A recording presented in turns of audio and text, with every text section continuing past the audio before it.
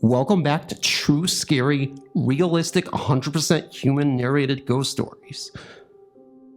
Give this video a like, share, and hype, and welcome to the video. I've always believed in paranormal things. I've had many encounters with ghosts, and it's never really bothered me. My daughter was born in 2006. Around the time she was 1.5, we moved into a nice older house. The first night in our new house, we were camping out downstairs because our beds hadn't been unloaded from the truck yet.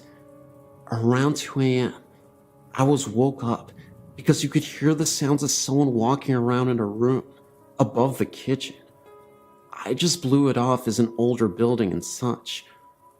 I walked upstairs when I continued to find her closet doors open and things scattered around her room like someone had been in the boxes. Again, I just blew it off as my kid brother playing a trick before he left. The next morning we were setting up her room, and I noticed her sitting there, acting like she was playing with someone. It sort of gave me chills, because she was actually talking to someone. I just ignored it, but later, she started mentioning the man. 3 days into living there is when things started happening. Her room has never been warm. I can turn the heater up to 75 degrees. I've bought a space heater. The landlords have came and checked the windows and insulation. Everything's normal. Her closet doors open at random times by themselves. Now at almost 3, she still talks about the man in her room. She's informed me that the man tells her she can do things, be bad, and do things after she's told no. She still sits around and talks to no one. We lived 14 months, with just little things happening all around 2 a.m. Her bedroom door slams shut, and you hear stomping down the stairs. The laundry room doors open and slam shut. The water in the bathtub turns on by itself. But lately, things have become more aggressive and frequent. I decided to decorate her room. I put new curtains up, her new blankets on her bed, and hung clothes in the closet. I walked downstairs, leaving all the lights on, but shutting the closet doors. I was downstairs maybe 5 minutes. As I entered the hallway, I noticed her door closed. Nothing new, but I opened it, and there was this rush of cold air. Again, nothing new. The light was off, and you could feel someone in the room. It was an angry sort of feeling, like someone was glaring at me. I ignored it and turned the light on. The curtains I'd just hung had been ripped off the rod and lay in the middle of her room. Her new blankets and sheets were off her bed, and her closet doors again wide open. My daughter refuses to sleep in her room now, saying the man scares her, that he yells at her. I've placed crosses and went as far as to have my house blessed, and nothing. In the last 2 months, I've been woken up to someone screaming in my ear.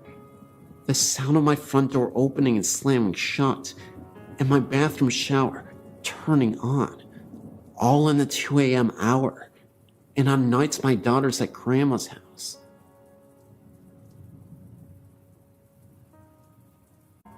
There are some stories that my family and friends have passed on, and I think you might find them quite interesting.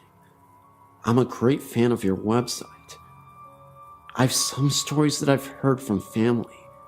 Here's one that my grandpa encountered. His father had recently died in 1993, and the night of his funeral, he was awoke by something. He didn't know what it was. He was just awoken by whatever it was. He looked over, and his father was standing there, saying, "I'm okay. Please do not worry." My grandpa got a drink of water, and his father left. He went right through the door. Then, I have one from family friends. This was when friends Steve and Rita had moved into a new house. They had seen several apparitions that they have not really explained, but really just blobs. Then, here comes the scary part.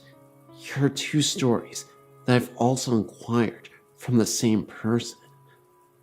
Rita and her husband and two friends were in the family room in the middle of the day, talking, and all four of them saw a shadow jump from the balcony, slide across the family room, and go under the couch. Steps have also creaked, and toilets have flushed for no apparent reason.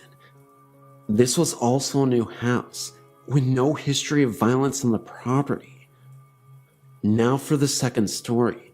A couple of nights later, Rita was sleeping and woke up to feeling like someone was sitting on top of her, trying to choke her. Steve woke up to Rita's screams and flipped the lights on. She told him there was a man with a plaid shirt in the room, trying to choke her. No one was in the room. She got up out of bed and went to the dresser, looked in the mirror, and he was behind her. A lumberjack-looking man in a plaid shirt, standing right behind her. This also might sound kinda weird, but my mother Bernadette lived in a new neighborhood when she was little. Outside of the development was a field with a very small house, almost a shed. Whenever my mom took a walk with her grandma, a little girl would come running out of the house and shed and talk with them. She was always dressed old-fashioned with a dress on. She resembled a little girl like Shirley Temple. She said her name was Judy. My mom saw her several times. Her grandma also did too. Years later, when she mentioned Judy to her mother said that nobody had ever lived in that house. It was used for storage, a shed, and said my mother was making it up, and that it was a story. We have never figured out if it was a ghost or not. My great-grandmother remembered her too. As a side note, I've passed this particular field many times, and have seen the shed, but have not had any strange things happen to me when passing the area. Like my grandmother has said, no one has ever lived in that shed, so I don't know.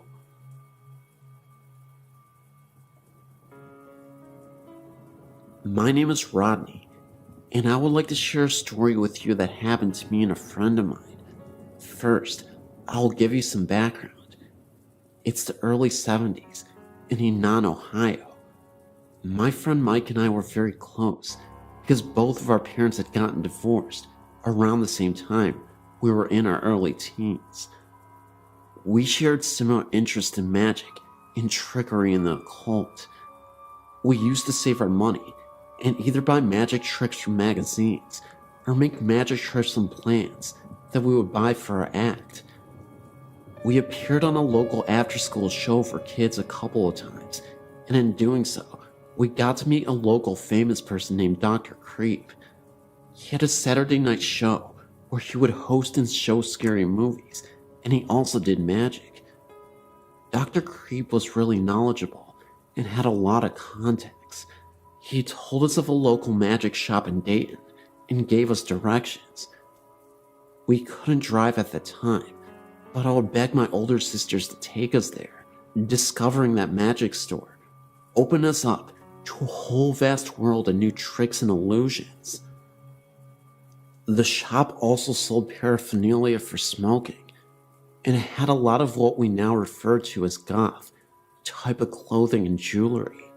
Well, as we were getting a bit older, the movie The Exorcist came out, and we thought that what a neat idea it was to put some drama and stage production into the act to make it more of a show. We both attended a vocational school, so there were a lot of talented people there, and we found a couple of girls that liked to dance. We added dancing demon girls to the beginning of the show using blacklights, dark jumpsuits to conceal the girls under the sheets. The music was Mike's Oldfield's Hearst Ridge. I think that was the title. The stage was very barren when the show started. Only a small table with dimly lit candle, and the dancing girls could be seen. The dancing girls' dance ended with them meeting in front of the table, and Big Flash exploded, and as the lights slowly illuminated, they would reveal a transformation in the whole look of the stage. There was now a 10 by 12 painted dragon silk tapestry hanging beyond the table, and 2 silk banners of Beelzebub artistically lit with airy lighting, and I would be standing where the dancing girls had disappeared in my cape. Most of our tricks and illusions were dark in nature. My friend Mike moved to Houston a year before we graduated high school. He got a job at the Galleria Mall in the fun shop. After I graduated, I moved to Houston and stayed with Mike at his mother's house. I also got a job at the fun shop. Eventually, we pretty much ran the place, and again, we found a lot of new outlets for magic and the occult. Eventually, we moved into an apartment together as roommates. Our interest in the occult grew, but only out of curiosity, and it gave us an air of mystery to other people. As we made more friends, and our reputations as being a little different spread, we decided to really mess with people. Mike's bedroom had a huge closet, and being young, he didn't have a lot to put in there. We decided to dress it up and make it look like a devil worship, after with the banners we had, and with the skull-shaped candles and the magic tricks.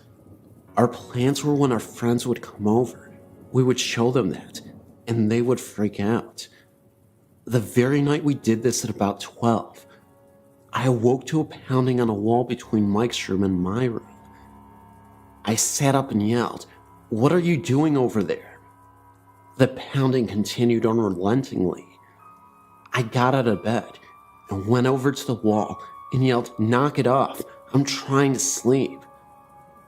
The knocking got louder and didn't show any signs of stopping, so I went over to Mike's bedroom door and knocked and said, "Mike, stop it."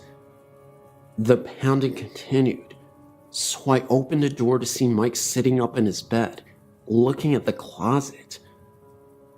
My eyes went across the room towards the closet, and as my vision passed his dresser, I saw the door slowly closing. I asked Mike what he was doing banging on my wall. He said it wasn't coming from the wall between our rooms, it was coming from the closet. I continued looking onto the closet. As I saw the door, it was breathing and jostling, as if someone was trying to get out. Then it stopped suddenly. We were scared witless. We gathered up enough courage to both walk over, and we pulled open the door with ease. The closet was freezing. We looked around and saw no one or anything. The apartment we lived in was brand new. No one lived next door. Our neighbor downstairs was gone for the weekend. We asked the people behind us the next day why they were banging on the walls, and they said that they hadn't, and that they didn't hear anything the night before. We immediately started ripping all the decorations down. I'm still very much fascinated with the paranormal, but I will not invite it in. I have another story I will share with you later, but as for now, I hope you enjoyed what I gave you.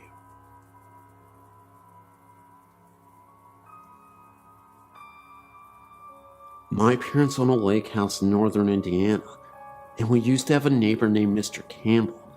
Sadly, Mr. Campbell was quite old and depressed, and one day he left a note and enough food and water to last his dogs at least a week. He said his body could be found in the lake. I couldn't remember if it was ever found though. This story has many parts, all leading to the same conclusion. Mr. Campbell's ghost haunts this property, but he seems to be quite calm and docile. The first instance, well, a rich man, Richard, bought his property, tore the home down, and built a $2.5 million house. Richard was extremely nice and was always coming over for dinner. One day, he told us that he thought his house was haunted. He had an entertainment system installed that requires him to climb a ladder to fully turn it on, or off. For that reason, he always left it on and left the ladder in the garage. One day he had guests over and was going to put on the Indy 500, but the system was powered down. He said he watched TV the night before and no one had been in the house. At first he just assumed it was a power outage or something. He got the ladder and turned on the system. However, all of the settings were messed up. The volume was turned down very low, and the radio was on and set to a 50s station. The TV was off because of the radio. When he turned on the TV, it was tuned static rather than the Discovery Channel Richard had been watching the night before. He said he played it off as an accident to his guests, but that it kinda spooked him. Later, after this happened, again Richard assumed Mr. Campbell wanted to listen to music, but didn't want to disturb anyone, because no one had heard the music. Richard also had a roommate named James. The thought is that they were lovers, but no one really asked. Richard would travel to Chicago a lot, and James would be home alone. One night, my sister and I were watching TV in our room and saw lights shining outside and heard men talking. We looked out our window and saw about 3 police cars and about 6 policemen walking all over the house, looking at windows and knocking on the door. We went outside with our dad to see what was going on, and the police asked if we had heard or seen anything suspicious. We said no. Why? They told us someone had called 911 from the house, but only breathed into the phone for a couple minutes and then hung up. We told the police that Richard was gone, and usually when he was gone, James would visit his mother down the street. My dad called James' cell, and he was at his mom's for a dinner and a movie. He said he was planning on leaving soon anyways, and came to talk to the police. James let him in, and they searched the whole house, but no one was there. However, in the kitchen, a burner was left on high. James said he made pasta to bring to his mom's and must have forgotten to turn off the burner. After the police left, James said he sometimes got a strange feeling in the house, like he wasn't alone when he knew he was, but that he never got scared. It was more like being watched over than stalked. My sister and her friend were sitting on our screened-in porch one Friday night after we got to the lake house late. They saw a man walk from the pier to Richard's house, and my sister called out, "Hi, Richard," or James, whoever it is. But the figure didn't stop or reply. He just walked up to the house and disappeared. The girl said a light never came on, and he never heard a door open. The next day, Richard was doing yard work, and my sister mentioned the night before and jokingly accused him of ignoring her.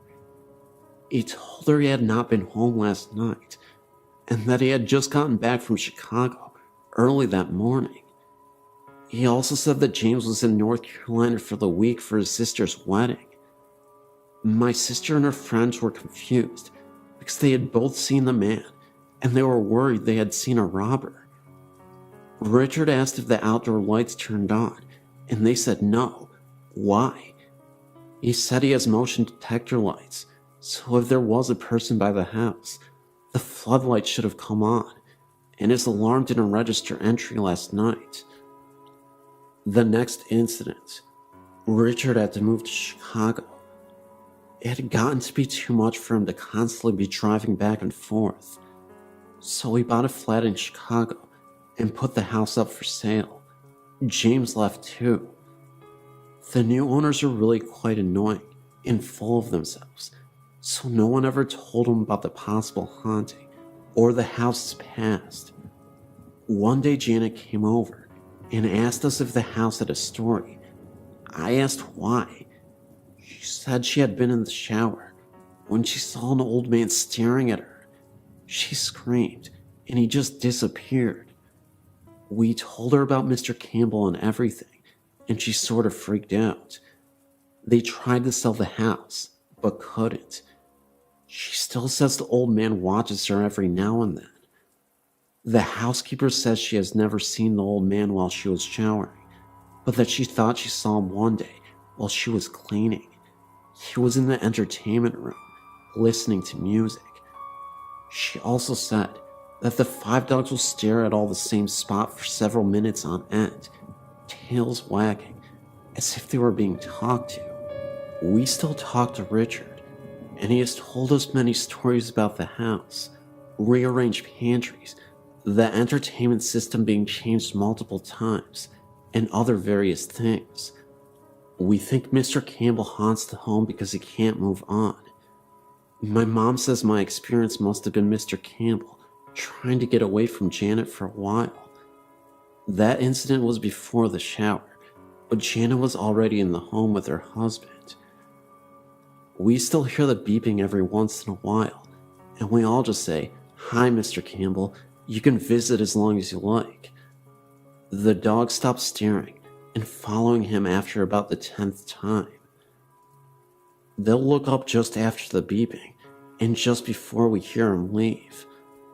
I'm a bit of a baby, so I still get creeped out when I'm alone at night, even though I know he has never done any harm. My parents are the last people I think would believe it, but with so many incidents, we think he is there living out his days watching others. Maybe he regretted saying goodbye prematurely, and because of this is what keeps him from going to the other side. I was visiting my mother and some friends in Florida, and stayed with my mother while vacationing, to cut costs of course. She works nights at the local hospital, so I'm there alone from 7 p.m. until 7 a.m. when she works. It was a Friday evening, and my mom had just left for work. I was hungry, so I went out to grab a bite to eat. I got back to the house around 8 and called my friend, who was supposed to come over to keep me company, but he was running a little late. So I decided to keep myself entertained as I waited. I was in my room listening to music and stuffing my face when I heard what sounded like church bells. Now, these bells would have had to be kind of loud because I listened to my music on blast. I turned down my radio to hear the sound more clearly, all the while thinking to myself, there are no churches in the area that I know of, which made this all the more strange. As I listened, I heard the sound fade off into the distance, as if traveling away. I sat for a couple of minutes and turned my music back up and continued eating. About 15 minutes later, I heard something like someone trying to get in through the back door. My mom's house is a little older. I'd say about 40 to 50 years old. For someone to pry open the back door would not be a difficult task. So naturally, I ran to the back door to see what was going on. Once there, I saw that no one was there, but the glass in the door near the knob was fogged up like cold water would do in a glass cup. Thinking that was a little strange, I grabbed the handle to open the door, and I let the scream bloody murder. The handle on that door was sub-zero cold, and it really caught me by surprise, just from how incredibly cold it was. I stepped out into the porch, turned on the light, looked around a bit for anything suspicious, and when I saw nothing, I reluctantly went back inside. Concerned, I kept my music to a minimum, just in case anything else happened, as it surely did. About an hour later, I got a call from my friend. Now this is strange. He lives about 5 minutes from my house driving, and about 20 minutes walking. Apparently, he came over to the house and rang the doorbell, heard my music playing, and figured that when I didn't answer, I was in the bathroom or something. He called my phone, but it kept getting cut off after the first ring, so he decided to go back home and come back, since it's not far at all. He claims that as he was backing out of my driveway, he saw the front door open. He rolled down the window to see if it was me. He said as soon as he got the window all the way down, the front door violently slammed shut, so hard that my friend thought for sure that the front window should have shattered. I heard none of this. Around the time that he came over was coincidentally the same time I heard the strange bells.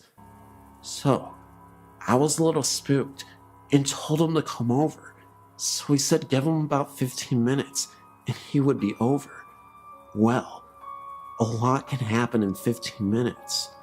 I got off the phone with him and went to the bathroom to freshen up a bit. I washed my hands and face and dried them. I was heading back to my room when I heard a faint sound in the living room. I was a little apprehensive to see what was making the sound and started thinking that perhaps I wasn't alone in my mother's house. From my bathroom to the living room, there is a long hallway. As I walked the hallway, I sensed a presence, and it felt like a large presence, however that feels.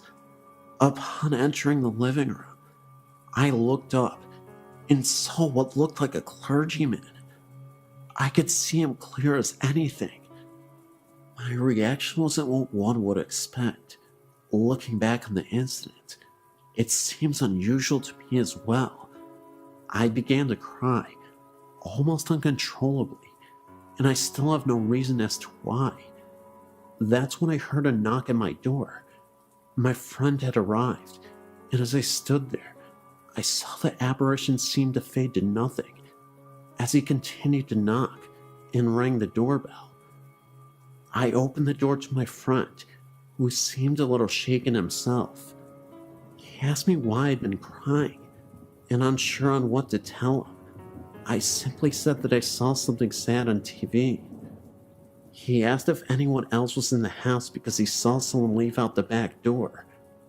I told him it was my neighbor. I've had many things happen to me. Dreams and visions have been a part of my life for as far back as I can remember, but none of them compare to this incident. Weird, huh?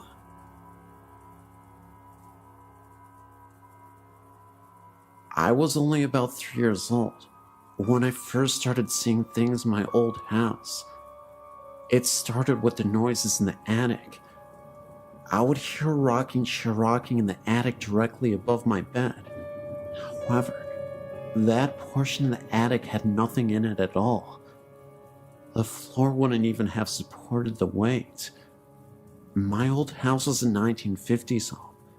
The basement still had an old coal room. However, the coal chute was sealed shut to prevent breaking in. The coal room was directly below my bedroom and was the only part of the house no one ever went into. I can only ever recall even seeing the door open once. It was an empty, depressing kind of room. In addition to the noises above, I would sometimes hear footsteps in that old room below me, or footsteps on the basement stairs. The first time I ever saw anything was, as I said, when I was around 3 years old. I woke up from my sleep in the middle of the night to see a young girl standing by my bed. She had brown hair and green eyes and wore a 19th century style green nightgown. She looked to be about 8 years old. She frightened me at first, but I didn't get malicious feelings from her, and gradually I accepted her. She appeared to me often throughout my childhood, and even now I see her occasionally. The other ghost I saw was much scarier. I wasn't the first one to see him. My younger brother was.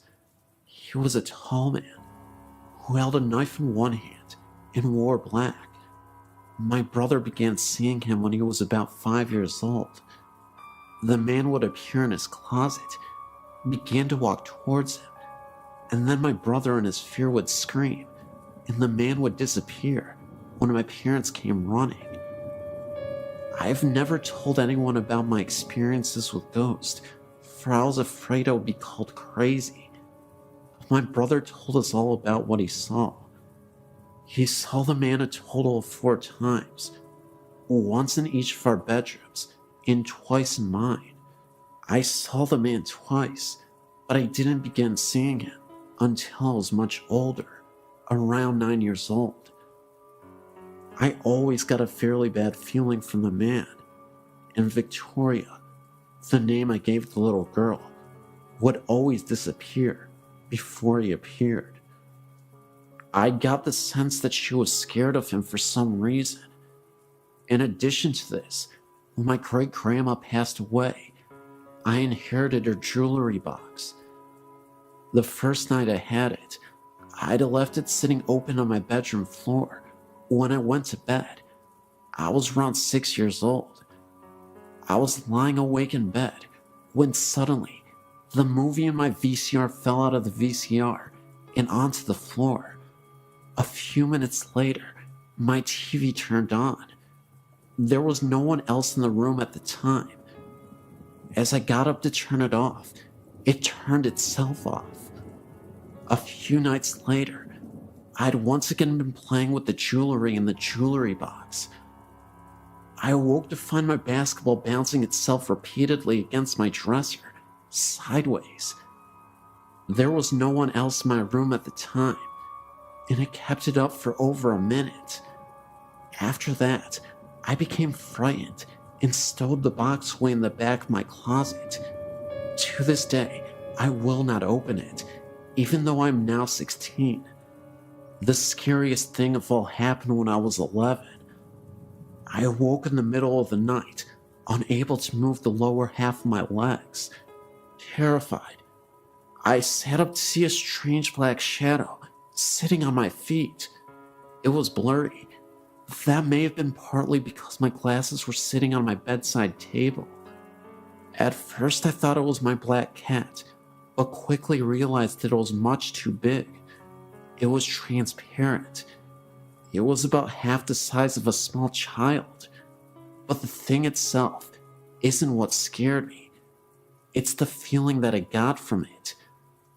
I felt terrified, like I've never felt before in my life, as if the strange shadow was pure evil. I struggled to move my legs, and then ran into my parents' room and woke them up. It's the only time I've ever told them of my paranormal happenings. My dad came into my room and turned my light on, but of course, the thing was gone. He insisted I was dreaming and tried to get me to go back to sleep, but I slept on their floor for a week straight after that. I've since moved into a new house. My grandma died here, and we moved in afterwards. Because she left it and everything else of hers to us, I don't have as many experiences here. But there is one that really stands out in my mind. I awoke in the middle of the night, and I could feel someone laying against my back. Their knees curled under mine, and their arm around me. I freaked out and literally jumped onto my floorboard and flicked my light on, but nothing was there. My mom was woke up from the commotion, and I told her about it. She told me it was my grandma who was keeping me safe as I slept. And then a few days later we drove to the cemetery where my grandma is buried. We took my grandma's dog with us. Once we got to my grandma's grave, the dog went crazy. She began to bark and whine and paw the windows frantically. We thought it must have been a squirrel or something, but there were no animals in sight, not even a bird. My mom thinks that the dog saw something we couldn't, and I have to say I agree. I've had many experiences, and these are just the ones I was reminded of by reading other stories on your website. I wrote a lot. I tried to narrow it down a bit. I've tried seances and things with my very good friend who has similar experiences to mine, and we've been successful at this. It really shocks me sometimes because we'll both get an image in our head or see something, and we can finish each other's sentences. That's how precisely we see things. I definitely believe in the paranormal, and I hope to show other people the truth.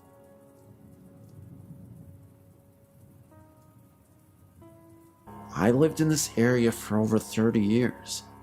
Robinson Woods is the home of the Chief Chichi Pinque, as it is spelled on the sign, in the site of his burial marker. He was the last chief of the Potawatomi Indians, and he was related to the Robinson family. He died in 1953. There have been numerous ghost hunting expeditions conducted here, with reports of drums and shadowy forms of an Indian in pictures in the woods surrounding the memorial marker. These woods are connected to Catherine Woods, west of East River Road, south of the Kennedy Expressway. There's a trail that leads from behind the Chief's memorial marker, going to a small branch of the Des Plaines River. It is along this river that John Wayne Gacy buried several of his victims. Additionally, there have been numerous bodies found here over the years. In the late 1950s, 2 brothers went missing and were killed, and their bodies were discovered here. The area of these woods, more towards the Catherine Woods side, just south of the expressway, is where the American Airlines flight went down, killing all on board. On the east side of the East River Road, there used to be a horseback riding stable called Happy Days Stables, which was the site of many illicit doings.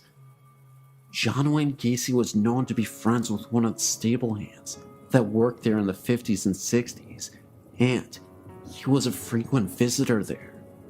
This stable hand is the one who was responsible for killing the 2 brothers in the late 1950s, and it's local legend that Gacy participated in the murders. Of course, both Gacy and the other man died without ever revealing the truth of this.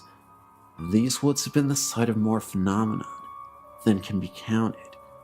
Generations of kids have gone there to dare each other to face their fears.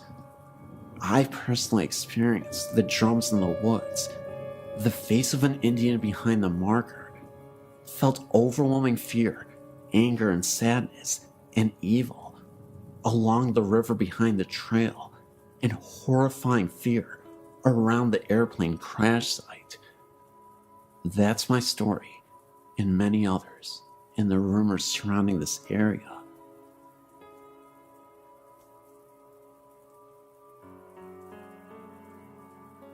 When I was around 7 or 8 years old, I lived in Norwalk, California, with my mom and my soon-to-be stepfather in a 2-bedroom apartment.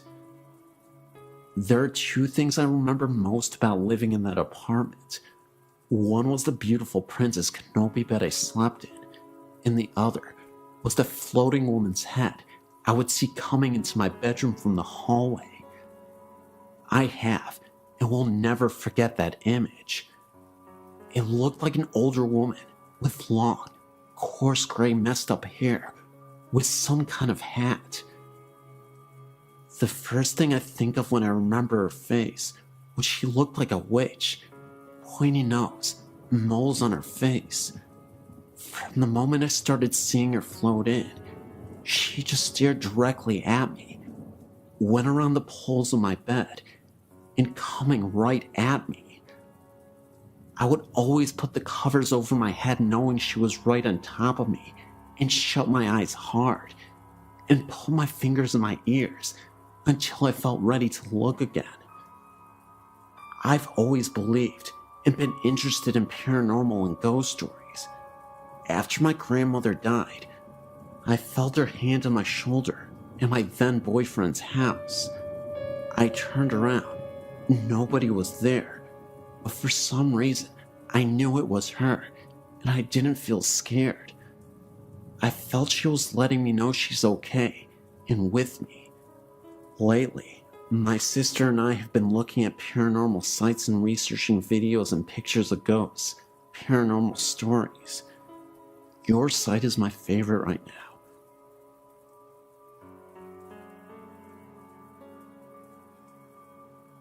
A few years back, I was at the White Horse Bar in Maloa and was doing a gig. When I was done, I left the back room and walked through the kitchen area, passed by a guy in a white outfit who was preparing food, or so I thought. I put my stuff out of my vehicle, came back in, and was going to get a bite to eat. I asked for a menu, and a barmaid gave me one. I ordered food, and the barmaid headed back to make me my food. After a while, she came back with my food. Her and I talked, and we started dating shortly after that.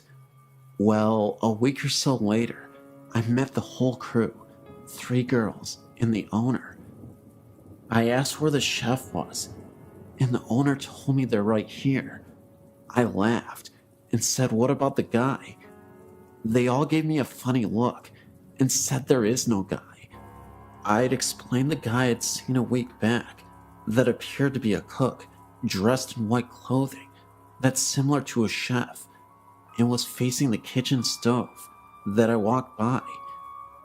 They all gave me a weird look, and from there, the owner talked about seeing shadows going across the back room area late at night, and no one was there. He told me the owner prior said a ghostly head was said to appear down from above the bar one time in the past. There was a time that I had to change the light bulb, and it had to be replaced. The old one was loose and burned out. I tightened the new one in place and tightened down the fixture, and we were sitting down my girl at the time, and the owner and another of the bar ladies and I joked, the ghost will probably be here to flicker the lights, and the light will burn out. The crazy thing is, a couple seconds after that, the light flickered and went out. The owner got another light bulb, and I took the fixture enclosure off to find the bulb loose, but still good. One of the barmaids researched the property and told us the place a long time ago, back in the past, was a feed store, and that a guy in his teens got crushed to death from fallen feed sacks.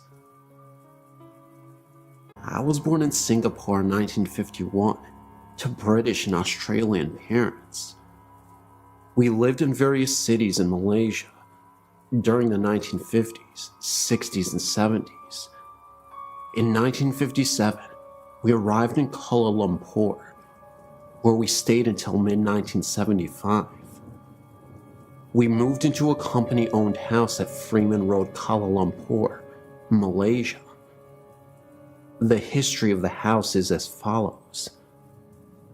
It and the house next door, number 17, were built just before World War II by the late Dato Gunlay Take, a then well-known architect, who became an early Malaysian High Commissioner to either Australia or Canada. He built them for his daughters.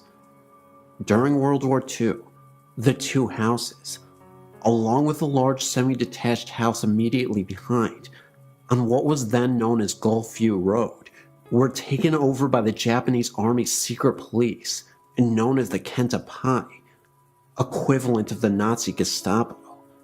The 2 houses behind were used as COMPILATION offices, and the 3 in jail in Freeman became senior military officers' brothels.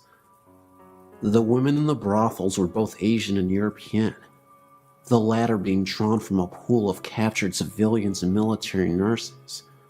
Comfort women was the term used by the Japanese. Male military POWs were used as gardeners and cooks, etc. These staff, if they fell from favor, were executed, and some were obviously buried in the ground surrounding the houses, as some years later, we did find scattered human remains when excavating the gardens for our new orchid beds. On the advice of our doctor, who identified them as human in origin, we quietly reburied the remains. He said that if word got out as to what we had found, we would never get any Malay or Chinese domestic staff to work for us. After the war, the houses were returned to their owners who, knowing what the Japanese had used them for, promptly put them up for sale. They were all bought by large companies at bargain prices, who used them to house senior expatriate staff. Gunlay Take was no different, and in 1947, sold his 2 houses to the company my father worked for. The 2 company houses were 3-bedroom houses of 2 stories, double brick construction. There was also a long narrow room, forming a roof over the carport at the front door. This room was to play a significant role in what we were to experience over the following 10 years. In our house, this room was turned into a large walk-in linen press and storage area. To enter it, one would take 1 step down. When we moved into the house in early 1957, the first thing my mother noticed was that this room was extremely cold, as if it was air-conditioned. In tropical Malaysia, a non-air-conditioned room this cold is not even practical.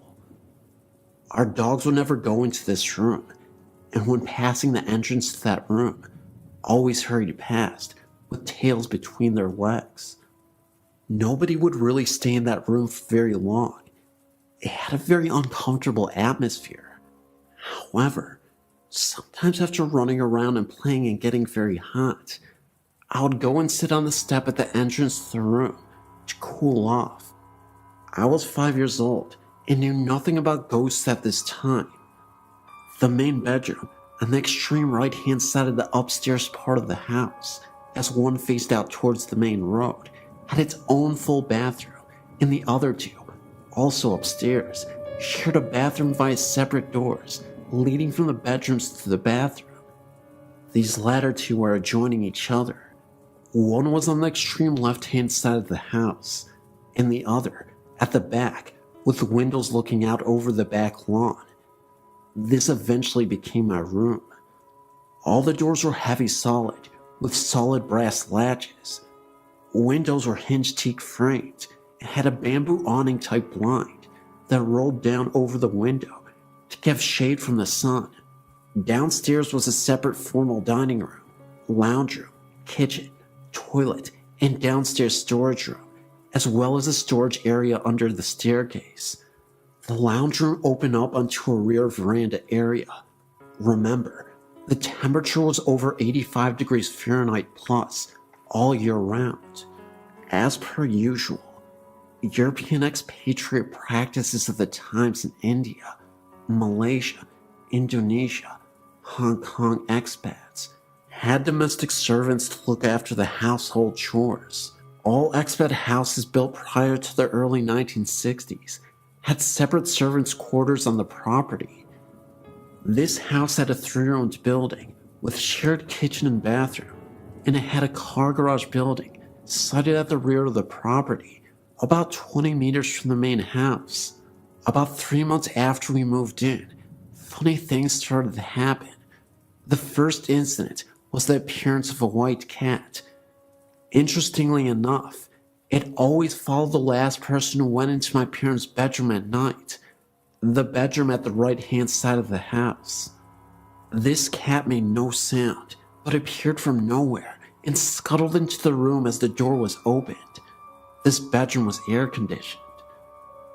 A thorough search of the room failed to find the cat, but next night, there it was, entering again. At the time, we had no cats. This cat was seen every night until my parents moved to the middle bedroom, which was nearer to the room that my younger sister and I shared. Their old bedroom was then turned into a guest room. Over the years, visiting guests who stayed overnight with us also saw this cat. One evening, about dusk, my mother, looking through the lounge window, witnessed a woman with long red hair, wearing a sort of white nightgown, standing near the front gate. She thought that this was unusual and walked out the front door to go talk to the woman. As she walked across the lawn, the woman walked away and went behind the hedge, which formed our front fence. When my mother got to the gate, She looked in the direction that the woman had walked and saw nothing. 3 nights later, my father saw the same woman walk into the entrance of the servants' quarters. He followed her, but found no sign of her when he entered the building. She was never actually seen in our house, only on the front and back lawn and in the servants' quarters, but she was regularly seen in the house next door, number 13, and also in one of the houses behind. The occupants of both these latter houses often saw her sitting on the edge of the bed brushing her hair, but there was never a reflection in the mirror. When spoken to, she would turn her head, smile, and slowly fade from view. We also saw an emaciated man in a military uniform. He was seen in our house, both upstairs and downstairs, as well as outside. One evening, my mother saw what appeared to be a body lying under a shroud in the front garden. About 8 years later, I also saw this figure, for lack of a better word, on the back lawn at first light one morning, and again at about 3 a.m. on another morning. From time to time, we would also see an old Chinese woman in the lounge room. She was wearing a white starched linen top with black pajama pants, cut in a traditional Chinese style. This used to be the standard Chinese domestic staff uniform in the immediate pre- and post-World War II era. We referred to them as black and whites. By the 1960s, the next generation of Chinese female domestic staff had abandoned this tradition for more colorful pajama suit type clothing. One would look up from reading a paper or a book and see this old woman standing in front of you smiling. She would then fade quickly from view. She was only seen in the lounge, in broad daylight, but never when there were a lot of people around. One evening when in my mid-teens, I arrived home from visiting a friend. As I walked down the drive, I noticed that the lounge room was lit up and a man with shiny, neatly combed black hair and wearing a khaki uniform was sitting in a chair with his back to the window and reading what appeared to be a newspaper.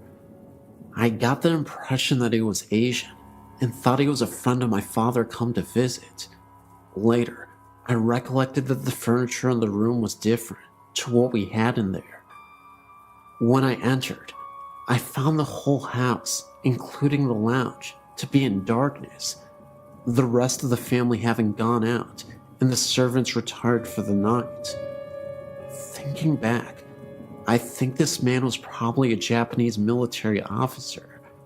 I only experienced this once, and my parents never did. Occasionally we would also hear a woman's voice calling out in terror. We couldn't figure out what she was saying, because she was saying it in Japanese. It was then that my parents realized that what we had seen and experienced were most likely the spirits of those who suffered there. After finding this out, we began to suspect that the cold room I described earlier in this narrative may have been used as a place for the ill treatment and execution of prisoners. My father learned that after the war, health authorities advised that the original septic tank was too close to the house and a new one had to be installed. While digging the new pit, workers had dug up human remains. We left the house in 1967 to move to a new house nearby.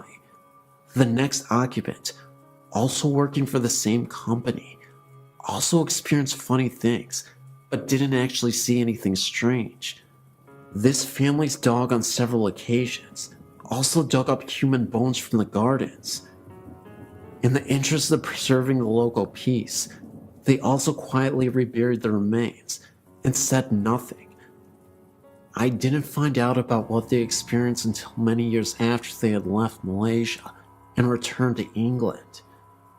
The company sold the houses in the mid-1970s after my family had left Malaysia.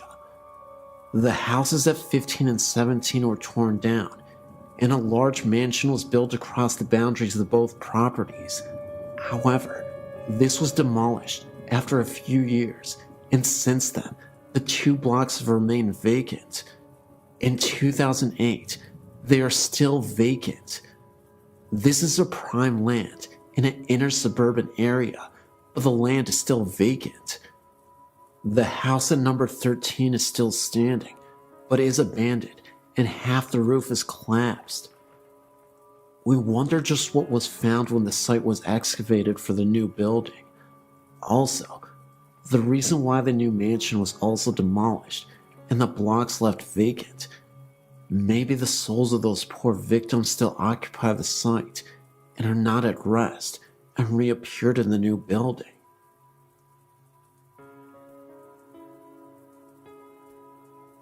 I was shocked to see that in Lovejoy, Georgia, there were apparitions. I too had an experience, but didn't think much about it, especially after everybody looked at us. My mother-in-law also saw it, as if we were crazy. We used to live in a new apartment complex. One day, I was sitting on the counter eating lunch, and my mother-in-law was in the living room. As she came towards me to get to the kitchen, we both saw a man going towards the room at the end of the hall. Our first instinct was that one had broken into the apartment. We did get a chill, but at the same time, we didn't seem it was a big deal. We just figured it was the fact that we had gotten scared. I grabbed the phone and we walked towards the hallway. When we looked, we saw nobody. We thought they had gone into the bathroom or the laundry room. When we saw nobody, we looked in the closet of the room, but again, didn't see anybody. After we came to our senses, we realized that nobody could have entered because we would have heard the door and the alarm would have went off anyway. Two guys that slept in that room told us afterwards that they would have trouble sleeping for a long time. On occasion, they would hear the water running, but they thought it was the other one. After sharing these experiences, we have come to the conclusion that this was in fact paranormal. We called the leasing office and asked them if anything had happened in that apartment, or if they knew of anything of this nature in that area. They obviously thought we were crazy and replied that they didn't know anything. Now that I have found this, I feel relieved that now, thanks to this, my family believes us. I'm of course referring to your site. Thank you for letting me share my story.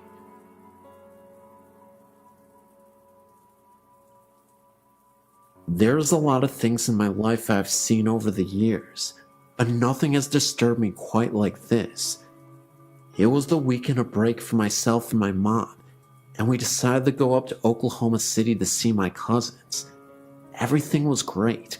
I got to see some relatives, and nothing seemed quite out of the normal. That is as far as normal went that night.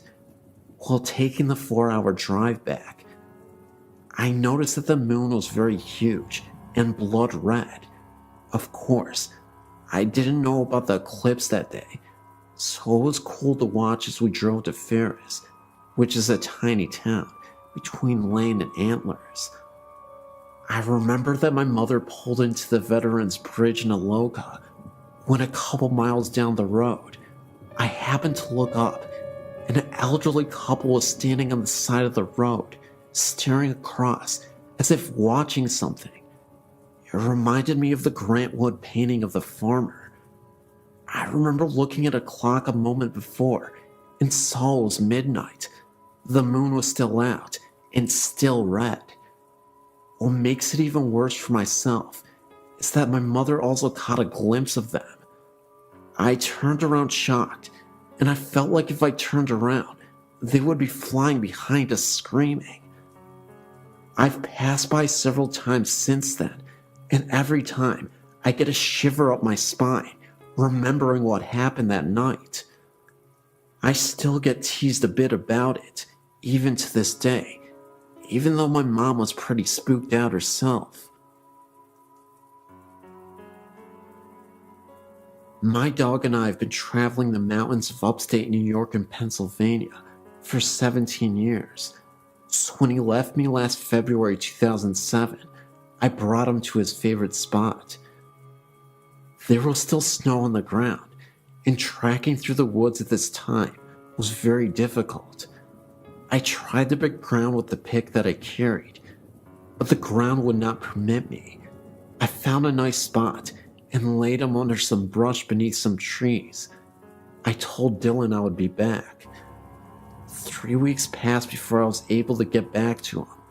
When I was driving up the dirt road, all I could think about was how I was going to find him. Being where I'd laid him down, I thought I'd find him in pieces. Was getting sick to my stomach. He was my boy, and this had to be done. When I reached him, it was just like I had laid him down. Thought this was weird. He wasn't even stiff. It was like he was waiting for me to come back. It was nice being with him, even though he had passed.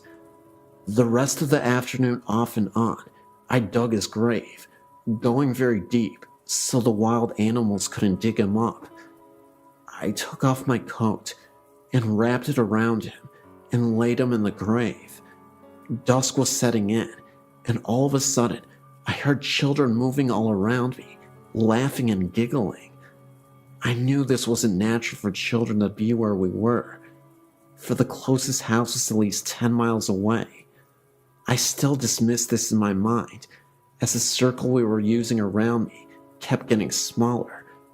I would stop every now and then and listen, but I would hear no breaking branches, which should have been happening. Thank God I already had a cross I made, for night was now upon me. When I was tracking up the mountain towards my car, these spirits were in a horseshoe behind me. Every now and then, I would turn around to keep them behind me, but this still didn't stop the giggling. Never heard this type of laughter before. When I made the clearing where my car was, the noise finally stopped. I popped the trunk open to put the pick and the shovel in. Then I leaned over the hood of my car. There stood 5 solid white entities at the edge of the woods. They were not children. For the past 11 months, I've been visiting his graves to make sure his resting place is kept up and comfortable. Once, I saw a dark figure that drifted across the opening. Another time, this figure was floating 7 yards from me. I even heard bullfrogs croaking. I'm an educated man.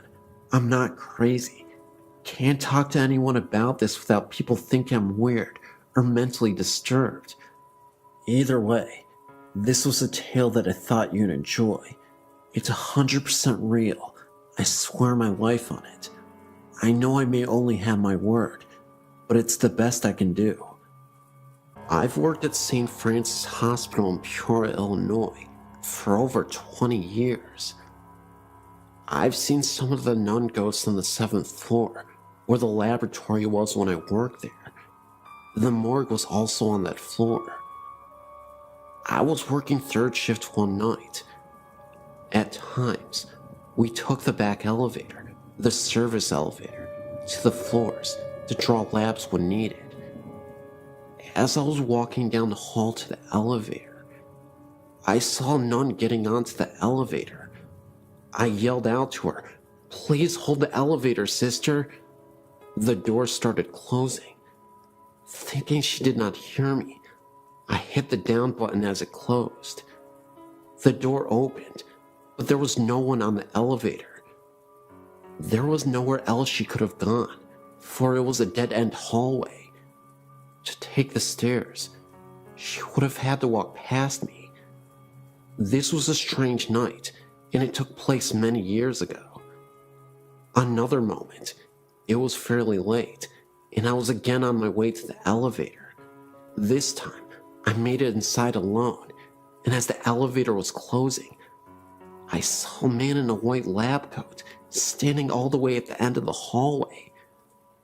At the time, the hallway was pretty dark, but there was just enough light that you could see down it. I knew for a fact that there was absolutely no one else on the floor at the time. The image of the man in the lab coat, and also the nun, will always be engraved in my mind. This hospital has always had a reputation for having had ghostly visitations from previous employees who used to work there. Some of my coworkers have experienced this as well. When I was describing what I had seen to a current coworker, she was a bit startled from the revelation. That's because one night, she had taken the elevator to the morgue, and when she got down to it, she could have sworn that she saw a figure or dark shadow in a praying position, kneeled over. She said the figure was an outline of a person. No distinct features, almost cloud-like, but could definitely tell it was made to be some sort of person. My theory is that the nun appeared once again to help with the newly deceased transition to the other side. I'd also like to think that the man in the lab coat was a former employee of this hospital. Either way, there's quite a bit of haunted history here, and I'm not sure how to deal with it at times. Since I'm fairly used to creepy happenings, it no longer frightens me like it used to, but there's always a bit of excitement in telling these tales to those who haven't heard them before. I believe there is a portal to the other side that humans have access to, and eventually we'll transport ourselves to this world. As for now, we're just getting a glimpse of the afterlife.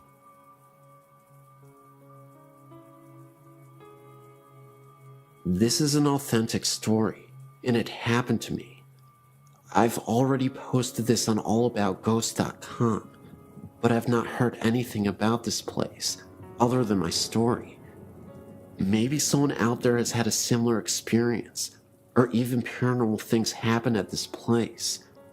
What made me want to add my story here is when I read the story about Tacoma, Point Defiance Park, 5 Mile Drive.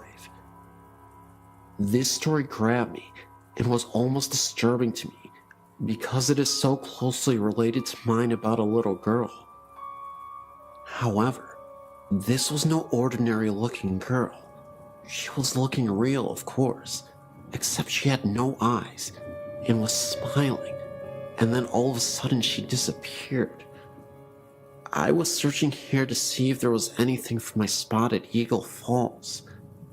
When I went to this favorite swimming hole of mine on the Sequoia River, this is a very beautiful swimming hole, almost lagoon-like, where the river flows, with falls into a pool of deep colorful water, and under the water, on the side of the walls, there are huge giant flat rocks that drop off down where you cannot see the bottom. The rocks above have been carved into the star-like settings that have become flat, and then go down into where the river wall is. Across the river, which is only about 50 feet or so, there are rocks where people can climb to. There is a rope swing tied to a tree on this side also. It's a popular spot for people to swim in the summer. I really like this place for swimming and floating on my raft of flippers, so I can move faster to swim up the currents of the falls better and ride the river down. This brings me to my story. I was headed towards the place where I was going to do just that, and noticed there were two people to the right of me, a man and a woman, one sitting next to the rope swing and the other climbing up the rocks. And to the left of me, there was this little girl, about 6 or 7 years old, and standing about 3 feet away from me, on the edge of the rock by the water with her head turned slightly, and just smiling at me. I am swimming still almost to passing her, and notice she's still smiling, so I smiled. I waved to her and said hi. She still smiles at me, but says nothing back. I looked at her again, this time into her eyes. We locked eyes for a second, and that is when I noticed her eyes were very dark, to the point where I couldn't see her eye color. They only looked like black holes, almost hollow-like. Everything about this girl seemed normal, except for her eyes. She had a cute little swimsuit that was lime green, with little white flowers on it, and a little ruffle around the waist. She was tan and had golden blonde shiny hair that came down past her shoulders and also had bare feet. She was alone. There was nobody above her or next to her. I was thinking that maybe she was standing there watching her mother swing from the rope swing or something, but as I swam a little bit past her, I suddenly turned to look back because I feared her being too close to the edge and wanted to let her to know to step back. But as I turned to do this, she was gone. Now, I was wondering how she could climb the rocks that quickly, and how she could be completely out of sight when I only turned for a second, then looked back. Surely I would have noticed her walking away, at least if she did climb the rocks, or even if she had fallen in, I would have heard the sound of water splashing. I was only a few feet away from where she was standing, and I quickly went to the area where I saw her, and nothing. I looked above and further back where some people were sitting by some trees, and looked down along the banks where other people were sitting, and with kids, and no one looked like her, or had blonde golden hair, or the same bathing suit on. At this point of feeling very confused, I felt a cold chill come over me, and my hairs and my arms were standing up. I felt a sadness and chilling feeling, and had a vision of the same girl falling into the water and drowning. I even felt some pain and a little bit of anger type emotions right there where she stood while I was still trying to see if I could find her. I thought, where are her parents? Why is she all alone? So I swam back up to my spot by the river and told a friend I was with what happened, and I pointed to the rock she was on. He said it sounded and even looked like I saw a ghost from the way I was acting. I asked him if he would go back with me to look for her, and he said no way, that is way too creepy. I don't want to go over there with you. I'm thinking about how this situation is so crazy, and the fact that it's daylight even. I'm going back to see if I can see her, I said. Determined to find her, I swam back to the spot where it happened and looked all over the area where people were sitting, and still, no little girl in a green bathing suit. I started looking in the water to see if I could see anything from down there. Nothing. And the girl across the river that I thought was her mother was not. She was with the guy on the rock still. Then again, I get the chill, and I'm feeling sad, and start becoming afraid of the spot, and even swam away from it again, thinking this doesn't make any sense, then wondering if I'm the only one who saw her. Did the people across the river even see her? This is a wide visible area where you can see everyone around you. Am I losing it? Then I remember those eyes she had were actually hollow. The smile she made, and just kept smiling at me. How she didn't even move from the time I swam towards her, stopped, made eye contact, and said hi, then kept swimming, only a few feet further, then turned around to say she was close to the edge, or, where is your mother? Somebody should be with you. I truly believe what I saw was an entity of some sort, and perhaps this little girl might have fell into the river and drowned, right where she was standing. I've heard some stories from here of people dying at the spot by swinging from the rope swings and jumping from the high cliffs, which happened right across from where she was. I also believe I wouldn't be so disturbed by this if it all seemed normal, but it didn't, and for some reason, she didn't seem to fit in. I wrote to ease my mind, and maybe to just get it out somehow. If anything at all, I will probably never know why she picked me to see her, but I will never forget what she looked like, or how she stared at me and smiled for so long. Maybe she was looking out for some people swimming in the river. Who knows? Well, this is the end of my story.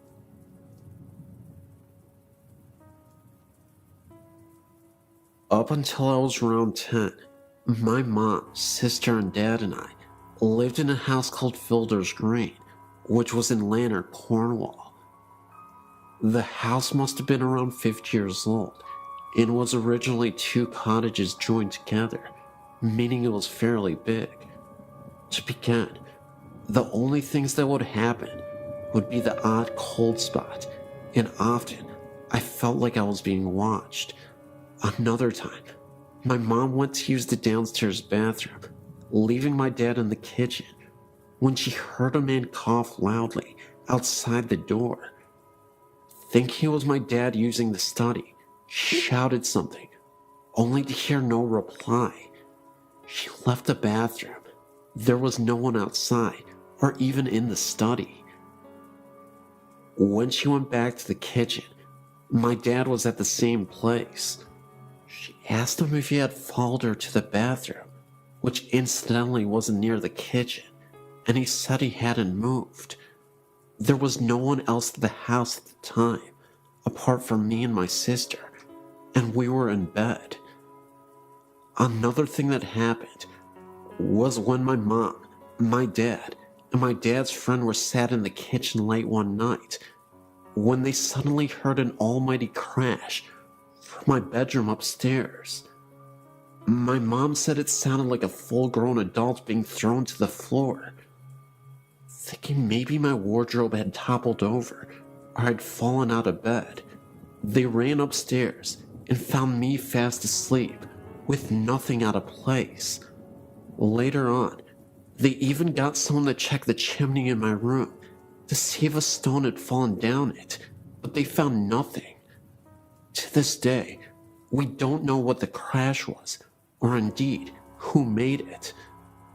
The most unexplained incident, however, was the sound of a singing lady.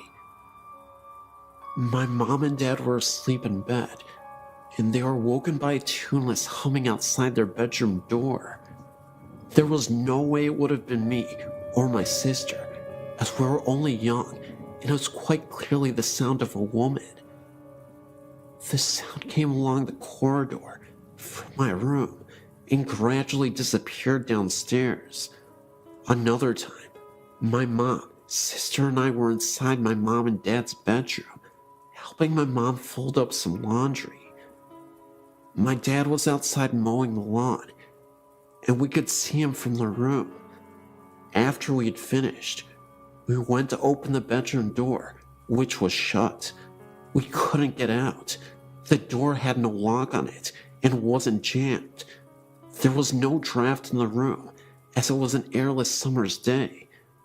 It felt like someone was standing outside, holding onto the handle to prevent us from leaving. My mom, who was obviously stronger than me and my sister, tried the door too, but there was no lock. In the end, we had to shout outside to my dad to come and let us out. He opened the door easily, and there was no sign of it ever being stuck. We left that house when my parents separated, and I found out from someone that knew the current inhabitants that they too were experiencing strange things, such as their child's toys being turned and turned off during that night.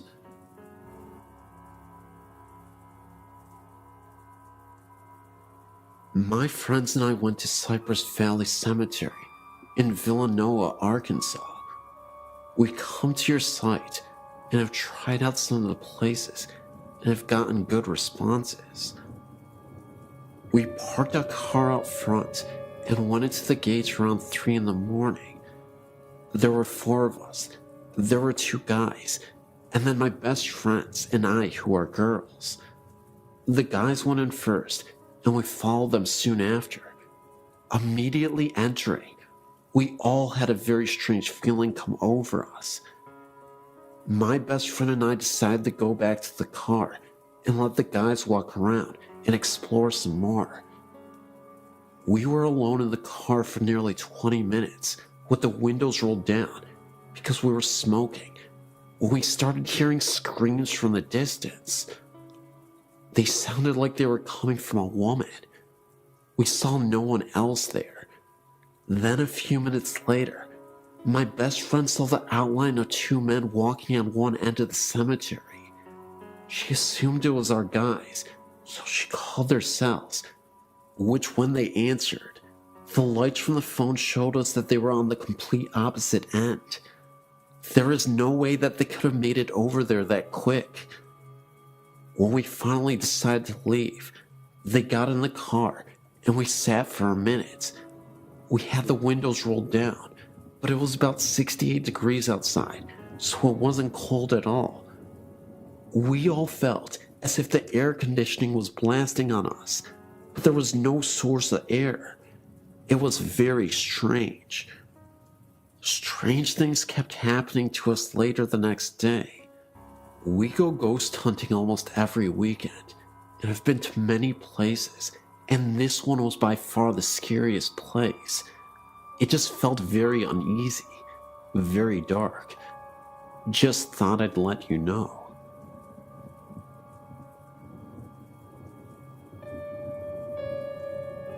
Here's one of my stories of paranormal activity. From being very young, my brother and I had always experienced things we knew were not normal. But of course, our grandparents, whom we had lived with since we can remember, brushed it off as childish imagination. As we were growing up, we saw less and less unusual happenings. It all began when I was 15 years old.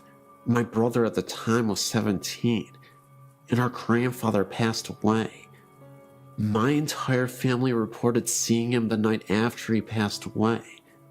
Now, my family has its skeptics and its believers, and every one of them reported seeing him laughing and looking much younger and healthier than they'd ever remembered. He smiled at them all and said goodbye.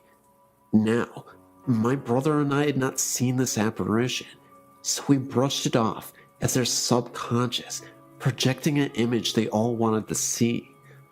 Of course we were believers, but we thought if anyone would have seen him, it would have been us, for we had been there for him when nobody else had ever been. Well, our thoughts came to reality one night, around 5 months after his passing, and this supposed collective haunting. My brother and I were up in his room playing on the PC. My grandmother was out, and my little sister in bed.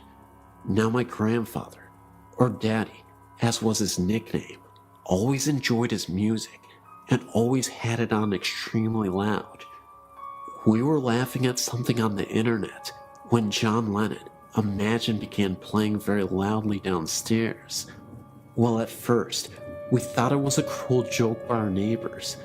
This particular song had been his first choice for his cremation, and so I, being the braver of us, stormed downstairs to find it was indeed coming from the office room that was my grandfather's. I walked into his old room to find it was freezing, and there were no windows or doors open, and the CD player was not on, and the music was still going. Then, there was a knock on the back door. Usually our neighbors used our back door, and the music stopped. My brother was now downstairs with me, and we thought it must have been our neighbors there to complain, and the noise, so he unblocked and opened the door. Opposite the door was an outside toilet, and as my brother opened the door he froze. His face paled, and I could tell there was something wrong. I looked outside to see nothing, but incredibly shaken by the music, I slammed and locked the door, turned every light on in the house, bar my sister's, as she was seemingly sound asleep, and sat downstairs, waiting for my grandmother. To this day, my brother will not tell me what he saw outside, but I doubt it was the friendly spirit of my grandfather coming to say goodbye. The reason I believe this is because the morning after, my little sister said, "Do you believe in ghosts?" I didn't react and merely asked why. She then replied that the night before Daddy had been in her room when she was crying about his passing. telling her to shush, that everything was okay and he was happy. Also, my neighbors, who were really quick to complain, never mentioned any loud music coming from our house. So I really want to know why only us heard this music, and more importantly, who had been outside when my brother had opened the door. There is a 2-story house right in the center of town that I lived in 1958 or 1959. It is known as the Old Van Delzum House. Both my cousin and I experienced odd things in that house. There were many times that we would hear footsteps, such as a man wearing boots walking from the upstairs front bedroom towards the back bedroom to the left of the stairs. My cousin also said that she saw an old apparition in the backyard. I went to see the psychic Carol Pete this week and showed her a picture of the house. She said she felt it was a soldier from the Civil War era.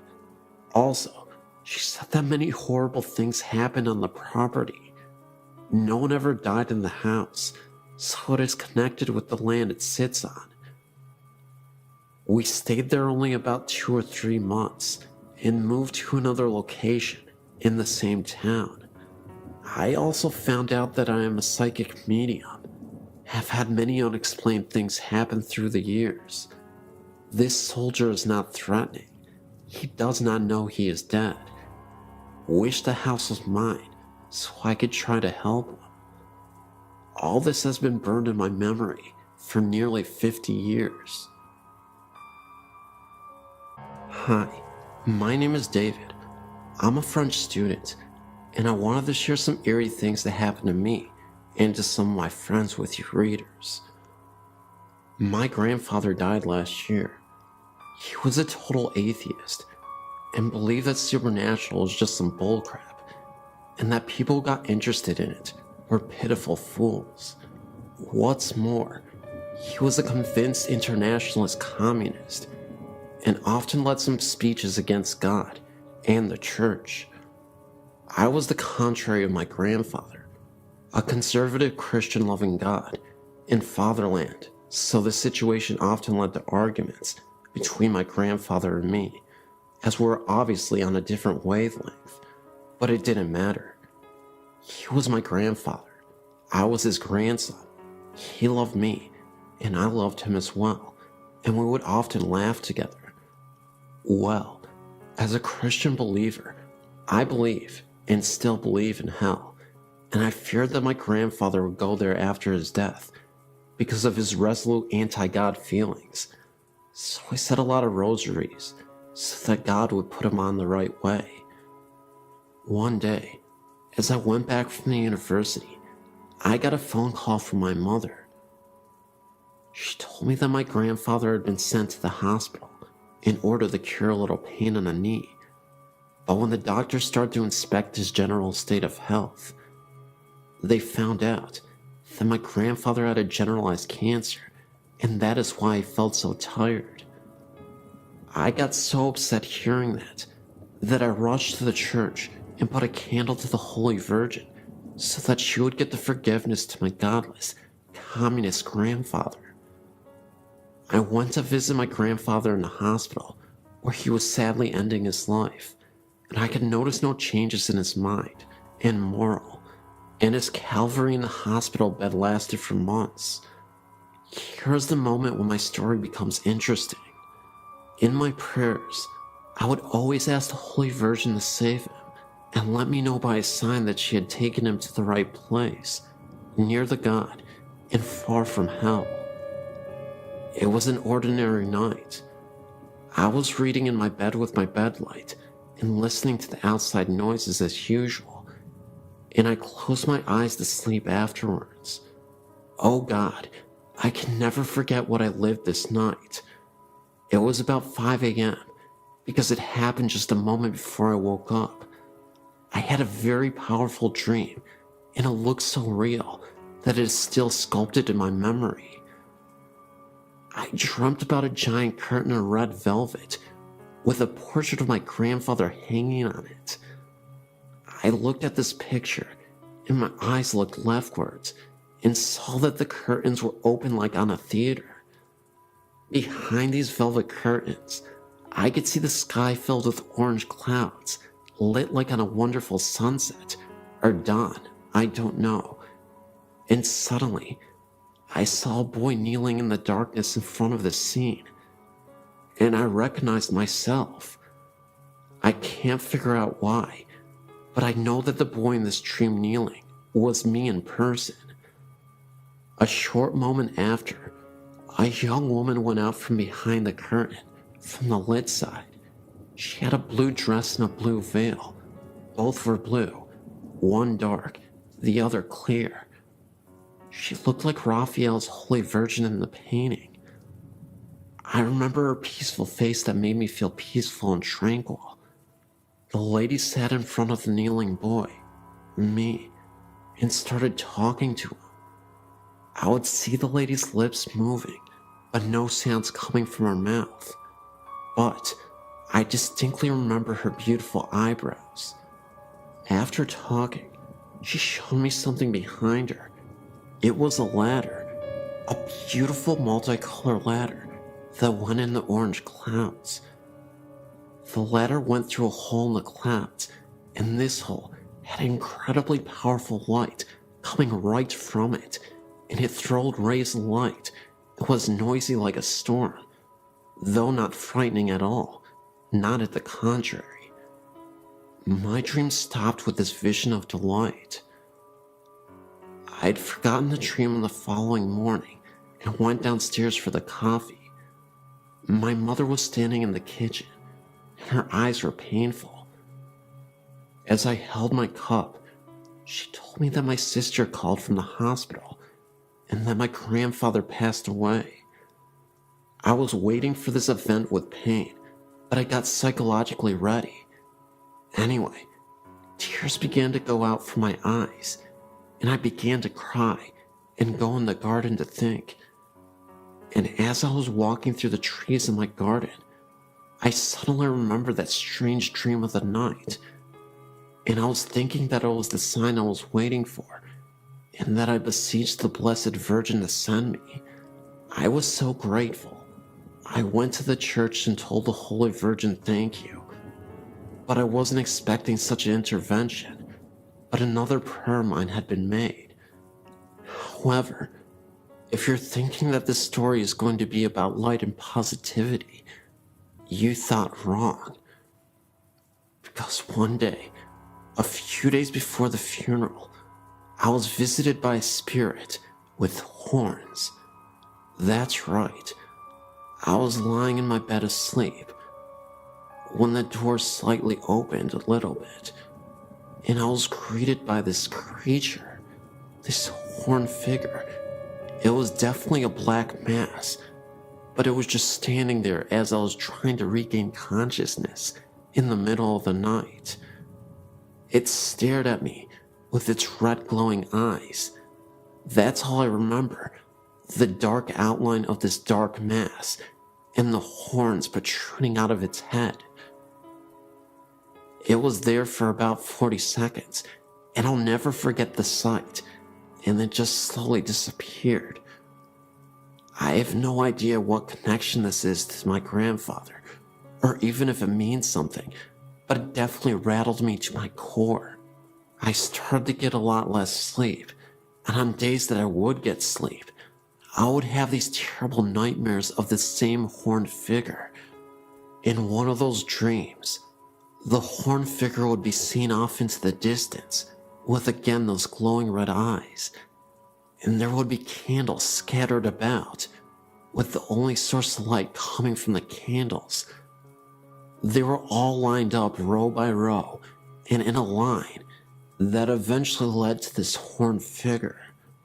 I remember waking up instantly after that dream and crying profusely. I yelled out to my grandfather. I said, "Please save me from these nightmares. I'm sick of these nightmares." Fast forward a few days after the funeral. And the most spectacular thing happened, though it was a little unsettling, not even going to lie. And I feel like this was truly confirmation that God was answering my prayers. We have this massive full-body mirror that rests in the living room. This is where I saw my grandfather in the mirror, standing right behind me. It happened so fast, and it disappeared so quickly, that I had to regain my composure and not freak myself out too much, because I knew deep down inside that my grandfather was here to tell me it was okay, and that I shouldn't fear evil. Was it a possibility that I was so distraught over losing my grandfather that I thought I was losing my mind in the process, and I was just imagining everything that I was seeing? I don't know. I can see why people would think that after this story, but what I do know is that I contacted my grandfather and maybe some unruly spirits, maybe deep below the surface, that we can't always reach. And it's truly terrifying, but also comforting to know that my grandfather has my back, even in the afterlife. One early morning, I'd been sitting in my family room, reading the newspaper. It was a very quiet morning, and I was all alone. The sun was coming through a bedroom window off the family room and shining down the hallway. It was one of those extremely bright sunrises, the kind where you can see dust particles floating through the air. I glanced up as I was turning the newspaper page. I then saw in the sun rays the outline of what looked like a man. It had a light black to gray color. It had no details, just the outline of its body.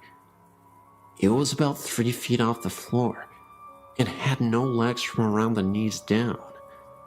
I could see the arms. It had no hands either.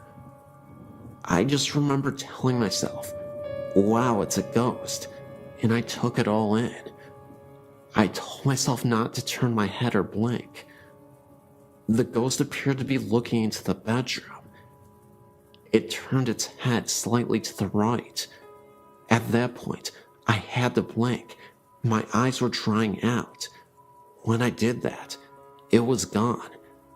I then got up and put my hands through the spot where it was. I guess I wanted to see if it would be cooler or something, but it was the same temp. I just stood there in amazement of how cool that was. I also needed to add, it was no one's shadow, and it's hard to describe, but it was not a shadow. I could see the dust particles going through the figure, and the figure was in the middle of the hallway. It was 3-dimensional. It actually looked like a hologram. I really love those rare ghost encounters.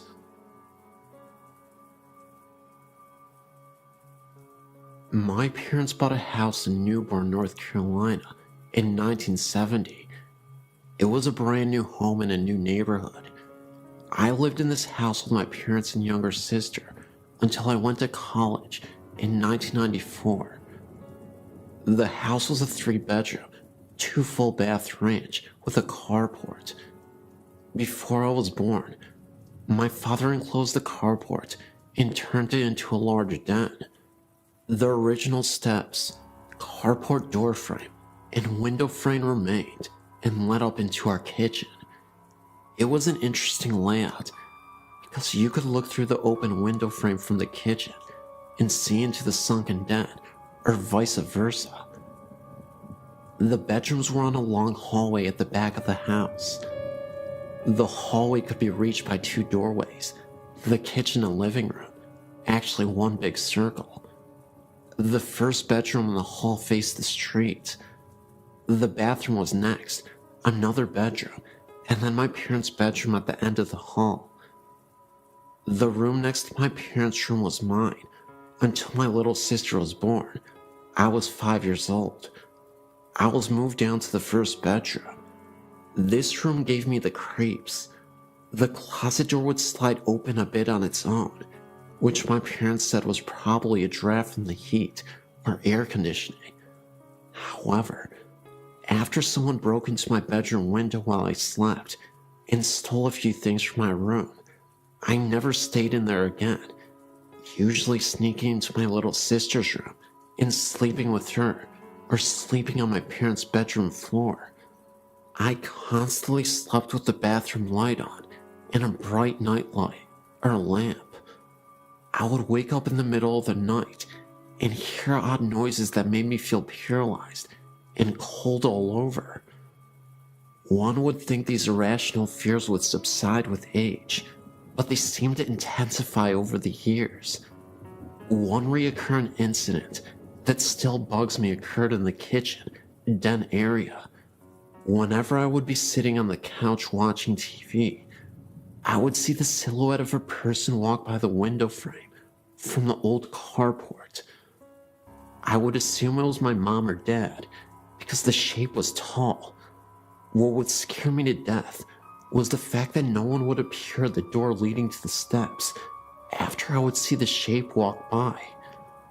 Many times I would call out to my parents, thinking it was one of them, but no one would answer, and then I would walk up the steps and look into the kitchen. There was never anyone there.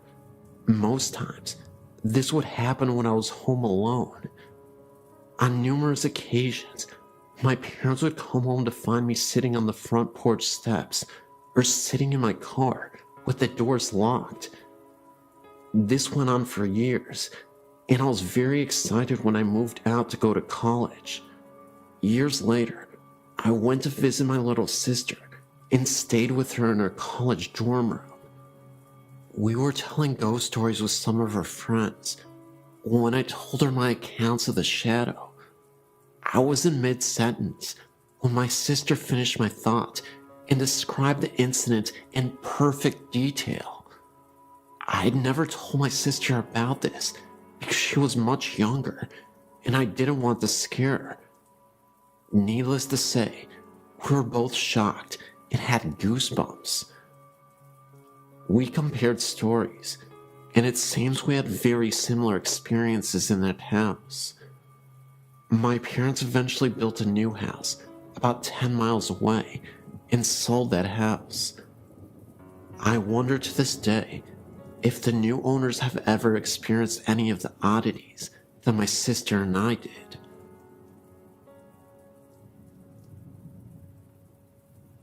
I'm 28 years old now. The paranormal has always interested me, but only recently have I started to research it.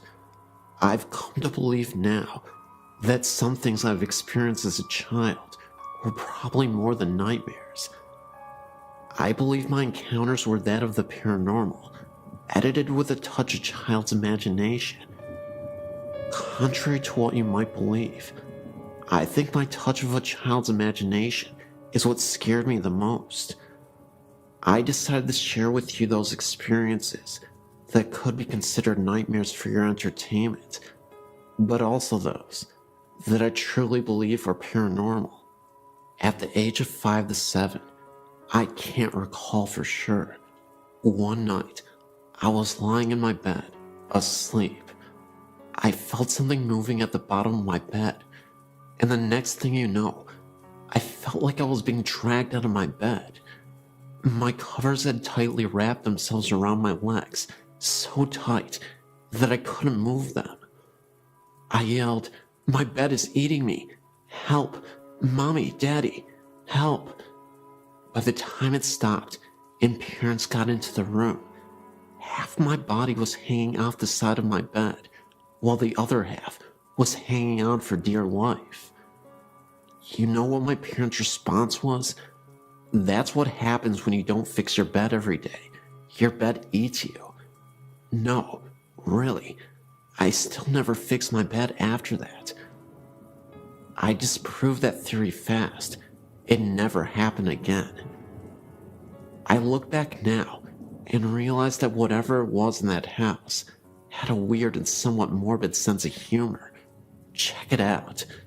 Several other times, I would wake up from a rather deep sleep turn over, and open my eyes, as if something told me, "Wake up, Steph." Sure enough, I would open my eyes, and one of two things would be sleeping next to me. A. Bo Duke. He was like a hero to me at the time. Or B. An orange mummified witch with a cone-shaped hat and empty eye sockets. Now, you would think waking up next to Bo Duke saying "Hi, Steph" would be cool as all heck, but no. I would freak out, jump so high I would fall off my bed, and thump, and run to my mom's room screaming, "Bo Duke is in my bed, help." It was way more dramatic when I saw the witch. Now, here's what really makes me think it was actually a spirit playing games with me. As I got older, about 10 years old I would say, the occurrences were not so graphical. I would still hear a voice say, "Wake up, Steph." I would open my eyes and see a pitch black silhouette of a man standing in the far corner of my room, about 6 feet tall. I would blink my eyes a few times. He was still there. I would pull the cover over my head and then peep out. He was still there. Of course, I then freaked out and ran to Mommy's room screaming, "The boogeyman is here to get me. Help, Mommy, the boogeyman is here." This would happen several times a month, for a good year or so it seemed. The last occurrence was years later, when what believed to be the same silhouette mentioned above ran across my room. First, I saw a blur run down the hall to my left and stop at the middle of the wall near the footboard of my bed. It took a moment for it to take shape, but it was definitely the silhouette of a human. I started to dart, and the moment I moved, it darted towards the other wall and vanished. I freaked out and flew to my dad and told him that there was someone in my room. Years later, when I was old enough to understand, my dad told me of the ghost of an old lady that dwelled in the house. She was a nice, but sometimes grumpy old gal. However, that doesn't explain the man that was in my room. I still can't figure out if the Bo Duke witch thing was truly a nightmare, or a spirit messing with my head, using the touch of a child's imagination.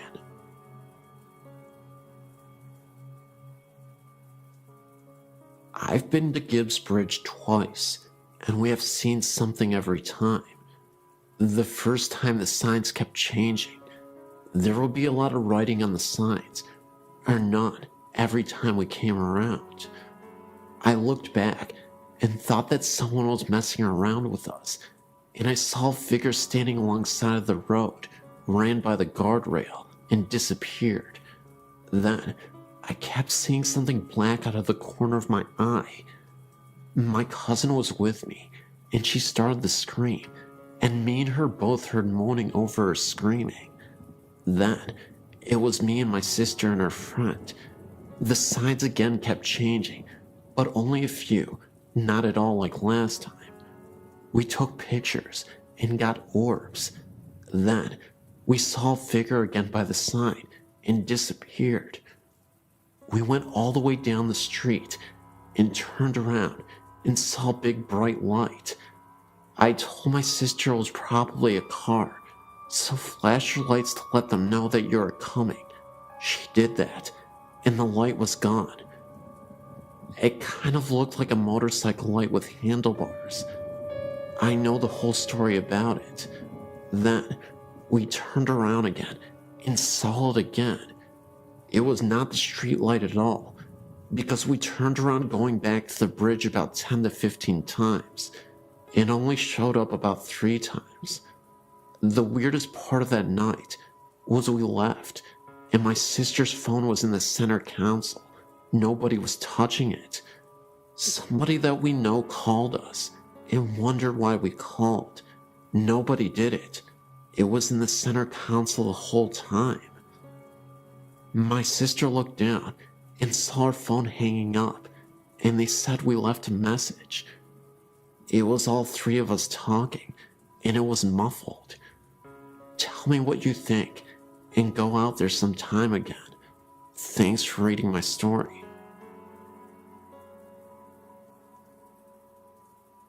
Back in the early 90s, a wealthy family who lived in Corona owned two homes. One large home they owned was on the south side of Corona, overlooking the 15 freeway. The other home, used later as an office, was the old in-town district on Corona's famous Grand Avenue. As the story goes, before the husband and wife met and got married, the husband lived in the large house on Grand Avenue. The house once been a funeral parlor, and almost nightly, the husband would hear talking and other noise coming from the room next to him. He would check the room, only to find it silent and nothing out of place. After he met his wife, they purchased the large house on the south side and turned the Grand Avenue mansion into an office. One of the children of the family went to my school, and he claimed that their family had experienced all kinds of strange phenomena in the old mansion. One instance, a soda can was completely knocked off of a nightstand right next to a bed that he was sleeping on, and constantly they would hear footsteps upstairs. And the mother once said she was in the bathroom and the door suddenly flew open. All of the windows were closed, eliminating any chance of a drift. Another night, the family drove past the mansion, as they often would, to make sure it was secure. Remember, nobody lived there at this time. It was only used as an office. As they drove past the house, they noticed every single light in the house was turned on. They went in, turned out the lights, and left. They checked with everyone who had a key to the house, and everyone assured them they had not turned on the lights. It is claimed that the atmospheric pressure in the backyard is different from the rest of the area. These stories were all interesting to me, but I still had some skepticism until one year, the family was going to go on vacation to visit relatives in Texas, and they asked my mother and me if we would watch the mansion for them while they were gone. Keep in mind, neither my mother nor I knew anything about the house, including the strange phenomena. So Monday morning, we got to the house and settled in. My mother, a school teacher at the time, was grading some homework assignments, and I, only about 5 at the time, was fast asleep on the couch. My mother got thirsty, so she stacked the homework assignments in a pile, went to the kitchen for some water, came back, only to find the paper strewn all over the table and on the floor. I was still fast asleep, and there were no open windows. Later on that day, she was in the kitchen again, and she heard me crying in the other room. She ran in to see what was wrong, but again, I was fast asleep. I did not appear to be restless, as if crying in my sleep. Later on that week, we both occasionally would hear footsteps walking around upstairs. It is a very old house, as you can see from the attached photo, so naturally, the floors are very creaky. These were definitely solid footsteps. We constantly went upstairs after hearing the steps, only to find the place empty. After the family returned from their vacation, my mother had mentioned to them the phenomena we experienced. They laughed and explained to us that it happens all of the time. They described the entity as a friendly ghost who likes to play pranks on people, hence the bathroom door flying open. The family eventually moved to Texas and sold the mansion to somebody else. I never returned to ask the new owners if they have experienced anything. Perhaps somebody around this area might want to. My name is Prenta. I lived in Hamtramck, a suburb of Detroit, Michigan, in a two-story flat on Grayling Street. The apartment itself has a long and bloodied history of violence and death. Not only did I experience multiple ghostly apparitions, such as a man in a long beard that resembled Abraham Lincoln, but demonic possession, as well as poltergeist activity. The demonic possession was incredibly startling. It wasn't something that occurred inexplicably. I had a boyfriend who was connected to negative energies, and an evil spirit named Harold latched onto him. My boyfriend had never been once an aggressive or temperamental person. However, after staying together in that apartment for a lengthy period of time, our relationship began to sour. He would often talk in his sleep, which was something he had never done in the 7 years previous, and we had lived together for a long time. One night, he was sleeping right next to me. For some reason, I remember I had a difficult time trying to rest, so I was tossing and turning in bed. My boyfriend was dead asleep. Not a second later, he starts whispering. He keeps repeating, "Harold's here.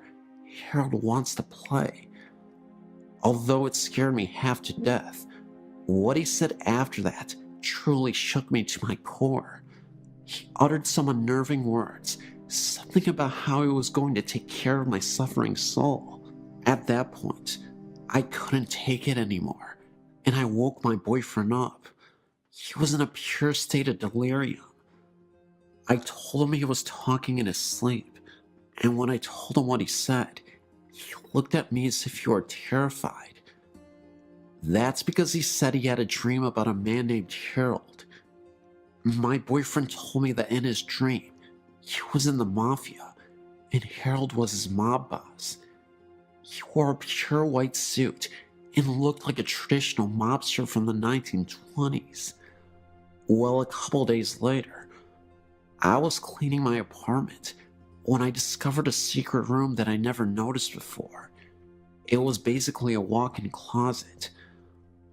The room was empty except for a small cabinet with a drawer.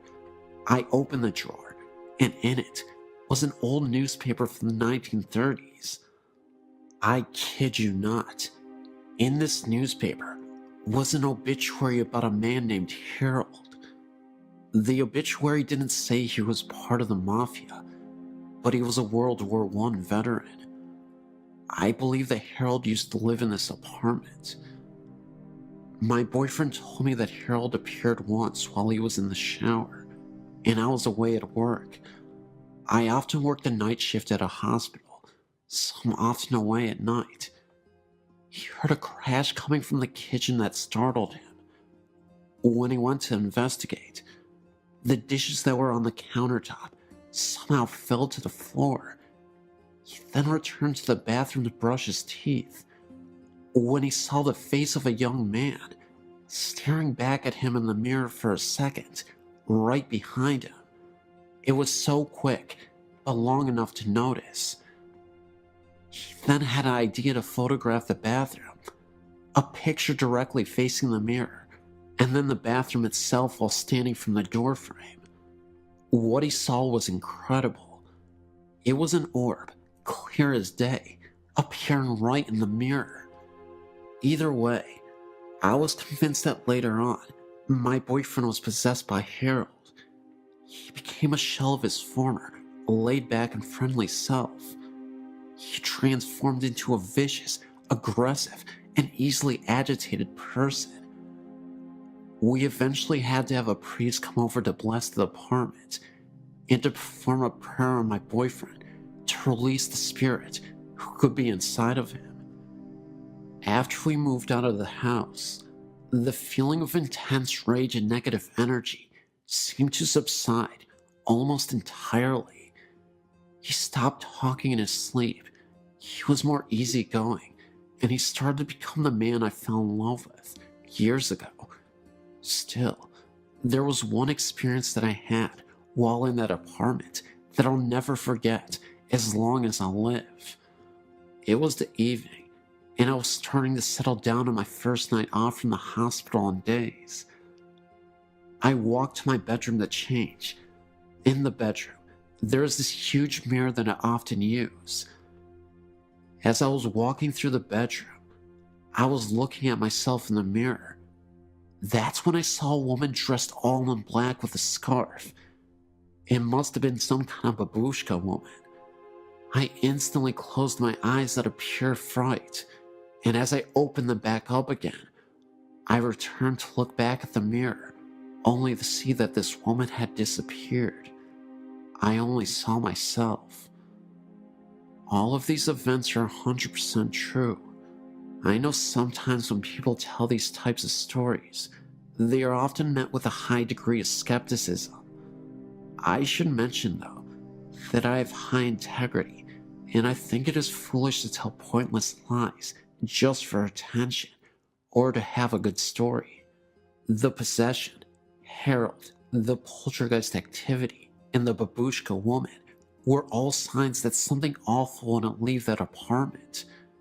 At this point, I'm just thankful that I don't have to experience that ever again, and that my boyfriend isn't being used as a vehicle for paranormal entities. I would say this is a story of a haunted house, but it isn't. Until about 10 years ago, it was just a haunted house in my book. I met my husband over 30 years ago. He told me about a house that he used to live in that had some very strange things happening in it. It was local, but he never wanted to go anywhere near it. He said that it was very old and had been built by a young person who had some of the wood and granite that made the fireplace sent from Ireland. Anyway, the story is that when he married his wife, she came with her mother, a real shrew. She harped at him and distressed his wife to the point where he went mad and killed them both, then ran screaming that the demons of the house had made him do it. My husband's family moved into the house in the early 60s. During the years they lived there, they heard doors closing and footsteps on the stairs, as well as the smell of coffee and frying bacon in the middle of the night. His mother was quite a gardener, but could never get flowers to grow in the yard. He said the whole family was quite uncomfortable in the home and eventually moved. We had been together for a few years when we heard that the property had been sold for a mini storage lot. We were talking about it with my sister and some friends when my husband told the story. The friends asked to see the house. I'd never seen it to this point, and I'll admit, was more than a little bit curious. We finally talked him into going, and away we went. When we turned onto the street, we got a really creepy feeling, but when we pulled up to the house, I was absolutely terrified. There was not a living blade of grass or anything else on that lot. We live in Washington State, and this was March. The house was dark and very ominous. I refused to get out of the car. So did my sister. The guys, 3 of them including my husband, took a flashlight and headed around to the back of the house to see what they could see. After a few minutes, we saw a flash of light on the 2nd floor. A few minutes later, we saw the front door open, but nobody came out. After a few minutes more, they returned to the car. We commented on the fact that we had seen the light, and they told us that they had never turned it on. Then we asked them why they didn't come out the front door. They told us it was locked, and that they tried it before going around back. I was always skeptical about the stories connected with the house, but after they tore the house down, the mini storage was plagued by problems and eventually went out of business. The property sits abandoned and barren. Still nothing lives there, and it's still as creepy as it was years ago.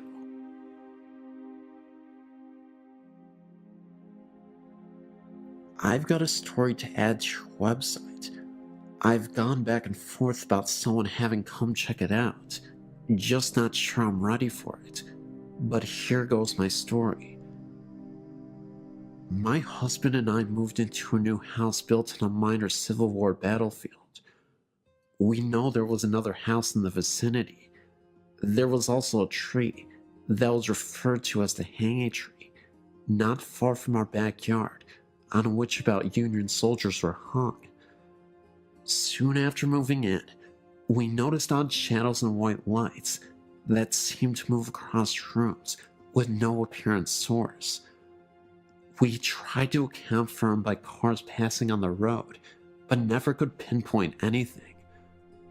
One evening, we were watching TV when a shape ran past a door to what eventually would be our deck. The door was a good 4 feet off the ground, but the person running past ran level with the door itself. My husband and I ran for the door, flung it open, and my husband jumped down and ran in the same direction. At that time, we were the only house on that end of the street, and, being a very small town, it's very quiet at night, and sounds carry for quite a distance. We didn't hear anyone running, nor did we see anyone. We were spooked, but figured it was a kid, and our eyes played tricks on us. Not long after that, my husband jumped off the couch and ran for the door again because he said someone was standing there looking in. Again, level with the door and no deck. There was no one we could see when we went outside. Some months later, I was up around midnight cleaning the kitchen. My husband had gone to bed and shut the bedroom door. The bedroom was at the top of the steps and the door in plain sight. I was watching TV across the great room when I saw out of the corner of my eye a man leaning around the corner of the hallway wall and smiling at me.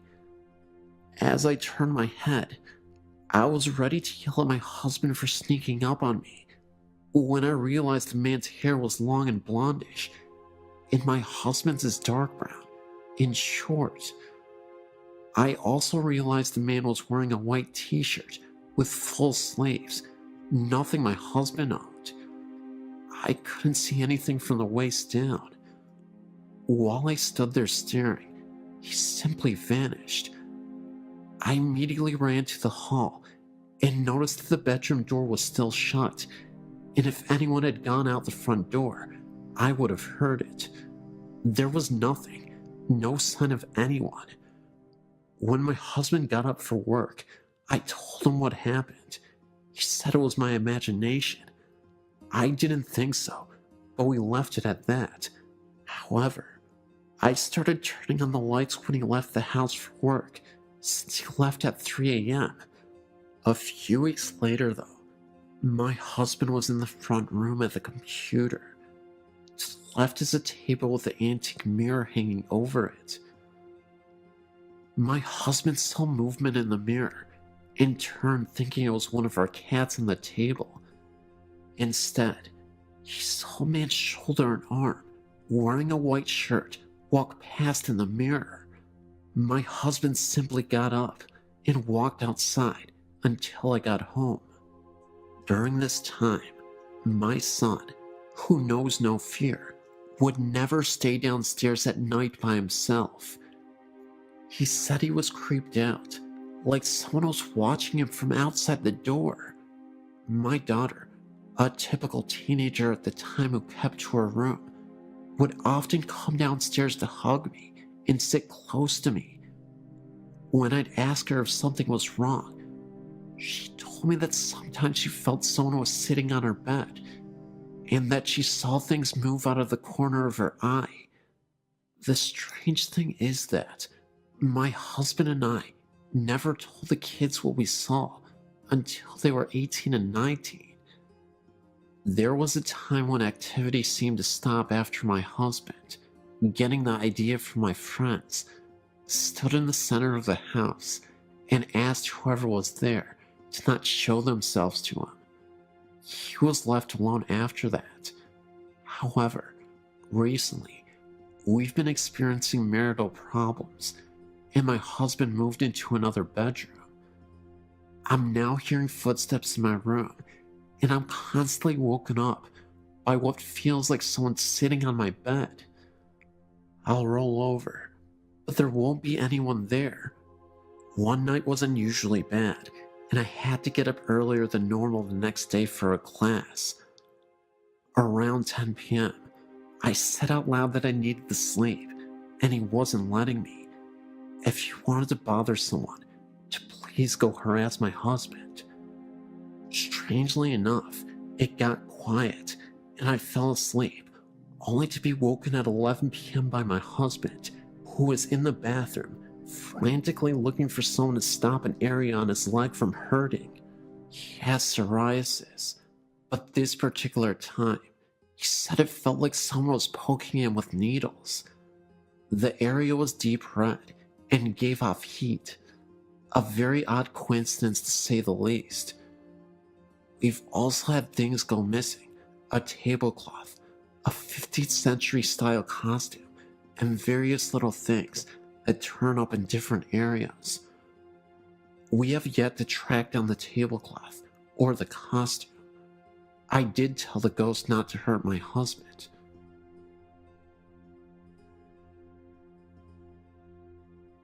My uncle and aunt now live in a house near the bank in Auburntown. When I was a little girl, my best friend Stephen and his family lived there. They bought the house and were told that the previous owner, an elderly lady, still haunted the house. They put little faith in the story and never let it bother them.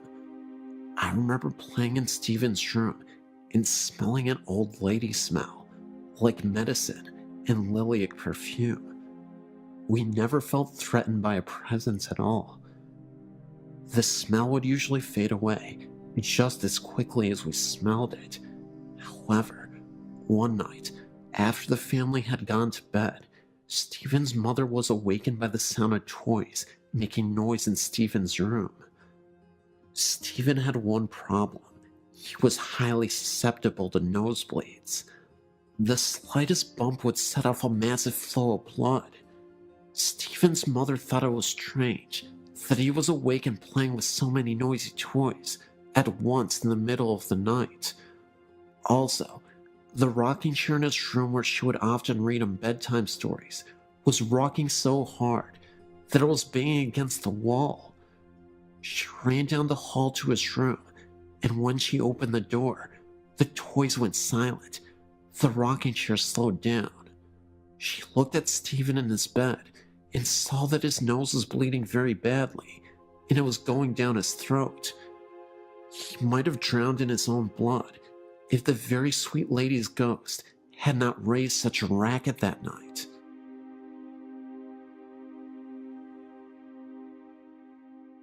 My grandmother Emily was a hard-working wife and mother, and during the Great Depression, she held her family together even when her husband, Grandma William, died suddenly.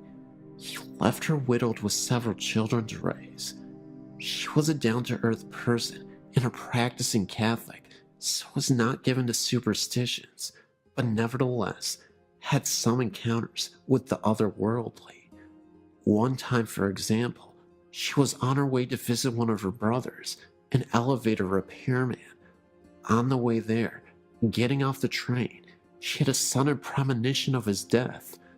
She got a hold of herself and rushed to where she was supposed to meet him.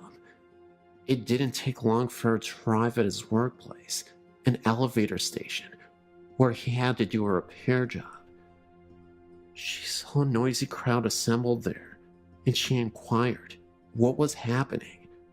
She was told that a repairman had been killed in an accident. It was her brother, the very one whom she had gone to meet, and about whom she recently had a deathly premonition about. I explained this as a prelude to her ghost story. Among her other siblings, she had a brother who was a decent man and a barber by profession. Unfortunately, they had a disagreement. which escalated into a parting of ways. He uncharitably held a grudge against her all the while. Time passed, and one night, while she was asleep and her husband were asleep in bed, she was suddenly awakened out of a sound sleep and noticed a person kneeling near the side of the bed. It was her estranged brother, garbed in his brother's smock and weeping bitterly. He was apparently suffering. She was startled and confused and didn't know how he got in her house and bedroom in the middle of the night and why he suddenly showed up after choosing to cut himself off because of his silly grudge against her. She began to speak to him and ask him what was wrong, but he interrupted his sobs to say, "I'm sorry, please forgive me." And with that, he completely vanished. She was amazed and woke up her husband, relaying to him what had just occurred. As they lay there discussing it, the telephone rang.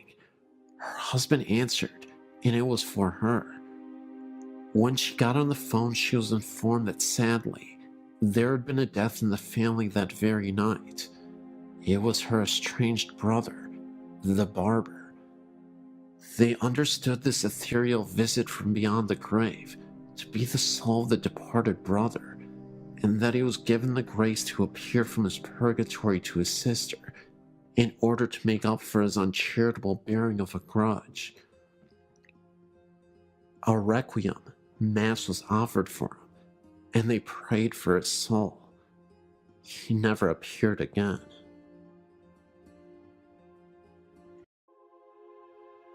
I come from a long line of psychics, and I must have been about 7 when during an afternoon nap, I woke up after a very frightening dream. At the time, we were living in Mount Butler in Hong Kong Island, and Mom's family lived in Capiz in the Philippines. I ran out of my bedroom into a room full of family and friends to tell my mom about it. I saw this Filipino man in a wooden box, dressed in a cream shirt and brown trousers, and lots of our family were around him crying. As a young child, I'd never seen a dead person before and was distraught by the experience. My family consoled me and told me not to worry, but it brought to their attention that I too had the gift. It was only a few years later that I was told that the person I saw was my uncle, who had been shot by the local militia in my mom's village in the Philippines, and it surmises that the clothes I saw him in were the clothes he was buried in. So it turns out that I had a psychic snapshot of the actual Filipino funeral rites, whereby the body is kept in the family house for a period of weeks so grieving people can pay their respects to him. This brother of my mom's, she had been having prophetic dreams around the time, warning him to leave town because something bad was going to happen to him. He didn't believe her and was shot by the local militia after a dispute. It is Filipino superstition that during this period that the body was stored in the family house, the spirit visits the family on the 3rd, 5th, and 7th day after their death. This, as it turns out, was during this time that we both had these visitations.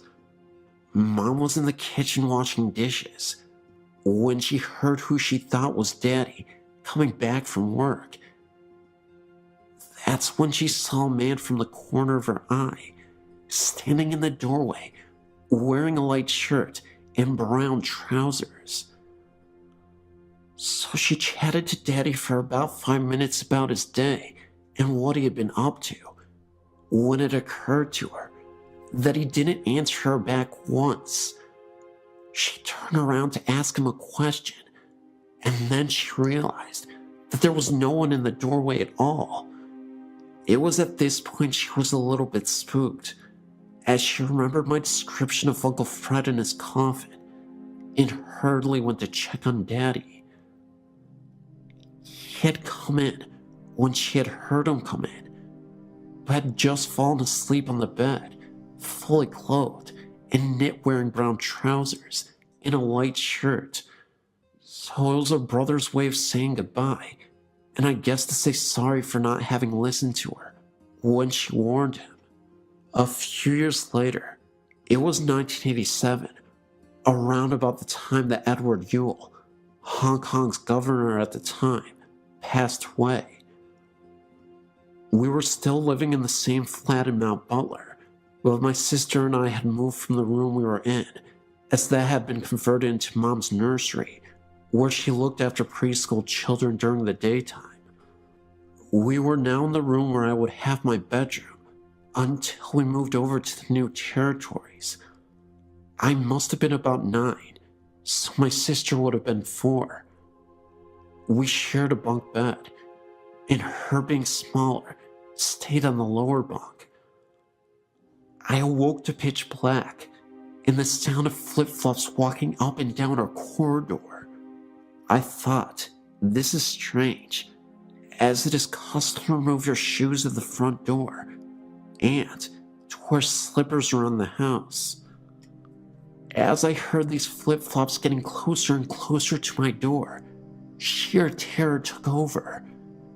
I whispered to my sister, "Chris, can you hear that?"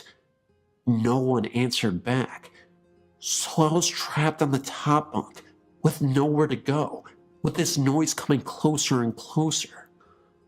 I hid my head under my blanket, like most kids do, wishing it to go away. I said this time, more incessantly, "Chris, can you hear that?" And something hissed back at me, "Yes." That did not sound like my sister at all. At this point, I was terrified. I tried to gather all my strength to get out of the bed, but I was too scared.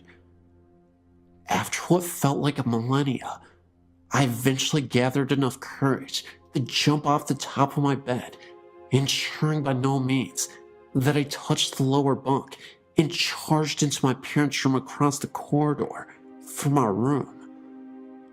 I was so embarrassed being so old and being scared, I didn't actually get into their bed, but spent the rest of the night curled up in a ball at the foot of their bed.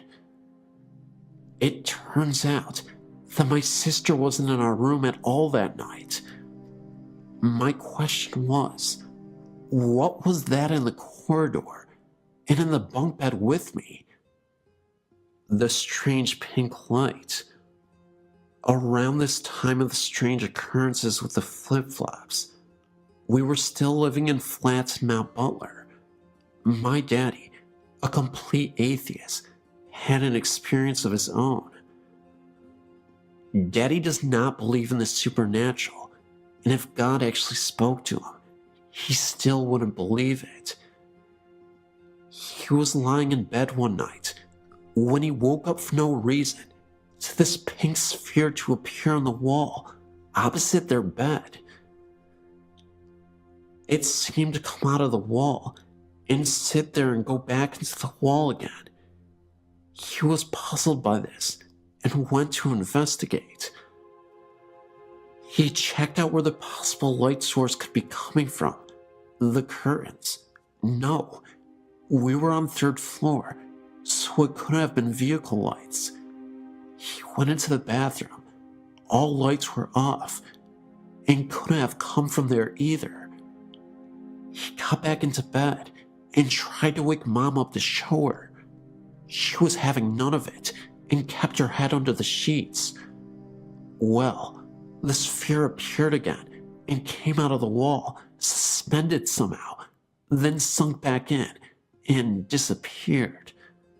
He never did figure out what that was or where it came from.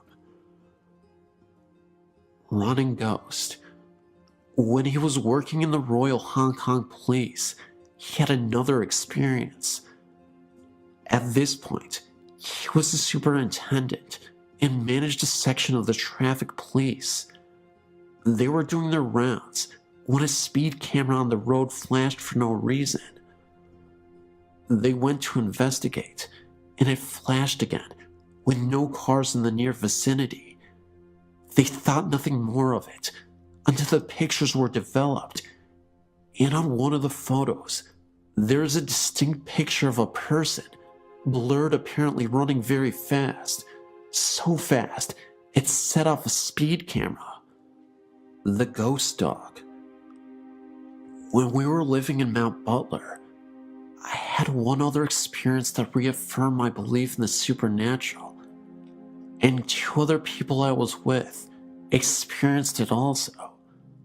I must have been about 14 when my sister and my best friend at the time decided to go for a walk in the countryside.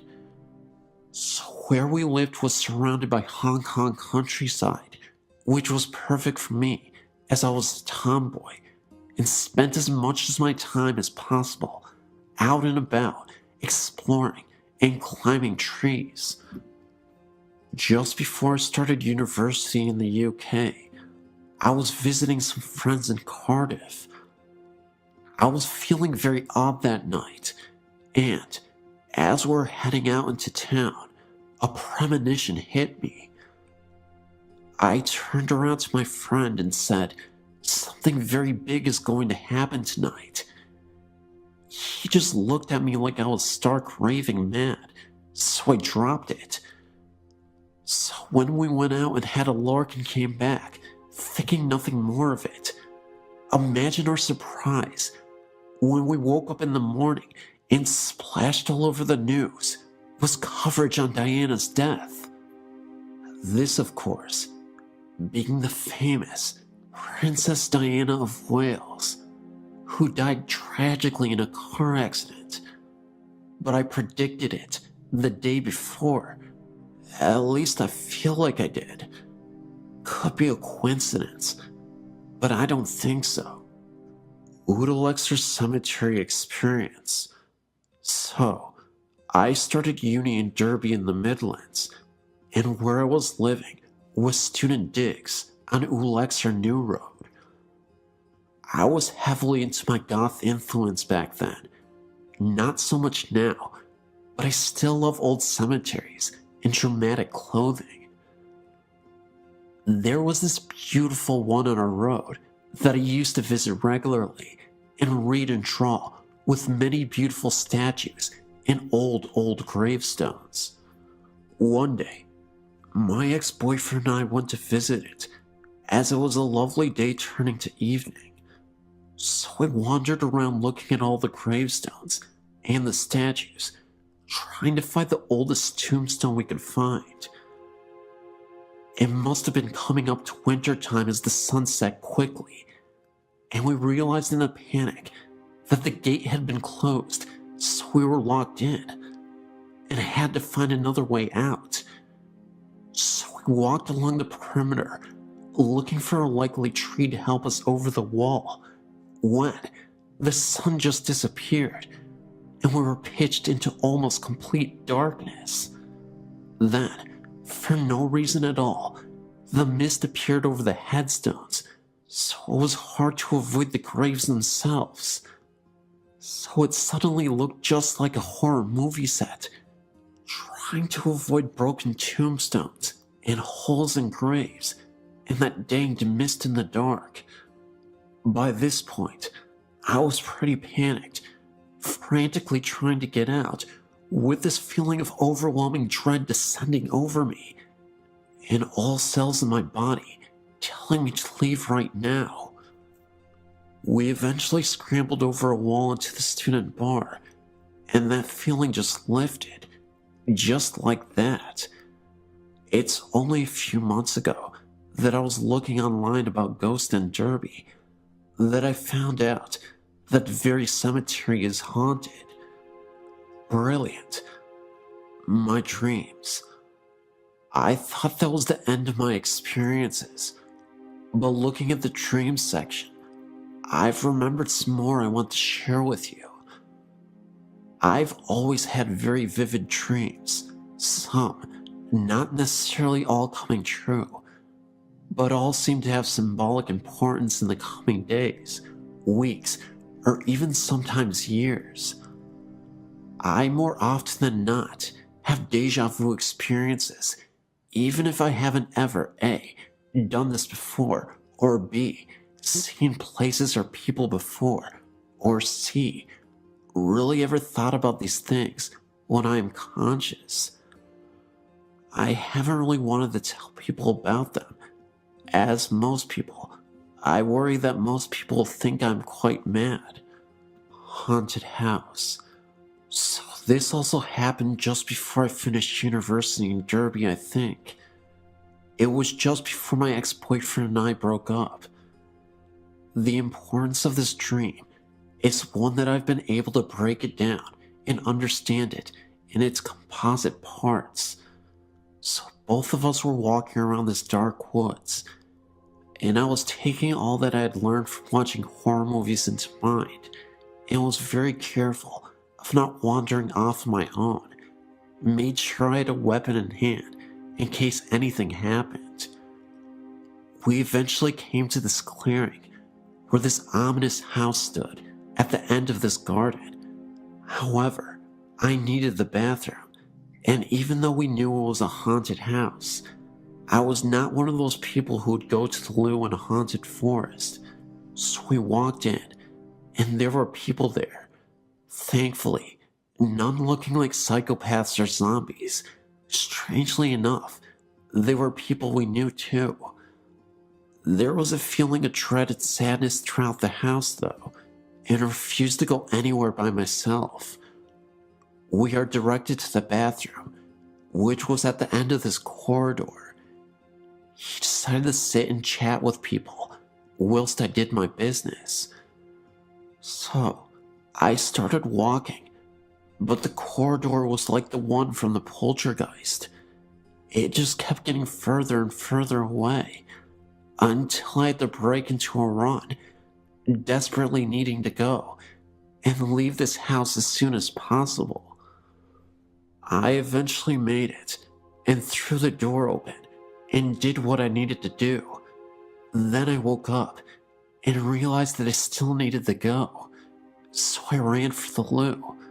Luckily, I had the foresight to write this dream down once I had gotten back to bed and knew that we were doomed. The haunted house was a reflection of our relationship, being hounded by our mutual bad doings, and that the end was near. It was just a matter of time, and so it was. Finally, before I finish another of my epic storytelling sessions, I have one more prophetic experience to share with you, but not one from my dreams. It has to do with my pet dog, Sophie. Her name was Sophie. She was lovely, with her white and black patch over her eye and black patch in her back. She was only 6 months older than me and had been with her family for 16 years. She was the loveliest, sweetest dog in the world, apart from having a penchant for biting socks, eating tissues and rubber bands, and attacking the Hoover. She was suffering from basically her insides giving in. She had serious kidney problems, and she couldn't walk very well because of arthritis in her back legs. And because she couldn't help herself anymore, she was kept outside. So one evening, when her parents were out, my sister and I were playing with her in the garden, and I had this weird feeling come over me.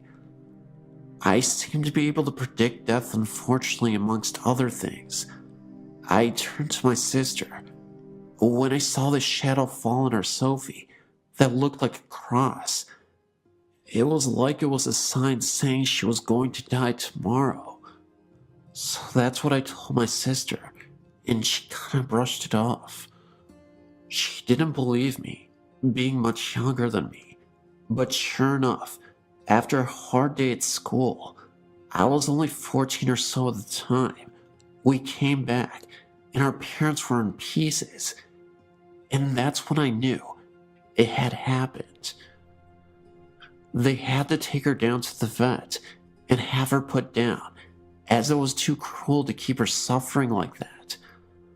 I've never seen my daddy in pieces like that, but because I was strengthened by my foreknowledge, I supported him in his time of need.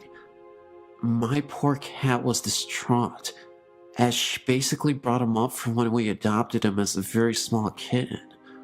On a happier note, I had a dream after this terrible day. I was watching my crazy dog run from the front of the house, in and up the stairs, with much zest and energy, like she would have had as a younger dog, running up to our level of the house, looking like she was having the time of her life, back and forth, giving little yips of happiness, grinning in her quintessentially silly Sophie way. As because of her health problems and her incontinence, she was not allowed in except for very cold weather. I think this was her way of saying that she was free and happy at last, and I knew she was in peace. She still does come and visit us occasionally when we walk by the front of the house, and you can, still after all these years, smell her, and we know she's still looking out for us. I keep meaning to write a dream diary. I'll do that this year, as these dreams seem to be too important to miss.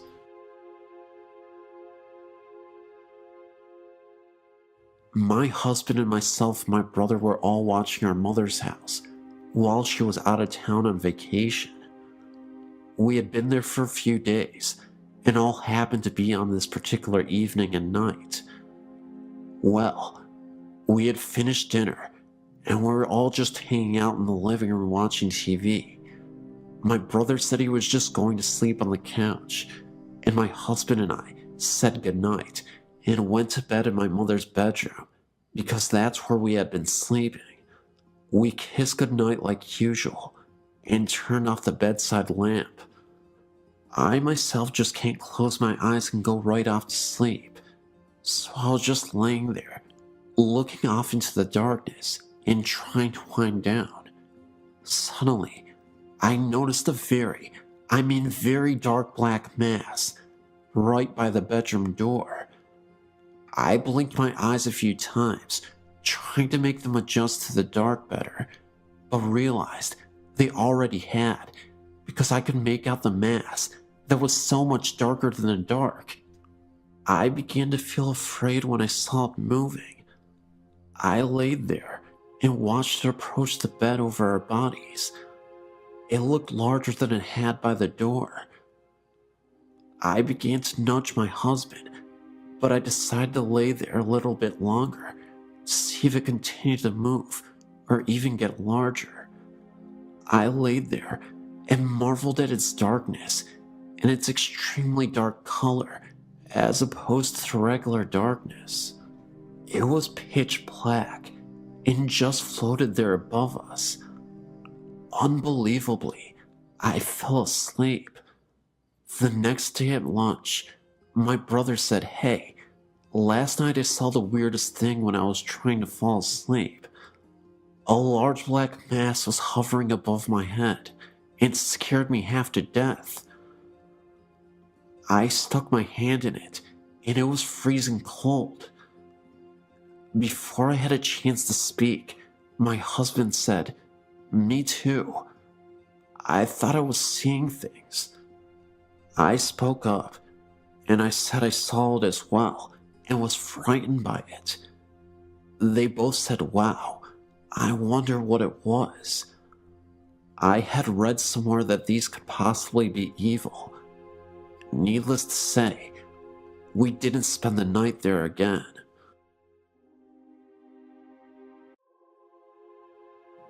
I'm a nurse and run our family's assisted living, and recently we had some strange things happen in our care home.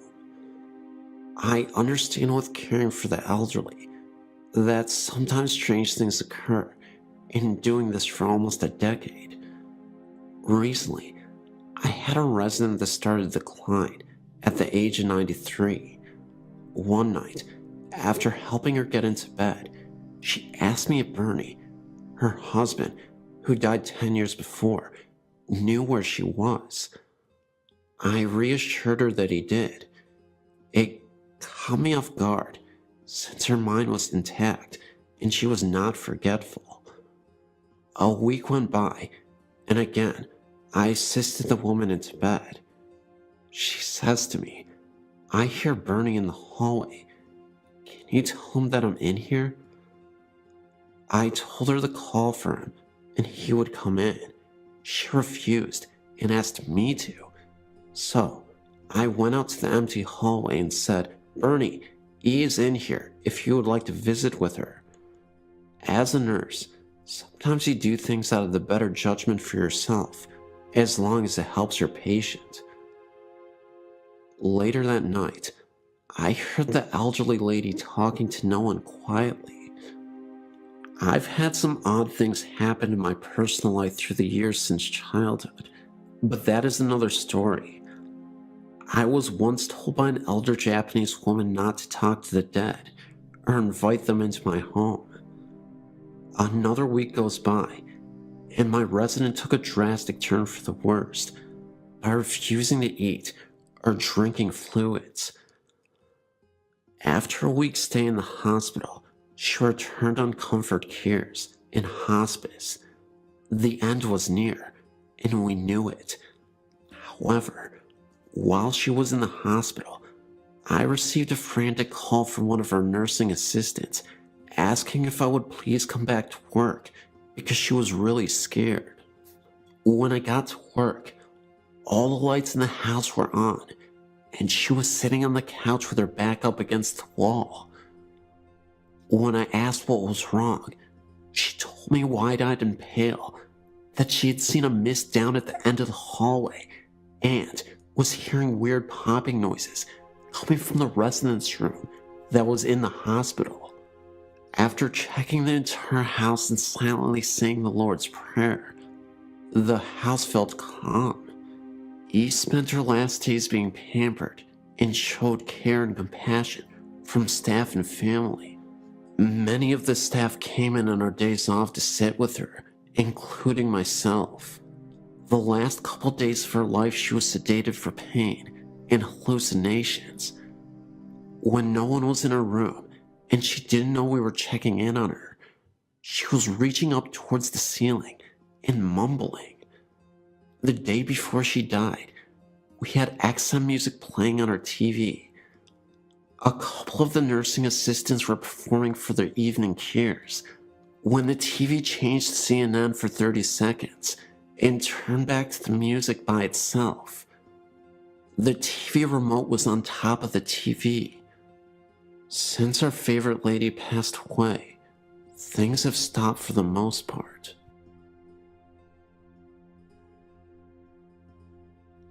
My mother passed away June 5th, 2007. Me and my husband were in New Jersey at the time, waiting to get unloaded. We drove an 18-wheeler for a living. My sister had called me the day before and told me that my mom was in a coma, and the home health care people said she only had about 24 hours to live and that I needed to come home. So I called our dispatcher and said we needed to be routed back to the Chattanooga terminal so that I could see my mom before she passed. He said no problem. After you and your husband have put tires on, go pick up that load and head for Chattanooga.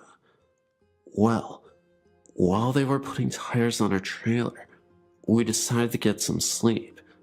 The cell phone rang, and it was my sister.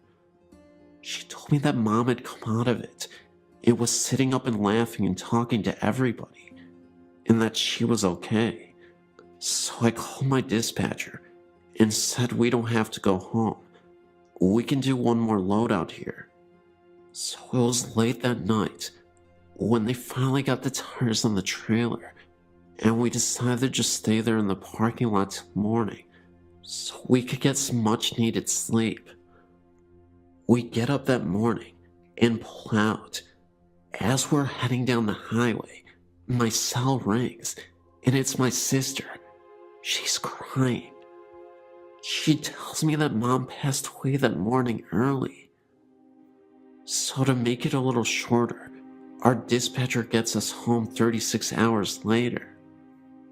Now at this time, we are at my mother's house, and she has already been picked up by the funeral home before we got there. Later that day, my husband's cell phone rings while we are nowhere near it to answer it. So when we do pick it up to see if our dispatcher is called, it shows we have one voicemail and no number. So my husband listens to the voicemail, and it's my mother, the day after she died. The message said, "Connie, this is your mother. Call me." We decided to check if it was a delayed message, but it wasn't. I even took it to the cell phone company, and they said it was June 6th at 1:25 in the afternoon. My mom died June 5th, 2007, at the times between 1 a.m. to 3 a.m. It has really bothered me that we missed the call, even though she was already dead. She might have been trying to say goodbye to us. A few nights ago, a friend and I took a drive up Angeles Crest Highway. It was a clear night and it wasn't too cold. As we entered the parking lot, we noticed there were no other cars there. As I made a U-turn in the lot to face the small building, there, we saw a man walking. What got my attention was the fact that my headlights shined bright on the building, yet we only saw the person from the waist down. The rest of his body was a shadow. The man was walking around as if he were looking for something. It appeared he had a flashlight in his hand, the way he was moving, but there was no light coming from it. The closer we got to him, the smaller the image got. When I shined my brights on him, it looked like he went down a small hallway. Even then, we could not see his upper body. We went back the next day to see if we could find anything. One thing we did notice was the hall we saw the figure walk through was now a wall. Not a wall that was just put up, but one that looked like it was part of the structure since it was built. 3 separate spirits are said to walk the halls of the soon-to-be abandoned Middle Tennessee Medical Hospital in Murfreesboro, Tennessee, as a new, more modern hospital is being built right across the city. In the older section of the 3rd floor, one room is said to be haunted by the ghost of a mental patient who jumped out of a window in the 1960s in the psychiatric ward. 30 years later, in that section, administrative offices were constructed, and employees reported hearing running down the hall of someone with bare feet, and a light outside the room where the man was said to have jumped turns on and off periodically on some nights. The switch that turns that light on can be found only inside the room, which was not even in use at the time. When the lights were checked by maintenance, they seemed fine. Later, some orderlies enjoying lunch on that same floor reported seeing an IV stem being rolled up the same hallway. They left their food there and didn't return. In what was the pediatric area, the ghost of a red-haired girl in her early teens in a white hospital gown has been spotted at one point by a nurse who also had long dark red hair when the room was used for pharmaceutical storage. She claimed to see the spectral image of the girl staring at her through the glass observation window of the room. The nurse was also a redhead. Finally, the 3rd spirit has been chronicled by the hospital's own sad history and has been spotted in a newer section. A young nurse who had just started was leaving for the night to go out with friends. As she hurried down the stairwell, she dropped her purse over the guardrail, a lunge too far, and fell down the center of the stairwell, landing on her head. She died 3 days later due to massive brain trauma.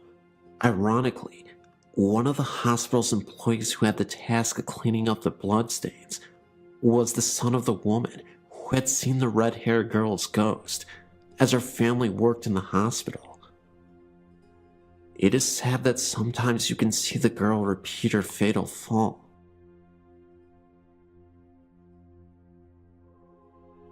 I have many stories to share with you, but I'm going to start at the beginning. I grew up in Lawrence Harbor, New Jersey. From the time I was a very young child, I knew that something was not right in our house. Our house was the last house in a dead-end street that faced the marsh. In the winter, you could see Highway 35.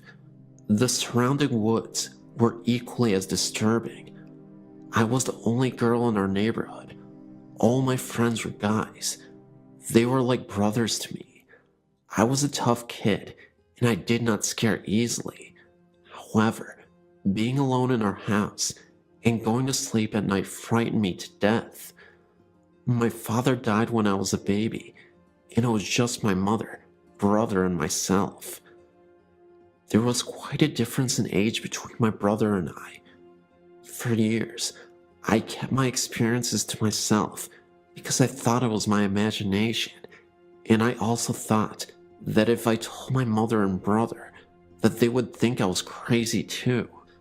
It took me a long time to realize that I wasn't crazy. It was not my imagination, and the hard part was that I was a gifted child whose family could not relate to me on that particular level. These are my experiences while I lived there. My mother and father bought the house in 1962, and I was born in 1963. We owned the house right up until 2005. To this day, the events are burned into my memory. From the time I was about 5 years old, there hardly was a time that the house was at peace. I would lay awake in bed at night and watch orbs dance across the walls and ceiling. Then, I could feel someone sit on the corner of my bed. It was not a faint feeling either. In retrospect, as an adult, you could actually see the corner of the bed being pressed down. My heart would pound in my chest so loudly that I couldn't hear anyone else, and I could feel every hair stand up on my entire body. I would pull the covers and pillows over me in such a way that only my eyes and nose would stick out, even in the summer with no air conditioning. Shadows were commonplace everywhere in the house. You could smell flowers in the middle of the winter as well. Then, just as I would start to fall asleep, I would be jolted awake because something pulled the covers of me so violently that they were on the floor at the foot of the bed. That would send me screaming out of my room to my mother. There wasn't a time that you didn't feel as though you were being watched, or that you didn't feel that something was following you from room to room. If you came home and put your car keys down, turn your back for 2 seconds, they were gone, and then after searching the entire house, they would suddenly reappear where you originally put them in the first place, and you were the only one home the entire time. When I was in high school, I would come home and shower because I played sports. I always locked the bathroom door. Every time I would pull the curtain back when I was finished, the door would be wide open. Once again, no one was home, and our interior doors had no keys. Until now, I've been very vague with you about my experiences, but now I will tell you in detail my most frightening experience. I was engaged to Mitch. We were just both out of high school.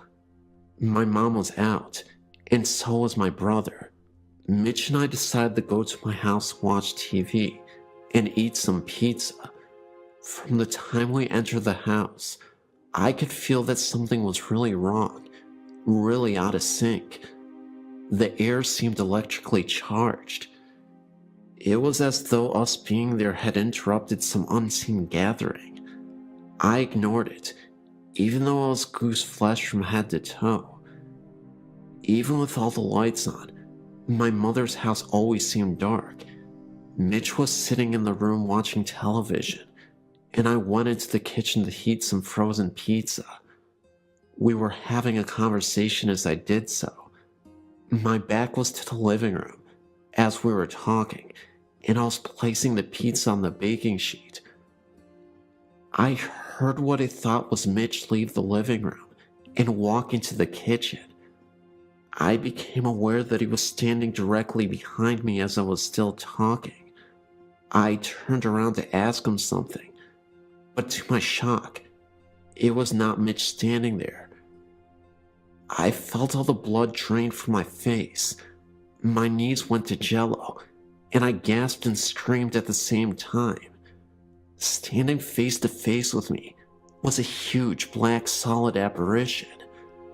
I could make out a head and shoulders, but the rest became more see-through as it went towards the knees and feet area. It felt like slow motion. I think that when I turned around and screamed, I scared it as much as it scared me. As I stood there screaming, the black figure literally whooshed through the kitchen wall. Mitch ran into the kitchen. I was shaking and white as a ghost. It took me a while to collect myself. I shut the oven off, and we left and went to the local pizza place, where I told them what happened. We didn't spend much time at my mother's house after that. This is just one story out of countless stories that I would be glad to share with you. I'm now 46 years old. My entire life has been one foot in this world and the other in the spirit world. Years ago, I'd contacted Sylvia Brown, who told me that my mother's house had many spirits in it, but two stood out. There's the ghost of a baby and its mother. She also said that I was a medium and a psychic, and she was right. This is what I now do. I'm no longer afraid. It gives me pleasure to be able to connect with grieving spirits, with their departed loved ones. I consider this wonderful gift that I will not trade for anything. Thank you for listening.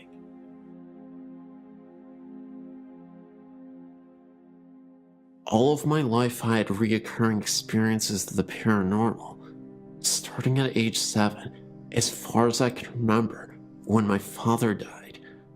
I used to believe the experiences were dreams or imagination until recently. I was telling my fiancé of my experiences, voices, mists, noises, marks on my body, being touched, shirt tugged on, hair pulled, etc. His suggestion was that maybe I am a sensitive. So, I started thinking about this possibility and decided to explore it further. My fiancé and I previously tried going to paranormal meetings, which would go on ghost hunts. There was one in particular that appealed to me, and we signed up. The building the group was going to was in Newcastle, Pennsylvania, at an old building that was previously the Elka Club, built in 1914. This information was given to us by the leader of the hunt.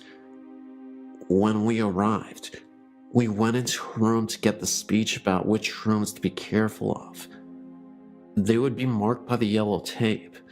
Nothing else was told to us about the history of this building. But as I stood there, a name entered my mind, and it kept repeating itself. Sarah, Sarah, Sarah, over and over again.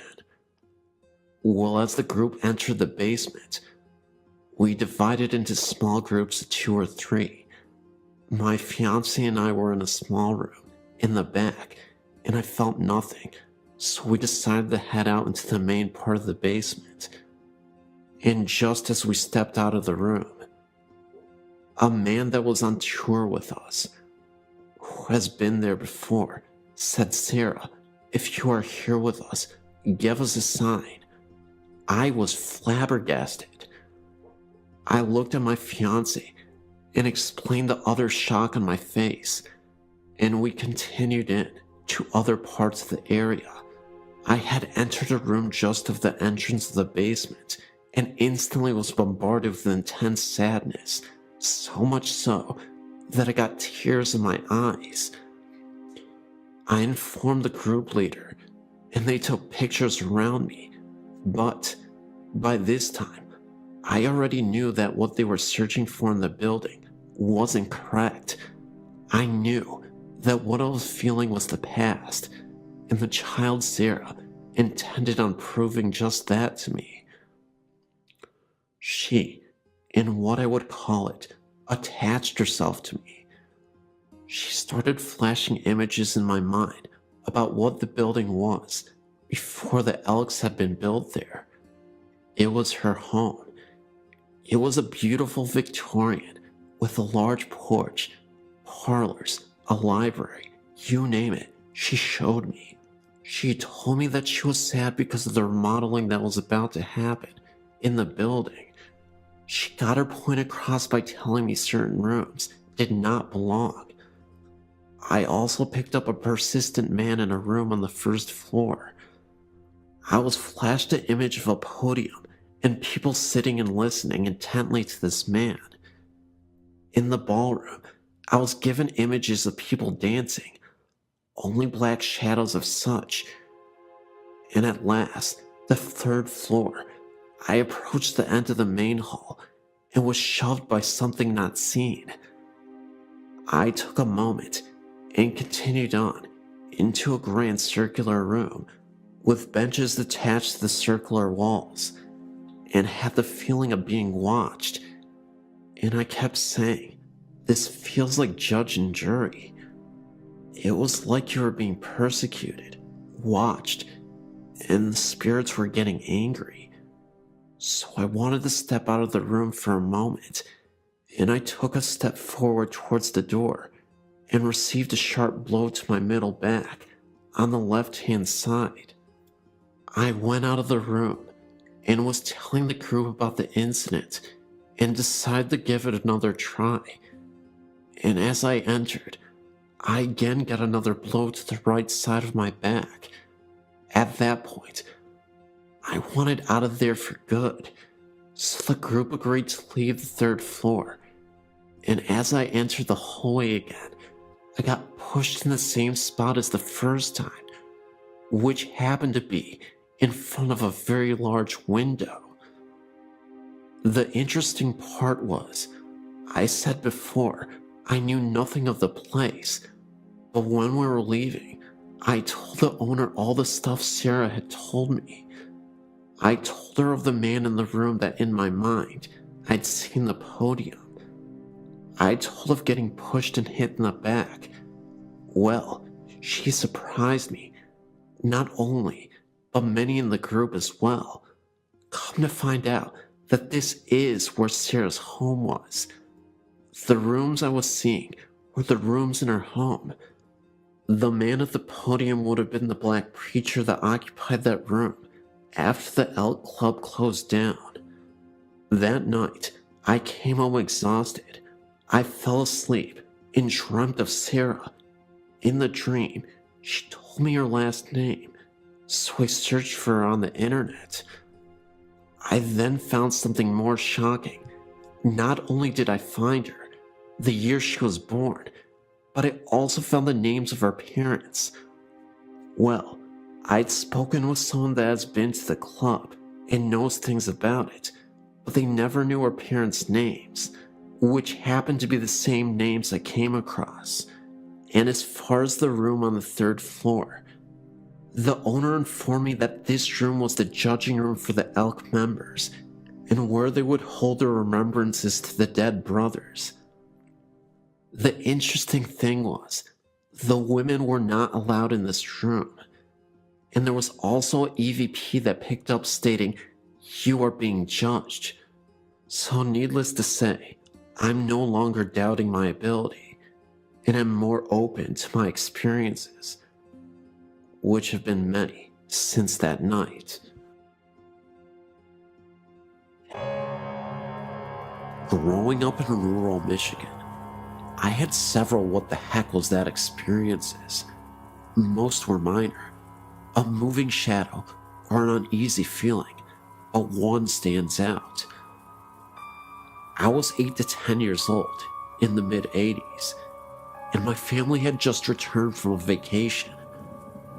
When we got out of the car, my dad headed to the mailbox, my mom to her garden, and I lugged my suitcase inside the house. All of the windows were shut, and I pulled the garage door closed behind me. Walking through the house, I passed the bay window, from which I could see my dad still on the road, and my mom picking some vegetables. The house was silent, except for my footsteps on the carpet. I walked into my room and put my suitcase down in the corner. I heard a male voice laughing behind me, maybe in the doorway 8 feet away. It was a hearty laugh, loud and clear. I spun around, and there wasn't anyone in the doorway. I ran back to the garage, through the door, and outside. My father was just grabbing his suitcase from the car, and my mother was pulling weeds. I wasn't scared when I heard the voice, but not having a tangible body to put it with did unnerve me a bit. Following the event, I was able to forget and had no issues in the rest of the house. It was only after I got older and interested in the paranormal did I realize that I must have had a run-in with something. About 2 years ago, I bought a 126-year-old, 8,000 square foot mansion in Missouri, just outside of Kansas City where I grew up. My mother had owned and lived in the house for the previous 15 years, slowly maintaining it. She had done a great job maintaining its mid-1800s character, slowly bringing the woodwork back to life, adding insulation, and replacing all of the plumbing and wiring. I mention this because I've heard that a disturbance in the environment can cause spectral activity to begin. I'd seen the house only once, as I live over 2,000 miles away, but I fell in love with it immediately. The first night I stayed over, I woke in the middle of the night to huge blobs, about a dozen, from golf ball to basketball size, floating around the room I was sleeping in. This is the one and only time I've ever experienced anything like that. I closed my eyes, said a prayer, and fell back to sleep in time. I said nothing to my mother the next day until she asked me, "Well, did you see the blobs?" One of the workers stayed down there the other night and said he wouldn't stay in the house after dark because of the blobs floating around him. She had not seen them, and still hasn't. However, the previous owner told my mother a few years later that he loved what she had done to the front room, but he could never stay in there while the house was his because of the blobs. During the summer of 2007, I went back to see my family. I stayed downstairs again and had several things happen. It is important to note that I've never felt in danger, only uncomfortable. My mom and her boyfriend went upstairs to go to bed. I stayed downstairs in the first floor master suite. For the next 45 minutes, the heavy footsteps above my head were attributed to the two of them settling in for the night. Finally, I decided I would go up and find out what was going on. The entire upstairs was dark and still. They were both lying in bed. I returned to my bedroom to hear the continued walking above me. So, I went out on the living room to sleep on the couch. The walking continued above me, although there is only one attic above that living room. I could also hear a distant, quiet talk between a man and a woman, but I couldn't make out what they were saying, and it seemed to always be somewhere else from where I was. The next morning, I decided maybe I would have a chat with myself out loud, and if anyone else heard it, then maybe it would be for the better. I sat on the end of the bed. It was now daylight, so I felt comfortable to be in the bedroom again, and said that I was the new owner and the son of the woman they probably knew very well by now. I really liked the house and hoped to continue my mother's good work, but for now, I lived elsewhere. I also mentioned something that I don't suggest, but in this situation, I felt comfortable in doing so.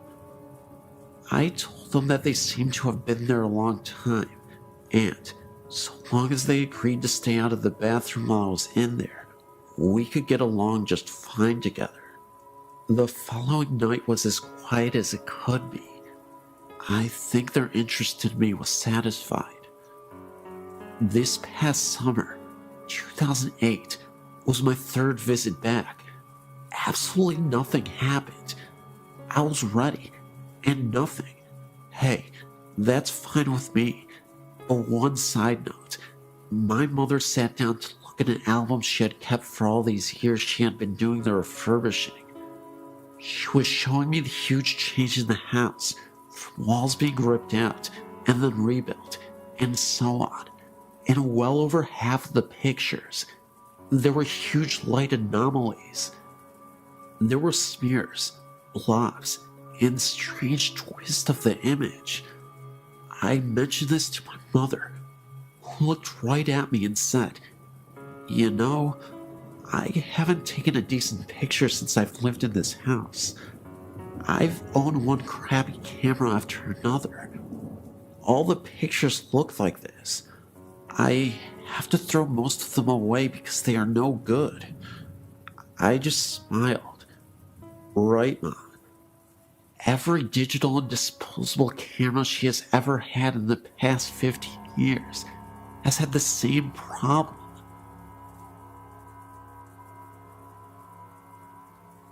I grew up with a mom who is wicked, and she is very psychic.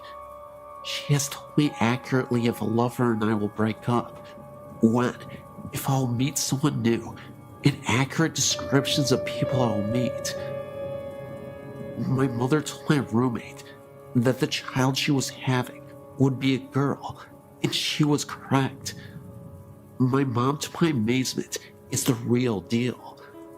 On Halloween, our house is the most popular because the altar my mother sets up outside is very real. It's very fun, and I grew up with the easygoing view of the paranormal. I do tend to be very logical, and I believe in a paranormal experience if it does not seem like someone is BSing me. I keep my mind open. My mother does have headaches if she is around haunted houses. She has migraines that will make her sick for days after being in one. She's had this happen to her several times in her life, including once when I was a kid.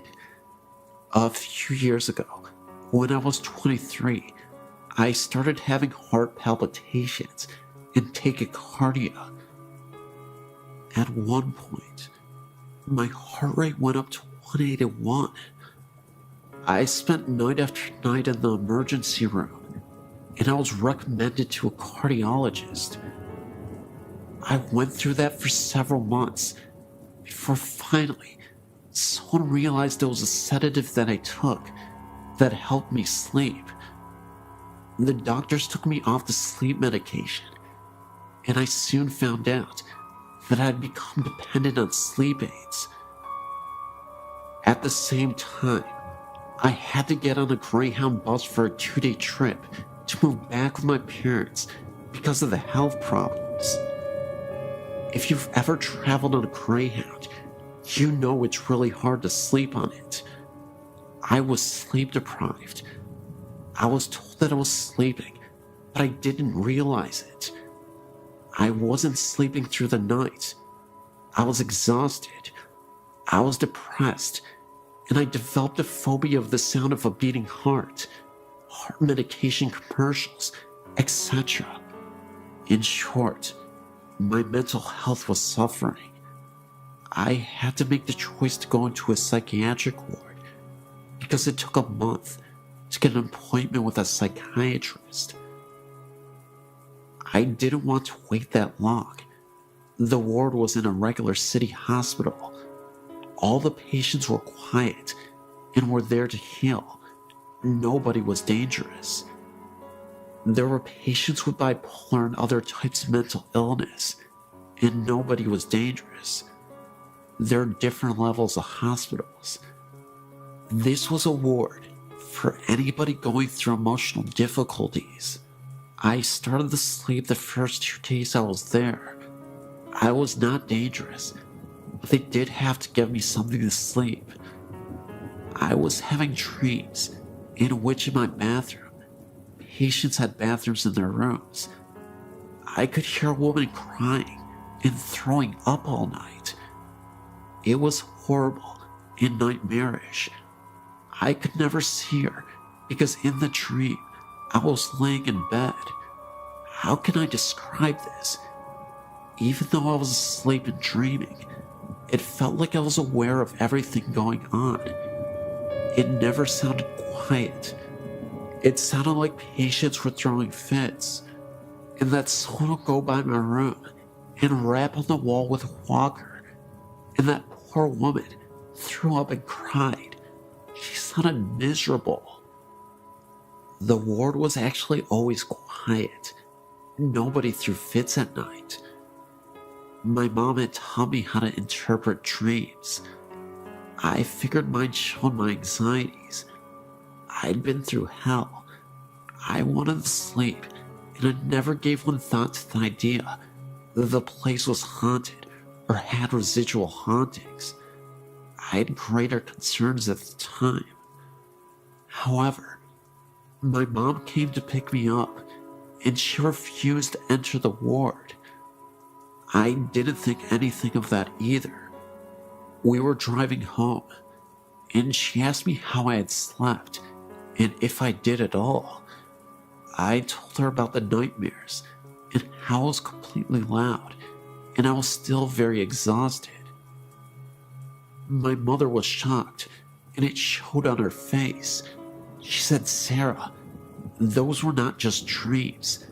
This psychiatric ward used to be a cancer ward."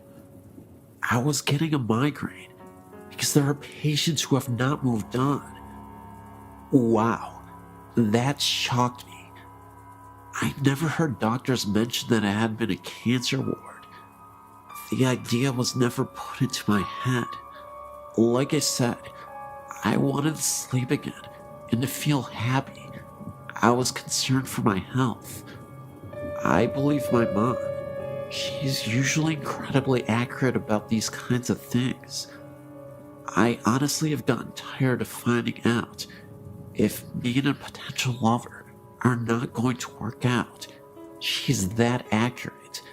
However, I could not tell you if that ward was the former cancer ward.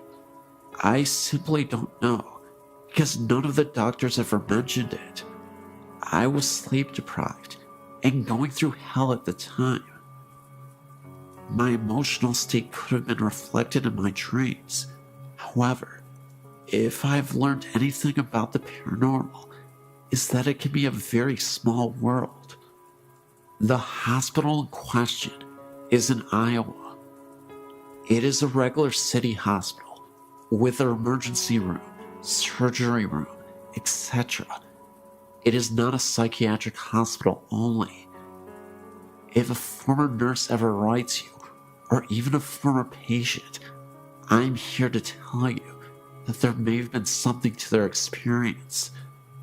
The ward in question is still open. This was a few years ago that I was there. This is just a quirky experience that I wanted to share.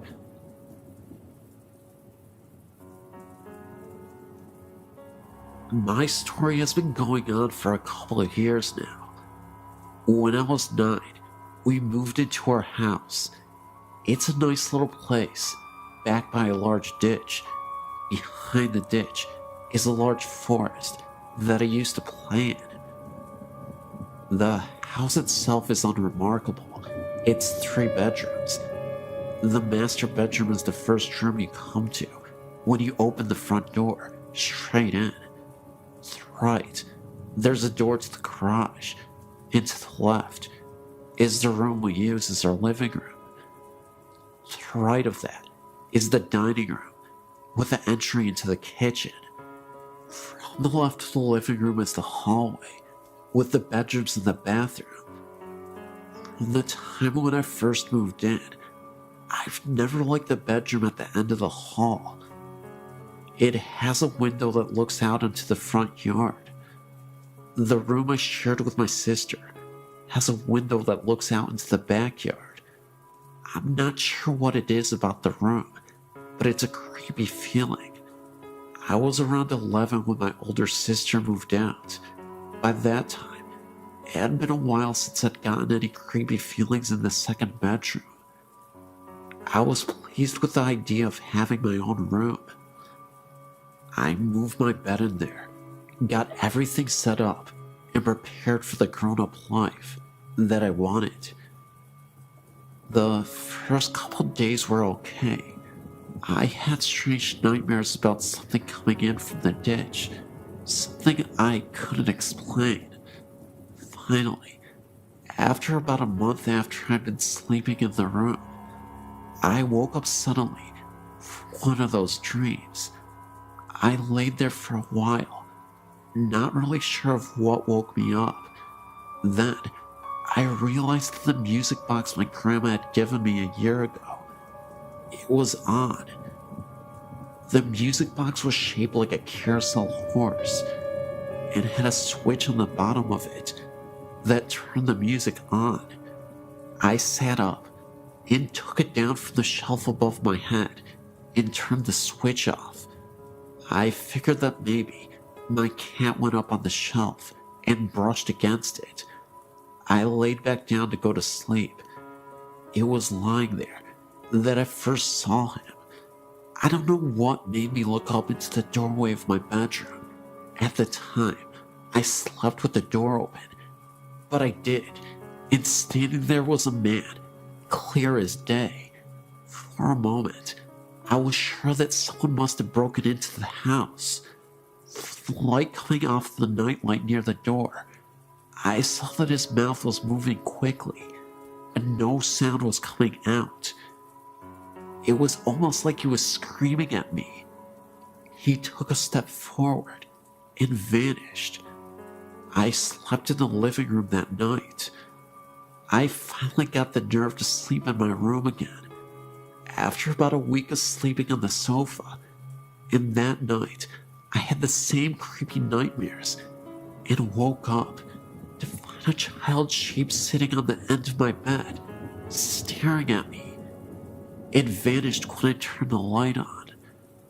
I ended up spending the next year sleeping on the floor in my sister's room, because my mom wouldn't let me move my stuff in with her. I also couldn't change my room without getting the feeling of being watched. I would glance at the mirror, it's the type that sits on the dresser, and see a face staring at me, one that wasn't my own. My older sister finally moved back home, and I ended up back in the other bedroom with my sister. I thought that would make it go away, but I would sometimes see the man standing in the doorway late at night. He'd stand there staring at me, mouth moving, forming words I didn't understand. 3 years ago, some major changes happened. My oldest sister broke up with her husband, lost her house, and had to move in with my mom and dad, along with her 2 kids. My oldest sister had her boyfriend living in the house with her. The living arrangements were this: my 2 oldest sisters slept in one room, along with my youngest nephew, belonging to the first sister I talked about. My oldest sister's kid slept in the second bedroom with me, and my sister and her boyfriend had the living room.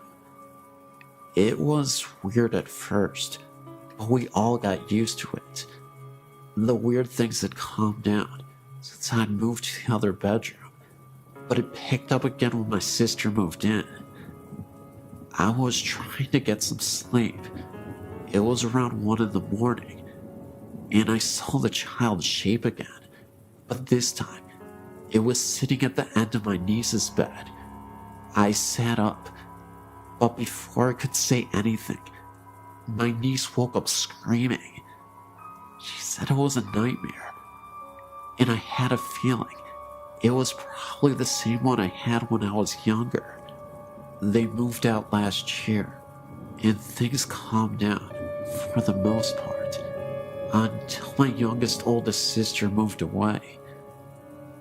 I now had a bedroom all to myself. I was trying once again to get some sleep. I've always had trouble sleeping in this house, and I looked at my doorway, and the man was standing there, but this time I could hear him whispering. It was gibberish. I turned over and pulled the pillow over my head, but the room got so cold, I ended up turning my TV on and closing my bedroom door. Another time, I was messing around with a couple of the other teenagers in the area. We were crossing the ditch and going over to the woods behind the houses. The way we cross is there's an area with 2 large pipes that stick out in the water. Surrounding the pipes are these rocky things that you can slide down, but also grip with your hands. They're kind of smooth and hard to hold when wet. We were coming back. The others had crossed just fine. I was the last one over. The first thing that happened that was really odd was my hand slipped and I started sliding down. I felt as if someone had grabbed my arm and stopped me before I reached the water. I was about to step down into the water to get across when I heard someone yell my name and say very loudly in my ear to stop. I looked down and there was a snake in the water, right where I was about to put my foot. My friend came back across and got rid of the snake. I got home okay. When I went to take a shower later that night, I looked at my arm, and I had a hard handprint bruise on my arm. I don't know if it was one of the ghosts from the house, but something stopped me from falling and from getting bitten by the snake. So, I guess even if the ghosts scare me, they're looking out for me too. Bonito City, a rather grand name for the cluster of log buildings that housed a saloon, post office, schoolhouse, church, general store, a hotel called the Mayberry House, and a number of comfortable residences. Set amid lofty peaks 12-mile northwest of Rizzuto, apple orchards and livestock of the Bonito settlers flourished in the 7,000-foot meadows at the edge of the forests. Trout fishing was excellent in the Bonito River. God was in his heaven, and all was right with the world, or so it seemed, when 2 events took place that would cause the serene and pleasant community to literally disappear. The centerpiece of Bonito City was the 2-story log hotel called the Mayberry House, operated by Mr. and Mrs. John Mayberry. They had 3 children, John, Eddie, and Nellie. On the night of May 5th, 1885, the Mayberry House leaped into the record books with one of New Mexico's most bizarre crimes. Earlier that evening, a number of miners ate supper there and left. Only 2 guests had rooms: Dr. R. E. Flynn from Ohio and a youth named Martin Nelson seemed to be pleasant and inoffensive roomers. All were in bed by 10 o'clock. About 1 o'clock in the morning, Nelson arose and knocked on the bedroom door of the 2 Mayberry boys. John awakened and opened the door, at which point Nelson fired 2 rifle shots, killing him instantly. He then turned on the 7-year-old boy Eddie, who was screaming in bed. Nelson killed him with a single blast. Dr. Flynn, hearing the shooting, rushed from his room and was shot through the head. John Mayberry, after hearing the screams, was making his way up the dark stairs from the first floor when a shot through the heart dropped him on the landing. Blood was everywhere. Mayberry's daughter, Nellie, appeared and was shot through the side and left for dead. She later recovered. Miss Mayberry ran upstairs where Nelson shot her in the chest, but failed to kill her. She stumbled downstairs with blood streaming all the way to her feet, leaving bloody footprints visible on the stairs, even years later. She fled to the nearest cabin for help, but Nelson followed, executed her, and threw her body into an irrigation ditch. Nelson, the saloon keeper, no relation to Martin Nelson, appeared on the scene, grappled with the youth, who was no match for the murderer. Mark Nelson shot him to death and left his body bleeding in the sandy street. The next victim was a storekeeper, Herman Beck, who came out to learn the cause of the gunshots. Nelson killed him with 1 bullet. Bonito's terrified citizens locked themselves in their homes until morning, while Nelson roamed at large, finally climbing up a nearby mountain.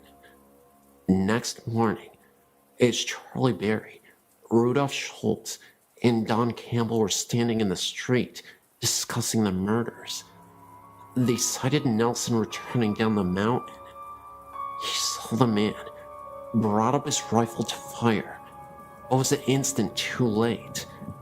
Berry failed him with a bullet through the heart. Nelson's last shot went harmlessly into the air as he fell. Total fatalities were 8 killed, including the murderer, and 1 wounded. It was years before the people of Bonito City recovered from the shock, and for 15 years, nobody set foot in the log hotel. Folks said it was haunted, told stories of shrieks and groans in the dead of night, of seeing lights flicker from room to room, or hearing muffled shots. Those who peeped through the dusty windows could see the bloody footprints left by Miss Mayberry's feet. The murderer was buried at Bonito, with his head pointed down. Folklore say that this custom was to prevent the buried persons from walking as a ghost. The victims were also buried in Bonito, side by side of each other, and a reasonable distance away from the murderer Martin Nelson. Gradually, Bonito City died. The final blow came when the railroad arrived in the desert below and took a businesslike approach to acquiring water rights in the Bonito Valley, and later on, buying out the land in which the remaining residents of Bonito City lived. In 1930, Bonito Dam was built by the Southern Pacific Railroad. The remains of the victims were moved to Angus Cemetery. A large stone marks their resting place, and as for Bonito City, it is presently resting under 75 feet of water that is now known as Bonito Lake. Since then, Bonito City has become an old memory and a murder mystery of the past. Some people have claimed that during a well moonlit night, they can see the top of the church steeple shining below the serene resting water of the night. Is it really the church steeple being seen 75 feet below the water's surface? Or is it a haunting image, reminding us of the presence of the city below? You decide.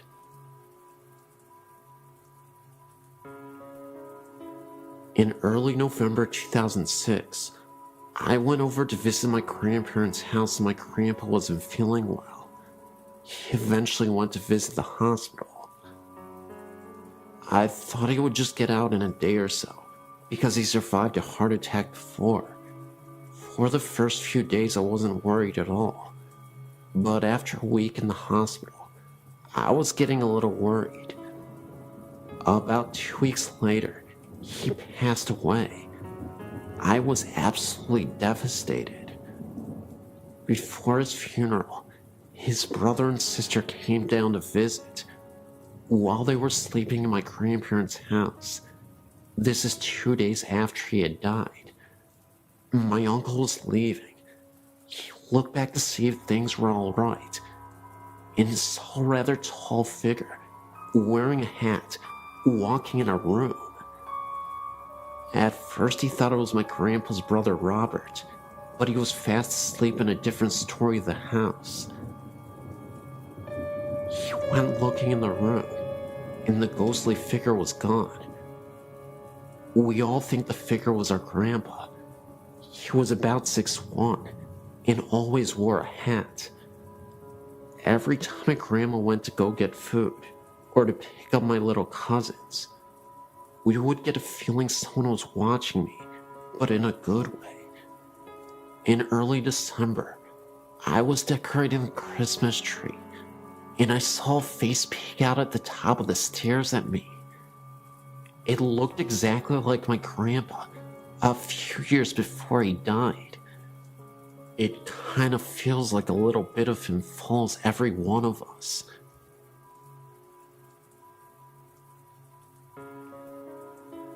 All of these accounts have happened in Lake Havasu, Arizona, each in a different house. My mother and I were driving around town, looking for a house to rent, when we found a large house on Bayou Drive. This house was an old bluish color, with vines creeping up the outer walls and into the fireplace, with a large overhang on the front porch. As soon as we started walking up the driveway, a very strong feeling of dread started to creep through my body. I really liked the house, so I ignored the feeling and continued into the backyard. As I entered the backyard, I remembered a dream many months before. The exact backyard was in my dream, and the images of death and demons filled my mind. My mother had the same feeling, so we left without another word, deciding that a door had opened and a demon was dwelling inside the house. We moved into a different house, where everything felt normal at first. We lived there for 7 years. I soon felt eyes watching me in the shower, which then led gusts of freezing angry wind rushing past my face and arms. Later I learned my mother was going through the same events, only she experienced only one of the gusts of wind. When we started talking about moving out of the house, things got worse. My mom once felt a figure sit down on the bed beside her, and saw the indentation of the person on the bed. There were no dogs in the room, and the entire house was asleep. I saw blinds move and nothing in the room, and a shadowy figure walk across the kitchen. I was cleaning out a house, just about to move into it, when I repeatedly saw a figure of a little girl out of the corner of my eye. I could sometimes hear her talking softly to no one in particular. Later investigation proved that a little girl had drowned in the pool years before.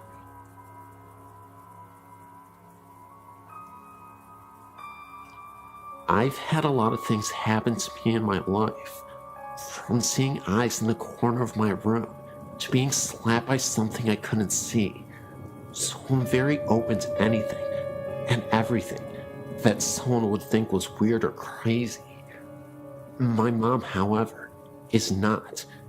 So for her to tell me about what happened to her, I know it's true. I'm 28 now, and this happened a few years before I was born. My mom was an FHA teacher for 15 years, so she went to FHA meetings a lot. One night she was at a get-together for school, and it was getting late, and as she was getting ready to go, one of her friend's cars wouldn't start, so my mom said she would take her home. As they were driving, her friend and her were talking, not even thinking about how far out in the middle of nowhere they were. Finally, they got to her house, and my mom dropped her off and started home.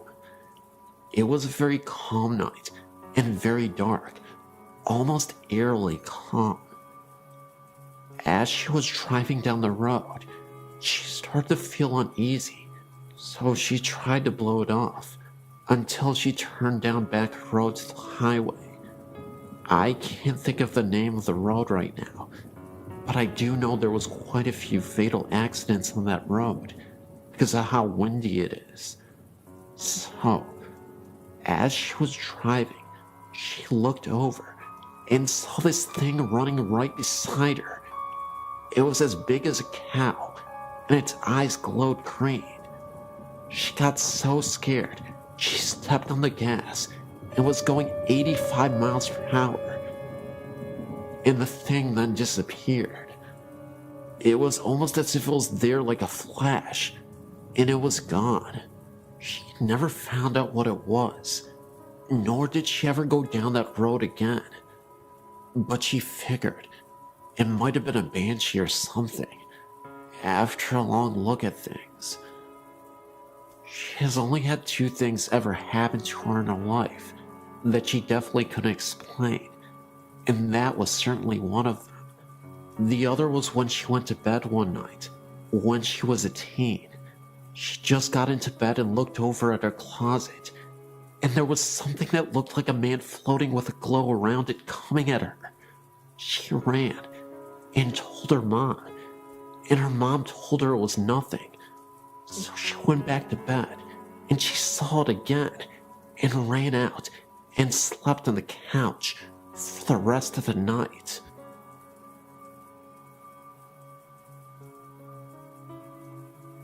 I'm a clairvoyant, and I'm used to not being alone. The last house I lived in had a number of distinctive entities, and will only share a couple of my experiences with you now. There was a young girl, probably around 4 or 5, who was very prevalent around the time my son was 3. One night, I had a contact dream. Usually my dreams are surreal and nonsense, but when I contact someone, they're usually set in whatever house I am in, and are more out-of-body experiences. I walked to the end of my hall, and looked through the dining room into the kitchen, and there was a small girl with waist-length dark brown, not black, wavy hair.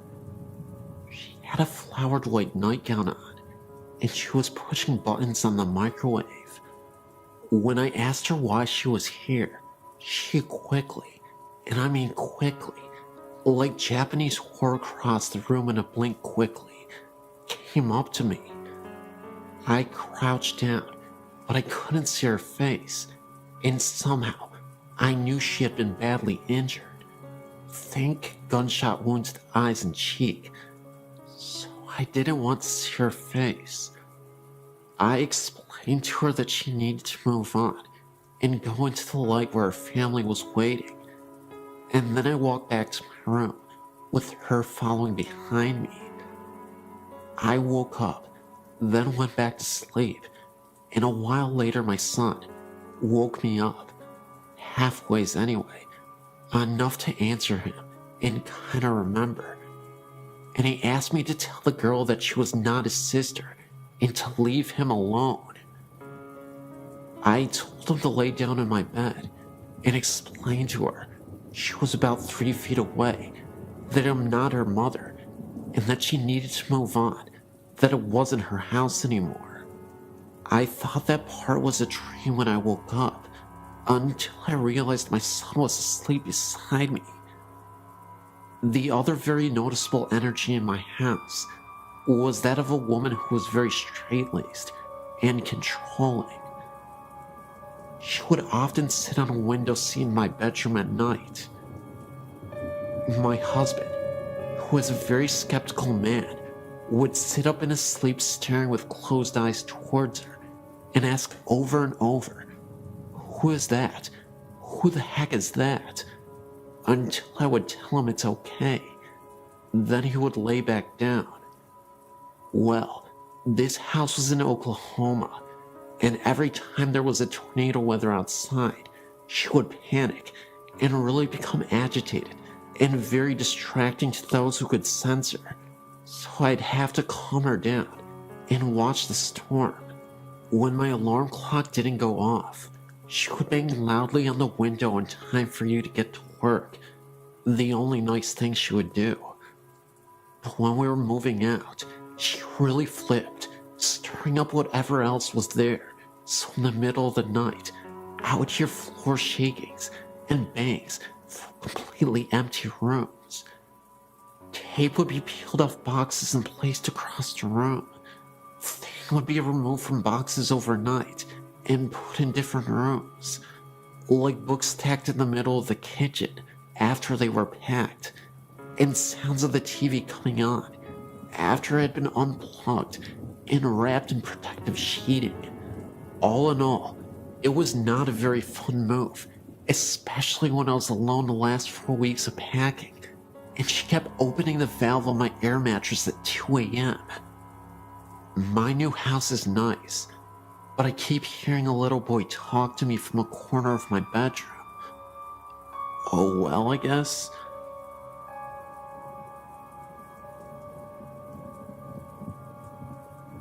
I'm 25 now, and have had strange experiences which, though I'm very analytical and skeptical, can't seem to find out how, or why, or what these things were.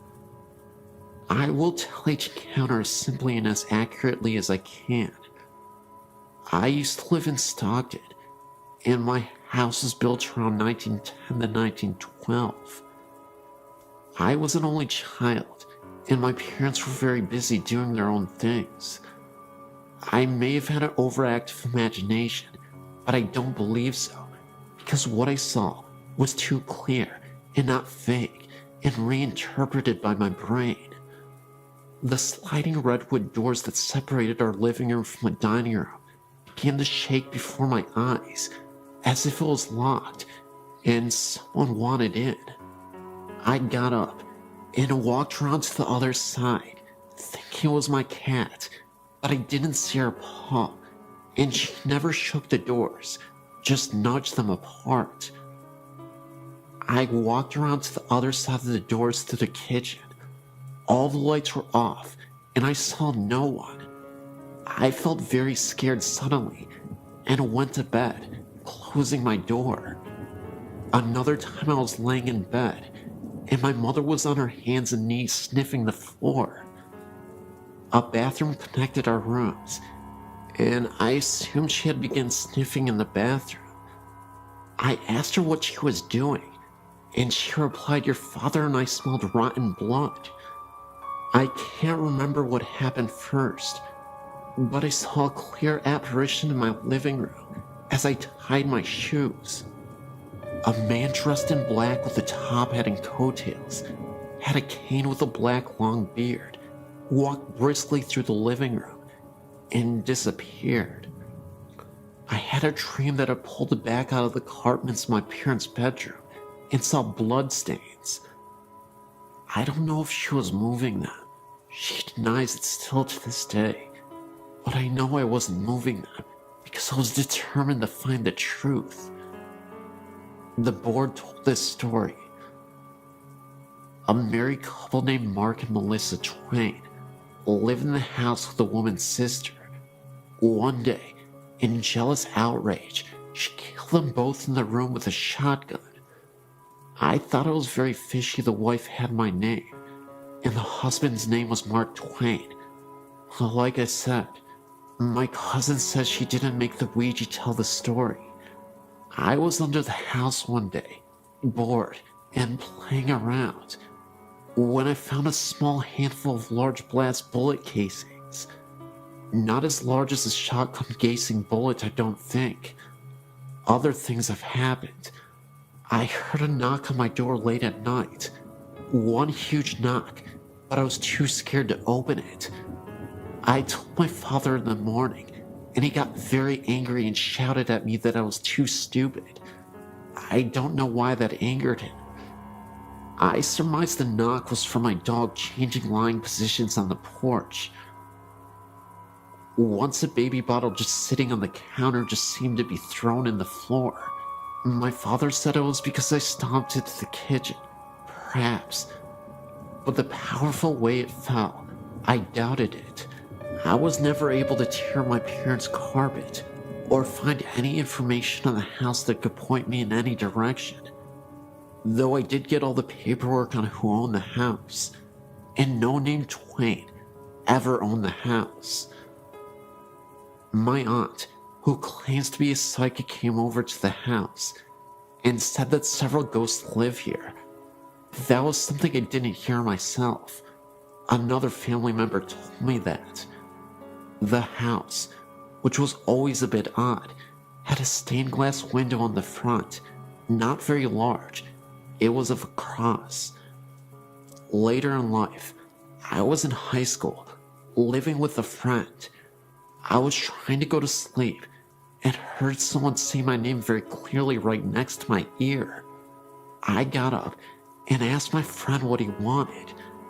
He was in my grandmother's room, which they shared. I didn't call you, he said. The voice didn't sound like his voice.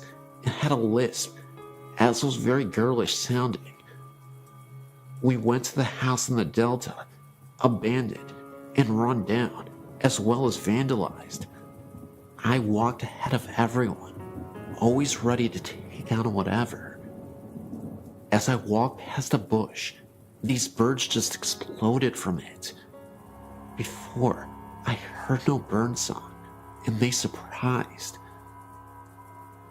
The house was elevated with a basement that had openings for water to flow through. Everything was pretty much ruined. A door opened nowhere, as the staircase had been brought down.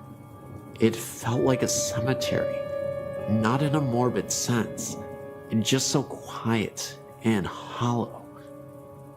We went to the basement, where trash was everywhere.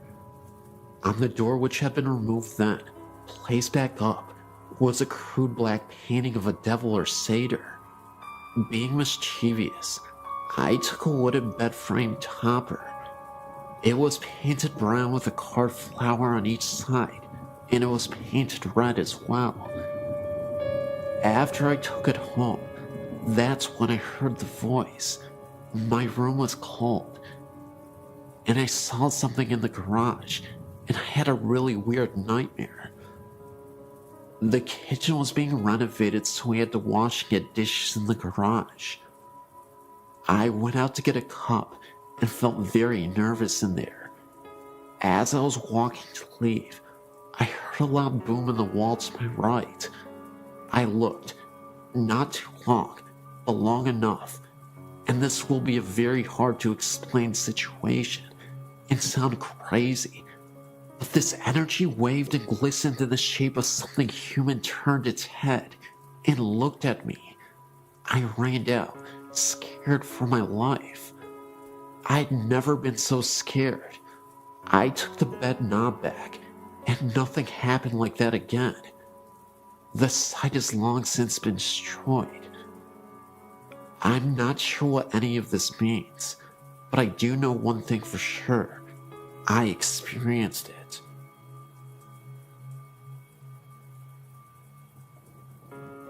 Both of these accounts took place within the same week of each other. happening to my brother and I when we were on vacation in London. The Hyde Park ghost. I was on vacation with my family in London for Thanksgiving, 2001. About 10 in the morning on Thanksgiving Day, we decided to go for a walk around London, starting with Hyde Park, which was about 3 blocks from the hotel. The park was beautiful against the autumn sky, and both my brother and I found it strange how time seemed to skip, as the park just lay kitty corner from a highly modernized tourist strip. As we waited on the corner for our parents to catch up, I turned to see a great black carriage standing behind us, pulled by a glamorous-looking brown and white Clydesdale. I tugged on my older brother's jacket and pointed, and we watched it for a while, thinking it was the coolest thing we'd ever seen.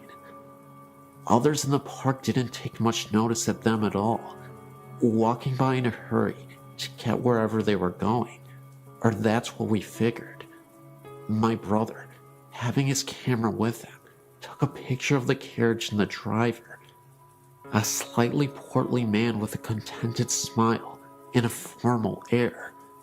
He looked at us as my brother snapped a picture, and I felt an unexplainable tingling. Shrugging it off as the autumn weather, I continued to watch the driver. Our parents called our names, and we turned back to look at them, agreeing that we should all go for a ride in the carriage. My mom asked what we were looking at, and I turned back and pointed. What happened next is the strangest thing I've ever experienced. There was no carriage standing on the corner with us. My brother just looked as puzzled, and we continued to search about the corner, thinking it must have driven off after we turned to look at my parents. The carriage, driver, and horse were nowhere in sight. I found it odd also that we had not heard them drive off, as one would think a horse walking on stone could not be terribly quiet. A week or so later, we got the film developed. My brother and I searched through the pictures at least 3 times, trying desperately to find the one he had taken off the carriage. But though all the exposures from his camera were present, we could not find the one of the gleaming black carriage, merry driver, and the magic Clydesdale. We did, however, find a startling shot of the corner it had been on, with a little glowing orb just right center. My brother and I prickled. The real start, however, did not come until about 2 days after that, when I was reading a book about the ghost of London I'd picked up at the Tower of London for some light reading. I felt the same familiar prickle as I read about a popular ghost in Hyde Park, that of a man driving a gleaming black carriage pulled by a huge brown and white Clydesdale. The shadow in the chapel. A few days after walking in Hyde Park, my brother and I were wandering quietly through Westminster Abbey, enjoying the sights. We walked into the chapel that was open and sat for a moment, waiting for our parents to catch up. While we were there, he said he smelled something burning.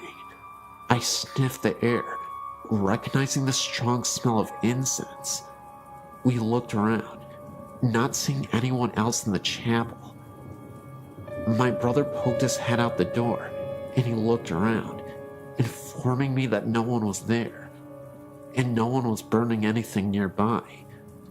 Thinking this was strange, but not terribly creepy, we hung around in the chapel a while longer, chatting quietly. Our conversation was broken, however, when we heard someone chanting from the front of the chapel. We jumped, thinking we were alone. I looked up towards the front, certain we had been alone. The chanting continued in a foreign language I didn't understand. My brother, A Latin student said later the chanting was a prayer or something. We stood there, watching the front of the chapel, looking around for anyone who might be chanting. I nearly fell over when I saw someone flicker to my left, a figure wearing a dark robe and moving slowly, walked in front of us at the head of the chapel. I remember taking a sharp step backward and falling into my brother when, after a moment's reflection, the being looked up and straight ahead. We couldn't see its face as its profile was towards us, covered by the robe's hood. That didn't matter, however, as in an instant, the being was gone. There was no more chanting, no smell of incense, nothing but me being supported by my paled and terrified-looking brother. We didn't know what to think, neither of us thinking too much of ghosts before, but neither of us could really explain it. One minute, someone standing right in front of us, and the next minute, it was gone, completely and utterly gone, not a trace of it.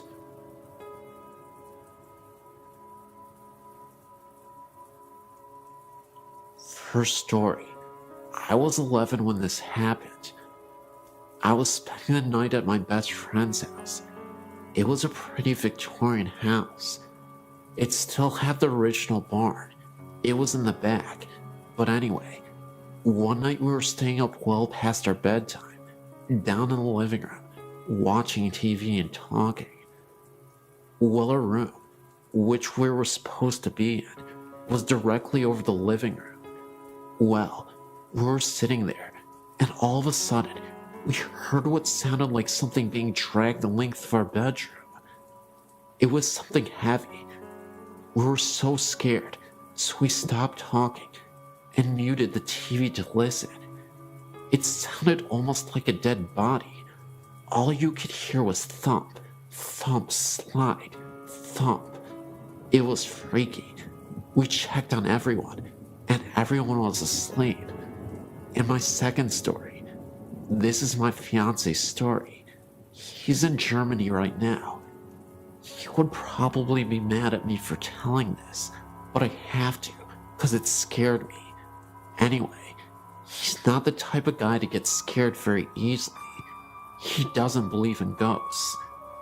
We live in a town called Tacoma. It's south of Seattle. Anyway, a poor town of Tacoma is Lakewood. In this town is an old insane asylum that was torn down about, guessing, 30 years ago, and then rebuilt across the street. Go figure. It's called Western State. My fiance and a couple of his friends went to the hospital for the fun of it. The ruins are still there. They were down in the basement, which also happens to be the boiler room. They were walking down there and came around a corner and saw a bunch of bugs and such. They figured a bum was staying down there. As they turned to leave, Dave is a pretty small guy, so he got pushed to the back.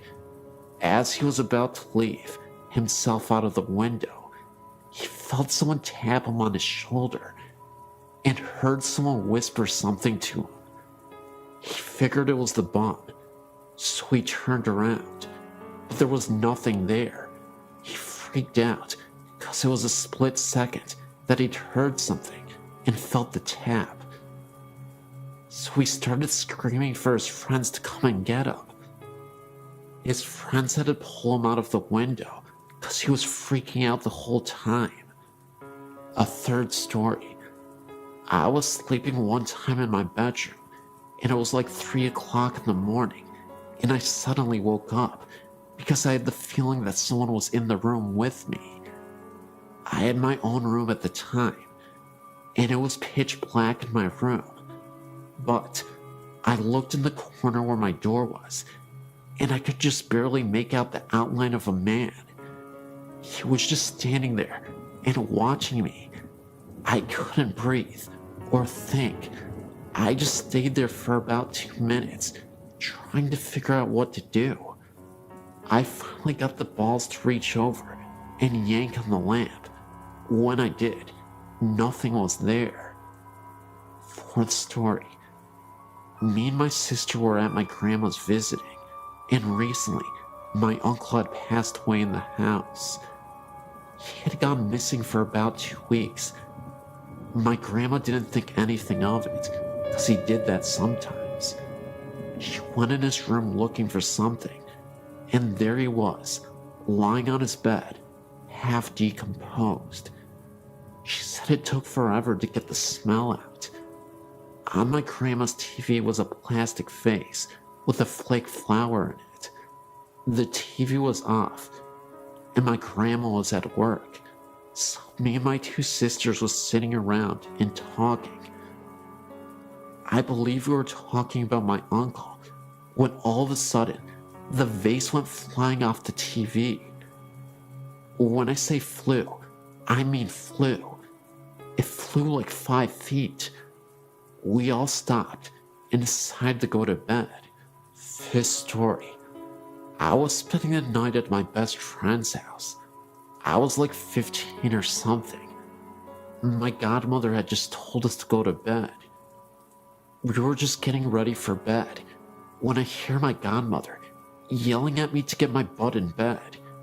I came out of my best friend's room and said we were. She then proceeded to tell me that she had seen me in the reflection in the window walk by from the stairs to the kitchen, but the room we were in was right next to where she was. Freaky. The sixth and final story. I was babysitting my nephew one night. I was sitting on, listening to music and relaxing, when I heard my sister laugh. Thinking that was weird, because I hadn't heard them come home, I got up to check. There was no one there. I know my sister's laugh. About 30 minutes later, I heard my sister cough. Again, I got up to check. Nothing. I don't know much about this house. I've only been here about 8 months. It's my brother-in-law's house. This house is kinda weird though. When all sounds have died down, you can hear clicking and sometimes even what kinda sounds like walking sounds. I sleep with my door open, so I'd hear if my sister had opened her door. But they're like soft walking sounds. Odd. Anyway, I have tons more stories. I'm a very strong believer in ghosts, so if you want to hear more stories, just email me and let me know. I was reading your site around Halloween and noticed Green Man, and instantly knew what the reference was. I had heard this story dozens of times by my dad who visited Raymond. Then, I realized the legend was not correct. The legend states that late at night, you could witness a ghost wandering around the tunnels and bridges around town. There have been numerous reports over the years of a man with a green face walking after hours. He is known as the Green Man. This is because when people have seen this figure, the apparition has a terrifying green face as he floats by the local tunnels and bridges of the area.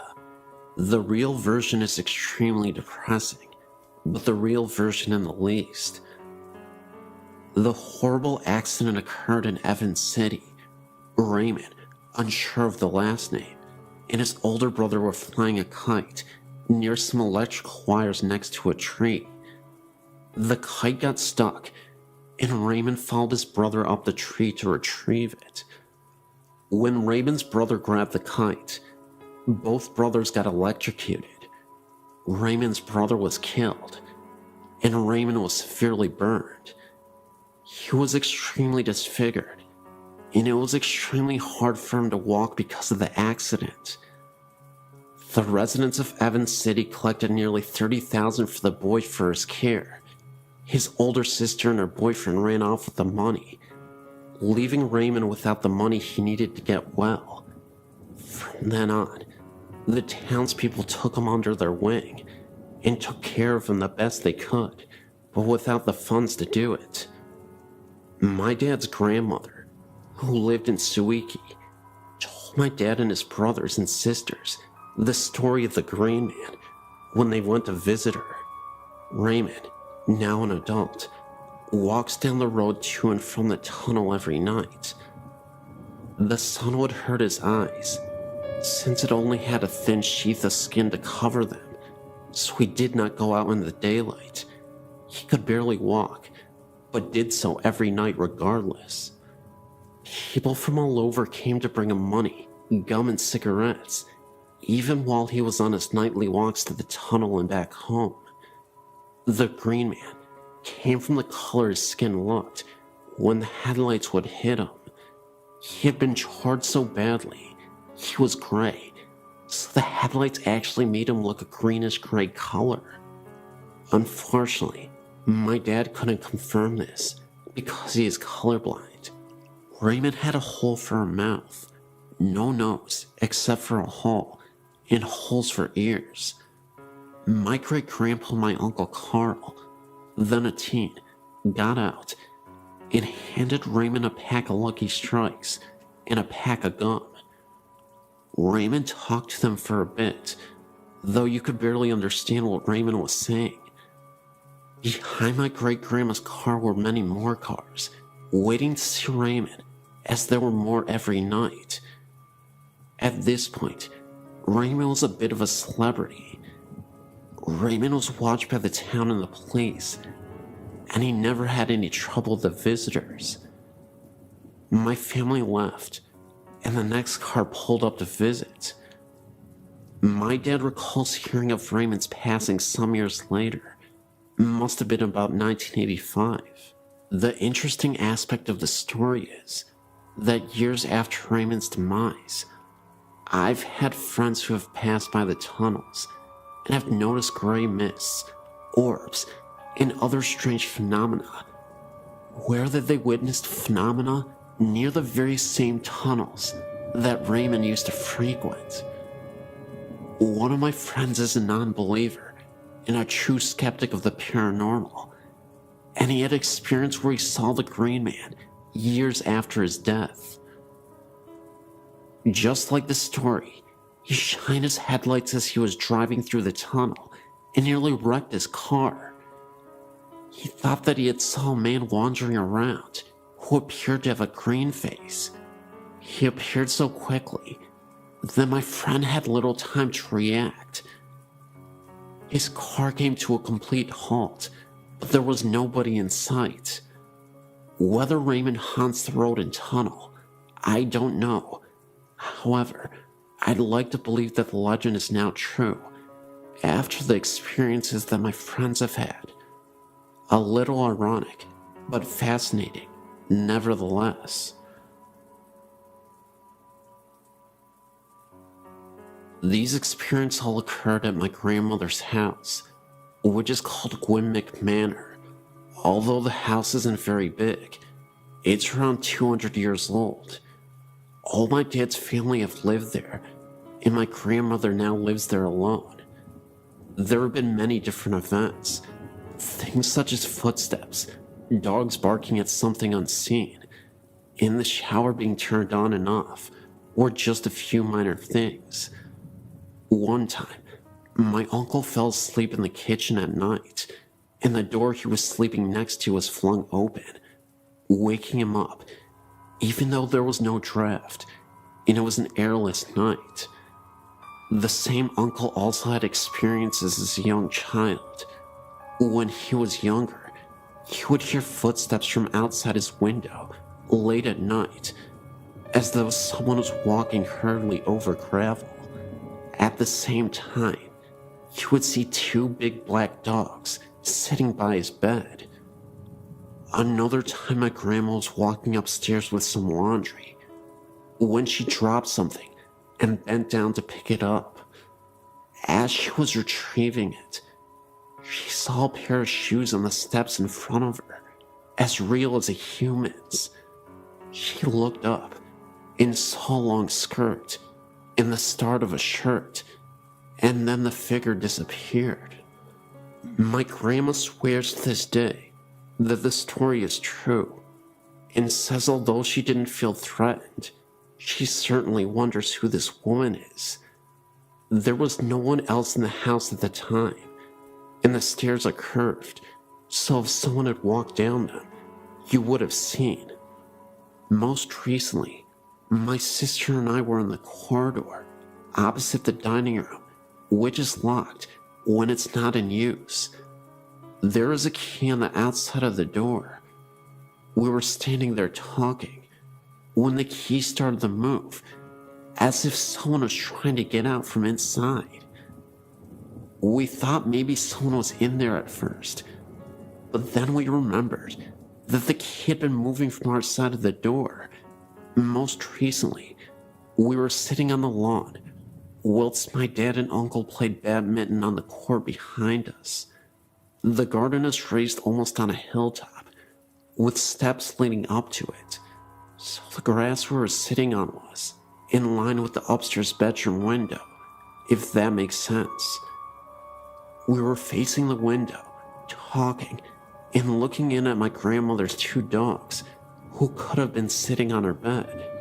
My grandma had gone out shopping and had left her dog shut in her bedroom. First, we saw one of the dogs start barking urgently at something in the far corner, which was out of sight from us. This continued, and the dog then jumped onto the bed again and started barking directly at us. We thought this was strange, but what happened next couldn't be explained. A white mist, almost in the form of a hand, passed over the dog's head, as though it were stroking her. She then stopped barking. We both looked at each other in horror, knowing that we both had seen the same thing. There was no sunlight that could have reflected through the windows, and I honestly can't think of another explanation for the hand we had seen. I still feel scared when I go into the house.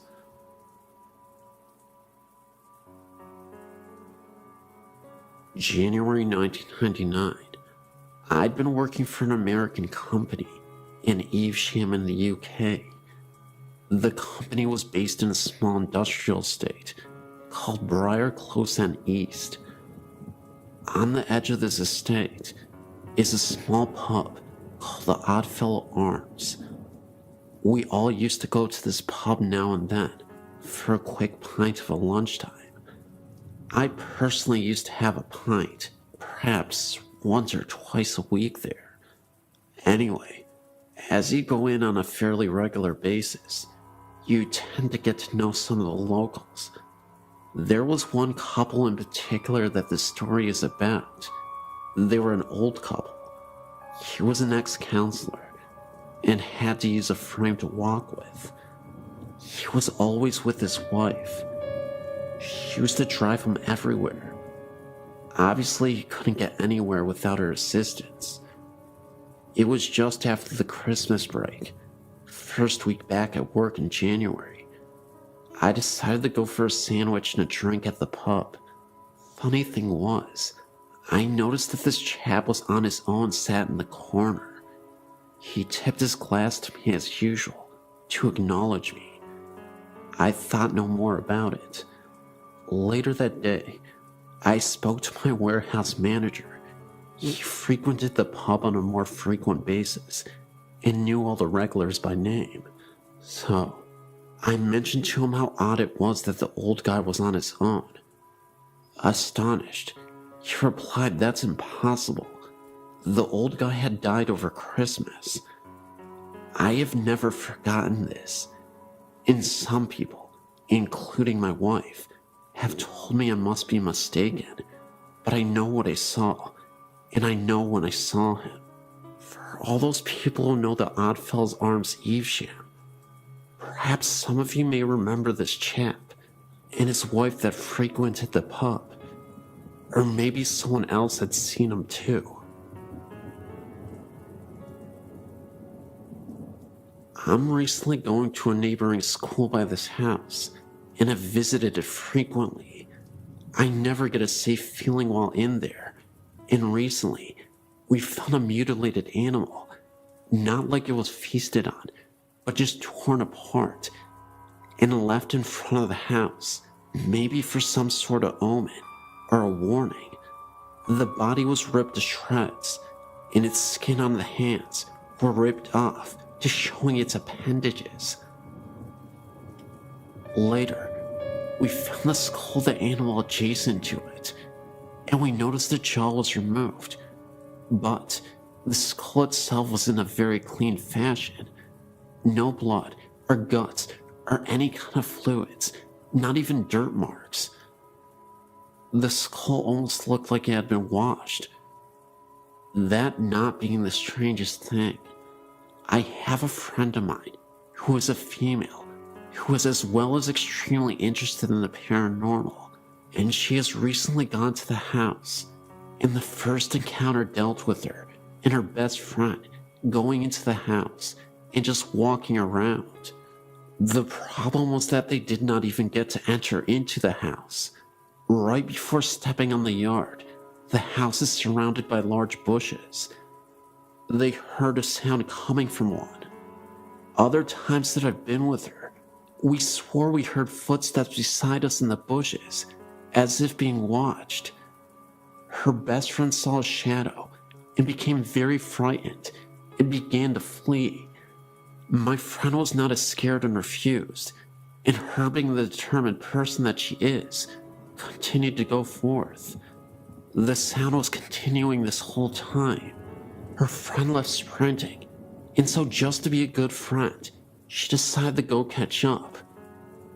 She was not running so fast, and in her light jog, she turned around and noticed a woman with bright blonde hair, this being the only thing sticking out, chasing after them, and even got off the yard and continued in the pursuit. When seeing this, my friend began to run even faster and eventually ran to the church where they parked their car. She called me while this was happening, I guess to help us believe, and also she knew I was very interested, and I could hear the fear in her voice. When she returned, she told us the story, and one of the girls who was a local asked about what she had saw, and when she said the thing chasing them had long blonde hair, the local freaked and admitted that the woman who was murdered did in fact have long blonde hair. This scared and excited all of us because my friend who was chased had no idea how the woman looked or anything of that sort. Not being enough for us, we decided to go back with another group of kids who swear they know much about demons. We weren't allowed to go on because the demon group refused to get on because they swore they could just feel the evil. Well, they went back, and we ended up going another day with other friends. We just heard small sounds and footsteps. Other friends' stories deal with the chair in the living room that has two missing legs would be dragged across the living room.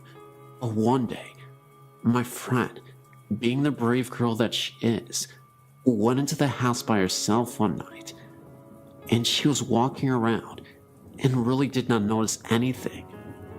She made a comment expressing how upset she was that nothing was happening, and a few minutes later, she heard a high-pitched shriek, and right then she was pushed, what she guessed to be about 4 feet, and pinned to the wall.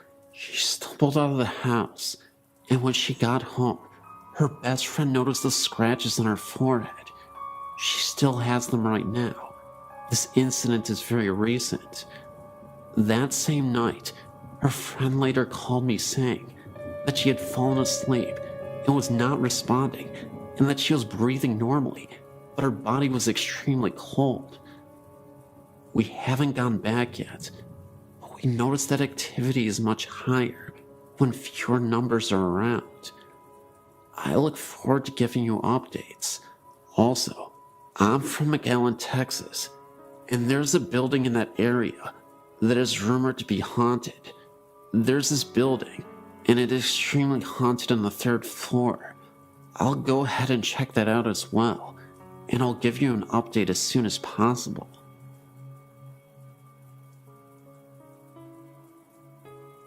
My name is Andrew Pierce, and I'm a local ghost hunter here in Warwick, Rhode Island. Having experience in paranormal investigation helps every time I tell my story, because living with ghosts and experiencing ghosts are two different things for me. I moved into my home 15 years ago, at the age of 6. The first night in my new house, I slept in what is now my mother's room, and before waking that night, I had nightmares of bloody murder, massacres, and deadly beatings. At the time I was just scared, but now, after researching, I've come to the conclusion that this was a ghostly encounter. Between the ages of 7 and 10, I suffered 4 experiences in my dreams where strange people would walk around in my house. The only problem is that they weren't living, and in each of these dreams, they were foreshadowings of what are now actual hauntings. The area with the most activity is my basement, which has been finished and where several phenomena have occurred. The first came when I was 12. I was headed upstairs from my computer room when I saw a figure out of the corner of my eye. When I turned around, it was a little girl huddled in the corner and looking at me. She was dressed in 18th century garb and looked like she had just left church or some sort of social gathering. She has never been seen again, but she has been felt throughout the house, and even experienced once by someone who had never been in my house before. This occurred when a friend of mine was sleeping downstairs, waiting for us to get back from a run to CVS. She was asleep on the couch when a ghostly arm or hand touched her arm, and then proceeded to knock over a couple of items on the table. When she had informed me of this, I knew it was the girl. Another haunting would be in my mother's room, where, if you are alone upstairs and my dog is not around, a growling sound comes from her room. It is entirely inexplicable, but I have a feeling an angry ghost lives in there, but cannot gather enough energy to support anything other than making sounds and haunting dreams. Shortly after my neighbor died, he built the house for his children and loved my family very much. Most of the hauntings disappeared, and a sense of comfortability ran through the house. Everything was at normal temperature, and there was no more dreaded sense of being followed or even watched. This has comforted me greatly, but it only lasted for a short time. Since that time, several newer and less aggressive ghosts have entered the house, and they are seemingly very friendly with my dog. Where he used to bark at them, he is now okay with them and can even be seen playing with them. This was witnessed when I saw him playing with his ball alone, but then noticed that the ball was rolling to him on its own. He would bring it back, and it would only roll once more. Also, this same ghost apparently hates breakfast because it disturbed us one time by knocking over a bunch of papers on the counter and spinning the trash can lid violently. No explainable cause was determined, as it was the middle of winter and no windows were open, and we don't have a fan in our kitchen area. Another ghost prefers to walk around the foyer and up and down the stairs, but never seems to go past the hallways. That's really all that happens, but I wanted to report these since they are the only real, vivid ghost experiences I could ever recall. Thank you.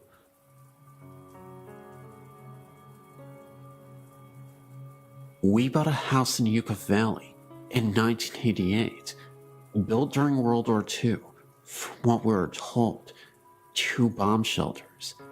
House added on to the years to come. Interesting old place, but nothing special.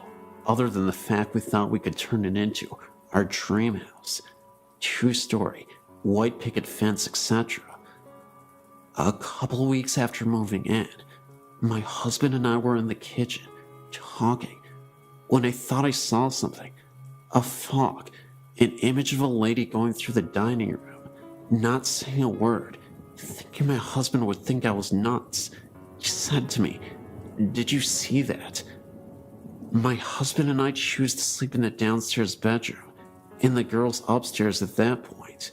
We were in a king-size waterbed, framed firmly on the floor, so it's not logically possible for something to be placed underneath it. After we began renovating the upstairs, we moved our bed up there, and the girls had the downstairs to sleep. Full-size beds, sitting on regular bed frames. There was nothing on the floor when we moved our bed out. A few weeks later, one of my daughters informed us that something was under our bed. My husband investigated and found a black and white photo, as well as some silk scarves.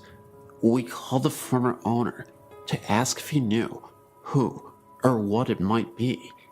He came to look, said the photo was of his dead wife, and the scarves had belonged to her.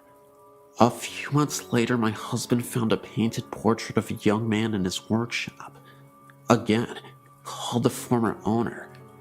He said it was of his dead son. A year or so later, one of my daughters saw the same image, the fog, image of a lady. He or she never caused us any harm, except for the fact that money we hid in one place or another had disappeared. After living there a while, we met the neighbors. They informed us former owner's wife had died from cancer in the bedroom photo, and scarves were found. His son, portrait found, had offed himself at the Yucca Valley Inn. Ashes had been spread on the property, according to them, the neighbors, but these facts were not disclosed to us at the time that we bought the house. After living there some 19 to 20 years, we decided to move, not because of spirits, just now that the kids have grown up and moved out on their own and wanted to downsize.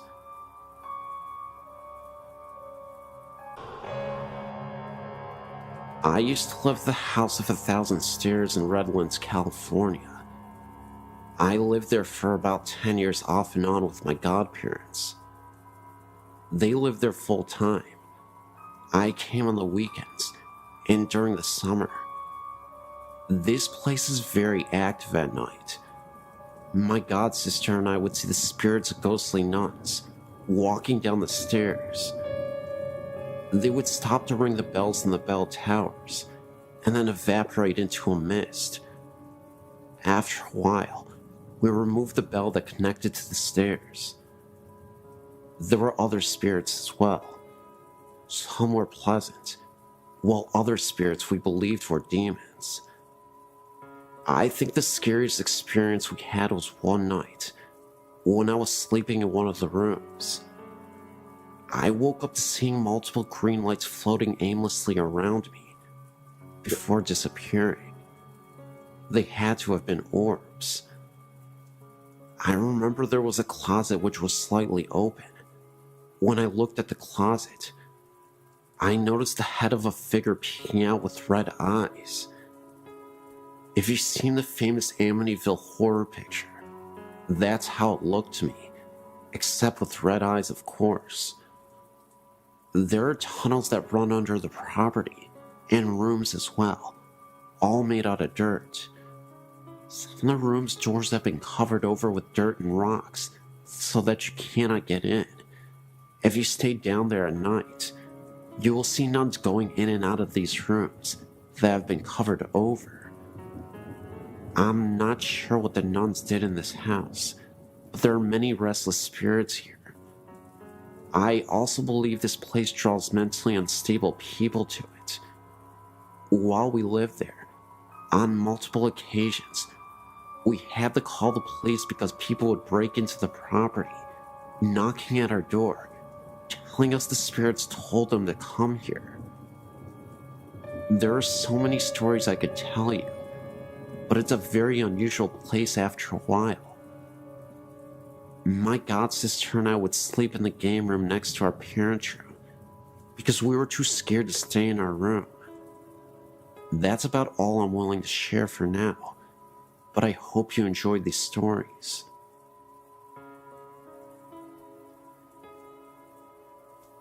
I know that most high schools claim to be haunted, but my old alma mater has everything from restless Indian spirits, students that died on campus, as well as the spirits of some priest that passed away at the campus. Its name is Bishop Olney High School. It's located immediately next to the San Fernando Mission Cemetery, and is directly across the street from Eden Memorial Park, a cemetery for Jewish believers. To make this easier, I will list the different stories I've heard and my own limited encounters. 1. Our school's built on what used to be an old orange grove. It was also used as a burial ground for Native Americans who built the mission. Several different faculty members have heard the sounds of an old woman crying right inside our alumni hall, and one claiming to have seen her pacing back and forth. I myself went there late with 3 friends one night in an attempt to see if we could prove anything for ourselves. We heard the same crying noises and saw a brief glimpse of a black silhouette through the all-glass walls of the building. Other faculty members have claimed to see an Indian chief in full ceremonial garb near the school's chapel and the hallways behind it. 3. Members of the water polo, swimming team, and marching band have heard a young boy crying from the old archives located underneath the buildings on the west side of campus. The water polo and swimming teams used to use the old showers that were built for the priests when the school was a seminary, and the band used to store its equipment in spare rooms down there. One story of an eyewitness who saw the spirit is one of the creepiest our school has. A few of the girls on the swim team went down to the showers after practice and found all the shower heads on and a little boy standing in the middle of the room. The boy didn't respond to any attempts at conversation. The girls left to get a coach to try and get the boy to talk. When they got back, all of the shower heads were off, and the boy was nowhere to be found. This part of the school is directly next to the graveyard. Only a chain-link fence separates the two properties. Our pool is technically rented space from the graveyard. In the new school archives, located on the second floor of the building over the old archives, there have been reported sightings of a priest in his uniform, reading or filing books. This same hallway, nicknamed the Forbidden Hallway by students, because it has all the permanent records in school's computers' mainframes and is off limits to any student without permission, was once the dorm rooms for the young priests in training when the site still served at the cemetery. A lot of men of God passed on at this location. 5. The hallway behind the school's chapel has had several sightings. The Indian chief, the little boy, and shadowy silhouette have all been seen here. The boys' bathroom is a hotspot for strange happenings late at night. I would be there late for extracurriculars or what have you, and one night when I was there, the door to this bathroom closed and opened twice. No one else was there to do this, trying to test the spirit. I said, "Is someone here?" And the stall door I was in flung open. It didn't feel like a bad spirit, but it was definitely wanting to make itself known.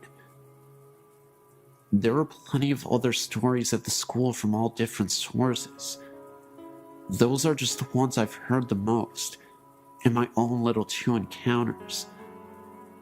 I really hope this haunting hotspot gets a slot on this website, because I don't think spirits are going anywhere.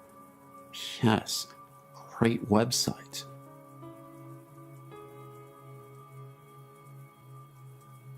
When I was a little girl, about 4 or 5 years old, I remember this clearly as if it happened yesterday. I did something bad to be sent to my room as a punishment. I was laying in bed, not sleeping, mind you, just laying there, looking up at the ceiling. As you may have guessed, I was bored out of my skull. Anyway, a few moments later, I looked at the head of my bed and saw 2 white heads, round-shaped, with red eyes. No teeth, or any body for that matter. They just kept staring at me. I screamed as loud as I could, and my mother came running into the room. As soon as she did, the image or ghostly figure, or whatever it was, had vanished. This house that this happened in was known to be haunted. I'm not sure by what. I asked my mother years afterwards if she had any odd experience in that house. After I told her what happened, she said yeah. When she was down in the basement doing laundry, she heard someone call her name. No one was in the house at the time. I'm not sure where I was, or my brother were at the time, but I know we didn't call her. We call her Mommy, not by her first name, as this thing did. She answered it. Now, as I recall, if something unknown calls out your name and you answer it, isn't that an invite? This house is located in Vermont on West Road in Burlington. I forget the number of the house. My mother said I was a gifted child.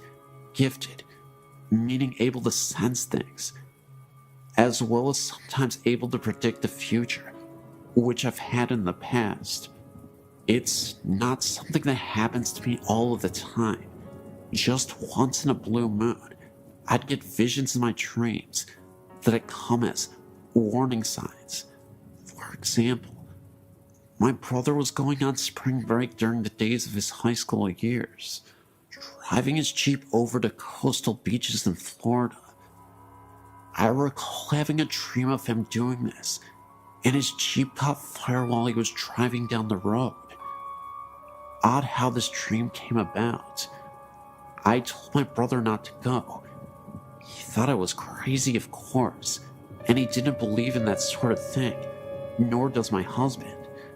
Anyway, my brother called me up one day and said that his Jeep caught fire. He had a flat tire and parked on the side of the road. He wasn't going to spring break. He was just heading over to a friend's house when this happened. Come to find out, some punk started the fire to his Jeep.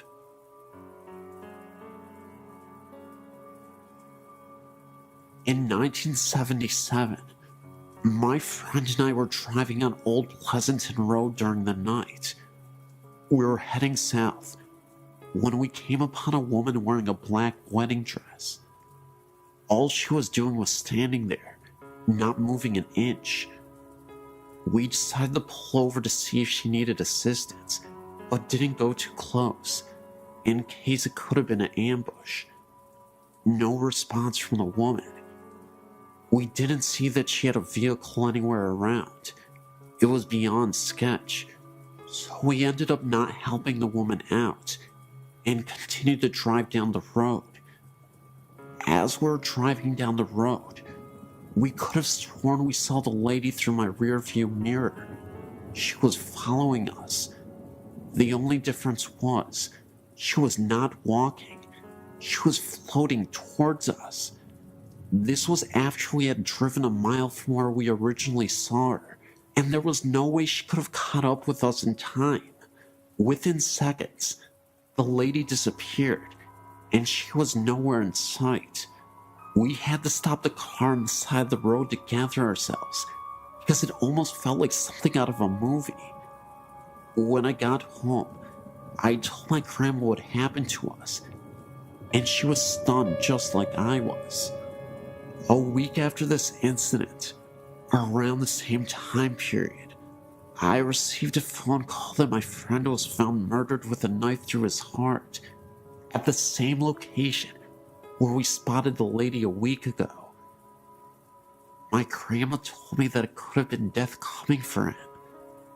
I still tremble at the thought of reliving all that happened that dark night in 1977.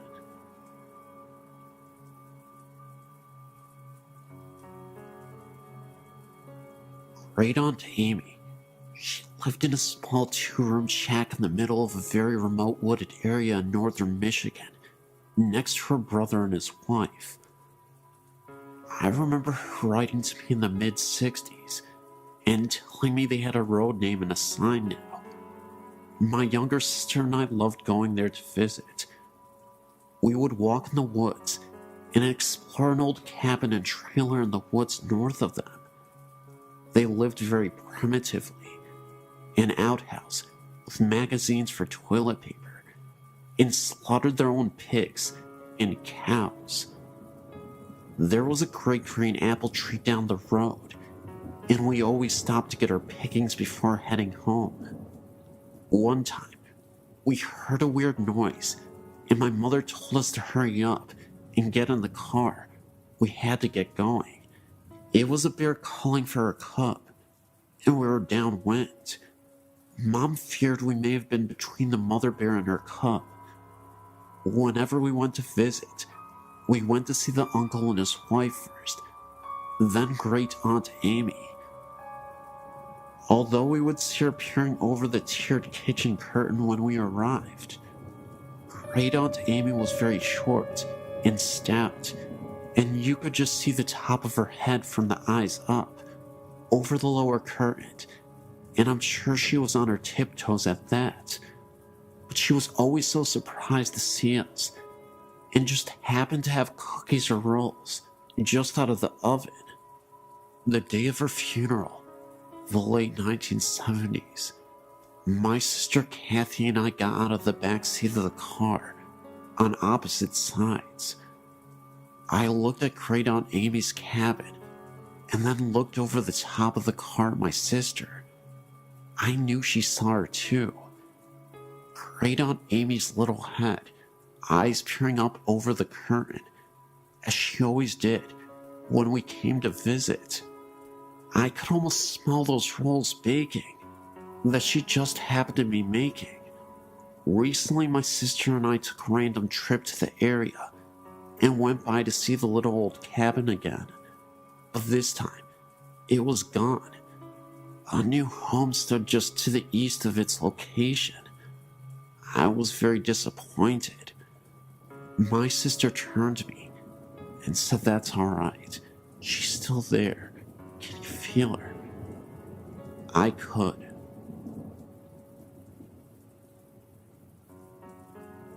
My father remarried 3 years ago, and when we moved into his wife's house, I began experiencing paranormal things. I've experienced things ever since I was a child. My mom and siblings were always sensitive to the paranormal. My siblings were pretty used to it, but I'd never seen anything significant until we moved into our new home. It started slowly. I couldn't sleep well at night and had been hearing bangs. I dismissed it all at first as being in new surroundings, but it continued. My sister moved in, and we began sharing stories about things we had heard in the house. They were matching up pretty well. One night I was laying in bed, and I heard hand slams against my window and slide down it. I freaked out because my window had a screen on it. So I went into my sister's room to sleep with her and kept hearing banging from my room. There was no one in there. I slept in my sister's room a couple of times before I could sleep in my room again. I began seeing black masses for brief moments after a while, and my sister had one in her room that was about 8 feet tall and human-shaped. We began doing all that we knew, which was praying. After a few years of this, I got a little used to it, but couldn't wander the halls at night without being terrified. One night, I was playing on the computer and heard a very loud bang like a door slamming, so I went to my room.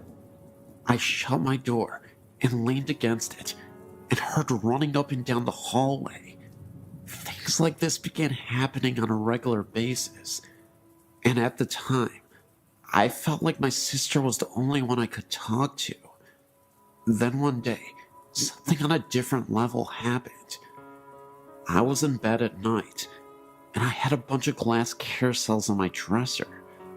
I'm a firm believer in 3 a.m. being the witching hour, and at that time, all my carousels went off playing music, and a couple fell off the dresser. Once again, I played and slept with the lights on. I had one final major experience before I moved out.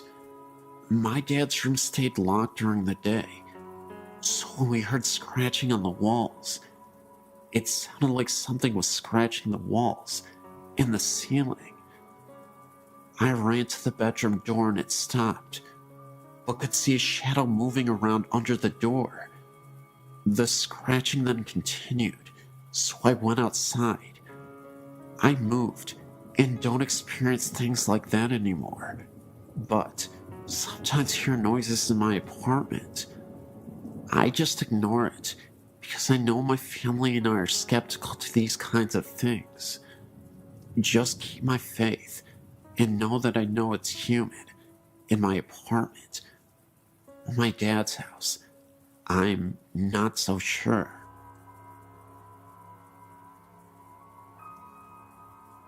This happened to my mother's uncle in the 50s. Her aunt and uncle were coming back to San Antonio, Texas, on Highway 87 when their car broke down during the night. Uncle Steve went walking during the midnight hour to get help before he told my aunt to lock all the doors. She did just that. About 3 a.m., 3 men in a car stopped to help her. They told her that they would help her, but she told them that her husband had gone to get help, and he might be coming back. So, the men told her that they will leave, and they were going to leave her some food in a brown paper bag, which they left on the hood of her car. Hours after she thought about the food in the bag, but she was too scared to get out of the car. Soon, a highway trooper arrived. She told them that her car broke, and her husband had gone and never returned. The trooper asked her if she had seen a few gentlemen in a '57 Chevy. She told him about the 3 men that stopped, and before he left, he asked her about the bag on the hood of the car. She told him that the men left her some food in case she would get hungry. The officer grabbed the bag and peeked in it, and out of the bag, her husband's head came out. She has not been the same ever since then. I live in a small town in Kansas. I've lived in several houses in this town, and in just about each house have had strange experiences. The first I can recall was in a small farmhouse in the country. My sister and I shared a room and had bunk beds. The head of the bed was the opposite of how most people would set a room up. The head of the bed was by the window, and the foot of the bed was flush to the wall. I was in the bottom bunk, and my sister in the top bunk. I recall waking up one night and looking out the window to the shed that was across from me. In the top window, the second floor, I noticed a black human figure, no discernible facial features. It had a pale yellow light glowing around it, just purely out of fear and not wanting to experience this alone. I asked my sister, who was supposedly asleep on the top bunk, if she was seeing what I was seeing, not expecting to hear her to really answer me, and she said yes. We still joke about our psychic connection. When I was in high school and living in a small town as I do, my friends and I would drive around the countryside, mostly because we heard that there was some scary haunted place outside of town, and we always liked to investigate. But one night, I was sitting in the front seat of my friend's car and noticed that there was a small boy running in the road ahead of us. It was rather late at night, at least sometime after midnight, a very strange hour for young boys to be running out in the country. I noticed that he had on a red and green striped shirt and brown pants. What was really creepy though was the way he just kept looking back at us, almost begging to be hit. I could only see this boy at the middle point of the curve in the road. Just as we were rounding the last corner, he would disappear. It would only last several seconds. I questioned whether or not I was losing my mind, or if I really saw it, because no one else did. Another story I have was when I bought the house I live in now, still the same town. I'd fallen asleep on the floor in my living room. My dog was sleeping next to me. I'm not even sure what exactly woke me up, but when I looked towards my bedroom, I could see a small girl in a white nightgown. She had blonde hair, and next to her was a white cat. I could see through them. They had a mist around them. And again, just as it registered what I was seeing, they vanished. A few months later, I was in my room, standing on the edge of my bed, which is right next to the bedroom door. I was reaching for the light fixture to change the light bulb, with my arms extended. I noticed a man, dark short hair, and in his 30s. He had dark-rimmed glasses, and he walked past me through the living room, into my room.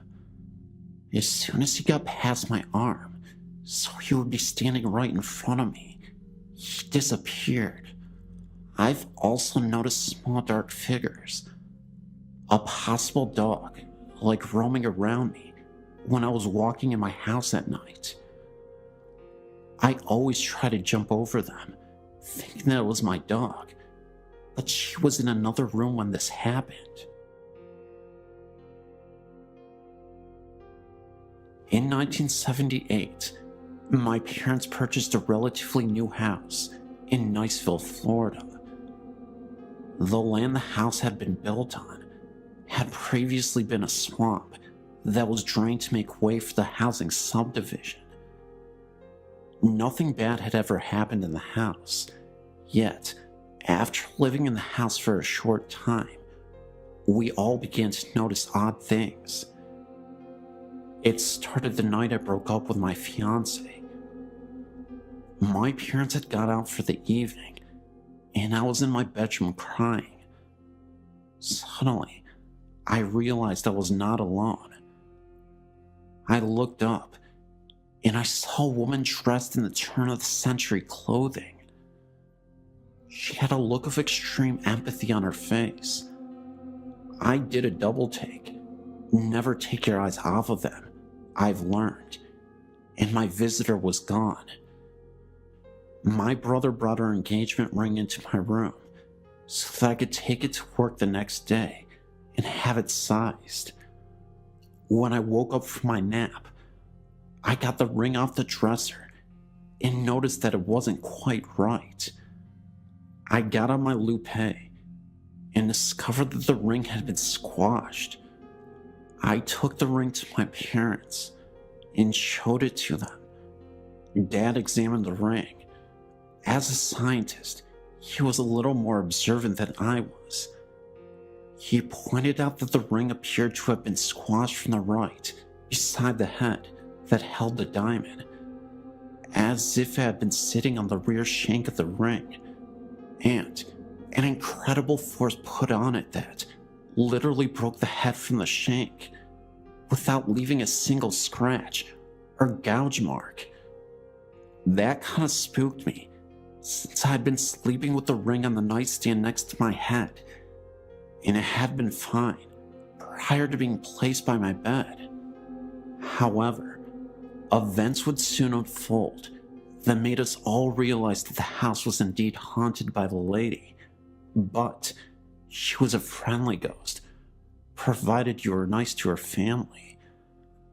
After having moved to the house, my mom was in a terrible car accident, which almost killed her. She was in the hospital for over 6 weeks, and even after she got out, she was in and out of the hospital repeatedly. By this time, I was married and out of the house, but my middle sister's kids would stay over while my sister worked nights. My niece slept in my old room, which seemed to soon become the epicenter of her activity, perhaps because of the pre-adolescent age. It started with her being awakened by the feeling that someone was sitting on the bed.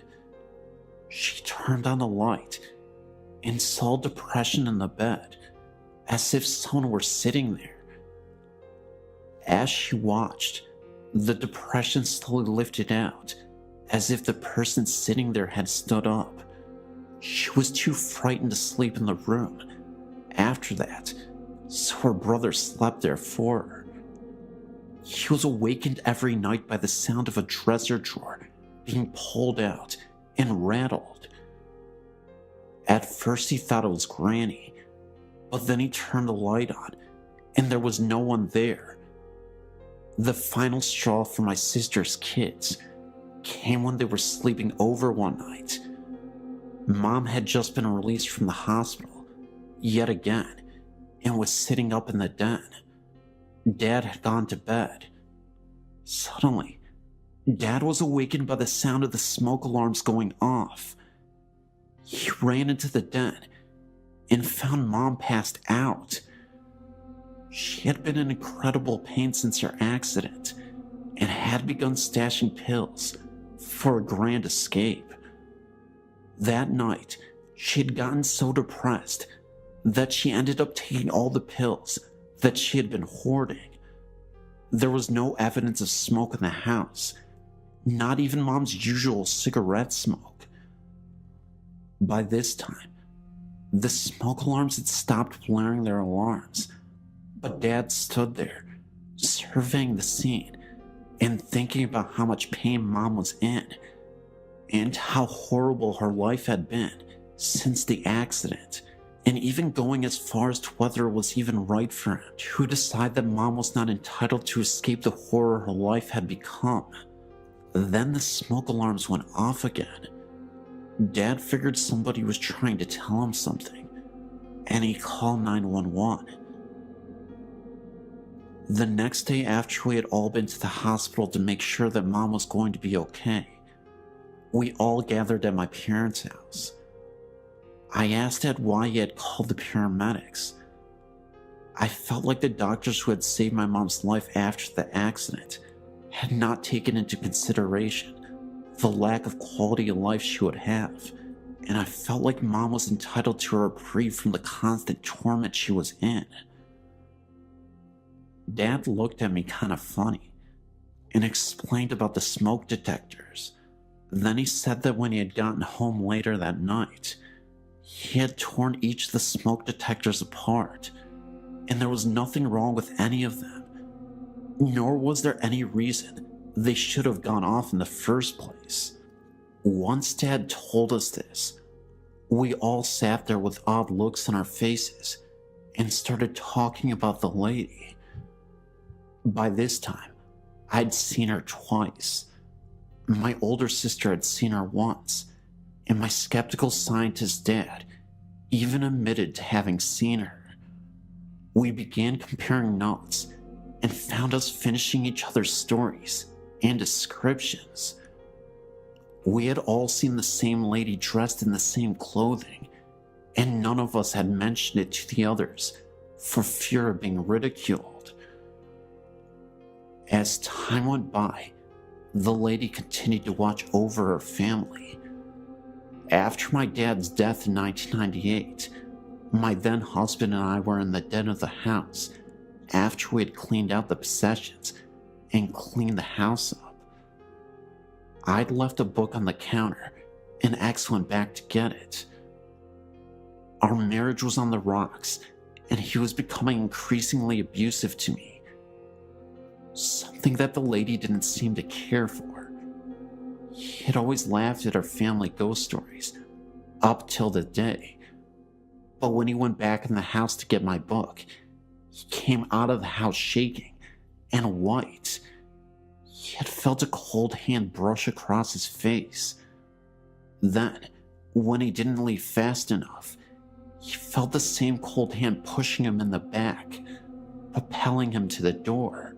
The lady was trying to tell him that she did not appreciate the way she was treating one of her kids, nor was he welcome in her home. After that, the lady began dropping by my house. I always knew she was around because the stove timer would go off for no reason and the dresser drawers would rattle. After I left the abusive hubby and moved to the Midwest, the lady would come by and visit me there from time to time, always setting off the timer on the stove, rattling drawers, playing tricks with the blinds, anything she could do to let me know she was keeping an eye out for me. I realized that this is unusual for ghosts to leave their primary residence and to actually follow people from home to home, but I talked to some friends who all felt like the lady was probably a female ancestor who had died in childbirth, so she felt responsible for looking out for her family. After going through the family archives, we found a photo of my great-grandmother. She had died of appendicitis when she was pregnant. The baby also died. The woman in the photo looked like the lady. My sister is now living in the house. When she first moved in, she put some pots in the cabinet, then went to the bathroom for a minute. When she came back out, the pots were sitting on the floor. Earrings and rings that had been lost for years, some in different houses that we lived in, suddenly appeared on the cabinet or in my sister's jewelry box. Unseen hands frequently pull back the curtains to look outside, and my sister's dog loves to romp and play with the unseen visitor. I could go on and on about all the poltergeist activity, some that seemed to be coming from the lady, others that seemed to be coming from my deceased dad. From fax machines that go off when they aren't plugged in, my deceased dad's voice calling me to wake me up when the gas fireplace developed a leak, even luggage being set on its end. Weird stuff just follows my sister and I around. Just 2 nights ago, while laying in bed, I was awakened by the bed shaking. I sat up and looked around and found my husband sound asleep and the door securely closed against kitty visitors. I laid back down and snuggled up to my hubby, thinking that he just had a chronic jerk that shook the bed when it suddenly hit again. The whole bed kind of went womp, as if a 20-pound weight had been dropped on it. This time, I knew that there were no cats in the room, and since I'd been snuggled up to my hubby, I knew he had not jerked in his sleep. It's nice having your own guardian spirit to watch over you, but it can really interfere with your sleeping. I know that some people think that we're all nuts, or engaging in what shrinks call magical thinking, but every time I start to question my own sanity, I get another visit. It should be interesting when we move to my dad's hometown this spring. I imagine the visits will become a regular thing.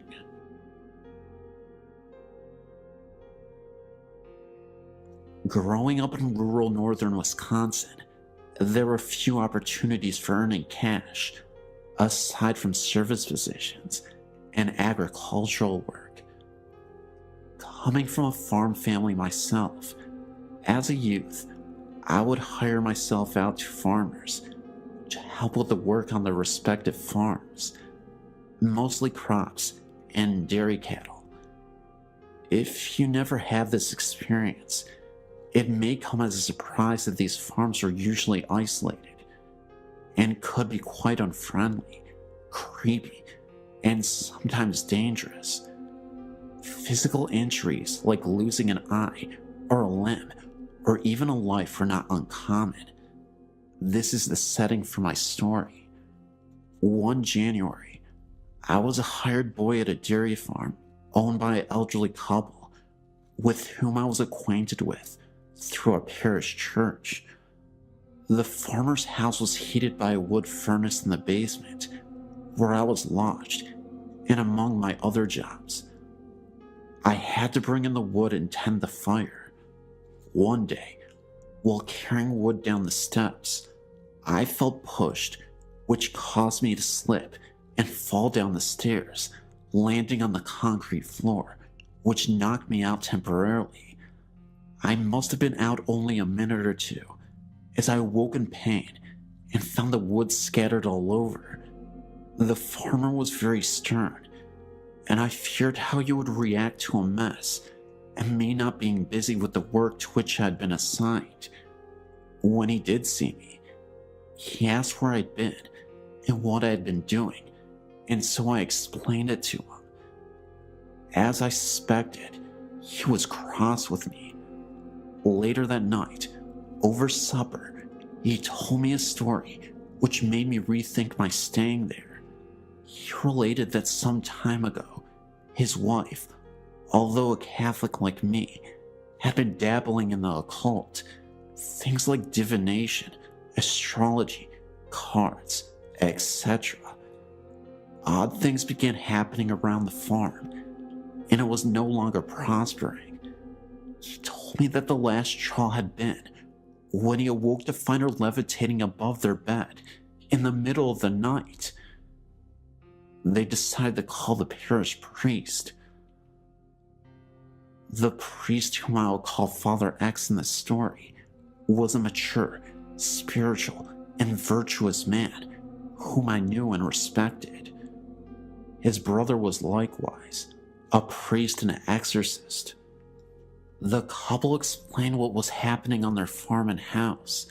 Father X had to get rid of the occult books and the paraphernalia, and after hearing their confession and absolving them, offered to bless and cleanse the house with a kind of minor exorcism. Before getting out his handbook of rituals and his stolen holy water, he had them close and lock the doors and windows for some reason.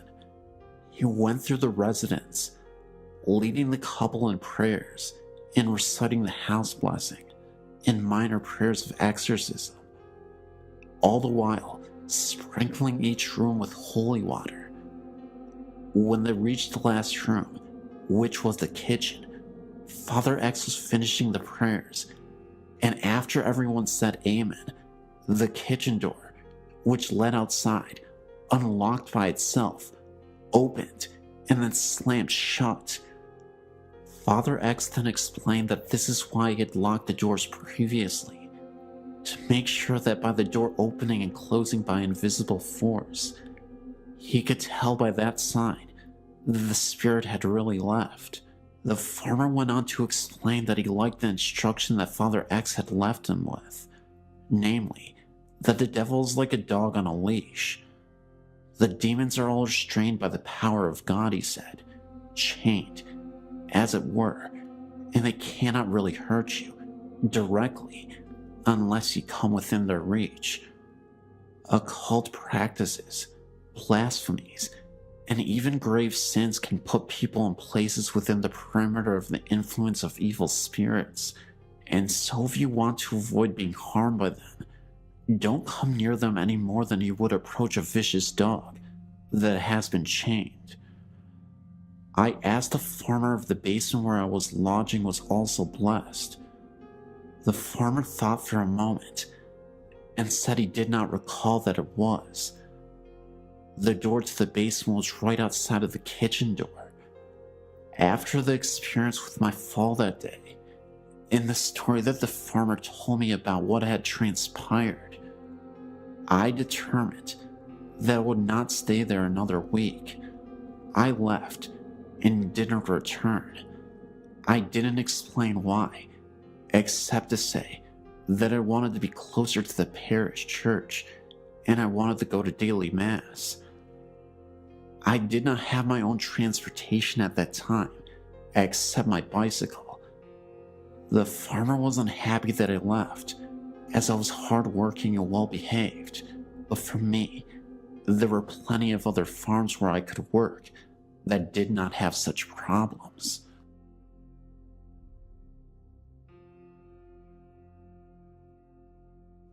Throughout my life, I'd seen and experienced a few things that I can only describe as supernatural. Everything I'm about to tell you about actually happened, and I'll describe each experience as I remember them. The first thing I can remember happened whenever I was only a young boy, growing up outside a village in Northern Ireland called Besbrook. It was during the winter because we had a heavy snowfall the previous night, and I was outside playing with my two brothers. After a while, I went inside to warm up because my hands were frozen. My mother told me to take off my boots so that I wouldn't tramp snow all over the house. I sat down at the table with a bowl of soup in front of me, and it was then that I noticed something out of the corner of my eye in the hall leading from the kitchen to the living room. I turned to see what it was, and what I saw absolutely terrified me. I saw the figure of a woman walking down the hall towards the kitchen. I just got up and ran out the door without putting on my boots and jacket into the snow, and refused to come back inside, even though my mother insisted that there was no woman in the house. Over the next number of years, nothing happened except what sounded like somebody walking around the house, even when the rest of the household was in bed or away. Everyone heard the noises, but chose to ignore them. Then one Saturday morning while I was still in bed, I was shook and awake and told to get up and come down to breakfast. Whenever I opened my eyes, there was no one in the room, so I assumed that they had already gone downstairs. While I was getting dressed, a voice was calling from downstairs for me to hurry up. When I did get down to the kitchen, there was no one around. Everyone else was still in bed. A few days after, my youngest brother claims to have saw a young boy standing in my parents' bedroom who just stood there looking at him. Shortly after this, someone unknown attacked my brother in his bed, leaving him with a black eye. The next few years were quiet, except for the noises. Nothing else that I know of has happened in that house, except for the noises. But I did tell you that I lived outside a village. The best way to get to the village is through a wooded area, and this place is a very strange place. I could distinctly remembering a moment when I had to walk through these woods to get to the village, and all of a sudden, in the middle of the night, I saw a circle of people in white robes just standing in a circle and holding hands. I was so scared about what was happening that I ran the other direction and no longer wanted to run through those woods ever again. I actually had a friend of mine who was walking through the woods, and he swears to this day that he saw a woman just flying from the distance from one side to the other. Looked like a witch, but she was floating, had really dark black hair, and it just looked like she faded out. These are the only things I've seen in my life, and with that last story, my friend has seen, but I've heard other stories by people I know. The shop at the bottom of the road is said to be haunted by the ghosts of the 7 British people killed there in the 80s, whenever the original patrol station was blown up. I mentioned earlier, I'm from Northern Ireland. There is a high viaduct in the area, which is used as a railway line. 18 people died constructing it, 1 for each arch, and numerous others have offed themselves off of it. The stories are that at times, you can see these people, and they all look sad. There's also the blood on one wall in a friend's house, and no matter how many times it is painted over, the blood still comes through. All this is true, and has happened within a square mile of where I live.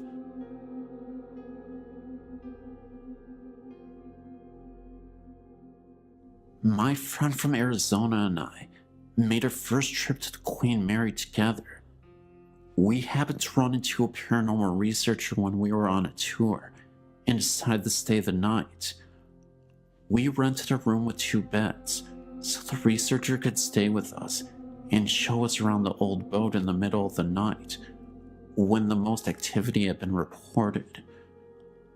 We attempted to fall asleep around 11 p.m. I managed to sleep quite easily and wasn't scared about sleeping in one of the reported haunted rooms.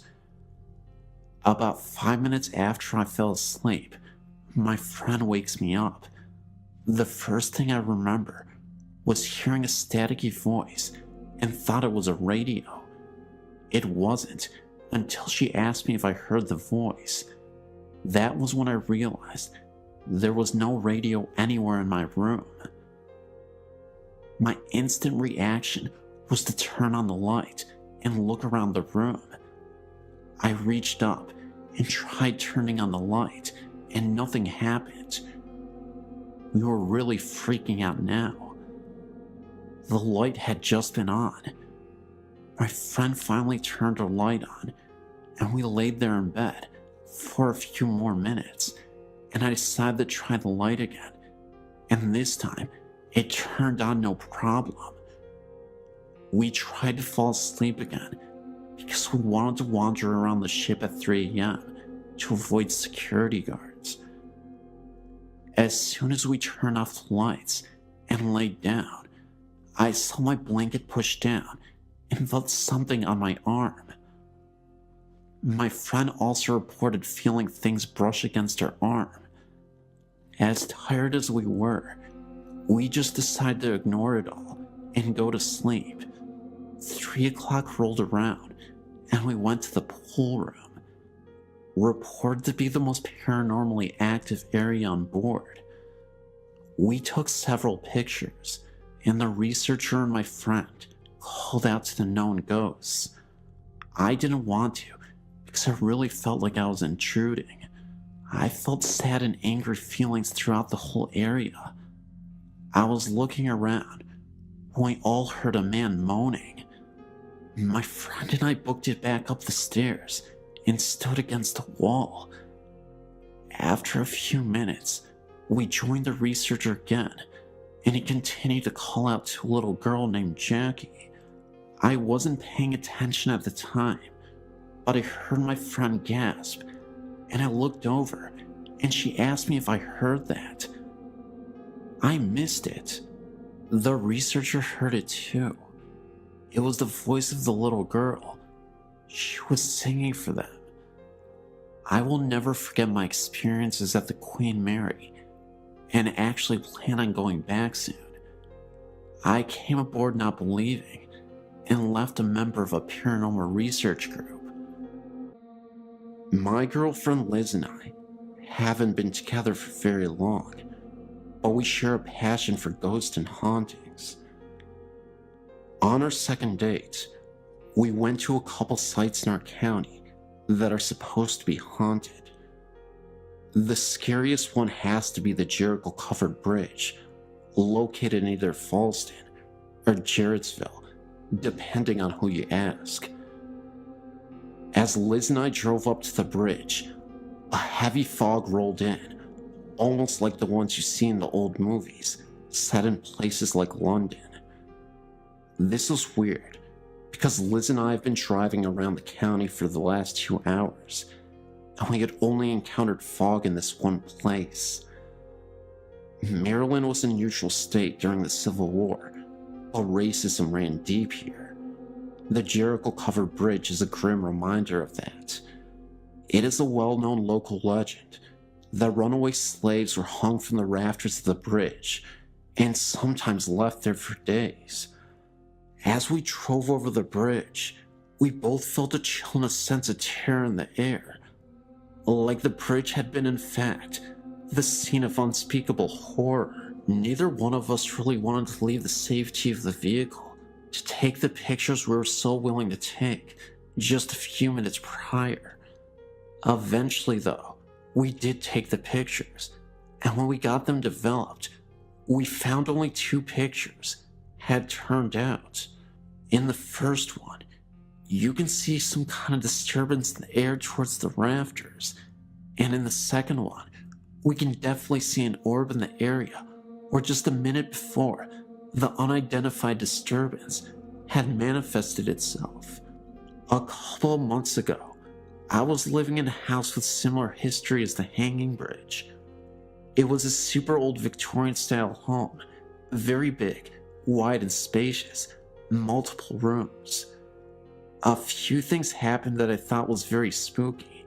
The first incident happened when I was sleeping with my girlfriend in bed. In one of the rooms upstairs, we had an old music box that was in the dining room. It came with the house.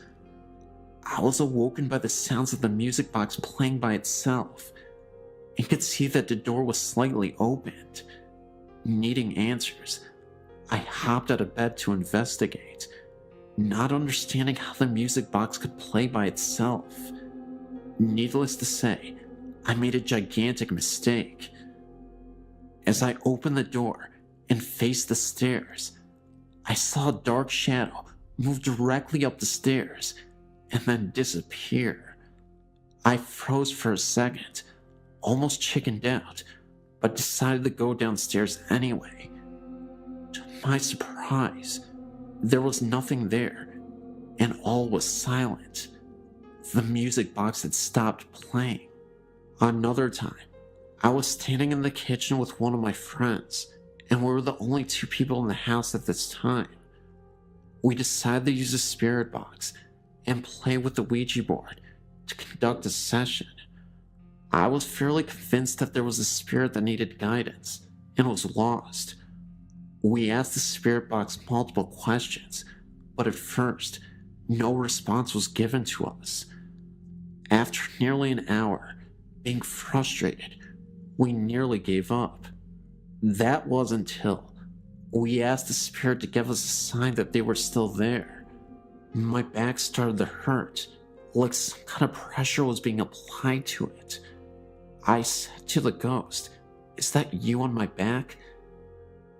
Now get this. The spirit box sounded like it said death on the bridge. This immediately startled us, knowing that down the road was the Hanging Bridge. We tried asking it follow-up questions after that. The spirit didn't say anything, and just like that, the pressure on my back disappeared. I was starting to think that the ghost was trying to tell us that they were one of the ghosts that tragically passed on the bridge. The last incident happened in the kitchen. The kitchen door was slightly opened, and all of a sudden, I heard what sounded like a girl's whisper in my ear. As I looked towards the door, I saw a lady, I think, walk past the door. At first I thought it was my friend Laura, who always used to wear jeans. So I popped my head around the corner to try and scare her, but there was no one there. I wasn't scared because it was in the middle of the day. I actually found the experience quite exciting, but also unexplainable. To this day, I've always thought these incidents were all related to the hanging bridge. The Job Corps in Albuquerque, New Mexico. I was a student there in 1973. Since then, there has been a lot of renovation on the buildings, but when I was attending the Job Corps, it was pretty much the same as it was when it was an orphanage. One night, actually at 2 a.m. in the morning, when I came back to the dorms after babysitting, I had to walk across the campus to get to my room at the far end of the campus. While walking down to my room, all was very quiet in the dorms. Out of nowhere, I hear what sounded like children laughter in the distance. It was very faint, but I could definitely hear something. Yet, through the faintness of the sound, you could still hear shouts of glee and anger, as little children would do on a playground, if that makes sense. This happened behind the little chapel that was there, but the sounds came right there from behind the old chapel, and while I looked and squinted, I didn't see anybody there. I thought to myself at the time, why would parents allow their children to play so late outside? It was cold, and it was dark. Meanwhile, my hair was standing on end, and I tested the wind to see if the noise was carried from another place. Noises can carry long distances. There was no wind at all. At the time, I didn't know that the Job Corps used to be an orphanage until the next morning, when I was talking to my friend about hearing those children. This service worker told me that she used to work there as a service worker for the orphanage. She told me the voices I heard were probably the little children that died of broken hearts while she had worked there. Her face went pale as she told me that the children she thought were treated cruelly.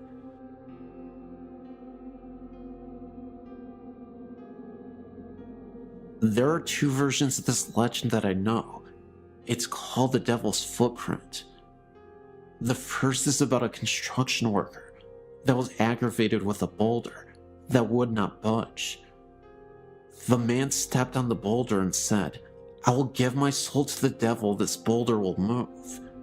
By the next day, the boulder had moved, and there was an imprint of a human foot and a hoof print of the devil. The man was never seen again.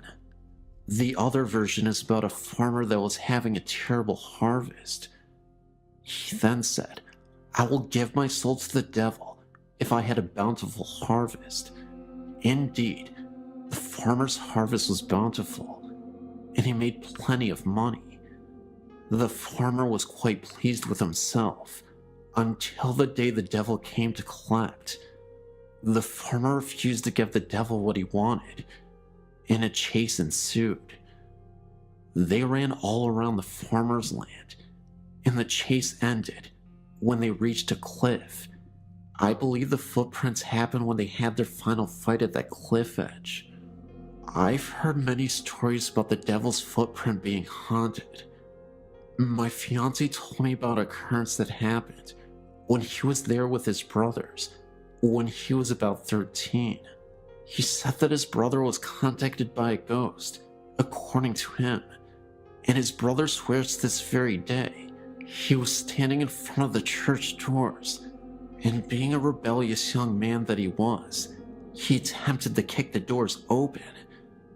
At the moment his foot hit the door, it swung open and knocked him off the steps. Now, you may be thinking that there was probably someone on the other side of the door playing a prank, but keep this in mind, the doors open inward, not outward. I also know someone that was there very late at night, and she swears that she saw hooded men walking the edge of the woods.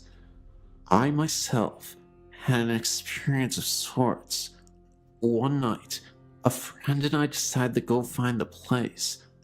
We drove and drove, and we couldn't find it.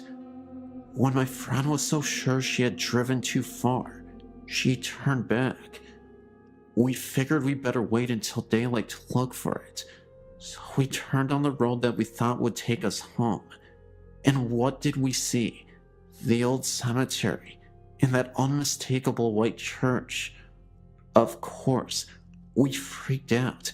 My friend swerved and barely escaped going off the road. By this time, we were both feeling a little unsettling feeling in our chests. Now, whether this was due to some unwelcome presence or fear, I'm not certain. I'm assuming the latter. However, needless to say, we didn't stop there that night.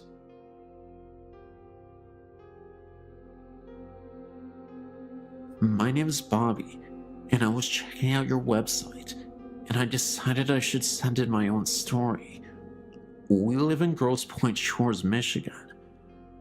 This event happened on Monday, August 15th, 2005.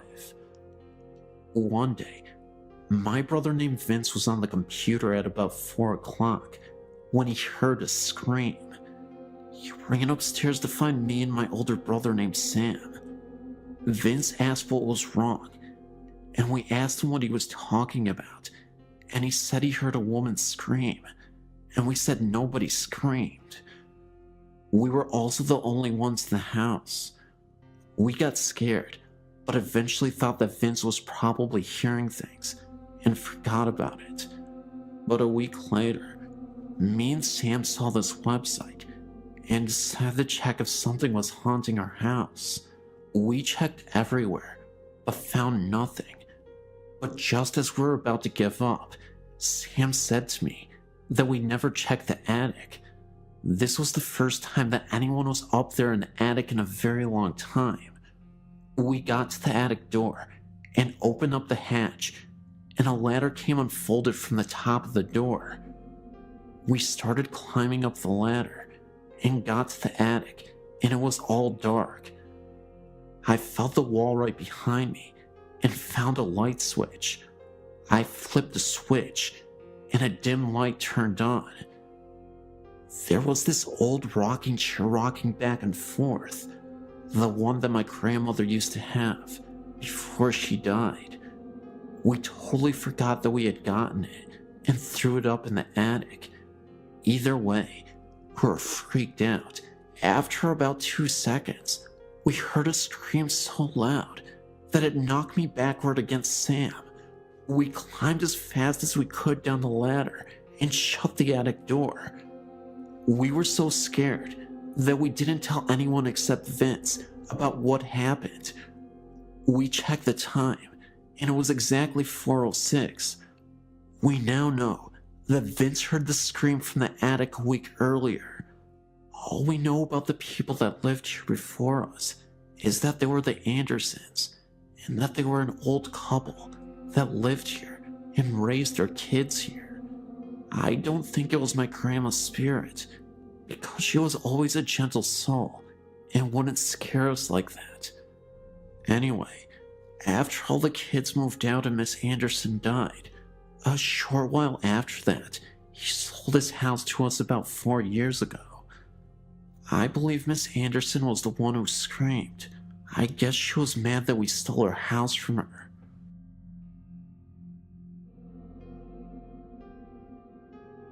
When I was a freshman in high school, my parents moved us from the city in central New York to a big, empty house in the country. Little did we know that the house is haunted. So many things happened there that even my skeptical dad began to believe that we were sharing the house with someone or something else.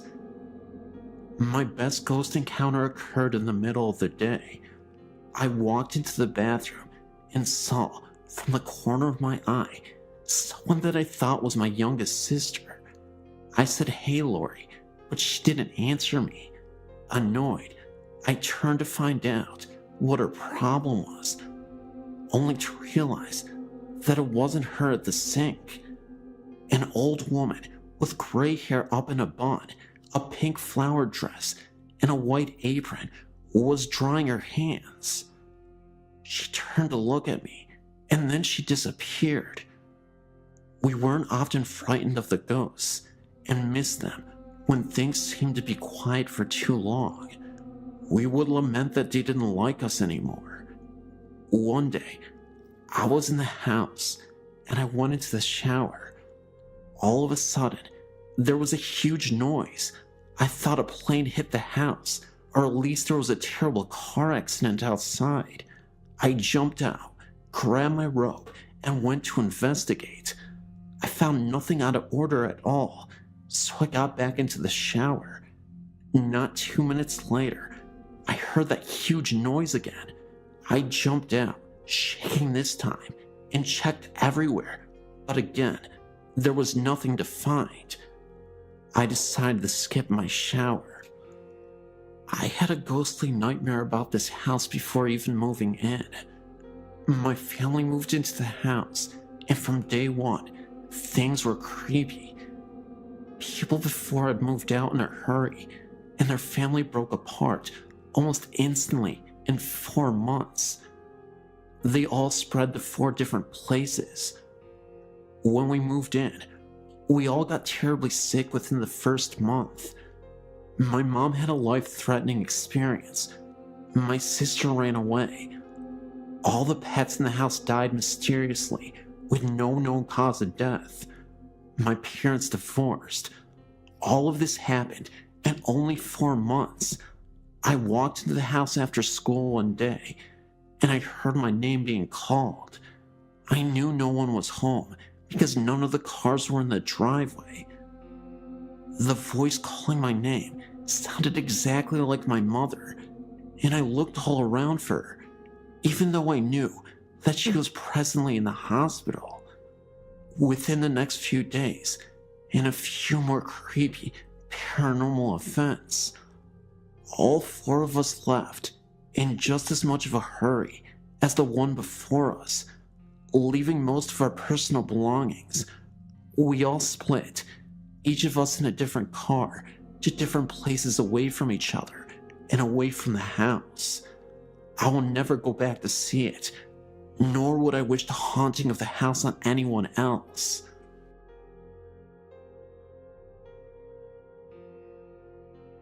Hello. I lived at this house from 97 to 99. It was in Atlanta. My family and many of my friends were witnesses to the occurrences. Voices, electronics malfunctioning, dark figures. It happened day and night, but mostly at night. It is an older white home near the river, and for a while, we had a rat problem. The plumbers had left a hole under the bathroom sink.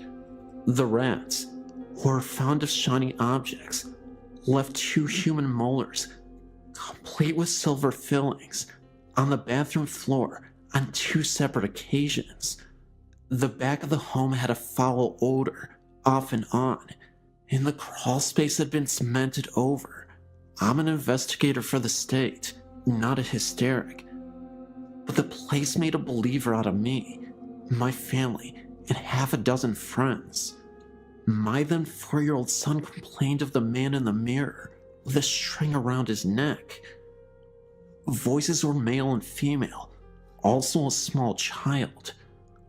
I've often felt the crawl space needed to be examined, just never could figure out a way to ask the officials to do such. I truly think that there is a body or bodies under that house. Myself and a girlfriend watched as a man-shaped shadow moved across the dining room wall into the kitchen where the light turned on. Well, we're checking out, if you can get the new owner's permission.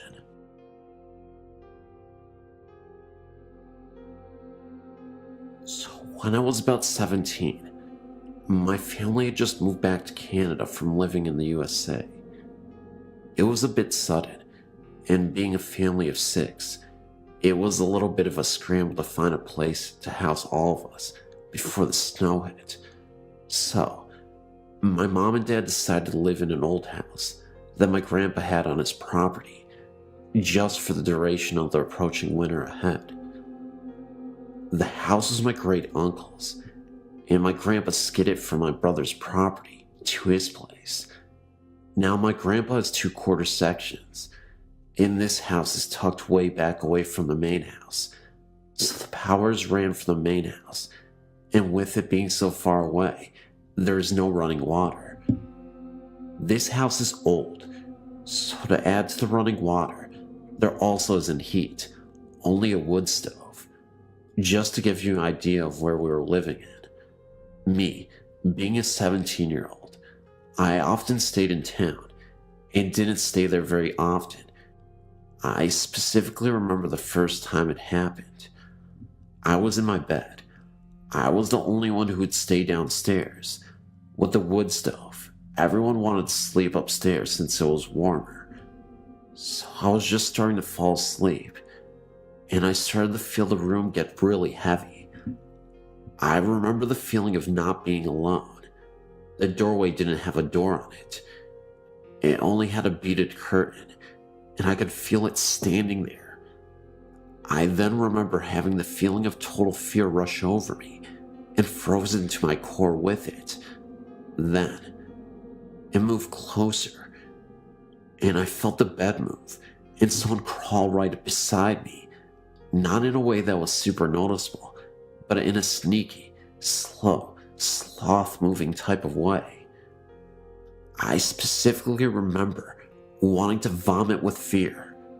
Then, I felt it, the feeling of an unshaven face rub against mine. I scrambled out of bed, holding my blanket, and ran up the stairs to my parents' room.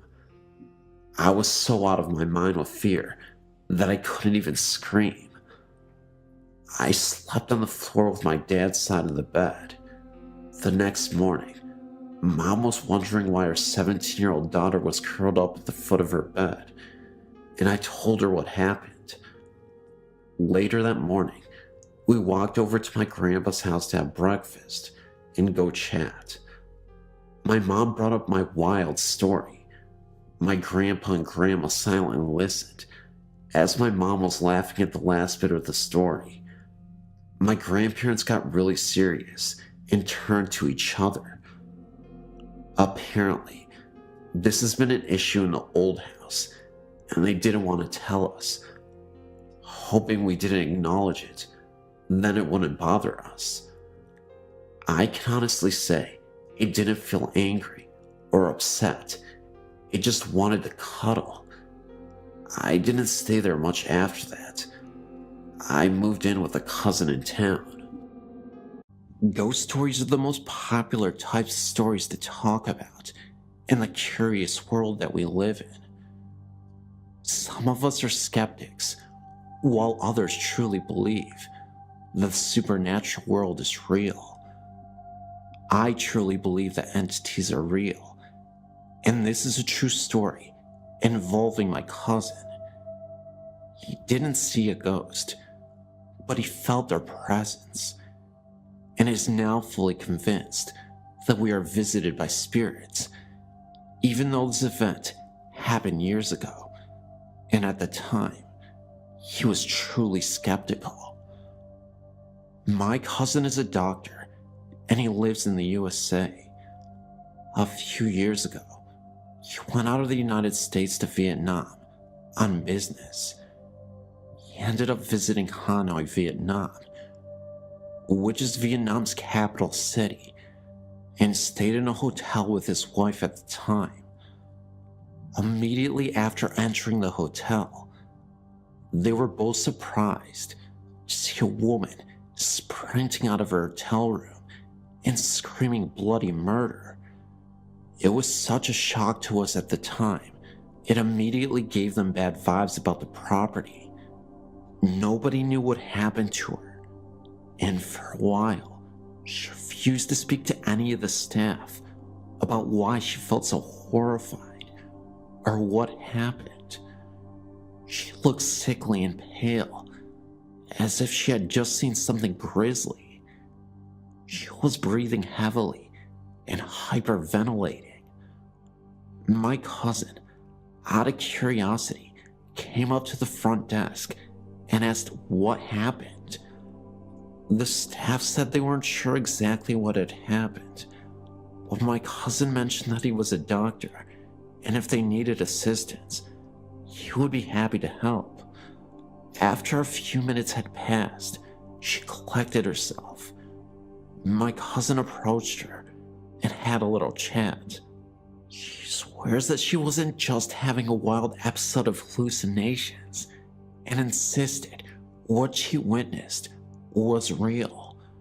It was early morning, and the sun was barely starting to shine through the windows. The room was still dim, and the light was off. The woman had just woken up from her sleep. Again, still dark, but light enough to see the room. The hotel room she was staying in was massive, and she was in the kitchen making tea. From the kitchen, you can see into the living room. That's when she saw a man standing right next to the bed. It was the ghost of former president Nguyen Dim Dam. He was president of South Vietnam in the early 1960s, who passed away in a very terrible way. She also said that the night before, she saw a former Vietnam soldier staring at her from the window during the evening. My cousin, being a practical person, kinda dismissed it and advised her to just go home, take some medicine, and relax the rest of the night. Even after she had just calmed down a little, it was obvious she was still visibly shaken by this whole ordeal. My cousin and wife didn't take the room, but there was another couple that checked into the same room. When my cousin woke, he went down to the hotel lobby and noticed just outside the main entrance was an ambulance and a stretcher pulling two bodies into it. He asked the front desk attendant what happened. They said that the couple that checked in mysteriously passed away in their sleep, and nobody knew the cause. They suspected it was a heart attack. At this point, my cousin was starting to act a little apprehensive about staying the rest of the week there, but he continued to sleep at this hotel. His mind never let him believe that it was related to the last incident with the previous lady or tied to the paranormal.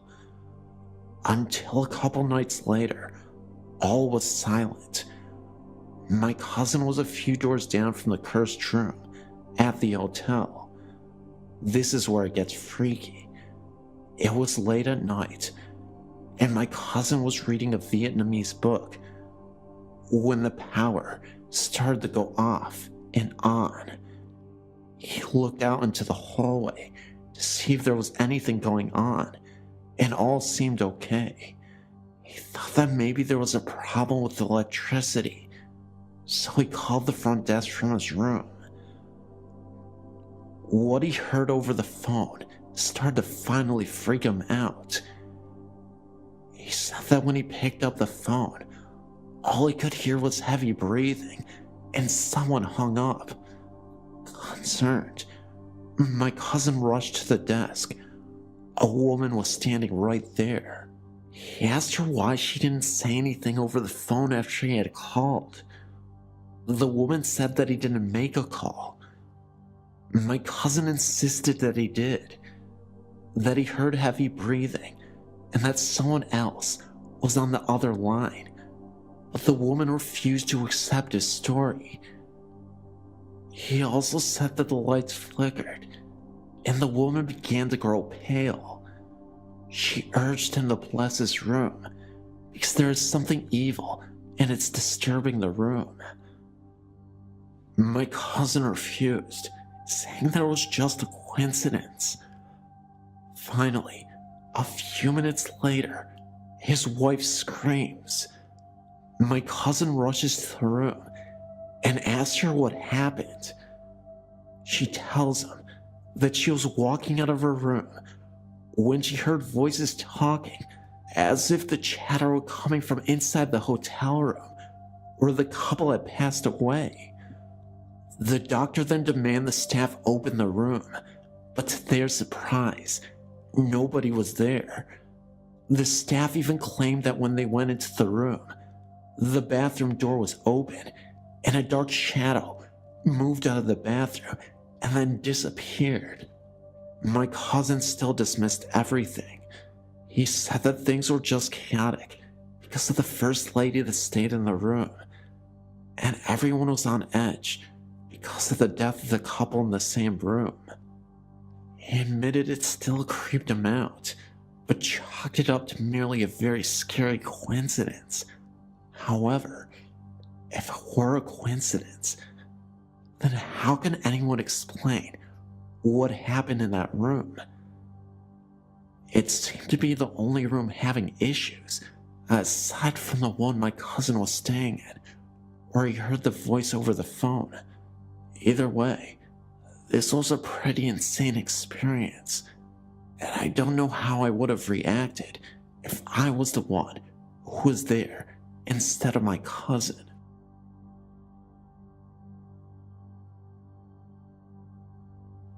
I don't remember the year that this happened, nor the age that I was. I still remember it though, as if it were yesterday. So, my aunt just got a new computer. She was never a technology ace or anything, so she had no idea how to get it started. When all else fails, call my mother. My mom was a whiz at computers, so my aunt asked her to come over and hook up the darn thing. My mother, being the lovely lady that she is, agreed to do it within the week. It was actually that weekend that she decided to do it.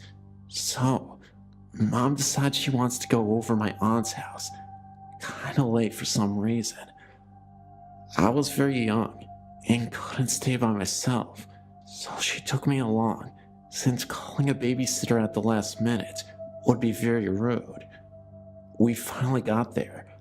I look up at the house, admiring its large size. I did think it looked pretty scary though. We struggled getting inside because my mom couldn't see the keys. As soon as we did get inside, I was frightened. All of the lights were off and nobody was there. Or so I thought. My mom wanted to get started with her work since it was maybe 9 o'clock already. She told me to stay upstairs and watch TV while she was in the basement, hooking up the computer. After a while of whining and staying upstairs all alone in the large house, I totally agreed. My mother stayed with me for about 5 minutes, showing me how to work the TV. I begged and pleaded for her not to go, but it was her duty as a sister to fix the computer. She finally went downstairs, and I was left alone in the huge living room. I decided to turn on the cartoons, thinking it would cheer me up a little. I finally started to calm down, and even laughed at the silliness of the cartoons. Then, all of a sudden, I heard the loud noises in the kitchen. Apparently, my mom didn't hear it, and to me, she was God, so anything she said went. After she said nothing, I proceeded to ignore the noise. But then it happened again. I ignored it. It happened again. I ignored it again. It happened once more. By that time, I was so annoyed at the noise because it was disturbing my cartoons. I was so mad, I forgot my rule about my mom, and I jumped up from the couch, turned around, and almost yelled, "Shut up!" when I saw this mist in the kitchen. It seemed like it was in the shape of an elderly woman with a long white dress and long white hair. I was so shocked, I couldn't scream.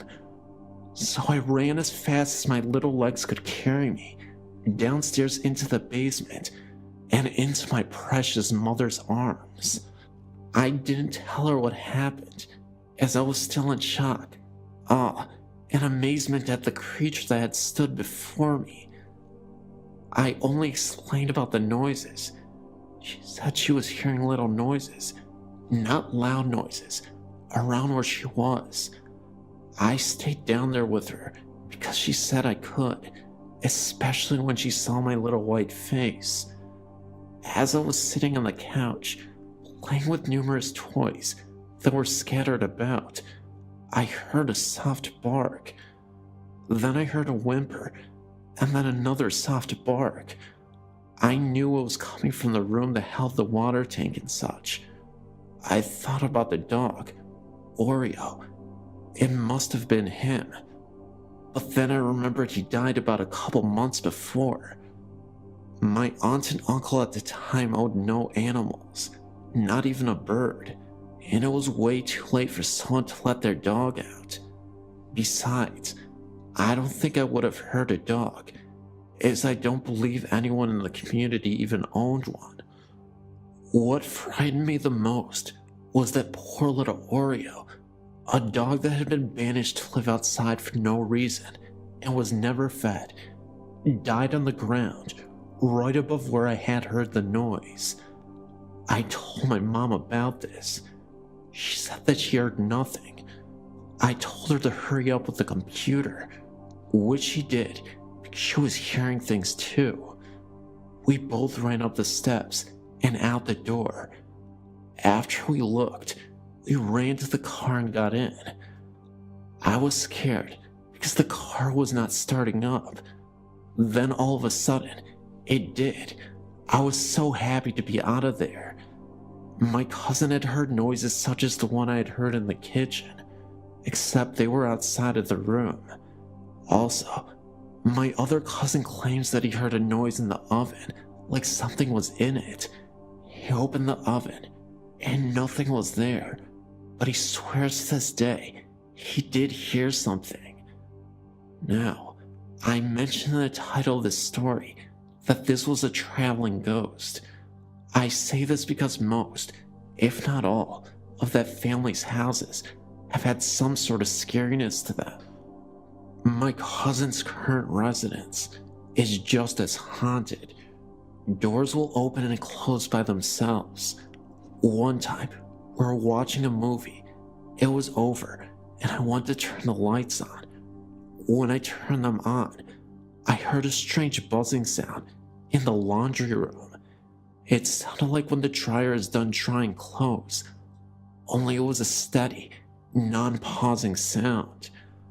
I walked over to the doors and started to put my ear up to make sure the sound was coming from that room. As I did so, all of the lights went off and the DVD player suddenly turned on, much louder than we had it on.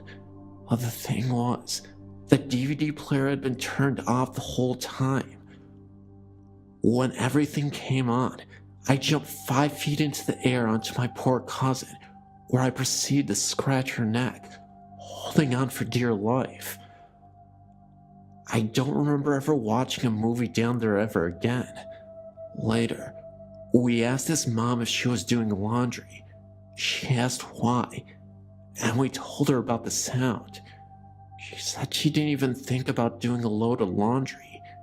To this day, I'm still scared to stay over my cousin's house.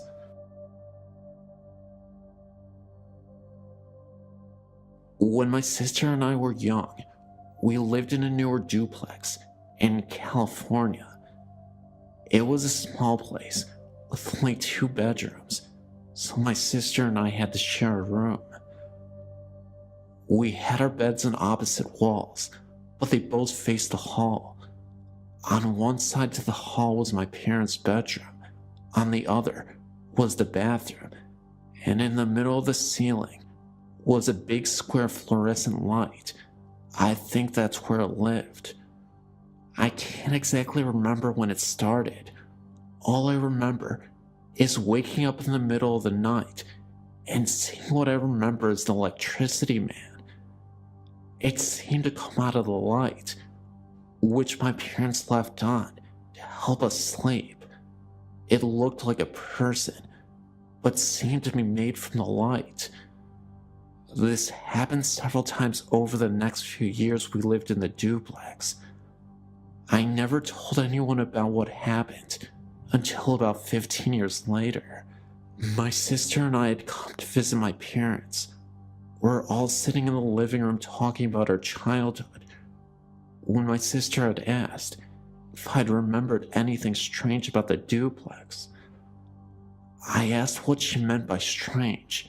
She asked if I had ever seen anyone in the wall.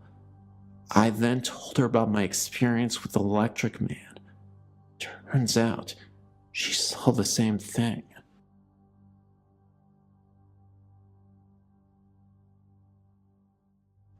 This is an old story, pushed out of my mind for years and years. It was 1964-65. I was 4 or 5 years old.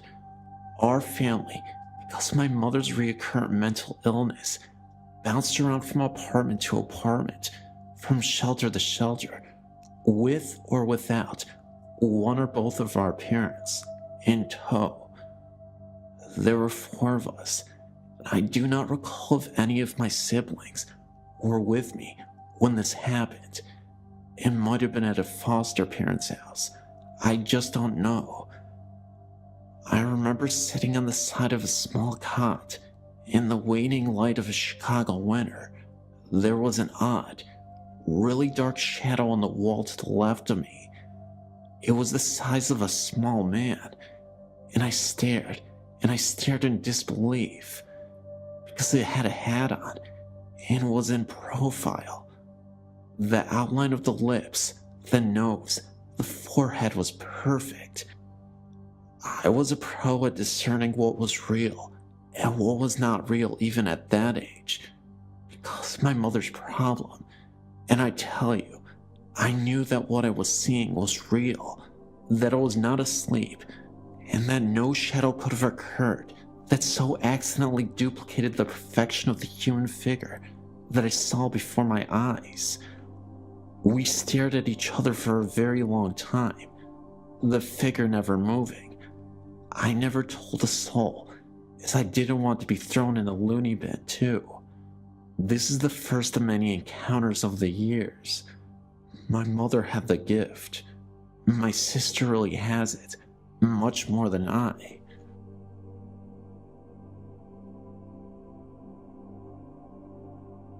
About 18 years ago, I was in the Jacksonville cemetery with my husband and 3-year-old son. We were reading headstones. I believe it was in June or July. The sun was out, and there was not a cloud in the sky. As we were walking through the headstones, we saw a woman walk through the trees. Both my husband and I saw her. We thought there was something odd about her, but couldn't figure out what exactly though. We were walking towards her, and she was probably about 80 yards away. She was walking away from us and stepped behind a tree. Then, we didn't see her again. I said to my husband, "Where did that woman go?" He said, "She stepped behind the tree." We continued to walk towards the spot where we saw her. All of a sudden, rain poured down on our heads. We both looked up into the blue sky, and water continued to drench us. We ran back towards the car, and it was like the rain just disappeared. We got back to our car, and we were all soaking wet. The sky was still blue. We left right away.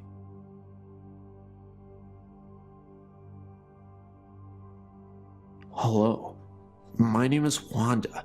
I've experienced a few things in my lifetime. This one recently, not scary or anything, but just strange. I lost a pet 2 years ago when he was still a puppy. Bernie got hit by a car and died all alone on the road while at my mother's care. I came home from work and we buried him. My brother and I loved him so much, I painted a stone on his grave that I'd done 1 year. Well, like I said, that was 2 years ago, and twice recently, I've experienced the oddest sensations. Both times I was laying in my bed trying to fall asleep, when I felt something, like little feet walking on my leg, and settling in down around my knee area, like a cat curling up or a small dog. It felt so real, but I tried to explain it away, thinking maybe my circulation was doing something weird to my leg. Then a couple weeks later, it happened again. It walked up my leg and curled up on my knee area. This time, I had no delusions. I was sure it was Bernie, who came back to lay down and be with me. Since then, I shared my experience with a girlfriend, and she claims that when she spent the night here on my couch, she felt the same thing. We even got a ghost picture. My sister's dog was here, and my friend Yuri took a picture with her disc camera of the dog, and there's a big white circular mass over the dog, with what looks to be a foot appearing, or taking shape rather. I've no doubt it's Bernie, and he's been playing with that dog even as spirit. Sign me up as a believer. Yours truly. My name is Tracy. I'm not sure that I have a problem with the haunting, but would just like to share my story. It starts back to when I was a child. My mother and I always had this psychic connection. For instance, I never had to tell my mom what I wanted for lunch. She would just think of a few choices, and I would then walk in seconds later and give her the answer to the question that she never asked. Now, this happened just a few times. I would have washed it off to coincidence, but this happened all the time.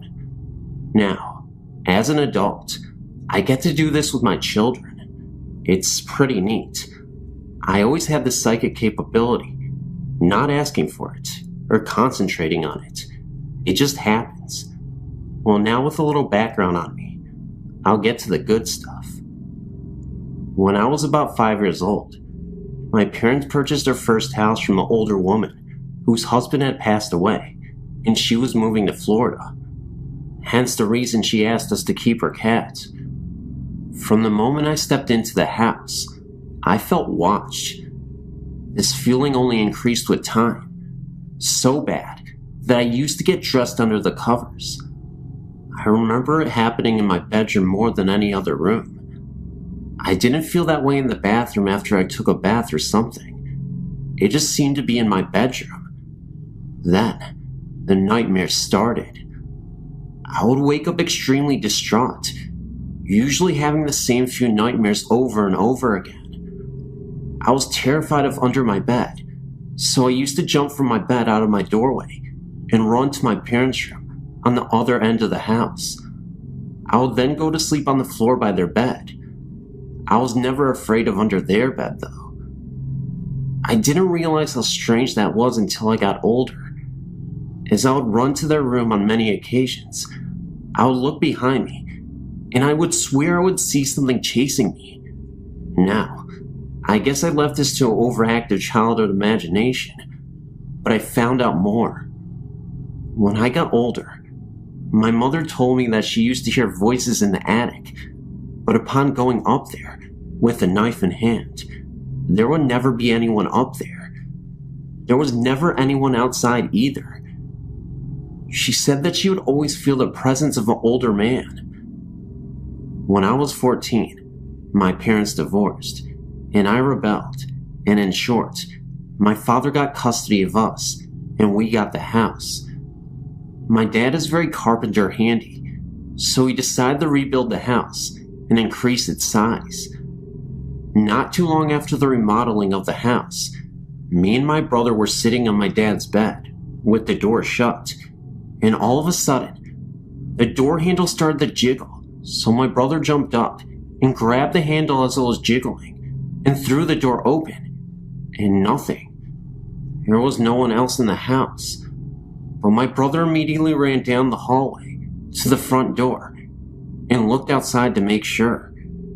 It's impossible that someone was there.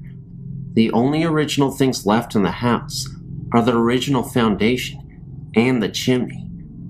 I figured after the remodeling was done, whatever was here left. Until recently, about 2 years ago, me, my fiance, my 2 children, and my brother all took the house over. One night, me and my fiance were in bed, sleeping for about 30 minutes or so, and I woke up and saw a dark shadow leaning over his chest. I yelled stop, and then went right back to sleep. The next morning, I didn't even think of it, so my fiance called me from work.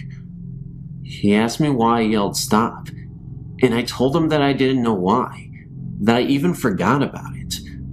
Then I told him that I did see a shadow that resembled a short, bald, heavy-set man leaning over his chest. He then told me that he woke up gasping for air, and that the dark shadow was pushing on his chest and pulling him off the bed. Then when I yelled stop, it vanished. My fiancé is not a weak man at all. He's very strong, so I knew something was going on. I felt a presence in the room for a few weeks after that, but I went into each of the rooms before bedtime and told him that he was not allowed in there. Then one night, me and my brother were on the couch talking, and I told him the story, and he was in disbelief, of course. We then both dozed off, and I got woken up to a pale-faced brother who said that he got punched in the chest, and he was having a hard time breathing. I then did the same thing as before, and had nothing happen since. That's the end of my story.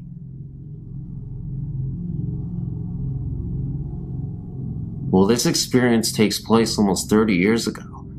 It was on a cold February morning. In those days, I would wake up at 4:30 in the morning to get my husband ready for work. I remember making him a fresh pot of coffee along with his breakfast and packing him a lunch for the day. He would leave the house for work at 5:30.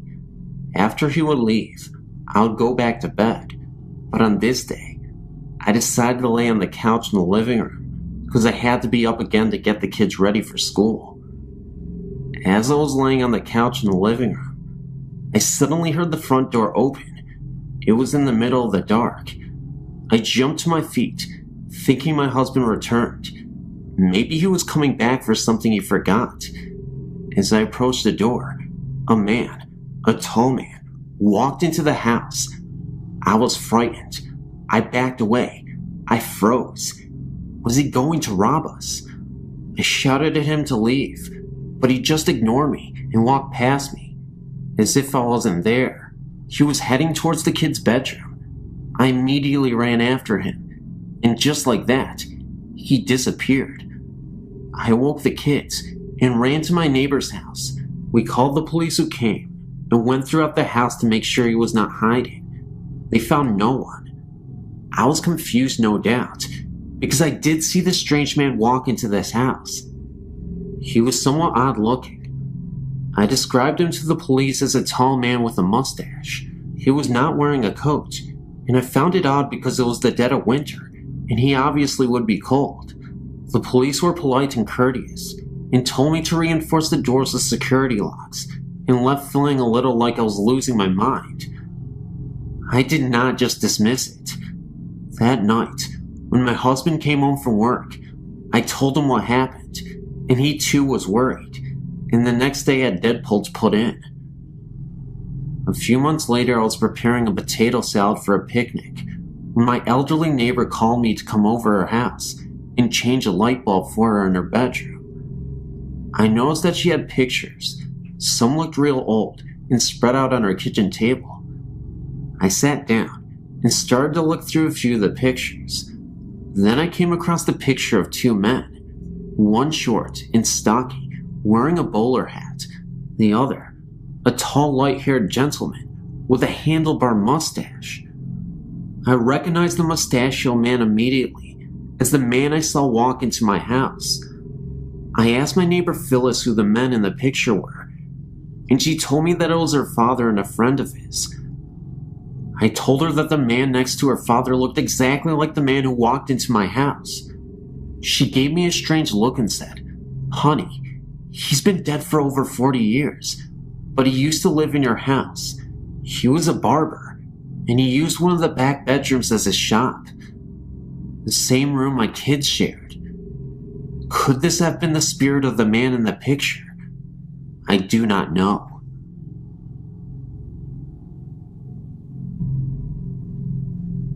For as long as I can remember, I've been able to see and feel the paranormal.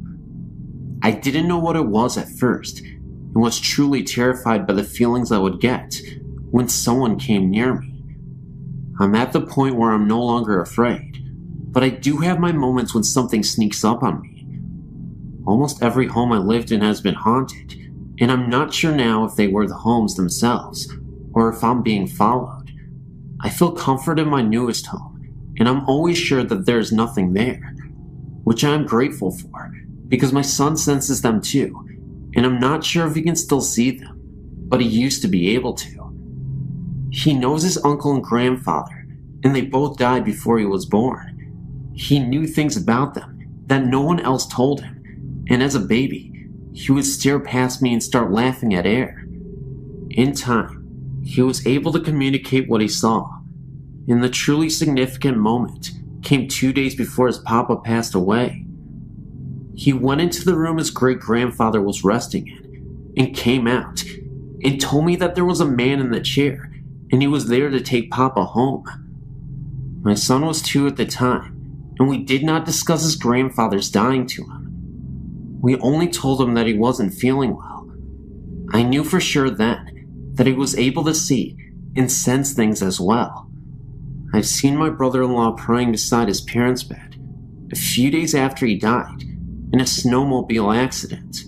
He has made a clock in his grandparents' home run when it has no batteries and hasn't worked in many years. Every time someone truly missed him and wanted to know if he was there, they would ask him to make the clock go, and most times it did. I knew in my gut the instant my own father died. No one had to tell me. I had a very uneasy feeling in my stomach the night before he died, and I knew that I needed to go to him, but this feeling stopped me from getting on the plane to go home. The next morning, I knew the instant he died, and I was at my sister's house. The feeling just vanished, and I just knew. I told my sister that I had to go home, and that our dad just died, to which she pretty much told me that I was crazy, but I insisted, and I drove myself home. I don't know how I got home. I don't really remember the drive. I remember getting into my car, and this calm was over me, and I remember pulling into my driveway, and my mother-in-law was standing there waiting for me. I got out and told her that I thought my dad died. She confirmed it, and that is when I lost it. I was 5 months pregnant with my son at the time, and I believe that somehow I was being pushed to stay home, because I'm sure that I would have lost my son if I was with my dad when he died. The stress alone nearly killed me. My dad used to come to visit me. He would turn the lights on and off to let me know that he was there. I could feel him around me. It has been a while since I felt him, but I know he's still around. A duplex I lived in had 2 spirits, a man that was not good, and a woman. The woman would unlock doors in the night and turn lights on. The man did not want us there, and I sensed that especially in the basement. A few people saw and felt both, but the woman kept him in check. The only time they really made themselves known while anyone was awake was the night that my cousin and I were looking on the internet at pictures of ghosts and demons. All of a sudden, there was a loud crash from upstairs. We raced upstairs, but nothing was out of place. I got a really bad feeling and ran upstairs to my son's room and grabbed him. My husband wasn't home, but I called him to come home. My cousin and I sat in my living room freaking out when I saw the man walk by me, and he was in black with a large brim hat. My cousin saw him too, and he had never previously had an encounter. It was as if he was telling us to stay off those websites, because they were not good or something. All I could even remember was the absolute terror in my heart. The orchard I grew up on was haunted by more than 3 spirits. Not all of them are good, and they made it known that we were not wanted either. One spirit had befriended our family and would try to protect us from the little girl who wanted us out of there very badly. I believe that she and the little boy were my second cousins killed in a car accident with my great-grandfather, though no one has been able to confirm that. Walking down the stairs to the basement, the same step always seemed to break, and you would trip. It never actually broke, but 7 out of 10 times, you would trip on that damn stair. I mean, anyone would trip too. Faces would appear in windows. Gunshots would ring out behind our house, and no one was there. My dad even checked for footprints a few times, because the shots were that close. The taps in the kitchen exploded once, and there were the booming noises from within the house, for no reason. I saw the spirit of the cat my dad ran over a few times, and then there were the horses and cows that periodically freaked out over something no one else could see. There was also the drifting odor of the orchard of a dead animal, though it was never in one spot, and there were no dead animals. I used to feel like there was something under the stairs to the basement. It was an old house with old wooden stairs, the kind that had no back, and under the stairs was dirt. I always had a bad feeling about that, and would fly down the stairs as fast as I could, and run them up 2 or 3 at a time. My dad had renovated the house, and my brother and I were fortunate to have bedrooms in the basement. I got locked into my room one night, and we ended up having to take the hinges off to get me out. No lock on the door. When we were moving, I was sitting on the floor in my room packing, when all of a sudden, the mirror on my dresser came crashing down, shards of glass missing me by centimeters. My friend's family rented the house from my dad for a short period of time, and one night, my friend had fallen asleep in the area of the basement by the stairs. The hissing cat woke her up, and she looked to see something clawing out of the dirt. She didn't stick around to find out what it was. A few days later, her brother came bolting into the room she was sleeping in, my old bedroom, and grabbed her arm and demanded to know if she was practicing witchcraft or something. She didn't, because he had 2 perfect bite marks on his wrist, and when they looked at her arm, she had the exact same marks as if they had been bitten by fangs or something. Of course, they left shortly after, but not because of the things they experienced. I didn't find out about any of this until after they moved. An older woman bought the orchard, and when my sister went back to visit a year or so ago, she happened to mention strange things that were happening around the orchard, and asked my sister if she knew anything about it. My sister quickly filled her in about the yellow and green orbs seen floating around the house, the strange occurrences, and all the noises. The difference of what she had seen and felt was that she saw a cowboy, and we were told there was an Indian on the orchard protecting our family. Apparently, the land that my great-grandparents had settled on was once a battlefield, and our family had been told the Indian warrior died there in battle. The house we moved into after we moved off the orchard had its own spirit or two as well. My parents didn't believe me until a few years after I moved out, and my mom had been home alone, and the front door unlocked, opened, closed, locked, and she heard footsteps move around the house and up the stairs, and then they stopped. She also heard the kitchen cupboards open and close, and kept calling out to my dad. They lived alone by this time, but no answer.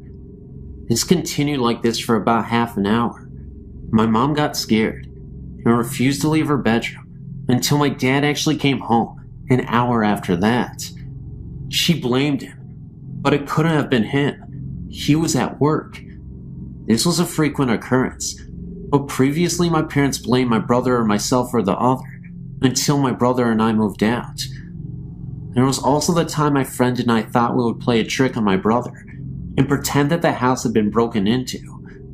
We trashed the house nicely, placing objects around as if they had been thrown or scattered in a rush.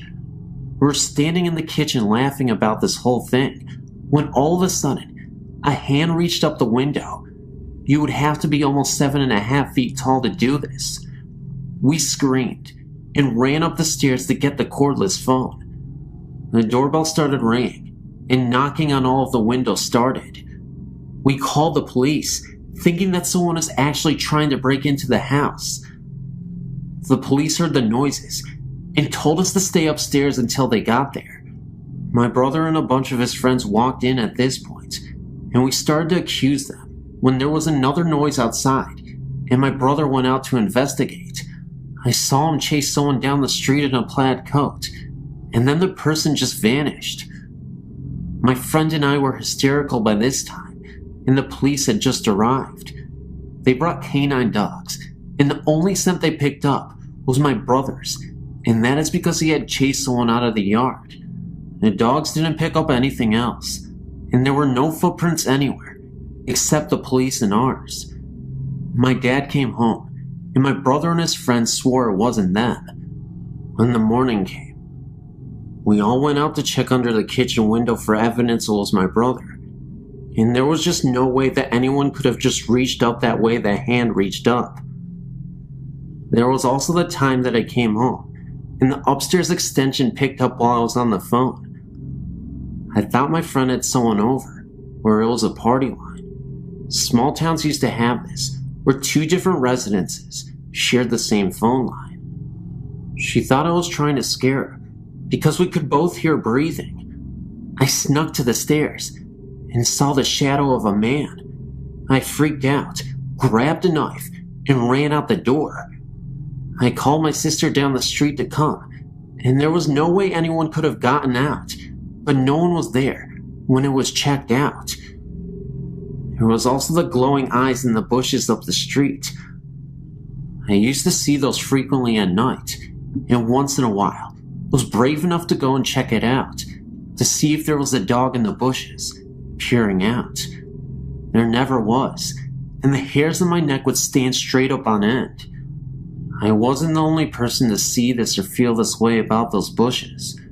Quite a few houses in the area were haunted as well. I would hear a man's voice in the house where I babysat, and so did the girl I babysat. It was detached and floating in the air. You would feel tugs on your shirt when your neck was turned, and lights in the basement would flick on and off. A friend of mine who was completely skeptical lived in the house previously and had confided in me that she thought something weird was going on in the house. She slept upstairs, and every day she would look in the cubbyhole in the wall, and there was a sleeping bag unrolled and an imprint of a body on it, and every day she would roll it up and put it away, only to find it there in the morning again, or by the time she got home from school. She showed me this one day, which made me uneasy, talking about the babysitting job there when new people moved in. There is so much more, but honestly, I'm getting tired and drained out. If you want to hear more, let me know. My story is not very complicated. My husband, my son who is now 8, and of course me, moved into our current house a little more than 2 years ago. Once when my husband and son were spending a weekend at my brother-in-law's, I told my husband I was afraid of being alone in the house, even though I am reclusive by nature. He said to ask my guardian spirits for help. So, not really expecting anything, I said aloud before I went to bed that I would appreciate my guardian spirits for a sign they were present. Later that night, I was awakened by the sound of the doorknob on the bedroom door being turned. I looked over and actually saw it turning. I was terrified. Nothing came in, and there was no way I was going looking for the doorknob turner. At best, it was an intruder. When my husband came home, I told him all about it, and he told me that I asked for a sign, after all. About a year after we moved in, our then 2-year-old nephew came to live with us. He was very delayed and could only speak at about a 1-year-old level. We made a playroom for the kids in the basement. Josh, our nephew, refused to play down there alone. I didn't blame him. We had to totally run out of clean clothes before I'd go down there to do laundry. It was creepy, not dark at all, but there was always a feeling of being watched or someone standing close behind you. We also heard footsteps down there and water being turned on. That fall, Josh threw one of his little boots down the stairs, and my husband ordered him into the basement to pick it up. Josh reached the bottom of the stairs, turned to look into the basement, screamed ghost in mortal terror, and ran back up the stairs and shot into my husband's arms. By this time, we had named the presence Alex. Josh said Alex had made a very bad face at him. He refused to go down in the basement at all after that. We also had an incident where a broom was totally missing from our house for almost 2 weeks. I searched every inch of the house, including the basement. It wasn't in our house. We thought someone had borrowed it. No one had. Finally, I yelled down into the basement, "Alex, if you have the broom, we need it back." After a couple of minutes, and another good search of the upstairs, I went down to the basement and found the broom laying against the wall, right by the stairs. I thought I was doing pretty well with the whole having a ghost experience. Sure, I was secretly scared to death, but I kept reminding myself that there are spirits all around us, and Alex seemed to be rather mild and harmless. He even listened to my husband when Mike ordered him to stop scaring the kids, and later to stop coming upstairs. And surely, Alex had as much right to be there as I have. However, I changed my mind after taking a nap in the extra room downstairs.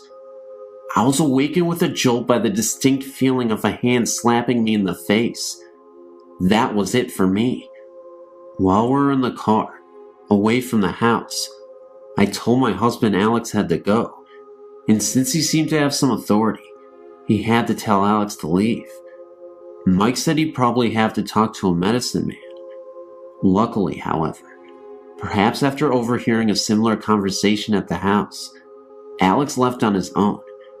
No more noises from the basement, missing household objects, or eerie feelings.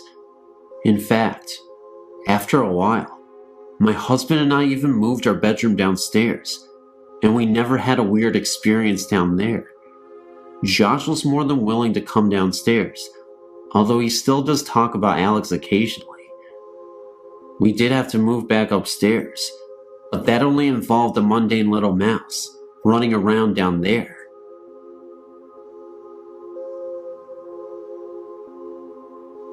I had a friend in Arlington, Texas whose house had a ghost. Her family called it George, and they laughed about it. There was no malevolence involved. Their house was relatively new, and not particularly outstanding. It was a classic 50s ranch house. Anyway, my friend's room was always chilly. The temperature was about 65 degrees. Her family had ducked people check out the ducts to her room on several occasions.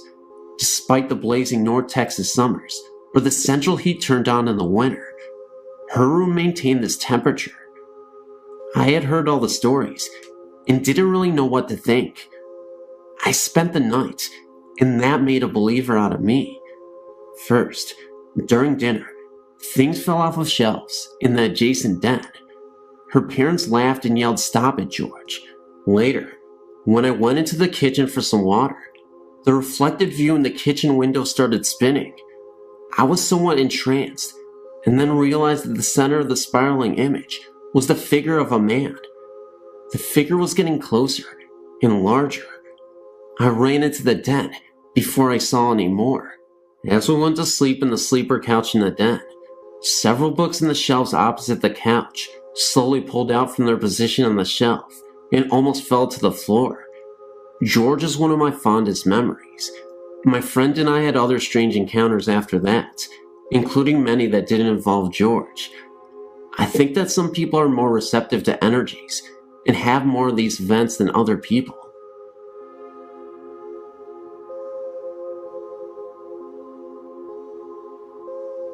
I've decided to post my other stories now, before I forget to post them later.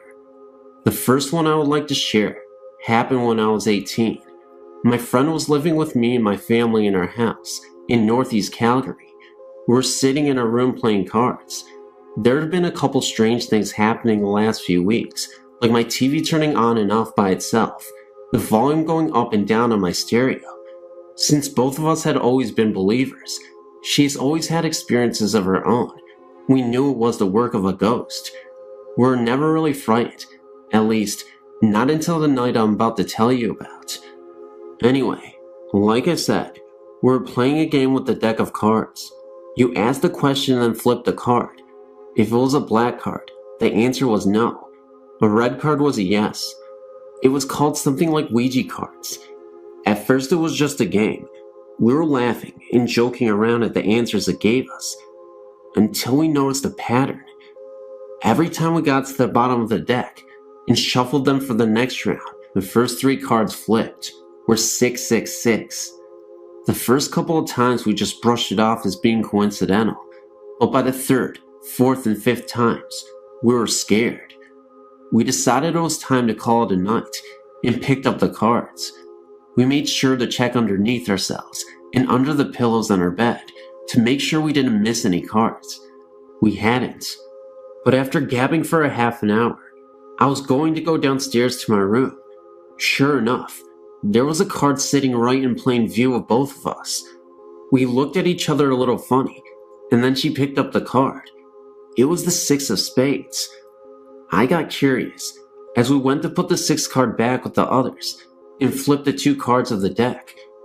Both of them were 6s. We put the cards in the kitchen, and on my way downstairs, I heard the TV go on.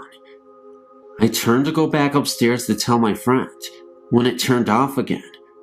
I went to my room and laid down. A couple minutes later, I noticed the room had gotten brighter. I opened my eyes and saw that 6 of my candles were glowing brightly, even though no one had been in the room to light them. I blew them out and tried to go to sleep. It happened again, but this time they lit, one by one. I ran from my room, noticing it grow dark once again, and slept the rest of the night with my friend. I've never had an occurrence like that again. My most recent experience happened in January 1999. One of our dogs, CB, short for cat bait, had recently been put down. He had been a big part of the family for 15 years. One night, our other dog, Tia, came downstairs to my room. This was extremely odd, since the only time she ever came down was if I had food, or if she was with my mom. But she never came down in the dead of night.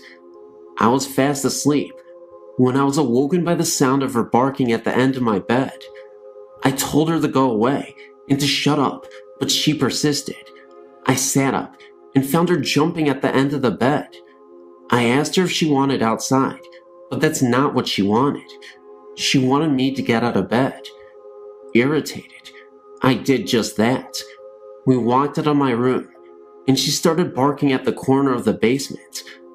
I thought maybe she had found a mouse or something. But, upon turning on all the lights and investigating, I found nothing. She started walking around the basement. If I did not follow her, she would bark. I was getting tired of this game, and just wanted to go back to bed. But she just kept barking until I followed her. Finally, she led me into the laundry room and went over to the pile of blankets laying on the floor and started barking and switched between looking at me and staring at the sheets. It then occurred to me that the pile of blankets were one of CB's favorite spots to sleep. I remembered hearing somewhere that animals, especially cats and dogs, had a sensitivity to spirits and ghosts. I smiled and asked Tia, "Is that CB?" Immediately, her tail started wagging, and she went over to the blankets, lay down, gave them one lick, and then went back upstairs.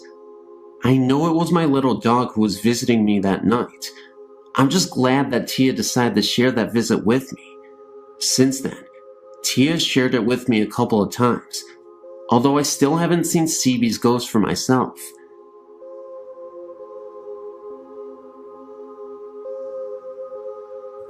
This story has several parts.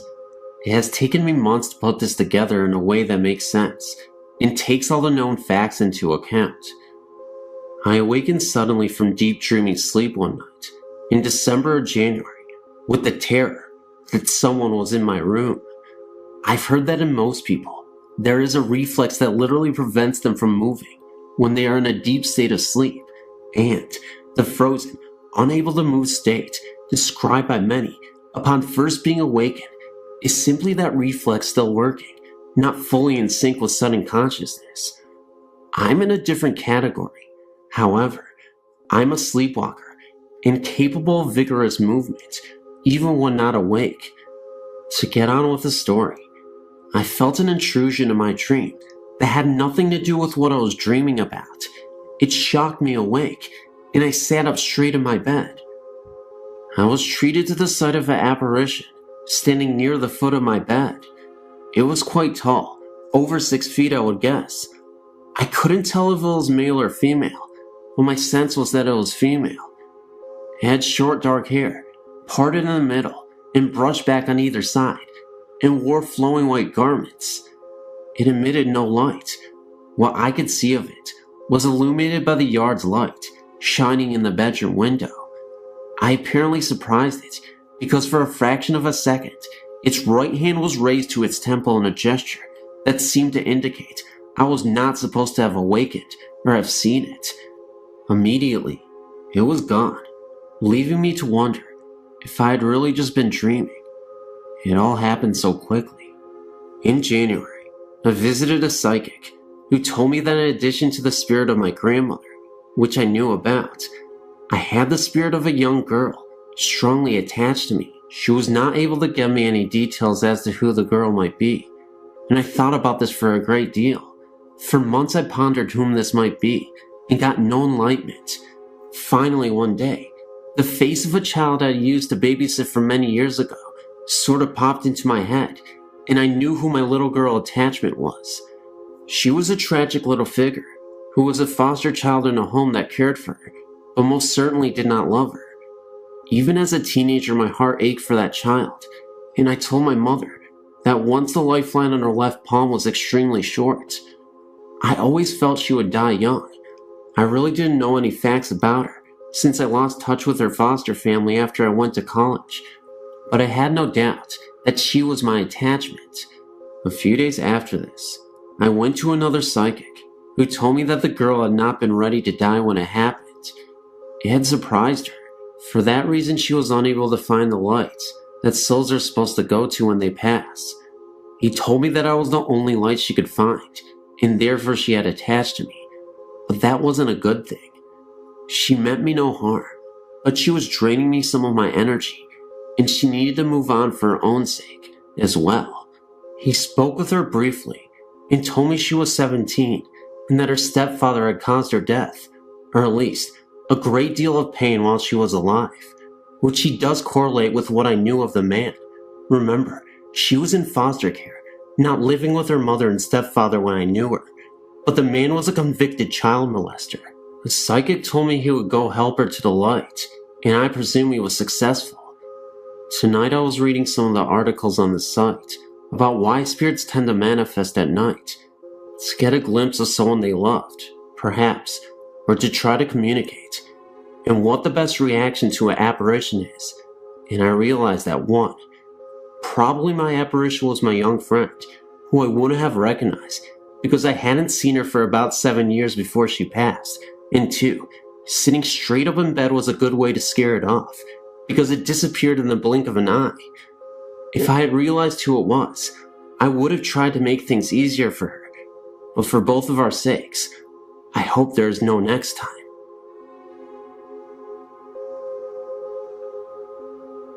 In 1975, my wife's parents and her sister Mary moved to the eastern shore of Maryland into a 100-year-old farmhouse.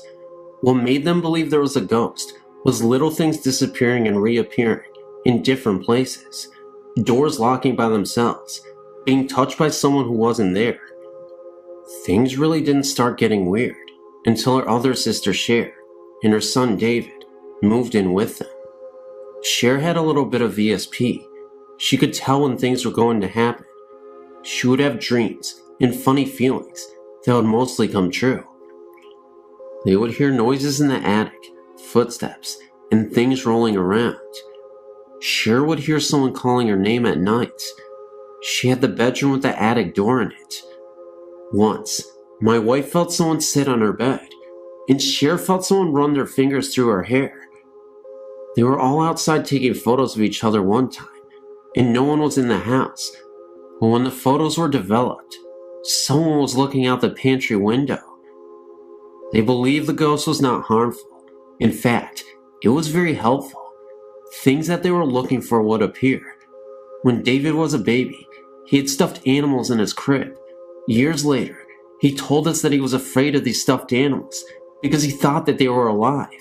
Another thing that happened was when both my wife and her sister Mary got married. Both of their wedding photos that were taken in the house never turned out. They believed the ghost was sad to leave them there. In the big foyer, there was a room that had been painted black from other occupants, and whenever they would pass the room that was by a staircase, they felt as if someone was watching them go up the stairs. All three sisters felt this presence. I'm now a 48-year-old professional, settled in Canada, and doing very well. In Northern England, as a youth, I had many experiences, mainly revolving around the house, which my family bought when I was 12 years old. We were told by the neighbors that 3 families had moved out in the 18 months before we moved in, but the only explanation was that they had marriage problems. Within a year, we heard noises, such as a person banging on the door, or definite and very clear footsteps, which would walk up the stairs if you were upstairs, or down the stairs if you were down. When it first happened, I thought it was my brother, 1 year younger than myself, banging on the door, disturbing my math homework. But when he went down to complain, my parents insisted that I had not been out of the front room for an hour. The very next incident was I was awakened in the middle of the night by a tremendous racket from the bathroom, and I got up and put my trousers on to see what it was. As I left my room, my mother stood at her door, and we each asked the other if we had heard the sound. We agreed that it came from the bathroom and went to look. All that was there was an empty washing up liquid bottle, made of plastic, squashed and lying on the floor. Another night, my mother and I heard a crash, as if metal ladders had fallen outside downstairs living room, but again, there was no source for the sound when we checked. Over the years from age 12 to 18, I became familiar with these sounds and joked with school friends that we had a ghost called Jack. Some friends were in the house when the footsteps came down the stairs. I heard them, but I said nothing. No one else did. When it happened a second time, I heard it, and so did a young man named Mike, who had never heard of this story. He searched everywhere and would not accept my reassurance that no one was there. When I left to go to university, I told the next door neighbor, a middle-aged woman, that I was glad to leave. She told me that these sounds were the reason why the 3 families left in such a haste. The neighbors agreed not to tell us because they did not want to put ideas into our minds. A woman who lived there previously was found dead in the bath with her wrist slit. It was thought to be suicide, but I had a vague and reoccurring mental image of a man coming down the curved stairway. A friend later suggested that, perhaps, this man was the old woman's son. Perhaps he killed her and made it look like suicide. Who knows? One piece of advice: never try a Ouija board to communicate with the dead. Leave well enough alone. If experiences happen to you naturally, they are completely harmless, and in some cases, can be helpful. They might happen for a total of a few seconds in your whole life, but do not try to make them happen, because you might frighten yourself. This is my best advice. There are other stories, all true, but they have to wait. This happened while I was holidaying in Florida, at a motel we had stayed at several times. The first time we stayed here, we were in room 12. While in room 12, we would always hear arguments from next door, and the occupants would always check out, usually within 1 or 2 days. never staying longer. My husband loves America, especially Florida. As it happens, I was to have an operation in Florida, and this was a good time to visit. We checked in at the same hotel. My husband wanted the room in which we had stayed in before, room 12. Unfortunately, it was taken, so we had to take the room next door. This motel does not have a room 13, so the room is numbered 14. I did feel uneasy about staying in that room. Let's just say a nagging feeling, an intuition which I always trust. By the way, I come from a long line of witches. The reason why I was so uneasy about this was not because of the number, but from remembering the countless couples that came and went from that room. My husband insisted we stay there, since it was next to room 12, and the happy memories of the last holiday we had there. I gave in, and we checked in. We unpacked our things, and from day one, we had an argument the whole entire time we were there. I thought to myself, maybe it was me subconsciously dreading the operation and taking it out on him. We would be at each other like cats and dogs, to the point in which I walked out of that room a couple of times. The atmosphere would be charged and depressing, and as soon as I walked out, the sun would lift my spirits. My husband is not superstitious, nor does he believe in ghostly encounters. After having my operation, I would have to be bedridden for a week or so, and heavily under the influence of painkillers. While I lay in bed, I would chase my husband away with my bad mood, post-op blues, so I could be left alone and in peace. The time I had alone in that room would stay with me for a long time. Remember, I'd taken some painkillers for my operation. My husband had drawn the curtains so I could sleep. One afternoon, I dozed off and was awakened by the tug of the bed sheets. I thought maybe I kicked it off, so I tried to pull them up. Once I did, I fell asleep again. Again I was awakened by the feeling of sheets being tugged. I thought it was my husband and woke up shouting at him, but there was no one in the room. I felt the temperature in the room was cold. I shivered and had to force myself in great pain to get out of bed and pull the sheets up. Once in bed, I looked around the room. The strange thing was, it seemed like shadows in the corner, yet it was bright as day outside, and the curtains were drawn, and there were no trees or anything near the window to give off shadows. I stayed awake for hours, waiting for my husband to return. He walked in and got a shock, seeing me all wide-eyed, and thought he had left the air conditioner on, as it was very cool. He walked over and noticed it was off, and blamed that the damn thing was broken. For the whole week while I recuperated in that room by myself during the day, my bed sheets would come off. I would wake up in cold sweats, looking around the room. There was no one there. I felt something brushing my skin, and always felt the shadows in the corner. I put it down to painkillers. They were very mild, and my usually happy self became withdrawn and depressed. I noticed that my husband would come back smiling and was trying to cheer me up, but as we stayed longer in that room, it seemed to have an effect on us. He became mean, and sometimes he would jeer at me. I had enough by this time and wanted to leave. The last night we had stayed there, I had not taken any painkillers, as I wanted to believe I was not hallucinating or seeing things, and believe me, I've seen many things and experienced stranger. I was not sleeping well and looked over to my husband, who slept soundly. The funny thing was, he seemed to be illuminated by something. I tried to touch him, but my hand could not move. I stretched out to him.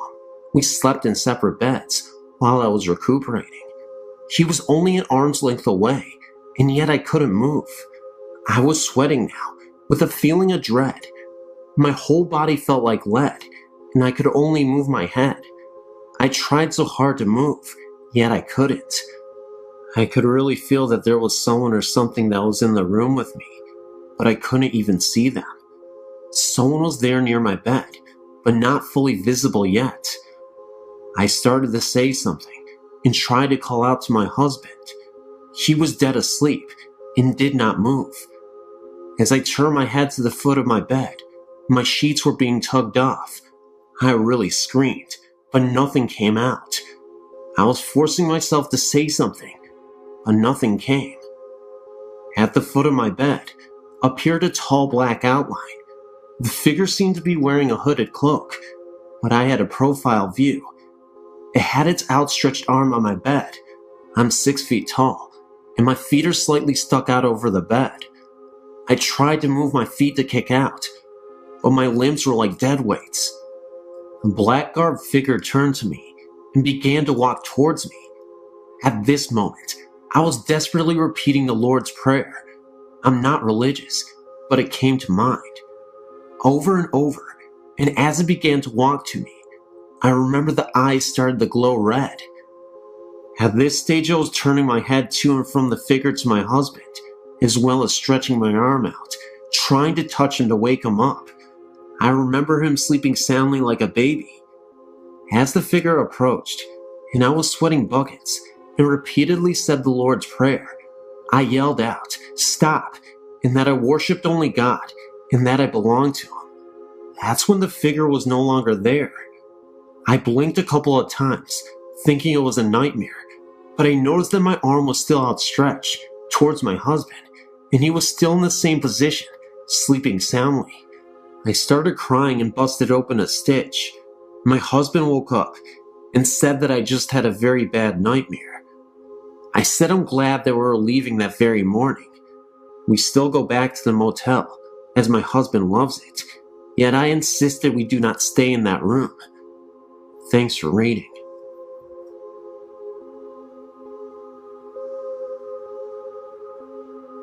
I grew up on a farm in Missouri. The house we lived in was built around the turn of the century.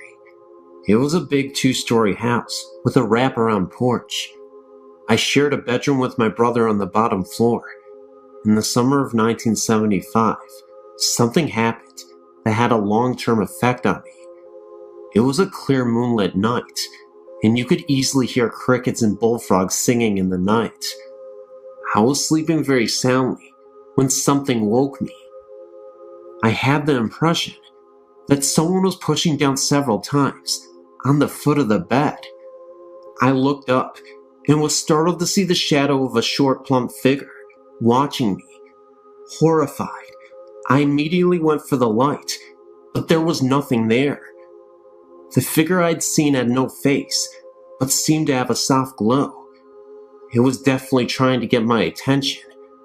I never went to sleep the rest of the night, leaving the light on and reading. The next night, about the same time, I was awake and witnessed a small ball of light zipping around the room. This time I left the light off and watched a tiny orb for about 15 seconds when it finally zipped out of the room. I talked to certain family members later and found out that apparition that I had seen was probably my great-grandmother. She had died in the same corner that my bed was sitting. In her later years, she began to lose her mind, and instead of putting her in a nursing home, the family decided to take care of her at her home. They hired a male nurse to help her, and at night, the night I saw her, my uncle said she was probably looking for him. The incident disturbed me deeply, and it was years before I could finally sleep well at night. I'm now married and live in another old house, but this one seems to have no past to disturb me. Thank God.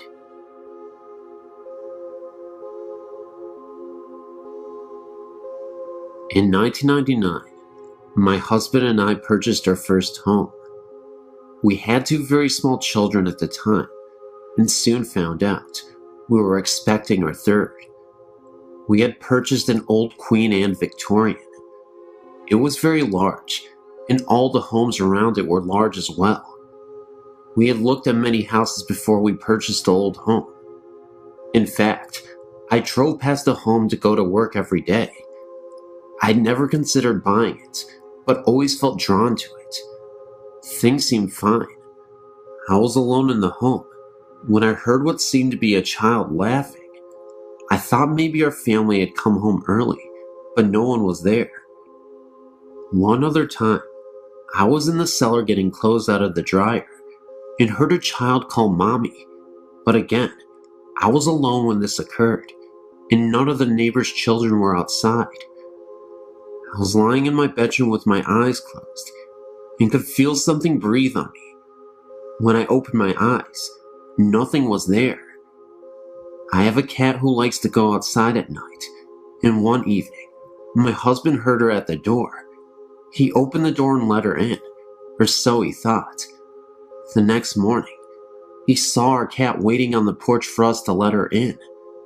We searched the entire home, looking for the cat he had thought he let in the previous evening, and there was no animal to be found. My daughter, who was 3.5 at the time, would come into our bedroom complaining that the little girl would keep her awake and would not stop playing with the curtains. She would also complain about the man who would whisper by her closet. My mother and I were hanging wallpaper in the family room, which was next to the dining room. My mother was facing the door to the dining area. I had the door to my side. As we were hanging a portion of the paper, we both saw a figure move through the dining room area and into the kitchen. My mother said, "Oh, good, Dan is home. He can help us hang." I called to my husband and asked if he had eaten lunch yet. I got no response. Thinking he could not hear, I went to the kitchen to ask again. He was not there. I called thinking he went upstairs, and still no answer. My mother and I checked the whole house and looked outside for the car. No one was there but her and I. It was a strange feeling. Sometimes lights would go on for no reason. We would hear someone climbing the steps. It was a little unsettling, but we no longer live in the home. We are now building a brand new house.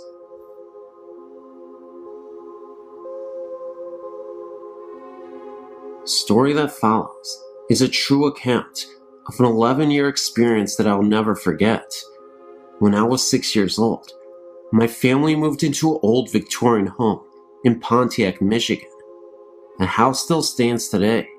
It has changed owners several times, but is in a state of disrepair.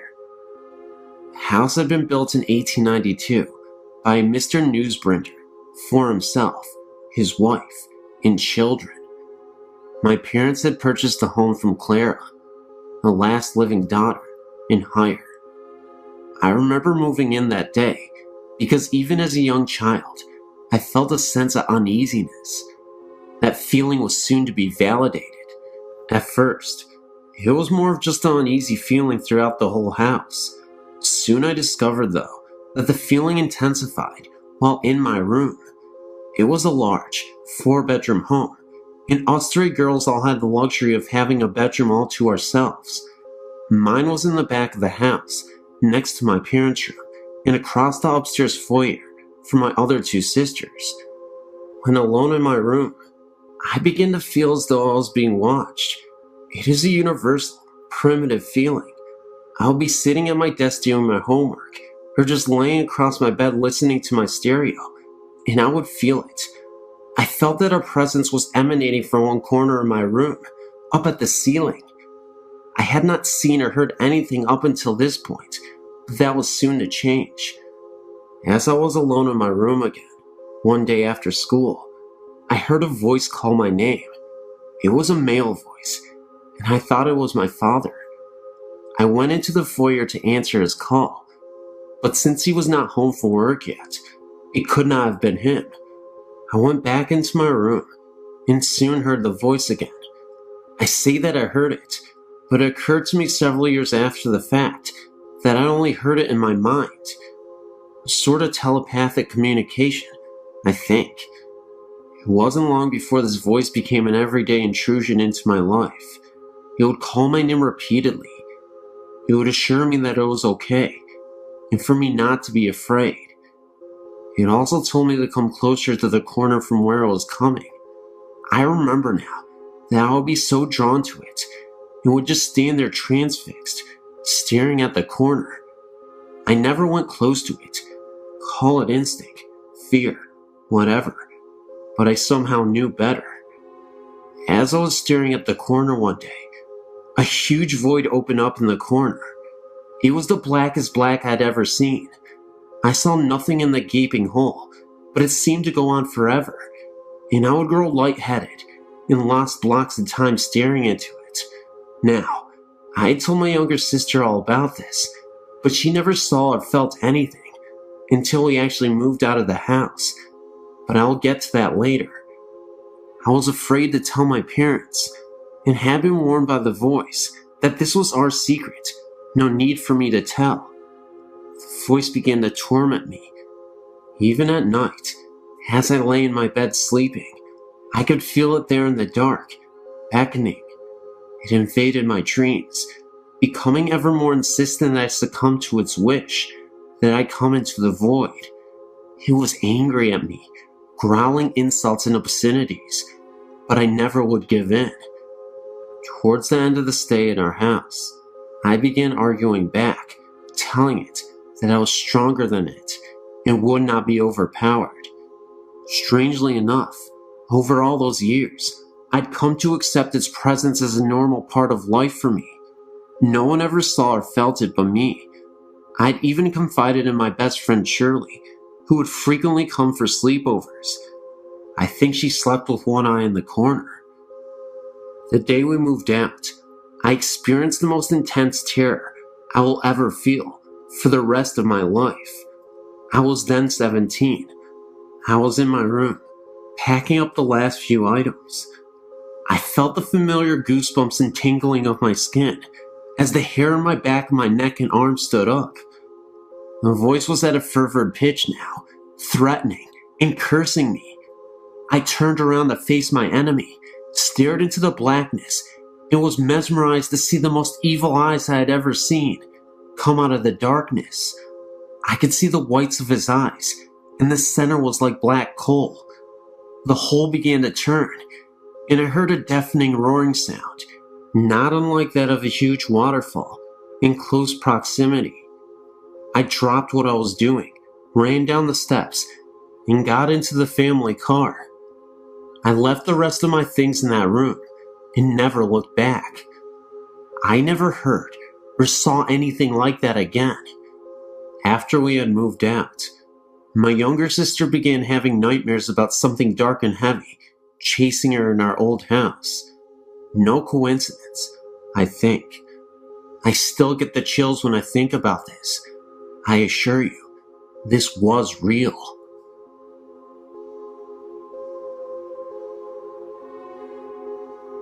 My family and I lived on a farm in Manistee County for 11 years. It is a log home built sometime in the 1860s. We had numerous experiences, such as the older man talking to my toddler in her bedroom, loud knocks on the front door in the middle of a snowy night with no one there, and no footprints in the snow. Heavy footsteps could be heard downstairs when we were lying in our bed on the upstairs landing. A back door was totally jammed shut, and the only thing my husband thought he could do was cut it open. But on a windless night, it just flew open, and there was a strange odor. We had a neighbor across the street tell us that he heard the piano playing when we were gone. I heard my name called often. We had people house sit because we only heated with wood. They heard noises, saw curtains move, and wouldn't stay there again. We saw a figure in my daughter's bedroom window when we pulled away from the driveway. I had a sunburn on my back in the shape of the barn. Now there were no trees or possible shadows, and we even showed a friend, and at the time, it didn't make any sense. Then our neighbor came and said he saw the barn swaying in the wind. At closer inspection, the main supports in the barn were almost completely rotted away. Was this someone's way of telling us something was wrong? There are more stories, but these are some of the best. I'm not lying. These actually happened, and if you don't believe me, well, I guess you're on your own then. But these did happen. Thank you for reading. I moved into the neighborhood that I live in, at the age of 12. I'm 20 now. Ever since I moved in here, I was told of the woods and the strange things that went on in it. Sounds of drums, voices, screams, etc. Needless to say, the woods is creepy, so creepy that I refuse to go there at night. Let me explain. The woods consist of two sections, the front and the back. It's the back part that scares the bejesus out of me. In '98, a girl was killed in the front part of the woods, where she was raped and left for dead in the cold next to the old tractor. A tractor that had been rotting there for at least 30 years. Well, since the girl was killed, there have been some violent storms that have taken their toll on the trees surrounding the area of the death.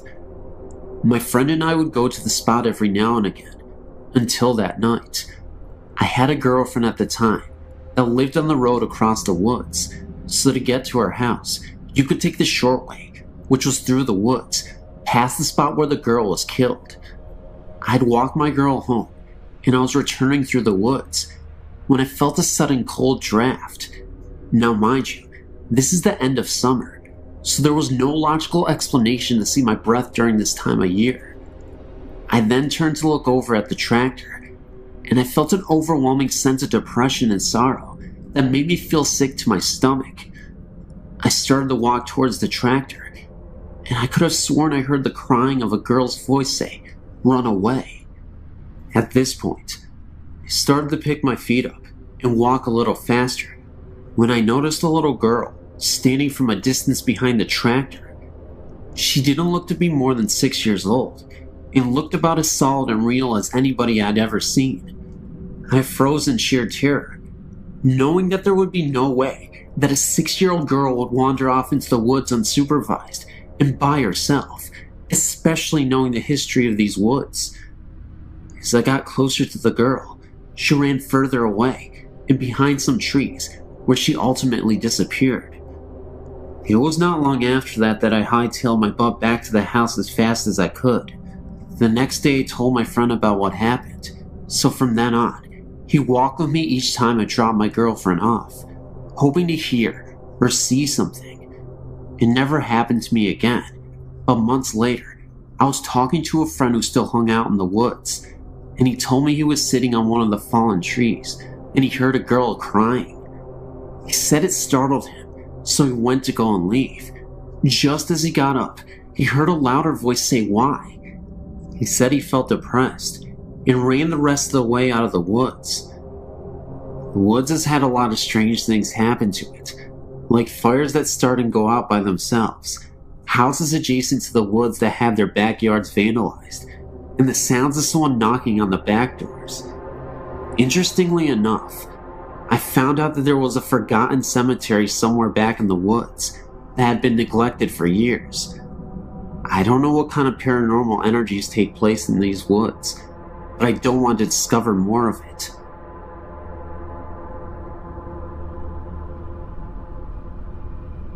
My parents still live in the same house I grew up in with my older sister. My experiences with ghosts began at about age 8. One night, I'd just gotten into bed and was waiting for my dad to come tuck me in. The lights were still on, and the whole family were upstairs.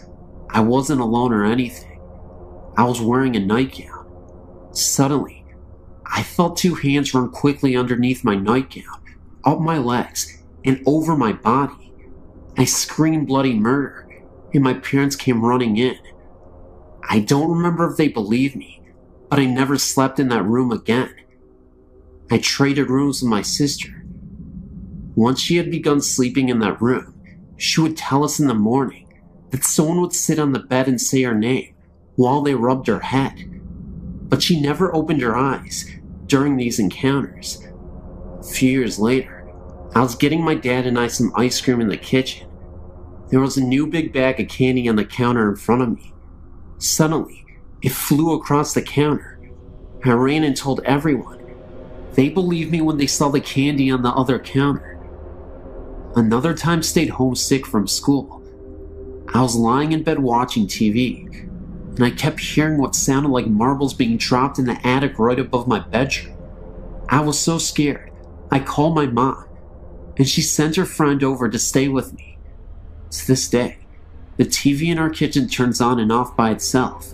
My aunt reported hearing music being played in her family room when everyone else was outside. Last weekend, my family gave me a bridal shower at my parents' house. When I got the pictures back, almost all of the pictures have orbs in them.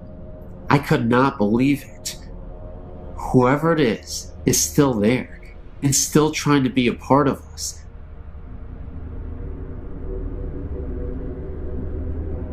It was my first time going to the Gettysburg War site. First, we visited their museum and looked at old clothing and war supplies. Then it was time for the tour of the battle site. It started off regularly, the guide showing us all the memorials and explaining this and that. Then it was time to get out of the car and look out over a field where a charge was made. It was a nice view stretching out before us, and behind us was a slope with a grove of trees to the right. While the guide talked, I noticed sounds of what seemed like a great number of people yelling and screaming down the slope, nearer in the grove of the trees.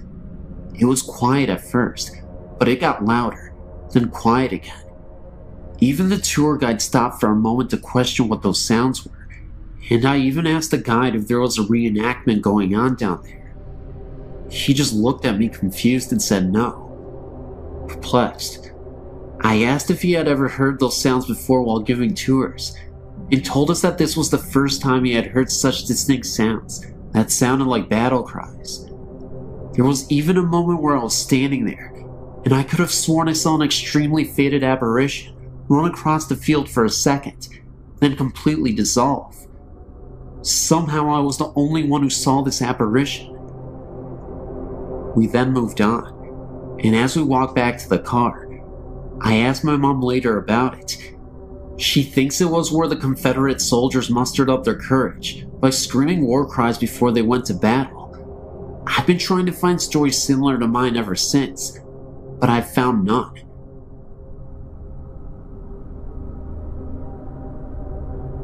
My name is John, and I've been a Civil War reenactor for about 4 years now, attending living history events and reenactments throughout the mid-Atlantic states.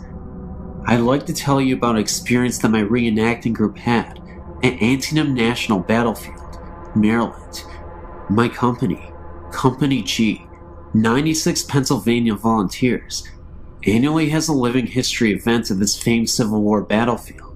It was here that in September of 1862, one day's casualties amounted to 23,000, more killed, wounded, or missing in one day than the casualties in America's previous wars combined. At one point during the battle, one American was injured with every second ticked by. I'd like to note that this was the ground upon which we were camping on. To continue my story, we traditionally take a walk into the battlefield to a small lane known as the Sunken Road.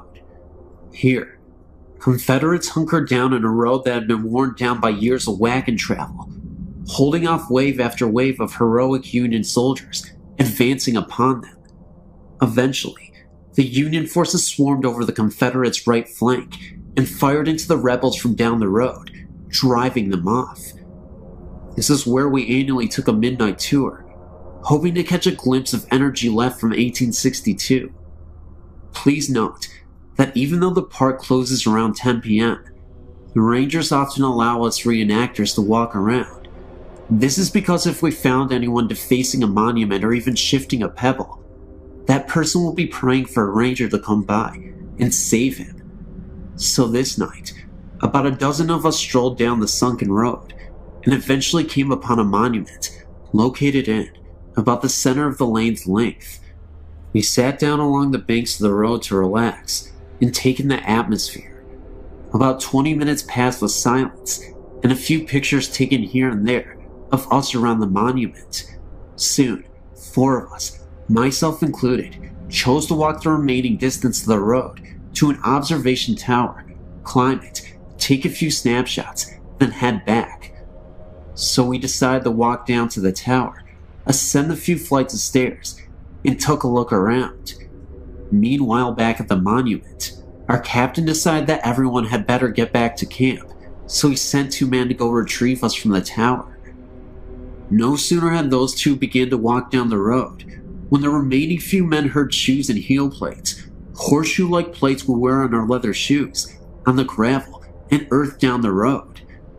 First 2 pair, then 4 pair, then 6, and so on. Equipment could be heard rustling around on the body: knapsacks, canteens, cartridge boxes. If anyone knows what it sounds like to have men marching on a dirty road with full gear on, it's us.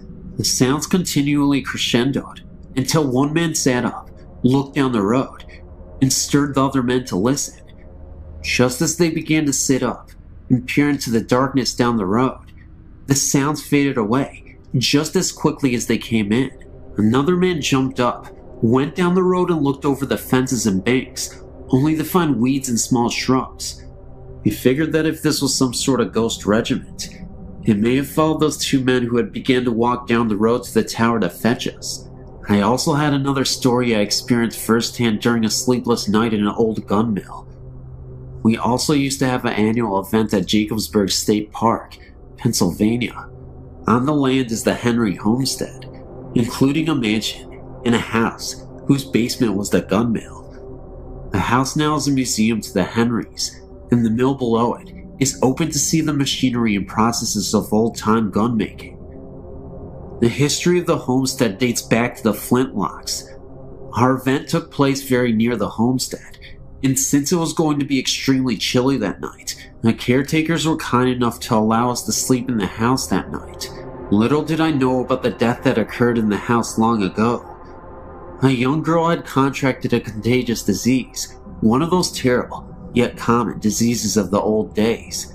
She had died, and since it was thought that her illness could be contracted even though she was dead, the viewing of her body was not a traditional one. Her body was placed on a large windowsill inside the house, of a window outlet that protruded onto the front porch. This way, the viewers could stay out on the front porch and peer in through the windows to see her on the windowsill. Of course, nowadays, ghost stories fill the house. So now it was time to go to bed. You could say, more like hit the hardwood floor. Of course, the lucky guy I am, I got a spot directly to the large window and the windowsill. I laid there half the night, listening to each hour tick away on the clock in the next room. Eventually, I had enough, so I moved to a spot further away from the sill. I laid there for some time, and then heard something. The noise was coming from. It sounded like the downstairs. The best description I can give is that it sounded like an older lady mourning, or crying, possibly over the recent death of her daughter. It was not the house settling or creaking, as it continued for what seemed like years. Okay, well, maybe a few minutes. My house also creaks a lot, and it sounded like nothing I had ever heard before. Scared out of my wits, I frantically tapped on the leg of my first sergeant, laying just a few feet away from me. He awoke, and I told him to listen. He heard the sound too, but not even wanting to ponder over it, he nervously said, "Wonder what that was," and quickly laid back down. The sound soon died off, no pun intended. Sleep was pretty much out of the question now, so I laid there another hour or so, until I heard something else. This one is easy to describe. Imagine being outside, and 2 other people are far away from you having a conversation. You can make out murmurs, in tones and voice, but not individual words. Almost like being underwater, and someone is talking above surface. That's what I heard. Only it seemed to be between a lady and a child, probably a young boy. Again, the sounds came from below the floor in the basement. These didn't last as long, possibly because God answered my prayers for them to stop. That night, I heard every single hour chime by, and every minute crawl past, every second tick by on the clock. Needless to say, the next morning, I wasn't a happy camper. Hope you enjoyed my stories, and yes, They're true. I told them just as I know them. Have a good one. I was in an infantry company in Germany back in 1989 to 1991. We used what is called a Bradley fighting vehicle. It weighs about 51,000 pounds and looks like a tank. We were doing live fire exercises at night, and we finished about 2 a.m. I was driving a Bradley in a convoy of about 10 other Bradleys, returning to the motor pool. The drivers used a large night vision scopes to see by. It's like watching green TV, and the Bradley commanders use that one that attaches to their helmets. While driving, a commander is to stand on his seat so that half of his body is outside of the vehicle, so that he'll have a better view of the surroundings. At about 3 a.m., I saw a man standing by the dirt road we were traveling on. I figured he was one of the German range patrolmen, and that he was just waiting for us to pass.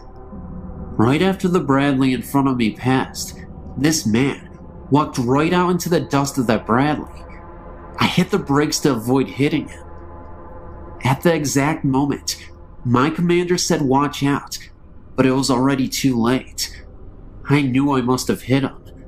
I didn't even see him come out on either side. My commander then asked me if I'd seen a man walk out in front of us too. I said yes, and then he said that he had too. But when he turned around to check for a body, there wasn't one anywhere on the road.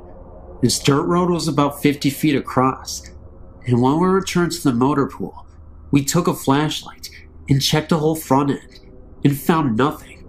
No blood, no piece of clothing. There was nothing.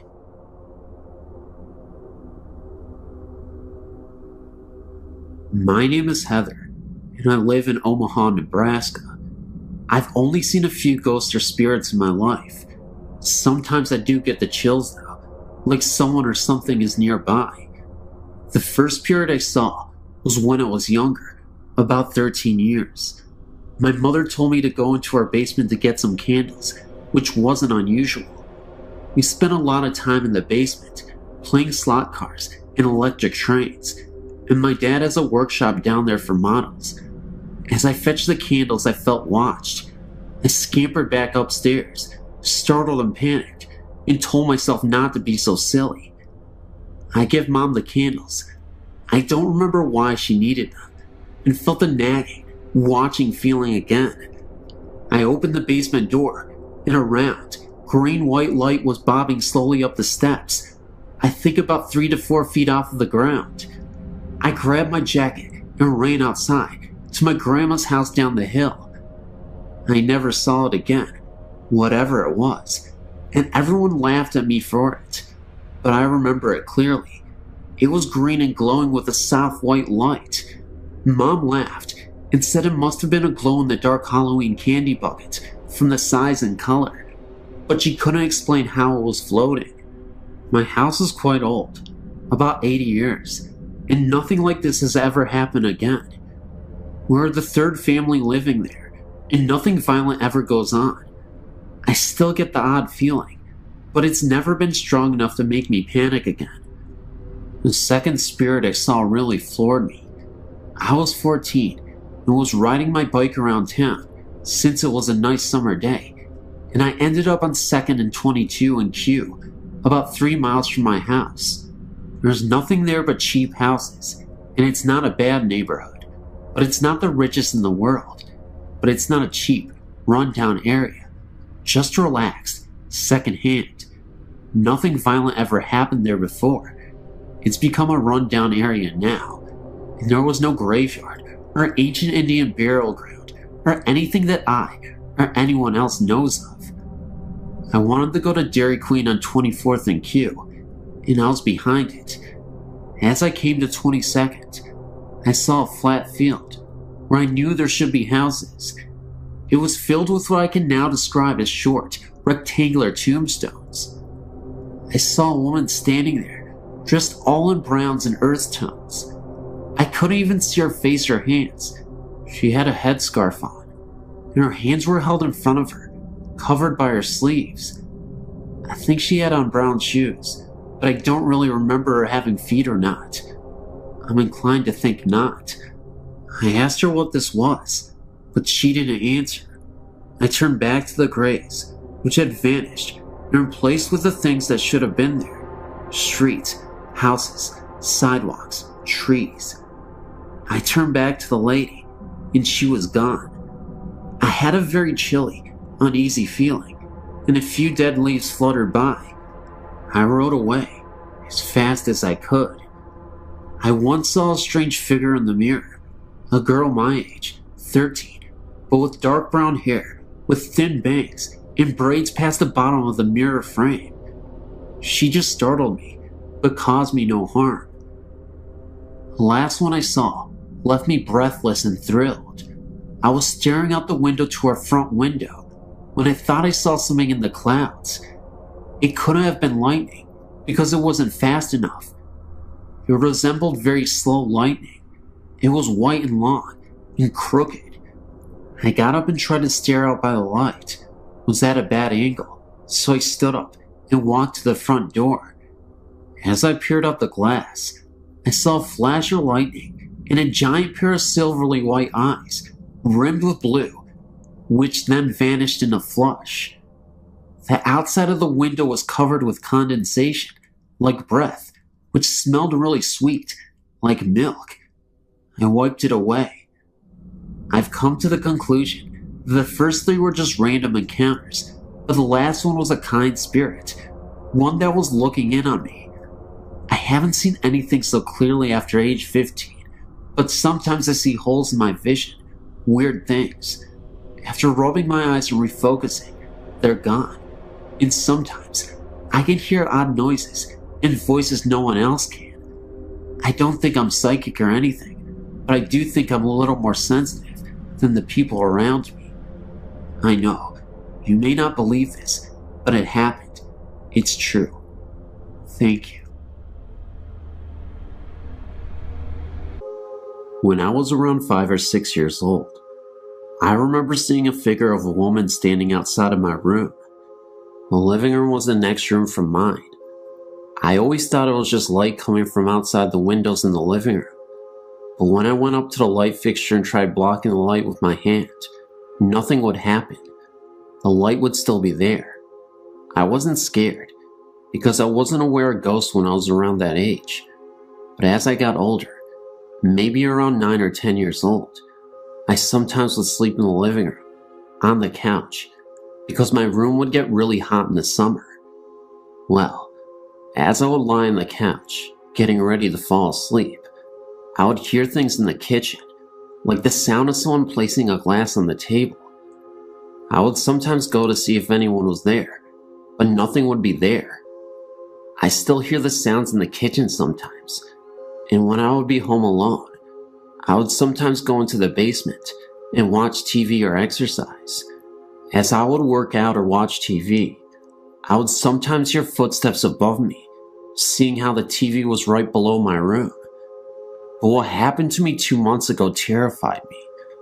I'm 17 years old now, and it was raining harshly in the middle of April, and I was working on an art project in the dining room, which was the room after the living room. I was home alone at that time.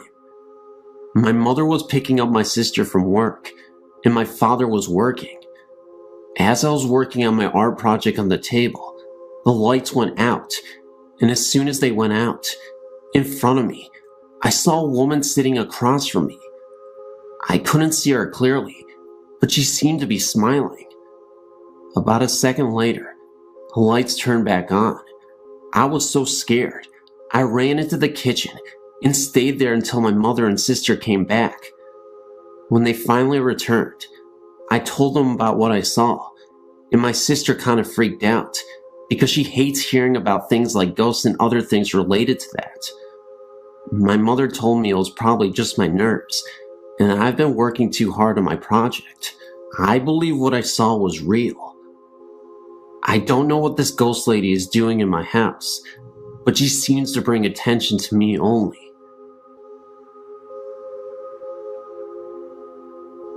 This is just one account from over 40 experiences I've recorded in my ghost journal. It was a very unusual day in Chicago, only 4 days to the new year, and in the middle of winter. It was 63 degrees, yet the skies were dark, but there were tons of fluffy clouds. My friend Christine and I decided to enjoy this rare day and go walking around the park. We watched as the clouds seemed to spread across the sky and realized the storm was near. Somehow, the conversation switched to cemeteries. She told me of an old German cemetery that was near the park that she had gone to. They have a section of infant graves from the late 1800s to early 1900s. She knows the babies died in groups around the same times. After hearing this, I wanted to go see for myself. She told me where to go, and as I drove into the cemetery, I pointed to a corner and asked her if that was where they were. She said yes. I'd never been there before. I don't know how I knew. We parked on the road, got out, and looked around. Some of the graves were old and worn, the names and dates hardly visible. The baby section was so sad to see, and we figured there must have been a plague of some sort in the area. It was beginning to get dark, even though it was about 4 p.m. in the afternoon. The cemetery closed at 5, so we wanted to hurry and see everything before they closed and before the storm came. We were walking through the cemetery when it felt like the temperature had dropped 20 degrees in a few minutes. I stopped in my tracks and noticed a familiar smell. The scent became stronger, and I realized it was roses. I asked my friend if she smelled anything. She said yes. I asked her what she smelled, and she said roses. I was bending down to smell the flowers on a grave, which were not roses. I wanted to figure out where the smell suddenly came from. Suddenly, my friend told me to look up, and in the distance was a flower girl. And you guessed it, she was holding onto roses. Both me and my friend were in disbelief. We couldn't even fathom what we were seeing, but yet here was this flower girl holding onto a rose, which had a strong perfume smell. Her attire was in a Victorian-style dress. She looked absolutely beautiful, but it was also really scary because it was in the middle of a cemetery and we were really spooked. Even though it felt like forever, she momentarily appeared and then she was gone, just like that. It must have been about 15 seconds, if that, but we both saw her, and we're not making this up. We're totally sane individuals who actually go out and try to see these things on purpose. I know that sounds crazy to some of you, but we get such thrills about ghost hunting. Anyway, we're not even done with the story yet, because right after, we heard the most blood-curdling scream I've ever heard in my entire life. It was a scream right after she disappeared, and I'll never forget it for the rest of my life. It sounded like a human trying to imitate a wolf, as in, a human howling, but in a wolf style. I know that sounds ridiculous, and maybe it could have been a real human being trying to play with us.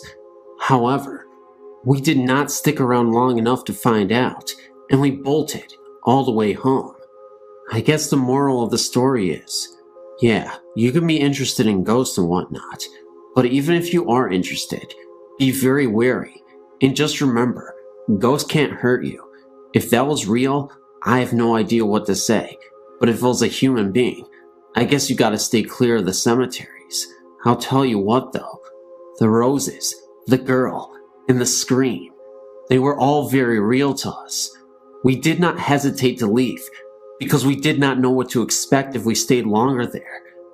Just remember to be very careful. Ghosts are crazy, but humans can be just as crazy.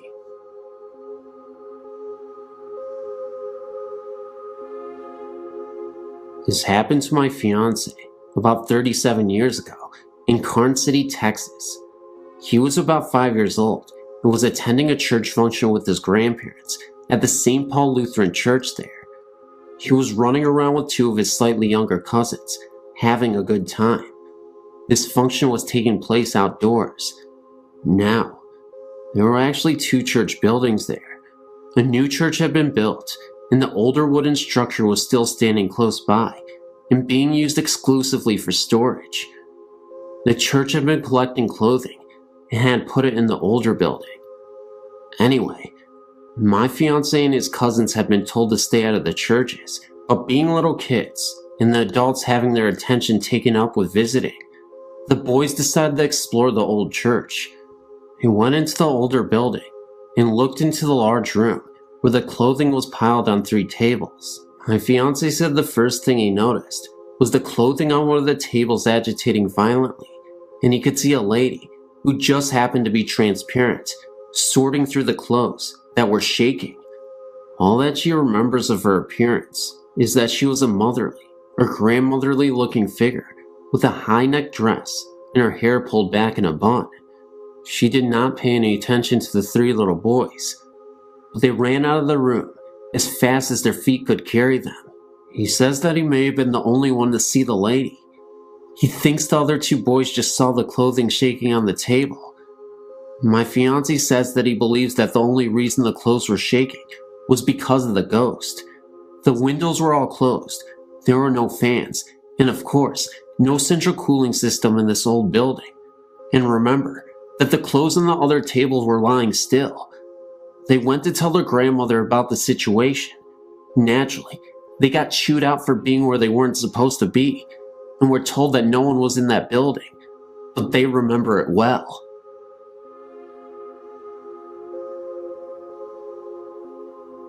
This story is one that may or may not scare you. It's more of a mystery to me and my friends. When I was young, me and my cousin were always together and trying to scare each other.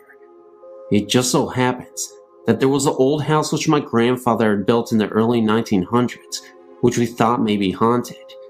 It should be mentioned that I am from a small town in Virginia, and in the early 1900s, it was a pretty isolated town from the rest of the state. My grandfather was a pastor of the local church.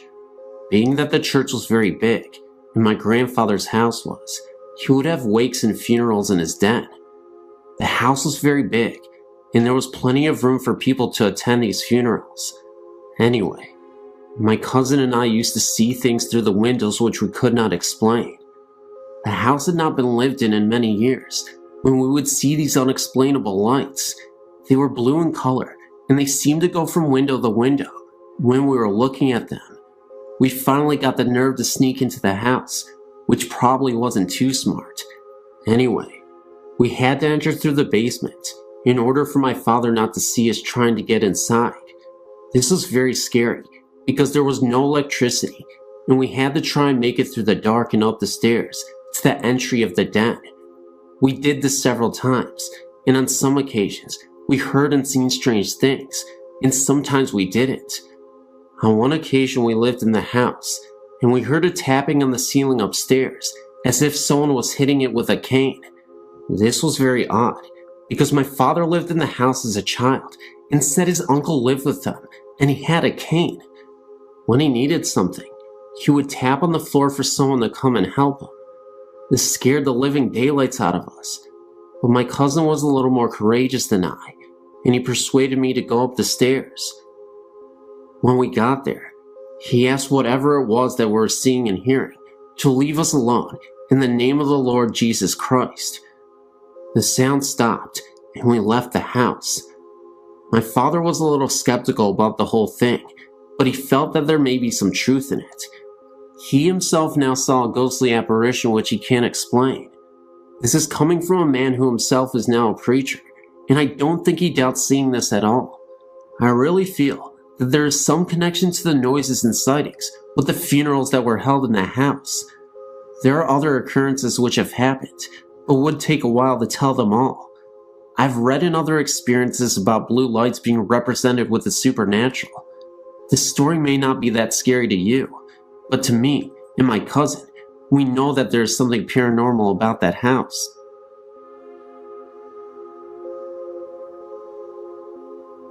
Myself and a friend recently moved into a house in Belmont, Massachusetts, right outside of Boston.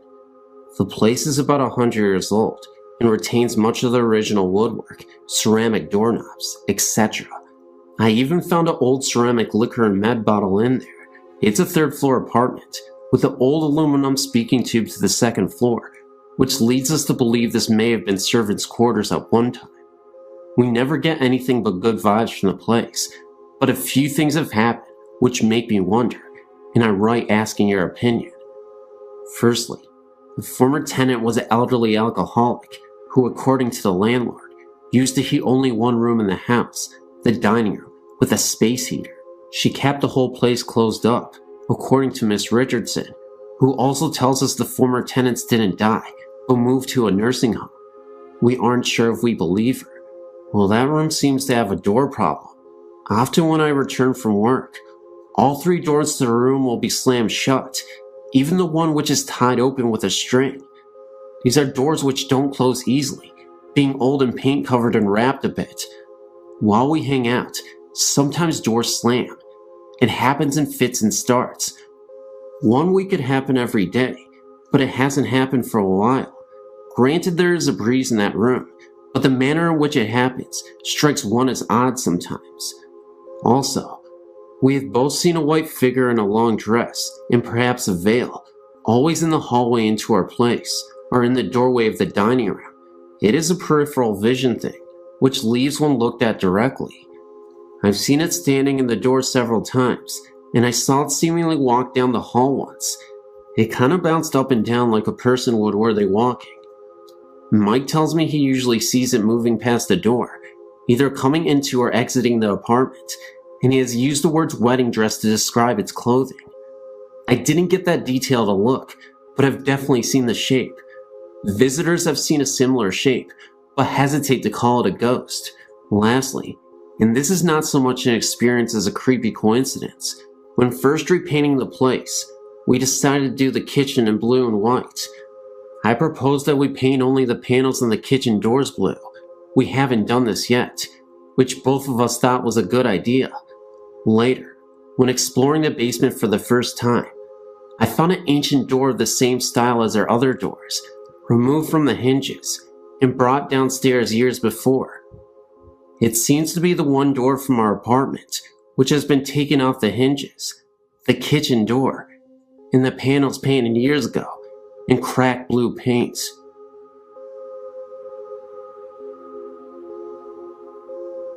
Yesterday, my husband and I toured the Whaley House in San Diego. I think I may have been present to a supernatural occurrence of sorts, but I wanted to ask you about it. Initially, I started out on the first floor, not part of the tour, and I felt a markedly weird sensation in front of the dining area that I can only describe as having a sinking feeling that bordered on nausea. I felt fine walking around Old Town and coming into the house. I hung out in the dining room area for like 10 minutes, thinking what I was feeling was so unusual, and it dissipated. I felt fine again, so I looked around the rest of the house and felt okay, until I came to the first upstairs bedroom, directly right of the stairs. I again felt that same feeling, and I stood there, just looking about the room, and that is when I think I saw something in one of the mirrors, the mirror closest to the hall. It looked as though thin white smoke was being reflected into the mirror, as though someone was standing next to the mirror with a lit cigarette. I can only describe what I saw as smoke, because it curled. I also smelled a very faint smell of cologne that reminded me of violet water. I made sure it was not me, since I was the only person in that area, and it wasn't. It seemed to blow in through the saddled wooden partition. I was a little weirded out, because I was in disbelief at what I thought to be witnessing, so I called to my husband downstairs to come up. I didn't want to cause a stir, because I was unsure what this was. I even saw the presence of a shadow behind my back, in the corner of my eye. I walked back to the area in front of the room, and looked back into the mirror to make sure that it wasn't a reflection of something outside, like a passing vehicle, but I no longer saw the smoke. I really didn't want to tell anyone about the incident, because I would have winded up scaring everybody, including myself. I've been thinking about it ever since, and been trying to find a logical explanation for it.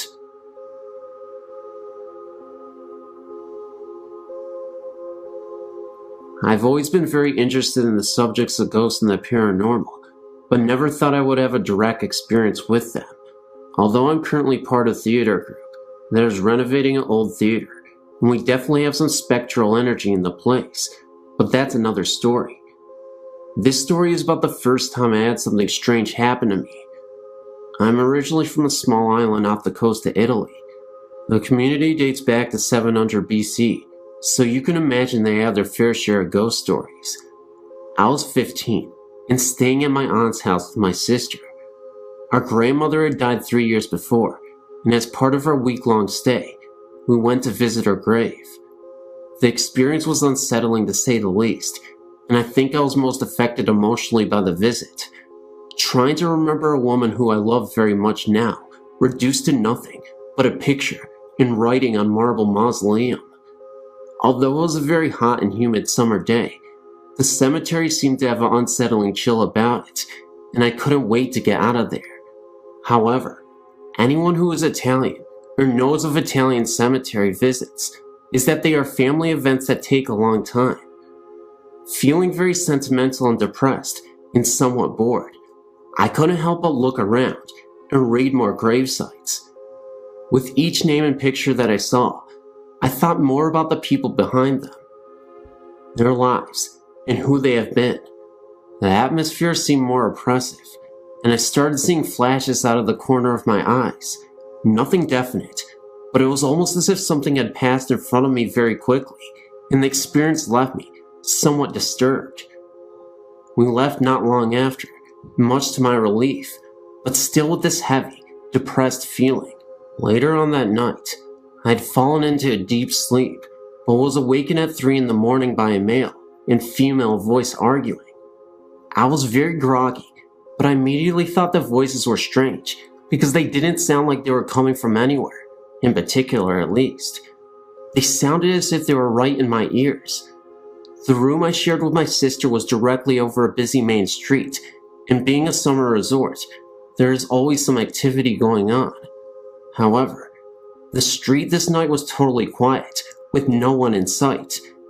The voices continued to argue in Italian, and though I spoke it, I couldn't make out what they were saying. Also, the intensity of the voices didn't change as I moved around the room.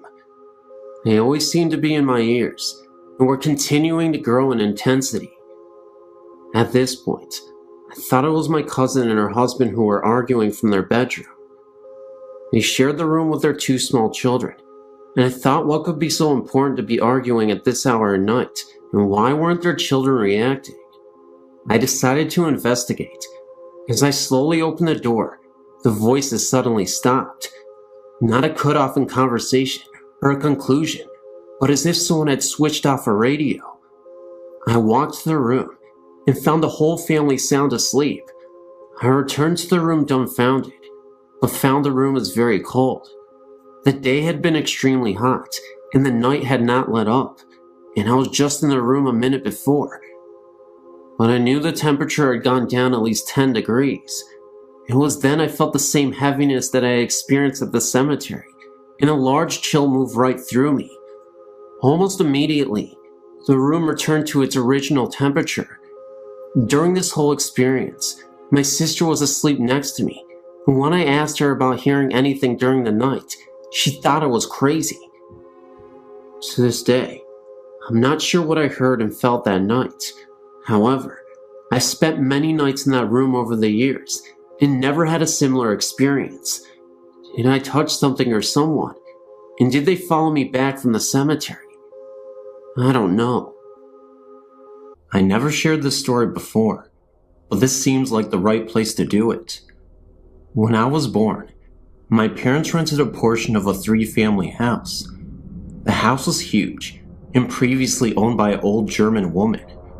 Apparently, the house belonged to the same family since the early 1700s when it was built.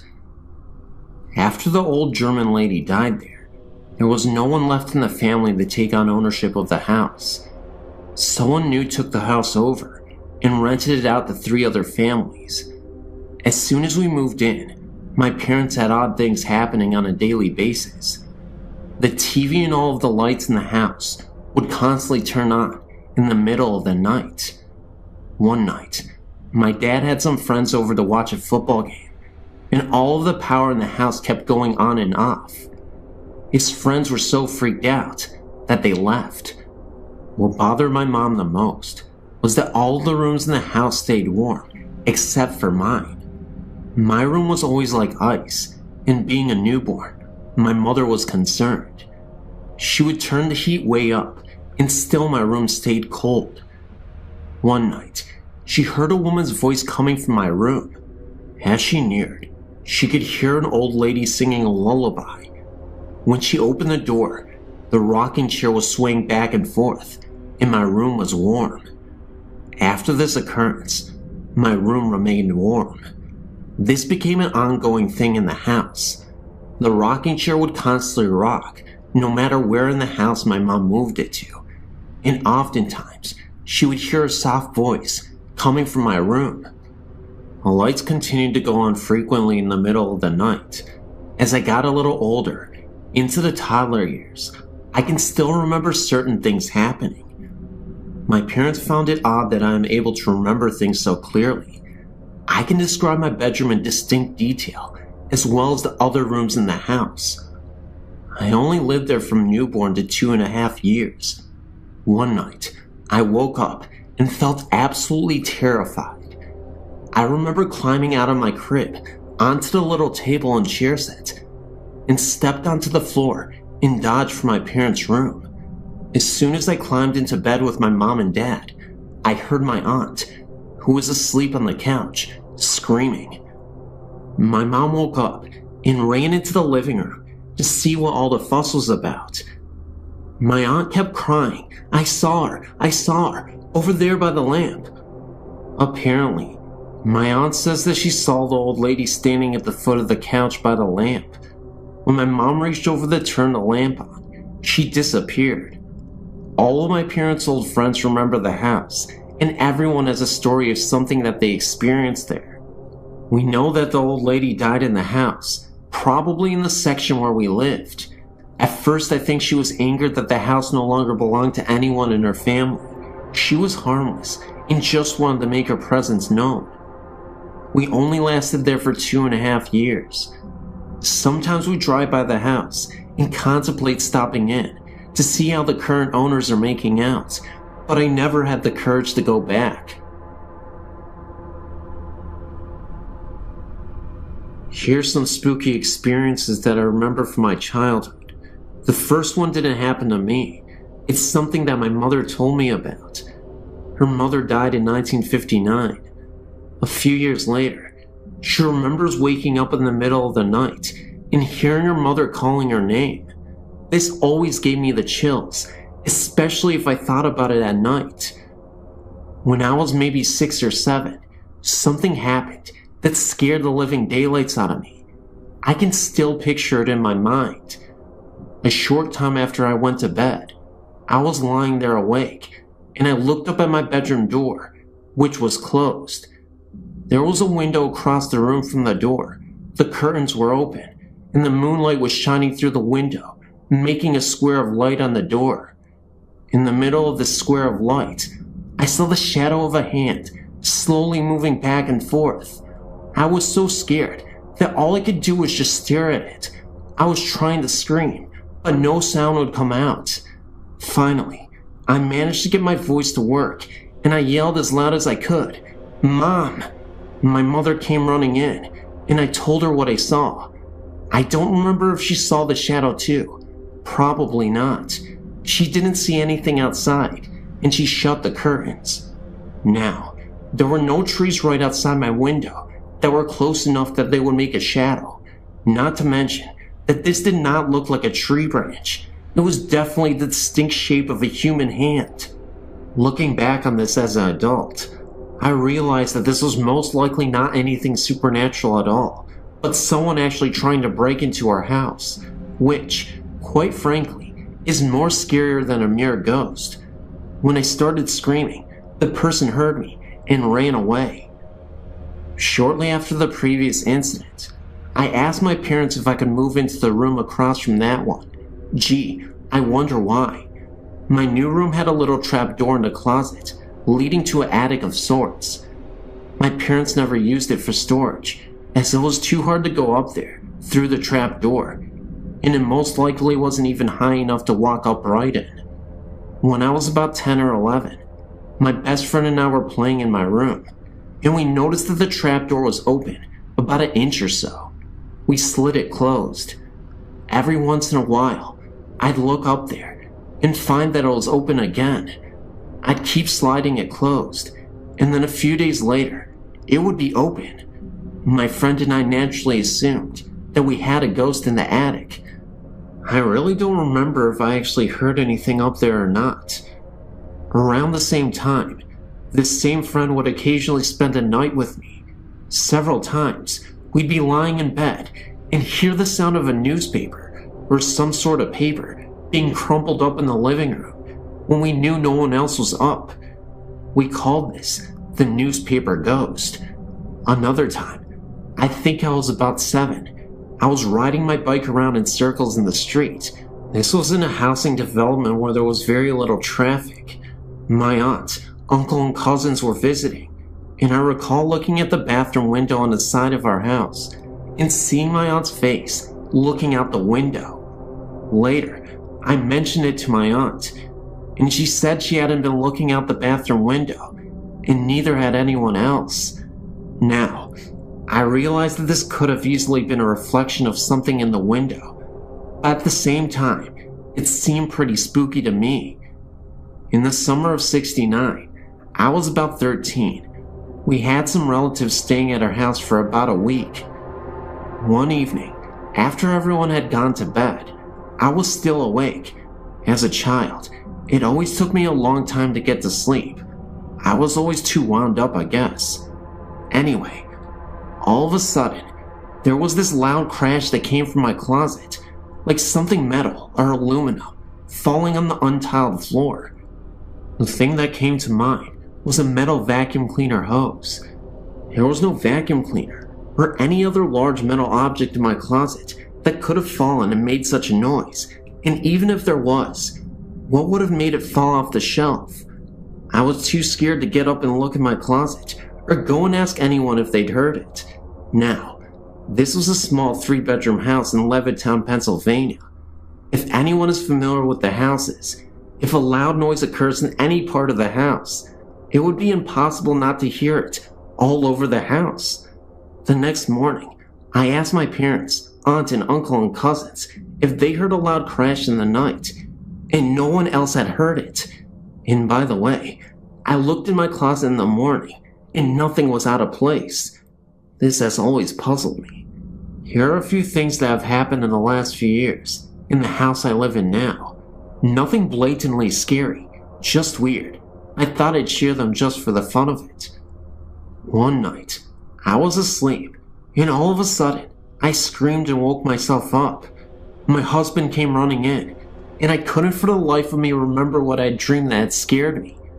But I had a vague memory of looking beside the bed and seeing something in the form of a human being, made up of little points of light. There have been a few occasions where I've woken up in the middle of the night and heard a kind of electrical humming that sounds like it's coming from our bedroom closet. My husband said he could hear it too. I could never figure out what's causing it. It sounds like it could be the refrigerator running, except that the kitchen is not right next to the bedroom. And if it was the fridge, wouldn't I hear the noise every night, since obviously the fridge runs all the time? I haven't heard it in over a year. Just as well, it gives me the willies.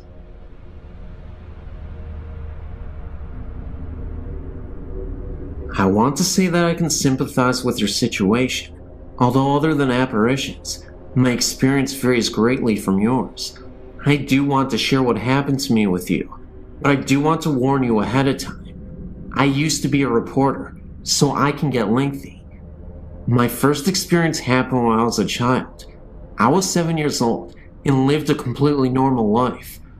My parents didn't smoke dope or dabble in the occult, so I really had no knowledge of ghosts, other than the traditional Halloween experiences every child encounters. When I turned 7, my family moved from Metro Memphis, Tennessee, to rural Independence, Mississippi. We moved into a house that my father renovated. Rather than trying to draw a diagram that may get scrambled in transmit, I'll try to describe the layout of the rooms involved. The way the home was originally laid out, you walked in the front door into the living room. To the left was the kitchen, open without walls to the living room. To the right was a bedroom door. Straight ahead was a hallway leading to other bedrooms, laundry room, and bathroom. After my father was finished, the front door was added onto a new wing of the house. The living room was enclosed into a bedroom. The bedroom now directly led out into the hall, which now led to the kitchen also, and had a new doorway to the bedroom that previously opened up to the living room. Is that confusing enough? We moved into the house, and I immediately was terrified of my sister's bedroom, the one that had previously opened up into the old living room. I just felt that something was there, and it was watching me. I felt like it wanted to possess me or something stronger than a mere presence. Also, I never found out why, but hers was the only room with security bars on the window. No other family member noticed anything strange in the house. I ended up in the new bedroom, and sometimes at night, I'd hear noises. Being so small, I don't remember exactly what they were, but frequently, I'd see an incandescent, glowing form in the shape of a human walking across my room.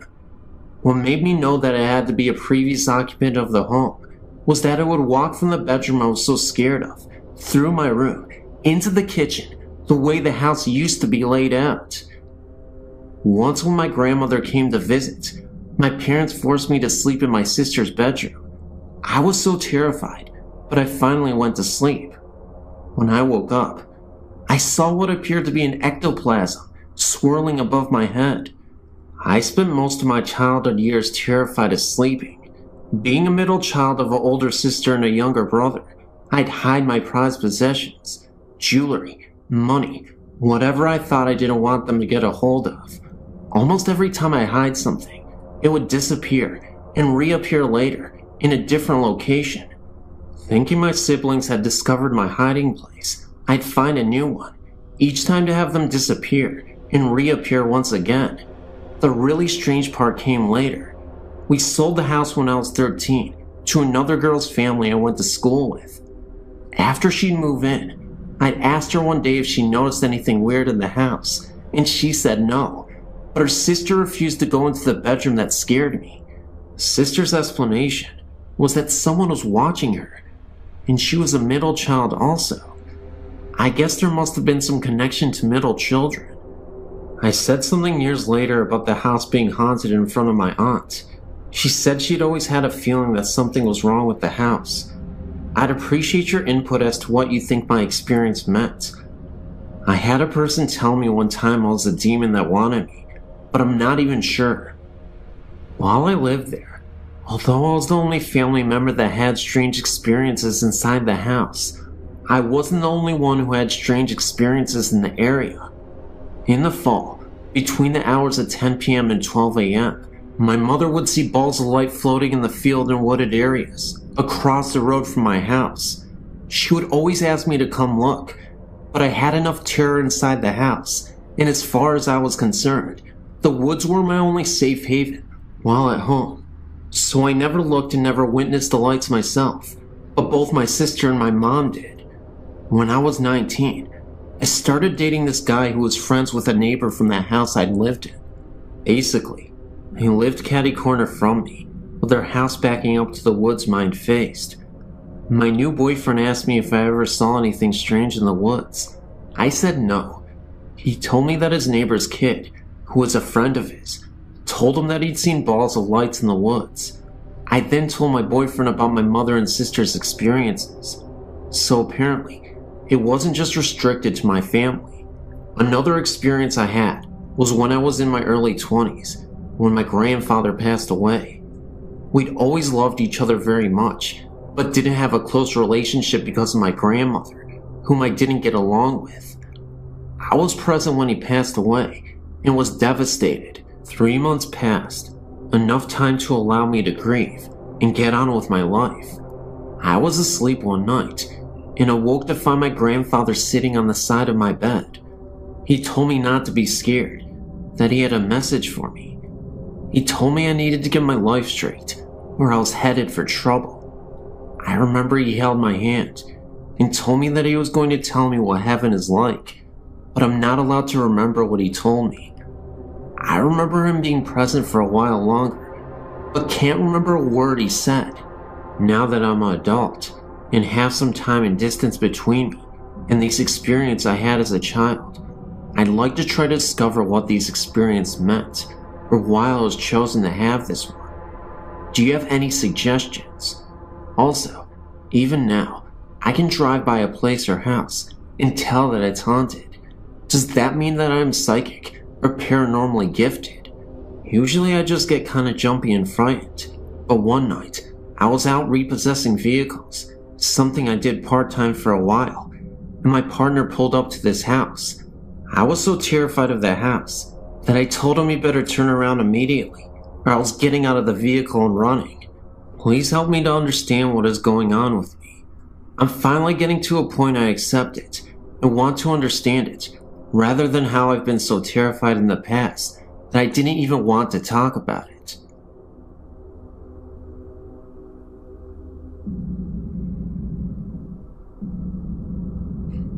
In 1983, when I was 18 years old, I was severely ill. I woke up one morning and my face was badly swollen.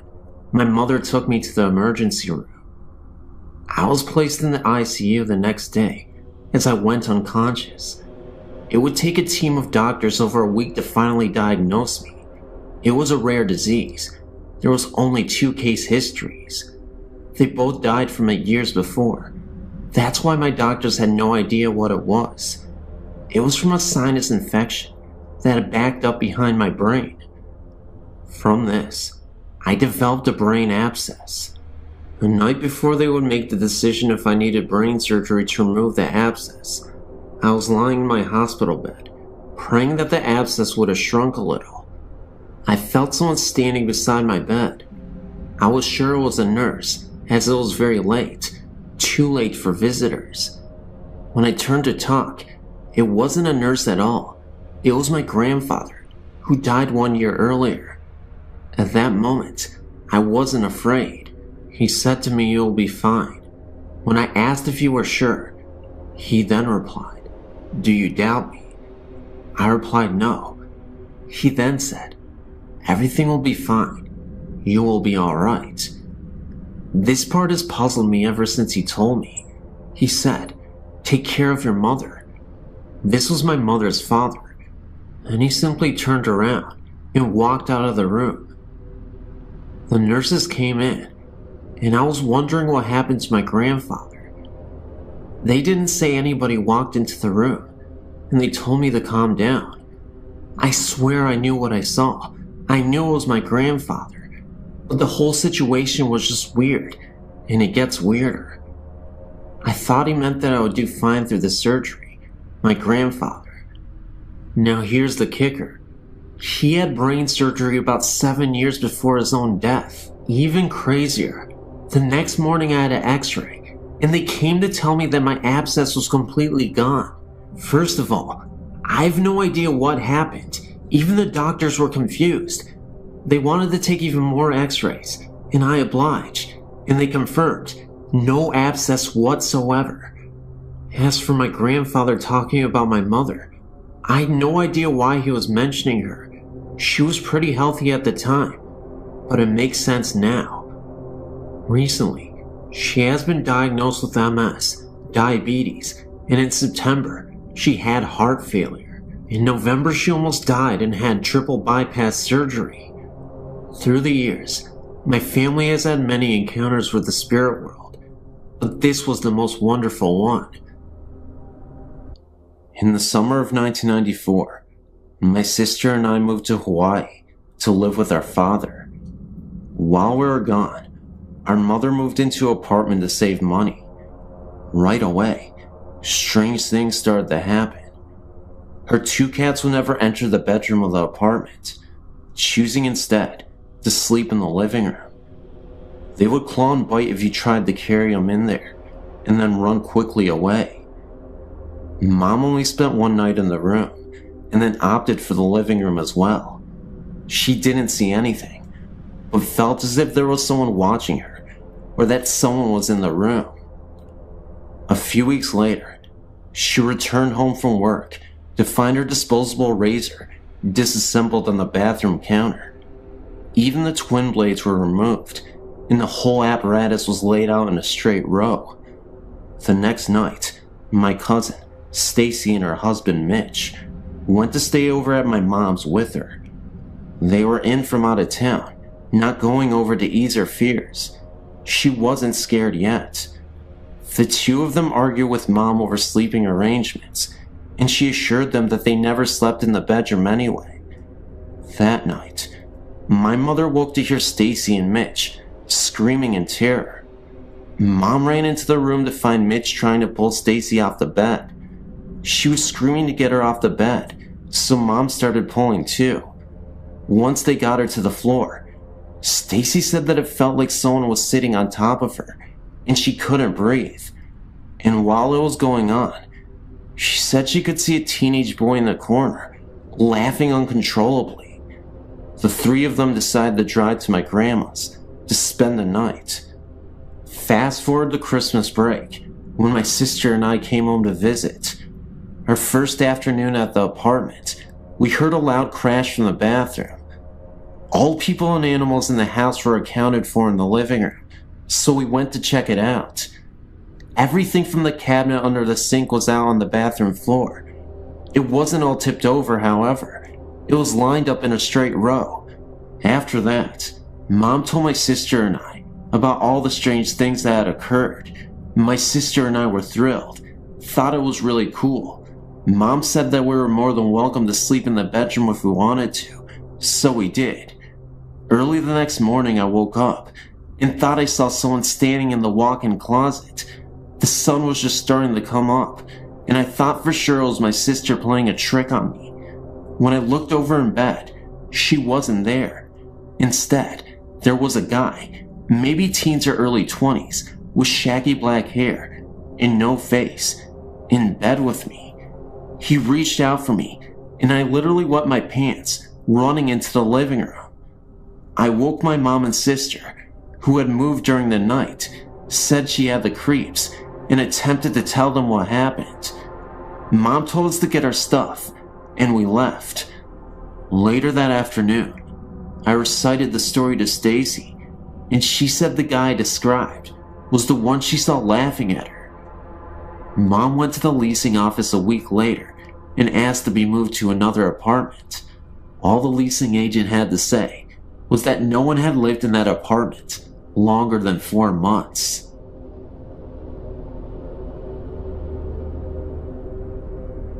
It started some years ago, and I'm happy to say that it's been over for some time now. I'm confident that I'm no longer being followed by Mage, but I would like to share my experiences with you, and if you can provide any insight or better understanding of what happened to me, I would be most happy. Some years ago, I was sleeping over at a friend's apartment. I went to bed and lay there alone with my thoughts until I think I fell asleep. I was awoken by 3 sharp knocks, similar to someone knocking on a solid wooden door, and turned my head to the bedroom door, which was 3 yards away to my right. The door was closed, yet within the doorframe was a figure.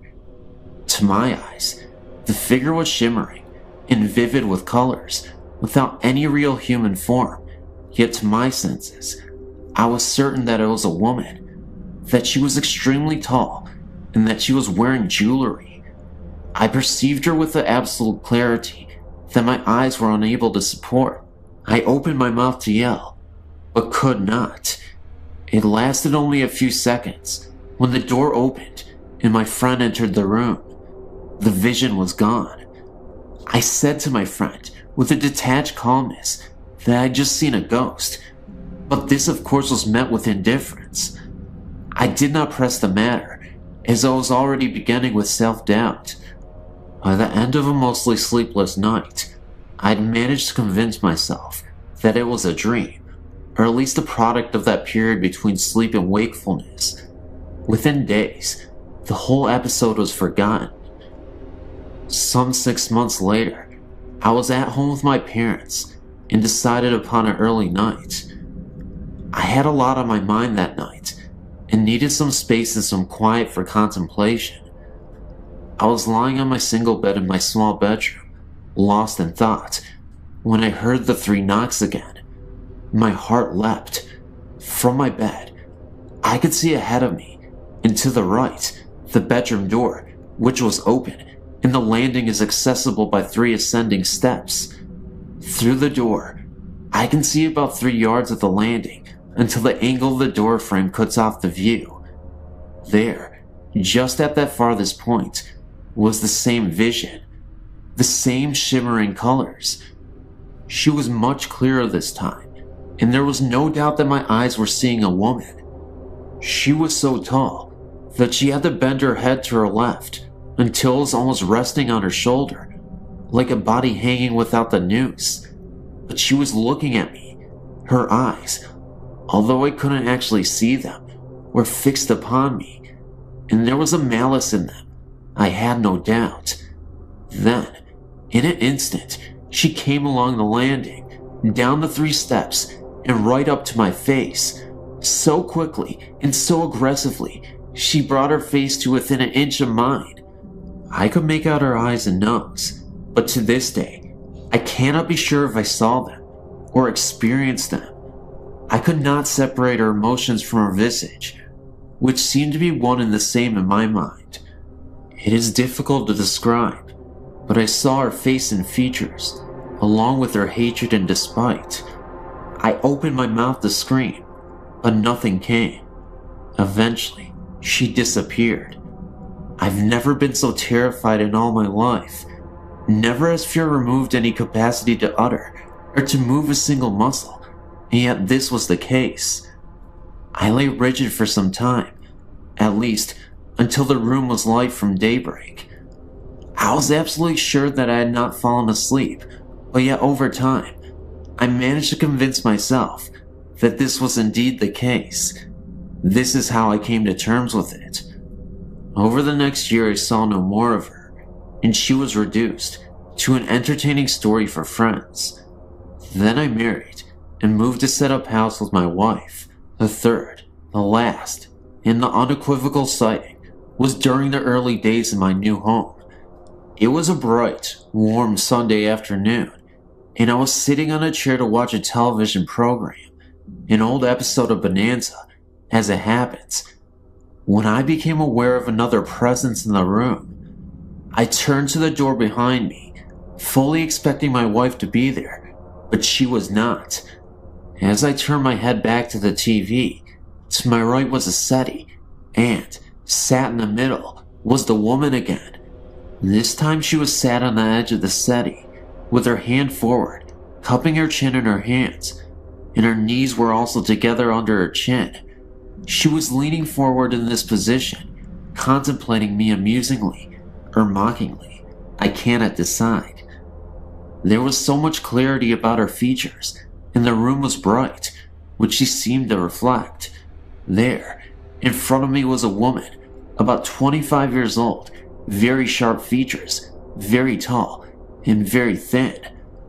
Her bright colors, her hair and her jewelry, reminded me of a punk rocker, although this was not so. I'm sure she was from a long time ago before that era.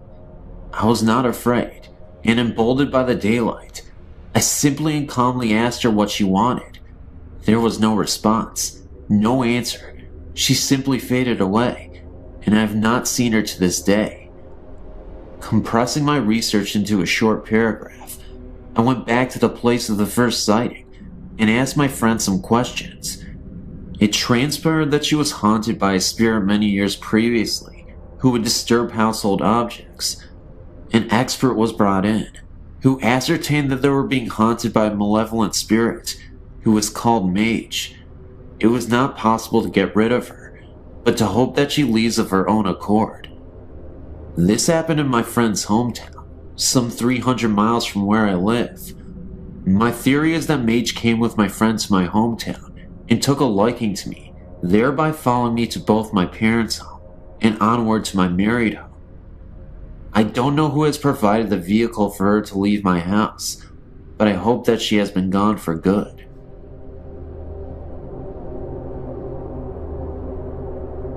When I was in my early 20s, a friend and I decided to rent a house together.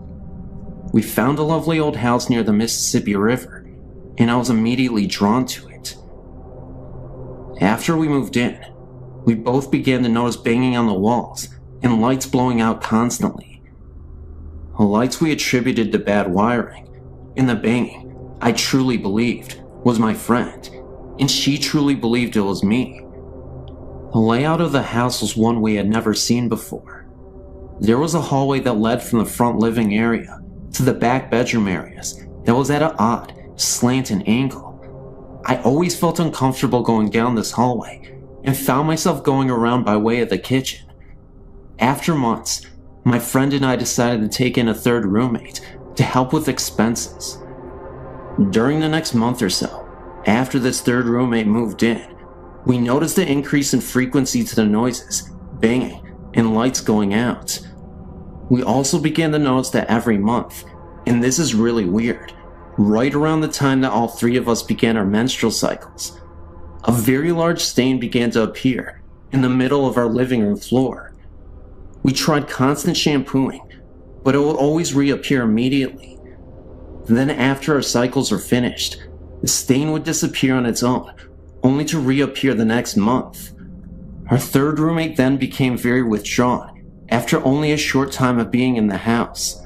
She began to go directly to her bedroom and never came out except to go to work. Her personality has also changed drastically. She went from being very funny and outgoing to a complete loner. She would also say very inappropriate, weird things to us. We had known this girl for some time, and her behavior was quite unsettling. She finally told us that she was not comfortable in this house and was moving out, and she did so that very day. Shortly after she moved out, the banging noise began in earnest, and we started noticing our things being rearranged. We began to laughingly and nervously admit to each other that something was not right in this house. However, neither one of us felt threatened by any kind of the weird happenings, and in fact, I personally actually felt almost protected by it. We started to call our ghost George, and would talk to him whenever the banging would begin. We were trying to watch something on TV, and George would start banging or knocking. We would say, "Please, George, not right now. We're trying to see this." And he would actually stop, at least until the show was over. Unfortunately, no matter how much we begged him to stop putting the stain on the floor every month, that never ended. In fact, it got bigger and darker the longer we lived there. One kind of amusing episode happened to us one memorable evening. I decided to let my boyfriend at the time stay overnight with me, although I usually didn't do this. Just as we were dozing off, a very loud bang sounded, coming from the hallway. My boyfriend sat up and asked, "What the heck was that?" Immediately, a knocking began at the far end of the hall and rushed towards my room very fast, knocking louder and louder the closer it came. My boyfriend said, "That has to be your roommate being funny." I just laughed and tried to explain about our ghost, and that I thought he might be angry that I had a male friend overnight. He said that was bull and got up to investigate. Just as he came to the hallway, the knocking began again, all around him. Needless to say, my brave 6'4" boyfriend ran straight out the front door and never came back in the house. Anyway, after a few years, my roommate and I decided we were going to move to a cheaper apartment, closer to where we worked. As soon as we started packing, the noises, and especially the lights going out, began to get really bad. I was even starting to get a little frightened. One day, as we were finishing up packing, we decided to go check in the basement and see if we had anything left down there. While we were down there, we decided to go in the old fruit cellar, since neither one of us had actually looked in it. We found some old fishing equipment. We also found an old shirt box that was sealed with tape and felt kinda heavy, so we brought it upstairs and opened it up. Inside was a bunch of old pictures. Most of the pictures were of a young man of about 25 or 30. In many of the pictures, he was in our house and standing on the porch of the house. There were also some antique glass slides with pictures of him in the military uniforms. We dated the stuff around World War II. We decided to call our landlady, an elderly woman, around 80 years old, to tell her we had found the box. When we called her and told her what we had found, she hung up on us. We called back, and her daughter answered and said that they didn't want that stuff anymore, and we could have it or throw it away. We thought it was very strange, since normally our landlady was a sweet old lady, so we decided that some of the stuff in the box might be worth more money, and we would sell some of it. Some war medals, and even an old stock certificate. That night, I put the box on the kitchen table, and we went to bed. In the morning, we were going to move the last of everything, and as we were preparing to go, I asked my roommate what she had done with the box of stuff. She said she hadn't touched it. We looked everywhere and couldn't find it. Finally, around lunch, we got hungry and decided to cook a frozen pizza. We turned on the oven and immediately began to smell something burning. When I opened the oven, there was the box. Okay, I swore my roommate did it, and she swore I did it. So we left the box on the table again and left to move some things to the new place. When we got back, the box was gone again. This time, we found it immediately in the kitchen pantry, so we kinda laughed it off and put it back on the kitchen table. About 10 minutes later, I walked into the kitchen and it was gone again. I decided the heck with it and decided to just go finish the bedroom closet I had just minutes before been working on.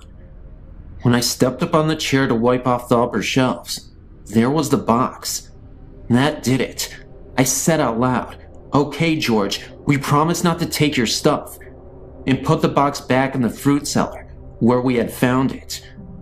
We left that day and have never been back, but I've always wondered if the next tenants ever heard from George.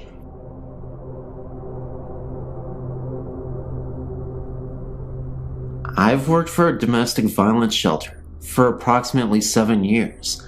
While I personally have never seen anything, there are always odd sounds and unusual occurrences. Let me start at the beginning. The house is 2-story with an attic and a basement and over 100 years old. I really don't know much else about its history. The local domestic violence center purchased the building, which had been uninhabited for a number of years, did some renovations, and began operating an anonymous shelter for battered women and their children. Over the years, there have been numerous sightings of a young couple. A woman in a long flowing dress can be seen periodically walking up the long staircase. A man in dark, old-fashioned clothing has been seen in the living room and at the top of the stairs outside the attic door. It is usual for all who went into the attic or the basement to feel uneasy and not alone. Recently, the sightings seem to have increased. A church group came over to the holidays to sing Christmas carols to the residents, and a young boy pointed to the ceiling and said, "Look, there's an angel." The only thing seen by the others in the room was a hazy, grayish fog that wasn't in any particular shape. A few months later, one of the employees' daughter was in the living room, alone, working on a school project, and looked up to see a gray, transparent figure looming in the doorway. She screamed, and her mother raced in to see the figure moving slowly upstairs. It was as if the ghost was checking in, and didn't mean to frighten the young girl. Perhaps the most interesting aspect of this haunting is that the couple together, fitting the same descriptions of the man and the woman seen in places of the house, have been seen in one bedroom upstairs. To my knowledge, at least 3 residents in the last year have been awakened at night to see the woman sitting on the edge of the bed with a man standing behind her. The couple has been described as comforting and reassuring to those who have seen them in this manner. And these apparitions have seemed to know when these residents were about to face a particular trying experience. One woman was going to court the next day for an order of protection. One lady was facing a decision about the custody of her new little baby, and one woman was about to embark on the dangerous underground trying to change her identity in order to hide from the husband who tried to kill her. All three of these women felt as though the ghosts were trying to tell them that everything was going to be alright, and, as it turns out, the dire situations facing each of these women worked out in their favor. I personally find their presence reassuring as well. Women and children who came through the shelter are very often depressed, sometimes hopeless, scared, insecure, and anxious. I think that the fact that they are comforted by these spirits is a sign that these are good spirits who seem to approve of the work being done in their house. They've never tried to scare anyone. Sure, lights turn on and off by themselves, and the dishwasher is forever turning on by itself. Maybe they are just trying to figure out what these gadgets are. I do not know anything about the history of the house, but I assume these spirits were once residents of this house. Based on their actions, they seem to be good and well-wishing. I hope they continue to watch over the shelter and help the current residents. Hi, my name is Tariq, and this is my supernatural experience. It happened to me when I was about 5 or 6 years old. I seem to remember it was quite a sunny afternoon. Nothing particularly unusual about that day. My mother asked me to go upstairs and wake my father, who often took afternoon naps. I remember feeling quite lazy, and I could not really be bothered going all the way upstairs to attempt to wake my dad sleeping. However, my mom insisted, so I did. I was about to walk up the stairs when I suddenly was overcome with fear, as what I had saw made no sense to me. There, at the top of the stairs, was the biggest dog I'd ever seen in my life. It appeared to fill the whole space of the landing and was near the height of the ceiling.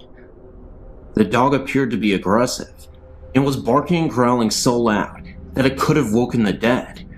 I was so shaken and scared that I just froze in the spot. I shouted for my mom.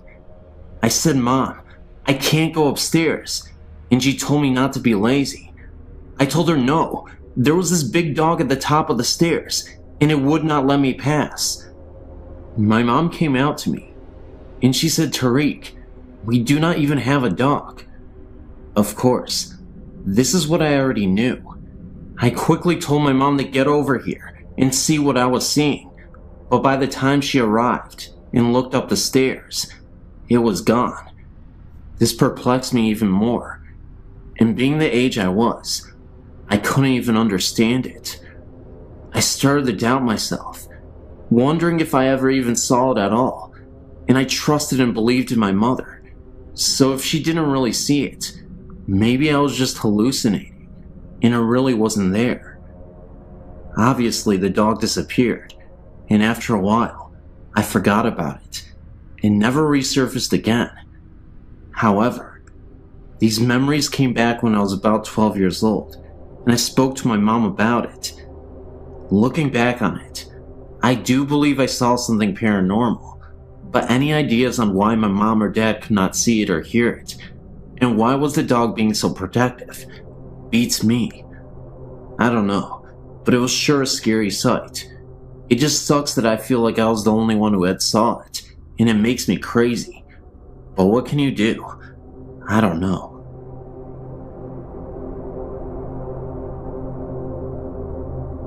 I recently had an experience that I can't explain, and decided to tell my story here. In June, my boyfriend Ian, our then 15-month-old twins, of course me as well, we all went to his family reunion. While we were there, we had a wonderful time meeting his family and getting to know everyone really well. We stayed at his father and stepmother's home with the immediate family. One night, while everyone was asleep, one of the girls started crying, most likely from being in a new place or losing her pacifier. I woke up, and still groggy, I sat up in the bed. I looked over to the crib. Next to the crib, there was a little old woman standing there looking into the crib. When I saw her, she didn't scare me, and I thought nothing of it. She looked at me put her finger up to her mouth, kind of bent down, and whispered, "Shh." So I laid back down and fell back to sleep. Brianna slept through the rest of the night. The next morning, I got up and remembered what I saw. Not sure if I dreamt it or not. I pulled Ian away from the family and asked him if he had a picture of his grandmother. The family had spoken a lot of her the previous day at the reunion, but I had never met her.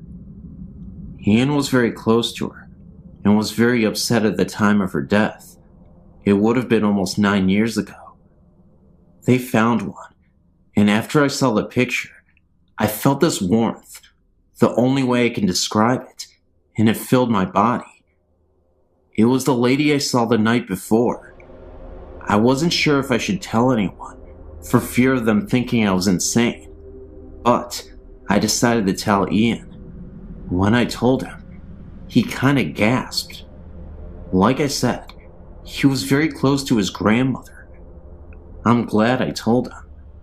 Later, as we were talking to the family, someone said, "Oh, it would have been so wonderful for her to be here and see all the family together," speaking of the grandmother. Ian looked at me and asked me to tell everyone what I saw. I'm still new to this family and wouldn't want to be dubbed as the crazy one just yet, so I kept it to myself. Thanks for giving me a place to share this.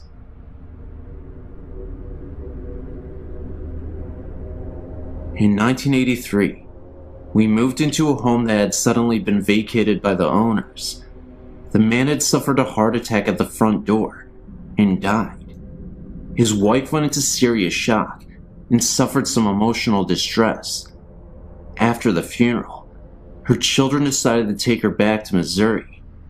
I had personally known the couple in 1971, as I had lived in a house on the connecting street. Our backyards were contiguous. Mr. Williams had been the water superintendent for the city for many years. He was an upstanding citizen, a loving family man, and a friend to many people. Shortly after moving in, he got the feeling that Mr. Williams had never really left his home. At night, after everyone had turned in, footsteps could be heard throughout the home. It sounded like heavy footsteps stomping up and down the hall, outside the bedrooms. I would get up and check to see if the children were awake, and would find them sleeping soundly in their beds. Once in a while, doors would open up wide, as if someone was entering a room, and then the door would slam shut. One night, my wife at the time awoke to see the form of a man standing at the end of our bed. He woke up on her side and leaned over a little. She laid there terrifying, knowing that I was very hard to wake up, and that if this were a burglar, I would not suddenly spring into action against the intruder. She maintained her position and just peered through her eyelids. Suddenly, the figure just faded away. These occurrences persisted for about a month. One morning, at around 2:30 a.m., we were suddenly awakened by the bedroom door slamming open with a violent force. We were very tired of Mr. Williams' nightly tirades, and I was running on my last nerve. I got up and decided to try to talk with this confused soul. I addressed him as Mr. Williams and told him that he had suffered a heart attack and had died. I told him that his wife had gone to Missouri to live with his children. I told him that we were paying rent to his children to live in this house, and we worked hard for our money. I started to get angry with him, and told him that if he wanted to rant and rave and stomp about the house, he needed to do it when we weren't there, as he was disturbing our sleep. If he continued, we would be forced to move, and his children would have to find other renters. I suggested he go to Missouri, because that is where he would find his wife. After that, we never heard from Mr. Williams again.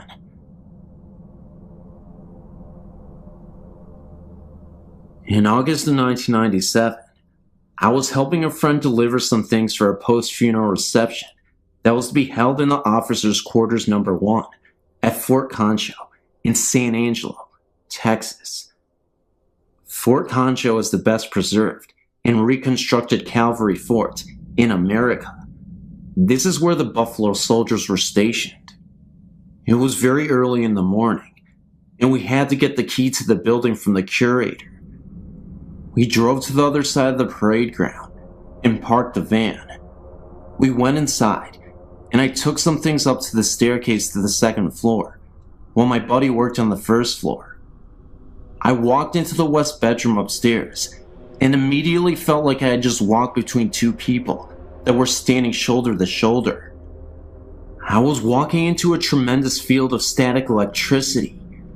I had a cold sensation, and the hairs on my neck and arms stood straight out. I put the vase down that I was carrying, and found myself compelled to say, "Excuse me." Then I proceeded to the east bedroom. When I entered the room, I saw a little girl out of the corner of my eye, playing on the floor to my left. I placed the vase, and when I turned around, she faded away. A couple of days later, I was again with my friend. We stopped by the house of the lady who was responsible for financing the restoration of Officers' Quarter number 1. My friend mentioned that I had felt a presence and saw a little girl. I told her that I had seen her in the east bedroom, and she told me that a little girl had died in that very room. Maybe it was her parents that I felt in the west bedroom, or just someone else watching over her. A few months later, I had the opportunity to stop by the officers' quarters number 1 when it was open to the public. I was walking around, and a staff member volunteer came up and asked me what I thought of the building. I told her I thought it was haunted, and repeated the story of the little girl. The lady took me into the dining room and pointed to a portrait on the wall. It was the same little girl I had seen upstairs.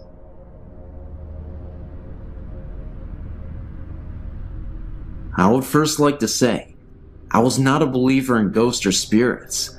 I was in the Navy at the time, and had been just transferred to Japan. My family and I arrived there in August of '91. I felt very lucky because the Navy had just opened Harrio, a new housing complex about 9 miles from the naval base. This meant that my family and I would not have to live off base. My wife and I were taken out to the Harrio to pick out a house. Being newly opened, we basically had the pick of the litter. My wife and I chose a nice 3-bedroom room townhouse in the center of the housing complex. We moved in within 3 days and began to settle down. Nothing much happened for the first month or two. Then one night, my daughter, who was 3 at the time, started waking up at night crying. She would point at the wall and tell me to make the snake lady go away. This happened about once a week. Of course, I thought she was just having bad dreams. We let her sleep in her bed when this happened. My wife became pregnant at the time, and we were allowed to move into a 4-bedroom house. I was hoping this move would solve the snake lady problem. As we moved into the new house, I assured her the snake lady was gone forever. Boy, was I wrong.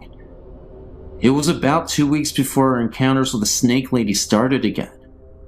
This time my wife and I could actually feel some sort of electrical charge throughout the house. These encounters intensified, and my daughter started to see more and more apparitions. She would tell me that the snake lady wanted to take her away. I, being a skeptic, thought the electrical charge was sort of funny, but never gave much thought about my daughter's nightmare being real. Then one night, my wife and I were awakened by my daughter screaming at the top of her lungs. We rushed into her room to find her pressed against the far wall, her feet approximately 1 foot off the ground. My wife and I both grabbed her arms, and with one of my feet pressed against the wall, I pulled with all my might. She wouldn't budge.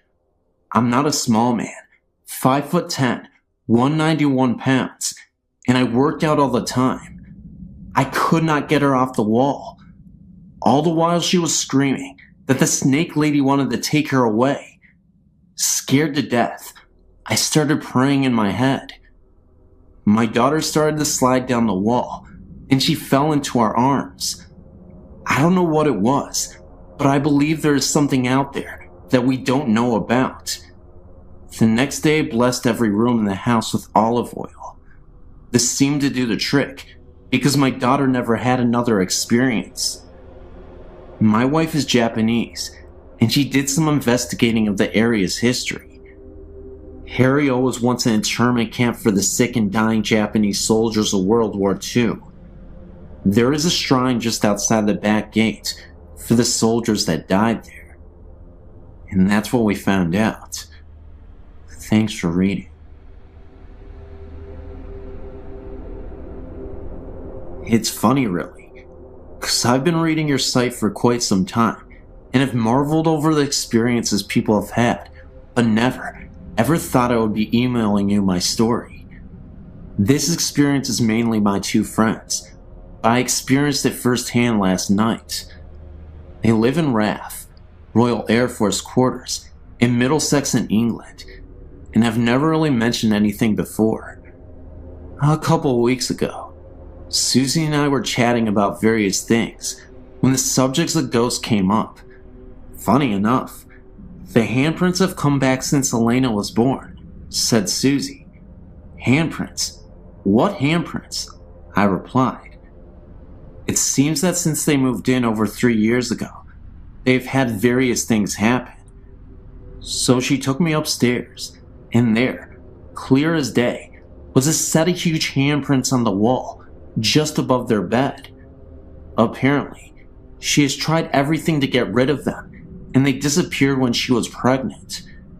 As soon as the baby was born, they came back, and when I saw Susie and Jay last night, they casually informed me that the handprints had moved. By now, I was getting quite spooked out. We went outside for a cigarette, with one of the music channels on the TV playing. When we came back in, the channel had changed to some gruesome true murder documentary. The hairs on the back of my neck were standing on edge at this stage, and it took Susie a good 5 minutes to change the channel back. Also, they've both watched a candle that stood on top of the telly very casually move from the middle and drop off at the end. Things have been moved around, never hidden, and the TV also turns on and off. Susie and Jay were very relaxed about this, and the ghost obviously means them no harm. Last night, it was Susie, Jay, and me, and they told me what happened last Sunday. Apparently, Susie had gone up to change Elena, and had set out her pajamas and nappy out in the changing mat in the bedroom. She was bathing Elena, and thought that perhaps she could use one of the smaller nappies instead of the big one that she had pulled out. When she went back into the bedroom, the pajamas and the big nappy had been thrown onto the chair, and in a perfect arc were 3 of the smaller nappies on the changing mat. Poor Jay got it right in the neck for that, until he explained that he hadn't been upstairs at all. Again, the hairs on my neck were standing on end, and when I had to go upstairs to use their toilet, Susie had to come with me. We then went out for a cigarette, and as we were sitting there, I saw the shadow of someone walking to the kitchen. Didn't think anything of it, until I realized that we were all sitting outside. I told them, and Susie said that she sees shadows out of the corner of her eye all the time. We then went back in, and I was sitting on the sofa next to Susie, talking to Jay, when I noticed that she was staring at something right behind her. I asked what she was looking at, but she said nothing at first, knowing how freaked out I was getting. She then began to tell me that she noticed a transparent man with an axe lodged into his forehead casually move from the room we were in and into the kitchen, then disappear. She had told me that when she was alone in the living room, another time, that she also saw a man sitting down at the kitchen table. as if he was writing on a piece of paper, then disappeared shortly after. Apparently, they're not the only ones to experience things. It seems that quite a few people in the row of houses had strange things happen, and the couple on end have seen a shadowy figure. She asked me to babysit Elena next week. Must admit, not too keen on having the extra company though. When I was about 10 years old, my family lived with my great-grandmother and me, and my brother had to sleep in the basement. Half was for storage, half was an extra room. So one night, at like 3, I had to walk to the top floor to take a pee. On my way down, I hear the voice of a little girl say goodbye. Then I noticed that same voice, and it said die. I immediately freaked out and ran back into my room, absolutely terrified. There was another incident with my brother. He was in the basement, and he heard the same voice coming up the stairs from it. It said die as well. And he turned back, looked down the stairs, and the apparition of a girl was standing right there, and then materialized and disappeared in an instant. When I was 15, we moved out to New Jersey. When I was 16, I heard horribly violent screaming. It sounded like a woman, and it sounded like it was coming from behind me. 3 days later, my brother, he was 19. He heard the same screaming coming from our bedroom closet. Nowadays we don't hear any mysterious voices, but we both know they had to be ghosts. And not only that, they had to be evil. And I don't want to experience that ever again. I'm sure my brother doesn't want to either. Thanks for listening. I first became aware of a presence in our home when I was a child of 4 years. When I was 4, my brother was born, and my parents moved him into the bedroom next to theirs. I was moved into my very own room, upstairs. My older sister occupied the room next to mine.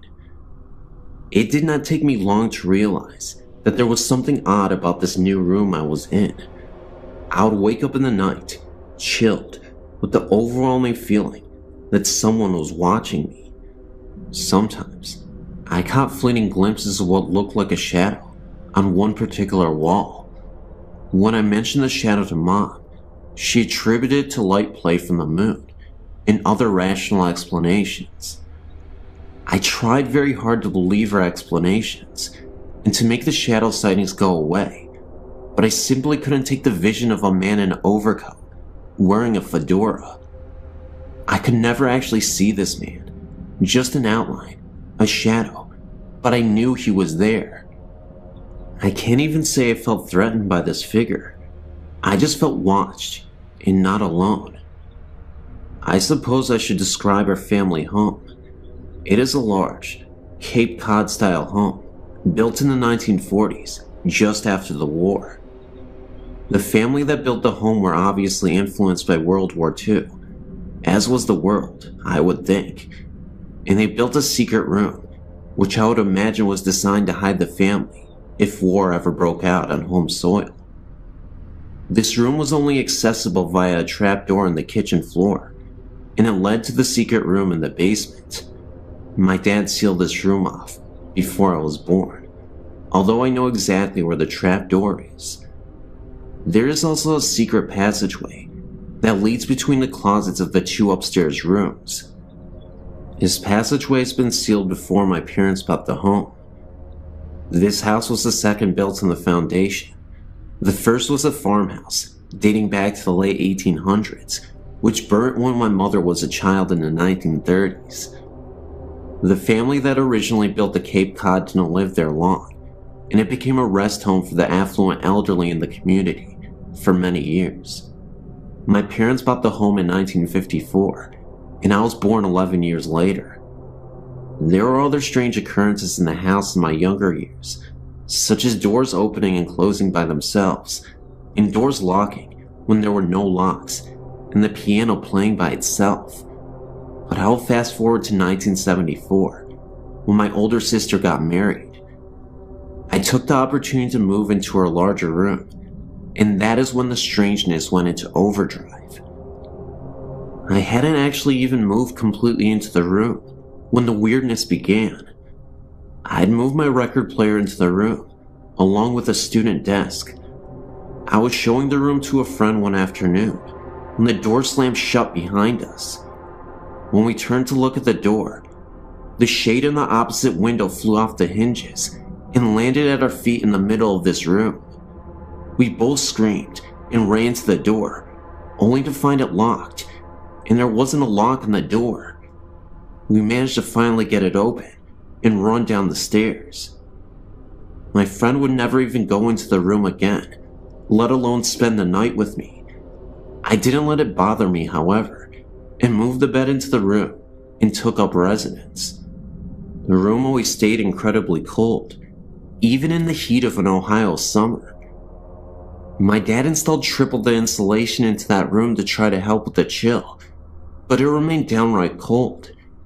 There were countless nights when I would awaken to knocking on the walls. Sometimes I would knock back, and it would knock back at me. When I told my parents about the knocking, my dad said it was a tree limb scraping the house. The knocking became so intense that he ended up cutting the tree down, but the knocking continued. My parents installed an intercom system into my room next to my bed, so I could page them when the knocking started. Dad seemed convinced that it was the neighborhood boys throwing rocks at my window. It didn't sound like that though, and the knocking was coming from an inside wall, not an outside one. One afternoon, I was lying on the bed reading, and I got the overwhelming feeling that I was being watched. I sat up on the bed and said out loud, "Stop it! There's no such thing as ghosts." And no sooner had I uttered the words, a figurine on a shelf began to wobble, and then flew off the shelf and across to the bed, hitting me on the forehead.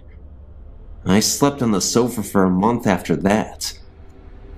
My family was even beginning to notice strange things happening by this time. The television would turn itself on and off, or alternatively increase the top volume, without anyone being in the room. Dad said we had a bum set and bought a new one, but it did the same.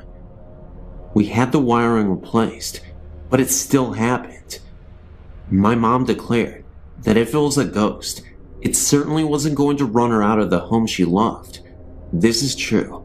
She still lives there with the ghost.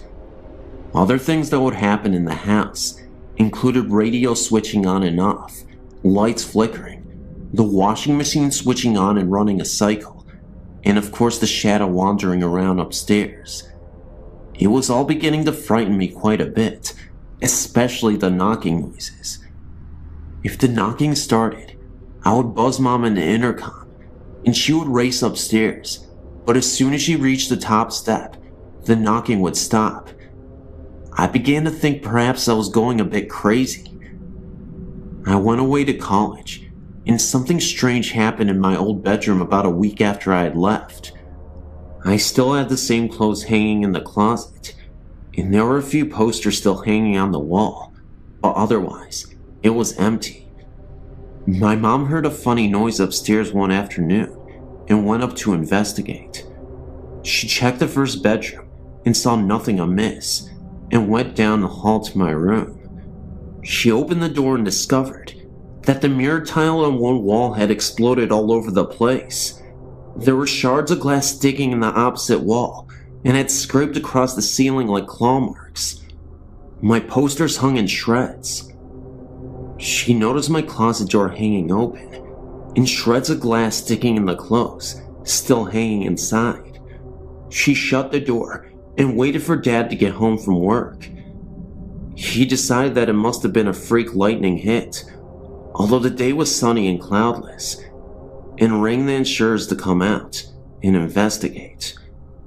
The investigator noted that the point of impact seemed to be the upper corner of the wall, where the mirrored tile met the adjoining wall. Oddly, He also noticed that the broken wood in the corner was pointing outward, as if the lightning had been inside the room and went out, instead of the lightning hitting outside and coming in. The insurance company still paid for the damages, although they could never find the point on the outside of the house where the lightning had come in. When I heard about it, I came home to view it, and noticed that the wall in question was the one where I had always heard the knocking. As I said, my mom still lives in the house, and strange things still persist.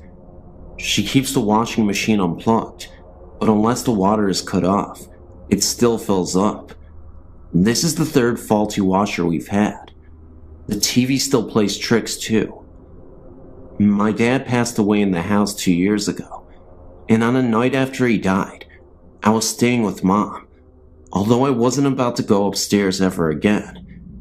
And in the middle of the night, we both heard faint music playing upstairs, bluegrass music, to be precise, which was Dad's favorite, and we reckoned that there must have been a party going on to welcome Dad to the other side.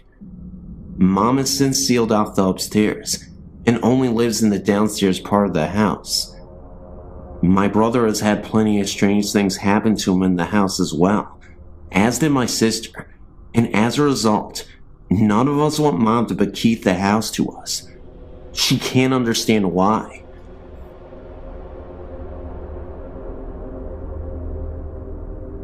Every single night in my home, when I was 4 years old, my parents would come in and put me in bed. Mostly my mother, because my father wasn't home much. I never liked to sleep in the dark, and there were no outlets in my room for a lamp, or none that wanted to work at the time. As I laid in bed, almost every night, I'd look out into the hall, and I would be able to see the hall light on. Almost every single night as I lay in bed, a boy would walk past my door several times and then stop. It was a white glowing type thing that I remember perfectly well. It scared me a bit, but I never got an evil aura off of him. A thing about the boy is that he had died a long time ago, before we had moved in. It scared me all the time to recall it though, even though he isn't bad. I've only slept with the door open once. Since then, my parents got the outlets working.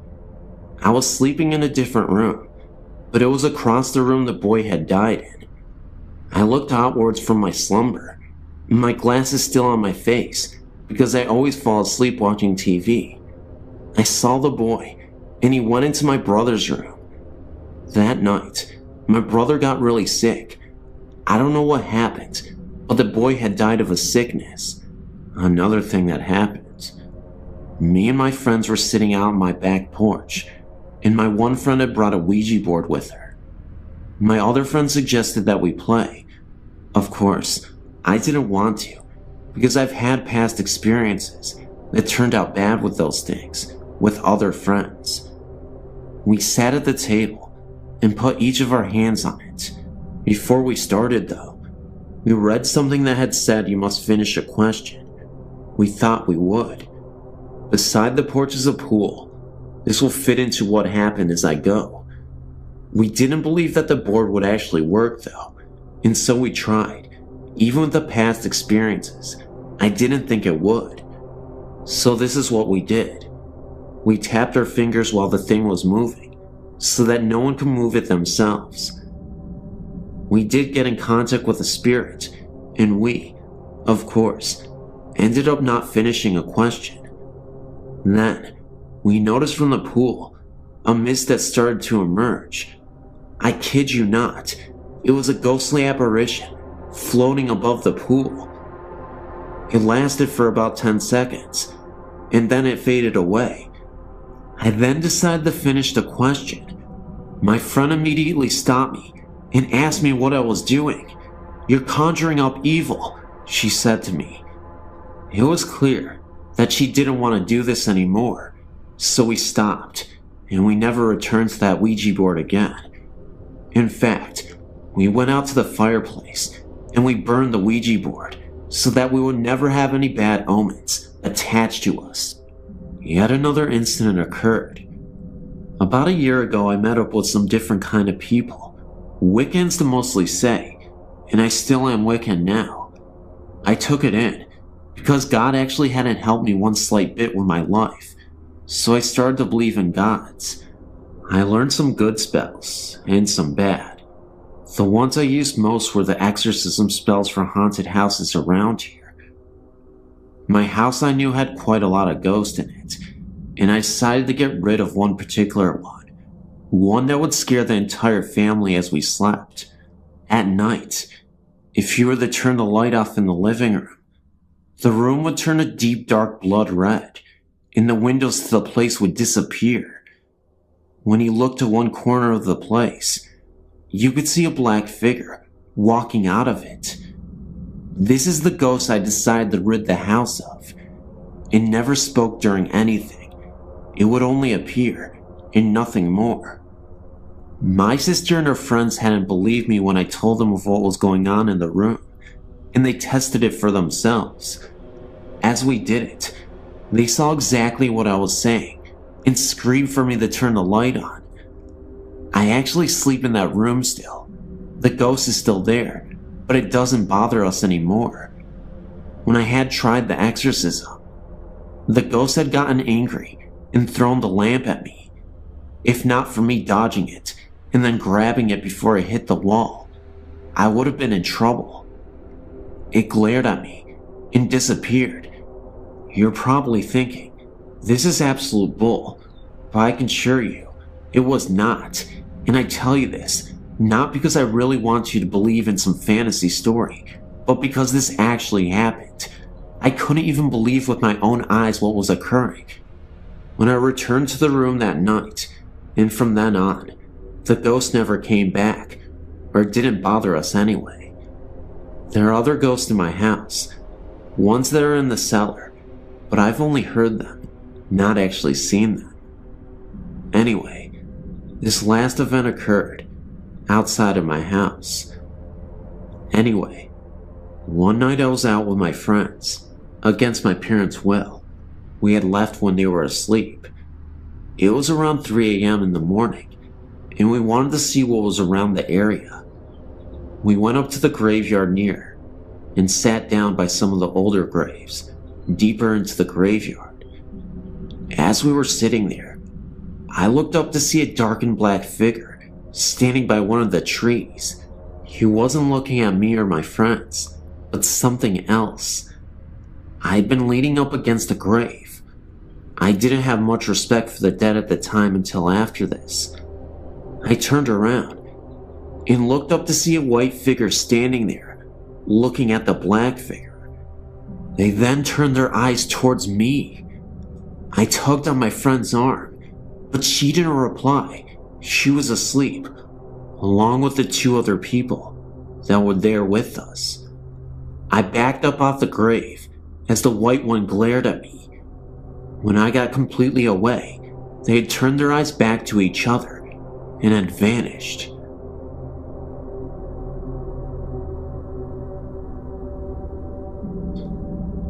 Before our marriage, my husband purchased a home built sometime previous to 1870 in the center of a small town in Michigan. It is a lovely house, we still have it, with high ceilings and wide archways between some of the rooms. When we moved in, we had very modern furniture, which really didn't look right in the house, so our friends would bring us antiques whenever they could find them, very cheaply or for free. One friend bought us a very large round antique mirror that he had found in a house his company was hired to tear down. It was the kind with a gilded wood and molded frame with a medallion at the top. The glass, while it had some dark spots and shadings, was in exceptionally good condition. This was back in the mid to late 70s, and we had parties almost every weekend. In the summer when the doors were left open, no one bothered knocking. They just opened the screen and came in. Late one Friday or Saturday evening, shortly after receiving the mirror, I was sitting on a low sofa against the east wall of the living room.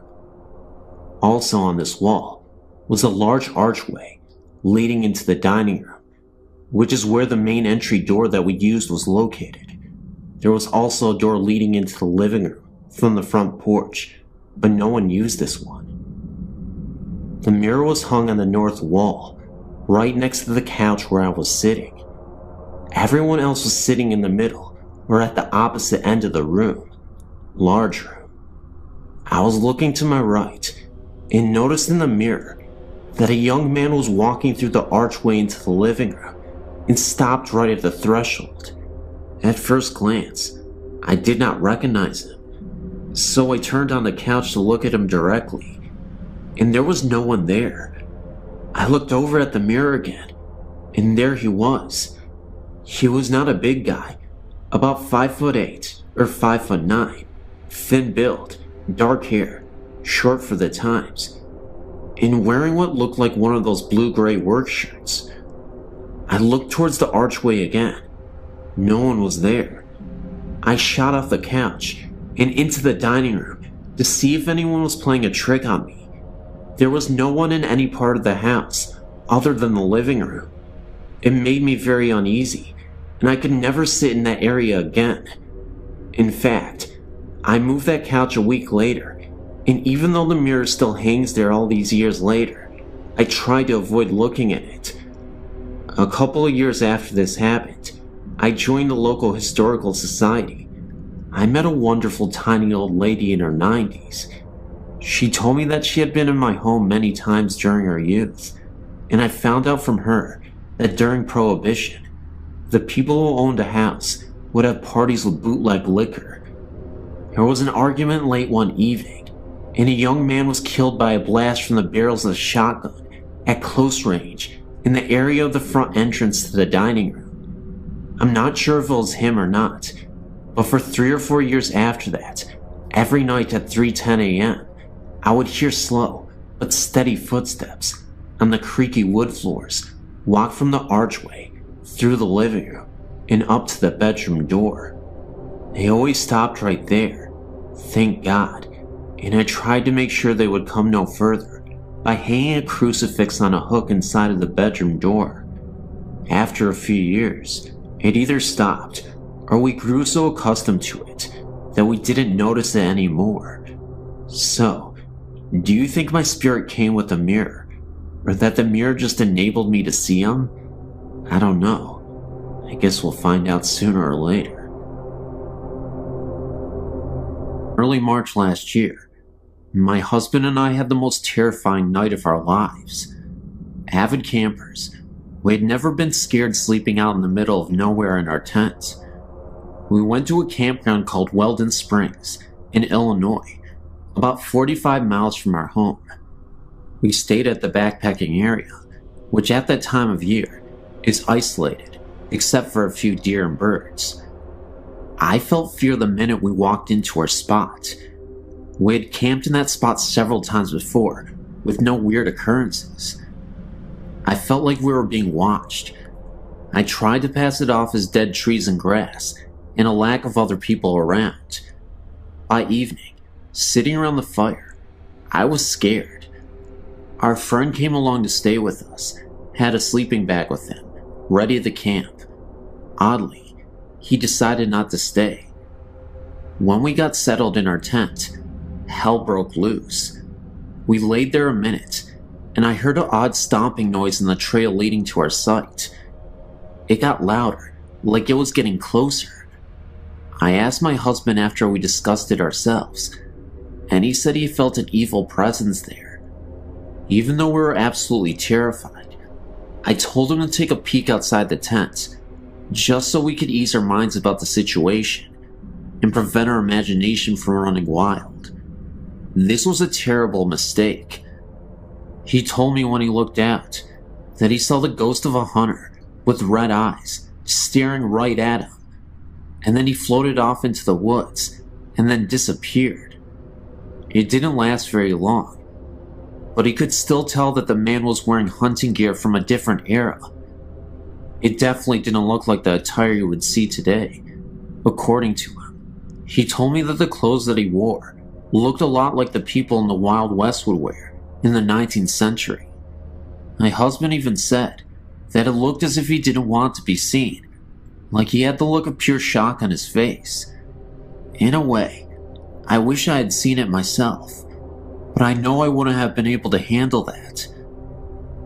We know that there was something strange out there that night, and we'll never forget it.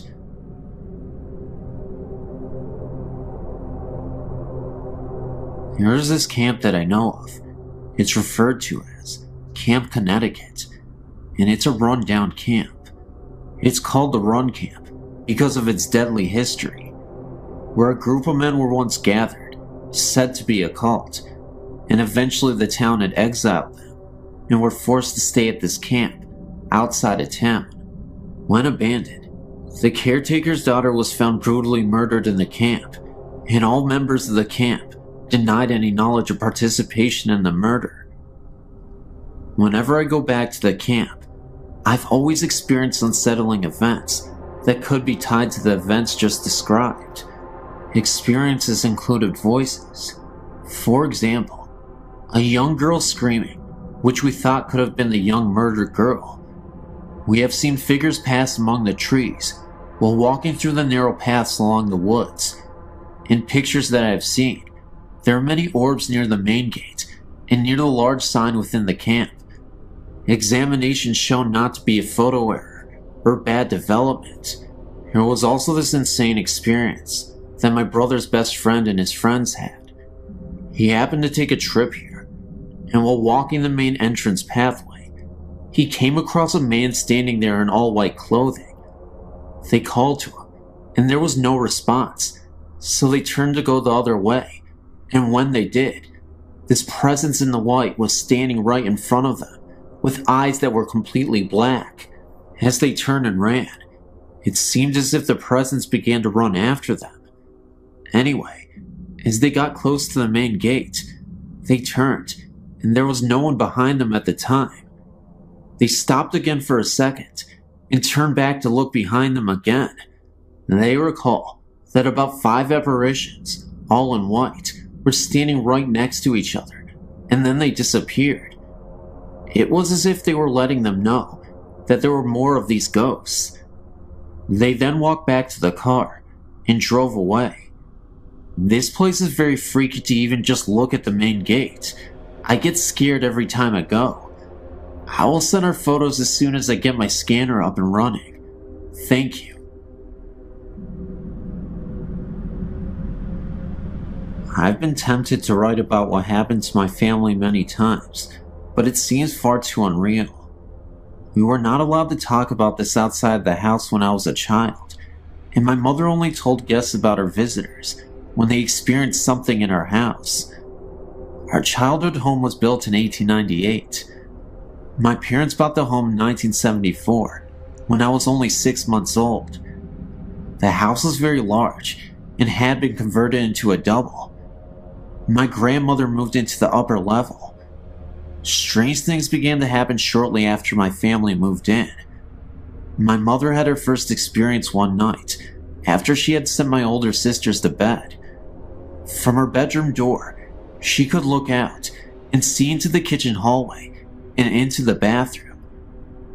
My family had only lived in the house less than a month when my mom saw a little blonde-haired girl walk into the bathroom. All of my sisters have very dark brown hair, and this was clearly a blonde-haired child. My mother panicked and yelled to the little girl, but the door shut. My mom jumped out of bed. In her mind, she was thinking that this little girl was a neighbor's child, that my sister must have snuck in the house. When she opened the door, there was nobody inside the room. My mother nicknamed the little girl Jessie, and I have no idea why. My mother had many experiences in the house, and with the younger children, myself, my younger sister and younger brother, when we were very small, it was as if we were playing with someone else. I don't remember this, but my mom did.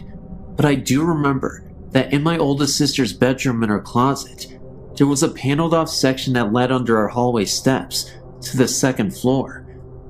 I remember talking to someone that we called the lady under the stairs. I always thought that it was my mom or grandmother, but I later learned that this was not the case. When we told my mom about this, she would not let us play this game anymore. I do not remember being scared at all. My younger sister and I would also go into our hallway and play with the lady on the stairs. I have very little recollection of this at the time. I would have been about 4 years old, and my sister would have been about 3. When we described the woman to my mother, she forbade us from being in the hallway alone. I never took the ghost stories to heart and was very carefree as a child.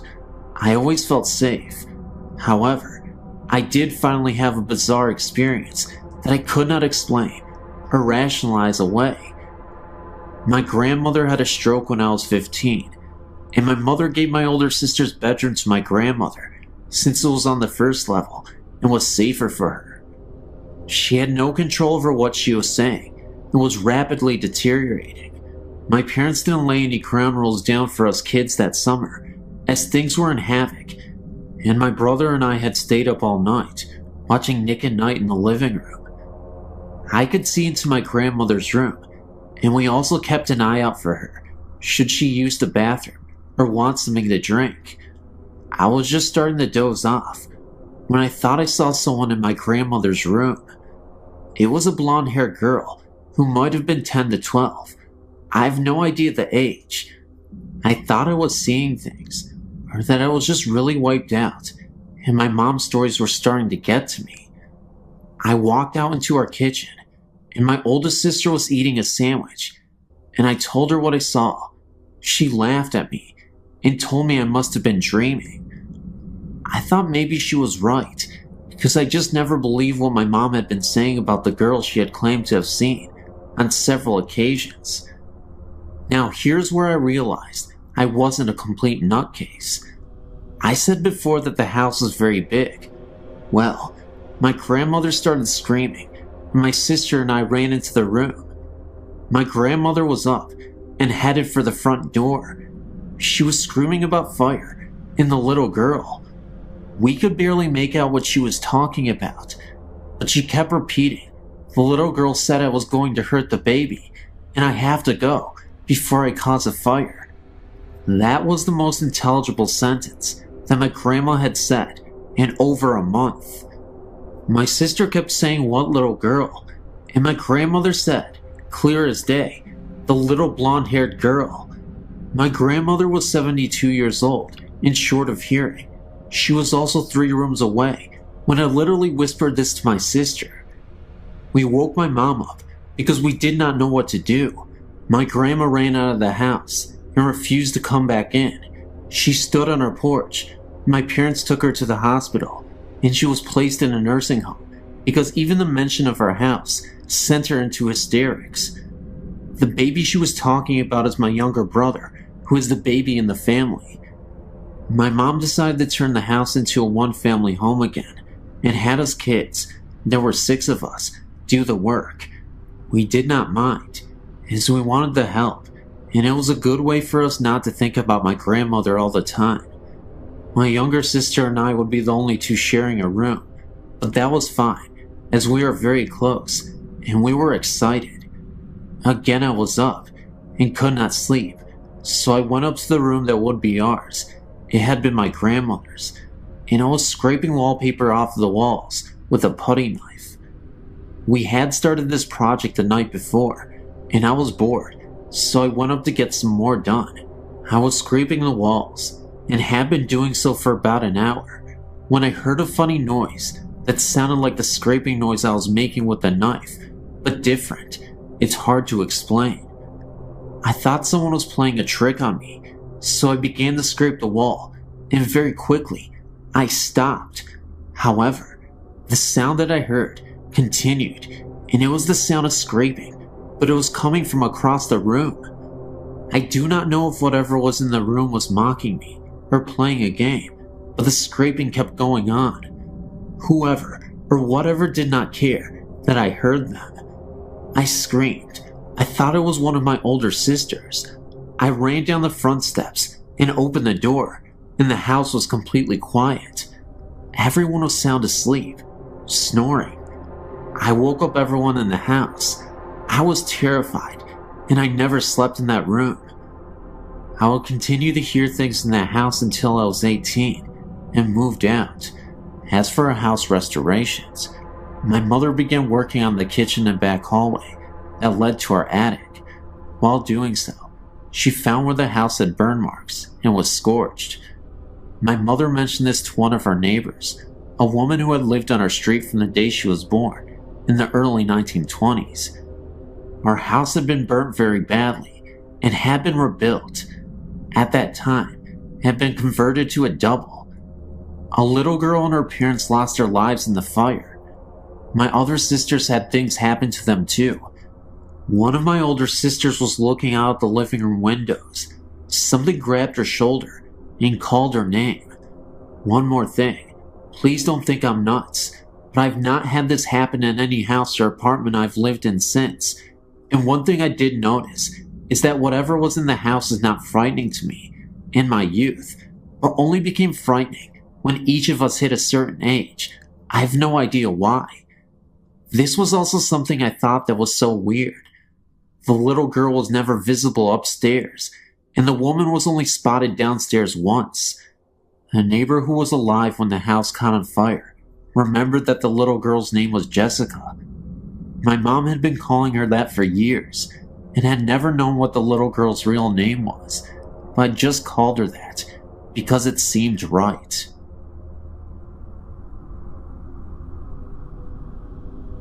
Hi, I just thought I'd write to you guys to tell you what happened to me when I was about 12 to 13. I'm from northwest England, in a county called Cheshire. I was staying with my father in a small village called Wrenbury. He used to live in a large country house that has been around for many years. I think, but I'm not certain, that the house is in Victorian. I was staying for the weekend. The house does look spooky, but I never felt any kind of presence there until Sunday afternoon when my father popped out to the local store. He was only gone for about 15 minutes. It was about 9:30 p.m., and I decided that I needed the toilet. There was a downstairs toilet, but that was full of boxes and tools, so I had to go upstairs. I walked upstairs and went to the toilet. After flushing the loo, as the noise from the loo had gone, and I was washing my hands, I heard the sound of a baby crying and screaming. Sound was coming from a nearby bedroom. This scared me a lot, because I knew there was nobody in the house, and it was not coming from the outside, because the house is stuck in the middle of nowhere, just miles of farm fields around. I walked out of the toilet and headed towards the direction of the crying. As I opened the bedroom door, the sound flew past me, but no one was there. It was almost like the sound traveled through me. I was rooted to the spot with complete terror. I then turned to face the sound, which was now sounding like it was coming from one of the other bedrooms across the hall. I don't know why, but I headed to the other room. The crying baby was really loud, and I was sure that someone was hurting a baby. Looking back, maybe that's why I went to see. As I opened the door, I saw something I will never forget. There was a baby lying on the floor, but it didn't look right. Half of its body was stuck in the floor. I could see one of its legs pointing out, and a half of a face. It was wearing old-looking clothes. The sound of the baby was almost deafening, and it looked like someone was hurting it, but no one was there. This was all too much for me, and I ran downstairs and outside into the dark, and just waited for my father to return. I never told my dad anything. This is the first time I've ever told anyone. I thought I was going crazy, because I've never believed in ghosts before. My father no longer lives there now, but I did go back once when he was visiting an old friend that now lives there. But I never went up their stairs on my own again. Well, I just thought that maybe you would find that interesting. Mail me back if you wish. Hope you don't think I'm lying, because it was all very real to me. I'm 20 years old now, and I have access to the internet. I spend my time looking for other people who've had similar things happen to them. Thank you for reading.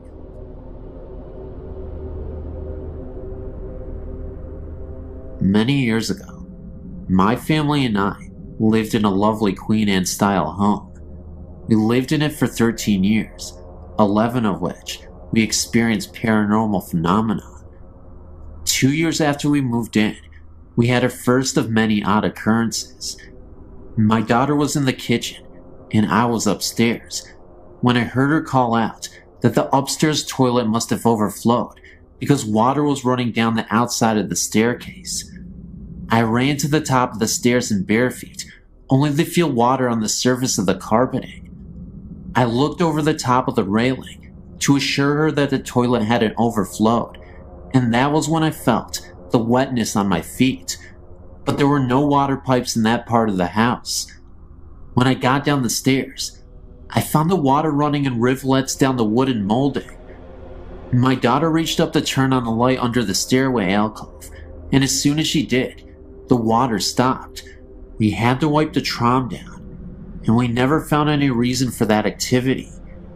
Months later, while preparing for bed one night, I heard footsteps running down the attic stairs. The door crashed against the opposite wall, and then nothing. I was terrified, thinking that someone was there. They would have to pass my room to get downstairs, but nothing happened. When we finally went to look, the door was against the wall.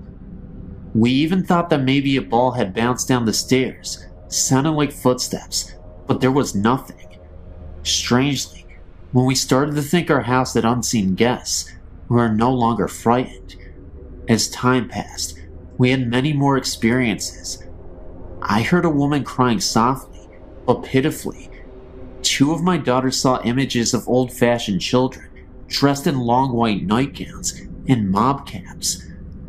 A visitor to my house saw the same thing and asked me who the little girl was.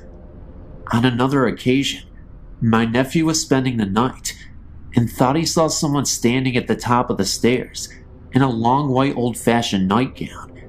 My nephew was 16 at the time, and we hadn't told him about the house. My husband thought we were all crazy because he didn't believe in this sort of thing. My daughter came home late one night and was just lying in bed, going over her evening, and looked up to see a male figure suspended over the bed. She watched the image dissolve from the top, as if it were sand falling. There were other things that happened there, although nothing dangerous, and finally, we sold the house and moved down. It was several years after we moved on from the house that we met a family that had lived there years before we did and had very similar things happen to them. When they said their experiences were very frightening and mean-spirited. I sometimes think our guests moved with us because from time to time we still get very strange sensations in our present Victorian home. I've had quite a few ghostly experiences over my life, all of which have been rather benevolent, except for one that happened a few years back. I was 24, living with my mother, my sister, and my 2-year-old niece. One night, I woke up and looked up into the darkness. This thing flew down from the ceiling, straight at me with its arms out. I can still see it. It looked like a cross between a gargoyle and an alien. It looked so evil. It sounds silly, but I was so terrified that I ran out of my room screaming into the living room to be with my mother. I was shaking uncontrollably, and I sat with her for quite a while before I could convince myself that it was just a dream, and I went back to bed with no further problems. Well, a few months down the road, my sister was at home with her friend, Kelly, who seems to have some sort of connection with the paranormal, like her mother, and she sent her down the hall to get a towel for my niece. The linen closet is down the hall in my mother's room. Kelly came back a couple minutes later, white as a sheet.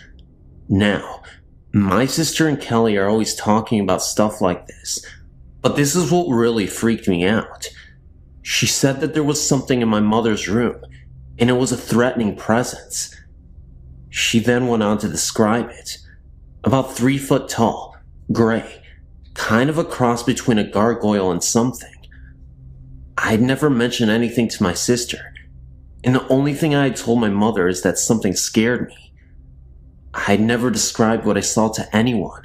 In another related incident, prior to my sighting, my mother was trying to sleep one night in her room, and as she is about to fall asleep, something breathed near her, kind of like a sharp exhale, right into her ear. She woke up the next morning with scratches in the middle of her back, and the freaky thing is, she slept alone, and there were only 3, long, about 6 inches thin, scratches on her back. Needless to say, I'm very happy to be out of the house.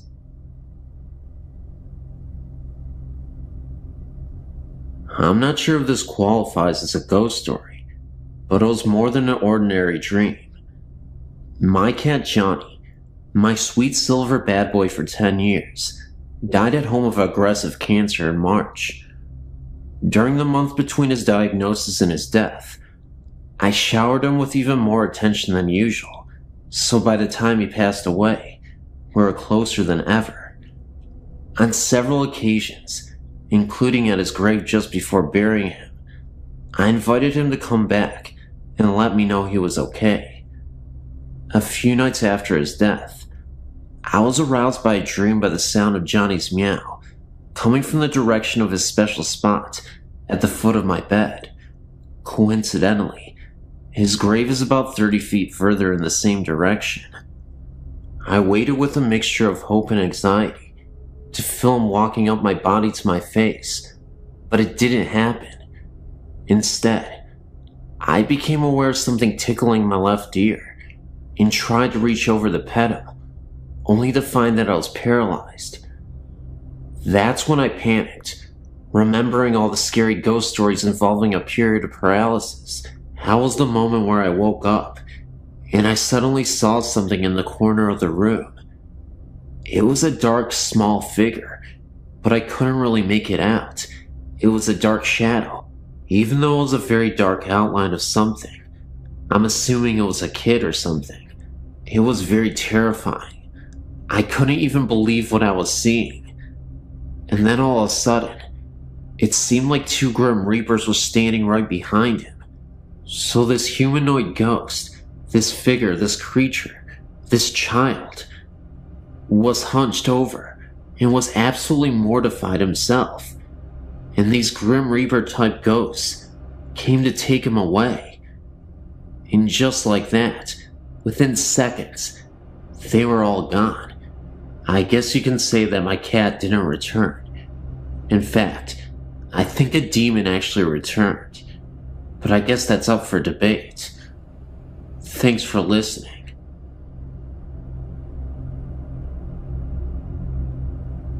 After you read this experience, you might think I'm crazy or something, but believe me, it was the most terrifying night in my life, and it has taken me a lot of time to get over it. Before I moved out, about a year ago, I lived in a 100-year-old house. It had 2 floors, and my family only lived on the top floor. We barely ever went into the basement, because the floors were all rock, and there were no lights down there.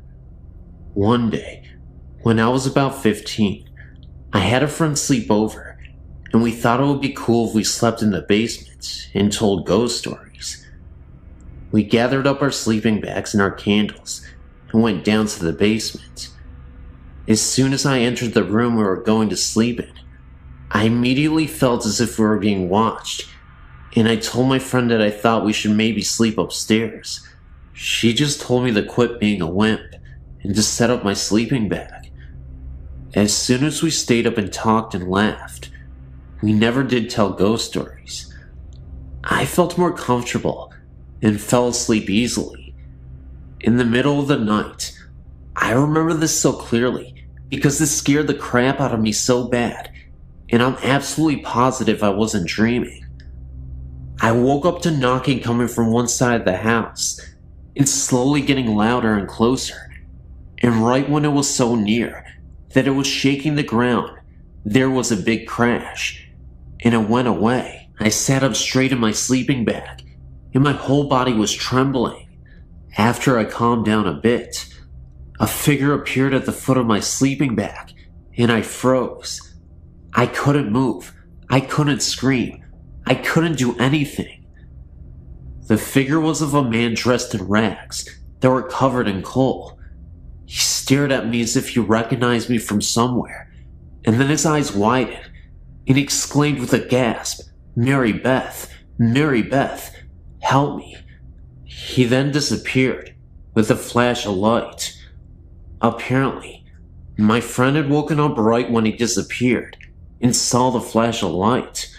The next day I told my parents, and they said that they had felt a presence down in the basement earlier. I read up on the history of our house and found out that the mistress of the house was named Mary Beth, and her picture resembled myself. One of her servants had been trapped in the basement and tried to climb out of the coal chute without succeeding, and after being trapped for about 3 days, he died in an unexplained fire accident while in the basement. Thank you for taking your time to read this.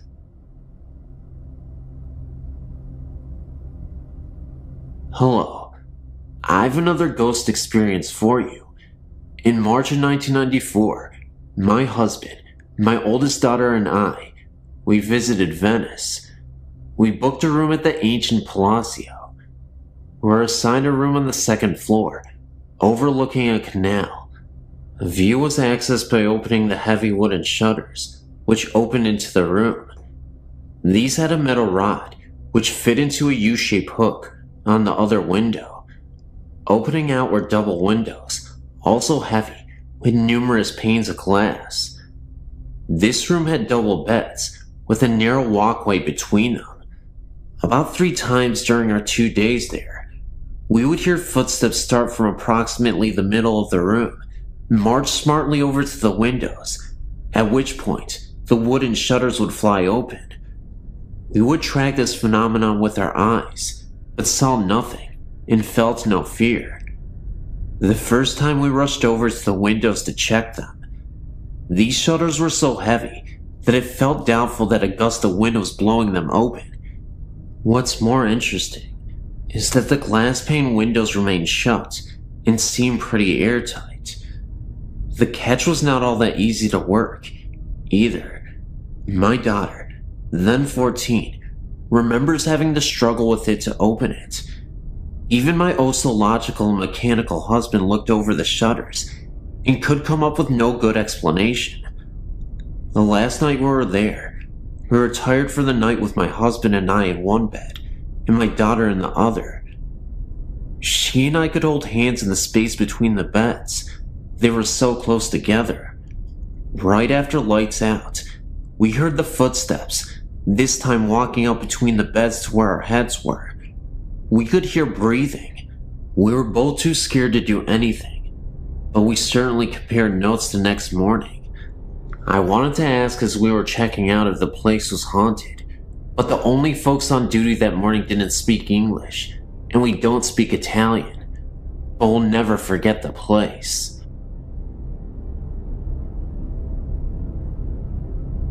About 10 years ago, when I still lived in Pennsylvania, a group of friends and I took a joyride out to the Quaker Cemetery just for a good night scare. It was a chilly, full moonlit November night, and there were 6 of us there, 5 guys, and me, the only girl. It was the perfect setting for a ghost. Now, I don't know how many of your readers have ever been to this cemetery, but to describe the first time I saw the place, I screamed and just about curdled my boyfriend's blood. The crematorium scared me the most. I don't know, something about the way it looks and what it was used for. Anyway, back to that night. 2 of the guys were acting like morons and jumping all over the place and around the markers inside the cemetery. I was angry at their pure disrespect for this old place, and so I tried telling them to stop. But of course, as excited as they were getting, they wouldn't listen. Me and this other guy were too chicken to go along with them, especially because of the way they were acting. They were bound to disturb peace in the cemetery, so we stayed by the car. We kept hearing a fake bird call coming from the trees along the opposite side of the road, and then I started smelling the lilacs. The lilac scent somehow wasn't disturbing, even though it was November, and none were blooming.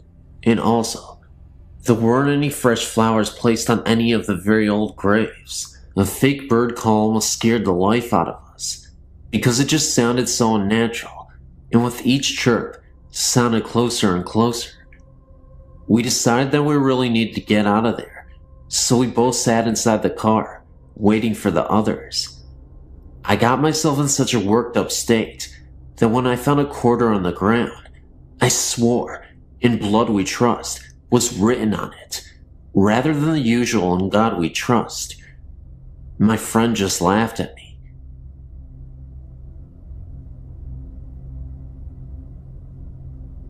The story that I'm about to relate to you took place when I was about 11 years old. I'm 17 now, and most people whom I've conversed with about this matter shrug it off as the hallucinations of a child. It was the fall of about 92 or 93, maybe before, maybe after. I do not honestly remember. I was living with my father here in Texas at the time, because my mother had hauled off to Arizona to take care of her father, who had succumbed to a stroke. My father and I had gone to my grandmother's house for dinner. My grandfather was out of town visiting relatives in another part of the state. My father, my grandmother, and myself were in the kitchen conversing about things that I can no longer recall, because my memories of this occasion are starting to fade and jostle in my mind. My father told me to go wash my hand in the restroom, as my grandmother had just finished making dinner, and we were about to sit and eat. I walked out of the kitchen and into the dining room. As I looked in the general direction of the restroom, which was about 15 feet from where I was standing, I noticed two things immediately. The toilet was making strange noises, which isn't uncommon in houses, and there was what appeared to be a man in a shroud, standing in the restroom, with his hands under the faucet, staring at me. I don't remember exactly what my feeling was at the time, except for a bit of fear and a bit of awe at the supernatural. I'm a big reader, and around that time in my life, I was getting into ghost stories and other paranormal phenomena. I then walked back into the kitchen, and my father asked me if I'd washed my hands. Of course, being as frightened as I suppose I was, I told him that I had, and then I proceeded to eat my dinner. But the events of that night have never entirely left me.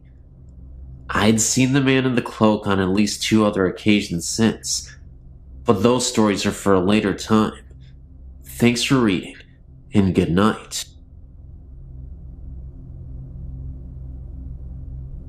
This story was told to me by an ex-boyfriend, Mike, when we first started dating. We were still getting to know each other, so when he told me he was very afraid of spirits, I believed him, because it's not the type of thing you'd say if you were trying to impress a girl. I asked him why, and this is what he told me. Mike's first encounter with ghosts was about 10 to 12 years ago, when he and his family, mom, dad, little brother George, and Mike, were living in a house in the northwest side of Chicago. This particular house had an attic, which was used to store the items that came with the house when before Mike's family bought it. Nothing too unusual, mostly furniture and such. At this time, Mike was probably 15 years old, and his brother George was probably 9 years old. They were up in the attic one afternoon, goofing around, pretending to be acrobats and wrestlers. Eventually, they got tired, and George collapsed on the floor, while Mike sat in the old recliner that came with the house. The brothers continued talking until their mother called from downstairs, announcing that dinner was ready. The boys had worked up an appetite, so they bolted out of the attic. Mike was the last one out, and as soon as he shut the door behind him, he remembered that he left the light on. Knowing his mother would be mad if he didn't turn it off, Mike opened the door to the attic, took one step in, and froze. The recliner that Mike had been sitting in was slowly turning towards him. Mike tried to command his body to run, but he was so scared he seemed rooted to the floor. The recliner turned enough so that Mike could see the form of a knee, and it was at that point that Mike got the strength to bolt out of the room and down to the kitchen. He told his parents what he saw, and of course they didn't believe him, but Mike refused to stay in the house any longer. He was so upset that his parents made arrangements for him to sleep at his aunt and uncle's house that night. Furthermore, this was the last time Mike ever stepped foot into the house. He stayed with his aunt and uncle until his family sold the house a few months later. Of course, his parents objected to his imposing on his relatives' hospitality, but they were too afraid to force him to come back, fearing he would have some sort of breakdown.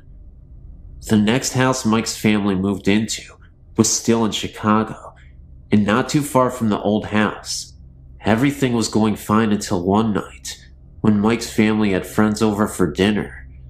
After dinner, the adults and Mike sat around the island in the kitchen, having coffee and talking, while year-old George played outside in the backyard with the guest's little boy, Sam. At one point, George opened the kitchen door and ran through the kitchen, past all the adults, and straight into an adjoining bathroom. Nobody thought anything of this until about 10 minutes later, when Mike's dad questioned why George was taking so long in the bathroom. Mike's dad knocked on the bathroom door, asking George if everything was all right. No answer. Mike's dad tried to open the door, but it was locked from the inside.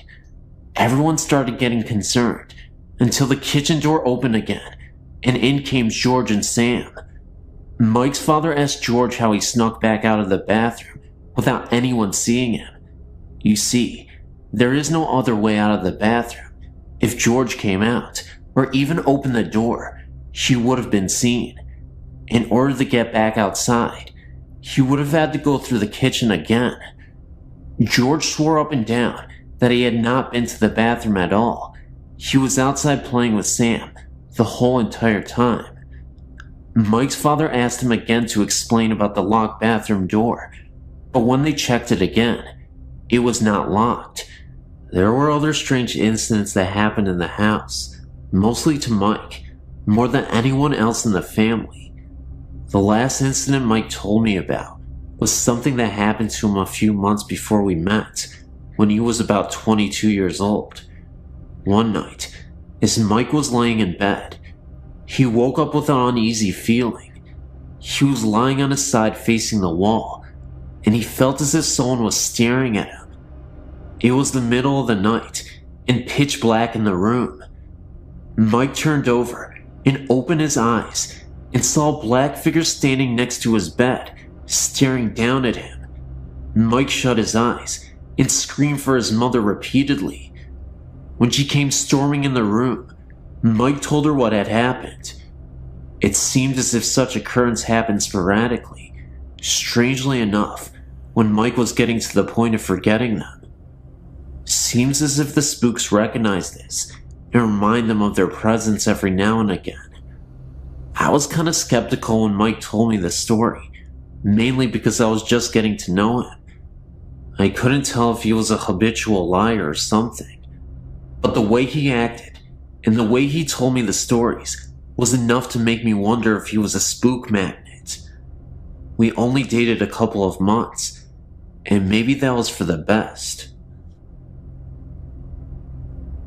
I might be younger than some of you, but I've had a lot of experiences. I'm 18 years old. About a week after my 10th birthday, my uncle had taken his own life inside my grandparents' house, the one I'm currently living in now. After his death, I would refuse to go down into the basement where it happened. I would always hear unsettling noises, to the point at which I would feel so uncomfortable being in that home. The odd part is It would only happen when everyone was in bed and I was home alone. As creepy as it was, I still had somewhat of a morbid curiosity to go down there. Though, of course, I could never bring myself to do it. There would be times I would hear very faint snarling and growling sounds. Other times, I would hear weeping. It was very disturbing. Then about 6 months after my uncle's death, my 17-year-old cousin had died in a car wreck. One night, I was so upset over the deaths that I had stumbled down there without thinking about where I had went. I was so overcome with grief of emotions that I was bawling my eyes out. It got to the point where it was too much for me. I was sitting on the couch thinking about ending it all so I could be with them. Just when I was about to, I felt a hand on my shoulder, and I knew instantly that it was my uncle. That moment made me realize that it was okay to continue on. That may have been a positive experience, but I assure you, it didn't get better in that basement and the house moving forward. One evening, I was up in my bedroom. My parents were again fast asleep when I heard a disturbing wailing again coming from the basement. I have a vent in my room, and it connects directly down to the basement. I could hear these cries coming from the vent.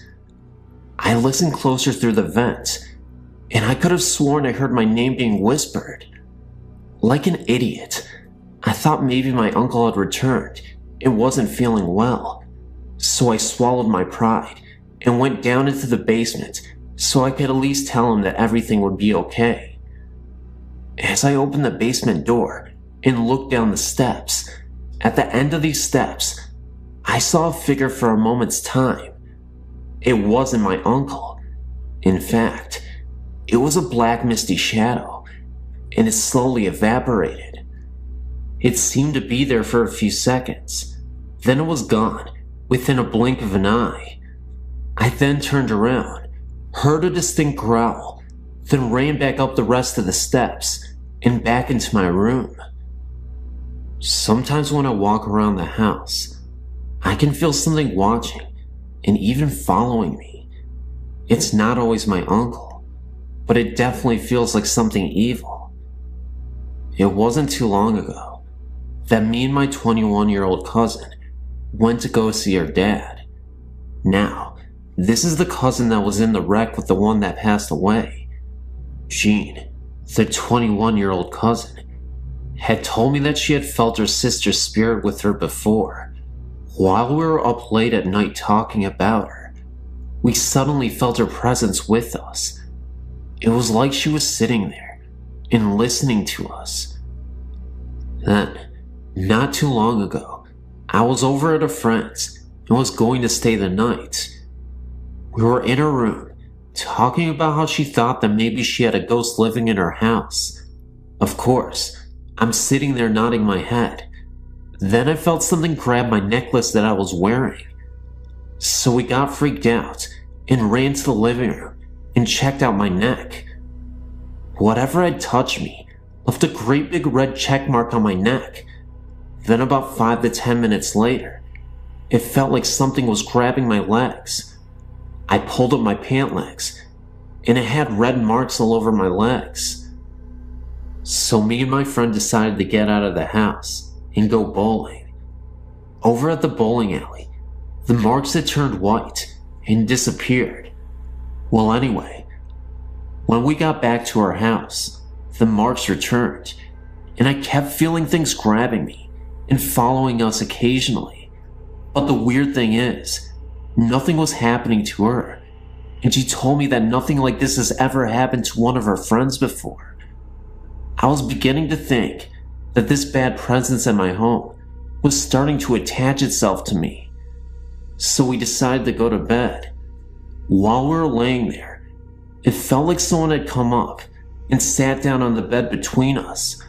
So I looked over, and no one was there. I haven't been over to my friend's ever since.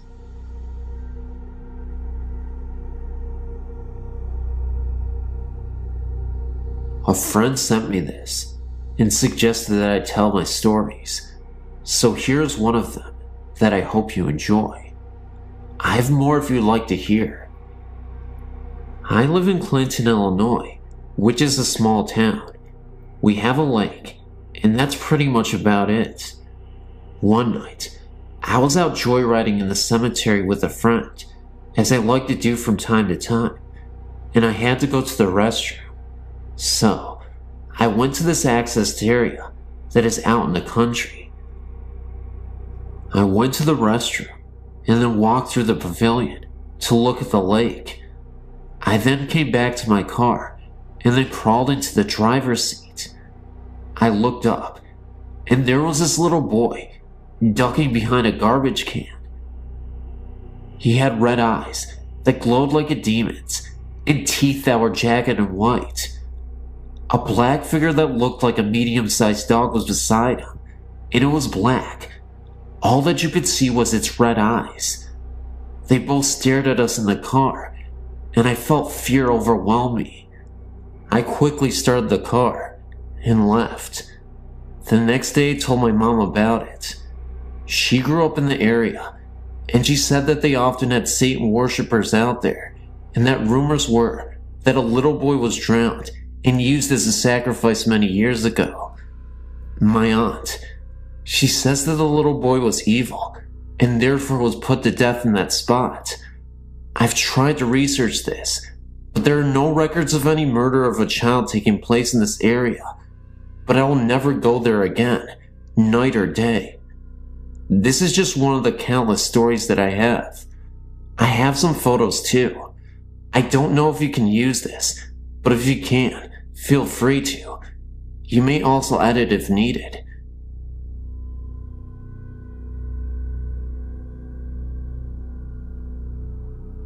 Have you ever stayed at the Holiday Inn? You should, because this story is outrageous.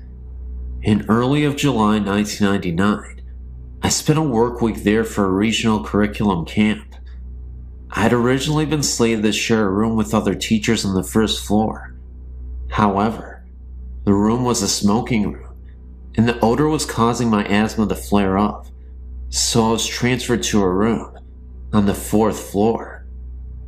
Buggered if I can remember the room number. When I retired on Monday night, I had not heard yet of the ghost or any legends. I was awoken 3 times during the night by the phone ringing. I was really ticked because no one was ever there. I vowed to speak with someone at the front desk about it. In the morning I learned about Tanya, the ghost. We all laughed at the story, thinking it was something to amuse tourists. Being WNY natives, we weren't going to be suckered by any such nonsense. I forgot to talk to anyone about the phone and decided not to bother. I fell asleep very quickly that night. I was awakened that night by the sensation that someone was staring at me from the left side of the bed. I have small children. My son often wakes me using the stare method. Now, I might have thought the ghost story was crap, but I wasn't going to test the theory by looking to see what was next to me. I said, "Go away. I'm not going to look at you. I need my sleep." The sensation immediately left me, and I slept the rest of the night quite peacefully. I awoke and went to my morning sessions without anything remarkable happening. However, I had to return to my room mid-morning to fetch some papers I needed for the next session. The curtains were open on the doors leading out to my balcony, which was not unusual. Housekeeping always opened the doors after cleaning. What was unusual was the number of small, sticky handprints all over the outside of the doors. These were no higher than my waist. I shook my head at the poor cleaning job. I was sure that the previous guests must have children with them, and that the maid had failed to clean the prints off the glass. I wonder how hard it was to open the doors and give the glass a good cleaning, and then I hustled off to make my session. As the day progressed, I heard more tales of Tanya, like how she throws the poolside chairs into the pool during the night, etc. We giggled amongst ourselves, like good campers should when hearing ghost stories. None of us was going to admit we believed any of it, especially when our principals were listening. So, I was half joking while I was in my room, getting ready for bed, and said out loud, "Listen, Tanya, I don't know how old you are, but I think you'll enjoy the books in the Falls room. If you can read, you'll really like them. Even if you can't, lots of them are full of beautiful pictures that I bet you'll like to look at. Go there instead of bugging me." I slept like a log, without any interruptions that night. When I went to breakfast the next morning, I told a colleague about my chat with Tanya. I mentioned that it must have worked because I had slept so well. I stopped talking when I saw my colleague's jaw drop and her face go white. I asked her what the matter was, and she took me over to the professor who was leading the sessions in the Falls room. My colleague said to the professor, "Tell us what you found in the room this morning." I listened in stunned silence as the professor described what a mess the room was. Books were thrown all over the place. The display table was in shambles, and her boxes of supplies had been unpacked and poorly repacked. In her own words, she said it looks like a kid went through everything and tried to put things back together, but couldn't manage. The professor had questioned the hotel staff about who had access to the room, and all swore that no one had been in the room after we had left, and that the door had been locked until the staff let the professor in the morning. I apologized when she finished and explained that it had probably caused a mess by inviting Tanya to go there. We all laughed uneasily at that. Some other teachers on the fourth floor admitted the strange things, like the ringing phone, no caller, and the sensation of being watched. Suddenly, we weren't so sure if the story was something just to amuse the tourists. Were the phone calls, stirring sensations, sticky fingerprints, and trash conference room related? There could be logical explanations, like incorrectly routed calls, poor cleaning, and staff mischief. Maybe Tanya was drawn to all of us warm, female, motherly-like type teachers. No male teachers that I know of on that floor, and yes, all of us are moms too.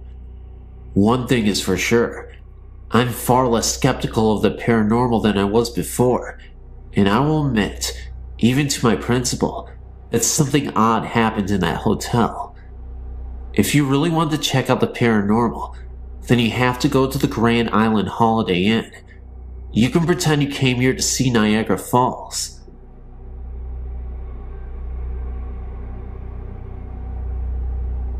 I've had many experiences with ghosts and hauntings, all beginning around age 3. I'm now 28, and my connection to ghosts and spirits has only grown stronger with time. I suppose I should start with my earliest haunting. I was around 10 years of age. My parents had just divorced, and I was feeling alone and angry. I don't like to sleep with my bedroom door open. When I did, I felt I was being watched. One summer night, the air was hot and humid, and I had no choice but to sleep with my door open to get a cool cross breeze. I remember waking up sometime around midnight or shortly thereafter, feeling I was being watched. When I looked out my bedroom door, I saw a frightening sight. A figure with pure black skin, bright yellow eyes, and a cloak of red, white, and black harlequin-like design was staring at me, its hands on the door jamb, about to enter the threshold of my room. I screamed, saw its eyes widen in shock, possibly, and flee down the hall adjacent to my room. I even saw its robes fluttering after it as it fled.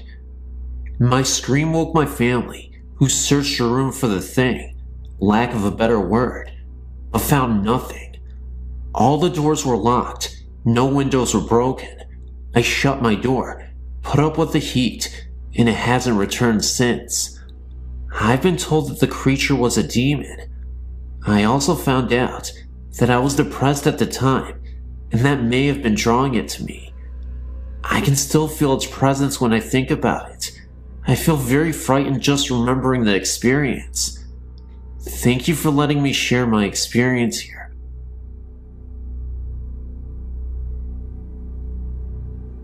I wanted to share my own personal experience with you regarding my beloved Nana. She passed away in 1984. I took her death very hard and would go to visit her grave often. After my now ex-husband and I married in 1998, I became pregnant within the year. Since I knew that my ex and I would not stay together for the long term, and since our marriage was so troubled, I found myself up at Nana's grave many times, sometimes just to talk to her and ask her to guide me and to watch over myself and the baby. The first time I went to see her grave, I hadn't been there for nearly 2 years at the time. I was pretty certain of what row her stone was in, but not completely sure. I asked her out loud to help me find her, and so help me God if I'm lying. I ended up parking directly in front of her row. I thanked her and walked over to her grave, placing a single rose on it, and crying. I was about 6 months pregnant with my daughter at the time, and I was very certain that her love for us would get us through the rough months ahead. Shortly after our daughter was born, my ex-husband and I were having major problems, major fights. It was obvious to the both of us that we would eventually split up permanently. We separated when my daughter was 3 months old, and I moved into an apartment with my infant. Shortly after, I could feel my Nana's presence. I never saw anything. I always asked her not to appear to me, as she knew I would be afraid. But her presence was unmistakable, especially in my daughter's nursery. It never frightened me. Conversely, I felt very comforted and protected.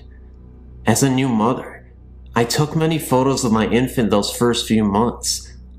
I never noticed until a friend pointed out to me that in one of them, which was a picture of the nursery, there is a vortex on the right, like a solid bar of white light, and to the left of that, an arched mist that almost looks like the shape of a rainbow, but you can see the wall right through it.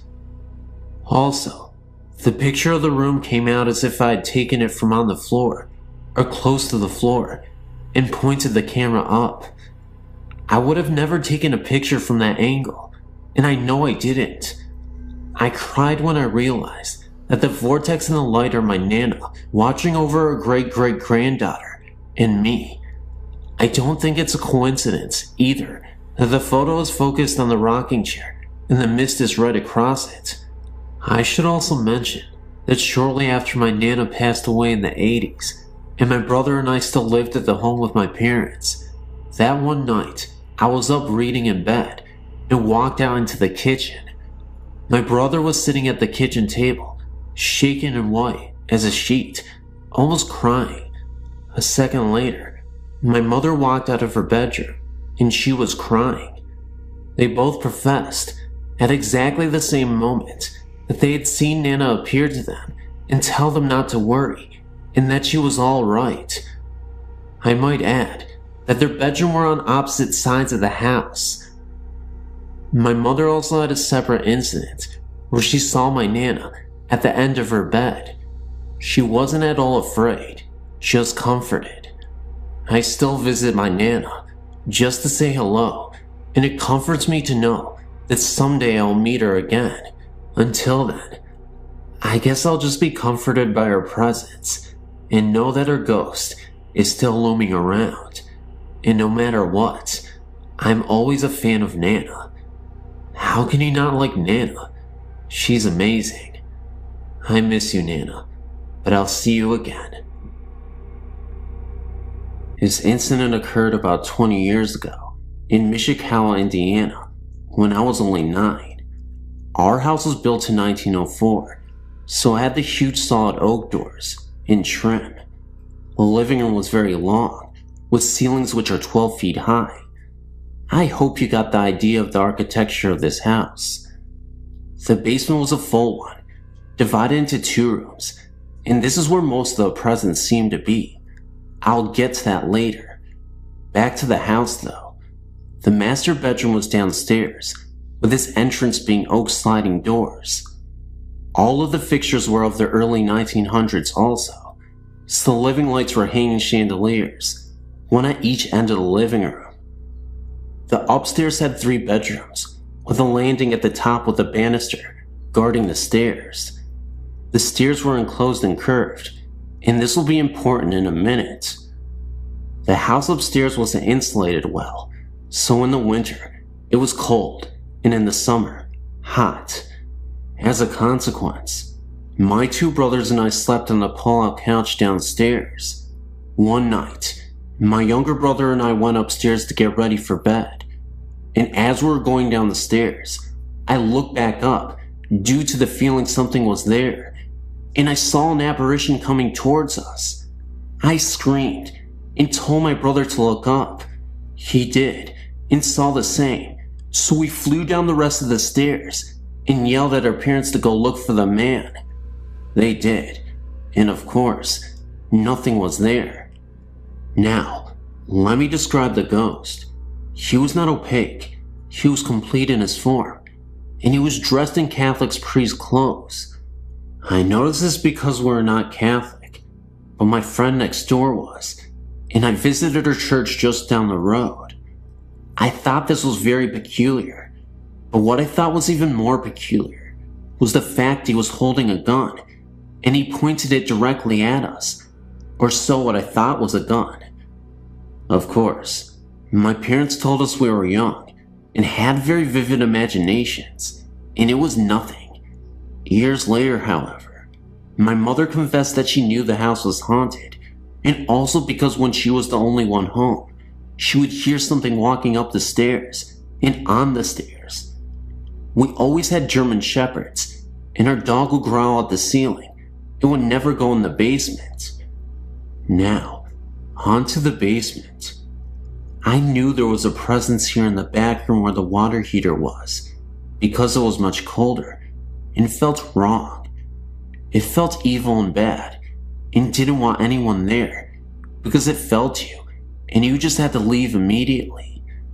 I want to say that the upstairs didn't have this feeling to it, even though this is where we saw the man. I'm not sure of the history of this house, and soon after this incident, we moved to Florida on my dad's company transfer. I just want to give my opinion on this. After researching different types of hauntings, I feel that this was a replay of some kind, and I was a witness to it. I do feel that there might have been more than one presence, because the evil in the basement was different than the other, and the one in the basement didn't want anyone there. He did other things to give us this feeling. Mostly, the noises were harmless and no bother to us, but it was the basement that we avoided for whatever reason. I would love to hear what you all think of this, and the type of haunting you feel it is.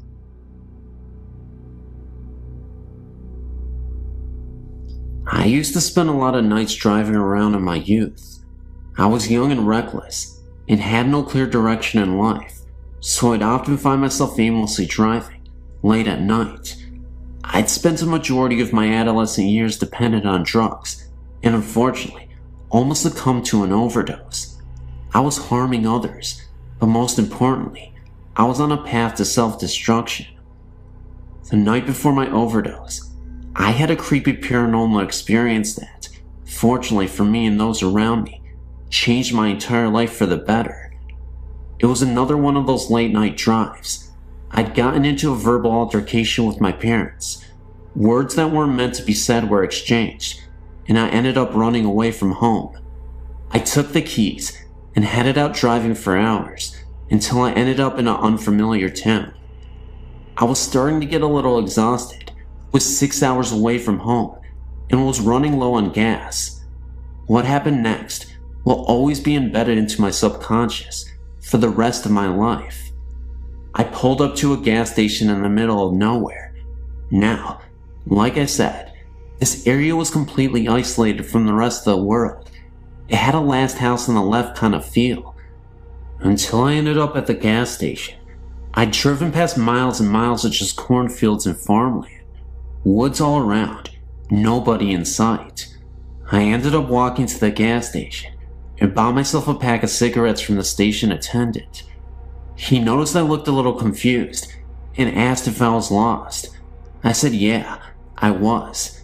This was before GPS and cell phones, and I didn't have a map with me.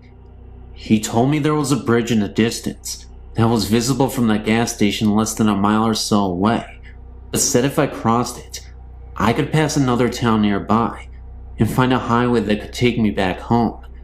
I thanked him, pumped my gas, and went driving towards the bridge.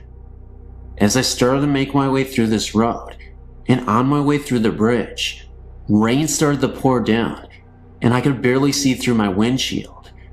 It had rained so much that it almost obscured my vision, and there was no source of light anywhere along the dirt road I was traveling on, except for my headlights. The guy at the gas station told me the bridge was very close by, and even though I could see it in the distance before it started raining hard, it felt like it had been forever before I could see it. Just then, I finally came across the bridge, despite the downpour. This is the part that really startled me. I was driving across the bridge, absolutely nobody in sight, no other cars. It was late at night, 3 a.m., and nothing but trees and bushes scattered around the bridge. I kept driving across this long bridge, and that's when my headlights shined onto this small child who suddenly appeared within my field of vision. All I could remember was that his eyes were glowing, almost like an animal in the night. I was unable to stop in time, and I thought I had hit him. I immediately panicked, stopped the car in the pouring rain, got out to check to see if he was okay, and the kid was nowhere to be found. It confused the hell out of me, because again, what kid would be playing around in the middle of the night, in the middle of nowhere, and in the pouring rain? I didn't even hear a thud, or any noise besides the sound of the rain falling down on my car at the moment of impact. I looked under the car. It was as if this child didn't even exist. I remember distinctly that the boy was wearing overalls and a hat. It looked like a completely real boy. There was no mistaking that this was a human. Now, I mentioned my recklessness and drug abuse because this incident caused me to turn my life completely around. I was so worried that I accidentally hit a child, and it may have ran off into the woods, that it made me swear to always be alert and never fight with my parents again. This happened when my brother was around 5 years old. It was around 2 a.m., and he went into my parents' room to get in bed with my mom. My mom's bed was right by one of the bathroom doors. The door on the other end of the bathroom led to where the back door was, and the stairs to the basement. He got in bed and was facing the bathroom. He got scared and woke up my mom and asked who the little girl in the bathroom was. He said he had never seen her before. He told my mom that she was just standing there, staring at him. My mom said the way he was talking, like there was really someone there, it really scared her. She said she just rolled over and shut her eyes. She was too scared to even look. I don't think a 5-year-old imagines things like that. While we were in the same house, my mom's cousin was hunting in the mountains and accidentally fell on his gun and killed himself. The family thinks he came back to say bye because it was such a sudden death. A few days after he died, when we were all in bed, a light in the hallway bathroom would click on and off. It was an older house, so the switch made a really loud click when he turned it on and off. My mom would be sitting on the couch late at night, with her back facing the hallway. You can sometimes feel when someone is behind you, and she said she heard me breathing hard and walking up the hallway. She called my name and turned around, and no one was there. At the same time, at her cousin's parents' and sister's house, similar things were happening. His old toys from when he was younger were stored in the basement of his parents' house. One night his electric train turned on, It was going around the track. No one knew this was happening to other family members until my mom called his parents and told them what was happening to her. The next day they went somewhere and tried to contact them. They all said they loved him and it was time for him to move on. They think he was trying to contact the family because he died suddenly. After they talked to him, everything stopped.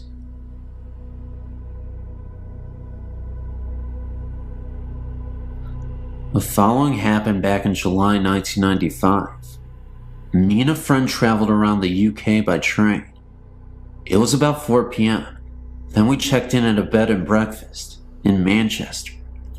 All double room was occupied, so we got the 2 single rooms, which was located next to each other. We were quite tired after a long day trip by train, so we rest for a moment. Later we went out to eat something, had a beer in the hotel bar, and then headed up to the rooms for sleeping. The time was about 11 p.m. I closed the Vatican blind, turned off the light, and almost immediately fell asleep. The room was pitch dark. Then, after about 2 hours, I woke up and found the room bathed in light. The light almost blinded me. I had a strong emotion to walk towards the window, just like I was enforced to do so, and then I went up. I heard voices and music, like old folklore or something. The voices was only like a murmur, so I actually couldn't hear what it says. It was like being in a full-up restaurant or a pub or something. I was not actually scared, but it was an uneasy and confusing experience. Then, I reached the window and opened the Venetian blind. Everything turned to normal again, quiet and pitch dark. I went back to bed again, and to my surprise, I fell asleep after only about 10 minutes. The morning after, we met up and headed down the stairs for breakfast. Afraid of being regarded as a fool or jackass, I told him it was only a dream. Then, I almost dropped my coffee pot when he told me that the exact same thing happened to him. He has always been quite skeptical to the paranormal things, but I think this experience has changed his mind a bit. I would be very glad if you could give me your opinion. I have apprehension about what really happened that night. I know I was fully awakened, and it can't be my imagination, because the same thing happened to him. As I said in a previous mail, I'm not so good with English, so I hope you understand me. You may publish my story if you want, but you better circumscribe it before.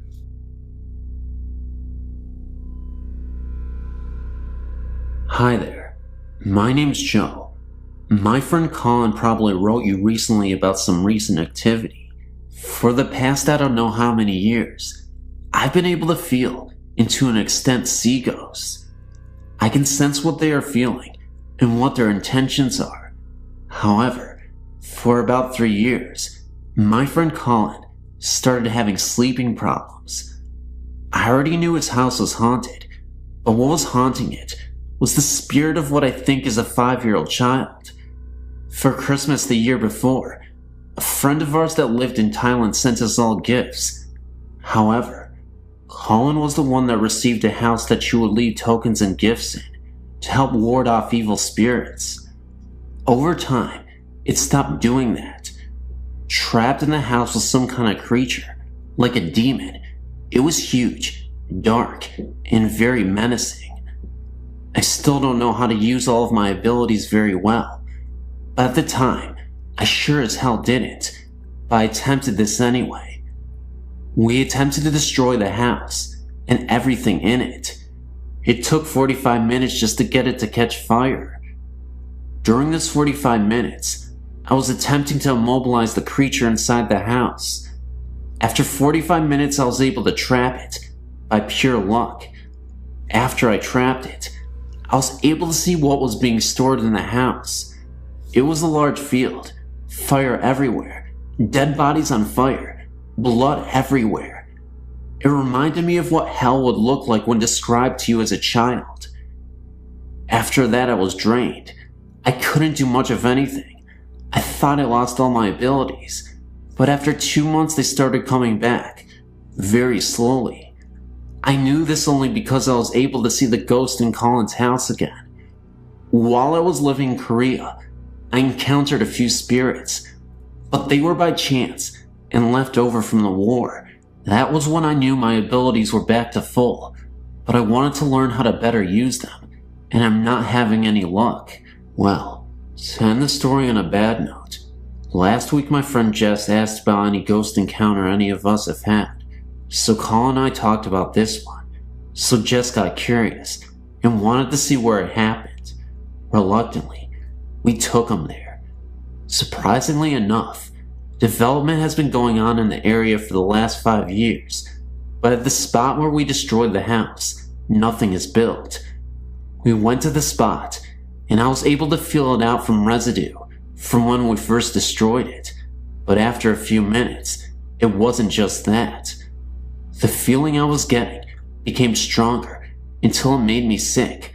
I almost passed out, and I doubled over dry heaving. It turns out it was still trapped there until that night. Somehow, it got loose. I don't know how or why, but now I have to get rid of it for good, and I don't know how.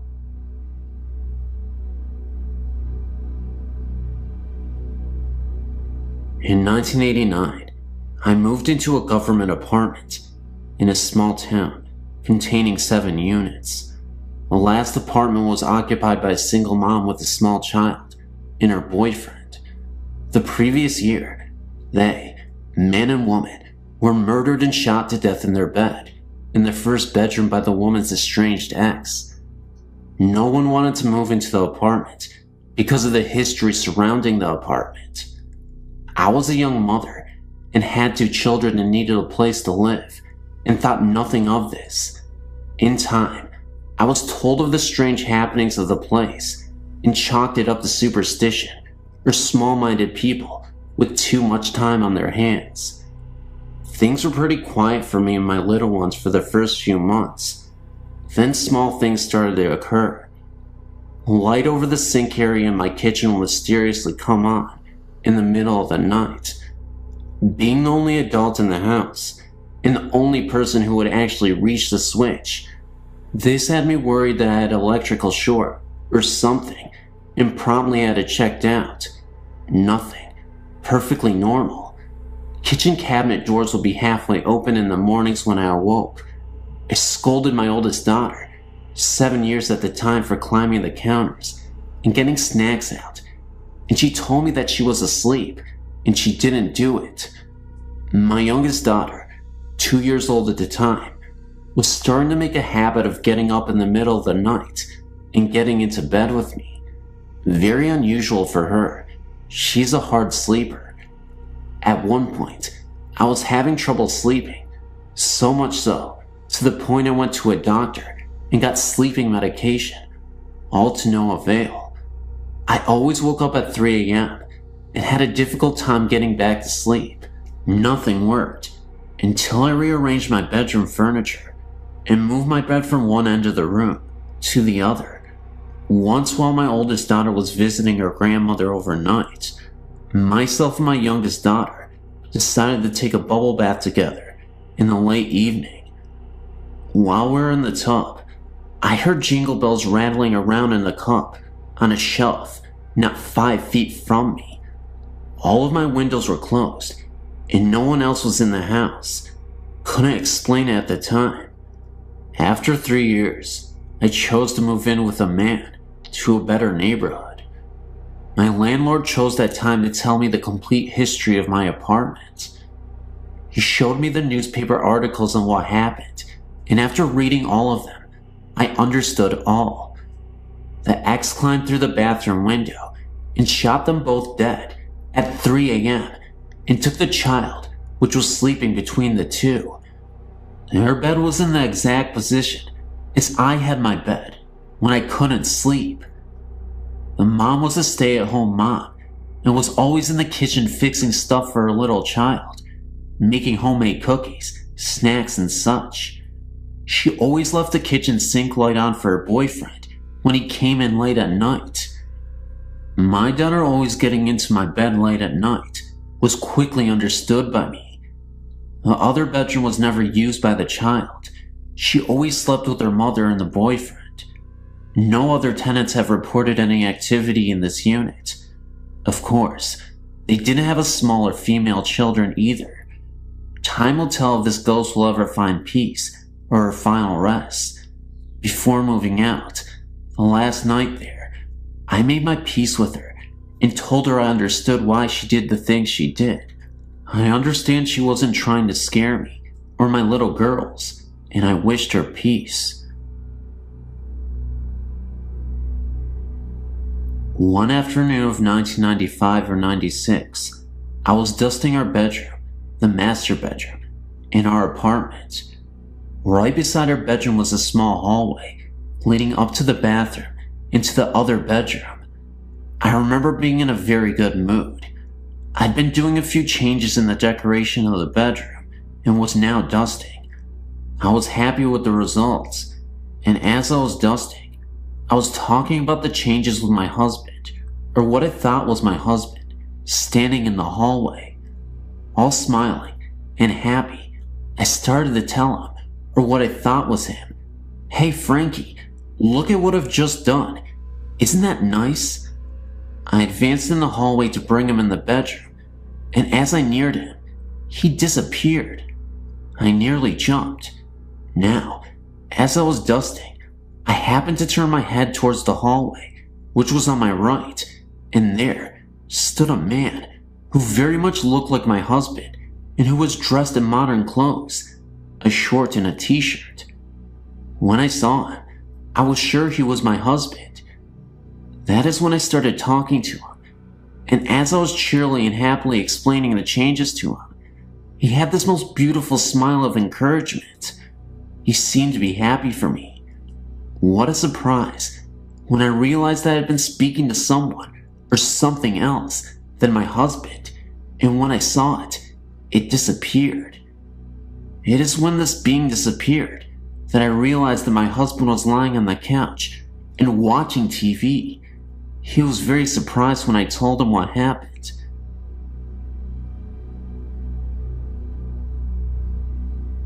I live in Australia, and I've been seeing spirits ever since I was about 2 years old. My first experience was just after my grandmother's death. I was visiting her grave for the first time, and then all of a sudden, I started hearing voices. They were telling me to leave, that it was too dangerous for them and me if I stayed, that I had to run and never turn around. It is weird that I remember it, although my memory is not as clear as my mother's, but I remember most of the details. I know that this is pretty hard to believe, but I give you my word it is true. Although I think about it now and realize that I wasn't scared, at the time I knew that I had to leave, so I told my mom and dad, and we left. My dad didn't believe me, but my mom did. Since then, I've had many experiences with spirits, all of which have been good, except for one. This happened when I was 15. I'd been roped into a swimming carnival, and I can't swim too good, so I was practicing in my pool. The pool is down the very back, and you can't see the house from the pool, as it is behind a shed. I've often seen spirits down the back, but it has never worried me. It was getting late, and I've been swimming for a while, so stopped for a break. Whilst I was standing in the middle of the pool, I seen a baby sitting on the fence that surrounds the pool. I tried to look away, but I was in a trance. I finally stopped looking at it, but it was good, as I was suddenly dragged under the water. I struggled for about 2 minutes before it would let go. When it finally did, I ran inside. I told my mom, and she never believed me, but I've never been down there on my own ever since. My name is Evan, and my friend's name is Scott. We're making a trip to North Carolina for a concert in August of 1996. After the concert, we drove for a long while, finally making it to South Carolina, and were in need of a place to camp, as it was getting pretty late. We found the Kings Mountain State Park entrance, but being almost 2 a.m., the gates was locked. We both got out of the VW camper to see if we could get the gate open. The road was completely deserted, and being at the entrance, we were not even close to any campsites. With the headlights of the camper as our only source of light, a woman appeared out of nowhere. She had dark hair, thin white dress, and was barefoot. She asked us if we were with the wedding party, and we replied that we were not. As quickly as she appeared, she was gone. Scott and I thought it was kinda weird. No evidence of another car on the road, and the fact that she was barefoot in the middle of nowhere at 2 a.m. in the morning. Entertaining the thought that we may have had an encounter with a ghost, we forgot about it. Recently, I was reminded of the incident and thought I'd surf the web to see if there was documentation of some similar experience when I found your site. I was blown away when I found an entry for Kings Mountain State Park and the woman in the white dress. The entry said that she was murdered by the Klan for marrying a black man. I wonder if they were married right before the murder, and that's why she asked us if we were the wedding party. When I was 9 years old, we moved to a house in Brooklyn Park, Minnesota. My mom had just gotten remarried, so I now had a stepfather, whom I absolutely despised. About a year or so later, my dad started renovations on the house. We added almost half a house on. There was a 3-season porch, a mudroom, a bathroom, and 2 basement bedrooms. My sister moved out of her bedroom to the new one in the basement. A few days later, I was in my bed. My bed faced the wall by the door, but I couldn't look out down the hall. I had only been in bed for a few minutes. I looked up because it felt as someone was in the room with me. That's when I thought there was my stepfather standing at the foot of my bed. He was wearing what appeared to be a hooded trench coat and appeared as a dark silhouette. Looking back, it didn't really initially terrify me, because I just thought it was my stepfather, playing tricks on me as I said. Boy, was I terrified. I yelled, "Ken, get out of here." Suddenly, my mom, who was in her bed at the end of the hall, yelled back at me that he was asleep in the bed next to her. Suddenly, the figure disappeared. I ran as fast as possible into our bedroom. There was my stepdad, sound asleep and snoring right next to her. I told her what I saw, and she just told me to go back to bed. The next morning, at the breakfast table, I started telling everyone. My oldest brother described the man in the hood. He also said he'd seen the man in his bedroom at the foot of his bed. His bedroom was in the basement, located right under my parents' room. He also thought it was our stepdad, until it vanished. He just thought he was hallucinating or something, and didn't tell anyone. Honestly, now, I really wish it was my dad. Hi, I'm a 21-year-old student in Chicago, Illinois. I'd like to tell you my story, and if possible, ask for your professional opinion about a few things. I've experienced spiritual and ghostly activity for about 11 years now. I used to be frightened by these experiences, but now I'm quite intrigued. However, one incident stands out in my mind and still bothers me to this day. This is the story that I would like to tell you about. About 5 years ago, I lived in an apartment on the 2nd floor. It was an unusually warm summer's night, so I decided to sleep on the couch, with the sliding door open to let in the breeze. I woke at about 2:30 a.m. to a horrid stench and a strange coolness. Confused, I looked around the living room. I looked then, and directly in front of myself, and I was lying on my right side, with my right arm tucked under my head as a pillow, and I saw a figure. I was frozen with fright as my eyes began to adjust to the darkness, and I saw the figure's face. At this point, I was thinking that someone broke into the apartment. However, this was no person. This ghost had a human-shaped face, but it was a grayish-white color.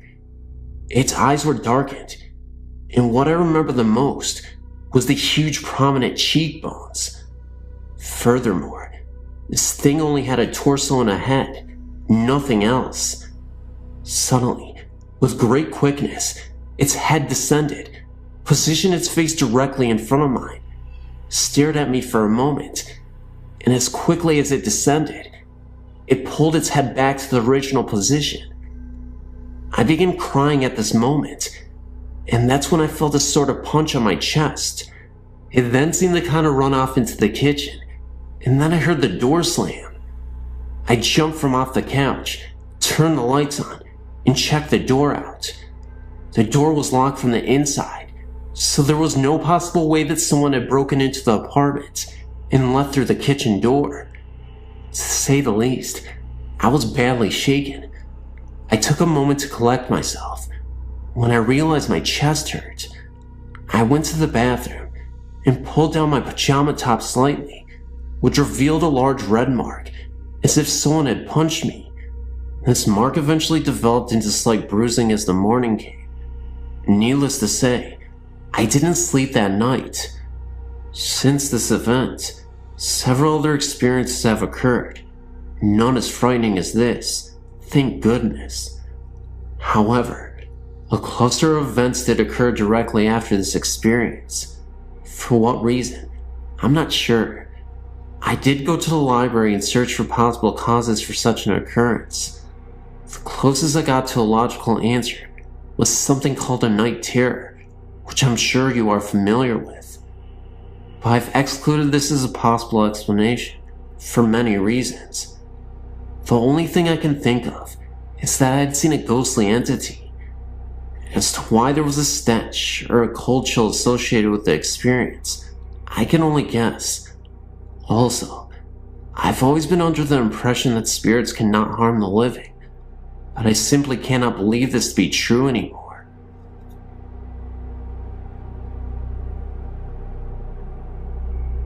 And this is an experience that I had when I was younger. It's a little short, but it remains my creepiest ghost story I've ever had. I had to have been 8 or 9 years old when it happened, and yes, it sounds a little corny, but it was truly an unforgettable and authentic experience. It happened to be dark and dreary on this night. It had been raining really hard, and I had no choice but to walk through the rain. The rain just kept pouring down, and all I could think about was how miserable I was from the rain, and just wanted to get to my friend's house faster. I think it was around 10 p.m., and I was walking through the neighborhood park to my friend's house on the other side, when all of a sudden, I saw my dead grandmother appear from out of nowhere. Oddly enough, it was a year to the day of her death from cancer. She just looked as she did before she got sick, though. She looked wonderful. Of course, I wasn't sure if it was really her, so I walked up to her and called out her name. The wind became harsher and the rain fell harder, and as she reached out to me, I could see she was in pain. It was at that very moment that her face changed, and she became scared and looked as though she needed my help, and it was then that she disappeared. I had to have been 3 to 5 feet away. Needless to say, I ran as fast as I could to my friend's house and didn't say another word that very night.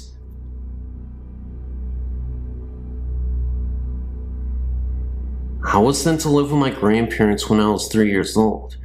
I loved my grandpa with all my heart, and he and I became very close because he could not work due to a serious heart condition.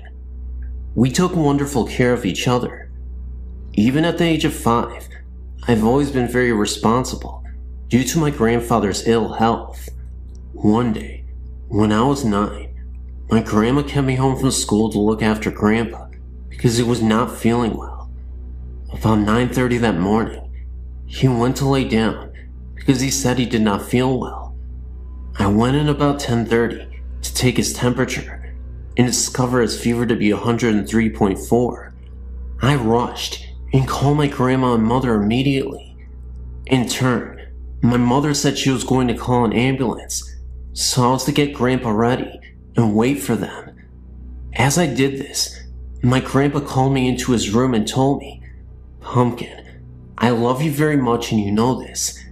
Even though you are young and in time will forget different things about me, just always remember my love and the way you feel. I promise you this. I'll always be there with you, and you'll always be in my heart." I will always remember him saying this, because that was the last conversation he ever had.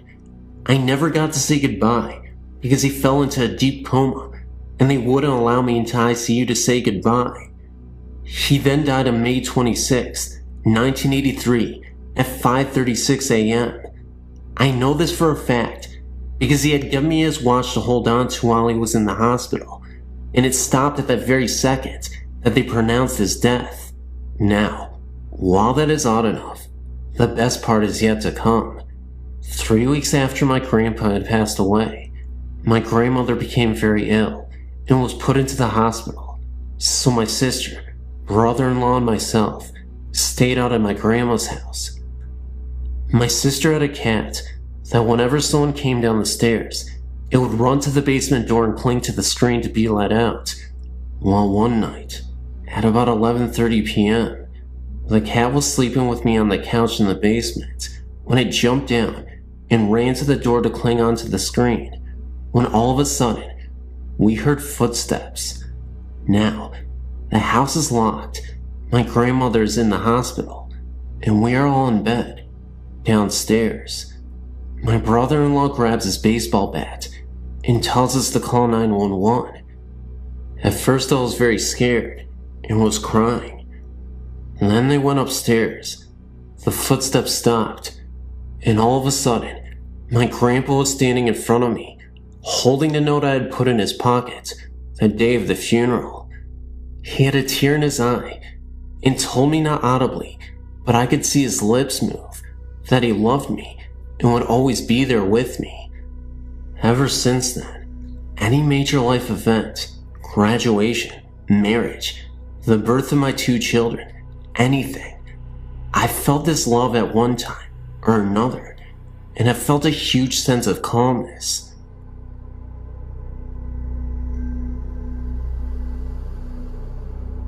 I guess this would be a second account of a previously encountered ghost story. I had the same thing happen to me as in the story below on Denton Road, Ypsilanti, Denton Road Bridge. The story goes that a group of kids were playing chicken near Denton Road Bridge, and one of them proved to be Chicken. His car swerved off the road when they reached the bridge, and they crashed into the river below. Many people claim to see a light come out of the river and chase their vehicle to the end of the road if they stop at the center of the bridge at night. I'm a racer and have a very fast, very built up 1969 Dodge. One stopped on this bridge simply because we were lost, and a pair of headlights came up the embankment and behind me and started coming up on me very fast. I thought some drunken redneck was out four-wheeling and was going to rear-end me. The car was in gear and running, so I simply stepped on the gas, and the headlights behind me pulled up within a few feet of my rear bumper. I floored it, and the light stayed right on my bumper. Couldn't see a thing behind me because the brights were on the car following me, and they were far brighter than any car I'd ever seen. I had the speedometer buried past 120 miles per hour, and they were 2 feet off of my bumper. I remember the red glare of the brake lights lighting up the road behind me some, and the moon was very bright that night, so I could see the way to the bridge practically, and there was not a car on the road. I was a little stunned and almost lost the car at the turn. We went back to make sure that no one behind us had got into the ditch. Well, there was nothing. And then I got freaked. Made it back to Windsor in record time.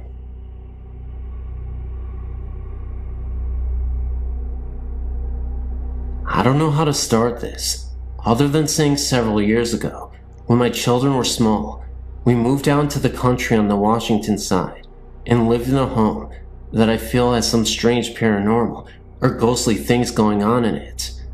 I would have to say that during that time, there was something in there causing all havoc in our home.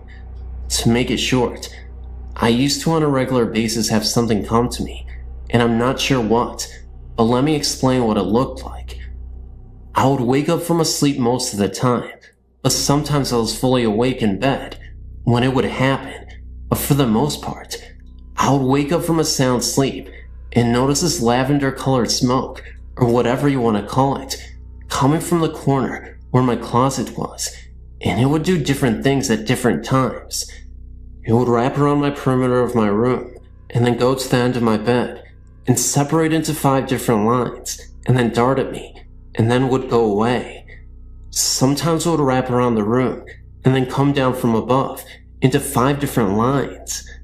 The first few times that this happened to me, I was very frightened, and would wake my husband up, and of course by the time I could wake him up, there was nothing there. He slept very hard. This went on for a whole 7 years that we lived in this home. During that time, my husband also became very mean and violent. Also, in the room adjoining where my closet and my son's closet connect, my son was having these horrific nightmares that we could not wake him up from.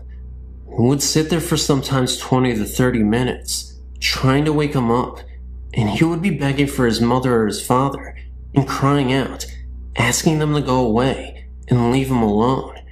He would describe them as ugly and short, very ugly and mean looking in the face, and they would torment him and scare him and try to hurt him.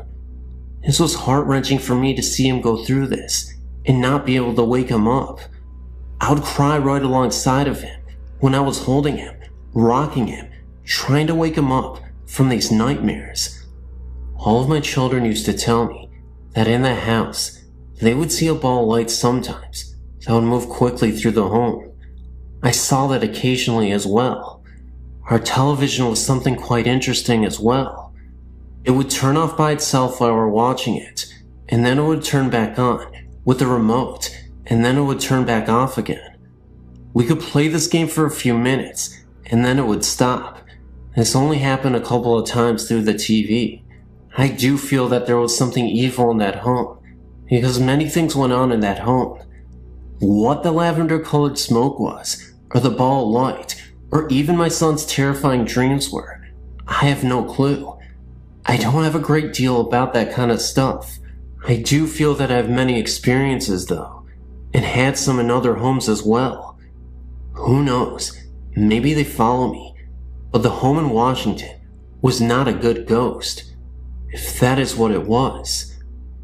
Our family went through some of our hardest times in that home. Can you tell me what the lavender smoke was, or what the ball of light was? I would be very interested in knowing. You could respond to me. Thanks so much.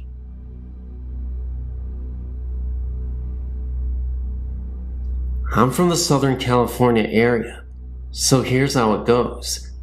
I was born in the Los Angeles area, but my parents bought a brand new home in the Orange County area.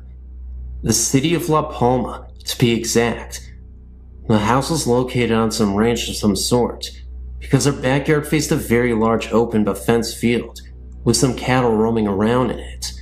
Mind you, these are tract homes, as we know it today, and at the time, it seemed like we were living in the boondocks. I mean, looking back at it now, it was a rather very lonely area, but it all had these new tract homes. You know, one supermarket, one library, one hospital, fire station, and police station. You get the idea. What the funny thing was, we were only 4 blocks west of Knott's Berry Farm. That is, if you stand at the main entrance as you get closer to the park. Anyway, the house was well built, new carpet, plumbing, the whole works with upgrades, but on some occasions, I was very scared downstairs in the family room. I was even scared in my own bedroom. I mean, my room looked like a toy room display, so there was no reason for me to get scared just out of the blue. I mean, I was playing in my room, and it seemed as if evil walked in the room. I got this incredible feeling of hate towards me, as if I shouldn't have been there. It's happened to me several times in the house, and at 7 years of age, I didn't know anything about the supernatural or paranormal activity. Another occasion was during a Saturday afternoon. My mother and I were upstairs, and suddenly, we heard this slamming and crashing noise, and as we came down the stairs, we saw in the living room my mom's favorite painting smashed on the floor. It looked as if someone broke it in anger. I mean, the frame was just trashed, and the small pictures around the one that got smashed were perfectly hanging straight. The ghost made itself seen again in the late afternoon. This time, my mom was doing some house cleaning, and as she turned to one side, she looked up towards the stairs, and she saw a man wearing a white cream-colored suit in pristine condition, except he didn't have a head. No Hollywood genre or anything like that. I saw the same thing myself. This time, I saw him at night, at the end of the hallway. This was very real, and very scary. Another time, as I would sleep at night, the beds were occasionally kicked very hard. Also in the master bedroom, the sliding glass mirror doors were slamming back and forth, and the dresser drawers were also slamming in and out as well. All these things would happen separately from each other on different occasions. The main boulevard is La Palma Avenue, and the street of the house is Comstock Circle. We lived there from 1970 to 1975, my parents and I. And that is the most scary and terrifying ghost story I have. Thanks for listening. I had recently sent a story about my grandfather visiting me about a week after his death. Well, that was one of the more comforting things that has happened to me. The next story I'm about to submit actually happened as a dream, but to this day, I feel a very strong connection with it. It all happened about 6 years ago. A 10-year-old girl mysteriously vanished from a sleepover at her friend's house. I never met this girl, and although we only shared the same first name, I had several odd dreams about her after her disappearance. One day, about 1 week after the child turned up missing, I woke up early one morning to go to work. It wasn't like any day though. I woke up feeling very sad and upset. I didn't have any idea why I was feeling like this, but something just wasn't right. So, I continued to get ready for work. When I got there, I still had this bizarre feeling that something big was about to unfold. About an hour into my long workday, I forgot about the feeling and went on with my day. A woman I work with came into work about an hour later and then asked me, "Did you hear they found the missing girl?" All of a sudden this feeling came back. I said yes. They found her in a dumpster wearing her blue nightgown. She replied, "Then did you hear?" I then started to cry uncontrollably and said no. She, the young girl, came to me in my dreams and showed me where she was and told me that I no longer had to play with her because it was time to move on and now she could rest in peace. The woman just looked at me in disbelief and really didn't know what to say, and neither did I.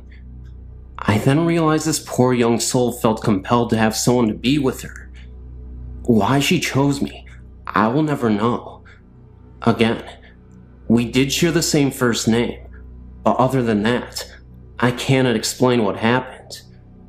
Most people I tell this story to have a tendency of just looking at me with an odd expression on their face, but I too believe that it was all just more than a dream. I've never seen any ghosts or had any sort of experiences with the supernatural, but my friend, Amber, has. She was friends with this guy named Seth, whose mother was my high school coach. She was telling me about this house Seth's parents bought in Monticello, Florida, about 45 minutes away from where we live. It was a real old house with lots of land around it. This house was a weekend house for Seth's family. One day, Amber was invited to spend the weekend with them. She told me that on the way up there, they tried to warn her not to get scared because there were ghosts there. She thought they were pulling her leg and was laughing and playing along. When they got there, Amber was impressed with the 2-story wooden house. It was built in some old style from the 1800s, apparently. She walked upstairs to her room for the weekend and was given a tour of the house. Upon entering one room, she smelled something sour and bitter. It was right beneath the attic. She couldn't describe it to me, but let me know it wasn't pleasant. Then, she was led to the attic, supposedly the most haunted room. There were old rusted chains and shackles attached to the walls. A long time ago, a slave owner owned this home. The slaves would be punished by whipping and being shackled in the attic, with no food and water for several days. Amber said she had no eerie feeling, and didn't see anything out of ordinary. Later on that night, Seth and Amber were staying up late and playing games. They dared each other to go up to the attic, knowing the stories behind the deaths of slaves in the attics. When they went up the stairs and turned on the lights, they smelled that sour and metallic smell, and saw dark stains on the floor that wasn't there previously. Amber said she had never been so scared in her entire life. She thought her heart was going to stop beating, because it was beating so fast and hard. She and Seth went downstairs, wasting no time at all. Amber couldn't sleep at night, because she was certain she could hear the groans and cracking. The next day, Amber came straight home, and refused to come back to the house again. I talked later on with Seth's mother, my high school coach, and she said it was true. She gave more stories about how she'd find things moving or missing, how she smelled cigar smoke when no one smoked. She told me how she would come home at night, and all the lights would be on in the house. She told me she had not seen any ghosts, or even felt threatened. She actually thought of them as her friends, because they would turn on the lights for her at night when she came home. I wouldn't be able to stand it. Weird, huh? It makes me leery of my own house, even though my parents originally built it. I have a few experiences. In 1976, I was living in an old building, and every night, I would hear footsteps, heavy ones, walking on the floor above me. I then asked the apartment manager, who lived upstairs, and learned that no one did, and there was a crawl space. He checked it, and no one was there. So on a weekend when I knew no one was in the building except myself, I decided that if I heard the footsteps again, I would not be scared. Then the footsteps began pacing all night. I kept my wits and made plans to leave. I left the building. Second experience, about 1985. I was at work early one day, 9th and Market, and was going into the bathroom. A woman went in before me, not less than 1 foot in front of me, and so when I walked into the bathroom, no one was there, and I looked under all the stalls, and still, no one. Yet there was one way into the bathroom and the same way out. The woman just looked like a solid body. The same thing happened once again late one evening when I was going into the bathroom, and I just rushed in just behind her to see her, and when I got in 2 seconds later, no one, not even in any of the stalls. Later I learned that the cleaning staff in the building saw the same thing. They saw the woman enter the bathroom, and they waited for the woman to leave the bathroom, but no one left, and when they went in to find her, she was not there. In 1977, a friend committed suicide.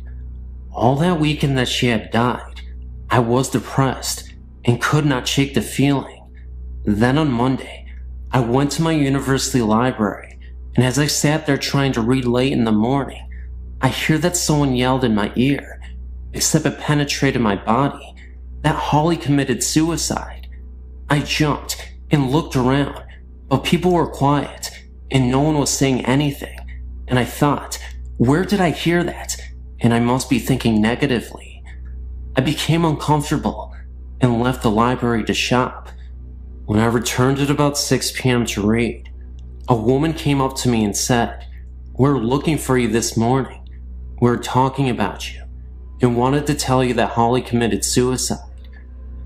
I said, "So this is true what I heard?"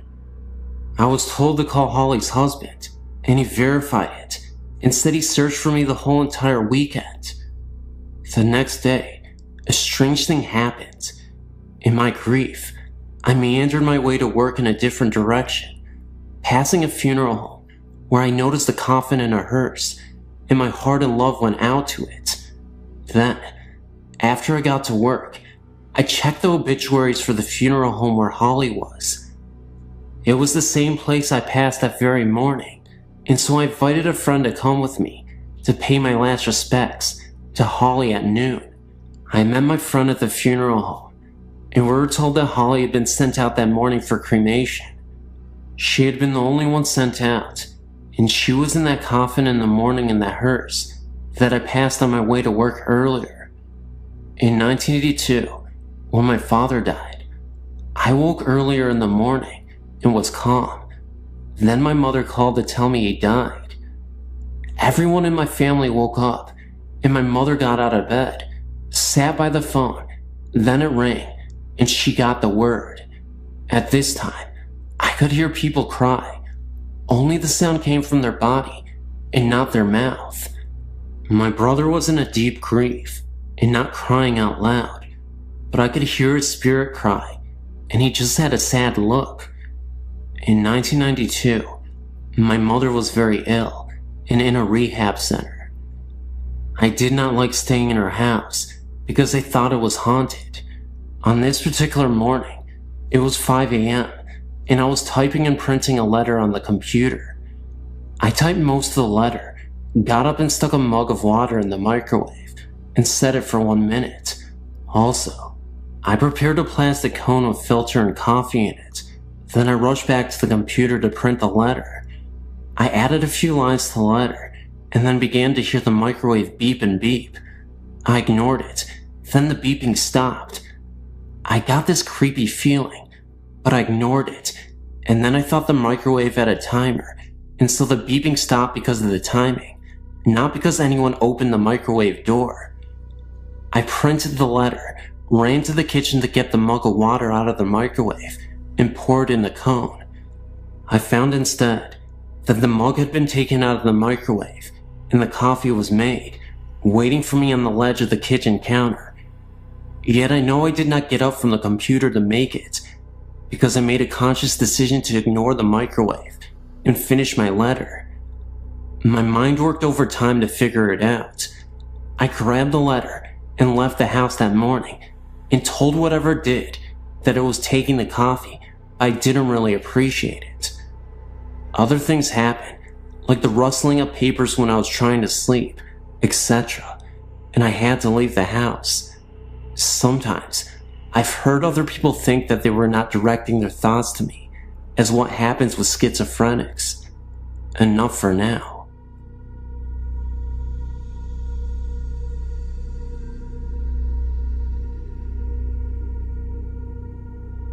This isn't my story, or even the story of the person who told me, but I thought I'd share it anyway. This was told to me by the music teacher at my high school. The college he attended, which I won't mention the name, is up north. I'm not sure when it was built, but the main building of the college was a Catholic monastery. There have always been stories around the college that a monk went crazy and killed himself in the monastery. People in the college have reported strange happenings and sightings of what appeared to be a monk. The story that I know comes from a janitor who works at the college. On the weekends, one of the custodian's jobs is to break down the classrooms. This means that they have to stack up all the desks and chairs up against one wall. The janitor had just finished doing this and walked out the door and locked it from the outside. There is only one door into the classroom, and it is the one he had just locked. The windows in the room can only be opened from the inside, and the janitor was the only one in the room. As he turned to walk away from the door, he hears loud crashing and banging coming from inside the room. He immediately unlocks the door and steps inside. What he finds is that all the desks and chairs have been thrown all around the room. Drawers from the teacher's desk were ripped out and papers strewn across the room. There is no way any possible human could have been in that room and done that damage in a matter of seconds, then run out without the janitor noticing.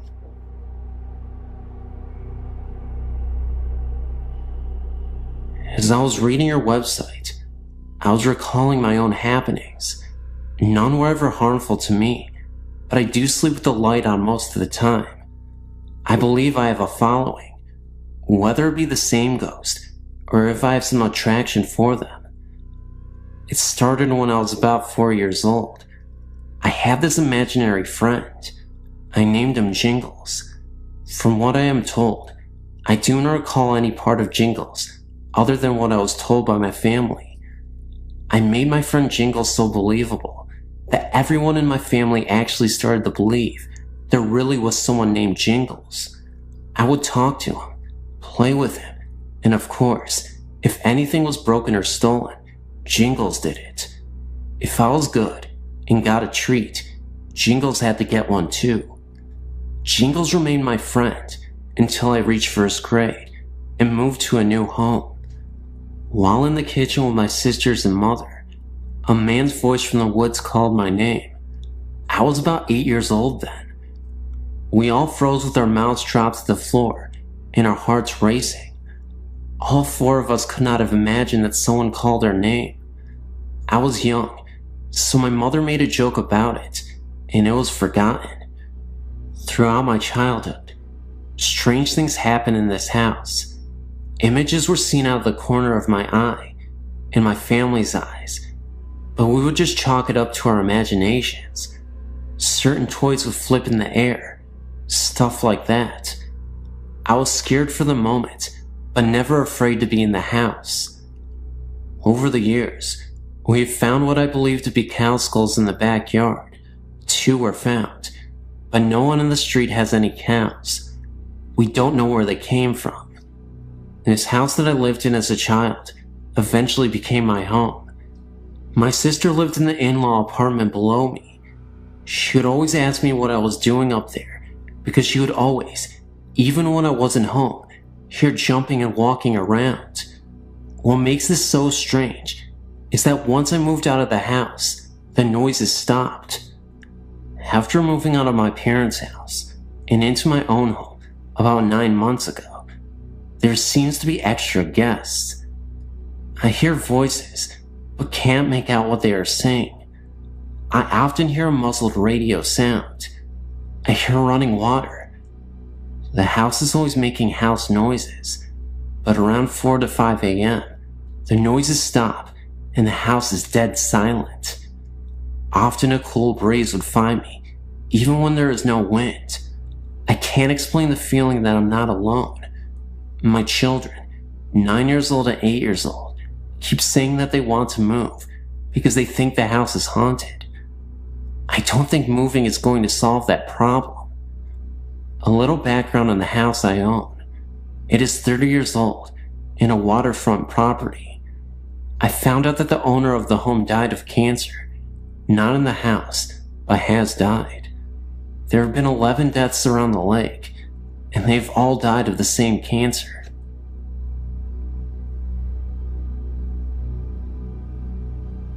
When I was 9, my grandfather died in the dining room of his house. It was not unexpected. He had been very ill, and was bedridden. Shortly after his death, we moved in with my grandmother due to the fact that she was also ill. She was a very unhappy and hateful person. She blamed all life's injustices on my late grandfather and hated him for dying. After we had moved in with her, we realized how serious her illness was and took her to the doctor. She had Alzheimer's. As her illness progressed, my parents could no longer take care of her, so they placed her in a nursing home. Big mistake.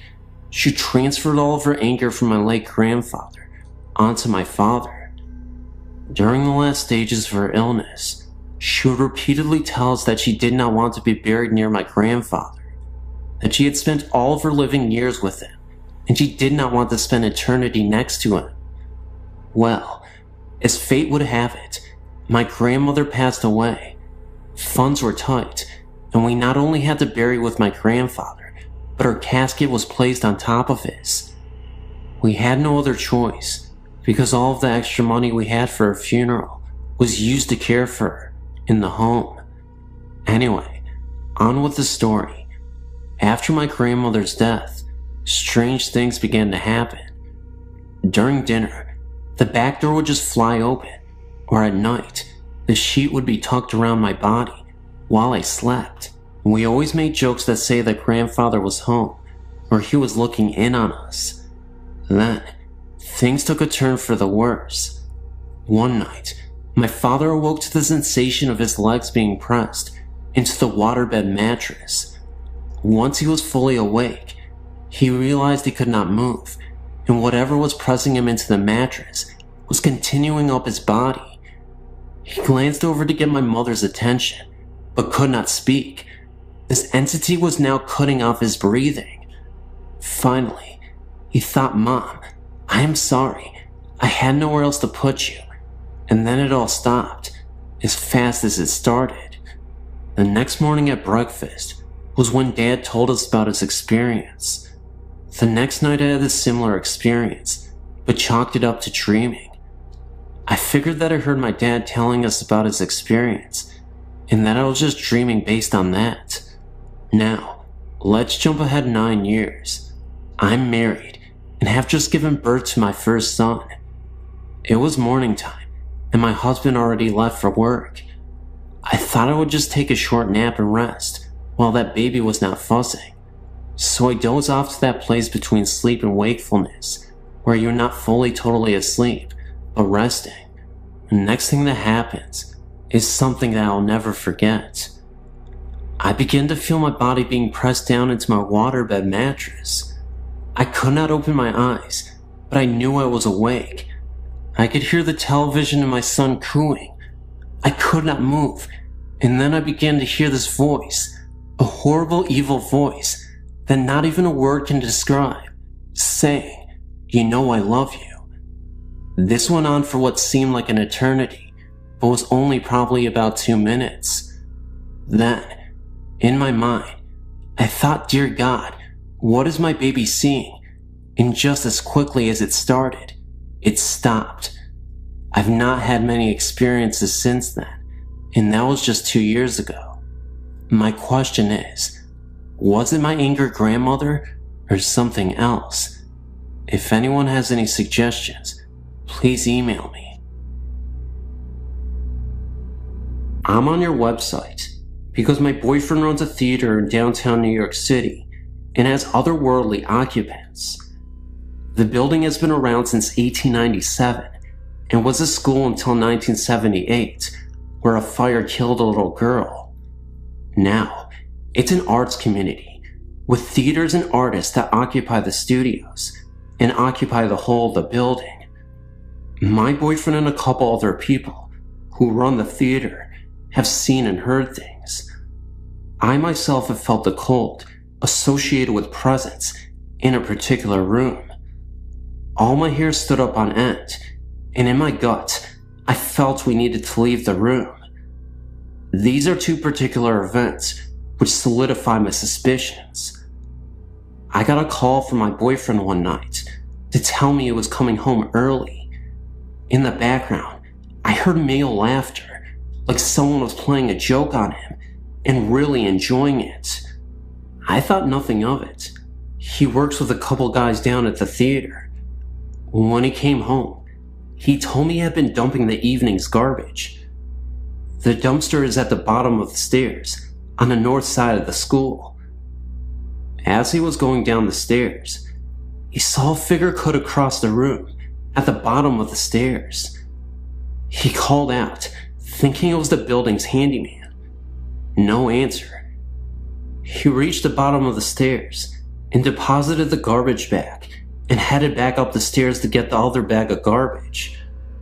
At that moment is when he heard what sounded like someone dragging the bag he had just deposited.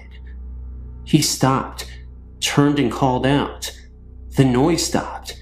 He dismissed it and brought the other bag down. He headed back up and the same thing happened. This time he did not go back down, but instead called to tell me he was on his way uptown. Later that night, in bed, he told me what had happened. I asked him who was with him when he called me, and he said he was alone. All my hair stood on end. Who was that laughing then? I asked. He said he was alone when he called. I think he thought it was my imagination or a bad connection, but now I know what I heard. Now last night, I was at the theater, some fashion show going on there. My boyfriend tells me what happened the night before. He'd spent the night at the theater in a pull-out mattress the guys kept there for late night work. It was around midnight, and he was not asleep. He was staring up at the ceiling, rethinking his day. He heard his name called out. Then the door to the office slowly closed, as if someone was closing it from behind. He responded and peeked out to his desk to see if somehow a cat had found its way into the building, which is ludicrous. One doesn't see cats around there. And of course, he found nothing. All the windows were closed, so no breeze blew in. He said he then heard what sounded like whispering outside the office door. Lots of whispering, stage whisper, of gibberish with some strong hissing sounds, almost like a snake. He called out again and banged on the door. He went back into the adjoining office and went towards the door. He then felt a cold coming in from under the door. He placed his hand in the crack at the bottom of the door and felt no breeze. Then, a scratching sound, fast repetitions, like a dog scratching to get in, started. This was too much for him. He packed up and calmly walked out. He said he was a little afraid to walk back once he left the theater office, afraid of what he might see. I think being a theater, and many actors who love the space, left parts of them when they died. The founder died of leukemia, and loved and lived for this theater company. The little girl who died in the fire also stands my hair on end. Last night, I also found out the other guy who hears and sees things, that he hears that same playful laughter in the theater, just like I heard on the phone that night. Also seen figures sitting at the bar, footsteps heard. And that's my story. Thank you.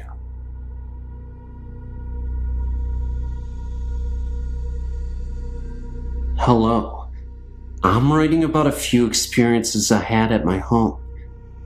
The home is called Edgefield Manor. First, I want you to know that this may sound like the classic haunting in a big old mansion. Well, believe me, what lives in this house is no Casper. I moved in the fall of '86. The estate is huge, gardens and rooms upon rooms. It was originally going to be condemned. Well, anyway, here's a couple of my experiences. One day, I was in one of the parlors. I got up to turn the light on, and as soon as I did that and turned around, I saw a whitish figure glide across the other hallway. Another thing there is poltergeist activity. Explain this to me. The home is a ballroom. I went inside like usual. The grand piano was in the same place as it has been when I moved in. I walked out for 5 minutes and then came back inside. The grand piano was moved across the floor, pushed to the other side of the room. No indication of any noise. It was just moved. There are many others, and I have pictures. If you want more stories or pictures, just email me. I know this is kind of short, but it's always terrifying.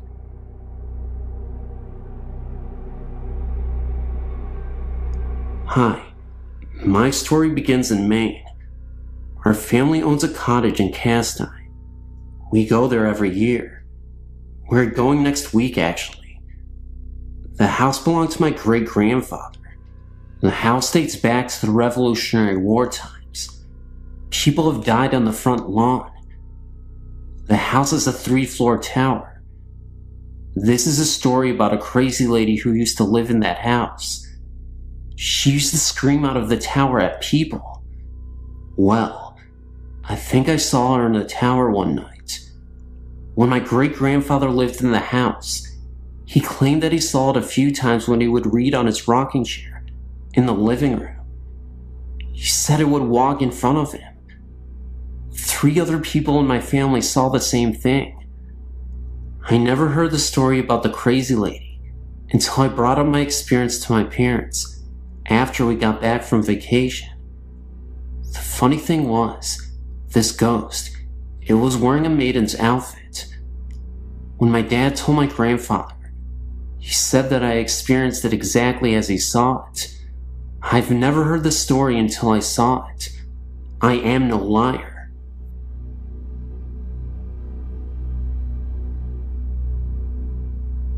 I was really never told to believe in ghosts, if they were real or not. This started when I moved to Missouri with my family in 1995. The first home we rented when we arrived, something was very uneasy about it. I not only felt it, but my eldest son did also. One evening, when the 3 sons were in bed and my husband was working late, I was up watching TV late. When I decided to go to bed, I left a low light on in my bedroom. As I was walking down the hallway, past my son's room, there was a blur. I thought it was because my eyes were tired, and there was a mirror on the back wall of the hallway. But as I continued walking, my left eye got real blurry, and I felt a cold chill go through me. There's a basement to this house. I had my washer and dryer down there. I also had my kid's Sega game there. I felt very uneasy every time I went down there. My eldest son heard something pounding on the Sega controllers. He said at one time, he saw some kind of figure down there. The figure was bent over, blurry blackish gray, and it had no real face or features. He said it stood there, and it was shaking its head. He would be downstairs playing, and hear someone coming down the stairs, and no one would be there. My son was very uncomfortable when he first walked in. He said he felt sick to his stomach. When he saw the figure, he felt sick also.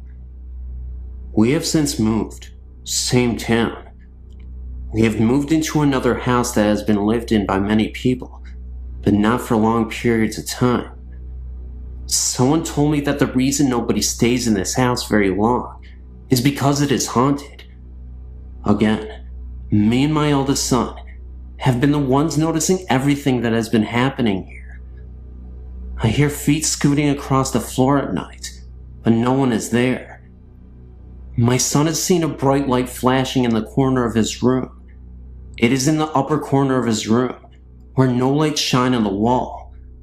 I've also seen this myself. He has also seen 3 lights, spinning lights, beside his bed. There was also a time that he felt his bed shake. My son has cancer, and he had been going through a time that he could not sleep. It was right around the time that he felt his bed shake. We do not have an uneasy feeling about these experiences. They are quite comforting. I had an uncle. He was killed on a head-on accident when he was riding a motorcycle, and he was hit by a drunk driver. This was around maybe 20 years ago. I think of him very often. I was just wondering if it was him that was there with my eldest son and me during this time that he, my son, is going through this cancer. We aren't scared of his cancer, even though it's rare. My uncle was a very spiritual man. I feel that this is his way of letting us know that my son is going to be alright. We will get through this year, and his cancer will be done. I have 2 other sons, and they've not experienced anything. Neither has my husband. I told him, and felt foolish. I felt he thought I was crazy.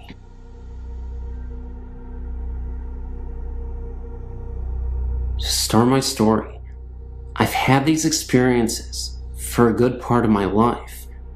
It started long before I was born, in a house that has been in my family for almost a century.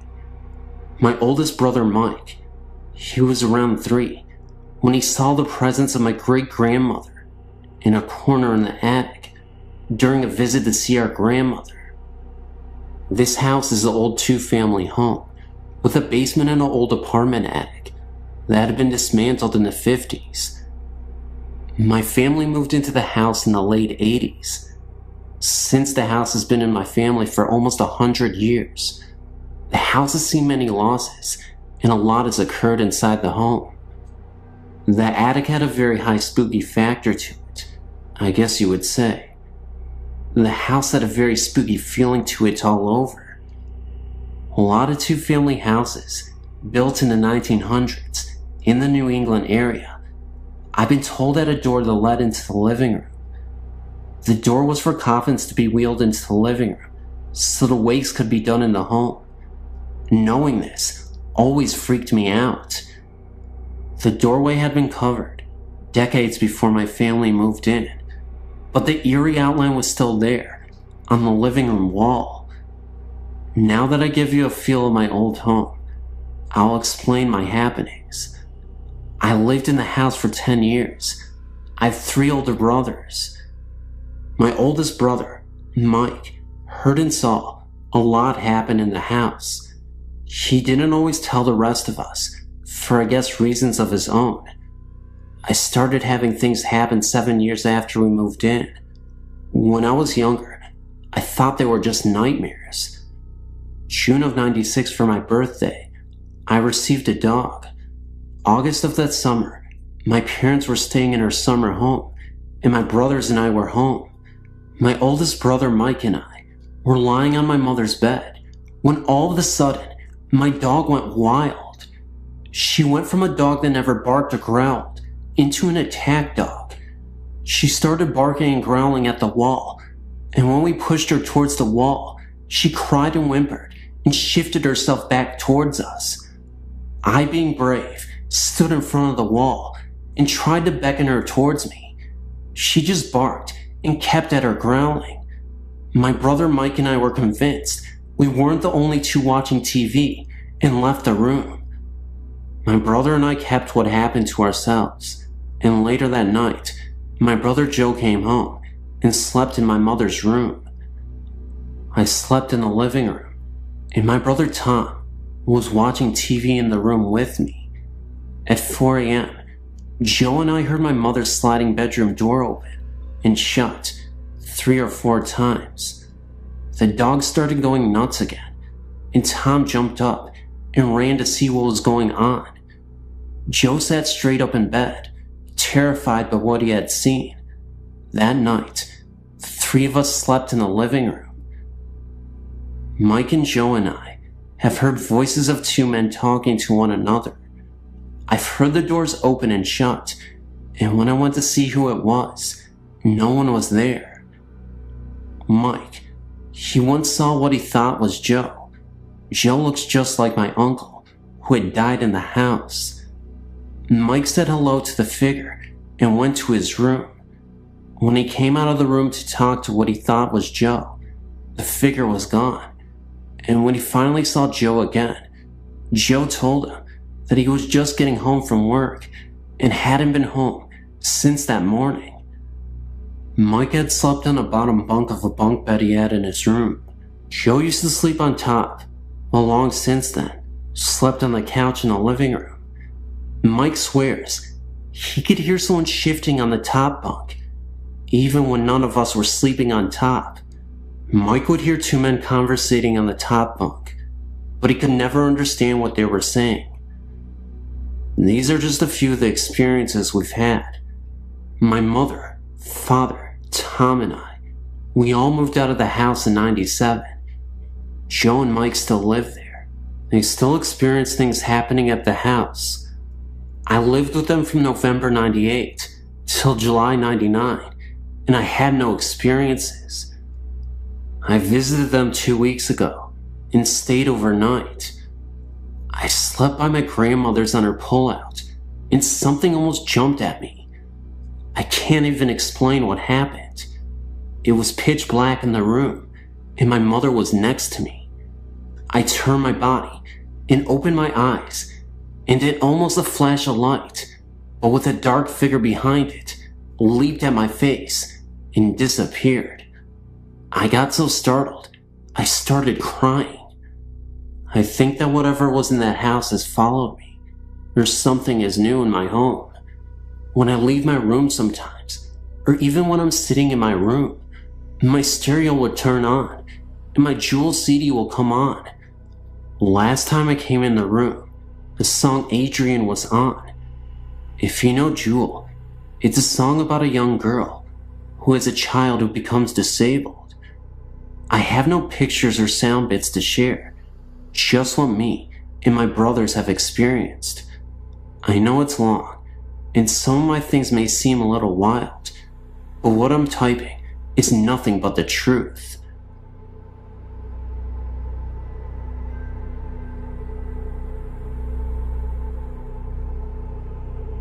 I don't really know where to begin with my story.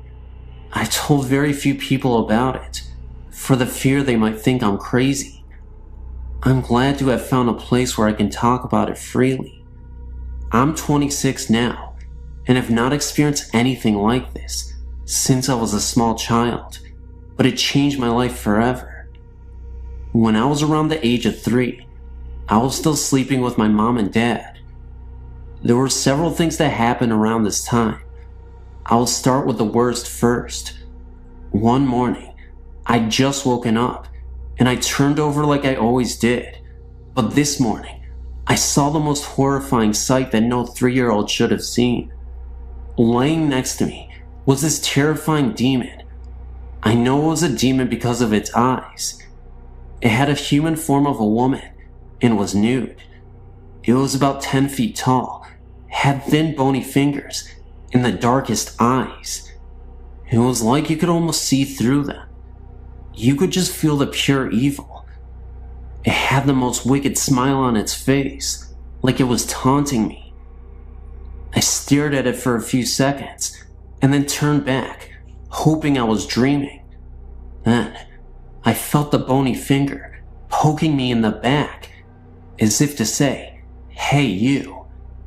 I turned back over, and it was still there, grinning that sickening grin. I watched it get up to go to the window, which was closed and about 20 feet off the ground. It turned and gave me one last grin and went out the window. It was also around this time that I awoke one night to see 3 demons. They seemed to be like children. They were standing in the doorway, laughing the kind of laughter like I've never heard before. This was the same room where I'd seen the other one. At the age of about 7, I awoke one night to see a Grim Reaper standing by my bed. Needless to say, these things have disturbed me all my life. I also saw my grandfather and his past child after he had died, but that was a peaceful sight. I've not had any other experiences since I was a child. Oh, they've always been noises that I could not explain, but nothing like before. It was like the experience did something to me. I've never had normal dreams, not as a child or as an adult. Always strange dreams and nightmares, like I have some way of knowing when a spirit is near or a house is haunted. Some people call it a gift, but I just wish I could understand it and what happened to me as a child. Thank you for letting me share my story. And this is a true story. This happened to me when I was 8 years old. I'm now 28, with 3 kids of my own. It happened in my hometown of Soak Village, Illinois, which is known to be a place that Indians pass through using South Trail to get to other destinations. At least, that's what the official story is. There are others, like myself, who believe more. We believe that Indians actually settled there, if only for brief periods of time. There's always been talk of bones being found when a pool is dug up or a garden was put in, but most say it's just that. Talk. Not me. I believe it. I also not only believe, but know that the ground the Soak Village is residing on is sour, cursed, beyond anybody's wildest dreams. And I have many stories to support that belief. But for now, I will start with my first story of proof. It was a cold, normal night in the season of autumn, cold enough to keep you inside your house and snuggled under a blanket. I was doing exactly that. An 8-year-old can only do so much during these times, and I chose to do my homework so I could read later. I'd been listening to a Rick Springfield album on 8-track. I was playing it on my 2XL robot toy. This was a toy that you could put 8-track cartridges in that was made by the company to be a sort of trivia game. You'd play the cartridge, and it would ask you questions and tell you jokes. It had 2 big red robot eyes that flashed red when you were correct. It had 3 buttons you could push to answer your questions. 2XL could also play normal 8-track music, and of course, its red robot eyes flashed in time with the music. So it was doing exactly just that on that cold autumn night, flashing its eyes to Rick Springfield, and I was quite contented. My bedroom was on the 2nd floor of my house and faced north, along with my bed. I had a window north of me and east of me. Of course, it was dark outside, but it was so warm inside and so very comforting. Every now and again, I'd look up from my homework and just look out into the darkness. No reason. It was just something I did. Well, this was the last time I ever did that again in that house. As I was sitting there, all of a sudden, I felt instantly cold, and every single hair in my body was raised.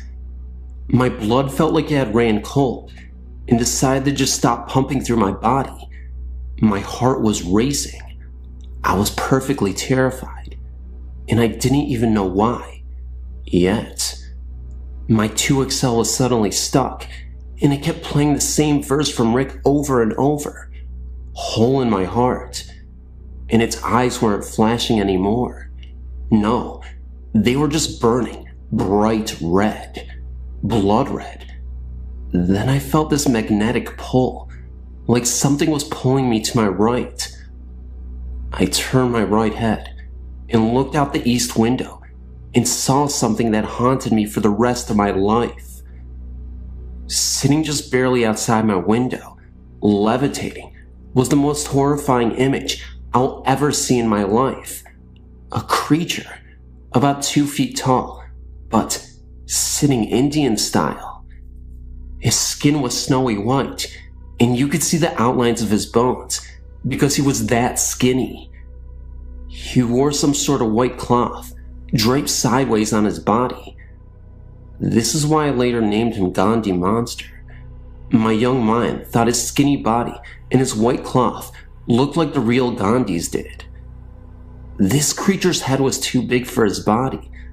His two horrible, big dark eyes were piercing my soul as he stared at me. He opened his mouth and grinned a grin at me that haunted my dreams for years. His mouth was full of long, snarly, razor-sharp looking teeth, dripping with blood. I don't know how a mouth could fit so many nasty teeth into it, but it did. I watched as the blood dripped from his teeth and slid down his chin and onto his white cloth diaper shorts. He raised his hands and reached for me. The fingernails were at least 4 inches long, gnarled looking, and sharpened to points, also dripping with blood. I wanted to scream. I wanted to run, but I was locked into place by his piercing eyes. I couldn't breathe. I felt as if my brain was being scrambled and my soul was being raped. His grin became larger, and he opened his mouth wider. He kept looking at me, as if he knew me, as if he had been waiting for me.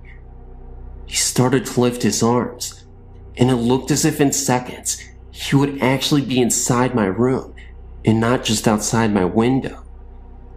All traces of reason disappeared, and my mind snapped. I still don't know how I did it, but I managed to tear my gaze away and leap off the bed and out my bedroom door, screaming with every inch of my soul, all in like 2 seconds. I could feel him pulling me. I could feel that horrible stare penetrating my back as I screamed down the hallway to my mother. Of course, when her and my father and younger brother came back, it was gone. But they knew I saw something, and they did not try to tell me it was my imagination. They comforted me and taped up all the windows in my room. They actually had to pull down all the shades and seal all sides with duct tape. I couldn't even sleep in that room for almost a year. My brother even remembers coming into the room with my parents afterwards. The Gandhi monster was a story we didn't often tell, but it always brought fear to speak of it, to us and to others. My parents never spoke of it again either. As I grew up, I tried to face my fear and sleep in that room, but never did I sleep with my back to a window. Never. 18 years later, I moved to Florida with my own little family, and I found peace within myself. But I'll never manage to forget that creature, and I will never sleep or sit with my back to a window, and I will never forget the one thing I heard it say to me in my mind as I was running out of my bedroom door. Someday, I'm coming back.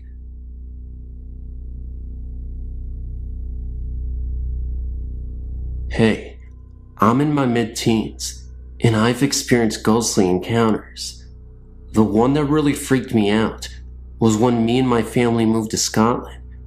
For a few months, we lived in chalets. Me and my older sister shared one on our own.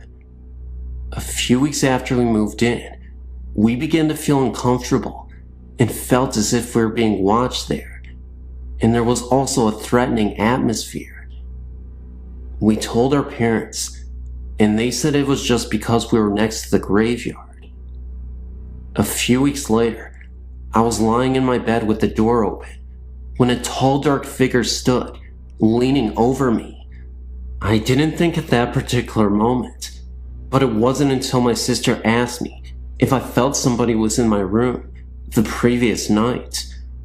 We started to talk, and she too felt as if somebody tall was leaning over her. I then started to sleep in my sister's room, and the figure didn't return, so I moved back into my own room. But then again, the figure returned this time. It was kneeling beside me. The next morning I told my sister, and again, she felt the presence of a tall man. Our dad told us that the large house next to us was where the Vikers used to stay until the house was sold. One night, my mom came in, and she was holding 2 necklaces with crosses on it. Me and my sister aren't religious, so her mom thought it had something to do with that. So we went to bed, holding the crosses. That night, it was very uncomfortable in both rooms. After that, we haven't felt the presence of the tall man. The figure that visited did so on a few occasions. Each time, it felt as though it was getting closer and more angry. When the crosses were given to us that night, the figure seemed very angry. Its face was literally pressed into mine, and it felt as if he was gritting his teeth at me. My sister also had this very uncomfortable, menacing figure who was pressed into her face. All you could do was hide under the guilt, closing your eyes really tight and hope you'd fall asleep quick. Since that last visit, nothing has returned, and we've since moved then, and nothing. We don't even use the crosses anymore. Other things that we didn't think of as being connected at the time now do seem connected, such as the chalet that Mom and Dad were in, although the same, was different in feeling. Because Mom and Dad's chalets always had a comfy feeling, yet ours didn't. Whether it was because there was just me and my sister alone in there, and it was our imaginations or not, we don't know. Although in Mom's and Dad's chalet, there was only one more person over there. From the moment we stepped into the chalet, it was always cold, even with the heaters on. Plus, there was often a bad smell wafting around, a lot like fish, rotten. This was only in my bedroom, possibly me, my sister says. Also in my room, there was a strange noise of scratching, as if someone was sketching or writing. This noise accompanied the presence of another figure, smaller in stature and of the female sex. My sister also felt the smaller presence, but not the noise. She only came once, very different, not menacing, quiet in nature, and much older. She was almost a comfort. But it's still not nice to be watched over at night by ghostly figures. It's strange, because we didn't actually see anything, yet you get so much from these feelings, the sex, age, angry, happy, etc. Plus, we get almost exactly the same feelings. But is it just our imagination? Are we certifiably insane? Are we demented? No, we definitely feel we had a visitor. Previous to this experience, my sister had not really believed in it, ghostly visits and such, but now, I think she has had a change of mind. Me, myself, I've always believed. My mom's granddad often visits, a kind presence, bringing good luck, such as when she was having problems. He visits to let us know everything will be okay. He often visited when we were babies, watching over our cots. Our dad also saw what appeared to be him. Whenever he visits, we know him by the distinct smell of putty. He used to repair windows. So really, we are used to the visits, although my sister had never experienced any until now. Unfortunately, it wasn't a happy experience, one not to forget.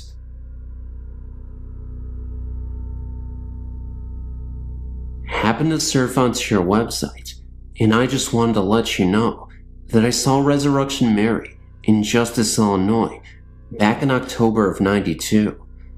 After getting off of work at 3 a.m. from a chemical plant, Whitco Corporation, near 51st and Central in Chicago, I was driving by that particular cemetery at about 3:30 a.m. on my way home from work. Driving by, but initially not thinking much of the sight, as there was a nightclub with women of ill repute nearby. I saw a woman in a light blue or white palm dress standing by the trunk of what looked like a black park limousine at the front SW Cemetery driveway off Archer Avenue to the cemetery. I slowed down quite a bit to get a better look at the odd sight, but then drove off. I thought it was probably a prostitute with her John. However, looking back at my mirror, maybe a second later, the woman and the limo were gone. Let me reassure you that there was no way that I would have missed the limo driving off in that second that it took me to look back in the mirror. They weren't on the road or in the cemetery because I looked for taillights. The cemetery gates are pretty large, and it would have taken a great effort and time to open both of the cemetery gates for the car to get through. I did not think much of the incident until a few days later. I was talking with some of my employees that lived in the area near the cemetery. Two of my employees mentioned that I'd probably seen the ghost called Resurrection Mary. I didn't much believe in ghosts until that incident, and I'm still somewhat skeptical, but I cannot fully explain what I saw that night. That incident is still vivid in my memory, and kinda creepy to think about it, to this day.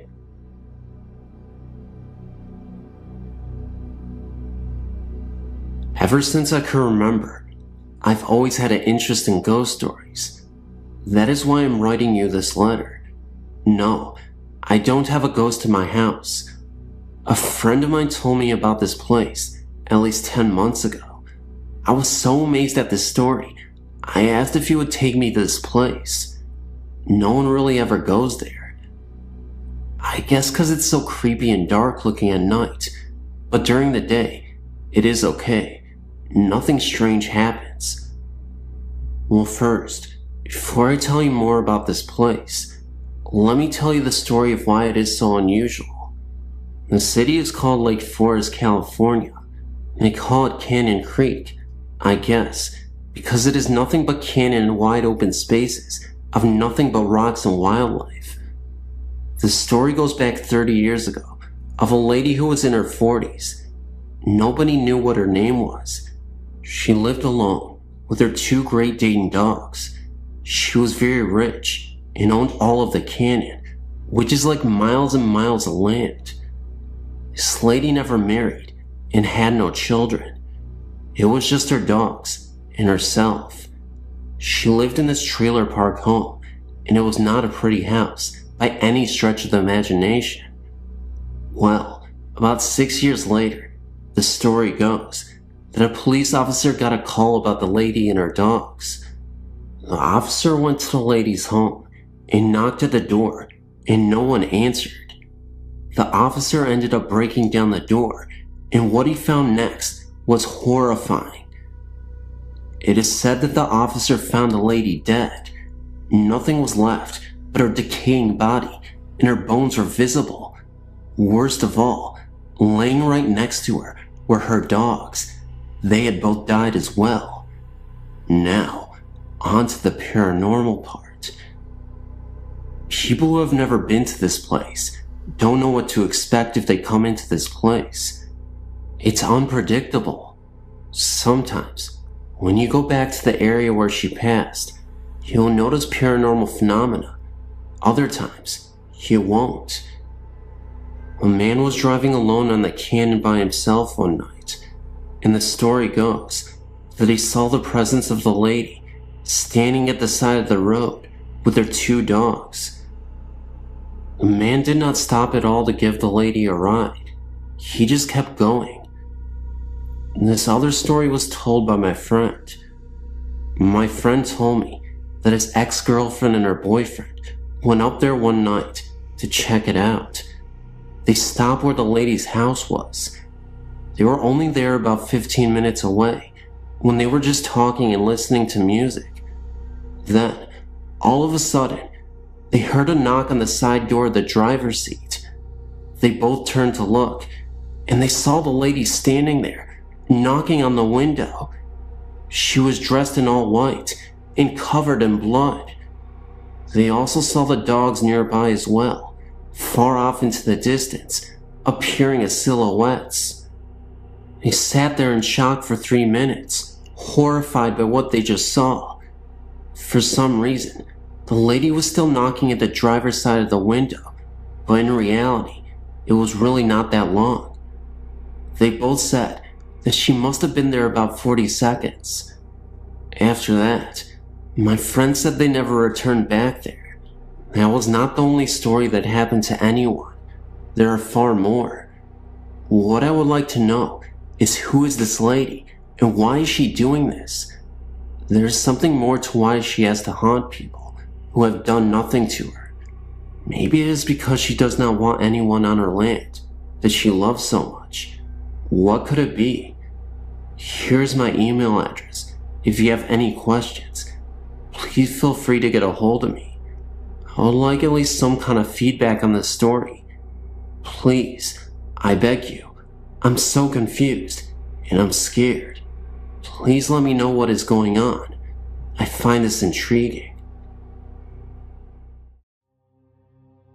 On January 8th, I was hanging out at a local shopping complex with a couple of friends of mine. My friend, Mary, turns to me and begins telling me a story of a bridge just over the North Carolina and South Carolina state line called Catswoman Bridge. She was telling me that a number of years ago, a woman was driving home one night, and just before she was about to cross the bridge, a cat ran out in front of her. Trying to miss the animal, the woman swerved and wrecked her car in the woods just before the bridge. The next morning, local police found her car sitting, upside down, underneath the bridge. Upon investigation, police found the woman's body being beaten by a group of cats.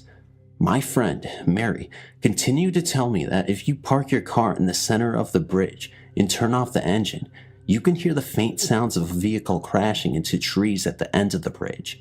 I'm in total disbelief. She continues to tell me that if I go to start my car to drive away, then my engine will not start unless it is pushed to the end of the bridge. I decide, okay, let's test this. We drive to the bridge, and I park my car in the center of the bridge. As I go to turn off my engine, my other friend, Robin, starts crying with fear and begs for us to leave. Not wanting to upset a close friend any further, I put the car in drive and began to drive away.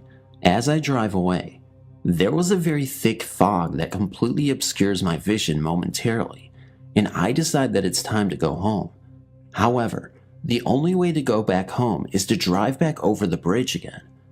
I turn my car around and begin to make my way over the bridge. The moment my front tires are on the bridge, my engine dies. Now, this could have not been a mechanical failure due to the fact that I was driving a 2005 Chevy Impala. I apply my brakes to prevent wrecking my vehicle, but my brakes wouldn't work until we rolled over to the other side of the bridge. After we get to the other side, I stop my car, put it in park, and restart my engine. Just as we are about to pull away, we all see bright lights that appear to be car headlights beaming upwards at an angle as if it were a car that had run off the side of the road. Scared out of my wits, I drove as fast as my car would get to get off that side of the road.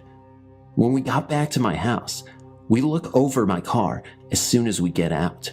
To our surprise, there were cats' paw prints all over my car, the hood, roof, and trunk. There were also streaks that looked like someone had tried grabbing the car with their hands. There were also complete handprints on my back window. None of these prints were there prior to us going to the bridge.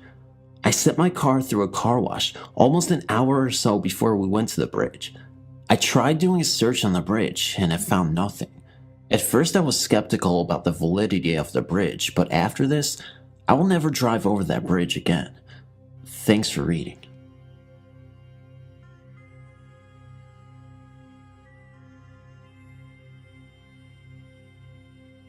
I was in the Navy at the time and stationed in Norfolk, Virginia. I was driving to Houston, Texas, on leave, and had been on the road all night and alone. My diet had consisted of just Coke, and it was coming on 2 to 3 a.m.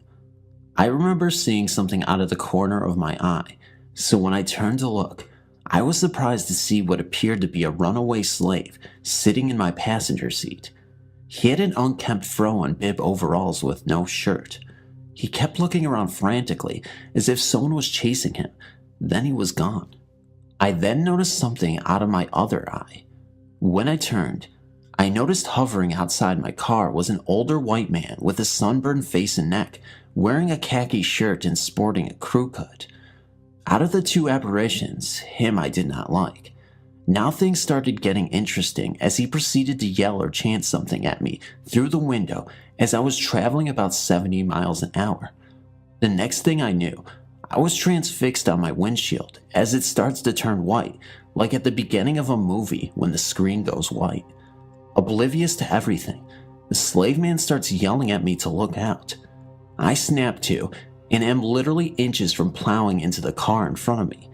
Then everyone was gone. A few minutes later, the white man shows up again, and everything starts over and ends the same way. Finally, the third time it happens, I couldn't snap out of it as quickly. I felt the car shaking and bopping about as the white man chanted and the slave man yelled at me to look out. When I did snap out of it, I was in the median between the two roads headed for a bridge. Of course, there was no bridge for people on the median, so I slammed on my brakes, took the keys out of the ignition, covered my head with my jacket and prayed. I fell asleep for a couple of hours, and when I woke up, I drove home without incident. That was trip 1 of 2. I never really believed in the paranormal. I consider myself a skeptic and wholeheartedly believe that it is rational to question experiences without substantial evidence to back it up with. I do not believe in a higher power and consider myself to be an atheist, but after these accounts I had, I now believe that the afterlife does exist. Firstly, I wanted to reassure you all that I am not crazy. I'm not on any medication that causes me to hallucinate. I consider myself to be a competent human being, and during this experience, I was completely awake and alert. I was inexplicably looking out my bathroom window from upstairs. I say inexplicably because I can't even begin to explain why I felt the sudden urge to look outside my window. It was almost as if I felt some intense energy force me to look outside my window, and I couldn't resist it. So I was brushing my teeth, and that's when I noticed it. A cloaked figure, the size of a normal-sized man, floating across my courtyard, wearing all black. I wasn't able to get a good look at the apparition's face, because I had only noticed it from a side angle, and it was 20 feet away, moving across my line of vision where I was able to get a side-on view of the hooded figure. My initial reaction, believe it or not, was met with apathy. I did not think anything of it, and so I went on with my daily routine. I think I may have been in denial about it, because I just didn't want to convince myself that spirits exist. And besides, I had an important job interview that I had to get ready for. A few days later, I was sitting in the living room watching YouTube videos on my laptop. I decided it was time for bed, so I closed my laptop since it was getting pretty late. I can't remember exactly what time, and I was home alone, but still alert. I just couldn't sleep. I had completely forgot about the experience I had a few days prior. Now this is where it gets extremely creepy. As I was heading upstairs to go to my room, I swear on my life, I heard a distorted voice saying the words death and now, whispered faintly in my ear. I can't even begin to explain the eeriness of it all. It just didn't sound human, and it had a certain calmness to it. 7 months later, my 27-year-old brother died in a horrendous accident involving a car hitting him on the M40 after he ran out of fuel and was walking down the hard shoulder to get to the nearest fuel station. Could this have been some sort of warning? I can't seem to find the answer I'm looking for on Google, so I've signed up on here in hope of finding some expert help. Again, I consider myself a logical human being, but after these experiences, it seems there's much more to this universe that I can't truly ever explain.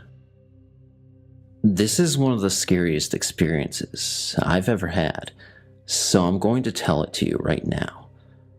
My friend and I were heading home from a friend of ours in a nearby town or village, I should say, because I live in a really remote location. It is at least 15 miles from my house, and there are a lot of alternative roads to use. The best roads are the longest, so we figured we could check the GPS to see if there was a quick route, and we saw an alternative road we decided to use, which to all of our surprise, we never heard of because both of us have a very good knowledge of this part of the county. We started the drive, and the first part, we're on a road we knew well, but as we seen on the GPS earlier, the left turn into the unknown was coming ahead. We took the left turn onto a gravel road with no signs on it, and it was heading right into the forest, and we drove for a few miles. Suddenly, asphalt appears in the middle of a timber truck-like road, and thick smog was building up outside. So I was fighting to see the road, and it was getting really cold in the car. We kept on driving longer into the woods, and then, out of nowhere, a lady all dressed in white was standing by the side of the road. She was holding an old washboard and looked me right into the eyes with what looked like black eyes or very dirty around the area around the eyes. I remember specifically her long white dress and the horror that struck me right away. I wanted to drive 120 miles per hour, but I couldn't drive faster than maybe 20 because of all the fog, so it felt like we drove for hours, which I'm sure wasn't more than 10 minutes. And then suddenly, fog is clearing up, and we're at a crossroad near a village close to mine. Because of the panic, I couldn't memorize everything properly, and then I drive to my friend's house safe, and dropped him off and got home. Today, we're trying to find this road again to show a couple of friends who didn't believe us, but it is nowhere to be found. We even drove to the same village at the exact same location where we dialed in the GPS, but it did not show that lost road as an alternative. I have always been able to pick up and sense things. It's kind of random. Most things I keep to myself, because in my experience, it makes people uncomfortable. That's another post though. The first time I saw the Hat Man, I was 8 years old, about 1970. I lived with my parents and two sisters. I shared a room with my middle sister. It was late. I knew everyone was in bed and sleeping. I feel this memory like it happened yesterday, and I think thinking about him will open up that part of me that's sensitive to that kind of energy. It's scary. The terror and just the sense of having been watched. The energy or vibe of badness, wrongness, and or just a darkness. Hard to convey the shock that I felt when I knew I wasn't dreaming. I woke up and in the doorway, I saw a man with a long black overcoat, kinda like one of the old Western duster coats. He had on a fedora hat with a large brim. I couldn't see his face clearly, it was in shadow, but the nightlight from the bathroom lit him from behind. He crooked his right index finger, motioning me to him. I blinked, rubbed my eyes, and he was still there. It seemed like he was closer to me then. He was still backlit from the nightlight. I remember looking at him getting closer, closing my eyes, and saying the Our Father prayer. When I opened my eyes again, I didn't see him, but I knew he was still there. The energy or feeling was still there and very strong. I knew I shouldn't have got out of bed or tried to run across the hall, or else he would somehow get me, or so I thought at the time. I don't remember how long I sat there in my bed. It seemed like a long time. I finally got up the courage to run to my parents' room. Don't think my feet even touched the floor. I woke my parents. The police came. The house was searched. Neighbors all on alert. No signs of anything or anyone. I remember distinctly seeing my parents, their friends, grandparents, in little groups huddle up talking, looking at me. I don't think anyone believed me, and they thought I might be incapacitated in some way. It was close to 5 or 6 years before I would sleep alone in a room, much less by myself in a bed. Now all these years later, I've had a few incidents recently that brought it home again. Thanks for reading. After lurking around the site ever since the same age this happened, I finally decided to write out what happened to me 10 years ago. The following experience is my very first paranormal encounter, though not the only one. When I was in 3rd grade, I lived in the city of Spring, Texas, which is a suburb about 18 miles north of Houston. The subdivision this happened in was Oak Creek Village, Old Oaks. At one corner of the subdivision, near my house, there is a forest, and if you continue along the main path for about 10 minutes, you'll reach a clearing in which there is a small river with a large drainage tube with its mouth open perpendicular to the side of water. A neighborhood friend and his dad showed me how to get there, and I often rode my bike to the location to explore around. One holiday weekend, my mother invited a boy in my class named Steven to our home, as he was my only friend from school. I went to a school outside of our neighborhood because my mom taught there, and the nearby school wasn't very good. After playing baseball a bit, I told him about the forest, and he agreed to ride there on my scooter with me as I rode my bike. When we got to the clearing, we slid down the grass hill to get to the river, and Steven stepped on the rocks atop the water to enter the drainage tube as I watched from the grass nearby. About 20 seconds later, he walked out, looking quite bewildered, and said, "I just heard a gunshot in there." Being a brave child, and since I hadn't heard a gunshot, I wanted to investigate, so I walked on top of the rocks and peered into the drainage tube as Steven stood behind me, 7 or so feet away, not in vision of the inside of the tube. I had planned on walking inside the tube, but stopped because of what I saw. Inside the tube, about 50 feet away, was a glowing white figure, and though fuzzy-ish, was clearly in the shape of a human, as I could make out a head, shoulders, arms, legs, and torso, though there were no details. It was only an outline of mostly a man. Unable to comprehend what I was seeing, I could only stare at it in quizzical wonder. I started to look around the figure, but there was only darkness. It didn't appear as though anything, but the figure was inside the tunnel, and no noise whatsoever could be heard. I continued to stare at the figure, and saw that it appeared to be walking around within a small area, occasionally bending down and then standing back up. It seemed to be looking for something on the ground. As I continued to stare, I felt like it was gradually coming closer, at which point I realized, isn't that a ghost? Only having heard the word mentioned a few times before, and in scary stories, I started to worry about the danger of glowing figure behind me, so I stepped back, faced Steven, and told him what I was seeing. His eyes widened, and he told me we should get out of here, so we ran as fast as we could, and raced on my bike and scooter back to my home.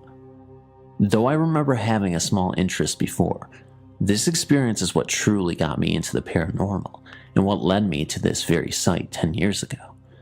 Though I've been back to the location several times after, as it is dangerous, I haven't ever stepped on the rocks leading into the tube since then. My own theory is that it was the ghost of a man who had died in the tunnel or nearby, and the gunshot was the sound of what had killed him. Though now an uninhabited and empty forest, I later found a mountain of bricks that I felt had been used to build a house in the clearing long ago. I grew up in Nashville, Tennessee, and went to school with lots of the country music stars' kids. This afforded me some rather unique experiences, and one of those is how I came to encounter a ghost. There is a hotel in Watrice, Tennessee, called the Walking Horse Hotel. I know it is still there because I visited it yesterday with my wife and kids on the way back to Atlanta from visiting family in Nashville. The property has changed dramatically on the inside, but as soon as I saw the outline of the building, I knew that it was it.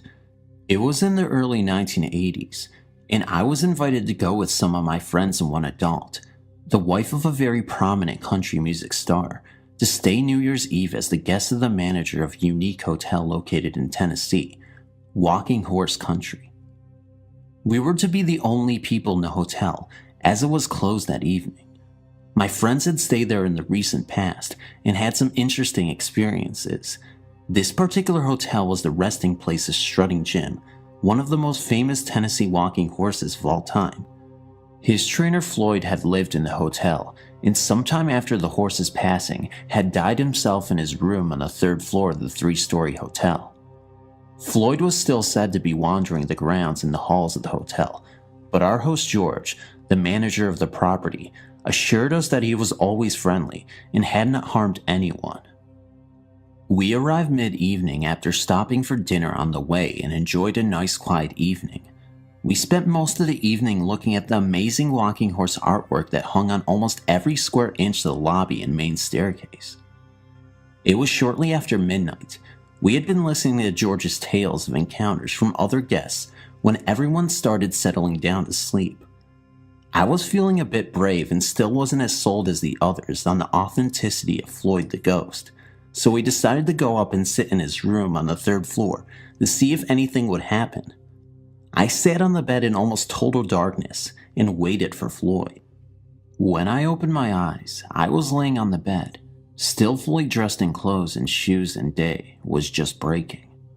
I knew that I had fallen asleep and that there had been no visit from Floyd. I went downstairs to find George, starting to put together breakfast, and the others were just starting to mill about. George suggested we go out and see Strutting Jim's grave marker and stretch our legs before breakfast. As we headed out to the back pasture to visit the stables and grave, it all seemed strangely familiar. As we approached a fenced-in area on the side of the pasture, I stopped George and asked how long the English sheepdogs had lived there. He looked rather surprised, as we had not been out there the night before, and there had been no mention of the dogs, but sure enough, they came running up to the fence and started barking and looking directly at me.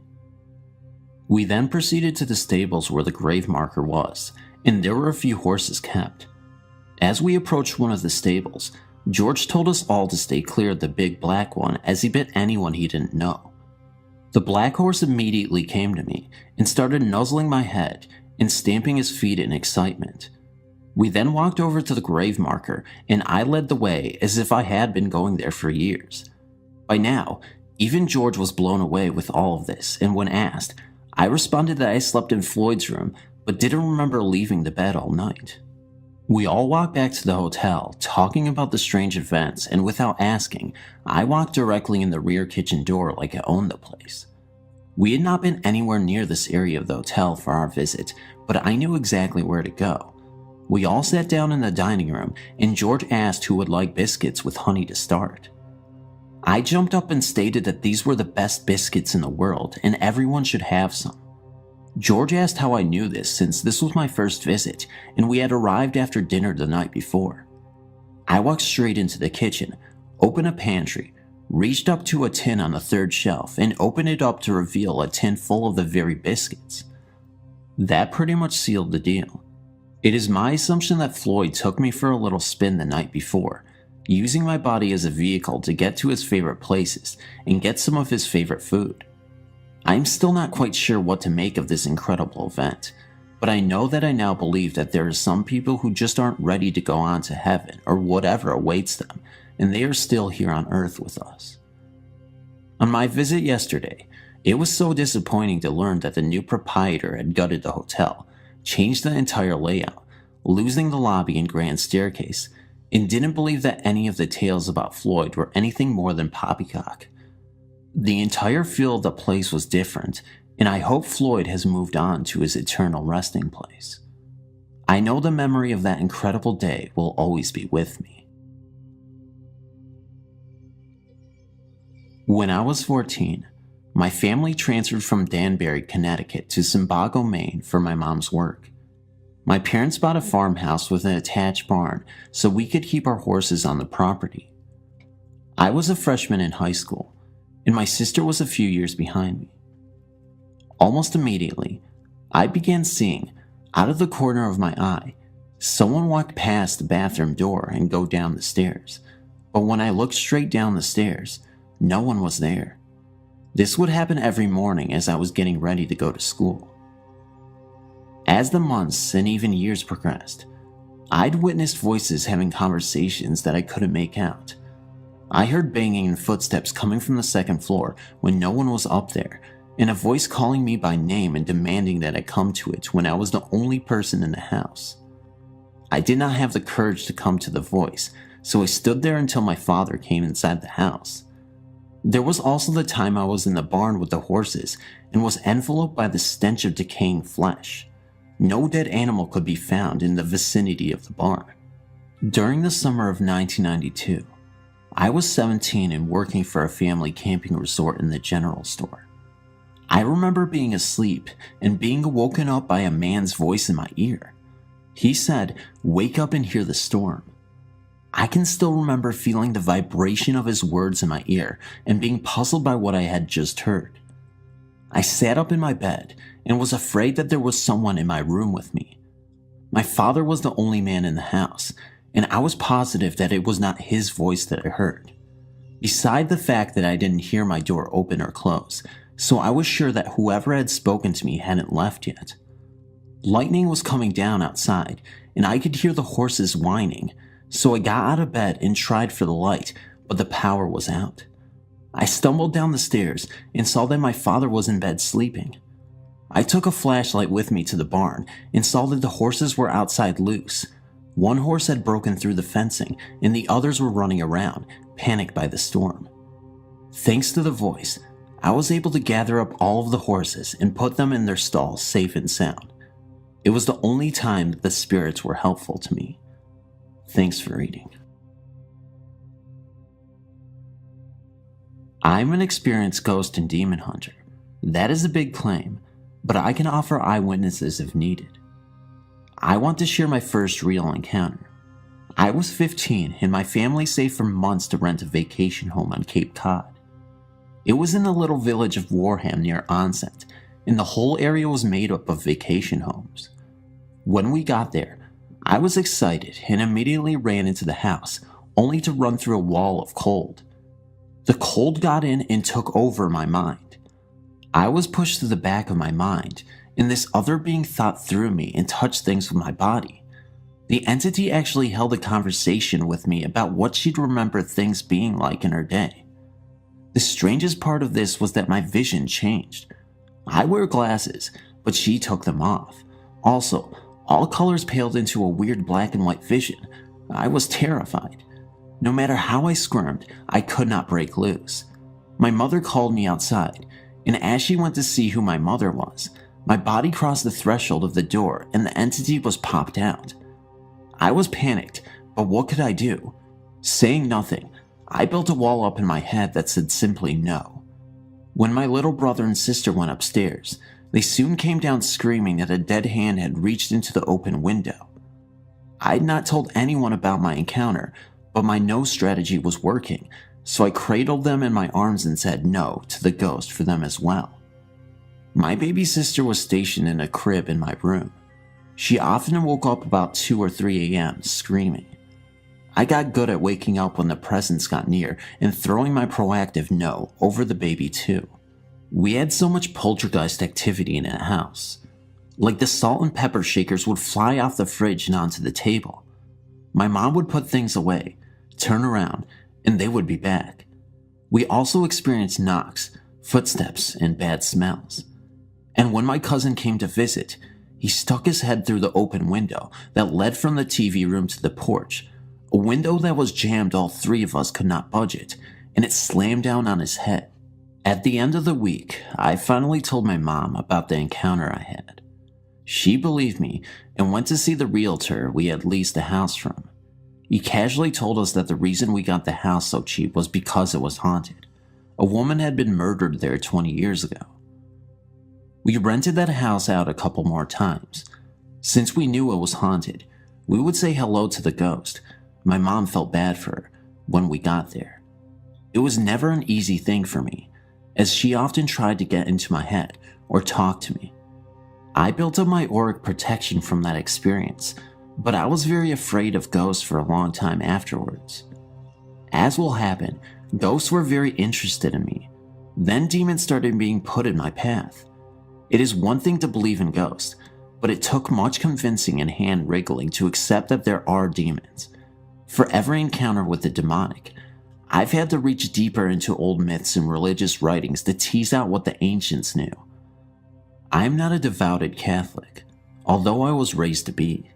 That path never held answers for me, or I should not say enough answers. Yet I became an ordained minister of universal light. I know there is a great spiritual mind, a great source, and sometimes that source appears to me as female, sometimes male, sometimes both, or neither. I died a few times as a child due to what I now know was demonic attacks. When I gave birth to my daughter, I had complications and bled to death. That journey took me to the great source, in a word, to love. But not love as an attachment to a person, idea, or pet. Love as an infinite ocean of creation. I was immersed in this oceanic experience while the Great One spoke to me. It was really more like receiving direct knowing. She said it was my choice to go back on or move on, that I had a hard life in addition to my nonstop illnesses. I had been abused in every sense of the word, and it was fine to let go. My children would do fine without me. I was needed, but not necessary. If I chose to go back, however, I would be sent teachers and would fulfill certain duties for the balance. I would be a teacher and healer and have the tools and gifts I needed as such. In this place, I had no ego, no desire. I was awe-ish in love. I looked down at my daughter, not 3 minutes old, and chose to go back for her and my son. As was told to me, within a year my teachers showed up. Also, the demons showed up. Those first few years were dedicated to clearing out my mind and personal history. As I came to know my personal demons, a correlating world demon would make itself known. At first I did nothing but observe and clear myself. After practicing mindfulness for nearly 8 years and having the help and teachings of a medicine man, a Buddhist nun, a master therapist, and a couple of gurus, the universe gave me the nod and people literally started showing up at my doorstep. I worked with people on many levels for many years. I worked with hauntings and cast out some demons from buildings. I've not done an exorcism yet, as one has not been in my path, and I do not go searching for these things. I cannot say I would know where to begin, but for God's grace, guidance, it can happen. I've trapped destructive forces and banished them or helped them transmute. The people involved always have dramatic changes, even the ones who don't know what happened. I've had spiritual duels with practitioners of dark arts and removed hexes and lesser known demonic attachments. But the hunter can become the hunted. I caught some backlash from a few entanglements that involved black magic and ghosts that stuck into my car and followed me home. Before I knew what hit me, I was really sick with an undiagnosable problem of my nervous system. I had to leave the city, move to Vermont, and get involved with horses to ground me and bring my being back to life. For the last 3 years, I've done nothing but heal and surround myself with nature. Some very tricky forces have challenged me here, as Vermont is ripe with haunting and strange energies, but I have not worked the public more than a few times. Now, I am ready again. I am also ready to learn new things. I would love to talk to others who have had any experiences like my own. Please feel free to contact me, and thank you for my very long read. I first got into the paranormal on October 16th, 2011, when it was my 11th birthday and my mom and I went on a ghost tour of a War of 1812 fort and saw a strange shadow. Since then, I've created my own paranormal group and expect to ghost hunt many haunted places like the Waverly Hills Sanatorium in the future. Today, technically this night of October 24th, my granddad took me on a ghost tour which had a bunch of people get led around a small part of Jordan Village in southern Ontario. There was this one point we got to go to a nice winery building known as the Cave Spring Winery or Cave Spring Wine Shop. Here, we got to descend down into the cellars here. Before that, we were informed about the 3 main spirits here. One was a nice female spirit named Margaret, the other was an unnamed male malevolent entity, and the other was a horse who was said to have had a heart attack, and you could hear the hooves on the cement clip-clopping along. Anyways, our group of 30 or so people headed down to the tunnels, and we learned a bit more of the history and discovered we could enter one of the supposedly haunted tunnels where screams and voices have been reported. When I went in there with my grandpa and 2 women on the tour, it was just 4 of us because we went 4 at a time. It was somewhat chilly. At first we didn't hear anything, just looking around for a moment then taking pictures. Then it happened. There was a loud clang right near us. It was as if someone picked up a sewer grate and dropped it right by us. We thought that they were closing the door on us, and we'd investigate the tunnel alone, but the door was open and the tour guide didn't seem to be reacting to the sound. Then it happened again. The same loud clang, maybe a bit louder, only a second or two after the first one. It was getting a bit closer to us now. Moments later, there was a third clang. I didn't get a negative feeling, but more shocked, like, wow, that's interesting. Once the tour was over, I spoke to the guide about it. She claimed she didn't hear a thing, nor did the rest of the tour group. But they were so loud. Someone besides us must have heard it, but there was no noise. The Cave Spring Winery is in operation on the upper floors, sometimes busy, but the floor is thick and we were at least 10 plus feet underground. It would be very difficult for sound to get through. Even so, it wouldn't sound like it was close by. It would be muffled. The tunnel didn't have any vents for noise to travel through, and there was only a staircase way out on the other end of the tunnel. It would be practically impossible for a noise like that to get through. Can I verify what we heard was paranormal? No. I can't conclude it was paranormal, but based on the evidence gathered with thick walls and a thick floor above us, and nobody but us four in the tunnel were able to hear these three loud noises, there might be something there. I've heard stuff about these knocks or scratches means a demonic presence, and yes, I do believe demons do exist. Was this a demon? This is somewhat unlikely. I'm a bit paranormal sensitive. I can't tell when a spirit has entered the room, and when I have encountered a negative entity, which I have before at a local cemetery, not in Jordan. If this were a demon, I would probably feel the negative presence as a very, very uncomfortable feeling in my chest. I have a slight heavy feeling in my chest when a good spirit is in the room, not wanting to do harm, probably just making itself known.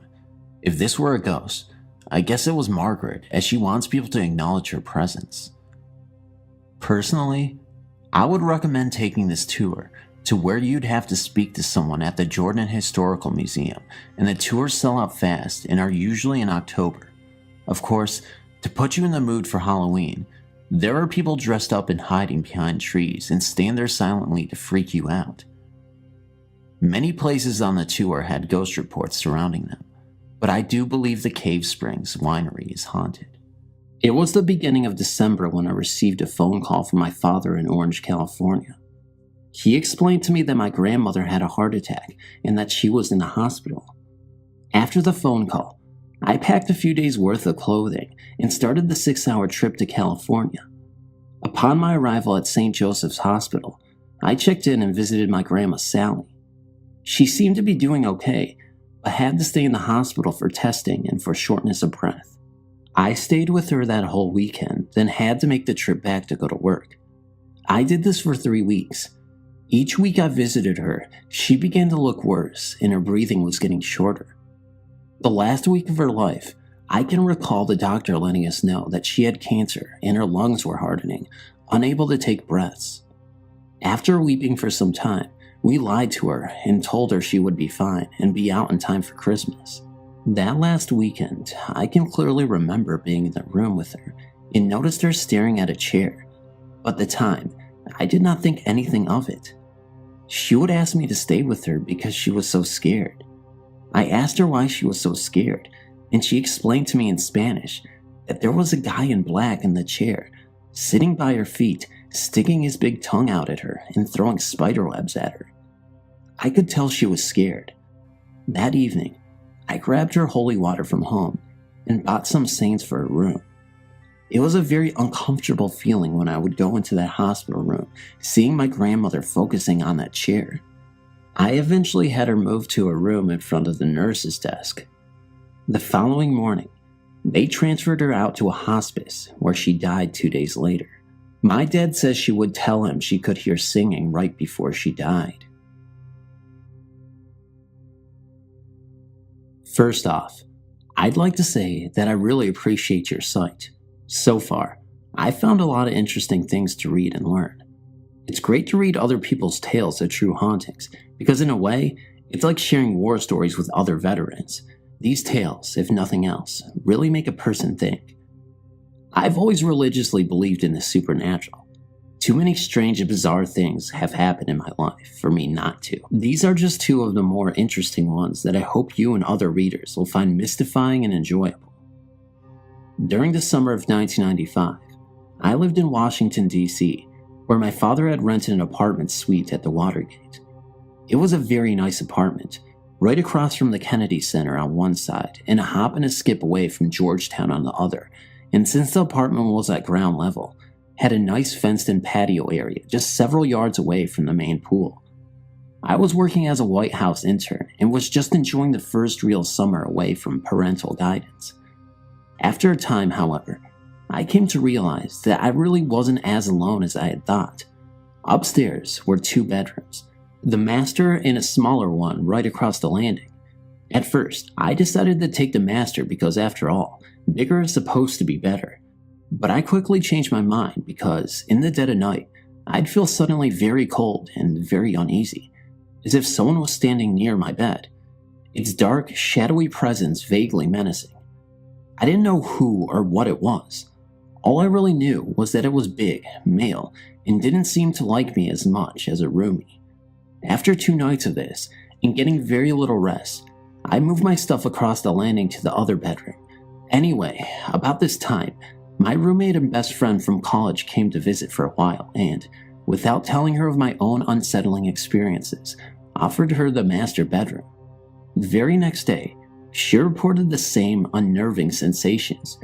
She told me that during the night, she felt someone breathing cool air on her cheek and felt a heaviness on her chest that both scared and kept her awake all night. After that, she promptly moved her things into my room as well. Since I knew what she was talking about, I graciously gave in, and the 2 of us were very careful to never enter that room unless we absolutely had to, and only in broad daylight. Summer came to an end, and we both got ready to head back to college. As I was in the bedroom packing, I suddenly heard her calling my name from across the landing. At first, I was puzzled because it was unspoken between us that we would never enter that room, and since we didn't have anything in there to pack, I hesitated before answering. Finally, I crossed the landing and entered into the master bedroom, calling out, "Yeah, what do you need?" When I walked in the room, nobody was there. Chilled by the episode, I went downstairs, calling my roommate's name. I finally found her in the kitchen area, the furthest part away in the house from the master bedroom. When I told her what happened, she shook her head in bewilderment and told me that she hadn't called my name and was, in fact, inside the pantry room packing up some canned goods. When she told me that, my back stiffened and an eerie shiver ran down my spine. Needless to say, we got the heck out of Dodge. An interesting postscript to this tale came near the end of 1998. My mother had been diagnosed with liver cancer in May, and in a desperate bid to lengthen her life, she had decided to become a Buddhist nun. She dressed in the traditional nun's garb and shaved her head, but at the end of September, she passed away, unfortunately. During this time, a close friend of hers was in DC, and so stayed at the Watergate apartment. She had not seen my mother in over a year, and in fact, did not even know that my mother had just died less than a week ago. She unpacked and fell asleep in the master bedroom. Around midnight, she awoke because, as she told my father later on, she felt and saw an enormous shadow sitting on her chest, cutting off her breath. She couldn't scream because of the weight, and for a second, thought she was dying. She struggled and fought, but the shadow wouldn't budge, and she finally drew in one breath and cried out for help. Immediately, she said she was blinded by a light coming from the closet door, and as the light drew closer and nearer to the bed, she felt the weight suddenly dissipate, the shadow fleeing from the unearthly glow. She opened her eyes and saw a woman standing next to her, brown robes flowing to the ground. Instantly, she said she knew it was my mother, but the only thing that made her wonder was the fact that this woman, this friend she had known for years, was shaved bald. The glowing woman then smiled gently at her and slowly disappeared. Only after this friend of my mother's had told my father about this incident did she learn that, indeed, the day my mother died, she had died with a clean-shaven head, dressed in brown robes. The second place I experienced a haunting was when I lived in a 2-story house on the south side of Las Vegas. The house was owned by a chief in one of the casinos near the Strip and was completely furnished as advertised.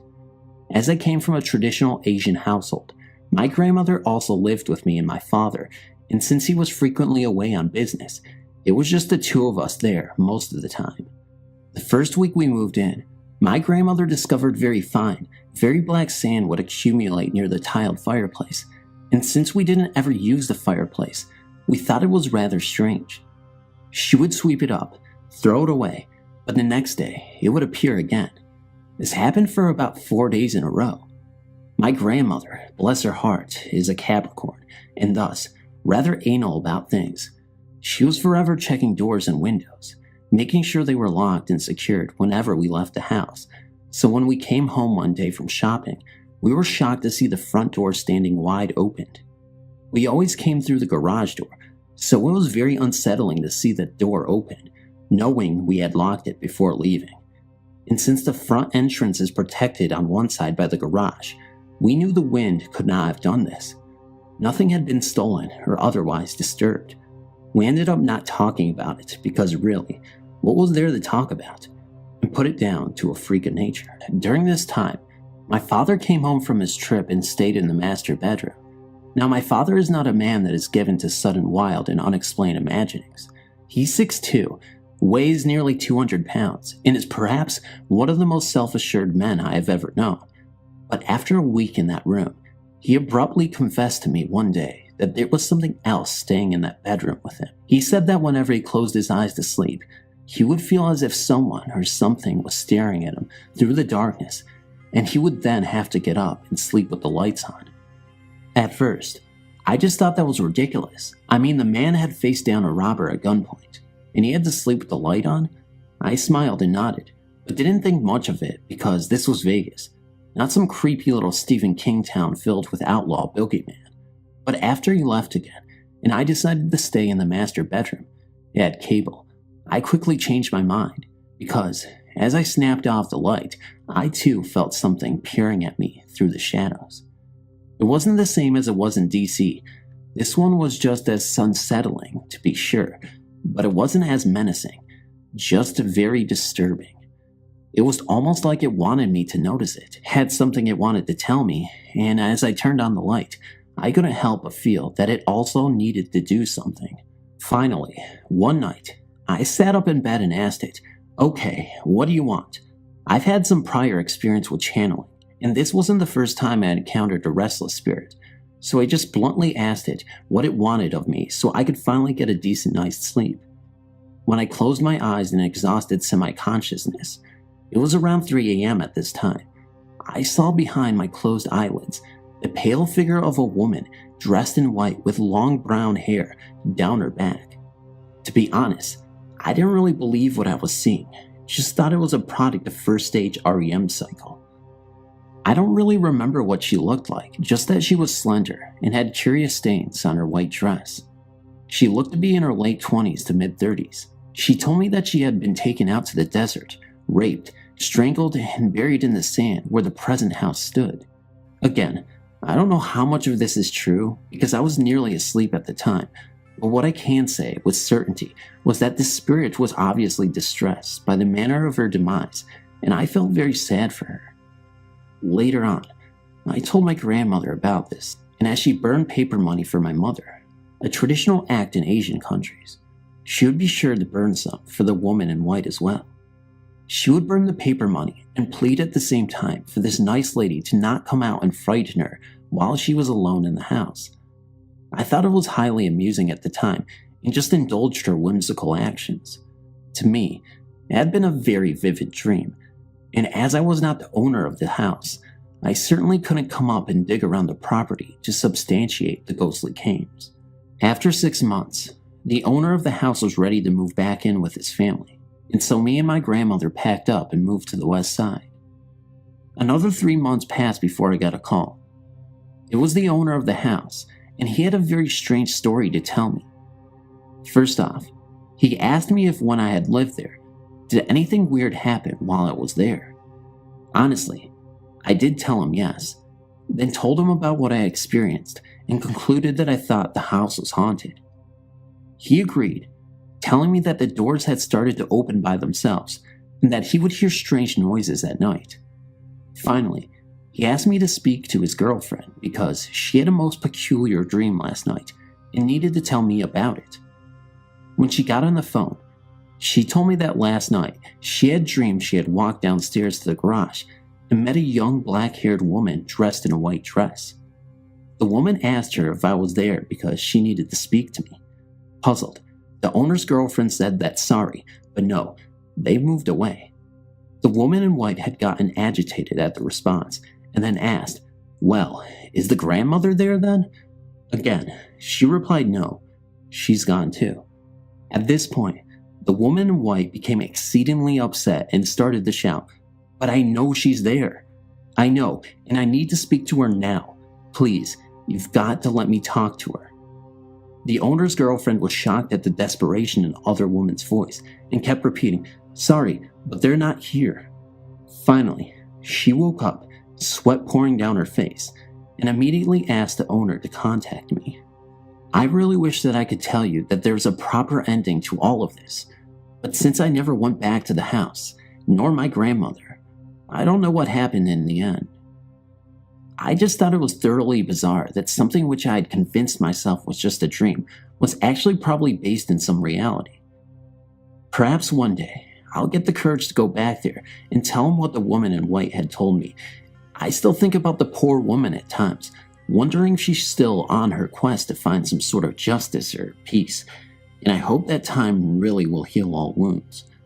I just know that I've been blessed in the sense that I've been given opportunities to touch a world seldom seen by rational people, and hopefully this will not be a trend that will soon break. I also wish that I could include father's incidents that have raised my eyebrows a notch or two, but I think that I've taken up enough of your time. Thank you for listening. Oh, and by the way, my grandmother still burns paper money for the lady in white. She's convinced the poor soul will come after her if she doesn't. I was reading through your website, and it gave me the confidence to speak out about what I saw as a child. At age 12, I saw the angel of death, or what have you. I witnessed him come to a woman whom I had no knowledge of or have ever spoken with, take her away by giving her direct eye contact. Here's what happened. It was before summer in 1989. My family was poor, and we were being evicted from an apartment in Washington, D.C. We had to go to court to talk about it with the judge. In the waiting room at the courthouse in D.C., there was a woman sitting beside me with a large oxygen tank and a mask over her mouth. She was really heavy, and she wore a purple flower dress. I sat beside her. I remember I noticed her oxygen tank and wondered what was wrong with her. Then I heard a knock on the glass, which was right behind me. The seating arrangement was like the chairs were facing the waiting area, but your back was to a glass wall that if you looked through, you could see the security guards checking people in through an x-ray machine. I looked up when I heard a knock. 3 knocks. Then I looked up, and so did the other woman with the oxygen tank. We looked up at the same time. The angel of death looked at me with eye contact, then looked directly at her. He stared for about 3 seconds at both of us, me first and then her. When he looked at her, she wheezed a big then she fell on the ground in front of her chair. People, adults, started running to her and they said, "Get those kids out of here." And I just kept saying, "You did not see that man scare her?"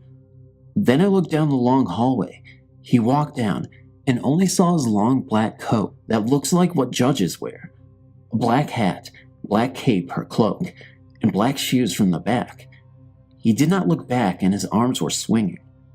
When I ran to catch up with him, he was gone. The security said no one came in with all black on, and they insisted I was crazy and to take me home. I still remember how he looks. He was a medium complexion black guy that was medium build and was older looking. The woman was white. This is a true story, and I'm not just saying that because I want you guys to believe this. It's because it is true. Thank you for reading. This is only one example of an encounter I had in a house I lived in. My daughter was only about 6 months old, and my husband and I were living with his parents at the time. On one particular morning, he had left for work, and I decided to lay on the couch until my baby woke up. I left the door to the upstairs open as well as our bedroom door, so I could hear when she woke. I fell asleep on the couch. Shortly after I fell asleep, something woke me. As I opened my eyes and looked up, I saw what appeared to be someone wearing a black hooded robe, going towards the stairs. I watched the figure. I sat there frozen, turn and go upstairs. At this point, I was freaking out. My baby is up there. I got up and started running towards the stairs, and I yelled for my mother-in-law to help. She was sleeping in the room off of the dining room. When I got upstairs and went into the nursery, my baby was laying there, limp with her eyes rolling in the back of her head. I grabbed her and ran downstairs. She was lifeless. We put 7-Up soda in her bottle and forced it into her and left it for the hospital. By the time we reached the doctor, she was okay. No one could explain what had happened. When they looked at her at the hospital, they thought we were nuts. She was laughing and having a great time, getting all of the attention. So, what was that? Had I beaten the angel of death? Or was she in trouble and that spirit was warning me? Whatever it was, thank God I still have my daughter. A little after 8 p.m., I was in bed, exhausted and waiting for my husband to come back from the kitchen with snacks. I dozed off for a few seconds, and when I opened my eyes, I saw a hunched over figure carrying what looked like a walking stick. He was standing sideways, so I saw his left side only, but his hair was gray and mussed, and he was wearing a ratty, moldy-looking cloak around his shoulders and partially over his head. As I stared, he just faded away. It was really disturbing. I didn't know if it was a dream or what. My husband came back a few seconds later, and I didn't know what to do. Finally, I told him, and he joked that it was the angel of death. I thought he looked a little like the guy from Akalog, Death Row Tool cover, but not quite. The next morning, my daughter told me first thing to call Dad immediately. His older brother in Italy passed away that morning. I asked what time, his time and our time. I saw him about 4 hours before he passed. The strange thing is that even though there are 11 children, the only other sibling, another brother, passed away 28 years earlier, on the exact same day. I've not seen him again, but I've experienced visits by scent mostly, and he has visited a few times, mostly to tell the other siblings to call Italy and take care of his widow. I had spent time with this man, and he really liked me and even gave me a memento of his. I believe he somehow knew I could see things others couldn't. He knew I could, and did, carry out his message to my husband and for him to make sure his siblings stay in touch with her, too. Oh, and by the way, he did have a stick that he used to carry with him. Upon ever thinking of the paranormal, my initial feeling is fear. I'm not, maybe never will be, comfortable with my encounters with the supernatural. I've always been what you would call overly scared when it comes to the subject of ghosts, but that doesn't stop the supernatural from paying my frightened self many visits. For some odd reason, most of my encounters have been while being just in the midst of falling asleep, or they will wake me out of my sleep. For this reason, I've always tried to convince myself that they were just my imagination. I've come to cope with the fact that they have been happening more frequently. The past homes I've lived in have been older homes, so you would think that if I were having encounters, the history of the home would be to blame. But I now live in a newer home, and I'm recently being visited by a close friend of mine who passed away almost 2 years ago. My first encounter when I was about 13. I was lying in bed, almost asleep, when I heard what I thought was my little sister talking and playing in my room. I told her sternly, "Holly, get out of my room." But when the little voice and rummaging through my belongings in the corner didn't stop, I opened my eyes, only to see that the little voice wasn't my sister's.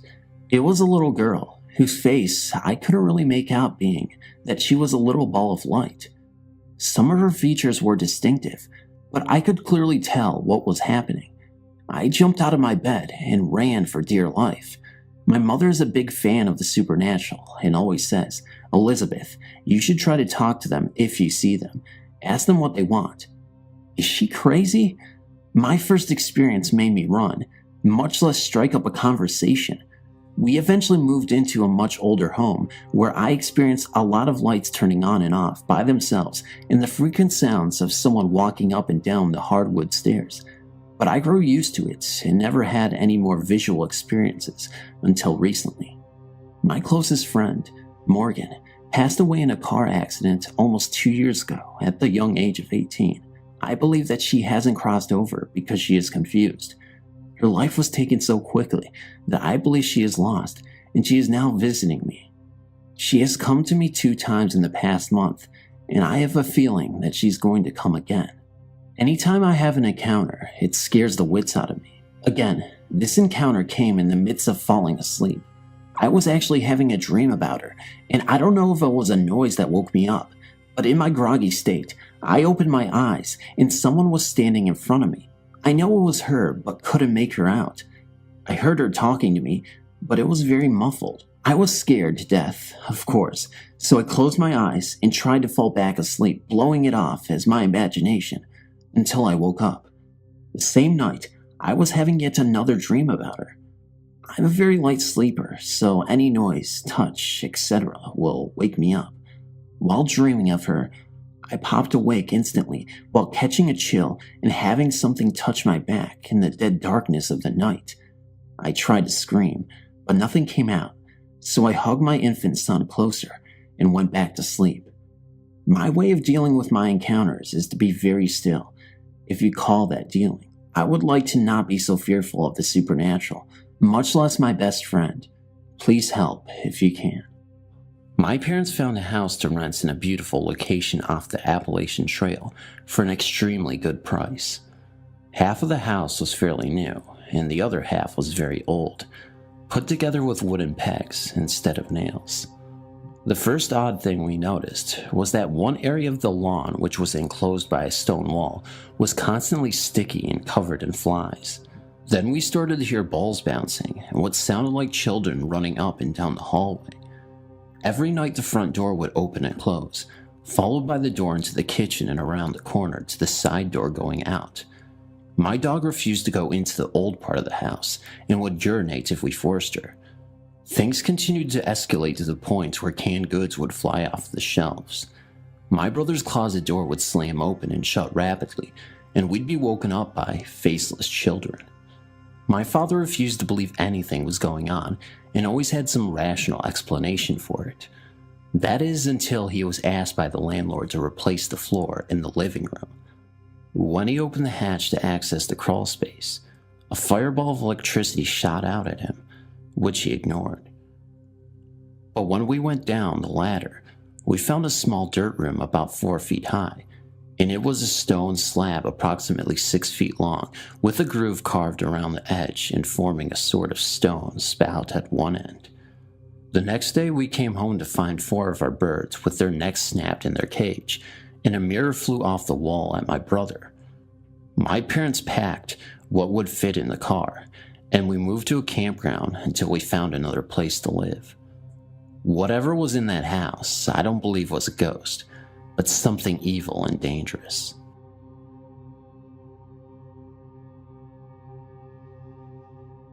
It all started when my fiance and I bought a new house.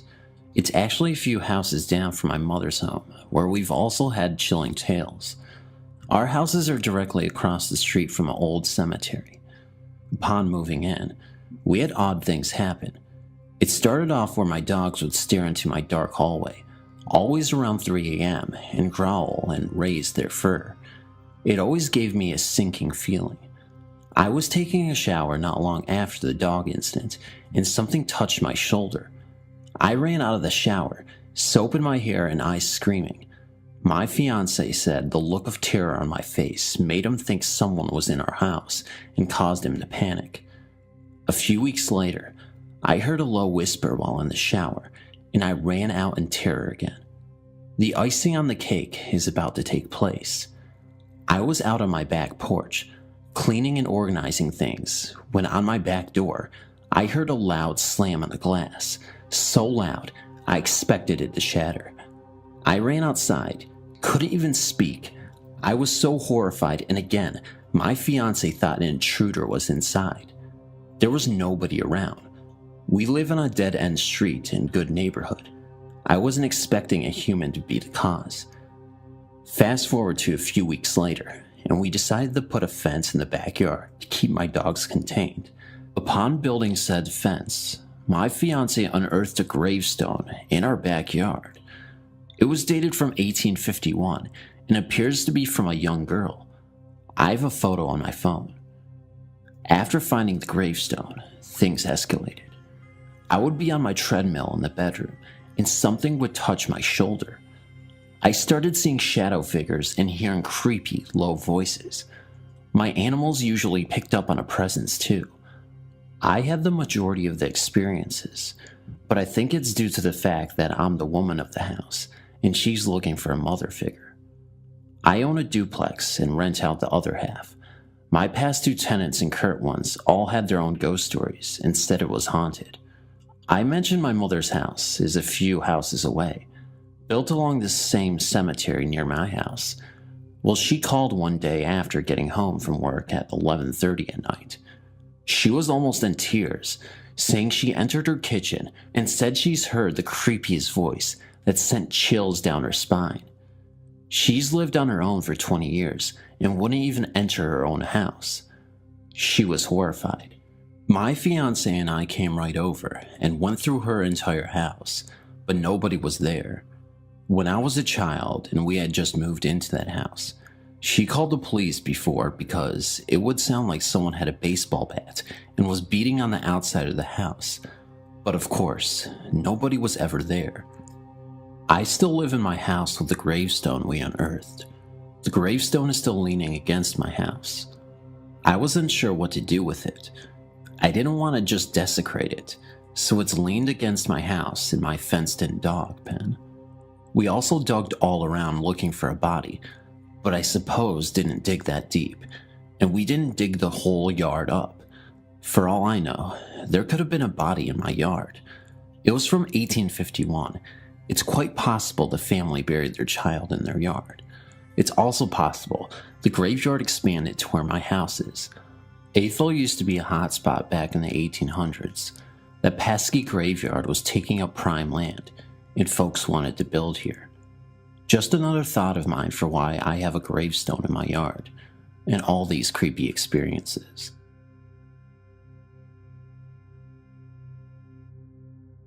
I can't remember the exact date. It was almost 25 years ago. I do remember it being in the summer though. I was about the age of 8 years old. My parents had a family friend pass away, and since they didn't have a sitter for me, I had to go along. I was afraid of dead bodies at the time, understandably since I was a child. I just sat at my seat and waited until my parents decided it was time to leave. I distinctly remember a brunette woman coming up and talking with me. She was wearing red heels, black tights, a black dress about down to her knees, a red and black suit-looking shirt, and she had on earrings and a necklace. I cannot recall what they were exactly. I don't know why I can remember this woman so well, or why I can almost perfectly recall her exact outfit. She just stuck out in the crowd. She asked me what my name was. I told her Josh. She then asked me a few more questions about how I knew the deceased. I told her he was a family friend. She then proceeds to tell me that she is his wife. I thought maybe it was his daughter or another friend of the man's. She was a lot younger than him.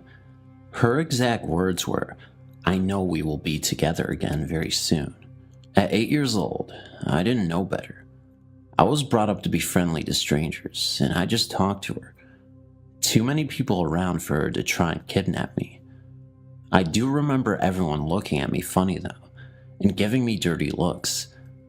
I didn't know why they were doing this. We sat there and talked a good 15 minutes or so. Someone must have said something to my parents about me.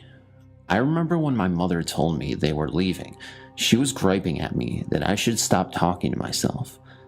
I told her I wasn't talking to myself. I was talking to the man's wife, who had died. She was talking to me. We still kind of mention this today and share a chuckle over it because even she says she remembers saying this. Josh, that isn't funny. That man's wife died. It was about 11 p.m. I had just gone into bed and turned on the TV. And after about 5 minutes, the TV turned off by itself and the telephone rang one time. It then felt like someone put their arm under my pillow and my head and shoulders were lifted up about 20 inches or so. I then yelled, "Oh God," and I was instantly dropped. Another time I woke up in the middle of the night and smelled a strong smell of urine. It was so strong smelling that I had peed myself, so I jumped out of bed and checked, but I hadn't. I then went to the bathroom to pee, and I saw a puddle of some liquid on the floor in front of the closet door. There was no reason for liquid to be there. I got paper towels to clean it up, and you could smell that it was strong urine. This worried me. I thought, did I do this in my sleep? It happened again a few nights later with the strong urine smell, and urine on the floor at the same spot. Sometimes I would get a whiff of urine throughout the day. I asked a friend that came over to smell me and tell me if I smelled like urine, and I didn't. I told him what was happening, and after a few days later, he brought me a book. He said he read the back of it, and when I did, I started crying because it said, if you smell urine in your house for no reason, that you have a demon in your house. Some people told me they saw a black shadow in my dining room, and some other weird stuff would go on from time to time. What got me was this was a new house that I had built. I sold it after living there for 5 years. I was very careful not to talk about moving because I did not want this thing coming with me. At one time, I did demand it to leave, and things did settle down somewhat after that, but I always felt like someone was watching me. It creeped me out when I would take a bath. Thanks for reading.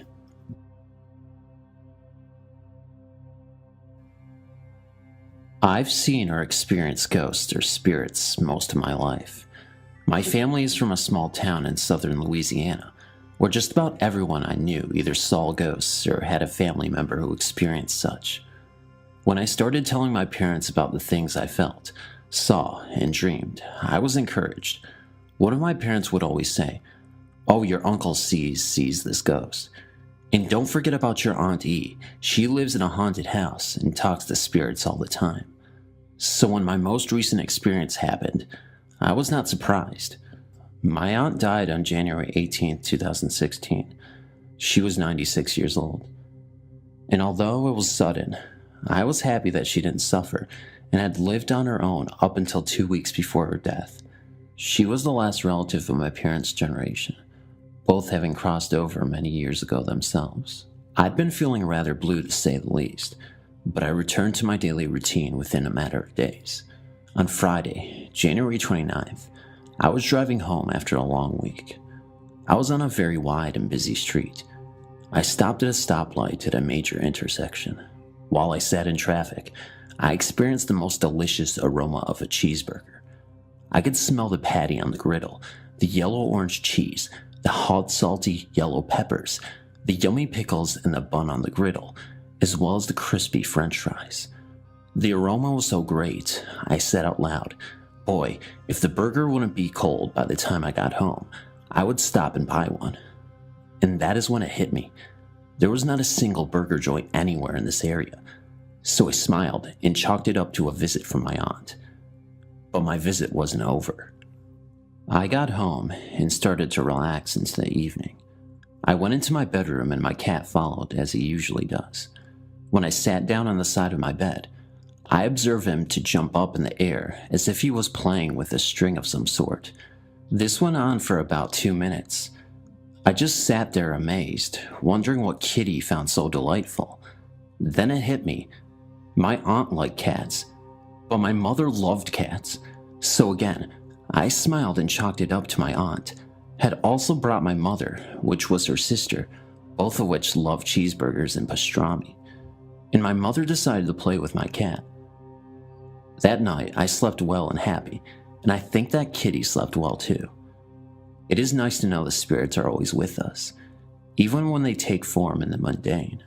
I'm here to tell you about the strange occurrences that happened to my mother at the Lawrence family mansion on Teddington Park Avenue in Toronto. The first thing you need to know is that my mom is a down-to-earth, no-nonsense type, and she believes that the house was, as all its tenants have believed in the past, that it is haunted. My mom lived in an apartment, dirt cheap because it was haunted, at the top of the mansion. It was, she says, extremely beautiful. High vaulted ceilings, many rooms, and spacious too. In the kitchen, there was a mirror called the talking mirror. This was because anybody who stayed in the kitchen long enough started randomly talking to themselves in the mirror. My mother says no matter who passed it, they started to babble. My mom even talked to herself without realizing it, until something brought her attention back to where she was and what she was doing, making her realize that she had been talking to herself. On the bottom floor, a German man named Hans, I don't know how to spell it, he was the most serious man my mom had ever known. My mom visited him sometimes, and oftentimes she would go into this bathroom that was there and just study the CLW footed tub that dated back to the 1930s. She got the most creepy feeling looking at it, like she could almost see a body lying in it. She compared it to the portrait of Murder of Merit, which is a painting of a man with his throat and wrist slit. She told the man, and he said that he heard noises coming from it at night, and that he knew it must have been haunted, because he said you could almost see the outline of a body in it. They looked into the history of the home, and sure enough, somebody had hurt themselves in the tub around the 1950s. Another thing near the bathroom was a hall, where people would say they felt a deep desire to run to get down it, and that before going down it, you had to stop and brace yourself, getting up your courage, like there was a wall there stopping you from going that you had to get through. Another place in the house was a great living room. It was in the apartment of a policeman and his girlfriend. They always argued, mostly in that room. One night, the girlfriend took the man's gun and held it to his head as they argued. People always reported that happy couples would always go into that room and just start arguing. Cold spots were numerous in the house. I could tell you many other stories about various spots, but I have to get going. My mom says the house is sold for over $5 million, and that she suspects that someone tore the house down to get rid of the hauntings and build a replica.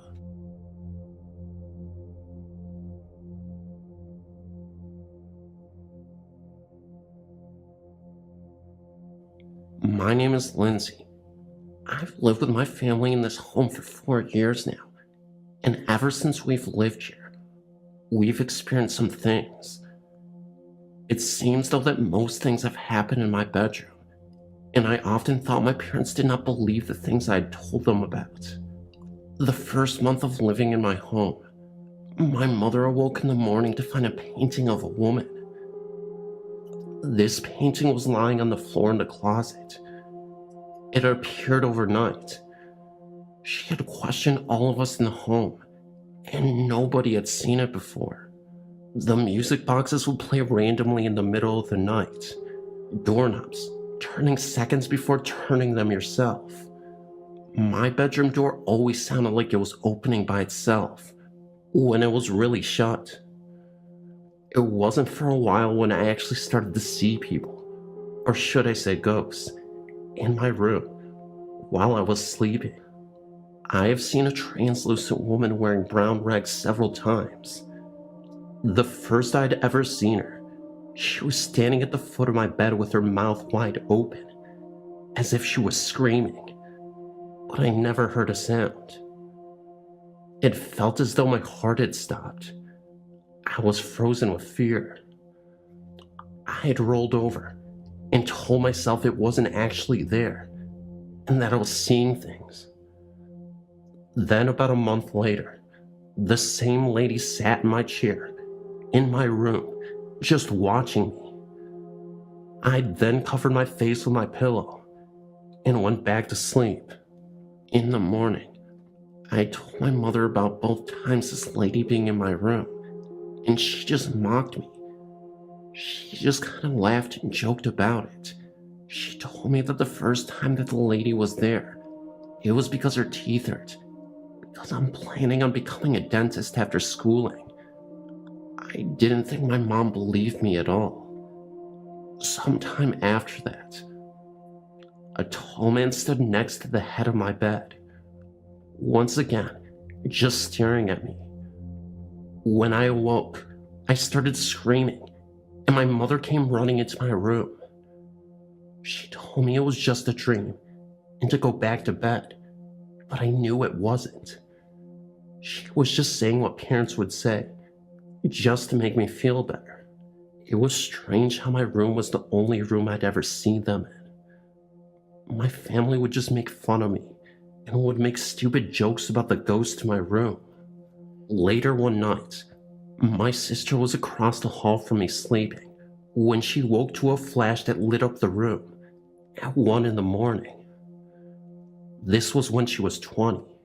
She then ran into my room and slept next to me. She was not sure that it was a flash from a camera, since we were upstairs and everyone was sleeping. We never figured what the flash was. When my mother was away on vacation, and I was the only one home, I was sleeping, and when I woke in the middle of the night, I found myself eye to eye with a young girl who had to have been at least 10. She had a wound in her head where her eye had been.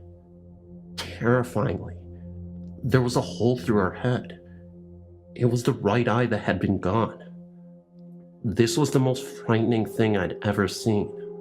I once again couldn't do anything. I was the only one home, so I laid there and went back to sleep. Once again, I see the woman lady, except this time, I find myself fighting her in my dream. The weird thing was, a mobile that was hanging above me on my ceiling had fallen and hit me in the stomach while I was sleeping. I still found that my parents didn't believe me until one night, my dad went downstairs for a drink at 1 a.m. That's when he heard some girl humming a song. He thought it was me, until he realized that he and my mom were the only ones home that night. Later the same night at 3 a.m, my mother awoke and had to use the restroom. While she was walking down the hall, she heard a lady talking. My parents told me about this when I arrived home the next morning, and now they believe me. We don't know about who these ghosts are, but we are trying to find some history about our house, as it was built in 1890. Maybe the history will reveal who these ghosts are and why they are there.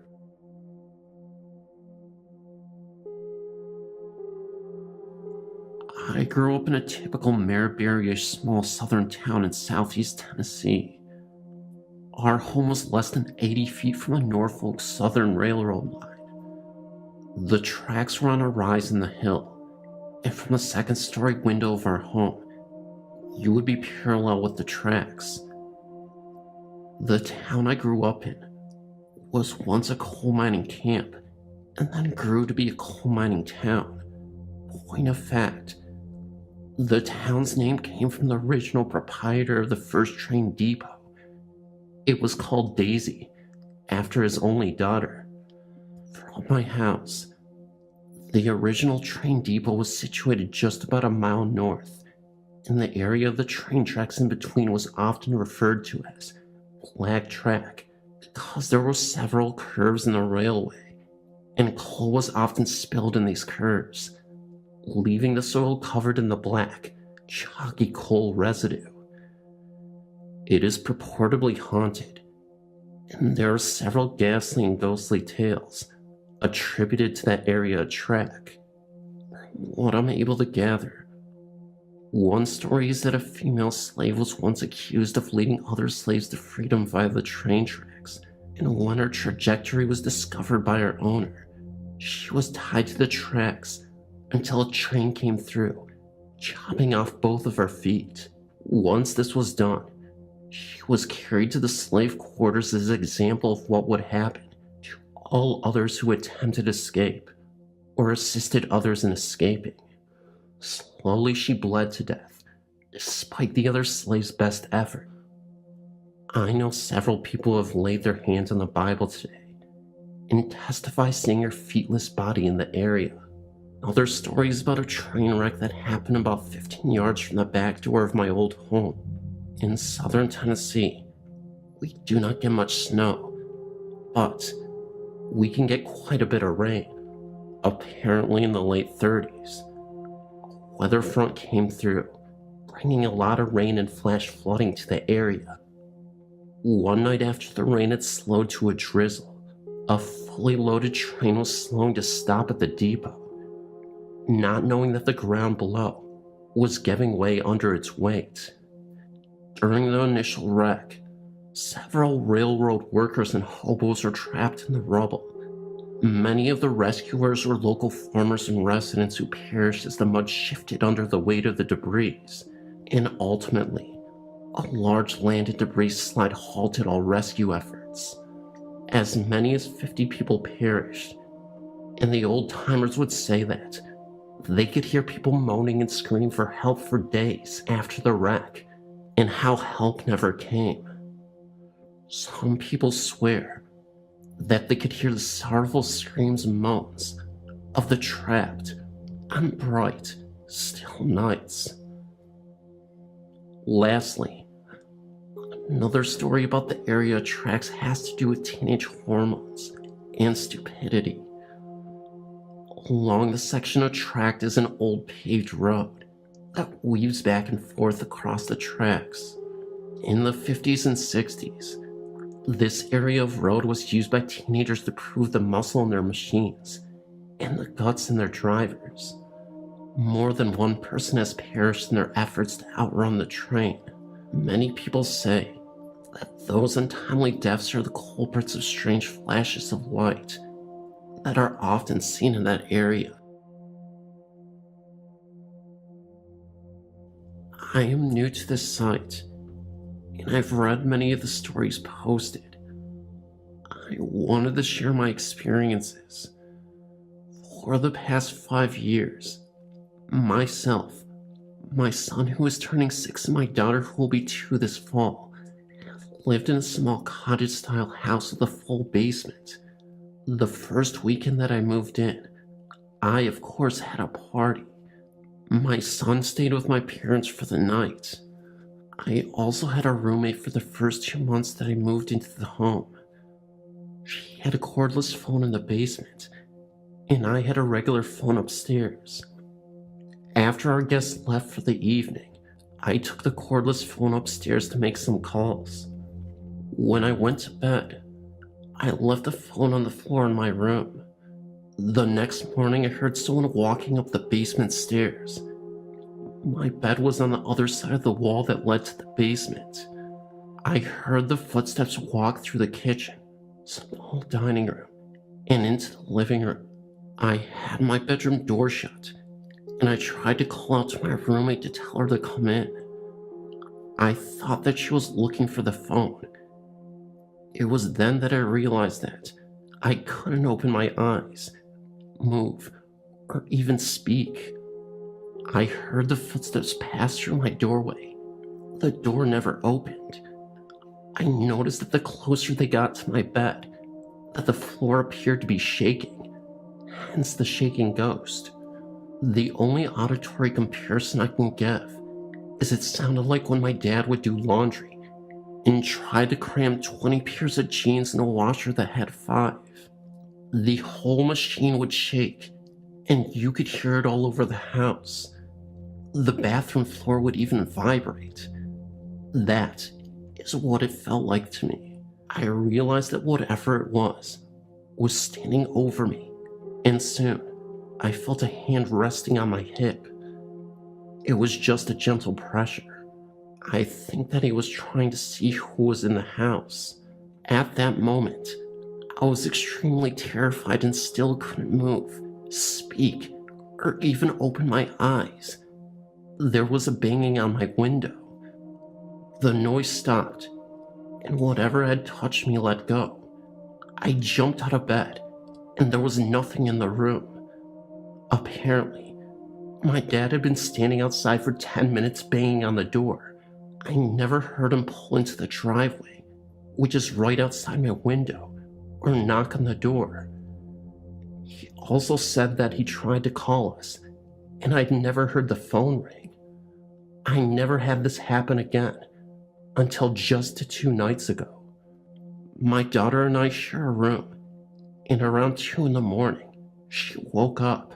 I could hear her cry out, "Mama," and I tried to get up. I was paralyzed. I couldn't move anything but to lift my head off the pillow briefly. I realized that the floor was shaking again. I tried to open my eyes to look at it, and I couldn't.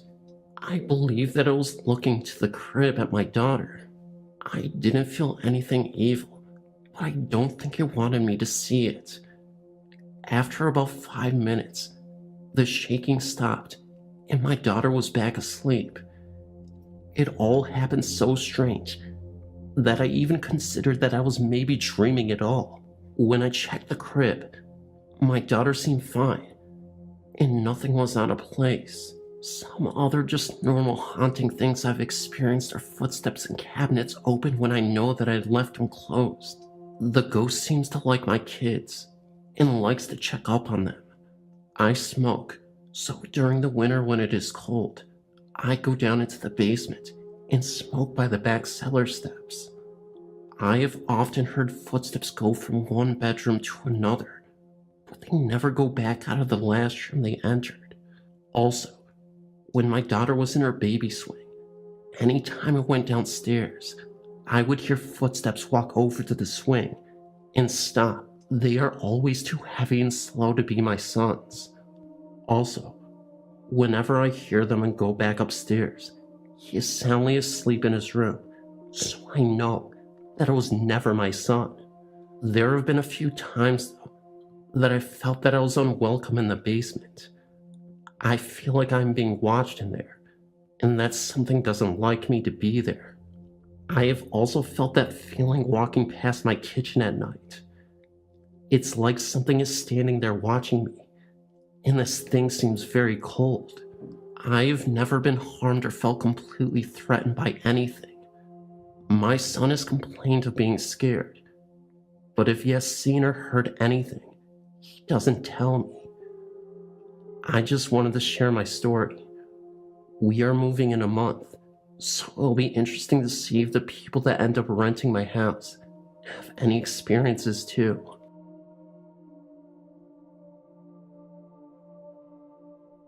When I was about 6 or 7, I woke up in the middle of the night for a strange reason.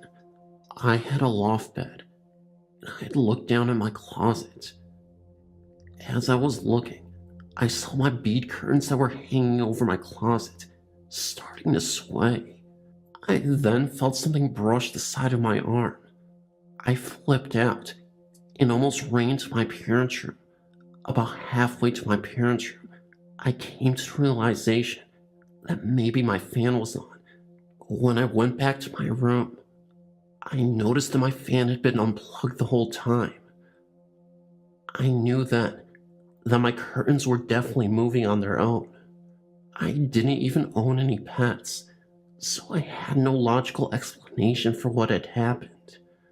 I remember always seeing someone in the corner of my eye. I would turn to see who it was, but when I did, no one was there. Things would disappear, such as homework and school supplies. Then they would reappear on the kitchen counter and on my dresser. I would always feel someone is watching me. Then I turned around to see that no one was there. I remember one time in particular, I had a friend sleep over. We were up in my tree fort, and it was dark out, and we were hiding inside. We had dared each other to turn off our flashlights so that it was pitch black. We were getting ready to open the side door when a pair of red eyes appeared on the door window. We rushed inside and started to shake from fright. I have moved from that house 5 weeks ago, and I've lived in that house for 7 years. I'm glad not to be in that house anymore. I feel a presence here, but I don't know if it's good or bad. Watching my mom slowly disappear from this earth was one of the hardest things I've ever had to go through in my life. All the sleepless nights spent by her bedside, reassuring her that my love for her would never die, even though she was in the process of it.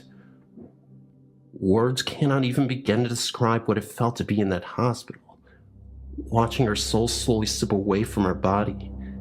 And it was in those dying moments when I was finally able to process what took so many years to fully comprehend: that she was love, and I never truly knew what I had. For the years before I lost her, I'd often wonder what love was exactly. Was it just a figment of my imagination? Was it this elusive ghost that its presence I'd never be able to feel? It was nowhere to be seen. Even if I did see it, would my eyes even believe it? That's it. That's the line. Love to me was a ghost. I'd always hear stories of it. Those who have sworn they felt it. But did it really exist? The loss of my mother changed all of that, because love is watching someone die. Now, don't get me wrong, I'm not a scholar or a teacher. In fact, I'd say I'm pretty dim-witted, but that was the journey I took to reach the stellar conclusion. It's just a shame that it came at a time when I was at my weakest and most vulnerable stage. But as they say, hindsight is 20/20. It's just that I had learned so much from the grieving process that I was finally able to piece together the puzzle. Since Mom left, I also began to realize something else: that love returns to comfort, even in the paranormal. Funny, I'm a skeptic, and I've always been. But there were a few moments after my mom's passing that I really began to realize that she really didn't leave me. I'm writing these ghost events because I want people to know their souls do live on even after death. Because what happened to me was true evidence that the afterlife is so very real. Sure, we never know for certain, but I hope after reading my story, you will be more convinced that there is another dimension where people travel to. My son had never met my mom before. In fact, she passed away years before he had a chance to. But yet, from an early age, he started having these visitations that I always used to dismiss as just a kid's imagination. At first, it was always just things he'd hear at night, like a faint humming in his bedroom, and the sounds of a woman's voice. My son was 12 at the time, but he always insisted that there was someone else living in the bedroom with him. Then, my son would start to tell me that there was an old lady living in his closet. After a while, it really got to be too much for him, and he started to refuse sleeping in his room. He insisted every time, and I refused to believe that there was a woman's eyes just showing up in the closet. It wasn't a comfortable feeling to him, because he felt this woman's energy as something truly demonic, as in it wasn't just watching, but almost waiting for something. "Dad," he'd say, "there's an old lady that wants to possess my soul." The more events that he swore happened, the more I started to grow concerned, after dismissing it before. As a concerned parent, my initial thoughts were not that he was seeing a ghost, but that he was having a mental breakdown. Maybe my son was going through an episode of psychosis and even developing schizophrenia. So I went to get him a psychological evaluation, and oddly enough, all tests came back fine. There really wasn't anything going on with him. He still maintained that there was something in his room, so it was time for me to trade rooms with him to see what he was on about. I have to mention though, that nothing else was going on in my house until this happened. This is also part of the reason why I'd always dismiss my son and think it was an imagination. Kids generally have imaginary friends, or sometimes tell stories for attention. But at the age of 12, I honestly genuinely thought so. After a while though, that narrative ended up dissolving, and something else took its place, that possibly something paranormal was going on, and that was what I was trying to find out. I ended up sleeping in my son's room for about a month, and for the first couple of weeks, there were no signs of activity anywhere in the room. It actually felt a bit peaceful. The odd thing was, when I finally felt something in the room, I really felt it to an extreme.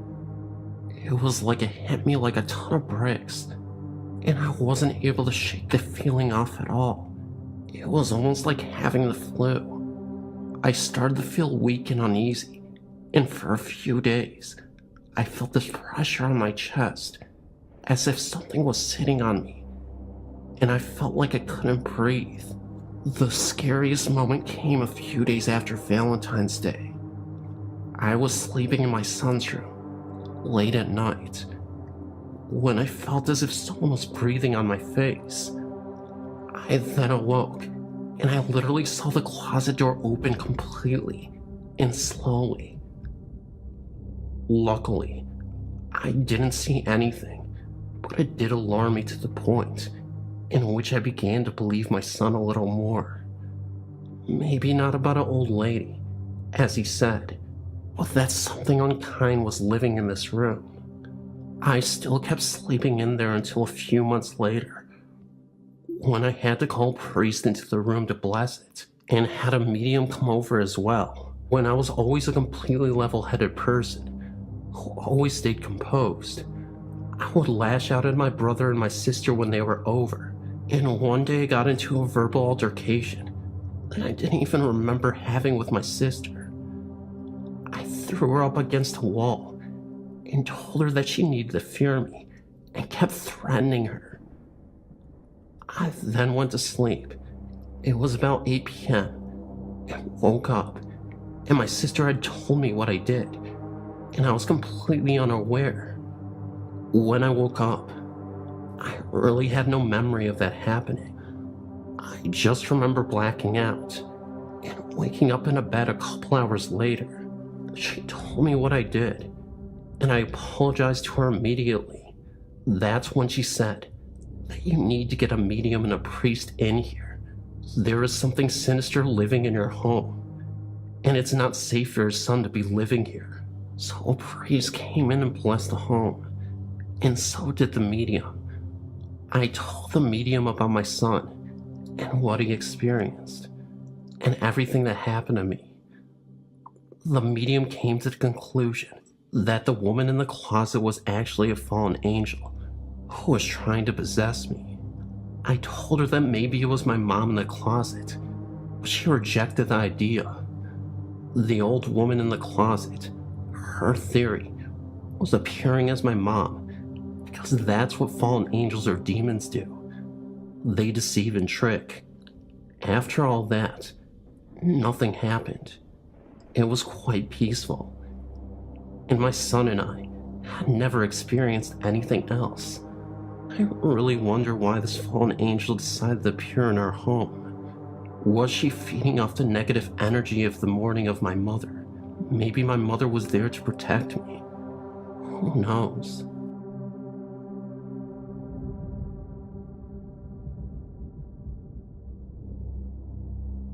The stories I'm about to tell you are pretty creepy. It's about fallen angels. To me, fallen angels are more like demons who were originally rejected from heaven, or sent down to create havoc and chaos for those who are vulnerable and easy to manipulate. They are a category of ghosts that I believe are quite possibly the scariest form you could ever encounter. You may find this hard to believe, but I will tell you anyway, because quite frankly, I don't give a dang who doesn't believe me. It was when I used to work third shift at a grocery store, stocking items overnight, and oftentimes, I'd take the back roads home and would often pass by the old wooden bridge that dates back years and years. This happened in Minnesota.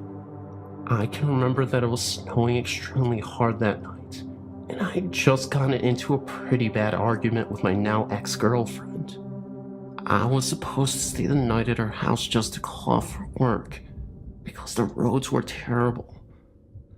I went to her house just before it started snowing really hard to take back some items that I'd left there.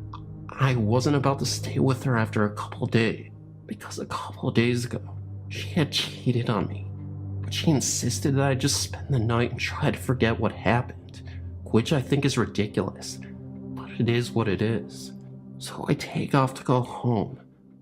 The blizzard was just getting bad at this point, and I had trouble driving through it, especially on these dirt roads, but I was doing the best I could. At this point, there isn't a soul within miles, literally driving on the road, with a bridge that doesn't have anything around. No stores, buildings, homes, etc. Literally just an open country road, and it just kept snowing and snowing. I have my brights focused on the road, and that's when I see two young men just standing in front of the road, staring at my car from afar. I mean, this made no sense, because again, as I said, there was nothing around them at all for them to even be there. No other cars present, no shops, buildings, etc. There was just that bridge behind me, and an open road. Even though it was snowing, it did seem like they were solid people to me. Well, anyway, I start to get really scared. I was thinking that maybe these two young men were going to try and ambush me. So even though it was snowing like crazy, I ended up slamming on the gas and driving right past them. I was thinking that they wouldn't want to get hit by the car, so they would move away immediately. So I pushed the gas forward, knowing how dangerous it already is with the road. And I'm going faster, and they aren't moving. So I'm driving, and I ended up driving through them. They did not move out of the way, and I pulled over for a second after that, looked behind me, maybe thinking for a split second that maybe I did hit them, and I saw absolutely no one. They were gone. It happened so quick, and there was no evidence at all that they were even there. I tried to check if there were any footprints, but I looked around, and I couldn't find any at all. Either way, I wasn't going to stay around longer on the road to see if they could come back, so I ended up driving off.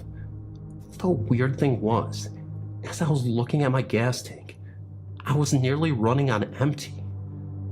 Before I even left my ex, my tank had full gas. There's no way that in the 15 minutes that I drove from my ex's house to my own house, that it would take almost all my gas to get there. It just doesn't add up, even with the blizzard going on. The crazy part was, when I got home, I went to sleep, and the next day, my ex had called me. She was frantic. She said that she felt like someone was breaking into her house last night. She said she kept seeing shadows right outside her back door, moving back and forth in the middle of the night. Big shadows that made it seem that whatever was trying to break in was at least 7 feet tall, but it really made no sense, because why would someone do that in the middle of a blizzard? I told her my own story about what had happened to me, and she suggested that I spend the night with her, just to keep her safe. So for the next few days, even if I was apprehensive about it, I stayed at her house. I would simply just go to work from her house every night and come back, but nothing would happen. That was until I came back on the 4th night I was staying there, and she had told me something really weird had happened.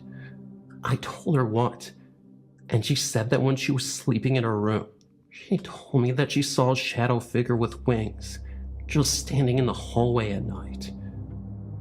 She told me she heard a loud noise in the hallway, got up, opened the door, and at the end of the hallway, that's where she saw it.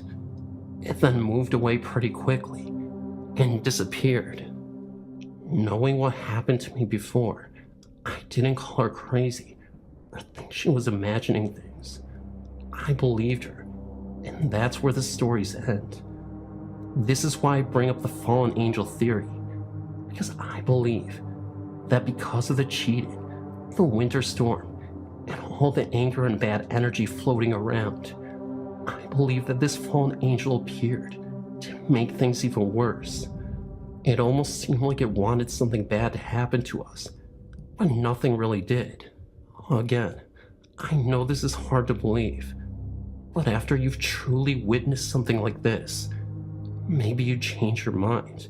Whatever the case, it was creepy, and I have my own thoughts and beliefs about what was going on here. This is a story in which I'm not entirely sure if it was sleep paralysis or something much more sinister, but it is pretty terrifying. Fallen angel ghost encounters, you decide for yourself. In 1985, 3 friends and I moved to our first home outside of the dorms at Oregon College in Eugene, Oregon. We had found a great duplex. It was close to school, roomy, comfortable, and best of all, it was cheap. The house was older. Downstairs there were 3 rooms, a door to the basement, and stairways in the front and the back of the home, leading to 3 bedrooms and a bath upstairs. Immediately we noticed that the place was eerie, especially the basement and the back stairway. We kept the basement door locked. The problems began immediately. Many mornings, we woke to find the previously locked basement door open. The back stairwell was terrifying. Some of us took to walking down the stairway sideways because we felt that somebody was going to push us down. There was a frequent, very cold spot at the top of the stairwell, although there was no windows nearby, and the darkness at the top of the stairs felt downright malicious. Whatever resided there seemed to strongly dislike the woman in our household. Light shades from ceiling fixtures have come crashing down a few times when she was around, but it wouldn't ever happen to us. After each time this happened, we tightened the rest of the fixtures, only to have it happen again a few weeks later. Another time she had to go down to the basement. And when she was going down there, she heard a very deep groan coming out of nowhere. She called out, just to make sure there wasn't anyone down there. That's when we asked her if she was okay, and realized we were all upstairs. She swore that she heard a really aggressive groan there. Another time, and this only happened to her, she awoke to a black mass choking her in the middle of the night. She woke up, and it was gone, disappeared, nowhere to be found at all. It just didn't make much sense at all. She even had a dream where 2 angels were fighting with each other. One was completely dressed in black, and the other was light. She told us it was a quick dream, and she woke up immediately, but that really affected her. Over time, we stopped spending any time alone in the home, because of the constant feeling of being watched or followed. Brian stopped coming over. One even refused to even come onto the front porch because the house frightened him so much. I slept in the front room upstairs. It was the brightest room in the home, but it wasn't fear of the fear that the rest of the house seemed to generate. I began to suffer from my terrors. Was it the stress of school? I wondered. Or the energy of the place? As I fell asleep, I saw either spiders or a severed hand scudding across my bed towards me. Frightening me so badly, I jumped out of bed screaming. I couldn't bear the night terrors. After some research, I decided to bless my room using salt and holy water. I told the spirits that the house was theirs, but the room was mine. I kept a line of salt across my threshold at all times. Perhaps it was a placebo, and the night terrors never happened after the blessing. But from time to time at night, I'd glance up from my studies. He stood right at the door, looking into my room. I could see a hat, a jawline, shoulders and chest. I'm talking about this ghost. To me, it didn't feel particularly sentient, and I could often gather the fortitude to close the door in his missing face. It was this figure, maybe, that had been terrorizing the woman before, but it just felt unusual. This is why I believe it to be a fallen angel ghost. Everything just seemed to add up this way, because it was a very bad energy and experience that couldn't be lifted for a very long time. We've lived in this home for 2 very frightening years. I've experienced some ghostly places since, but I've never since had night terrors. I don't know whether the house is still standing or what experiences other tenants have had.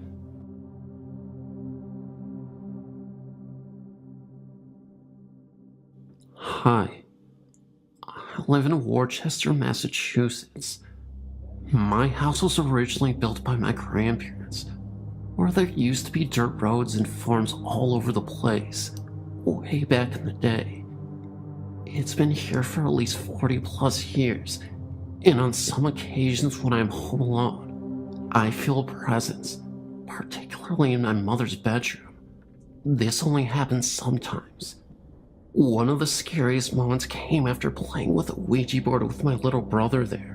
I remember we were curious to see if our grandparents were still with us, and since I was a big believer in ghosts, I wanted to see more signs of the afterlife. We were playing, and the letters spelled out evil and angel every time if we asked if something was there. It simply terrified the both of us, but we still wanted to find out more. I remember also getting a spirit box, those really old Japanese recorders, and every time we'd record in that room, and this only happened in this room, you'd hear a very loud growl. We would ask, "Who are you?" And even another time, I'd get a voice saying evil angel. It was spooky to hear spelled out on the Ouija board and heard on the spirit recorder. One night, my mother was reading and no one else was in the room, and she heard a voice whisper, "Kathy." She came into my bedroom and thought it was me, but I was on the computer. I don't know of anyone passing away in this home to my knowledge, but sometimes I feel watched in my own home. It's very weird. We were starting to put the pieces together, that this could be a fallen angel or a demon. I have this weird shed in my backyard that hasn't been used in years. It's located in the woods over a stone wall, and whenever I just walk in there, even during the day, I feel a presence that warns me to go away from there. This happens when I step over the stone wall and into the woods. I automatically feel like I shouldn't be here, or to go away. One night in the fall, I stood right near the stone wall listening, and I swear I could hear someone walking in the leaves very slowly. And sometimes, I feel a very chilling cold wind, Sometimes when I'm walking in that woods, of course, I've felt presences like that before. I've also driven slowly past a road nearby, and I felt a strong presence of something when I was just driving by, like I shouldn't be there. It's a weird dirt road, and the street sign is scratched out. It's very strange. Some of my family has reported driving down the road and seeing dark shadows dart across it, before disappearing quickly into the woods. Come to think of it, that road in my house has always just felt like some sort of negative presence was always there. But at the same time, there was still this comfort. Like whatever was going on was in constant conflict between good and evil. Maybe I'm just projecting because of the events that happened to us, but it still felt like something that was really going on. I've also experienced seeing the orb phenomenon, and it only happens in some places outside or inside my home. When I take a picture with my smartphone, I know it's easy to fake photos, especially in this day and age, but the orb photos are insane, and it gives me further proof that something does live here. At my friend's house up the street, deep in her backyard, there is a well. One time she swore to me that she saw the head of an old man peeking out from the well, though I can't confirm this because it didn't happen to me. I don't think my friend has any reason to lie, so if she saw something like that, I'm inclined to believe it. Just wonder why though. Why the well, out of all places? If there was a ghost, why would it be hanging out there? Or maybe, as I said, it goes back to being a fallen angel or a demon. Well, it turns out, we did find out that years ago in the 19th century, a kid had fallen down the well and perished. I know I heard about this happening before in another place in Massachusetts that has had a history of bad hauntings, but I just find it fascinating that it also happened in this well too. Maybe this stuff happened a lot back then. Either way, I hope you enjoyed the story. None of this was fabricated, and I hate having to say this because I wish I could just tell this story without people always doubting. But I do understand that it's super easy to lie about these types of things. Rest assured, this is all true. If you choose not to believe, it's your choice. Hello. When I was a young kid, we lived in Southwest Philadelphia. I think I was about 4. I was sick. I woke up one night because I felt my bed moving. When I looked up, there was 4 shadowy people around my bed, rocking it. They had no faces, and they didn't look like they had clothes on. I don't know what the purpose of this was, but I wasn't scared. I just looked at them and went back to sleep. Another time, I was sitting on a landing and looked up the steps, and I saw 2 shadows running back and forth. It looked like they were playing tag. I was never afraid of these things. I didn't feel like they would hurt me, but when I would go up the steps by myself, I remember feeling like someone was watching me, but nothing ever happened to me. They weren't mean, as far as I could tell. I didn't realize they were ghosts until I was much older and didn't live in the house anymore. My mother grew up in the house. She had some experiences, but nothing she would ever really go into detail about. The only experience that I remember she would talk about was after her grandmother died. She died in the house. Her dog started going nuts in the middle room. He was looking at the middle of the room and jumping up and down. Maybe he saw my great-grandmother. I don't think she really believed in it. I know my uncle, who also grew up there, had some experiences. He told me once he was sleeping in my room, the middle room, when it got real cold, and he felt like something was in there with him, and he didn't know what. Sometimes, I still have dreams or nightmares about the house. I haven't lived in it for over 20 years. Pretty weird, huh? I don't know how many ghosts or spirits or what have you were in the house, but I'm sure there were many, and they were probably still there and still doing their thing. They just didn't seem to hurt or scare me. Maybe my great-grandmother kept them from hurting us. Who knows? My grandfather passed away last March, and I've long since been grieving his departure. After my grandfather died, my grandmother was left to live alone in her large house just outside of Irons, Michigan. My uncle and 2 cousins came up from Indiana to visit us for a week this past summer. My sister and I were staying at my grandmother's to help take care of my cousins. One night, we were having a bonfire in my grandmother's yard, which lies right on a lake. I, the only one sitting next to the fire, was thinking about my grandfather and all the things we used to do together. My grandmother and sister were sitting back on the patio, watching the fire from there and talking to my cousins and uncle who were in the house behind a screen door playing video games. As if he were reading my mind, my cousin made a comment about my grandfather. "Will grandfather ever come back, Grandma?" he asked. The question sent a sharp pain through my heart. "No, Jimmy," answered my grandmother. "Grandpa is always with us. Even though you can't see him, he's here in spirit."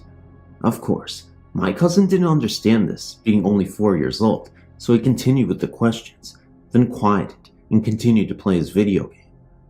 I sat still, staring at the warm fire, remembering the times I'd look at my grandfather and see him smiling at the blazing warmth. Just then, I got a strange feeling, an urge to look over at the flag, towering high over me in the fire. It was completely calm. There was no wind, not even enough to slightly blow a small leaf resting upon the ground. As I looked up at the flag, I remember when my grandfather would come out every morning and raise the flag to the top of the flagpole and salute it, smiling as he did so. He was so patriotic. He loved his country and fought as hard as he could for it while he was in the army during World War II. I gazed at the beautiful red, white, and blue colors of our country's flag as it lay impaling, hugging the flagpole. Just then, the flag rose and spread out completely straight. My heart jumped as I knew there was no wind to make this happen. I heard my grandmother mutter, "Thank you, Carrie." I looked back at her and she just smiled. Later I learned that my grandmother had said a prayer to my grandfather. She had said, "Carrie, if you are here with us, if you are protecting over these children, please give me a sign." That was when she saw as I had. The flag that he loved so much spread out straight. From that moment on, I knew that my grandfather was standing with me, protecting me, and I know, to this day, he still is. One of my older brothers, Tim, was born with a veil over his face. According to the old wives' tales, this means he would be able to see things that others couldn't. This was proven one April night in 1986. Being the youngest of 7 and only 18, I still lived at home when my mother got ill. My oldest sister Penny and Tim had come down to our house because they were concerned about my mom being sick. Well, the night Penny arrived, we all sat around laughing and having a good time. We all then decided to watch a movie. It was called Nightmare on Elm Street.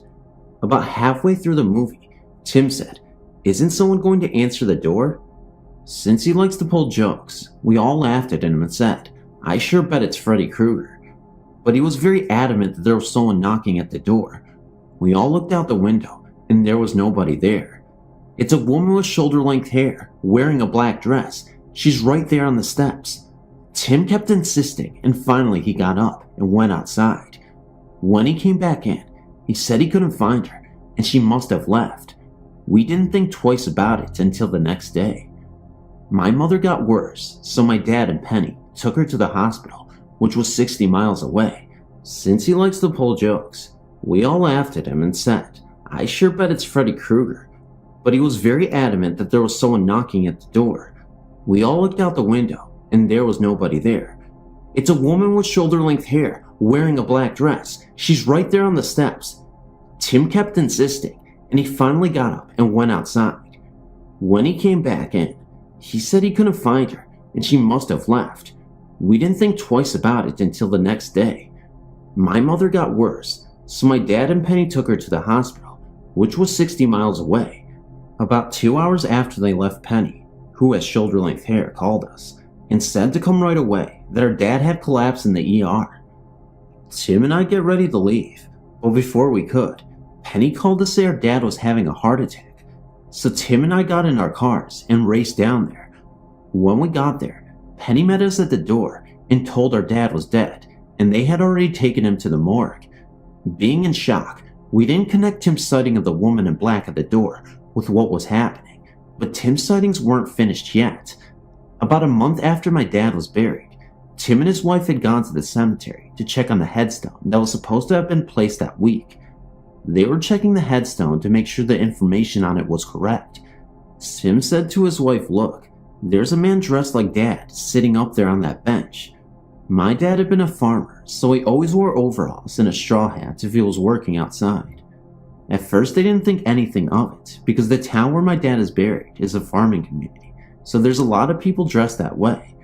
Then the man started walking towards them, but no matter how close they got, they could never even see his face, even though the hat wasn't covering it. Then Tim started to think it was Dad, so he walked towards the man and said, "Dad?"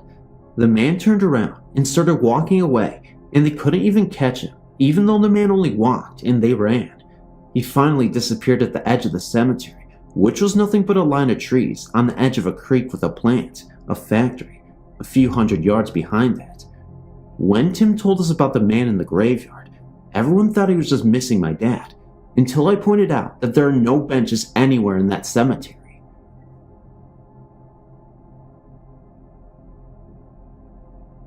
I once had a very scary experience that will haunt me for life. It was Super Bowl 96, and my family and I were at a party at my cousin's house. My cousin has a graveyard in the back of her house. She had just moved in and was telling us about stuff that had happened to her since she had moved in. We decided to explore the graveyard that night. In the graveyard, there was a church, an old abandoned church. We figured they kept the families in there who had died. We got a flashlight to look in the windows. We were looking around in the windows when suddenly my cousin gasped and looked up. We all looked up, and in the top window was a pale face looking down at us. She was so pale and sickly, her hair was dangling over her eyes. She was faded, but we could see her. When we saw her, we bolted. We screamed all the way back to the house. After a while, we were brave enough to go back to see what happened.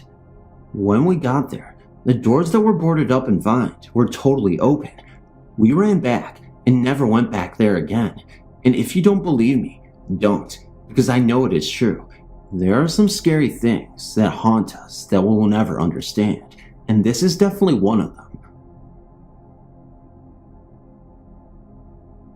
I'm young, but have had my run of bad luck.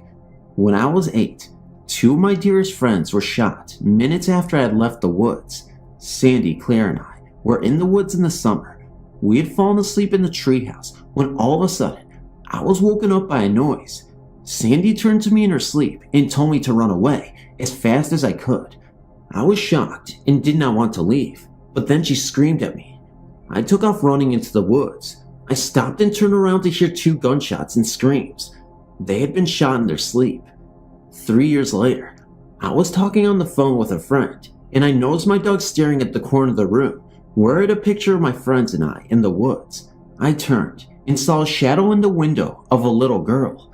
I told my friend about what I saw. I kept watching. It turned to me and said, "Run, run fast." My friend on the phone asked who was that. I turned off the phone and ran out of the house, just as a window was broken in the house by a man with a gun. I ran next door and I called the police. This may not be one of the more exciting tales that you've heard, but I assure you that it's true. My name is Lindsay, and I'm 16 years old. My best friend has claimed to be a psychic and has proven his ability several times. He enjoys freaking me out by reading my mind and knowing what I'm doing while I talk to him on the phone. He told me that he used to have guardian ghosts when he was little that only appeared by his bedside when he was woken up by nightmares. However, as I do not know the whole story behind his ghost, I'm writing about a different instance where his powers came in handy. One more note on him. He can astral project, meaning that he can send his presence places while his body is sitting comfortably at home. He has only done this with me once, when I was upset and crying while I was on the phone with him. Now for my experience. I was on the phone with my best friend, as usual. It was about midnight, and we had been having a very serious conversation. I was getting very upset and was curled up on my bed with the phone. We had both been silent for about a minute when I felt a presence in my room. I said, "You're here, aren't you?" Thinking that he projected himself into my room. He told me that it wasn't him. Suddenly, I was hit with a feeling of pure hatred and evil. Though I couldn't see anything out of the ordinary, I knew exactly where the thing was. I huddled into the corner of my bed as I slowly became hysterical, saying, "There's something here. Get it out. It's here, and it's bad." He told me to block my mind and that he would help me. I kept saying, it's here, until he almost yelled at me. "No, it's not, Lindsay. It's here." I've never heard him say anything that angrily. We were silent again for about 2 or 3 minutes until I worked up the courage to ask him what happened. He said that it was gone, that he had fought it off, whatever it was. We decided that our serious conversation had probably just opened up a window to some bad karma and had manifested itself in almost physical form. For the next few days, I avoided my room as much as possible. We decided to keep the serious conversations to a minimum for a while.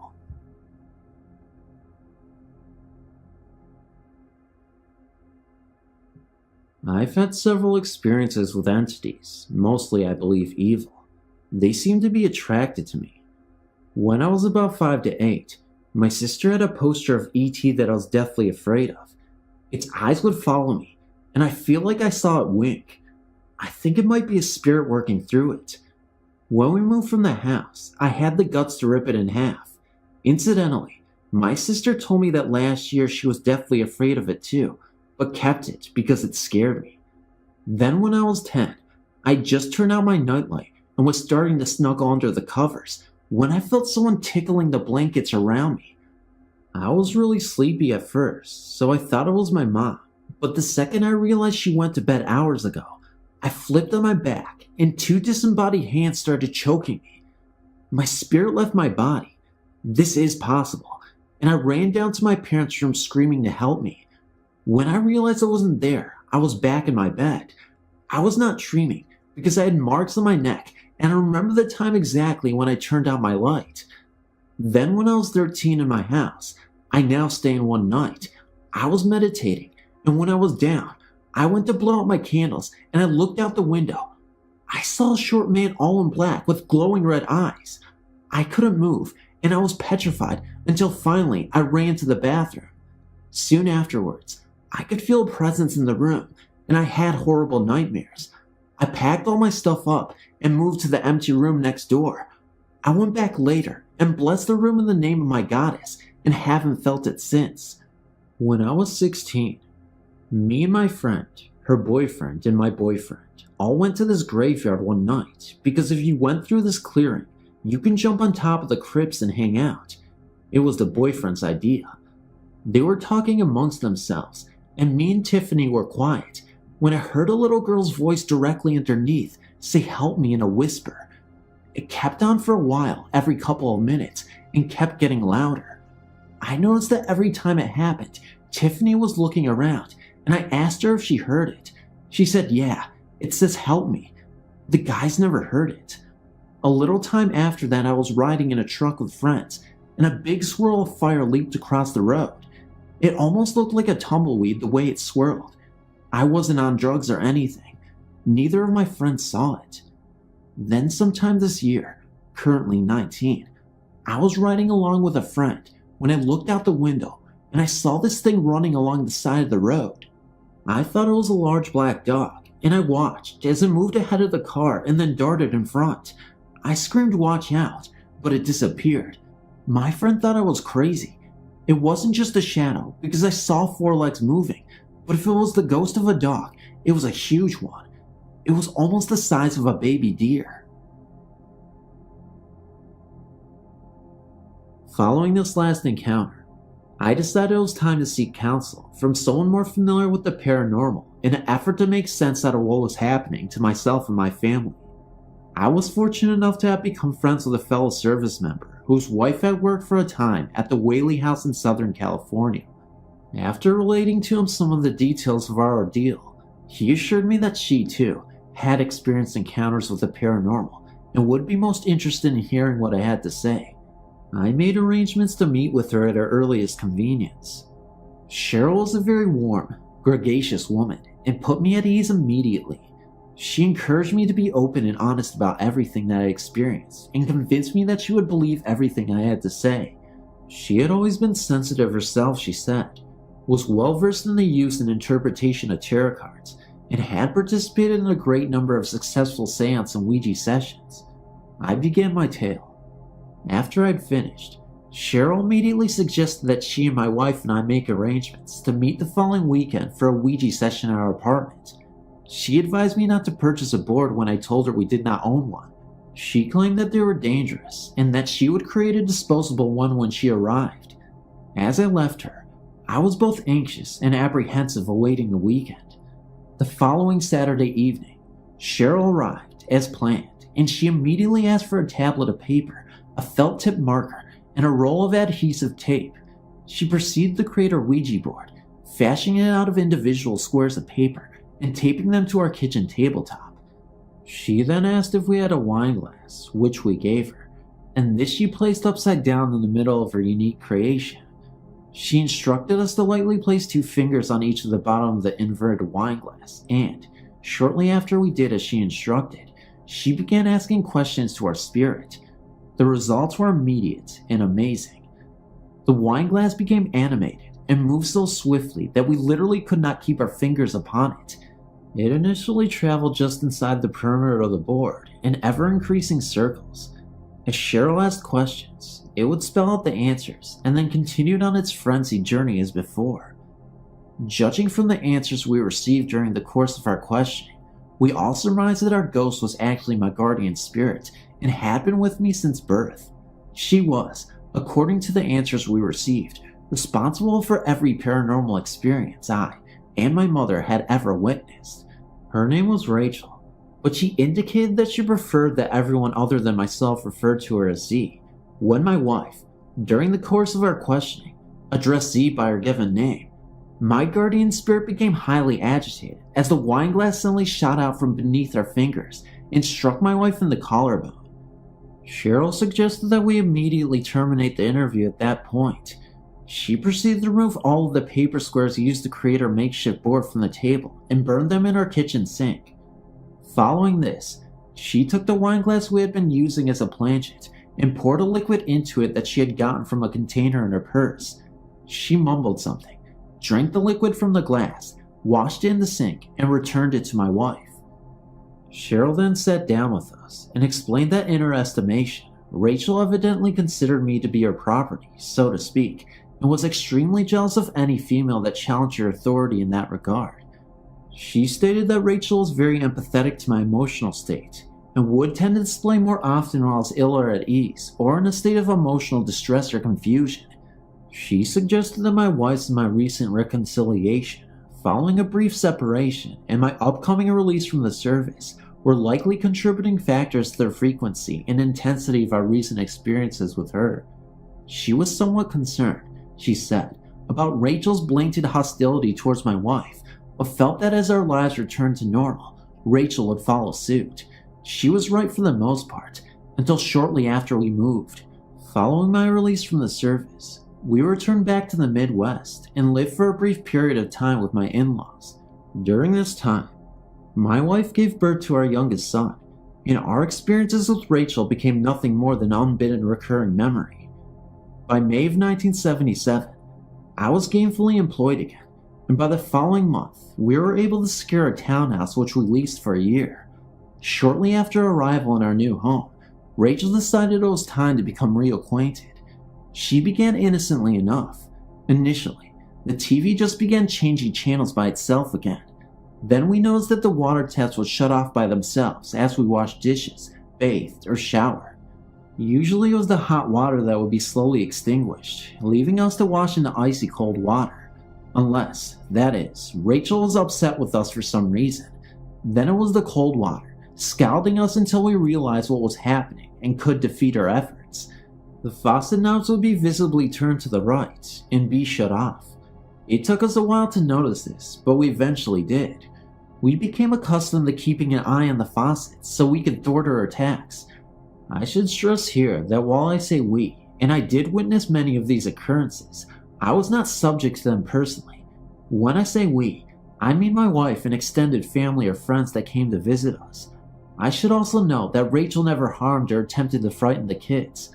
I did, however, feel the effects of the furnace when it began turning on by itself during the summer months and the air conditioning turning on in the winter. It got to the point where my wife and I trained ourselves to subconsciously listen for almost a click of the thermostat control, so we could react quickly and accordingly. As odd as it sounds, these daily interruptions to our lives became almost commonplace and second nature until they were brought to our attention, sometimes hysterically, by our house guests, at which point we attempted, as rationally as we could considering the circumstances, to explain the phenomenon. We were for the most part able to assuage their fears. That is until my friend Dave spent the night. Dave was a lifelong friend of mine who called me unexpectedly one cold wintry night and explained that he had been physically evicted from his apartment by his wife, under threat of death should he attempt to remain, he claimed. He desperately needed a place to stay until she calmed down and became rational, so I, of course, invited him over immediately. He arrived at our townhouse shortly thereafter, carrying a sleeping bag and an overnight case containing what little he was able to stuff into it as his wife chased him around their apartment. He filled me in on all the juicy details of the latest arguments, and then, reluctantly, I was forced to bid him goodnight as it was getting late and I had to get up for work very early the following morning. He was settled in a sleeping bag on the living room couch, watching TV as I headed upstairs to bed. I didn't see Dave for a very long time after that. When I awoke the following morning and headed downstairs for my coffee and car keys, I immediately noticed that while Dave's sleeping bag, shirt, and shoes were still lying on the floor where he had left them the preceding night, he and his pants were nowhere to be found. Somewhat alarmed, I immediately went to the kitchen window, looked out into the parking lot, and noticed that his car was also gone. Had his wife called him at her house and begged him to come home, with the phone in our bedroom, we would have surely been awakened by its ringing, and Dave had assured me that his wife had no idea where he had gone. Had he called her perhaps? If so, why then hadn't he dressed before he left? Especially considering an extreme cold and with a foot of snow on the ground, there had to be a reasonable explanation, or so I hoped. Returning home from work that night, I immediately attempted to contact Dave by telephone at his apartment. The operator informed me that his line had been temporarily disconnected. I later learned that it had been ripped from the wall during he and his wife's argument. Growing more concerned, I then called his brother and was relieved to hear that he had indeed returned home to his wife the previous night. The circumstances regarding his sudden, half-nude departure from our house, however, was going to be left for Dave to explain, but Dave made no effort to contact me at all. 2 weeks to the day later, I was finally able to contact Dave by telephone at his apartment. He assured me that he and his wife were doing fine again and then oddly asked if I would personally return or mail to him the belongings left at our house that night. I suggested that he stop by for them one evening and fill me in on the details surrounding his sudden departure, but he emphatically refused. In fact, he stated that he would never set foot again in our house if he had anything at all to say or do about it. I was extremely perplexed at this point, and it took me 2 months and a 12-pack of beer to finally pry the story out of him, during which time I held his possession hostage. It seems that shortly after I had gone to bed that night, Dave decided that he should also get some sleep. He told me that he had gotten up from the couch and turned off the television and then slipped back into his sleeping bag. Almost immediately after he had settled in, facing the back of the couch, he said that someone tapped him on the shoulder. Assuming it was me, he turned over to face where he thought I would be standing and saw only the darkened living room. As my mother had years earlier, Dave said he came to the immediate conclusion that I was messing around with him and simply rolled over to go back to sleep. As soon as he did, he said, came the shoulder tapping once again. He claimed that he jumped up and turned on the lamp at the end of the couch, hoping to catch me as I ran to hide and was surprised to find the living room once again empty. Somewhat unnerved, but again blaming me, he turned off the light, this time deciding to face the living room. The tapping now came from behind the couch. He ignored it. It came again. He again refused to acknowledge it. Suddenly, he said, one end of the couch, with him on it, was propelled approximately 3 feet into the air and dropped to the floor. He struggled out of the sleeping bag and bolted straight upstairs to where my family and I slept. He stood, he said, outside our bedroom doorway for almost 10 minutes, torn between awaking us or fleeing. After calming down, he decided to go to the bathroom and return to his sleeping bag, having rationalized that what he experienced could be attributed to that night's activities with his wife. He returned downstairs and headed for the half bath located directly off of the kitchen. As he approached the bathroom doorway, he said that the bathroom light suddenly turned on by itself and the door slammed shut directly in his face, missing him by only fractions of an inch. That was the final straw.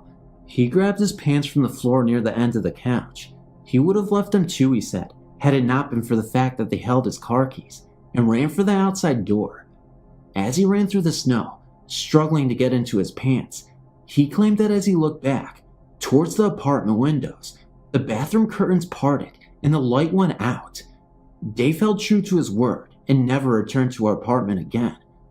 I delivered his belongings to him personally as he requested. This is not a personal experience, but that of a friend. Her mother had been recently divorced and decided to buy a cute little house for herself and her 2 daughters to live in. The house was that of an elderly lady who was confined to a wheelchair. Before they moved in, the place needed a good cleaning, and some of the carpets needed changing, most notably the one upstairs, which had been the woman's bedroom and where she painted with oil paints, because there had been a worn path from the wheels on her wheelchair through the upstairs room where the lady had spent most of her time. The girls took the upstairs room, and their mother was downstairs. In the beginning, my girlfriend would hear noises during the night, but would think it was either the house settling or her imagination. Then she started to smell paint for no apparent reason, with or without the windows open, breeze or no breeze, night or day. The sounds became more defined and would often happen often. She told me that it sounded as though someone was moving around her room. She would hear the squeak of wheels, and the smell of paint was so strong. I never had the impression of fear from her. She often joked and said it was her room before it was mine, and she has every right to be here. In the 3 years that they lived in the house, before they moved out of state, the carpet in her room had to be changed 3 times because the same worn marks had been there when they first bought the house. It kept coming back.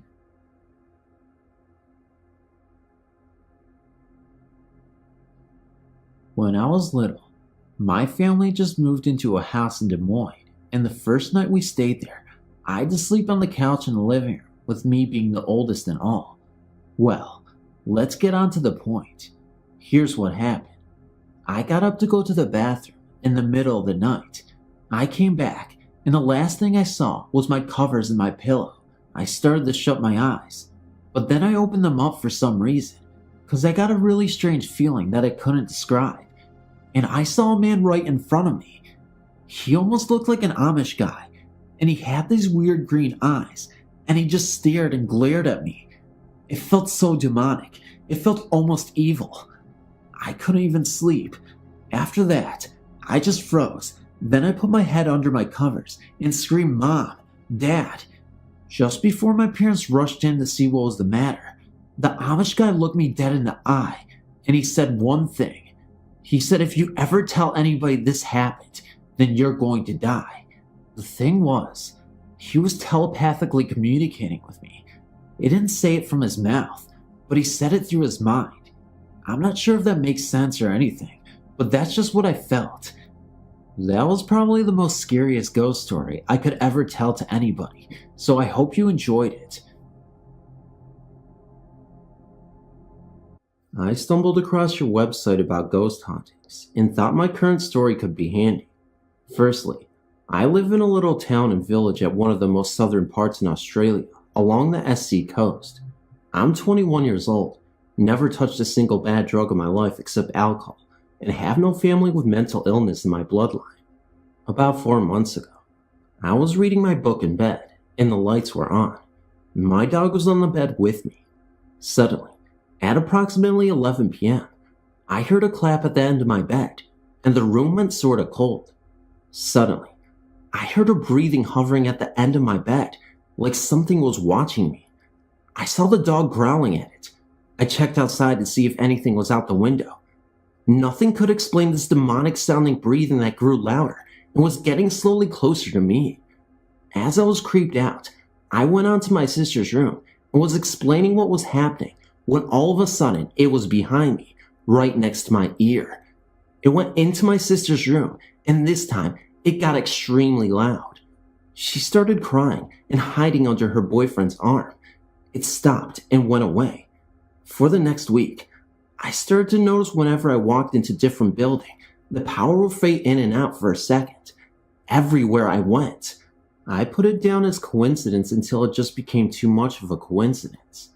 Also, at one point in this week, I swear I heard a demonic voice in the living room saying something I could not understand.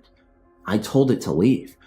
After a while, things stopped, and 2 months after the first incident, I was laying in bed one morning where suddenly I froze. I was trying to send a text message, and from what I recall, the writing changed. I was trying to read it, but my vision blurred, my body was shaking, and I could not speak.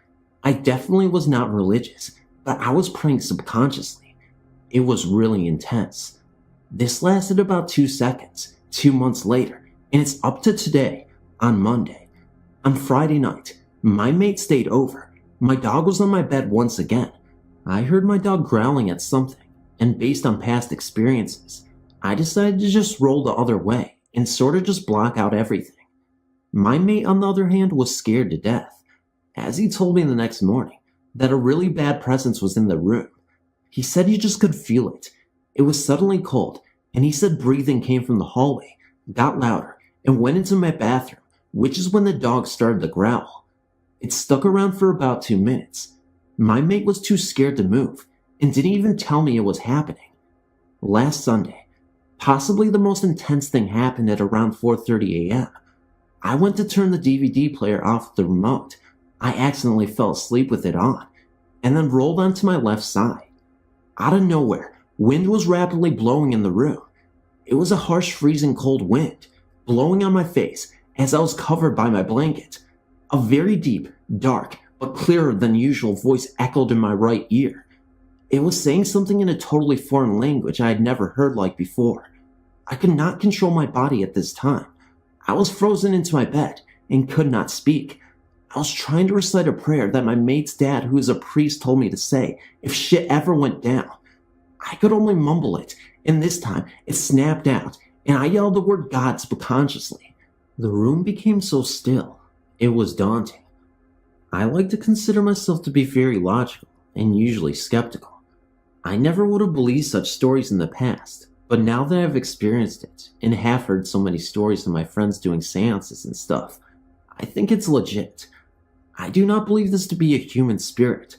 I actually believe it to be some form of bad spirit or a demon.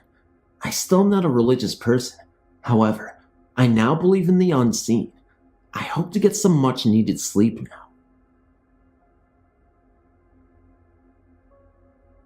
I've had slight hauntings all my life. Just little things that I'm sure mostly everyone has had happen to them.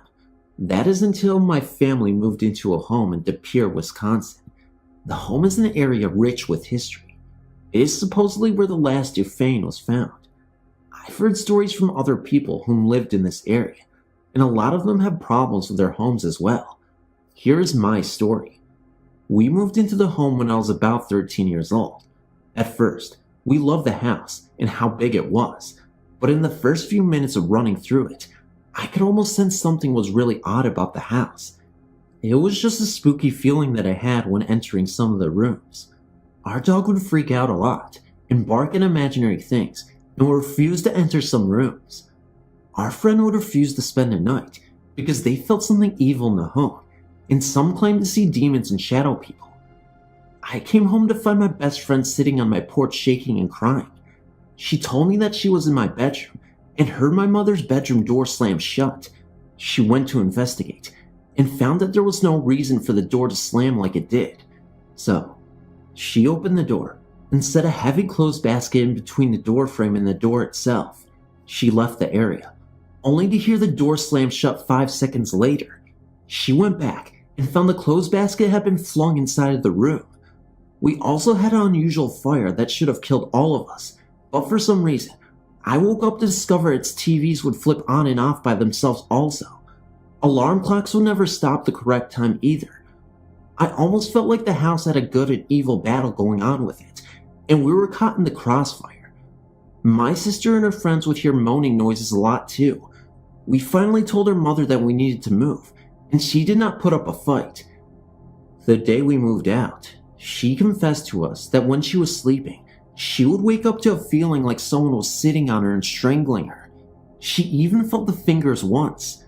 When we got to our new house, the neighbors came over to greet us. They asked where we had just moved from.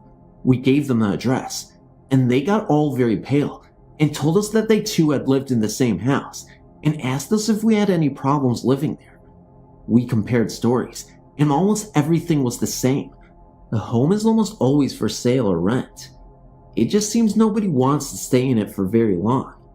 I did meet the current owner once, and he told me he has had no problems with the home, but I'm sure that he either is not noticing, or maybe the demons have finally left.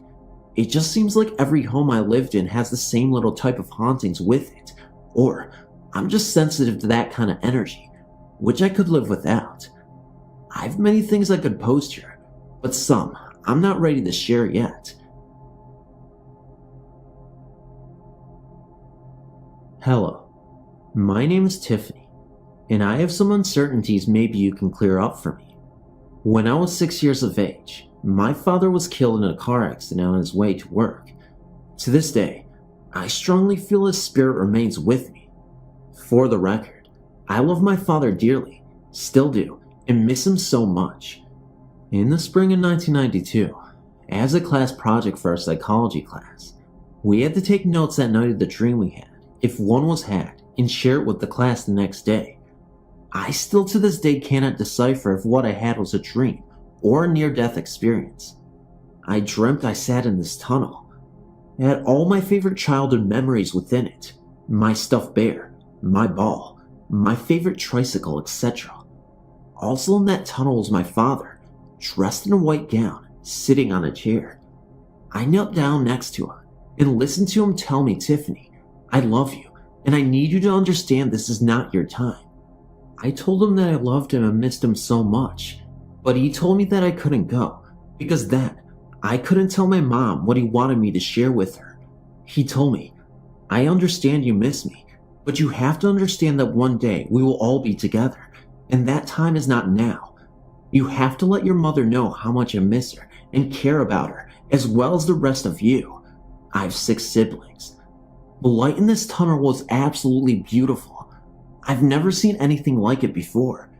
As I was drifting away from him in the dream, I was waking up, sobbing uncontrollably. Of course, I had to go and share this with my mom, and she was speechless. Since then, I've only had one other dream with my dad and siblings in it. Of course, real as ever, and again, so upset I couldn't be with them. I'm just not so sure if the first one was an actual dream, out-of-body experience, or near-death experience. It was just amazing. My second experience, when I was 20 to 21, I became pregnant. I lived with my cousin and her boyfriend in Ballsville, New York, in an apartment on Downer Street. One night, while I was close to my expecting date, I woke up to a woman without a face in a white gown, almost like a nun sitting at the end of my bed. When I sat up, she immediately disappeared. She showed up a few times after, almost as though she was watching over me. It didn't matter if I moved my bed from one side of the room to the other, she still found her way. To this current day, I still feel like I have family who have passed on watching over me. I've been told I have an older man, usually sitting at my kitchen table with a cigarette in one hand and a cup of coffee in the other, which sounds much like my grandfather. I can't tell you how many times my fiance, 2 older sons, and myself have put our cell phones, digital camera, flashlights, anything with batteries on the kitchen counter, and within hours, the batteries are almost drained. We don't place these items up there as often as we used to. Many times when family is going to pass on, see the individual in a dream the night before, and that's when I know their time has come. I've had dreams which include the dead meant for other people, and let me tell you, They physically drain me. Oh my god. Sometimes it's fun though. When relaying the message to the rightful person and seeing their expression when I tell them something I have previous knowledge of and don't know what it means, but they have an understanding. It is just amazing. It seems to bring relief to them. I don't know if you can sort any of this out, or if any of this makes sense to you, but I know this stuff has happened to me, and it doesn't scare me. It seems like more of a wake-up call. Thank you for your time, and have a great evening. Thank you for listening as well. I sincerely appreciate it. My children and I had a very bad experience with the demon in a house that we lived in. My son became very scared one night as he viewed a ghost of a man with a sword sticking out of its side. This ghost was standing in the doorway of my son's bedroom very late one night. He said this thing was just giving him the feeling of such terrible dread and hatred. It made my son feel like it was going to kill us. My son started sleeping in my daughter's bedroom, and that thing started going from room to room, looking for my son, and so it started coming into our room and scaring the daylights out of me. I felt the hatred and anger. I know that it would have killed us if we had not gotten our pastor out there to help us. When our pastor pulled into our drive, he said he felt the anger and hatred just emanating from the house to the outside. He knew what we were up against, and we immediately started saying prayers to Jesus and his army of saints to fight for us. It ended up working so well that while we were living there, we had no more problems. But whenever we drive by, we cannot even look at the house. I know this was a short one, but I appreciate you listening. Hi, my name is Diane. Growing up in Detroit, my family lived in a house that was haunted. On several occasions, my whole family would hear loud crashes that could only be described as boxes of dishes being smashed. Everyone in my family experienced several ghost contacts in one form or another. On 3 different occasions with 3 different family members, a man about 60 was seen wearing a plaid flannel shirt. This man mainly stood there looking at the person, never attempted communication or harm. I was about 8 when he appeared, and I was the first one to see him, although my sister, who was 7 years older than me, was not present. I tell this to you now, so later you will understand. My relatives from out of town were visiting, and the adults were sitting in the living room after dinner. I was extremely quiet in the hopes that only a child can have, that they would forget that I was there. I was sitting on the couch and the front door was open, with the screen door closed. I saw the man wearing a red plaid shirt, staying at the front door looking in. I told my family, and they thought I was overtired and put me to bed.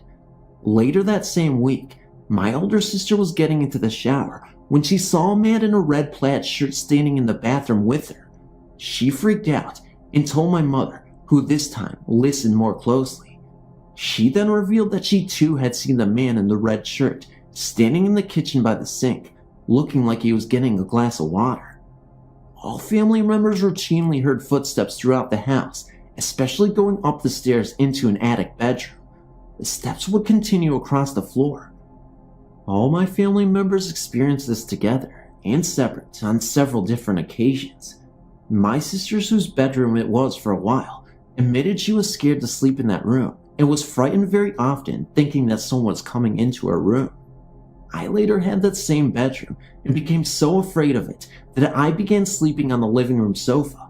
On several occasions, dishes in the house would break when put in a certain china cabinet, and on 2 separate occasions, a silver meat platter in the china cabinet, whose doors were kept closed, flew across the room at my mother.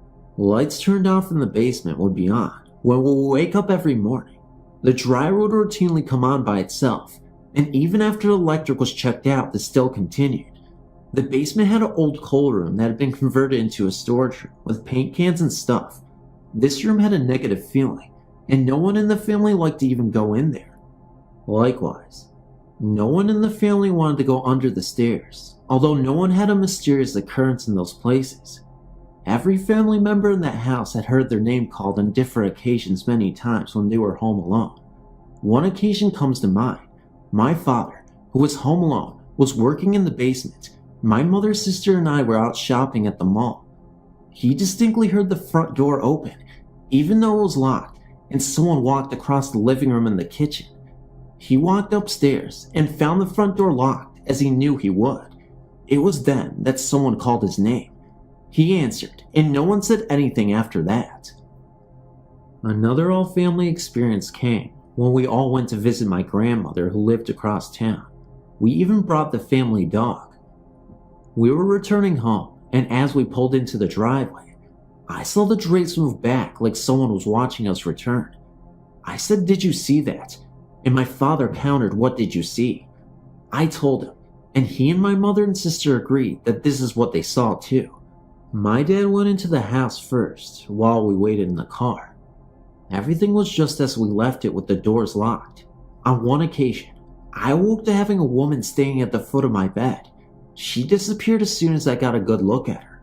Her name was Anne. She said she had lived in that house. No one in that house ever saw Anne again. This house had an addition that was a former dining room off the back. It had built-in china cabinets that would fly open on no occasion, even after my mother put hooks on them, thinking the wood was swelling. Music was often heard playing softly. In all, it was a weird place to live, and we were all very glad to move, but we did live there over 20 years. My parents moved into an apartment, as I did in a different location, while staying with them because I had become extremely ill. I had a unique experience of a ghost nurse who took care of me. My parents were asleep, and I was lying on the sofa, so hot but lucid. I could hear them snoring from the bedroom. I heard soft whispers shuffle across the floor and felt a cold hand lovingly touch my forehead, checking my fever, a comfort. I was not afraid really, and somehow thought Grandma is here, but I had no evidence of this. I remember keeping my eyes closed, just knowing my nurse did not want me to see her. I was very conscious of my parents snoring and knew it was not them. When the feet shuffled off, I opened my eyes and got up and looked at my parents. They were sound asleep. The whole situation lasted maybe 2 minutes, yet I started to improve that night.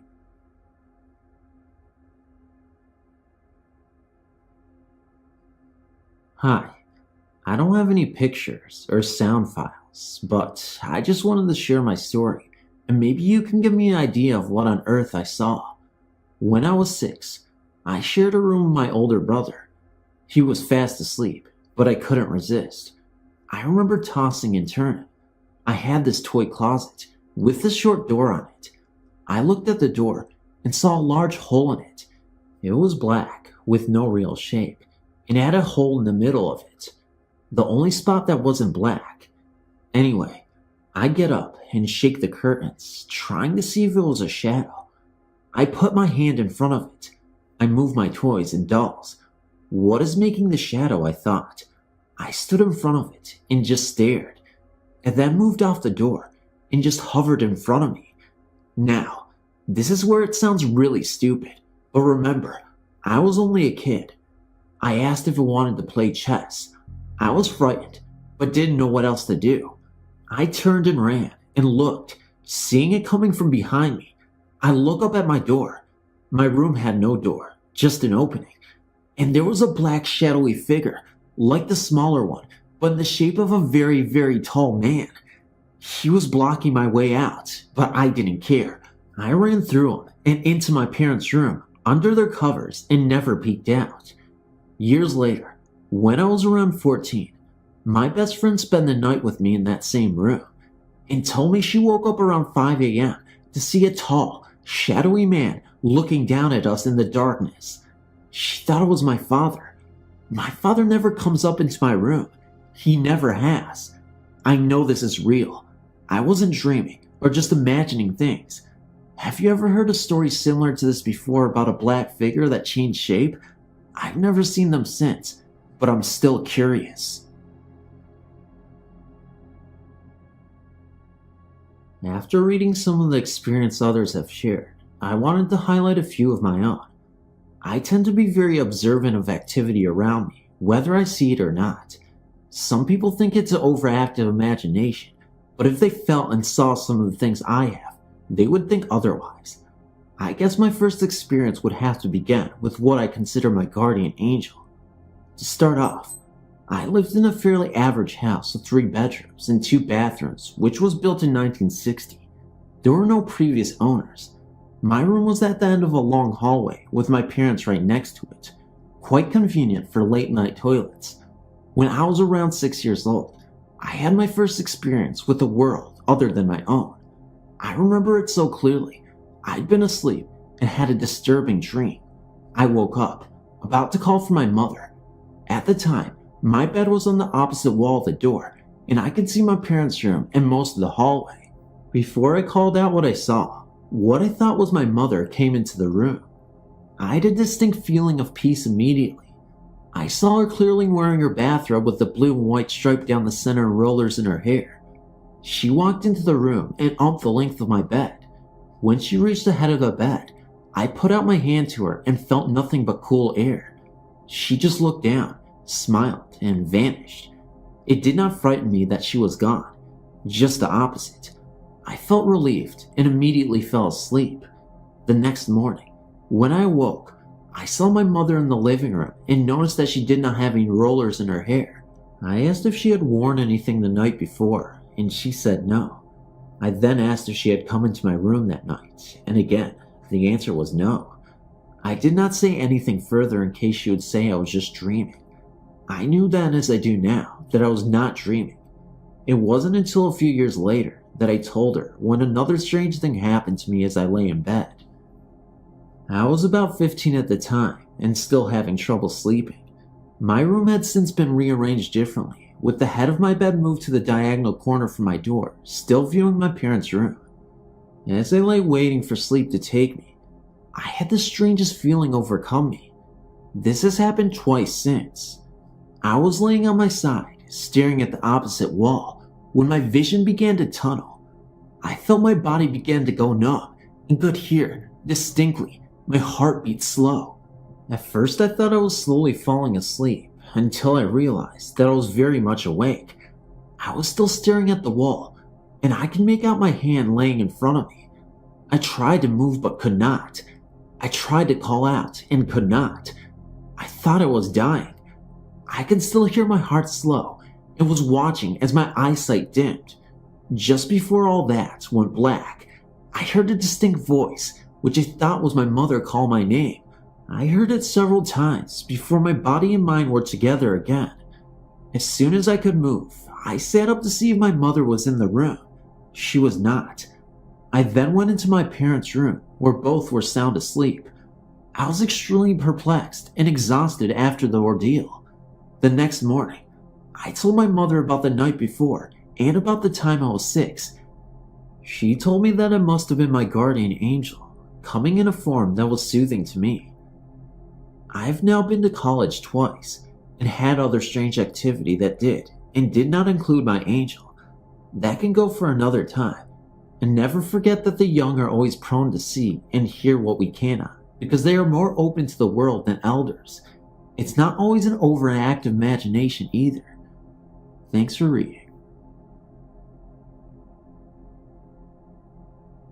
I've only had one paranormal experience.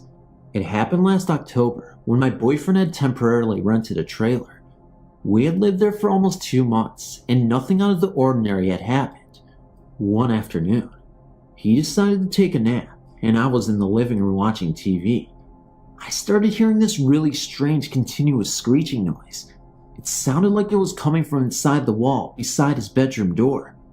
When I walked over there, it stopped. I sat back down and started watching TV again, and it started back again. This time, I walked into the kitchen. The bedroom was right beside the kitchen, and I started opening the bottom cabinets, and once again, the screeching stopped. I never said anything about it to my boyfriend because I didn't think a lot about it at the time. A couple of days later, we were in the kitchen eating breakfast, and he told me that the day before, when he was there by himself, that he heard a weird, loud screeching noise. He said he tried to find it where it was coming from, and it would not stop when he'd look. I told him that the same thing had happened to me while he was asleep a few days earlier.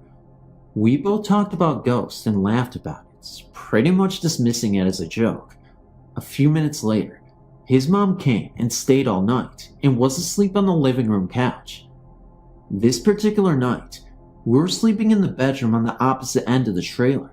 It was really late, probably around 3 a.m., and we had been laying there talking when I started hearing this noise. It was kind of like the screeching, but much quieter, and screeched at intervals, like footsteps. I thought my boyfriend had his hand dropped over the side of the bed, making that noise with his hand against the plastic on the mattress. I said, "Brian, quit making that noise." He said, "I'm not making that noise," and held up both of his hands. He looked at me as scared as I looked back at him and said, "Get up and get dressed." As soon as he said that, you could actually tell where the screeching was moving through the room to the corner beside the bed and feel this undescribable presence, and all of a sudden, the screeching just went crazy and so loud. It was right there. Needless to say, within a split second, it was the only one there. Now, can you imagine 2 grown adults running into the living room to wake up his mom? She said she hadn't heard anything, but that we scared her to death running through the living room at 3 a.m. in the morning like we were on fire. We sat up in the living room for the rest of the night and moved back to his mom's house within the week. So far, that's the only experience that I've had.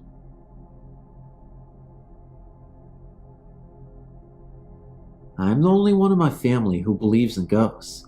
I have plenty of reasons too. Many of these experiences I've never spoken of to anybody until now. My friends and family wouldn't believe me if I began to tell them, because I have so many different experiences with what I believe are ghosts. I think I'm meant to know of them. I feel like I have a connection with the dead. All of this probably sounds pretty unbelievable, especially coming from someone as young as I am, but it all happened.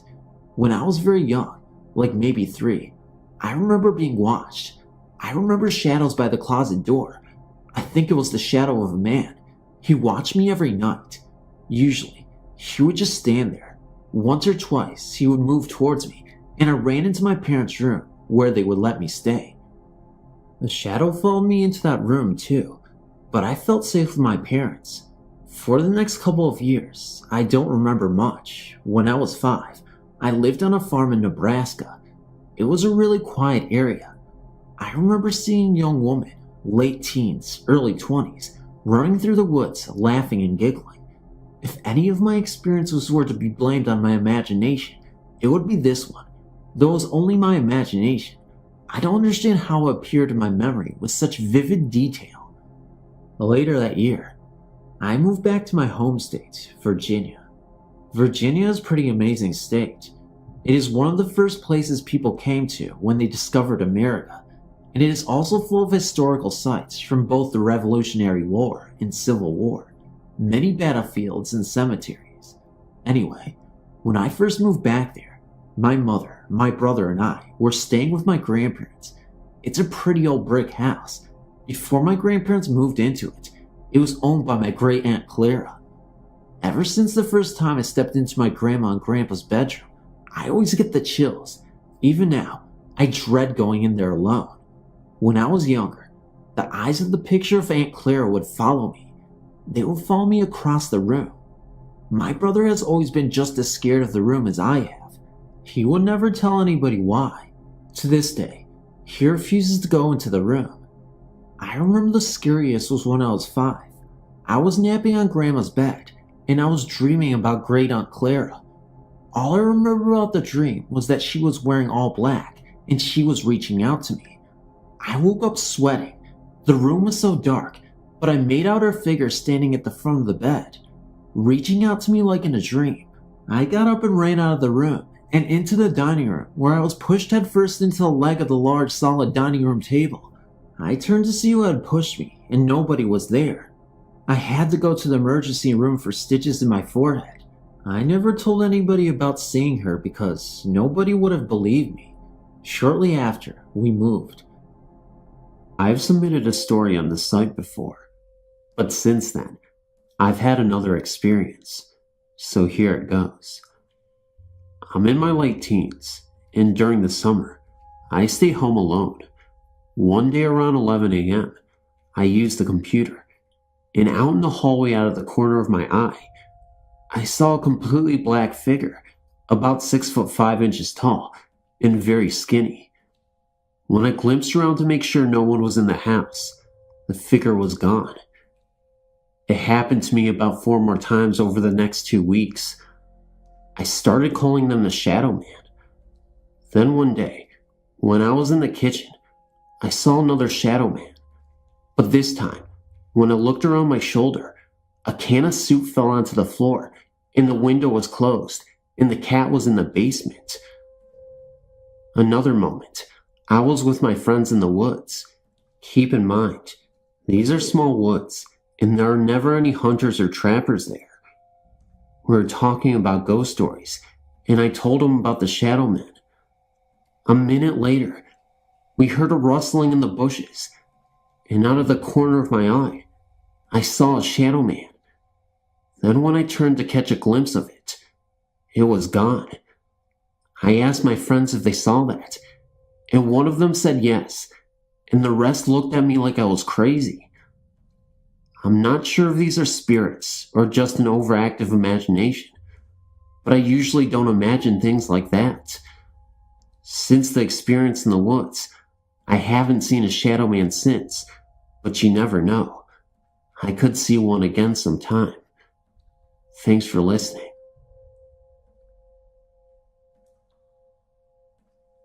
My name is Kara, and I have another story I would like to share. This encounter, or whatever it's called, took place in the kitchen. It was about midnight, or 1 in the morning. My mother was asleep. I was on the computer, playing brain teasers or something, and my dog, Susie, a collie, was lying next to me in my chair. As I was playing my game, Susie started to make a noise, in between a bark and a growl. I looked to see what she was staring at, and she was looking into the kitchen. Our house is little, but it's cozy. I couldn't see anything, so I took it as attention-seeking and hushed her. About 10 minutes later, Susie was sitting in the corner directly across from where I sat, and she made a deep growling noise that was so unnatural to me, and she bared her teeth. Not at me, but towards the kitchen. I didn't want to look for her, I admit fear. I thought I would see someone like a burglar of some sort. I looked out of the corner of my eye, and that's when I saw a very, very large white dog. Looked like a wolf dog to me, because it was so large. It had eyes as blue as the sky, and fur as white as snow. It didn't look threatening, but intimidating. It just laid there by the recycling bin and stared at me. Susie whimpered and caught my attention. I looked at the corner of my eye, and the dog was gone. That night, everything was so still, quiet, freaky, the way nothing seemed to be able to move, like a pause button had been invented to freeze the noise after the dog had vanished. I went to my room to lay down, but my room was piled with clothes, books, etc., so I decided to go to my mother's room to sleep, since her bed was a king size and clean. The time passed by as I laid there. 1:30, 2:30, 3:30 a.m., all the way to 4:30 a.m. I just stared at the wall with a background of my mother's snores. I glanced at my mom's door for a second, and there, perched on the door, was a dark cat figure. It had evil green eyes, fur as though it had caught the dark glistening of nighttime. I stared at it for no more than 10 minutes. I rubbed my eyes. It was gone. It seemed as though someone played the sound button again, like the mute button wouldn't work. I looked out the window, on my left, and I saw a cat crossing the street, and I decided to doze off. But something didn't seem right. It was like the temperature dropped 20 degrees in the room. I didn't like it, and neither did Susie. She sleeps at the foot of Mother's bed. She gave a very low growl and came over to lay next to me. I pet her for a minute and glanced at the hallway and saw what appeared to be an overgrown house cat. I fell asleep 10 minutes after that. I still don't know the connection between the dark cat figures and the white dog, but if you happen to know, I'd like to hear from you.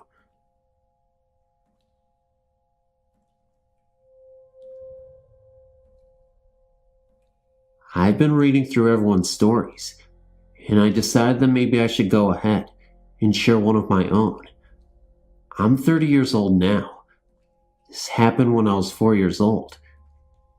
My parents and I were traveling to Oklahoma City to visit my mom's sister. Mind you, this is a short story, but definitely very eerie. Anyway, on the night before we arrived at my mom's home, we stayed the night at a hotel. My mother is not one to be inconvenienced. She needs her own space. So instead of staying in my aunt's house, she put in a stay at a cheap motel. My father obliged her. Now mind you, I did not know about what happened that night until I was about 15, because my mother was so freaked out about what happened that night that she did not tell me about it until then. Only then did it come out in conversation. She said that sometime during the night, while her and my father were asleep on one bed, and I was asleep on the other, at about 3 or 4 in the a.m., I sat straight up and proceeded to scream. She said that my father tried to console me, but I would not stop, and the worst thing about it was that I did not sound like a small girl. She said I sounded like a grown woman in agony. After a second or two of my father trying to speak to me, to calm me down, nothing seemed to work, so he had no choice but to shake me violently. They said that I looked at them and laid back down like nothing even happened. Mom said her and her dad stayed up the rest of the night, and all was well. However, when we arrived at my aunt's house during dinner, my mother brought up the subject, and she explained to my aunt in detail what had happened. My mom said my aunt froze and looked across at my uncle. That was when she proceeded to tell me about the trench coat man. My mom asked, "Who was the trench coat man?" She said last night, while she was sleeping, and while that incident was occurring with her daughter, she was awakened by a trench coat man. A dark figure in a trench coat, of course. He was just staring at her. My aunt then described the eyes that she saw. This man had crystals in his eyes, as if his eyes were so cold, like he didn't care about anybody. So this dark trench coat man, blurred figure with glowing glacial eyes, kept staring at her until he eventually disappeared 5 seconds after. That was when my aunt screamed, and my uncle woke up, asking what was the matter. Of course, that was when my aunt went on to explain seeing the presence of this man.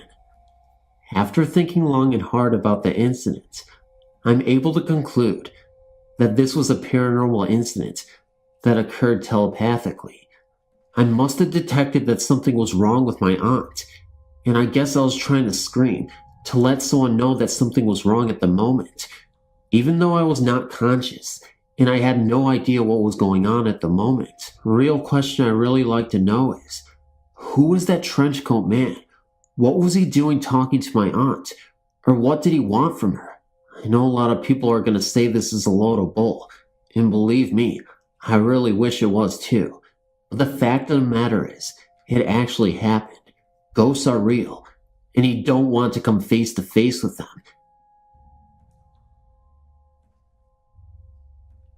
This is just a collection of experiences I've had, and I don't know if they go together or make any sense at all. First was when I was about 8, and me and some of my friends were out in the backyard telling ghost stories. All of a sudden, we heard a deep voice slowly calling our names. It seemed to come from behind a shed in the backyard, and we all ran away from it. We ran into the house, and then calmed down, thinking it must have been my father. But then I realized my father was at work, and all of our neighbors were pretty up there in age, and I doubted they even knew our names.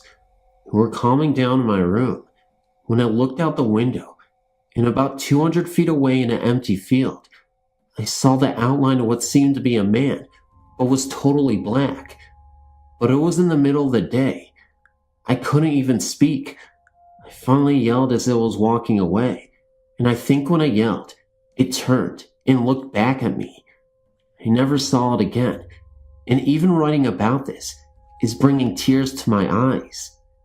The other experiences I had were in the same room, in my grandma's house. When I was young, I used to sometimes go to my grandmother's and stay for a weekend or a night. One night, I was sleeping, and I got up half asleep, in some sort of confusion of hearing something in the hallway. I looked down the hall, and there seemed to be a shadow of a tall man against the curtains, with moonlight shining through them. I wasn't scared like the first time, but I actually felt like this man was watching over me, and for some reason, I had a weird feeling it was my great-grandfather. The other time, when I was about 16, I was actually living in that room because I had moved out of my parents' house temporarily. It was a typical night. I laid down to go to sleep, but was having some trouble. I finally started to get drowsy, and I rolled over onto my other side, and then out of nowhere, I hear my name whispered urgently into my ear. I even felt the air. I jumped up, and no one was there. I had the door closed, but my grandpa was somewhat of a jokester, so I thought maybe he was pulling a prank. So I got up and looked down the hall, and I saw him and my grandma in bed, watching TV. He may be a prankster, but I doubt he can run that fast. I'm 18 now, and I haven't seen or heard anything weird since, but I also don't spend very much time at my grandma's house anymore. Thanks for reading.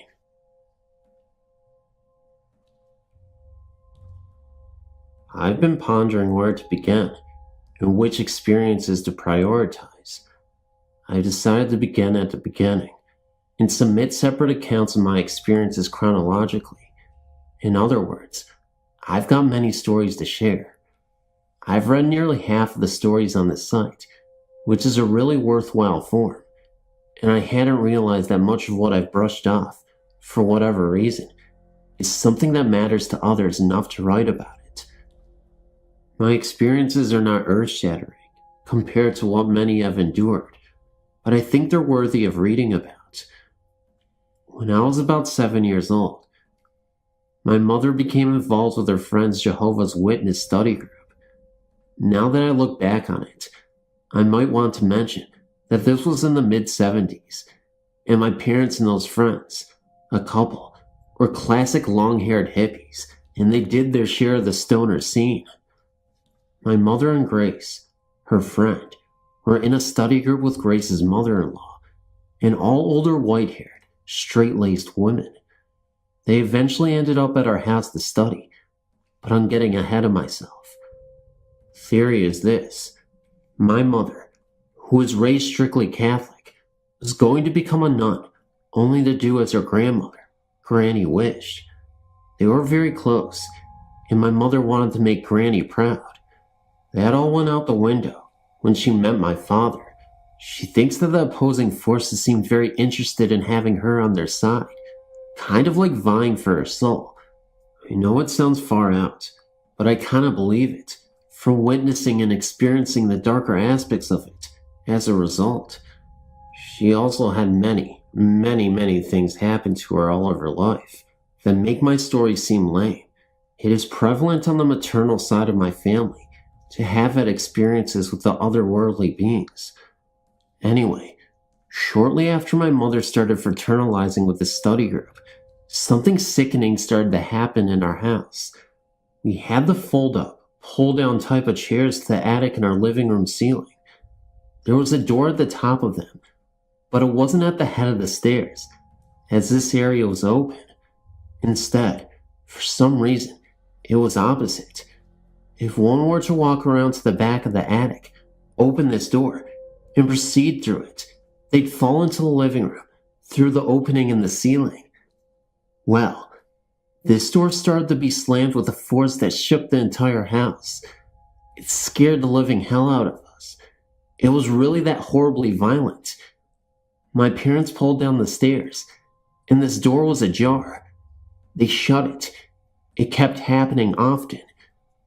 They somehow tied the door shut by the knob. It still happened, but worse. The windows literally shook. Pull the stairs down. It was still tied shut. One day, during the late summer, the group was over at our house, doing whatever prayer stuff they do. My father was at work, and my older brother, Grace's kids, and I were playing outside. We heard screaming coming from inside the house. We ran inside to hear the attic door slamming, beyond what any door should sound like, and this horrid, guttural growling noise coming from up there. It just sounded that awful, that no one can convince me that whatever it happened to be was ever human. Everyone ran screaming out of the house, to their cars, and they were telling my mother to get us too, and get out of that house. Well, we left for a little while, but my mother decided we couldn't be homeless, so we went home. Not my idea of a good time. It continued to happen, usually lasting 5 or so minutes. It happened at least once a night. Well, my mother had an experience shortly after we had gone back to school. She claims that when she was home alone in the living room, with the windows open, the air just went silent. No birds chirping, no chipmunks, no locusts buzzing, nothing. We all lived in the country, away from any other houses. She said she started hearing the sound like a vacuum cleaner. It got louder and louder, and seemed to pulsate. It filled the room, and the walls looked as if they were buckling and waving. She smelled this horrid, rotting stench, and she kinda knew she was in for something pretty awful. She ran into her room. I'd have run the hell out of the house, and jumped into her bed. She pulled the covers over her head. She said she heard something walking slowly across the living room, towards her doorway, which was open. She was just praying, not daring to look. It sounded to her as if we were dragging a heavy cloak behind it, and it was breathing extremely heavy. It was nearly at her bed, and she was just about dying of fear when apparently our school bus pulled up, and it dissipated. She'd apparently had enough. She took any religious materials she had brought into the house from the group, not including her Bible that she had gotten from Granny, which she kept, and burned it in the fire pit out back. I remember being upset when she took both my brothers and my books, which I guess you could say was like kids' versions of Bibles. They were small, pink, hardcover books, and they had pictures, and were easy to understand for me at that reading level. I absolutely loved to read, and it didn't matter what it was. I cried, but they got burned anyway. Well, I got over it soon, as nothing more of that nature ever happened at that house. It left as quickly as it came. It was evil. I strongly believed demonic, and it seemed like it was satisfied that my mother quit the group and burned the literature associated with it. It was not associated with the house. It came with a purpose, and left having achieved its goal. The only other thing I associate with this battle of good and evil of my mother happened when I was in 7th grade. I was trying to sleep, totally different house, but I swore my bed was shaking. I just figured I was being stupid, but it got worse. Still, I tried to dismiss it. It got bad enough to where I became scared crapless. I got up and went out to the living room. I startled my mother. She asked me what was wrong. I told her, and she got these big, weird-looking eyes, like she said she was spooked. She said, "Oh my God, I was just reading the Bible." She rarely opened it, for fear of bringing something on. Well, I was just fine with her not reading it. If it was going to target me to get to her, I just wanted to be left out of the whole thing. I know that probably sounds ignorant, but I truly felt it was demonic, and it scared me out of my mind. After what happened, I felt anything bad might just pop up at any time. Even though I'm not close to my mother, haven't spoken to my family in about 14 years, my heart does go out to her on whatever her spiritual fate is to be. She's not the best person, but she isn't inherently evil, just a broken, miserable woman from years of abuse by both her father and my father. This experience added to my straying from any traditional religion. All I knew of Christianity was what my mother told us as kids, and some of what I read in my pink Bible-like Bible book, and it wasn't much. I'd always had my own thoughts about the whole heaven and hell concept, but I was afraid of burning in this hell if I strayed from it. It just didn't sit right with me. It always scared me, including the concept of God. My concept of him was that he was very quick to punish anyone who had their own free thoughts and let people roast at the drop of a hat. I always felt spirituality shouldn't be a frightening experience, but I didn't have the hair on my butt when I was young to explore my inner beliefs. I was never baptized, and I suppose I'm pagan, if anything. It's confusing, but as much as I don't adhere to the whole Bible concept, I can't dismiss it for others. To end this story, I just want to thank you for taking the time to glimpse into my reality. I also have to acknowledge that some of you may have thought that much of it was due to my parents' use of weed, but myself and all of the others didn't imagine something so wretched. Rest assured, ladies of the study group wouldn't have been altered. The very last noteworthy thing of my mentioning, in accordance to the subject, is that I did later independently, and most unwillingly, encounter another demon-like thing when I was 19. Yes, quite another story. Please tune in. I've experienced quite a bit throughout my life when it comes to the paranormal, and it all started at my old childhood house. It was a 3-bedroom, 1-bathroom home in Garden Grove, California. If you were to drive by and look at this house, it's cute, and it's a little home in a good environment. However, the things I've experienced sparked my interest and curiosity about the afterlife. Everything in every room in the house felt awkward whenever I walked into it. I shared the middle bedroom with my younger brother, who was only 4 at the time. Once a month, I would have a nightmare of a girl sitting on her picket fence with red eyes aglow, staring at me with such a playful expression. She didn't seem happy that her family was there. Nonetheless, us kids. The strange part about that was, whenever I would have these awful dreams, I would wake up to find my little brother crying, as if someone had really hurt him. I never really took the nightmare seriously though. We had an old, rusty swing set that we loved so much. I was only 10 at the time. During the daytime, everything would be fine, and no strange feelings would occur. However, once nighttime falls, our backyard would be off limits. My mom wouldn't let us go to the back and play on summer nights, and she, well, never told us why. One night, my mom forgot to turn off the water hose, so she kindly asked me if I would do it for her. The idea of it was already bothering me, but I didn't take anything paranormal into consideration.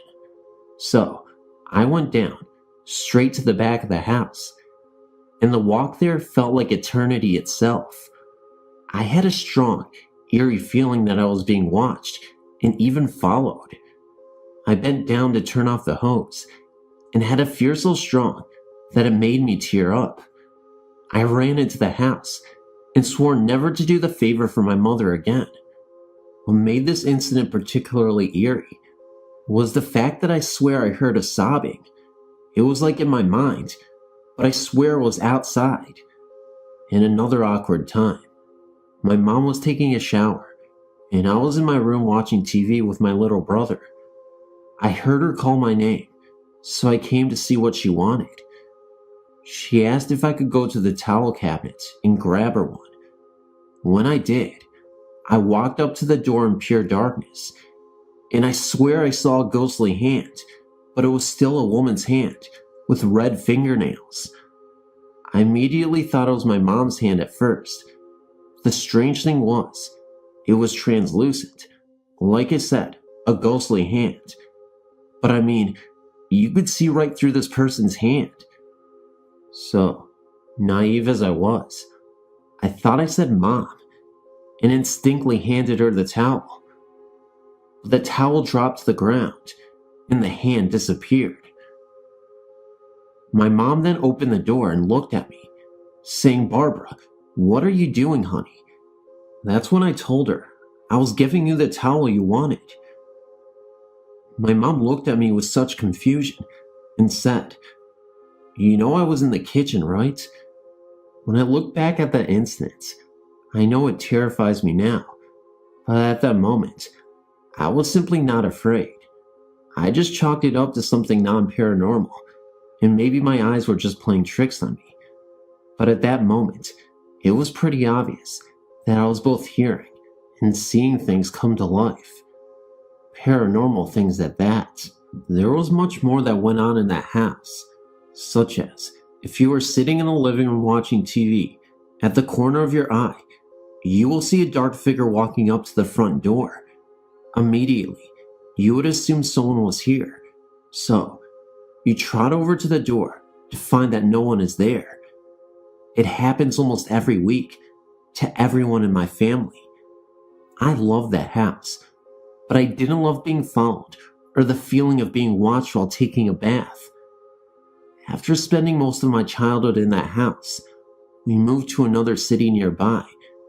Now this house is quite dramatic. I'm 19 years old now, and I lived in Georgia for 3 years to finish up school. Coming back, strange activities started happening, especially in my new room. My grandfather passed away 3 years ago, and my room used to be his room.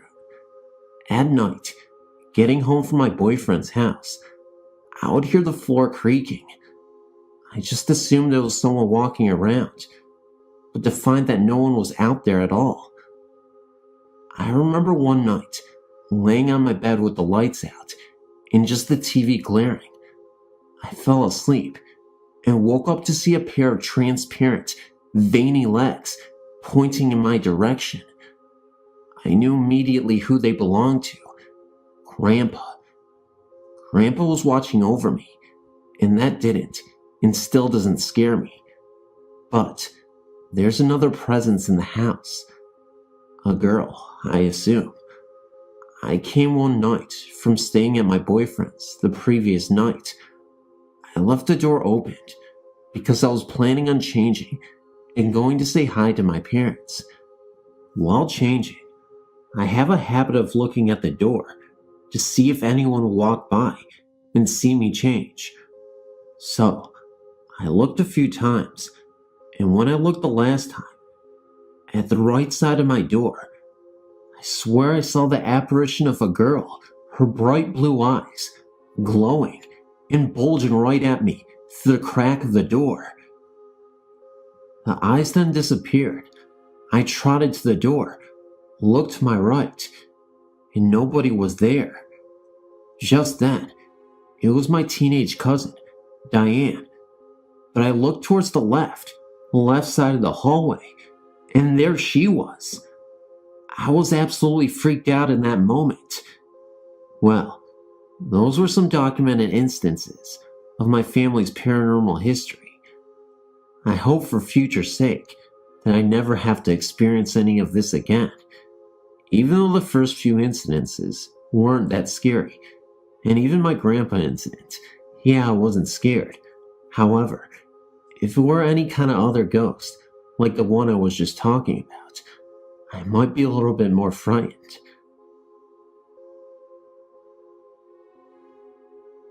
I'd like to refer to this haunting as the haunting in Duxbury, Vermont. We bought the house from the niece of Leo Morse in the fall of 1999. Leo lived here his entire life. Shortly after we moved in, we heard strange footsteps on the second floor when we knew no one was up there. During one such incident, my husband, myself, my 2 children, and a couple friends heard someone walking across the floor in the upstairs bedroom as we all stood in the living room below. One night, when I was taking a bath and was lying back in the tub with my eyes closed, I suddenly felt very uneasy, like someone was staring at me. I looked behind me to where the door was and saw this transparent mist, and it disappeared within a second. The door creaked open just an inch, and I screamed my head off. My son, while still in high school, had similar experiences of being watched by someone who couldn't be seen. Our television has also turned on by itself on more than one occasion. Our channels have changed, with the remote sitting out of everyone's reach. In the fall of 2007, my husband had just walked upstairs to go to our bedroom when I heard him hollering at someone and asking him what he wanted. We all ran upstairs to where my husband stood in the doorway to our bedroom. He was staring at the back wall of the other bedroom, pointing to no one and yelling, tears in his eyes, for someone who no one else could see to get out.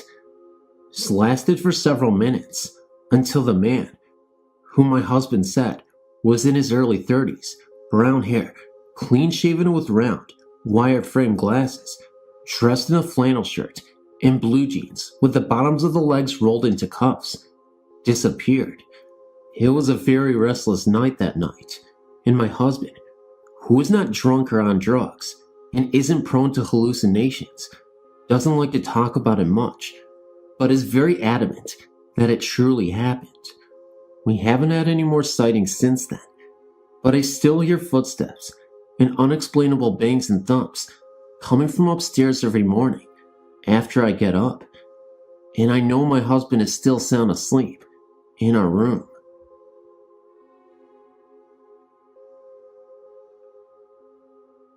My name is Andrea. I'm from New Mexico, and I'm 17. I've had numerous experiences throughout my life with the paranormal. I'll start from the beginning, I suppose. Before moving to Deming back in 2000, I lived in Hatch, which is about an hour away.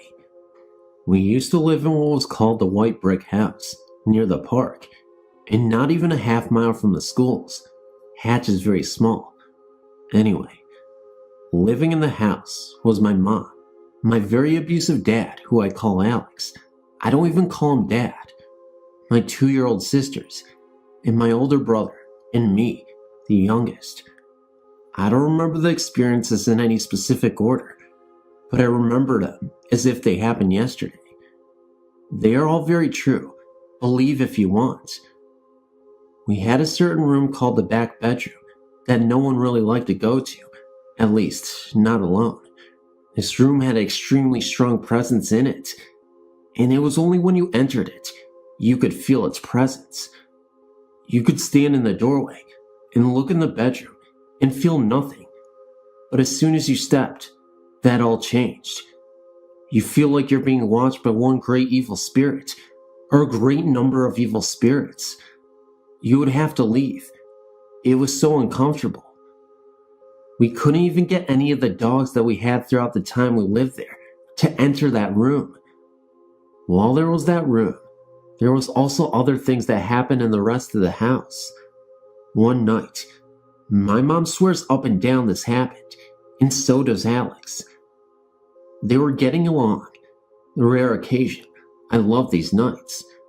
My mom put all 4 of us to bed, so her and Alex had some alone time, and were relaxing together in the spa, talking one night.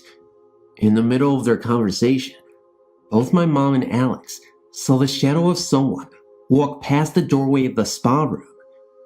My mom thought it was one of us that had gotten up in the night and went to check in on us, only to find us all snoring in bed. Her and Alex then asked us the next morning if we had gotten up, and none of us had. Another time, me and my oldest sister were playing in what we called the second kitchen that had a room off called the craft room. My mom paints ornaments in there. We suddenly smelled a strong perfume that didn't smell like any perfume made today. Then we heard a conversation between maybe 4 or 5 people. We looked in and saw 5 older upper-class people in clothes from the early 1900s time. I remember one man specifically. He was bald, with a brown beard and a looking-glass eyepiece like the rich people would wear back in the day. He was wearing a black penguin-tailed suit with a white button-up underneath. He looked somewhat pale, but not very transparent. He turned his head slowly and looked straight at me, not my sister, and nodded his head. Shortly after, he continued to speak with his company. I ran to my room and stayed there for the rest of the day. We had an organ in the living room, along with a drum set and Alex's guitars. We're all musicians. Amps would turn on, even when they were unplugged. The organ played as though a very experienced pianist were playing it. Piano was one thing none of us really learned how to play, so it was obvious none of us was playing it. There were times when the dogs would follow something we couldn't see down the hallway to my room and Alex's room. My older brothers one night got up to get a drink of water in the second kitchen, and that's where the laundry room also was. He's 22 years old now, and still swears this is true. He saw a tall figure standing by the washer and dryer near the back bedroom, and he felt it as an evil being. It just stood there, glaring at him, but never moved, as if it was frozen, but with the evil expression looking at him wherever he moved. He figured it was Alex. He shouted out Alex's name, but didn't hear a response, so he figured he was mad and went back to bed. The next morning he asked Alex why he was so mad at him. Alex just looked at him and said he was at the bar. My other sister said she was walking by the back bedroom one night and swear she saw a black figure out of the corner of her eye, standing straight up against the wall, and it tried to grab her with its arms, but couldn't reach, as if it was restrained. After Alex left, we moved out of the house and into a little apartment. There's only been one thing that has ever happened to me there. I got up in the middle of the night to get something to drink, and as I was going back to my room, I saw what looked like a little blue orb, glowing in intense blue. It moved around for a few minutes, before ultimately dissipating into thin air. Aside from these apartments we lived in, we also moved into a trailer not too far from the white brick house. This house was always said to be haunted because the man who used to live there died of a heart attack in either the yard or the bathtub, and he had 2 dogs that died of mysterious causes after he did. It was almost as if they died of a broken heart. There would be nights when we could hear the clicking sounds of a dog's nail on the tiles. I was in my room reading one night when my whole dresser just fell over. No reason for it just to fall over. My friend and I, Rosario, and my sister were all in the living room one night when we heard a window shatter come from my room. We never found a single shard of broken glass in the house or even outside, even though the sound came from inside. Finally, I would always see the shadow of someone walk into the laundry room, and no one would be there when I looked. All of these incidents were fairly alarming to all of us, and I'm convinced that they were being followed by the same evil spirit that resided in the red brick house. These days, I never experienced any hauntings, and I'm very glad that this is all over.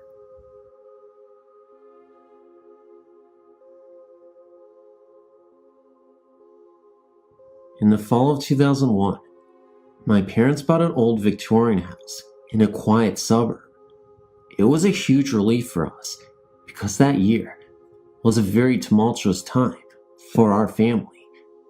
We couldn't find a house that was affordable, and nearly every house we found in the area was either in need of major repairs or super expensive.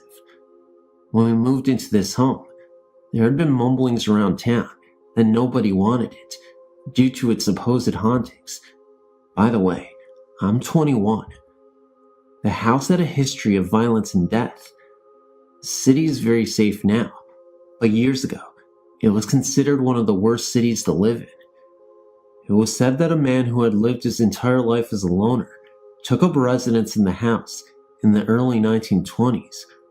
One night, he apparently hired a prostitute to stay the night with him. She was unaware that he had no money to pay her for her services. He led her into the kitchen, playing off that he had some spare cash lying around the house. He ultimately ended up strangling her to death and chopping up her body. He was apprehended months later and ended up dying in prison. When the cops questioned him, all he could say was that he needed love. In the first months, we had stereotypical noises that any house would make and dismissed it as nothing more than just noises. However, doors would open and close, lights would flicker on and off, and there was this funky odor that always seemed to linger throughout the house. It was very hard to describe, but it smelled a lot like rotten eggs on a very subtle level. The most terrifying thing that occurred was when I was in the kitchen in the middle of the night. It was about 11 p.m., and I had just come home from work and entered the front hallway of the house at first. That's when I heard whispers, which sounded like the word lonely. I figured I was just exhausted from a long day's labor, so I decided I needed to get to bed. But before I did, I fixed myself something to eat in the kitchen. I walked into the kitchen, but that's when I heard moaning sounds, almost like someone was struggling. As I sat on the chair by the kitchen table, I saw the transparent figure of a woman with an anguished look on her face. She appeared for a few moments, then disappeared. She looked like she was from another era and wore all black. Her face looked disfigured and beaten. It terrified the living hell out of me, so I ran upstairs to get my parents. I guess I just needed some comforting, and I found out they weren't home yet. There were other incidents that occurred in the house. My mom actually told me that she was in the laundry room when she could distinctly hear the sounds of a growling man in the laundry room late at night. This was something that seemed to happen quite frequently around the same time, and always only in the laundry room, nowhere else. It was never something really loud and startling. It was always faint, but insanely scary. There were times that we would see two shadows in the corner of our eyes, constantly walk back and forth from the kitchen to the living room. Again, this was subtle. When anybody would actually turn to directly look, these shadows would be gone. Most of the time, we always thought it was just our eyes playing tricks on us, and even after my incident, I still thought that. Anyway, that's my story. It might not be too exciting compared to others, but it is creepy and insane. I'm glad I don't live in that house anymore. Sadly, my parents still do, but it seemed that nothing happens anymore, besides the subtle doors creaking open slowly from time to time, and the continuation of lights flickering. Thanks for reading. My family and I took a trip to Tennessee in the summer of '08. We went all over the place, such as Jackson and Nashville. On our second to last day before we left to go home, my family decided to go to Franklin because we had picked up a brochure of haunted places in Tennessee, and so he went to humor me because I was interested in hauntings at the time. This city, not known to most people, is actually the site of the bloodiest battle of the Civil War, even worse than Gettysburg. There are two houses that were the main sites. One of them was the Carnton Plantation, which is the setting to my story. The plantation was creepy enough when we drove up to it, without even knowing the history. When I got out of the car, I looked up at the house and noted how beautiful it was. Then my attention was averted to the balcony on the second floor. There, standing on it, was a man. He was clearly dressed in a Civil War uniform, though I quite can't remember which color, and I could clearly see that he had a beard covering his jawline. He stood there with his arms behind him, as if he was gazing out, overlooking troops. Of course, at the time, not knowing any of the history, I thought it was just a tour guide taking a break out on the balcony. I even hoped he was going to be my family's guide. Later, once we were on the tour, I noticed that none of the employees were dressed like 19th century citizens. Of course, then we got the history of the place, and I understood why this place was considered haunted. When the battle itself was both going on, and when it was over, injured soldiers were treated inside of the house. So many, in fact, that there are stains of blood inside of the house that will not come out of the floor. Many soldiers obviously died inside of the house. When we continued our tour upstairs, we entered a room with a door to the balcony. This is where I learned that no one was allowed out on the balcony. This confused me since I'd seen that man out there. When the guide took the group into the room across the hall and began talking, I couldn't pay attention. The closet in the other room kept grabbing my attention because it had a piece of black cloth in it. Finally, I tried to keep myself focused, and it was going well until a gentleman in the group got bored and decided to go out into the hall. I watched him leave, thinking that it was very rude and should come back. For some reason, when he left, I noted that the sun was in a position that didn't cast a shadow of the man's head on the hallway wall.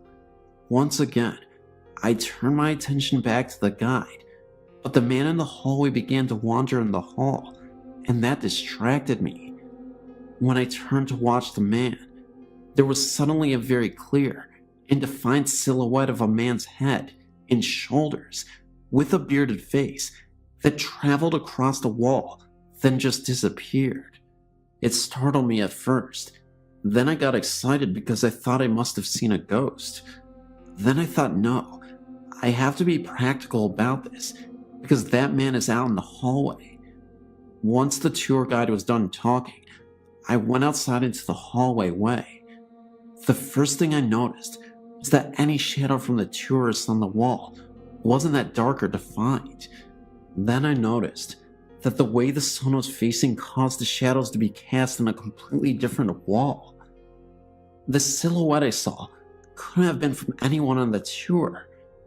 Then I noticed that there was an upstairs where I thought maybe an employee could be working. That theory was completely dismissed when it appeared no one was up there. There wasn't any logical explanations for the silhouette. It wasn't until my family returned home a few days later that I decided to research what I had seen. After discovering that there was a frequent spirit there that was called the General, I made the connection.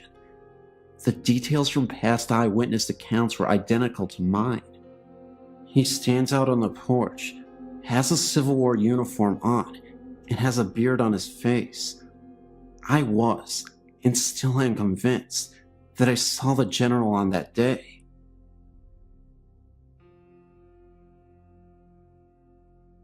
This took place shortly after I turned 16. My dad was working up in Oregon and Washington, but was based out of Rainier. I went up to live with him, I guess just to do something different. I was used to being around the city type of atmosphere, and it wasn't too long before I grew bored. Not that the Oregon country girls in that area didn't stir my blood.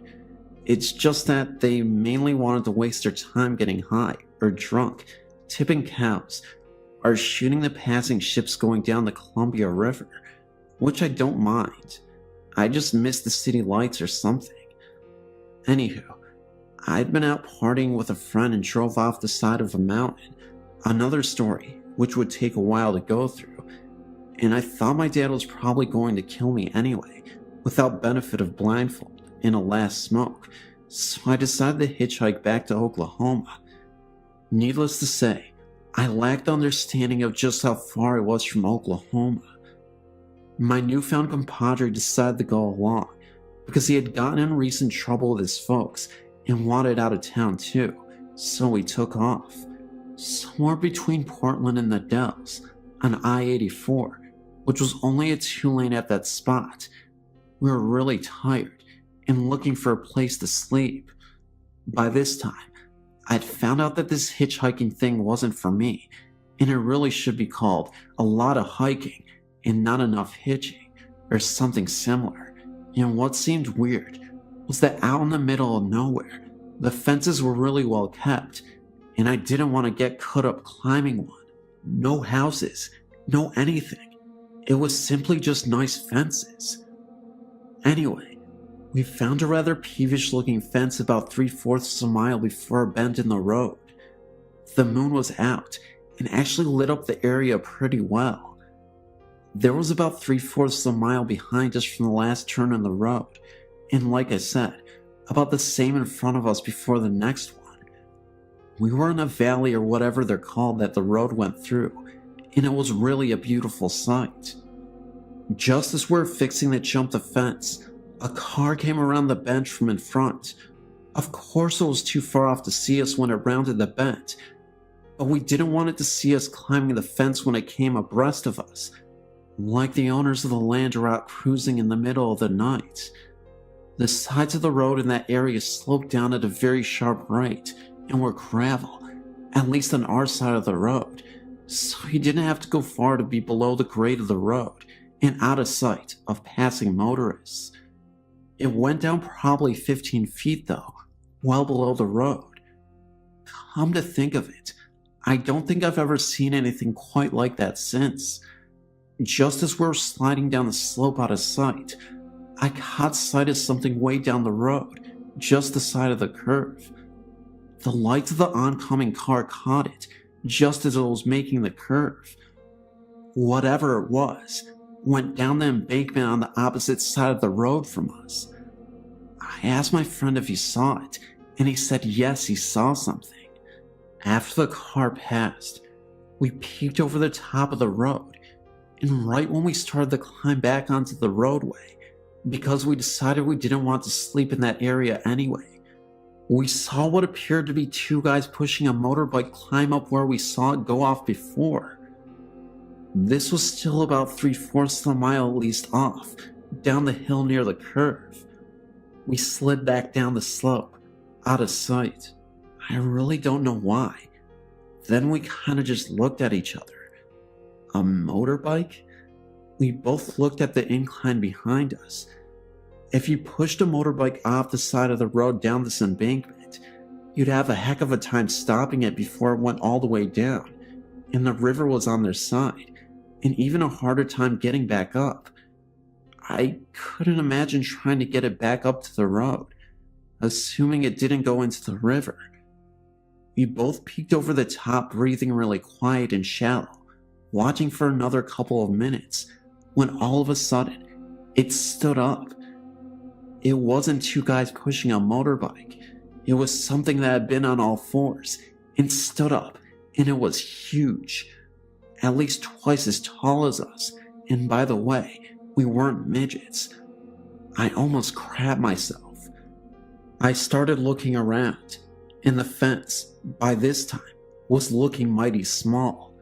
Thinking really fast in that fight or flight mode, and the flight was definitely the way I was leaning towards, I realized that, thank God it had been his turn to carry the backpack, which would slow him down, and had the only food we had in it, and on top of that, I thought I could outrun him. Maybe it wouldn't want both of us. I looked at him, saw the panic in his eyes, and knew he was thinking along the same lines.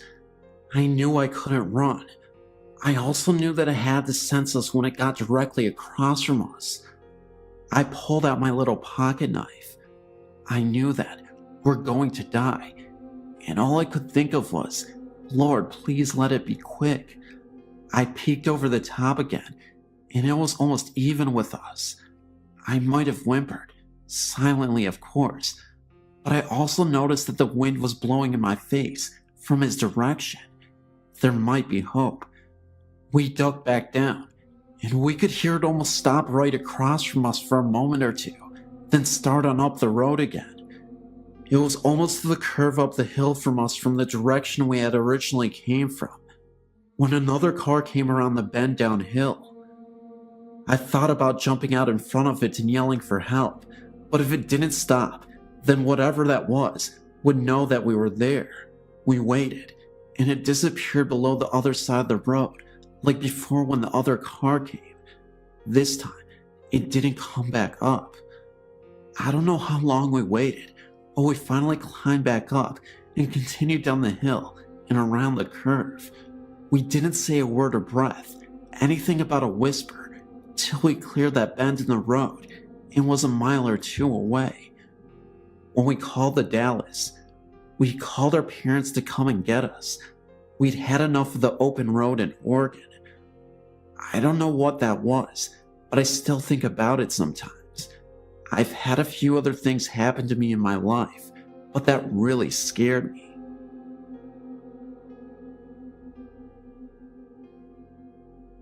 My boyfriend and I saw the state park on our way from Arkansas to Illinois and thought we should check it out.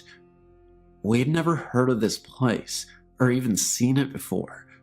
We parked in the parking area and got out of the car to explore the woods. Naturally, I had to use the restroom, so I went to the bathroom, and once I got to the toilet, I had a terrible feeling of being watched, and I truly felt like someone was in the bathroom with me, but obviously, I was the only one. The feeling of this presence was so unbearing and evil that I ran out of the bathroom the second I finished with my pants down. Once I got out of the bathroom, my boyfriend and I started down the path. Within 30 seconds of walking, and still within 30 feet of the bathroom, my boyfriend and I heard a loud footstep, crunching the leaves. In fact, it was multiple footsteps. My boyfriend thought it was a bear or something, because of the heftiness of the steps, so he was searching and searching for a bear, or anything, but he couldn't find a thing. I didn't mention the bathroom to him, but after not too long, I insisted we continue. I know there is something terribly evil in that bathroom. For a while, nothing else odd occurred, and we continued on the path which goes down to level ground, with a large lake on one side. But soon after we got to this level ground area, the sun started settling, and that's when things got uneasy again. We both started to hear something large walking in the leaves again. Sean, my boyfriend, really wanted to see what it was, and at this point, I felt like we were really in danger, and that something else, unnatural, was there. So we barely started to move farther into the woods when Sean told me he saw a shadow or something farther in. Then, I was done. I told him we had to go, and I cannot be here any longer. So, I ran like hell back to the car, and Sean was close behind me. Once we got to the car, I was at the passenger door, ready for him to unlock it. And of course, he tells me that he hears that thing we've been hearing in the sparsely wooded area, directly in front of the parking lot, which is to the very right near the parking lot, and that he has to see what it is. So, I had him throw me the keys, and I got in the car. He got in within a minute, and I asked him if he saw anything, and he said he just saw that a dark shadow moved behind a tree, but nothing else. Needless to say, we booked it off that mountain, and it really seemed like a car was trying to chase us down the mountain. But we may have just been super spooked from the woods experience we just had. But I will note, we were driving at about 65 miles an hour, and the speed limit was way less. I forget now what it was specifically, but I want to say between 30 and 40 max. Plus, it was a mountain road, and very windy, and frankly, difficult to traverse at 65. Also, during the time I was taking pictures, the whole time we were in the woods, nature shots, that was actually the entire reason we were there in the first place. and the pictures were neat. The day ones didn't have orbs, but the night ones all did, and I thought maybe it was from the lake reflection or something. But I took a picture out of the car window at the moon right after we got in the car, and in that photo, there's the moon and like 30 orbs. It's amazing to me. I mean, I've never taken any orb photo ever before, and I took another photo of the moon out my window about 30 minutes after we left the mountain, and only the moon. I did some research to find anything on the area. It seems it was established in an old Indian burial ground, but few findings on much else, and I never found anything on cars chasing you out of this place. Be careful. During the day, the bathroom is really the worst part, and seemingly off the trail, but I just wouldn't go at night. And also, Sean didn't seem to have the feelings as intensely as I did, so if you're the right person, the feeling might not be too overwhelming.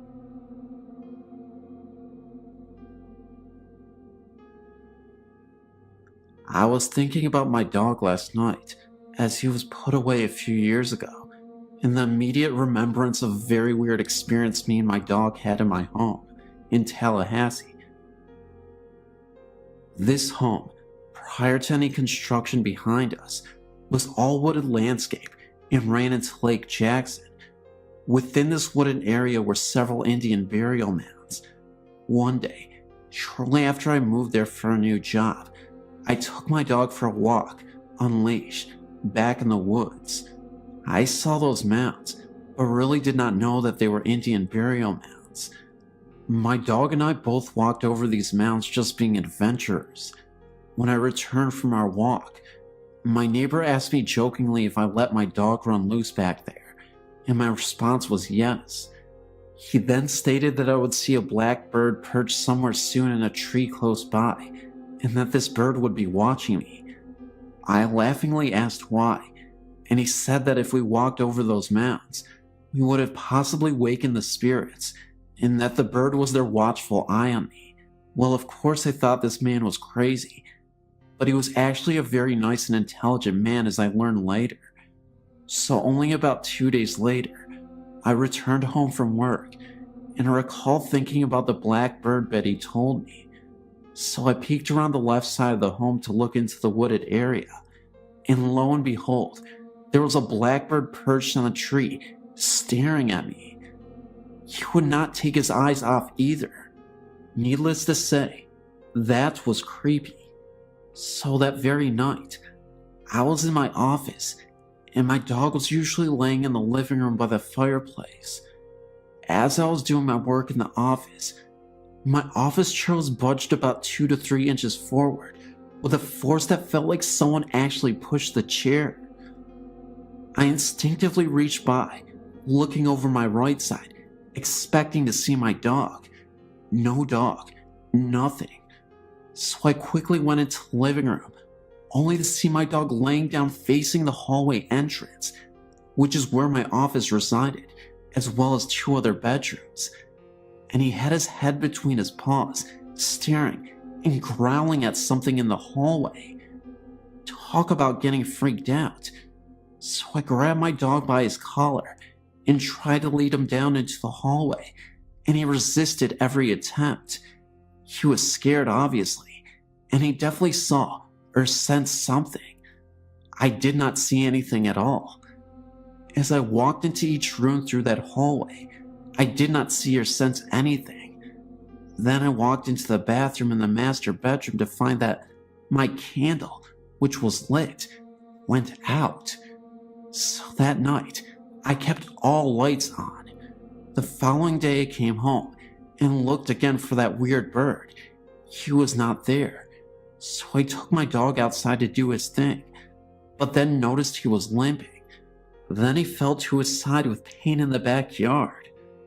As I made the observation, I noticed that in his groin area, he had a large tumor-like bulge coming from this area.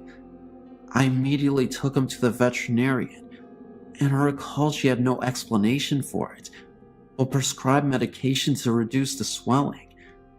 Within 2 weeks or so, the swelling went away, Looking back at that, I really feel that the spirit, or whatever it was, made that happen, as my dog was still young and very healthy. After that week of weird occurrences, I never had anything further happen. I never told my neighbor what had happened, as I did not want to look silly or have rumors flying around. But for sure, I can tell you that I know in my own gut that what that neighbor told me came to life. Dogs can definitely sense or see these spirits, as we cannot apparently. Between the bird, the bump on my chair, my dog growling and acting scared, and the bulge in his groin area, all made sense that something was in that house. Never walked in those woods again. I no longer reside there either.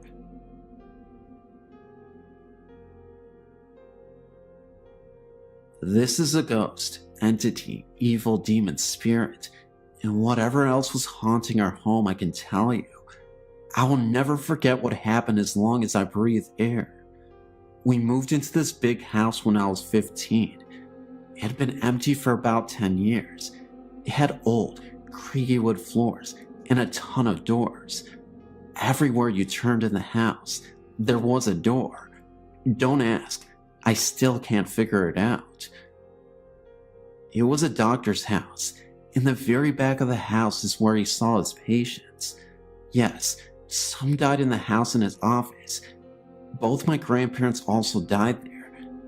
The very first thought we had activity, about 3 a.m. in the morning, there was someone banging on our front door. My grandfather would get up and no one would be there. This happened all the time. We'd drop our car keys in the glass bowl right when we walked in, and they would be in a different part of the house. Things were always showing up all over the house. It likes to play tricks all the time. So many things happened, I can hardly recall them. All but this one I will never forget in my life. I would love to forget it, but it just won't go away. I was 20 years old and just had a baby. I had my daughter in a bassinet beside my bed.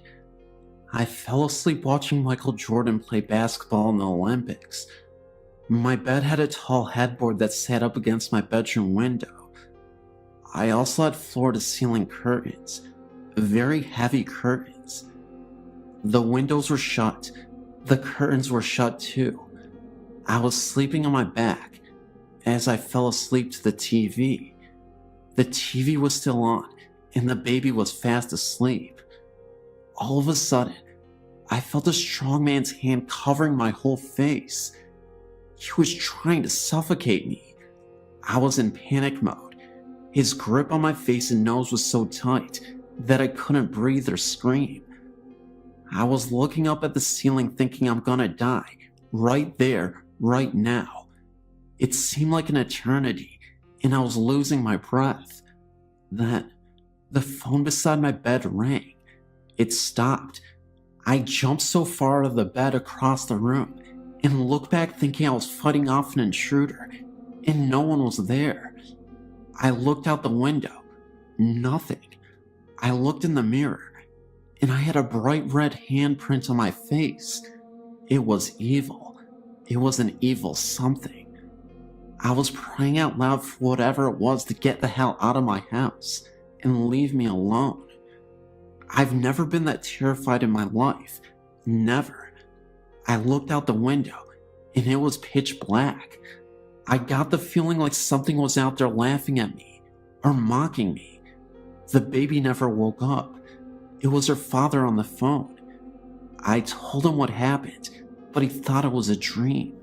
I know from the start it was as real as I'm sitting here telling you today. Not long after that, my grandmother and grandfather died in the house on 2 separate occasions. I was left in this huge house all alone with my 2 children. They were 1 and just months old. The house was always freezing, no matter how high the heat was on. I would hear talking that I could never make out. Footsteps up and down the hallway, pinching, grabbing. The lights never worked. I changed the bulbs all the time. When I did the laundry where the old doctor's office used to be, I could feel a breath on my neck. I could see shadows of people out of the corner of my eye. It was a living nightmare. The energy was so thick and heavy, even on the brightest day. I was scared to death to be there alone and go home after work alone. I would just sit up with the TV on until I could fall asleep and pray to God that I didn't have to go to pee in the night. I was so scared to get up. The day I moved from that house was the happiest day of my life. I could have stayed there forever in that big house, but I wanted out. I still, to this day, 19 years later, have vivid dreams of what happened. All the things I heard and all the things I saw. I've only told a few people this story. I've seen and felt both good and evil from a very, very young age. My nanny told me I had the gift of seeing and hearing spirits, like I was a light to them. I've had so many experiences I can't count. Most are very bad, but I have a couple that are good. I'm terrified of the afterlife. I pray that God carries me to heaven. If you don't believe, I'm telling you, there are things you can't see, but they can hurt you and make you so depressed you want to die. They can touch you, hurt you, and mock you, and laugh in your face. I know.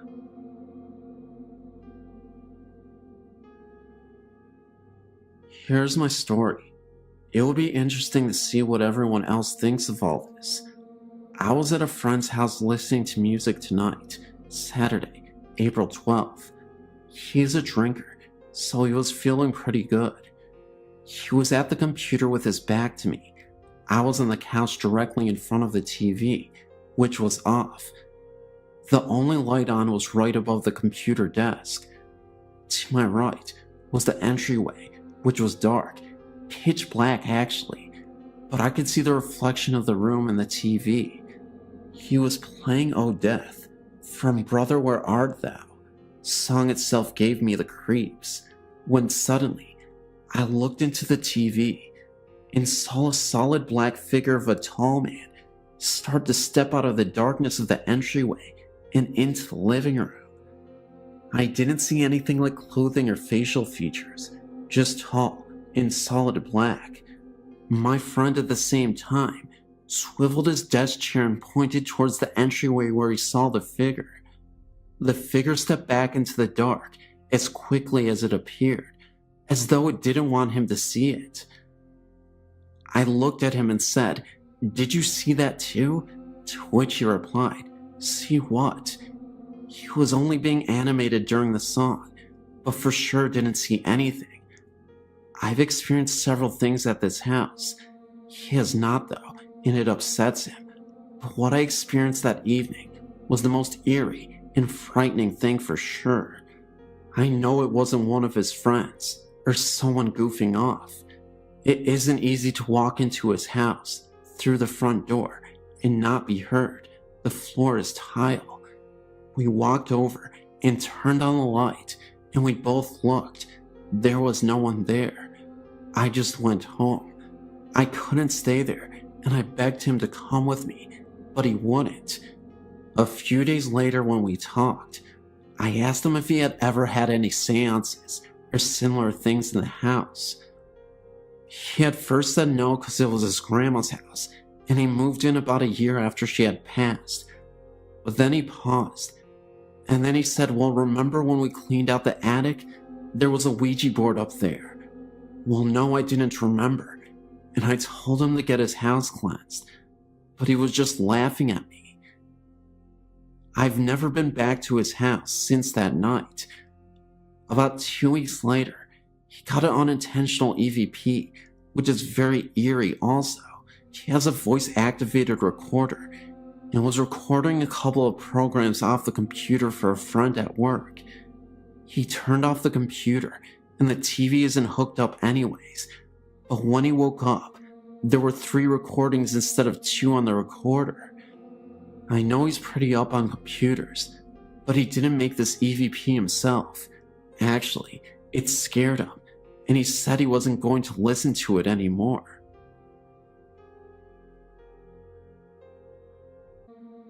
Even though I'm not sure whether I do in fact believe in ghosts and the supernatural, I must be the ghost stories world's biggest fan and relentless reader, and have been a patron of your site for many, many years, at least a decade now.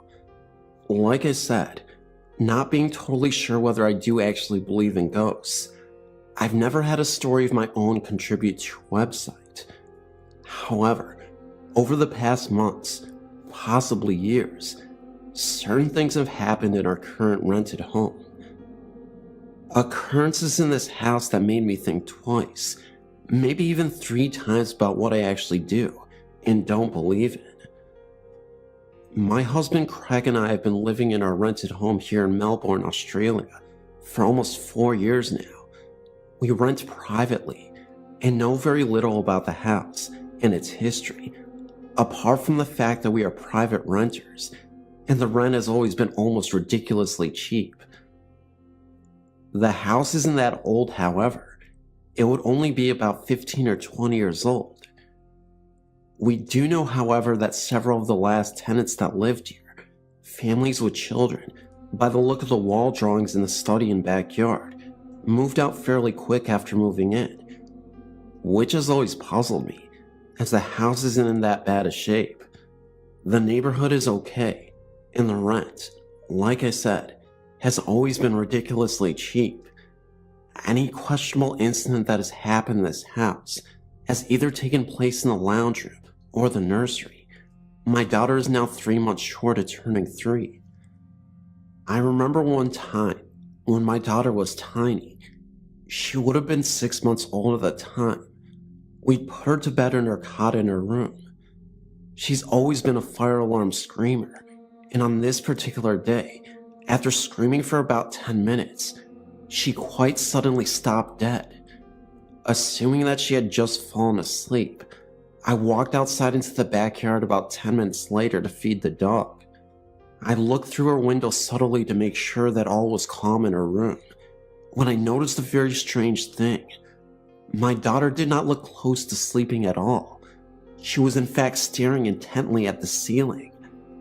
I watched her eyes move from left to right and so forth, as if she was watching something very closely, but there was nothing there. Not thinking all that much of it, I went back inside and continued on with whatever I was doing, thinking that she was just boring herself off to sleep. A few weeks later, something very similar happened to this again, except this time, it was in the lounge room. Heidi was sitting with me on the couch. The family dog was also in the room, sitting by my feet, as Heidi all of a sudden started staring at the ceiling again, with much the same intensity as before in her room. This time, the dog joined in, and was making much the same eye and head movements as Heidi was, as if they were both watching something on the ceiling move from side to side. The dog's hair then stood on the back of its neck, and he started growling, which frightened me, as he is one of the friendliest dogs in the world and wouldn't hurt a fly. Then, being a bit of a wimp, he got up and snuck into the next room and didn't come back for about a half an hour. This sort of thing has happened about 3 or 4 times since then, but nothing besides this has ever happened either. No apparitions or noises or banging. I've sometimes had the feeling, though, that we are not alone here. Nothing like this ever happens when my husband is at home, only when I am alone or with Heidi. A couple of days ago, it happened again. Heidi started off by staring at the ceiling, and then her gaze diverted to her toy basket in the corner of the room. She looked at me, smiled, looked back at the toy basket, pointed, and yelled baby. The word baby doesn't necessarily mean baby to Heidi. She calls newborns babies, as well as toddlers up to about her own age. I asked her where, Heidi. Where is the baby? There, she persisted. There, baby. I shrugged and looked away again and hoped to dear God that she would stop pointing and looking at that darn toy basket. She did, thankfully, after only about a minute or so this time. What do you honestly think about this? Fluke? Or something more than just imaginative child playfulness?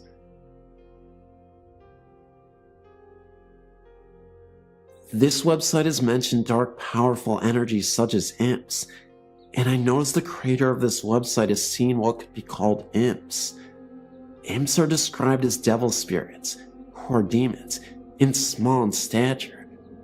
I've had many experiences throughout my life like the one the web creator had growing up.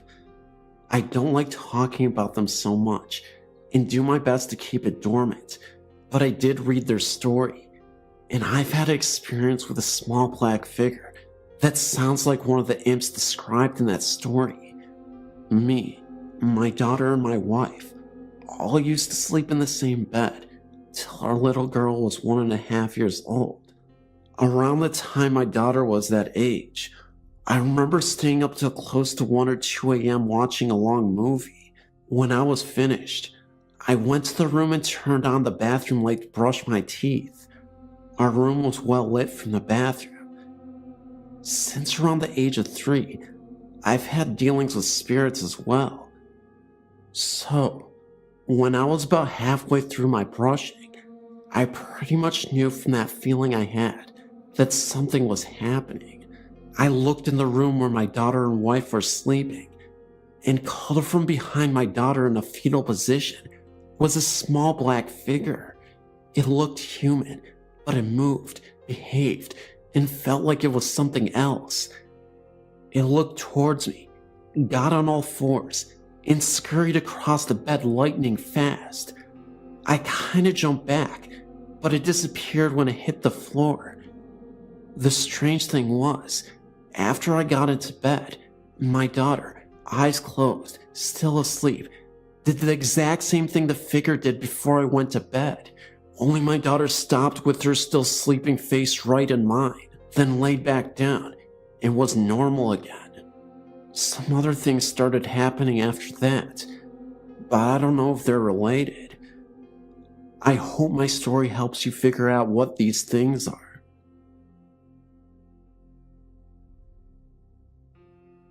My story begins about 3 years ago. I was 27, and me and my husband were expecting our first child. We had been living with his mother, but since I had become pregnant, we needed a place of our own. My parents owned 2 houses, one in which they lived in, and the other right behind theirs.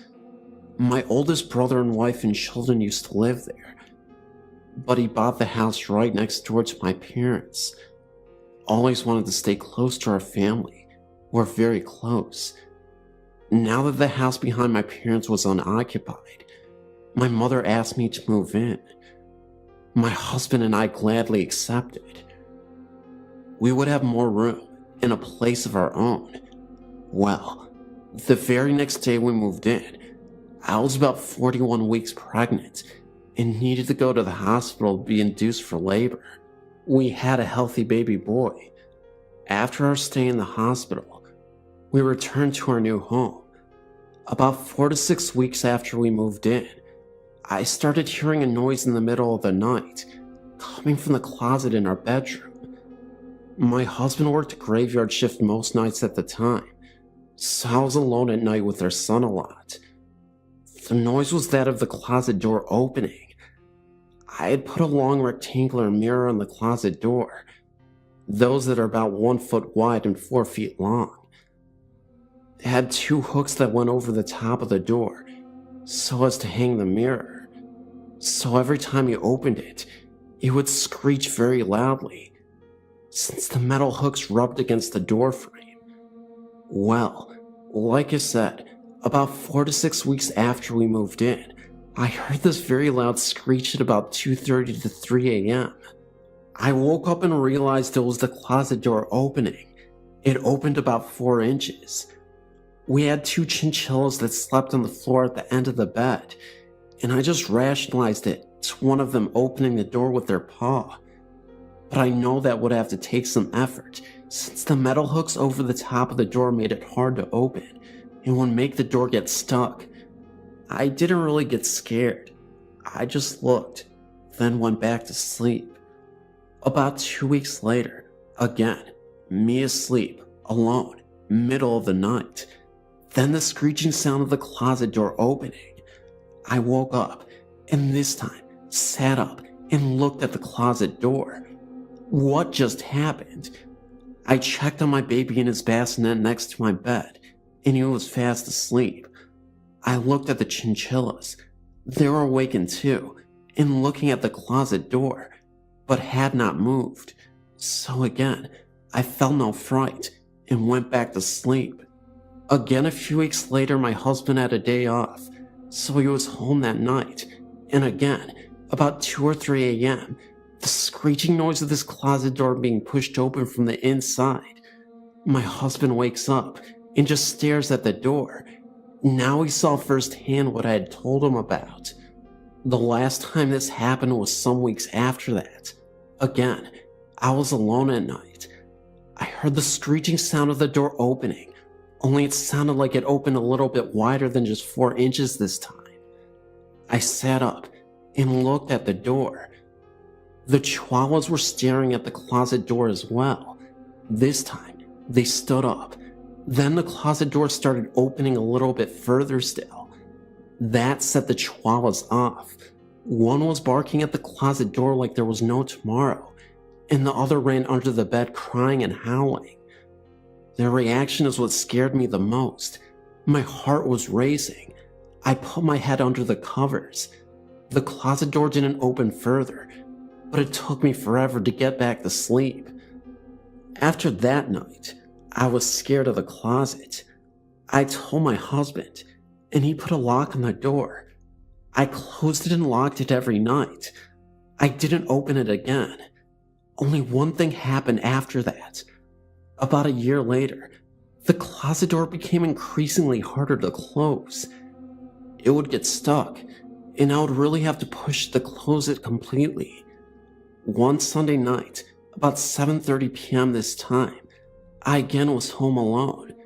My husband was working, and my son was with my parents in the house in front of ours. I was watching some TV, and I didn't like to leave the closet door open anymore. So I walked over to the closet door to try and close it completely. I was really pushing, and I started banging on the door with my fist to try and close it. It was almost closed. Then, while I was banging with my fist, right on the other side of the door there was a loud bang, as if someone hit it with their fist. It was right on the spot I was hitting it. I could feel the vibration against me.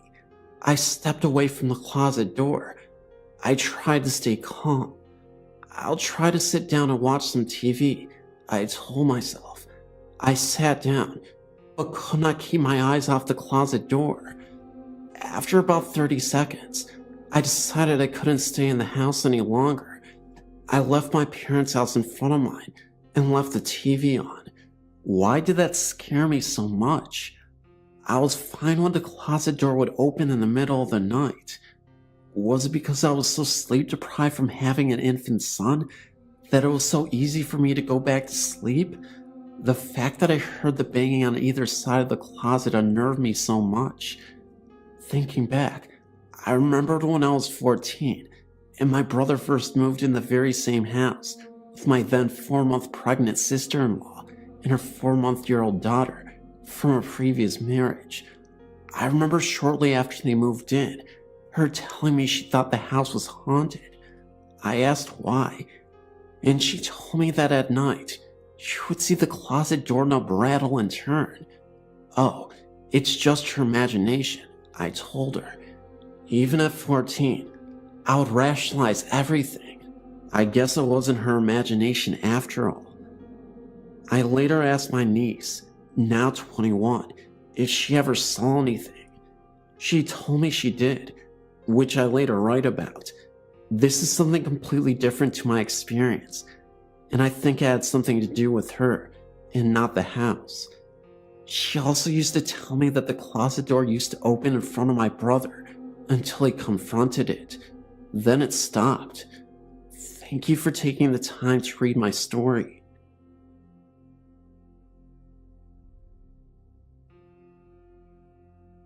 I live about 20 minutes from an old covered bridge in Mableton, Georgia. This is one of the places I've been to in the surrounding area and where I had the most happen. In 2004, we went on a last-minute hunt to the bridge. I know you're supposed to be better prepared, but I kept most of my things in the car at all times, just in case. We of course had heard the local legends and wanted to see for ourselves, so we headed down after about midnight. Even then, the traffic on the road was just heavy enough that we were unable to try the chocolate thing with the car, so we parked up the road a ways away at the Comet Trail parking lot. We walked down and took our flashlights with us. On either side of the bridge are orange streetlights, so the bridge is lit up all the way through. One in the group brought her cousin, and I didn't realize at first that he had been drinking, or he would have stayed behind. He got up in one of the bridge's windows and peed into the creek below. After yelling at him to stop, I realized I could no longer see the lights on either side of the bridge. Our flashlights also stopped working, all of them. After the temperature dropped and it became dark the way it did, I told others it was time to leave. We then saw the streetlights turn on for a second, and then in the distance, at the other end of the bridge, two kids dressed in formal attire, standing and hand-holding. Had to be about 30 seconds, but we saw it. We froze, then started back to the car. As we walked out of the bridge, we heard what sounded like little kids laughing, and they actually touched and poked at our backs as we hurried as fast as we could back up the hill. One of our group reported hearing a voice in his ear telling him to run. I have to say it was unsettling. And though I haven't been back to the bridge yet, it hasn't stopped me from going to other places. I've heard voices and gotten pics, and even had things happen at other sites. This one was one of the best ones, because I don't get physically touched by them often. I also believe nothing would have happened if he had not upset the spirits the way he did. I'm very much more careful about who I bring with now.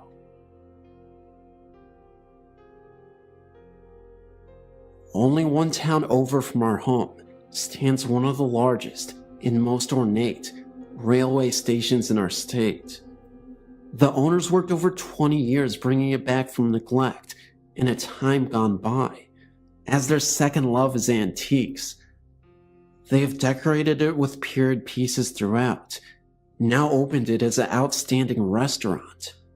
My husband and I often bring friends there to enjoy not only the wonderful food, but for the pleasure of watching them jump as the Amtrak fly by, only feet from the window. There is a very small organ that has been placed on a wall, not far from where we often sit. Several meals ago, our waitress entertained us by telling some people have commented there is a ghost attached to this instrument. One said she saw a very small, frail old lady standing by it, saying, "This isn't right," indicating dismay as to how our organ came to be sitting in an eatery. The waitress went on to say they never like to work alone when closing up, as there's so many unexplained noises. We enjoyed a meal there today, and as always, our conversation turned into the many thousands of people now gone that pass through these massive arched doors. Out of nowhere, I smelled a very strong odor of ivory soap. Mind you, we are eating fish, no one is passing by, and the other tables haven't changed their patrons. I say nothing, but a moment later, my husband smells it and says how weird it is. Such an uncommon smell today. It lasted for about 3 minutes. There was no explaining the smell. As we finish, we wander through the hall looking at various rail-related antiques and move on to the outside. There's an Amtrak train on the track, but it is going slow. Strange, as they usually are speeding enough for an onlooker to feel their wind as they pass, heading for Boston. It comes to a complete stop at the station. A man in uniform gets out and looks at the front and then under. Turning to us, he says he thought he saw someone laying on the track. He walks about, making a full inspection. Then he gets in and then starts going. We see the riders in their seats, but as we watch, he stops again, just down the track, and repeats the inspection again. Strange day. This place should be investigated.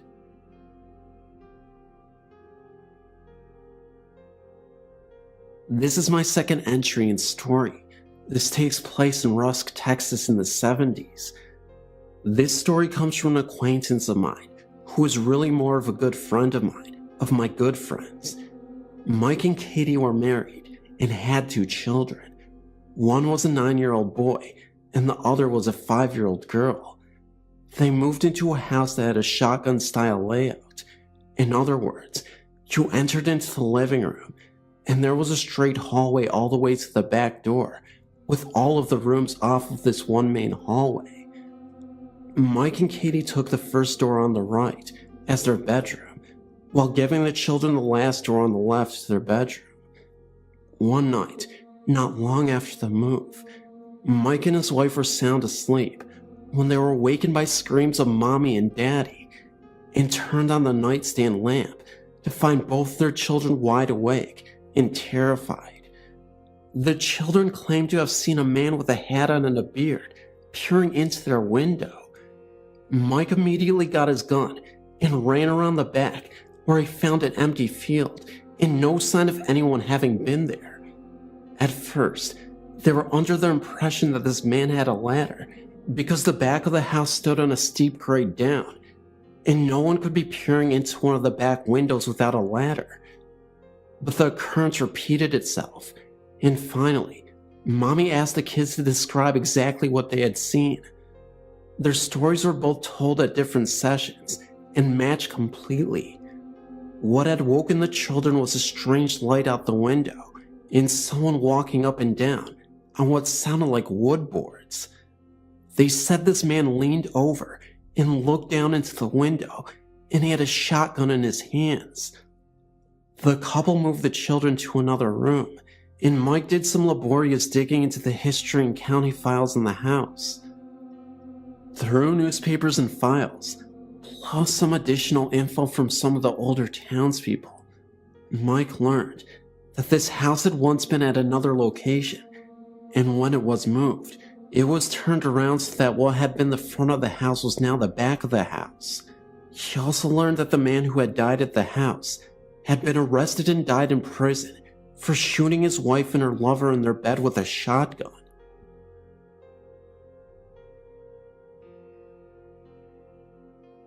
I've sent in one other story about my mother's house in Illinois, but I have 2 more stories to share. I was raised by my grandparents. Their house has its share of odd occurrences. Knocking sounds from within the walls, an apparition of my great-grandmother, and eerie feelings down the long hallway to the bedrooms. One night, I was around 9 in 1989. I was lying in bed, trying to fall asleep. My bed was facing the doorway, and I could see into my grandparents' bedroom across the hall. The hall is only about 4 feet wide. The only light visible came from a small night light in the outlet at the center of the hall. As I was tossing and turning, trying to fall asleep, I looked out into the hallway and saw a young woman with curly hair, her body glowing faintly. She carried a candle in her cupped hands. She walked slowly and paused for a second and turned to look into my grandparents' room. Being the nervous child I was, I quickly pulled the covers over my head and ignored it, eventually falling asleep.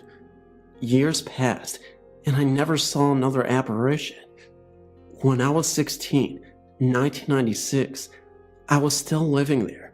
I grew up in that house, 13 years total, and had moved across the hall, having switched rooms with my grandparents. I decided I would try an experiment. I found a dress similar to the one I saw the apparition wearing, so I decided I would put it on and sort of relive that experience. I have very curly hair, and it was the same length as the apparition's. I put on the dress, grabbed a short white candle, turned off the hall light, lit the candle, and took the path that I had witnessed the apparition take. I took the same route, made the slow walk, paused at my old bedroom door, looked in, and walked into what was now my bedroom. Was what I saw a ghost, or merely a glimpse into my future? Was I seeing myself on some other intersecting point of time? I'm still trying to figure that one out. Next story. This occurred in 1997, while I was at a Native American ceremony in the woods in Nebraska. We had been out in the woods for about a week, living in our tents and teepees. Ceremonies going on throughout that time. I heard the stories of spirits who lived in the trees, and being as curious as I am about the supernatural, I was nervous and excited to see what might be out there. For the first few days, things were normal, and I went about my business working in the cook shack, making large quantities of food for the huge number of people there.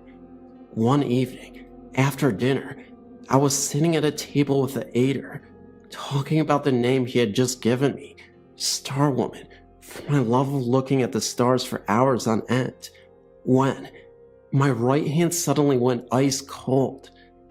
My mother was sitting to my left, and I said, "Wow, my hand just went freezing cold." There was no wind, and it was July in Nebraska, pretty hot, even after the sun went down. She said, "Oh, don't worry, that's just the spirit touching you." I can't recall the name for them, so I'll just say spirit. I think it was Wayne Guy, but I'm not sure. Okay, no big deal. Our tent was set up along the perimeter of the tree line, with an outhouse about 50 feet to the right. On several occasions, while walking to the outhouse, I noticed black human forms in the trees. When I'd shine my flashlight on them, they were gone. I attributed this to my imagination. A few days later, a friend who had brought along for the trip was sitting in my tent with me, talking about the day. I was on the left side, leaning back on my arms, with my lantern flashlight next to my left hand, about 12 inches away. It was the kind where you could pull up the body of the flashlight to reveal a lantern. We were talking, and we noticed the light shifting in the tent. There were no other lights, aside from a bonfire on the side of the camp at about 300 feet. I looked at my flashlight, and it was standing on its edge. All we could do was sit and watch it. It stood on its edge for about 2 minutes. Then we decided to leave the tent for a while, because we were a bit freaked out. The flashlight had a rounded head, not a square one. My hand did cause the tent floor to dent in slightly, but my flashlight was nowhere near my hand or the dent I made in the floor. The light was literally standing on one rounded edge. When I mentioned it to my mom the next day, she quipped, "They were playing with you. They must like you." I wasn't really scared, just a bit nervous, considering we were out in the wilderness with no lights. I was intrigued more than anything, considering the nature of the ceremony we were attending. I'm certain the spirits were focused by our activity. I hope to return to that spot in the future.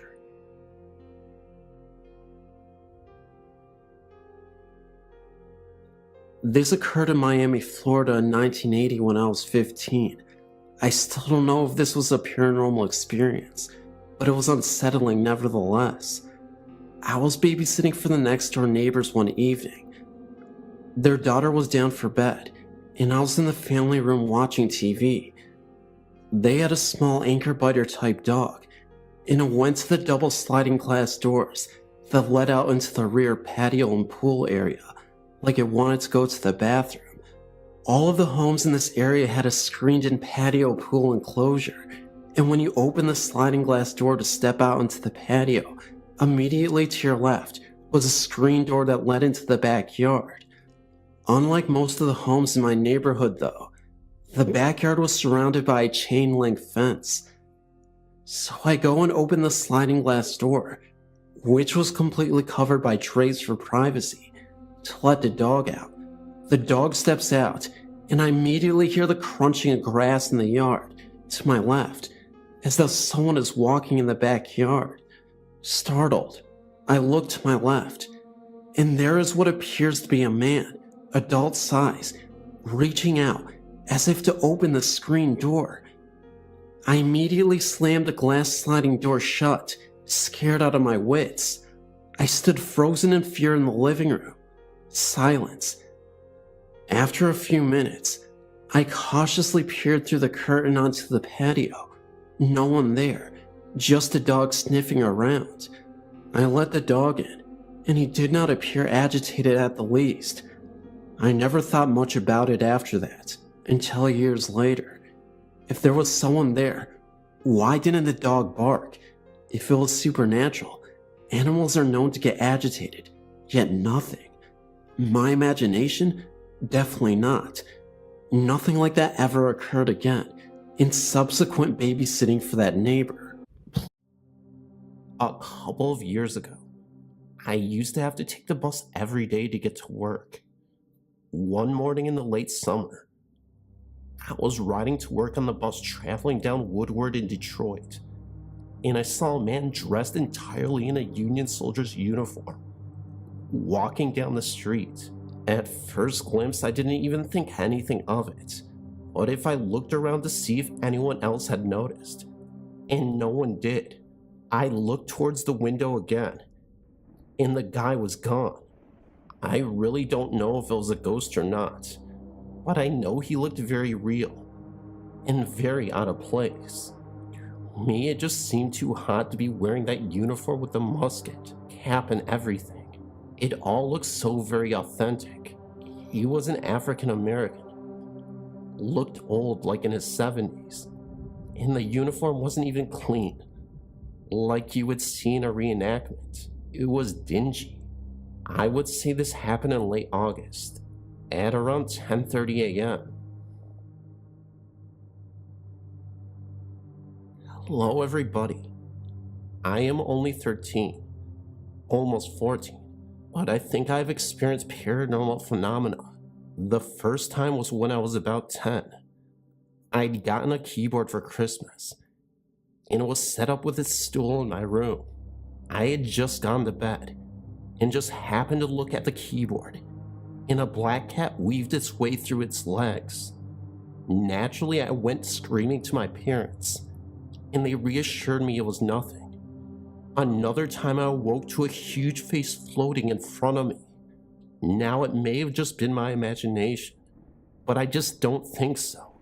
On another occasion I was in the shower, and someone made a noise, like they were trying to say scary in a drawn-out voice. I am the only one in the house that believes it's haunted. Sometimes when my sister goes by to my room to get to the bathroom, she snaps at me before she enters the bathroom.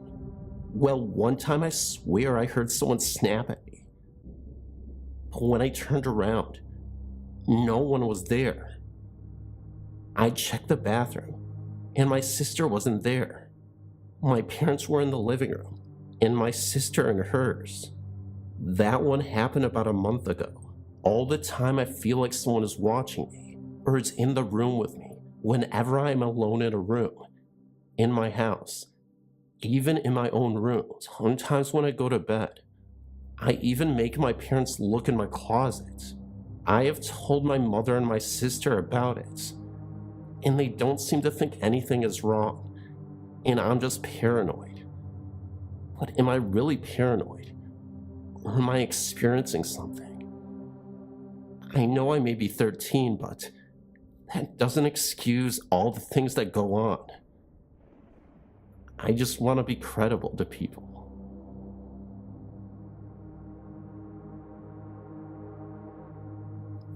Our house was built in 1959. To my knowledge, nothing ever bad happened here. The first time we noted anything was in the mid-1970s. We moved here in 1970.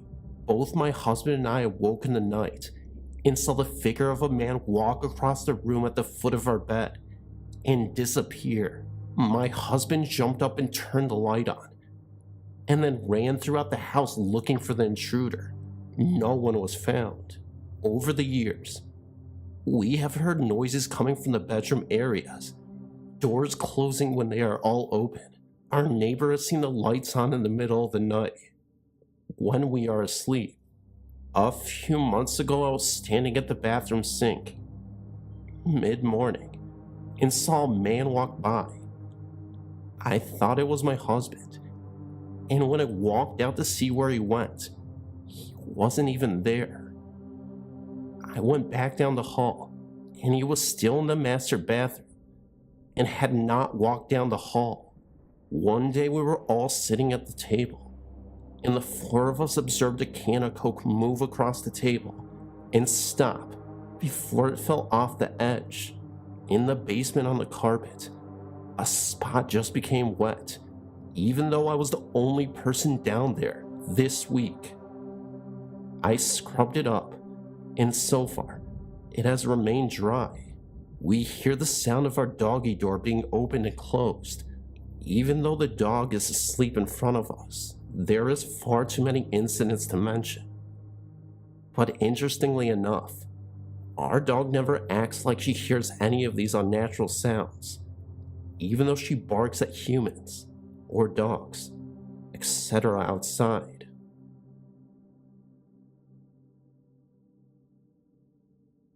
I don't actually live with ghosts, but at my uncle's farm they have a cabin. It's going up for sale pretty soon. There is a ghost in the cabin.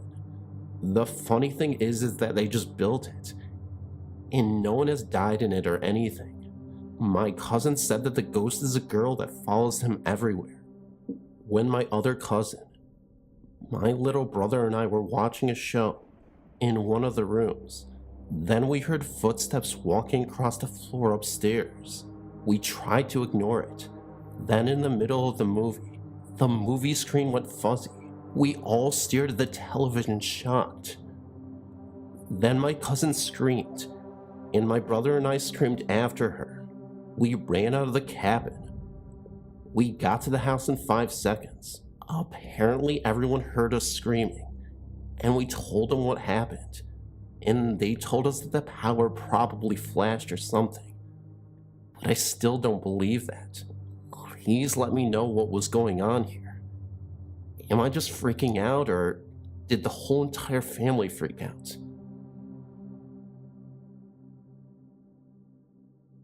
I want to tell you of an experience I had a little over a year ago. I was living in a house on Bassmaster Street in Youngstown, Ohio. I knew the house was haunted by a woman who was subdued by her husband some years before. I was a baby when she passed away. I think my room used to be her room. I never felt comfortable sleeping there, so I often slept on the couch in the living room. One night I woke up and felt like I could hardly breathe.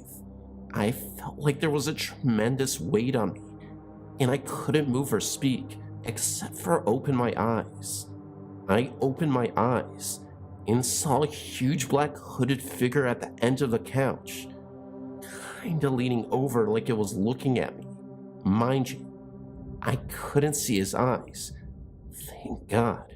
I instantly slammed my eyes shut and kept trying to scream, but I couldn't.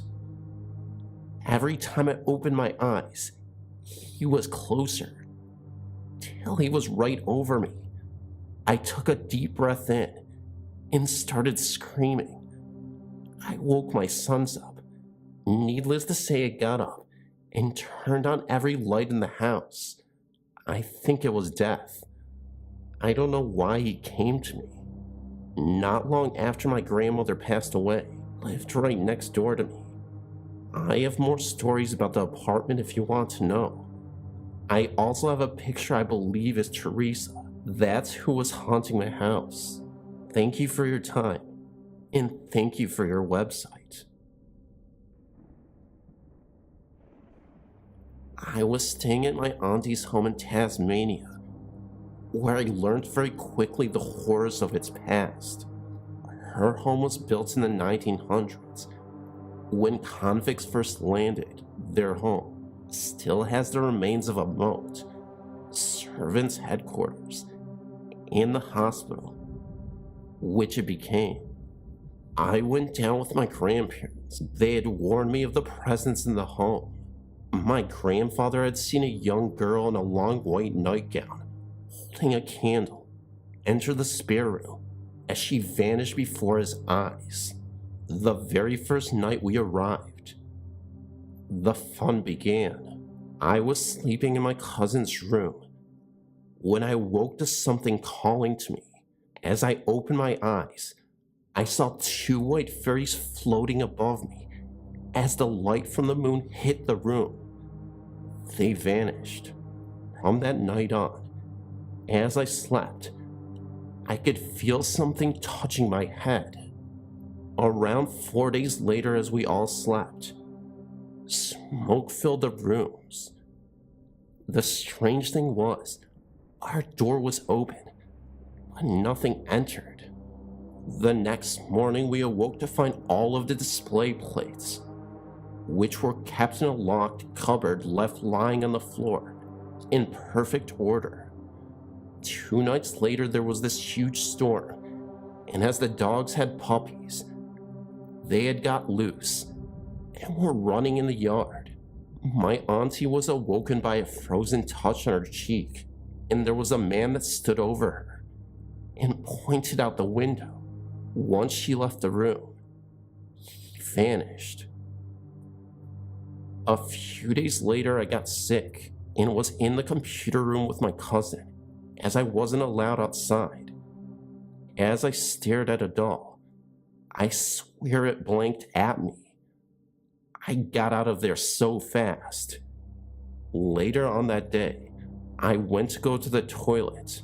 With this house, there is one large, huge room which contains the laundry, bathroom, and the toilet. As I entered the room, the bathroom door wasn't quite shut, and I saw a man standing in there. I ran out of the room, and when my grandmother asked who was in the shower, as my cousins were in the room, my uncle and grandfather were out in the back in the shed. My grandma and auntie were in the lounge room. After a few days feeling well, I went back outside to play when I was confronted by the man in the shower. I later found out that his name was Shane, and he had once owned the home. He was found shot. Also, while playing outside hidden behind huge evergreen trees, was once appeared to be a gravesite. As I headed for the house, I saw the most gruesome sight of a man from the window under the house. Thankfully, after that day, I was heading home. They've since seen a little girl who skips around the house, and they heard the sounds of screams of pain in the rooms. I didn't hear anything like that. They did move out after that, though.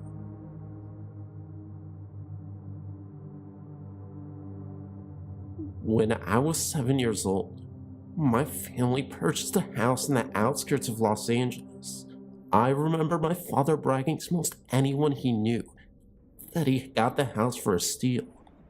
I guess it didn't really matter that a stiff wind could probably knock the house on its side. It was that run down.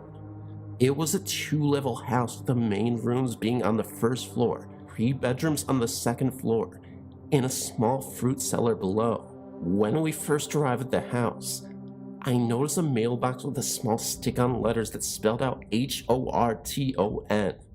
That was the first thing my father intended to change. He pulled on some stick-on letters out of his pocket and proceeded to spell out our last name. I promise you, my father tried everything from industrial strength glue to eventually nails. Our letters would just never stay up. At some point, he must have just given up, and we left it as is. As my father was valiantly trying to get those darn letters to stick, my brother and I charged ahead into the house to do some exploring. There are two things that stick out in my head from that initial visit. I noticed in the upstairs of the bedrooms a dartboard hanging on the wall with a single dart placed in the bullseye. I don't know why, but for some reason, this really disturbed me. Maybe because the entire rest of the house was completely empty. I'm not really sure. And then secondly, I noticed that most of the doors had those old-fashioned skeleton keyholes. I was instantly reminded of the old fairy tales where the wife had tried everything, including peering into a keyhole, much like this one, to get a look into that forbidden room. I bent down, placed my eye to the keyhole, and looked into one of the bedrooms. I think I was curious to know if you could easily see anything by looking into one of those things. And guess what? You can. I remember seeing something, tall and black, scurry across the floor. Something that almost resembled a large dog. My father probably surmised that it was probably some type of animal, or quite possibly a shadow. In any case, I was relieved to find out that this was to be my parents' room. Almost immediately, my father began renovating plans. The entire back end of the house was to be added onto, including a new kitchen and dining room on the main level, 2 new bedrooms on the upper level, and the basement extended below. As the workmen were digging up the ground in the backyard, they uncovered many strange things, including an antique thimble set, childhood toys, coins, an axe handle, photographs, and almost an entire deck of old-made playing cards. As my sister and I sat around thumbing through these new treasures, I happened to glance up just in time to see my eldest sister falling head first into the pit that was to be our new basement. To this day, my sister, who is now 40, swears she was pushed violently from behind. In any event, the result from the injury was a broken leg and a few cuts and bruises. We were all warned to be more careful around the construction site. A few days after this incident, I had a chunk of plaster thrown at my head. It could have been one of my sisters or my brother playing a trick, but they were all in their teens at the time, and I don't think they would find it funny to throw a piece of plaster at their little sister's head. Strange things were occurring inside the house as well. I constantly felt as though I was being watched, and was often plagued by feelings of absolute horror. I might be in a room playing or watching the television, when an overpowering feeling to flee the room would hit. Believe me when I say, I did just that. My sisters were constantly at each other's throats over missing items. And sometimes, those items would appear right in bizarre spots. Some were never even seen again. Lights and appliances would turn on by themselves. Footsteps could be heard in the middle of the night. Items would come crashing down in uncoupled rooms. A strange buzzing sound, almost like an electrical charge, seemed to emanate throughout the entire home, and the list goes on. We also had a problem with fires. My mother was awoken in the middle of the night by the smell of smoke, and upon investigation, she found that someone had closed the cover on her toaster oven and hit the start button with nothing being inside. This is an old 70s style oven where you actually had to press a release button to turn the power off. Otherwise, it would have just kept on going. By the time my mother reached the scene, the entire toaster was up in flames, practically burned to a crisp. That was the first of 7 fires that occurred in that house. As a child, I detested peanut butter. Even the smell of it would send my stomach churning. My brother found it amusing to consume a sandwich and then hold me down and breathe on me. Ugh, gross. Anyhow, I was sitting in the living room watching the Saturday morning cartoon marathon when my brother walked in fresh from eating a PB&J sandwich. I knew what was coming, and I wasn't in the mood for his games. A constant pounding sound that had kept me awake for half the night, and I was cranky from the lack of sleep. We began to tussle, but were abruptly interrupted from out of nowhere. An insole from a pair of shoes fell on the floor between us. We just stood there and stared at each other for a few seconds, our hands still on each other's shoulders. This insole actually seemed as though it fell straight out of the ceiling. As we were trying to figure out the origin of the peculiar item, we were startled by a loud knock at the front door from our vantage point. We could both see the front door from where we were standing. There stood an old lady with whitish hair, wearing a black shawl. Something about her eyes struck me as odd. They were so dark, it almost appeared as though someone had stuck 2 large black buttons in her eyes. As my brother approached the door, she vanished almost instantaneously, like she had never been there at all. It's not as though she simply turned and walked away. She disappeared into thin air. 1 minute she was there, and the next she was gone.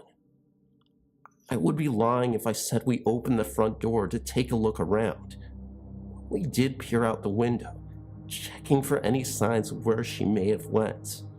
We saw nothing on the front yard, nor the driveway. My brother was convinced that we had just seen a witch. When we returned to the living room, a mysterious insole from the shoe was also missing. It's also interesting to note that a fenced-in gate surrounded our entire property. For someone to gain access to the grounds, they would need to be electronically buzzed in. This still puzzles me to this day. My brother, being the inventive boy that he was, liked to build forts. They were mostly constructed of yardsticks and blankets, or whatever else he could get his hands on. When my mother saw us playing in there one day, she forbade it, as she feared I could suffocate myself. Even though I was 7 at the time, I was very small for my age. I reluctantly agreed and scampered off to play in my bedroom. I was playing with some dolls when a little boy walked in. Now, I don't know who or what this little boy was, but to me, he looked like a real person. I honestly thought that he was a friend of my brother's, although he did seem a little bit young to be chumming around with my bro. I remember him asking me if I wanted to play. Being lonely and not having many friends, I quickly agreed and was happy to have a new playmate. He suggested playing in the fort. Now I knew I wasn't supposed to do that, but I was just so happy to have a new friend that I agreed and made a mental note to be extra careful while inside the fort. Almost as soon as we were inside the fort, the little boy told me that he had to go, but that I should wait there for him to come back in a little while. I have no idea how long I waited, but sometime later, I heard my entire family frantically calling my name, obviously searching for me. To this day, I have no idea why I didn't answer. Maybe I was afraid of being caught. I don't know. The blanket that was served as the door was yanked up, and I saw my mother's anxious face peering inside. Eventually, I explained the entire story to my parents. Although they believe me, the identity of that boy remains unknown, and I never saw him ever again. There were only 5 other families that lived in our street, and we knew all of the neighborhood children. It wasn't any of them. I kick myself now for not even asking the boy what his name was.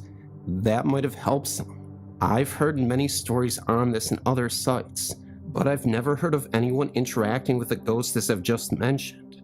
Weird, huh? Thinking back on that little boy, the only thing that struck me as being a little bit weird is the way he moved.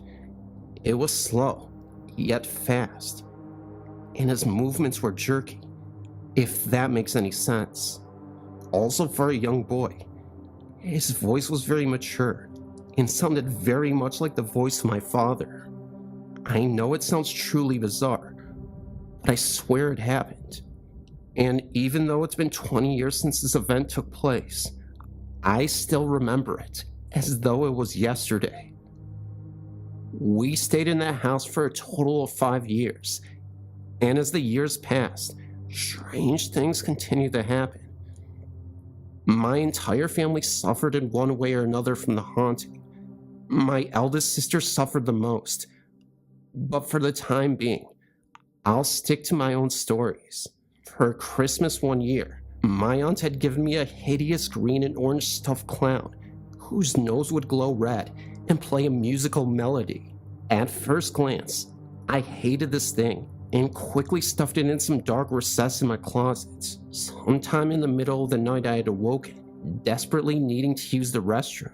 The idea of walking through a darkened hallway at 3 a.m. was not a desirable prospect, but by this point, it was an absolute necessity. I made my way down the stairs and was just about to round the corner into the living room when I heard it. Soft jewelry box music was coming in the general direction of the living room. Peeking my way around the corner, I saw the stuffed Christmas clown propped up in the middle of the couch, its nose glowing in the darkness. I hightailed it back upstairs, wetting myself in the process, and jumped in my bed, shaking like a leaf. It scared me half to death. Nothing scared me more in that house than the spirit who I dubbed the old man. I saw him many times both inside the house and also in the fields behind our house, just kind of standing there, staring intently up at the house. He always wore a brown business type suit and a top hat. I've always had nightmares about him over the years. Most of them would entail me being in a room with my back to the doorway. Instinctively, my back would tense. I would spin around, and he would pounce, charging at me full speed from the other end of the room, sometimes carrying an axe, or sometimes not. One thing that sticks out in these dreams is that he somehow was more vivid and colorful than the rest of his surroundings. He always seems to stand out, if you know what I mean. I always felt that he was standing right behind me on the staircase, ready to give me a good push.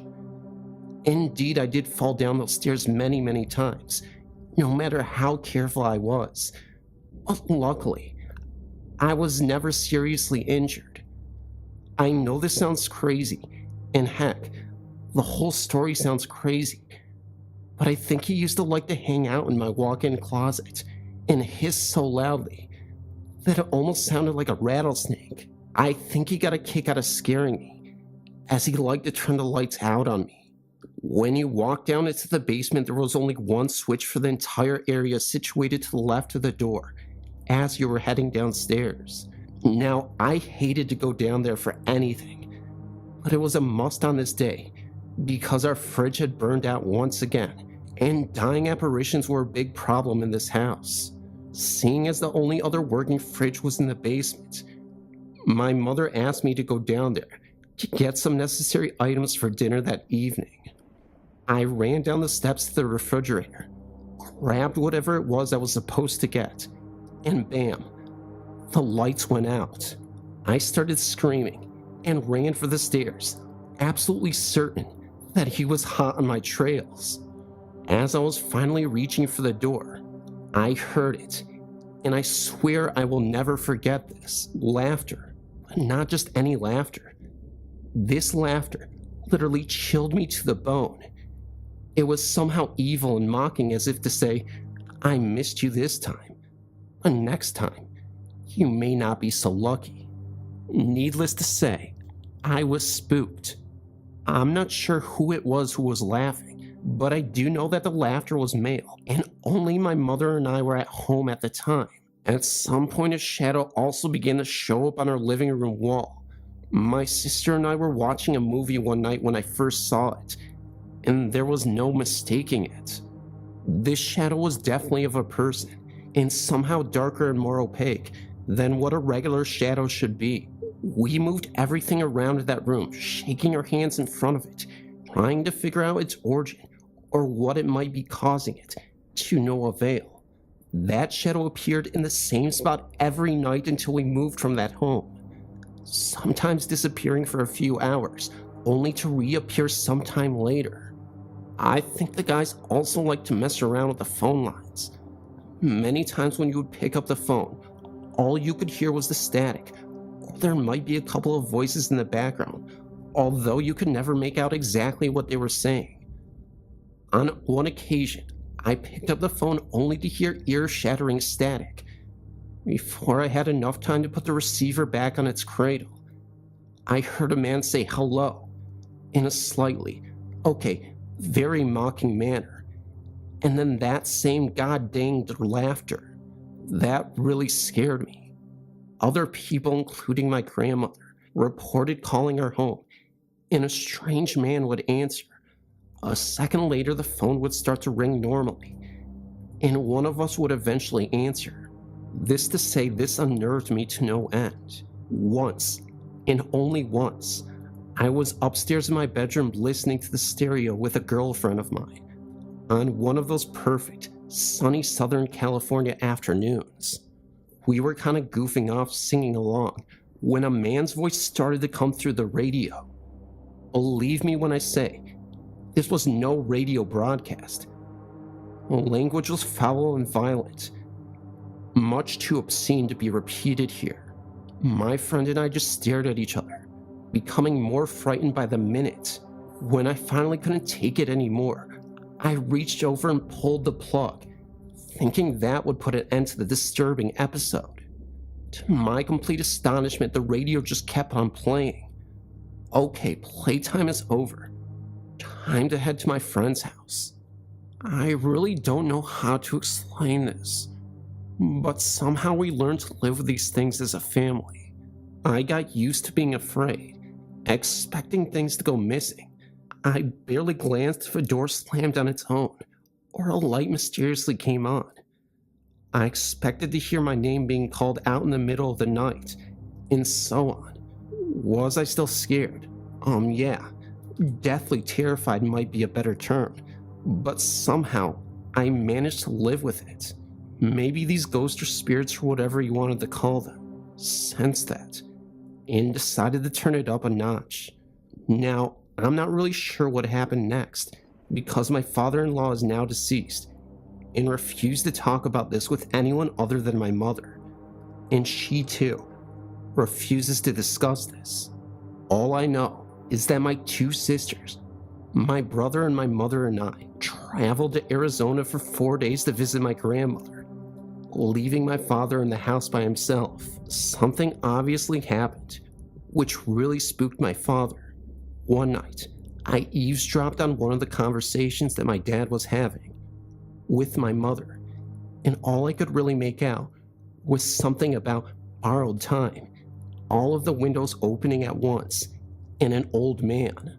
The very next day, my father decided that we were moving as soon as possible and was putting the house up for sale. With that being said, the entire family decided to go out for dinner and celebrate. Upon returning home, something caught my eye that was sort of strange. A single light was burning in my parents' bedroom. Now, if you know my father, you would know that he was a complete stickler about leaving the lights on. The number one rule in my house was to shut the lights off as soon as you left a room. A light burning in my parents' bedrooms of all places was quite odd.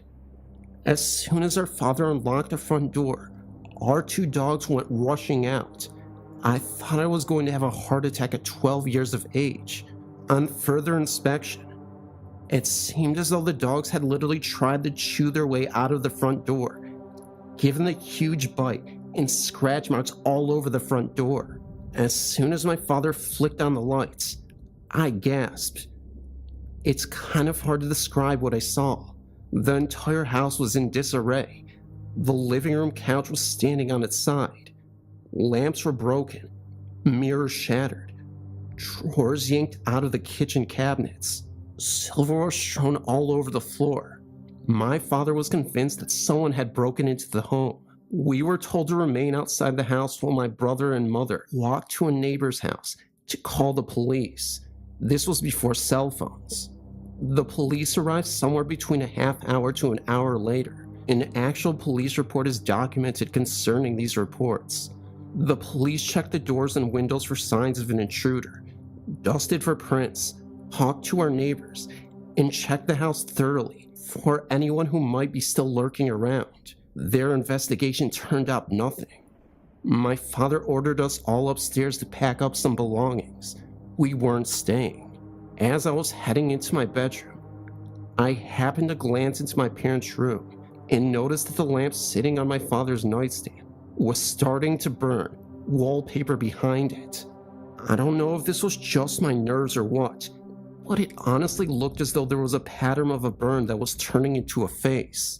The face of none other than the old man who had been haunting me for years. As I was standing there looking at it, my mother came up behind me and gasped. I think she saw the same thing as I did. When I arrived at my grandmother's house later on in that evening, I heard my mom and dad discussing my grandmother with some of the things that had just happened. If I had known these things while living there is no way I would have gotten even one night of sleep there. Not that I did anyways. It's now been over 20 years since I've lived in that home, yet it still continues to haunt me. Considering the fact that we lived in the house for just over 5 years, numerous other events took place that I haven't included, but it's hard to fit the 5 years of living into a single submission. The house is still standing, and I occasionally drive by just for kicks. The house has been almost completely renovated from the outside, and often when I drive by, I see the for sale sign perched up on the front lawn. It seems as though no one stays in the house for too long. It's interesting to note that I've never again experienced anything ghostly or otherworldly since leaving that home. That remains my one and only true experience with the other side.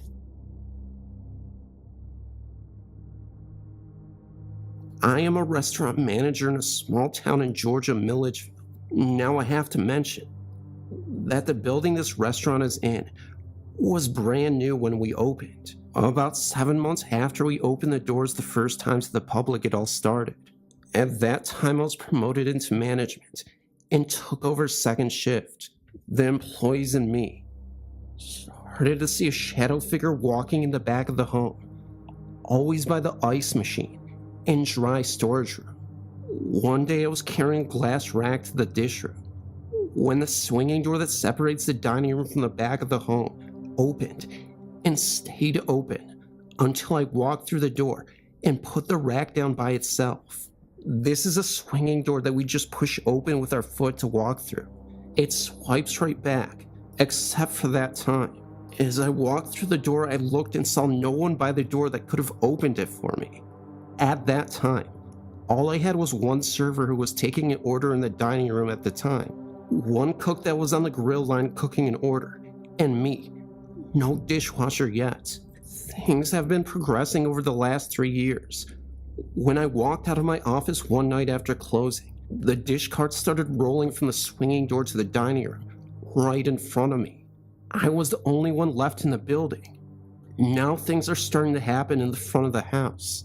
I now am running shifts during the day, from 5:30 in the morning to 3 or 4 p.m. depending. Glass racks are coming out of their slots by themselves.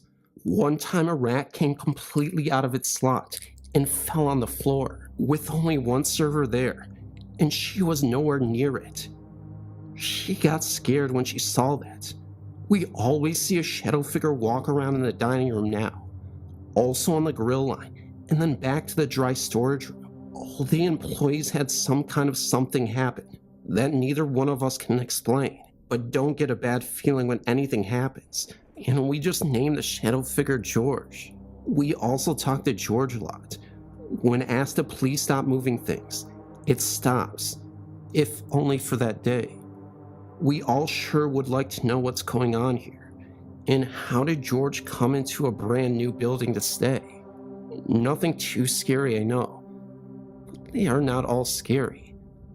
I think ghosts are just people like us.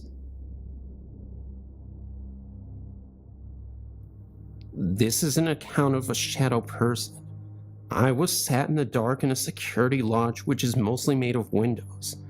About 3 a.m., I turned and noticed the shadow of what I thought was a man looking into the lodge window from the outside.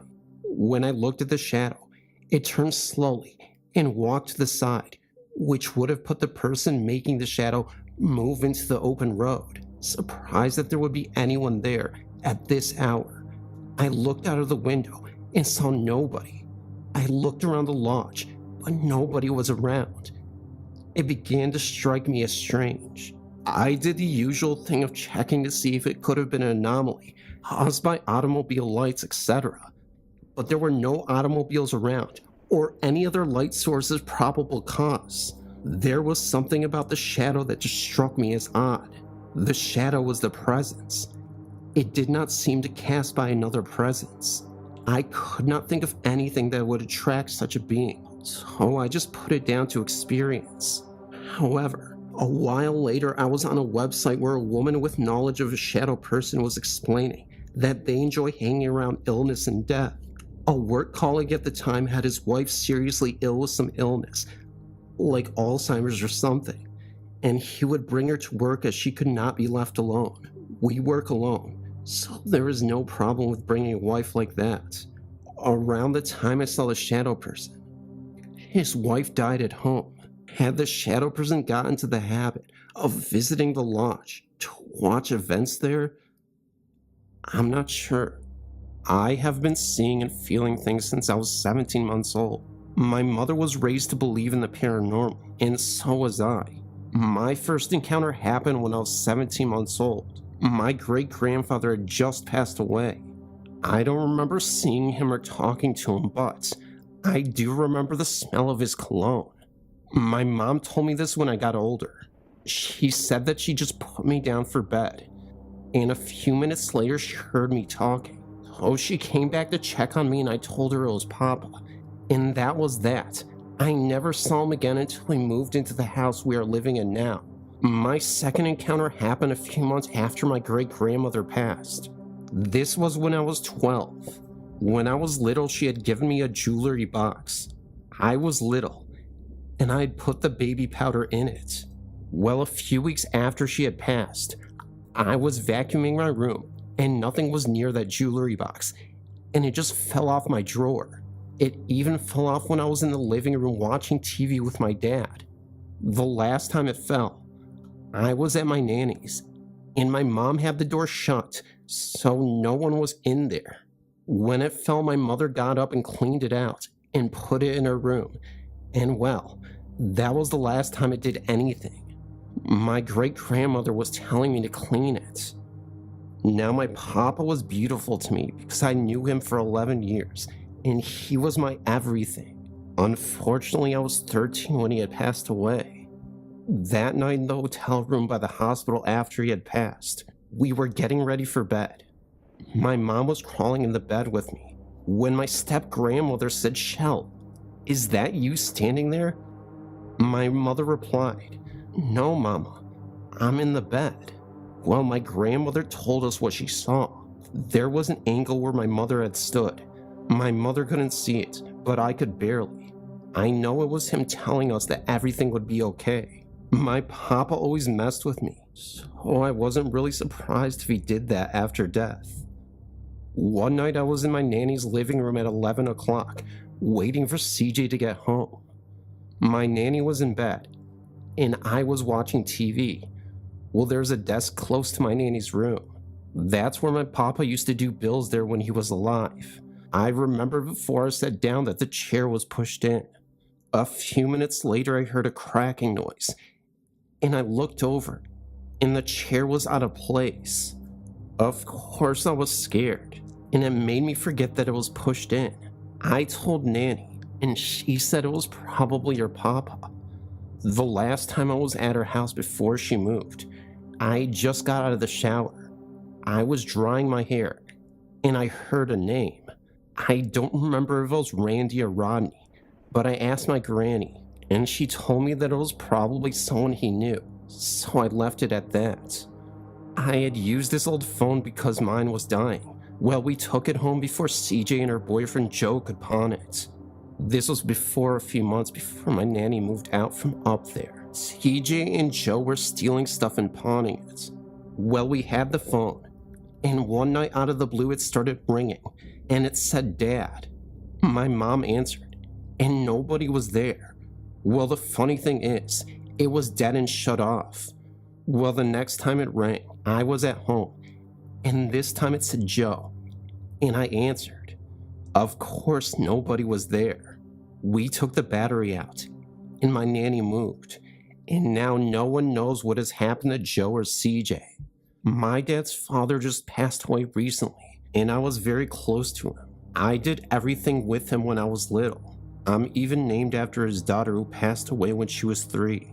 I was like his daughter, and the one chance he got to know what it felt like to have a little girl again. He passed away December 8th. I was 16, and I miss him dearly. When I was little, they had lived in a trailer. I knew his daughter was there because I could feel her, even though I never saw her.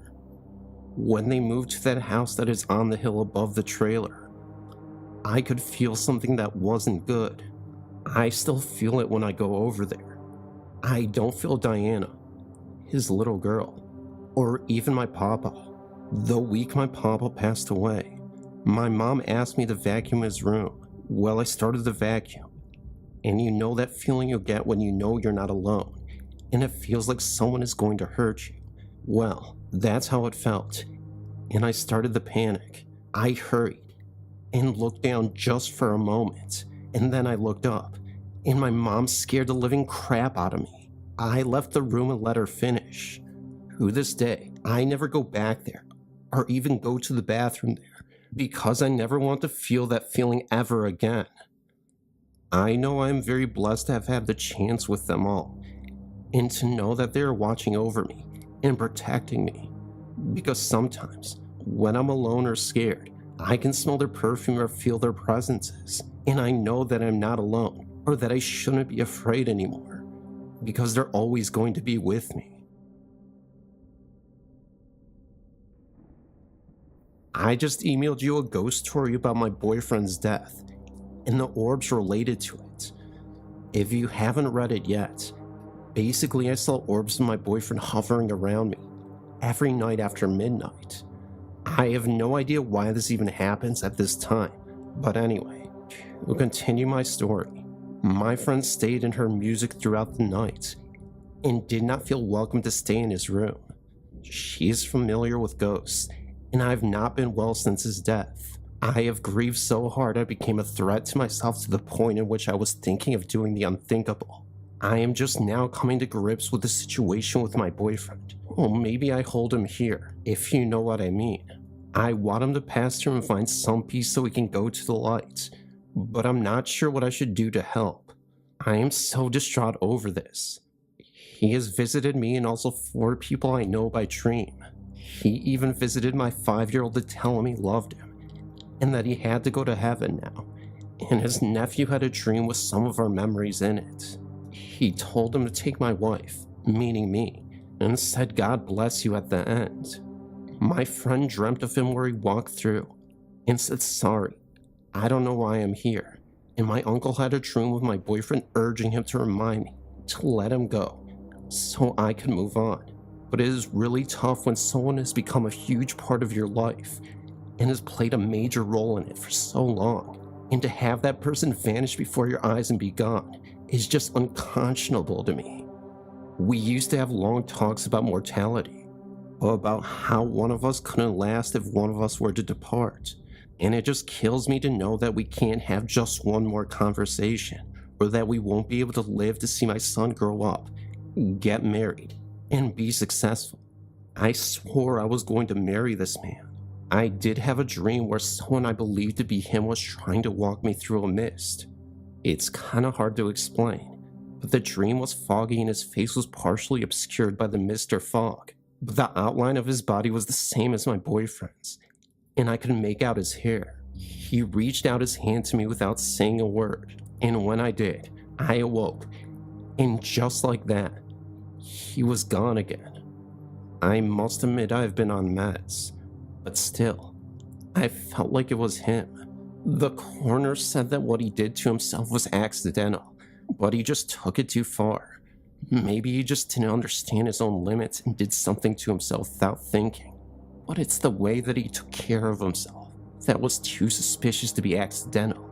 He told his family that day right before he did it, that he was going to do it and that was final. They didn't come to check on him, and I was gone from the house to come home and found him the way that he was, lifeless and just gone.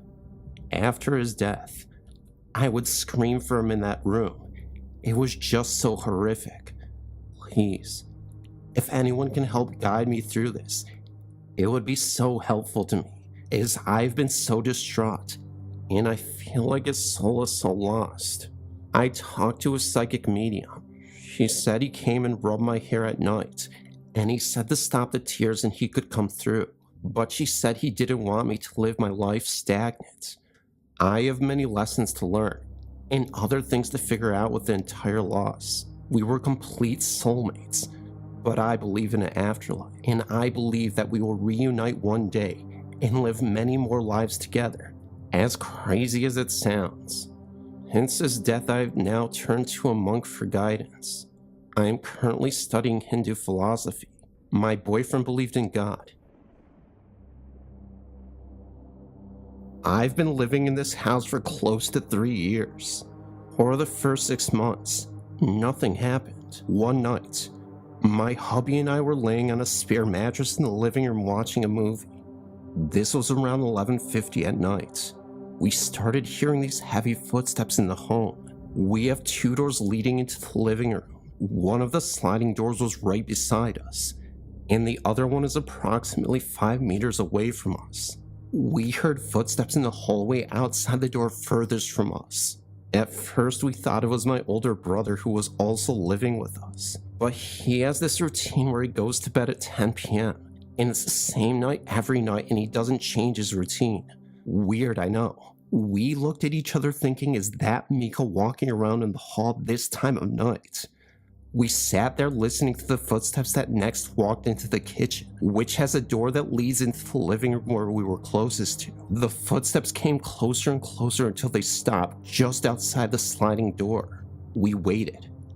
We listened. We were expecting my brother to open the door and have a whinge that our TV sound volume was on far too loud, even though it wasn't. But he's like that, you know. We waited, and then my hubby pushed the sliding door and opened it, and we found nothing. The other door on the far side of the kitchen was also closed, which leads into the hall that the footsteps originated from. We were a bit spooked because we both heard the steps, and laying on the mattress on the floor could sure as heck feel the vibration in the floor from those footsteps.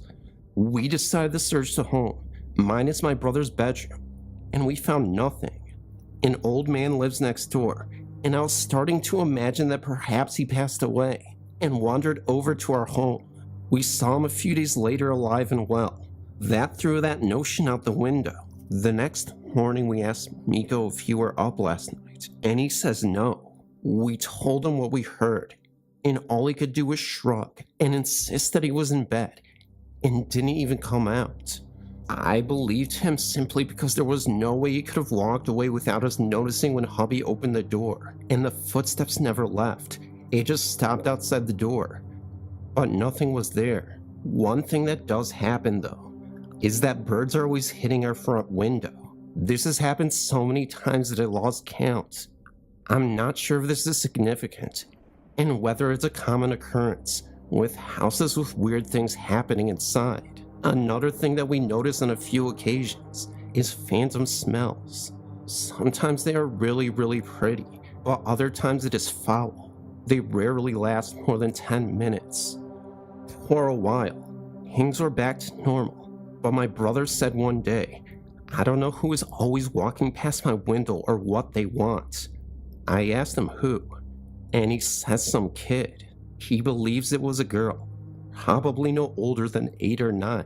He walks past his window and heads towards the backyard, and he never sees her walk back. This has happened about 4 times that he can recall. I told him, why don't you go out there and check it out? He always has some excuse of he was busy. plays online games and says he was in the middle of something. Okay, let's continue. About 9 months after hearing the footsteps, we heard them again. We were in the bedroom this time, and it sounded like coming from the laundry and kitchen area. Again, we investigated, checked all the locks on the doors, but everything was secure and fine. I asked my hubby if he believed that the house was haunted. He said that it was a very real possibility. Not too long ago, I was taking a bath around 11 p.m., and I heard a really loud thump just outside my bathroom window. I got out of the tub and wrapped a towel around me and met my hubby in the hallway. He thought I might have fallen, and I told him that it seemed to come from the outside window. We switched on the backyard light that had an outdoor seating area, but the place was clear. We didn't go outside, but we could tell nothing was on the floor that could have made that sound. We went into my son's room to look out the window where the garage and the rest of the yard is, but couldn't see much, save for a few feet from the house because the outdoor lights aren't strong enough, and the trees are too dark and cast many dark shadows. We just put it down to maybe the neighbor was outside doing something, though it was dark. And if that were the case, wouldn't have the light been on? But recently, I got a real shock of my life. About 3 months ago, they put the house on the market, and around this time, I went into my son's room about 7 p.m. to wake him to get him ready for school.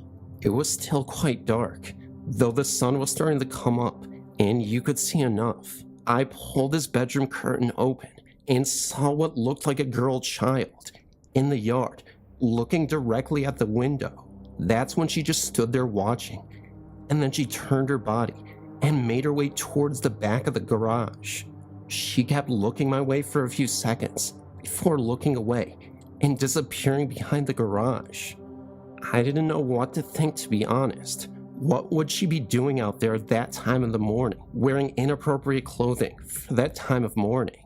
I'm not even sure if she was solid or not. I was just thinking, who are you? And why are you in my yard? I think she wore a light blue dress. It could have been white. I didn't have too much light, but it almost seemed like she had a bit of a glow. I could even tell that she seemed to have long blonde hair. By now, my brother and my hubby had left for work, and I was alone in the home with my son, and there was no way I was going to go into the yard to investigate. What if she wasn't a little girl? Can a little girl create such heavy footsteps? She is always spotted outside, yet the footsteps are inside. Or is that something else inside? Is she trying to warn me? I've seen shadows here and there, and many things have been breaking down recently. Since the home was put on the market, our little portable oven broke down. Our microwave is breaking down. My washing machine isn't working well anymore, and it won't do the final spin cycle. The hot water mysteriously stopped working as well, and the landlord came by to fix it, and says he doesn't even see anything really wrong with it. The hot water started working again. The toilet was blocked up with the root of a tree, but why now? The kitchen faucet broke and fell off. Our video player stopped working. It chewed up a tape and had to throw it out. Birds continue occasionally flying into our front window. Always that same window. It happened on the day of the house auction too. And it's not just these, but also illnesses. My son was choking on food the other day and needed an ambulance. Since living here, my hubby has needed 2 surgeries, one being spinal, and he's always been strong. And then he spent a year out of work with a bad back. He developed diabetes while living here, though a test a year ago said he was fine. I also developed problems. Pachylockton ovarian syndrome, an umbilical hernia requiring surgery in near future, and high blood pressure that recently got even higher, ankle swelling that can't really be explained, chest infections that occur frequently, and a few others. Before living here, we were fit and healthy, and it's like being here is making us sick. And it could be a coincidence, but you can't help to think about these things. I've read that there is a house somewhere in Europe, I think, and that people that move in there die of a heart attack within 2 weeks of living there. I don't know if it was in Switzerland, but the thing is, Even those had no history of being ill. They say the house is cursed. And who knows if this is why we're getting these issues. We are moving out in a couple of weeks, and we are counting the days. I feel more like a 7-year-old these days than a 36-year-old, and all these changes have happened in the past 3 years of living here anyway. But this is my story.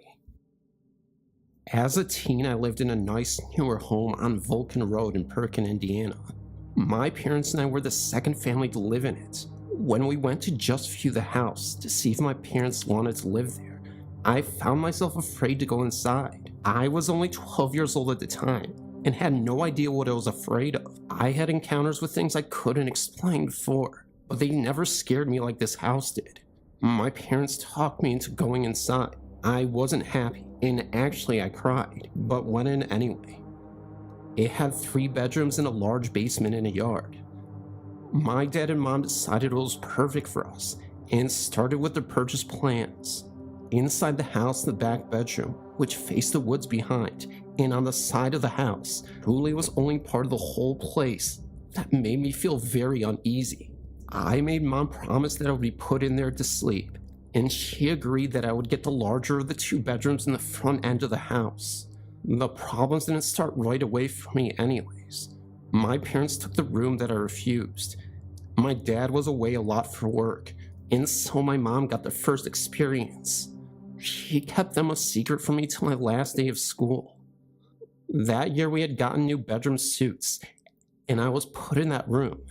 Not for long enough. Not many 17-year-olds sleep with their moms, but after waking to see a woman sitting on the side of my bed one night and disappearing before reaching the foot of my bed while walking away, I slept with her every night afterwards. She was a dark figure with no real features to me, but I could tell it was female.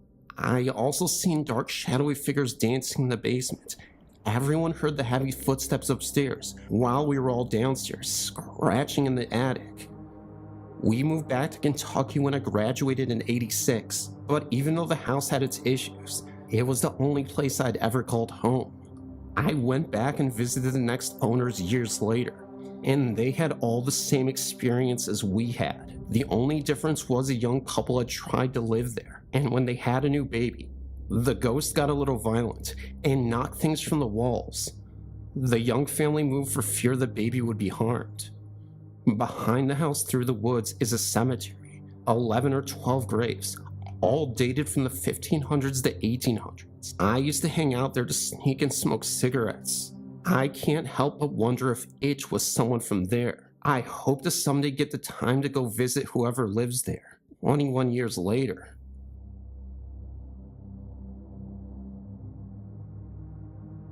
There's a story on here about a house in Mudlick Hollow in Hardy, Kentucky, known to those who live there, or remembered by those who lived in the Sharondale, Kentucky area. The story states that the White House on the right is haunted. Correction.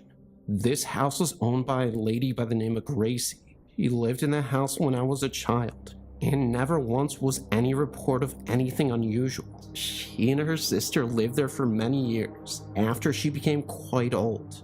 These stories might have happened since her death. Across from her home in the old stomping grounds, there were many stories of the ghosts of American Indians. It is reported that glimpses of these Indians can even be seen during the day. This was known as an Indian burial ground. I can verify this because I was one of the children who actually saw what appeared to be an Indian. The Indian seen was wearing what appeared to be hides and carrying a spear, or something that might have been a spear. I was not the only child who saw this during the day it happened. There were many of us there playing ball during recess from the grade school, and we all saw it. But there are many other hauntings in this area, and none of them mentioned here, such as the graveyard that was up on the mountain across Highway 119. This graveyard had been in disrepair even back in the 1950s. I used to play in that area as a kid, and know that there have been unusual happenings since even before that time. The train trestle that used to cross Old Highway 119 from the upper part of Sharondale coal camp to the side where the coal was loaded into the train car. That trestle was the one place for dares as a child. There were a few children who were injured there taking those dares. To this day, nobody knows what the real story is about the old Trestle. The trestle is now gone, but the stories remain. There was also a house that was used for storage along those tracks. Part of the house was used for storage things for repair to the homes of the coal miners in the upper and lower coal mining camp homes. That particular home was rented to a couple with one child. The mother often came across the road to another home, completely frightened by things that happened in the home. She stated that the light bulbs were burst, even when there was no reasonable means of explaining it. Many stories of hauntings in the homes still abound. Note, the homes are now gone. The highway programs that took the area for a larger highway. Miners whose lives were taken in coal mining accidents still roam that area. A woman who was killed by a big cat up on the mountain, whose shrill screams can still be heard during both day and night. Different areas in the mountain where soldiers were killed. Mines that were closed are also rumored to be haunted. The same area is known to have different stories of men who were killed by reveners back in the early 1900s. Men killed by reveners, some whose bodies were found, and others who just went missing. I have an experience to share with all of you. When my grandfather died, we went to my grandmother's house to check on her. She had a clock that when my great-great-grandmother died, it stopped ticking then. When my grandpa died, it started again. It had not ticked for a long time, for about over 100 years. My grandpa had always wanted to hear it too. Maybe it was him that did it, or just a coincidence. My gym basement at my school, when I went to the bathroom in gym class, my friend came too. It used to be a locker room for a high school. We were about halfway down the stairs when the light started flickering on and off. Then the water at the sinks turned on, and the stall door slammed. Then we turned to run up the stairs, and in the corner, we saw a boy that you could see through, and he had a hunter green shirt with black dress pants.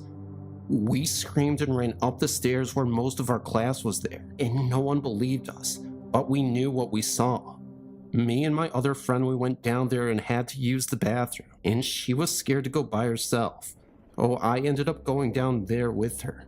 We were standing at the bottom of the stairs, noticing how freezing it was, and it was so cold.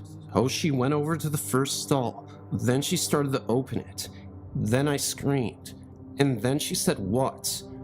I said, "Turn around," and that's when she did.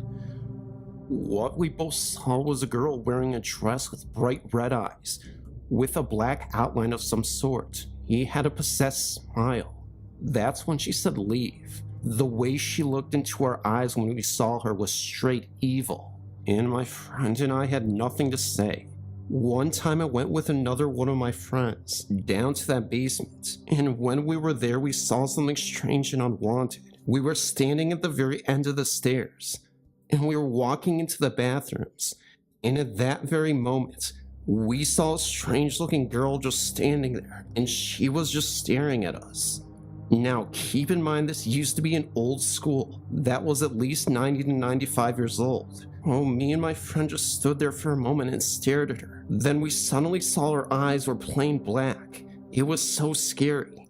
Then me and my friend slowly, and I mean slowly, walked away. But as we were going up the stairs, we noticed that she was following us. We looked back. I mean, we wanted to, but at the same time we didn't. And there she was. It was truly freaky. This was so freaky that she was right behind us, reaching for us and wanting to touch us. So we ran. We thought no one would believe this horrible, frightening incident, but luckily quite a few people did. And that's why many people didn't like to go into the basement anymore. One summer, my 3 children, my sister-in-law and I were traveling to my hometown in South Carolina. We live in New York. Oh, it is a pretty long way to go. It was foggy that morning, and my car had been experiencing trouble. We broke down near Pennsylvania and found ourselves sitting on the side of the road, maybe about 8 hours from home. A police officer pulled up behind my car. My youngest was 2 months old. He was screaming very loudly, but when he saw this policeman, he started smiling and laughing.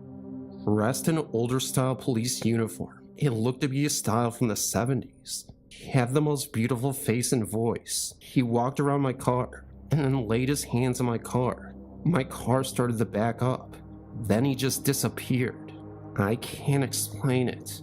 I looked up from the dash seconds after I saw him standing in front of the car, and then he was gone. No policeman car. No police car.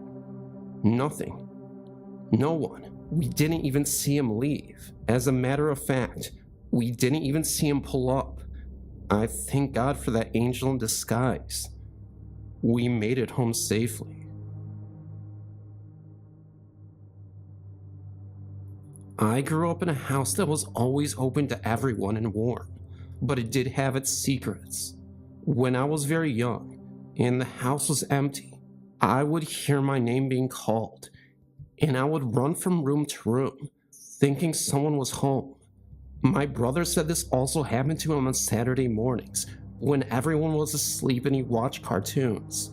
One night as a 12-year-old, I was sleeping in the upstairs hall while my room was being finished.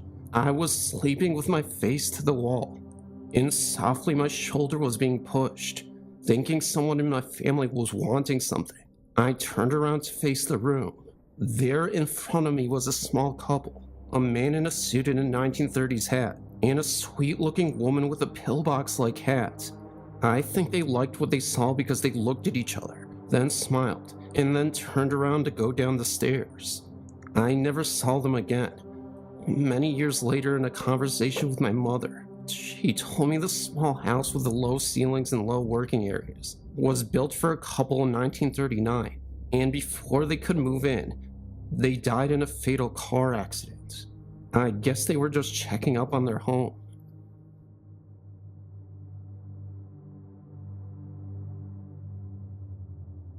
Well, my boyfriend is a non-believer, but he says he wants to believe. Back before we started dating, we would find things to do where he might see something and come around. I was very picky about these places because I'm a firm believer, and also I scare easily. I didn't want to get myself into a situation that I would have a hard time with. As a result, I choose places that I've been to many times and was comfortable with. We had been to a few, and I'd heard something or whatever, but generally I've attributed this to my imagination because I was worked up. But one experience stands out. We were on the USS Constellation, known for hauntings, but I had taken him there more as a glimpse of my own past.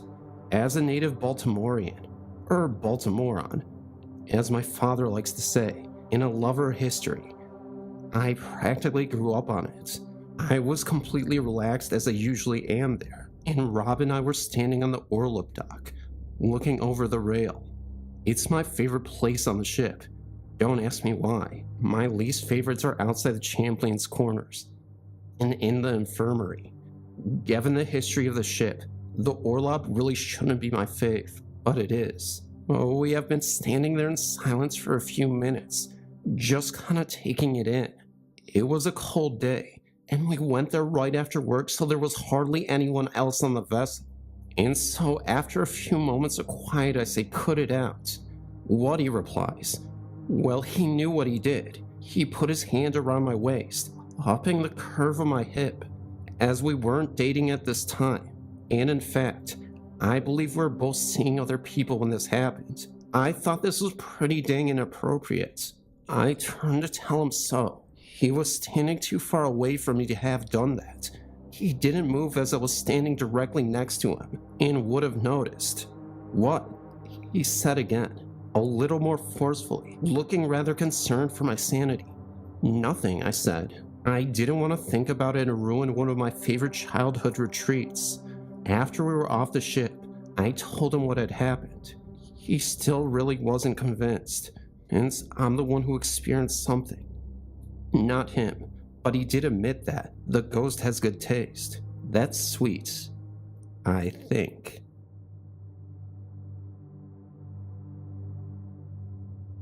I just want to say that I love your website, and couldn't help but to share my story with you. A few years ago, my great-grandfather was very ill and in a nursing home. My family and I lived far away from him. We only made a trip up to see him around Christmas and his birthday. One day when I was 15, and my brother was only about 2, we were sitting in my living room watching TV, when all of a sudden my little brother started crying. I asked him what was wrong, and he said he wanted to go see Papa. I thought it was weird because he had only met Papa a few times. My mom came in the room and told him that Papa was very far away, but that we would go see him soon. My brother started crying harder and was screaming, "I want to see Papa now." My mom held her in her lap and kept telling him not to worry, that Papa was fine and we would go see him soon. When he started to calm down, the phone rang. It was my aunt. He told us that Papa just passed away. My whole family was creeped out by this experience, and none of us had really talked about it since. My little brother does not even remember it.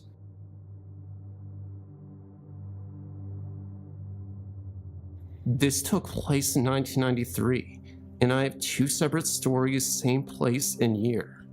When I was about 16, I was living with some friends in Cleveland, Texas. I was attending school there with my best friend Mary, and living with her and her family. We had a couple friends that we went to school with. One girl was very strange, shall we say. We will call her Claire, and there was the other friend named Barbie. We lived almost at the end of a long, narrow, dead-end dirt road. There was only about 6 houses on the road, and we were surrounded by woods. We lived in the next to last house on the street, and Claire lived in the house that marked the dead-end road, and her family rarely came out in the daytime. They were more night creatures, if you will, and they had about 6 stray cats just hanging around the house. Mary and I decided to stay the night with Claire one night, and in the nighttime when it all got very weird, Claire was talking about witches and witchcraft and sorts, when suddenly I saw right behind Claire that there was a witch's head just hanging from the ceiling. I mean, it was staring right at me with big bulging red eyes, and it seemed real. When I told Claire it was right on the ceiling, she looked, and there was nothing. And to this day, I have no idea if I was hallucinating or if I really saw something evil. Our family had an experience several years back in our old house. I tried to submit the story a few years back, but I don't think it ever was posted. I'm the last one to say I believe in ghosts, and normally when people tell me they saw a ghost, I listen, but figure they are full of it. Well, this time I'm glad that my entire family heard it. I don't care if anybody else believes me, because at least we know it happened. It happened several years ago, maybe a good 28 years ago. I was around 7, if not younger. At the time I was sleeping in my parents' room with my dad, and my mom went to lay down with my brother since he had the flu. The way our house was is that we have 3 bedrooms and 2 doors that we kept closed, that closed off of the back of the house to the living room and kitchen. We had all just started to fall asleep when we were woken up by a really loud thump, then the sound of something heavy running and ripping up the carpet. It reminded me of our old cat that used to run down the hall, and her claws would get stuck in the carpet, but this was much, much louder. The noise came and went very fast. My dad had jumped up and got his gun and went outside thinking it was someone running on our roof, but there was nothing. He came back and asked us all if we heard it, and we did. To this day, we have no idea what it was, and it never happened again. My brother and I talk about it to this day, and we get chills thinking about it. I'm sure it is something that could be explained, but what? It was too loud for any house noise. Our plumbing we never had issues with. Like I said, I'm glad our entire family heard it, so that way, they know I'm not making something up. I've never had another experience like that again, and now I'm interested in the idea of hauntings, but I normally am more on the factual and fantasy side. but that has made me think that just maybe there's something to all the supernatural. One thing I know about my story, I know it is real. I've read other stories on the site and think a lot of them are fabricated, and I'm sure of reading mine. People think I'm making it up, or my entire family is making it up, but we know it happened. My stories were told to me. The first was told by my dad. My dad was an 18-wheeled truck driver. The stories he told seem far-fetched, but I swear to God he's telling the truth. One night driving a long stretch of highway, he came upon a beautiful dog. The dog barked, but he knew he had hit the dog. He got out of the cab of the truck with his flashlight, who gave the dog a proper burial. When he looked up and down the ravines, and what he found was not a dog, but a family with the dog. They had crashed down the ravine 2 hours earlier. The family survived, but the dog didn't. The next story was told by my brother, and now sister-in-law, then girlfriend. In 1995, my brother came to Texas, then Georgia, to be with our dad. At that time, he was very ill. My sister-in-law, then girlfriend, was in Georgia. Our dad passed away late at night. My brother decided to wait till morning to call my sister because she had to be working early the next morning. My sister-in-law called crying instead. She was scared and shaking. Then she said that about 2 a.m., she got up to get a drink in the kitchen, walked into the living room, and that's when she saw Dad sitting on the couch. Then she said hi to him, then continued into the kitchen, and then realized that he was supposed to be in Texas, not knowing he had passed yet. That's when she walked back into the living room, where he was sitting, telling her he needs to tell her something, and she screamed no, and runs back into the bedroom, then slams the door, locks it, and calls her best friend cousin, who was a cop, to come to the house, and no one is there. When my brother tells her our dad had passed, that is when she freaks out more. I just wish I knew what he wanted to tell her. Oh well. This actually began here in Lazuka, the capital of Zambia, back in 1983 when I was a young girl of 5. For some reason, I always woke at 3 a.m. on the dot whilst living at our home at the time, and found myself walking down the hallway. We had security lights in the garden, therefore shadows would play off trees, bushes, and windows onto the interior walls of the house, like a Russian puppet show. With a security guard present each night, I would think the shadowy shape of a man appearing or disappearing suddenly was simply that, our guard doing the rounds. It wasn't until one final night, after my usual check of the houses, I was walking back to my room when I just felt something behind me. Wish I hadn't, because the shadowy figure of a man was right behind me, away from the walls and lights, but very distinctive. I was scared, but to be honest, looking back now, cannot even remember feeling evil, just curiosity.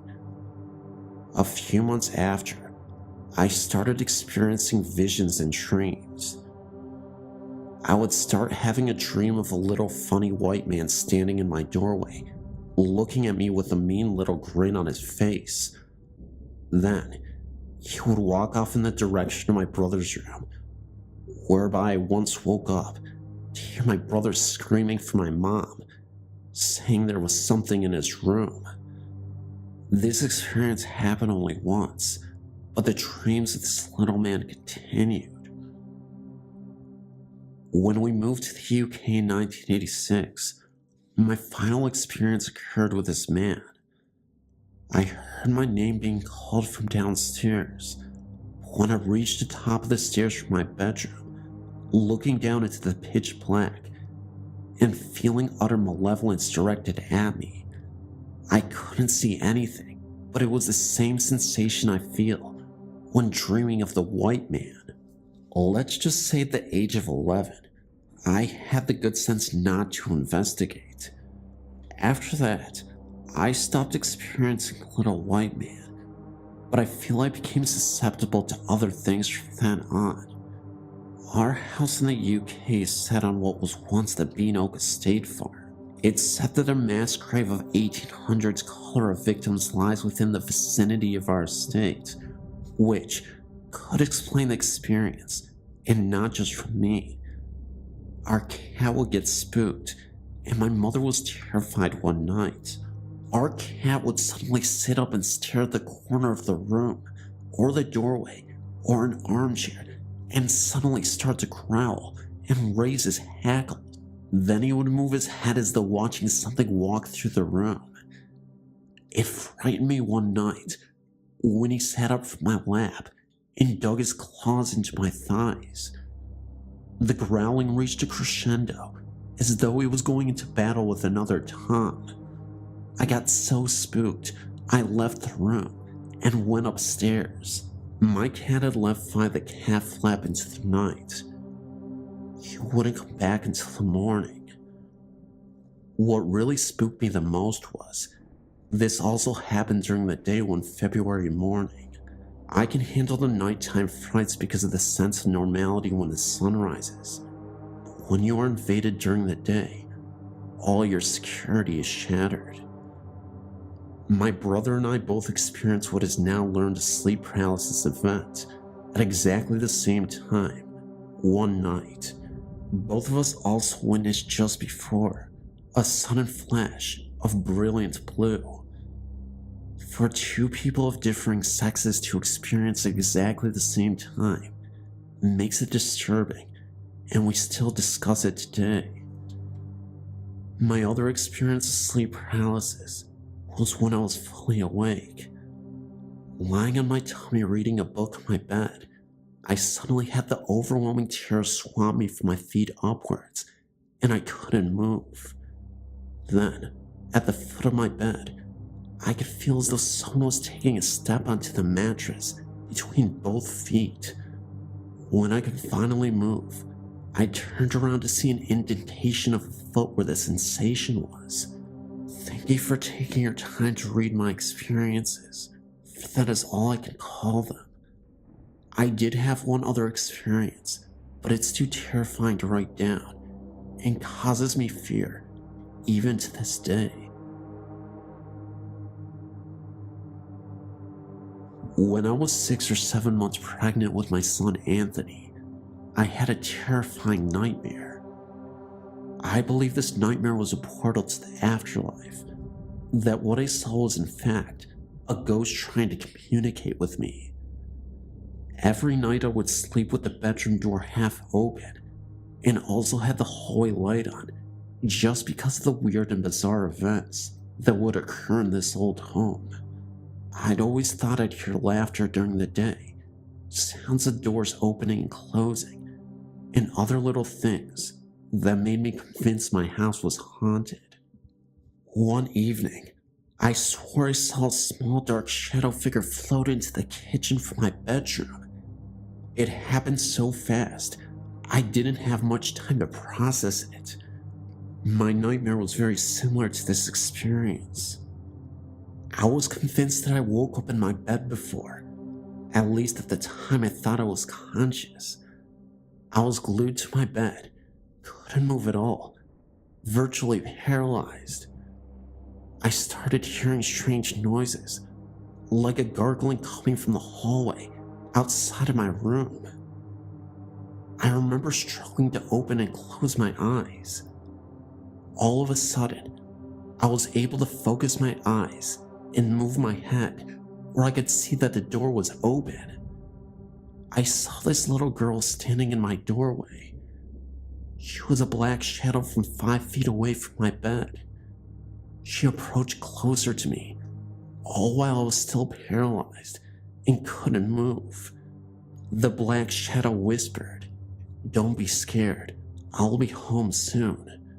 That's when I woke up, sweating and screaming. Even after realizing it was a nightmare, I could still feel the presence of the shadow in that house. The same girl from my nightmare.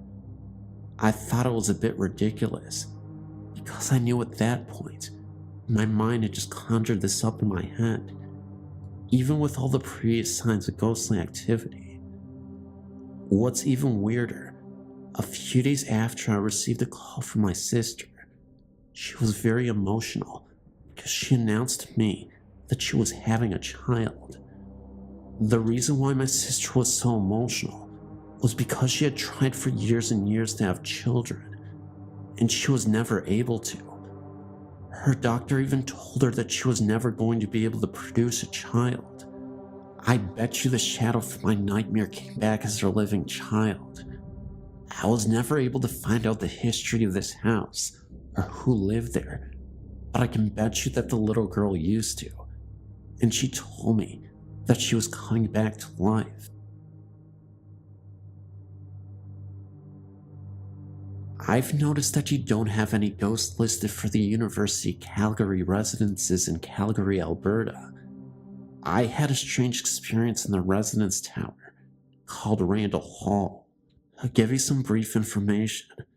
There are 2 identical towers, plus some apartment-style residences that were built in the late 1960s when the university was founded.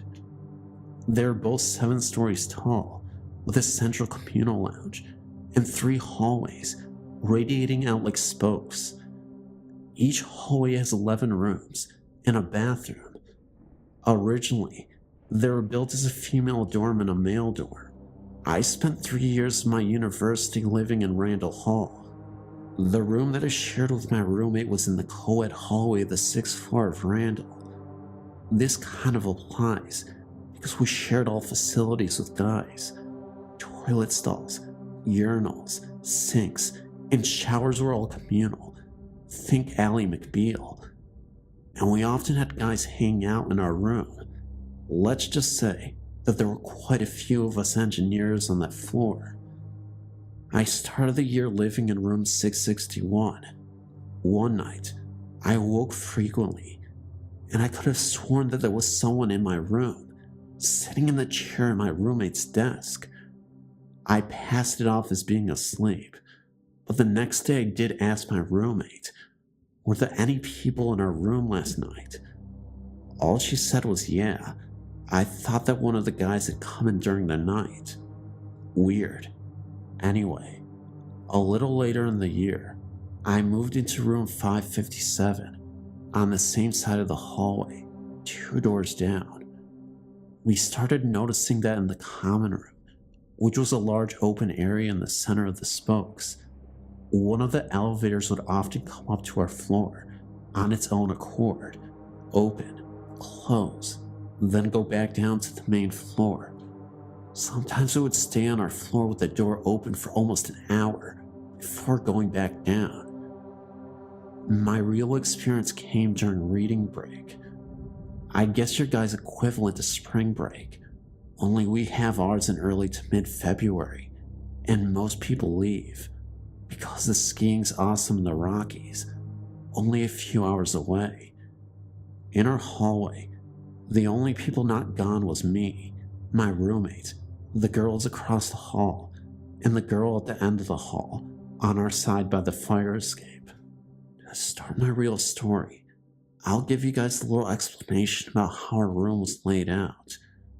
If you walk into the door from the hallway, there's a closet on each side that extends about 2 feet into the room, that goes all the way to each wall. No doors in the closets. The room is approximately square.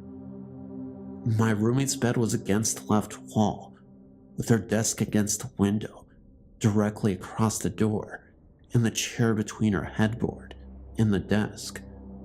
My bed was against the window, with the headboard against the right wall, with my desk along the right wall.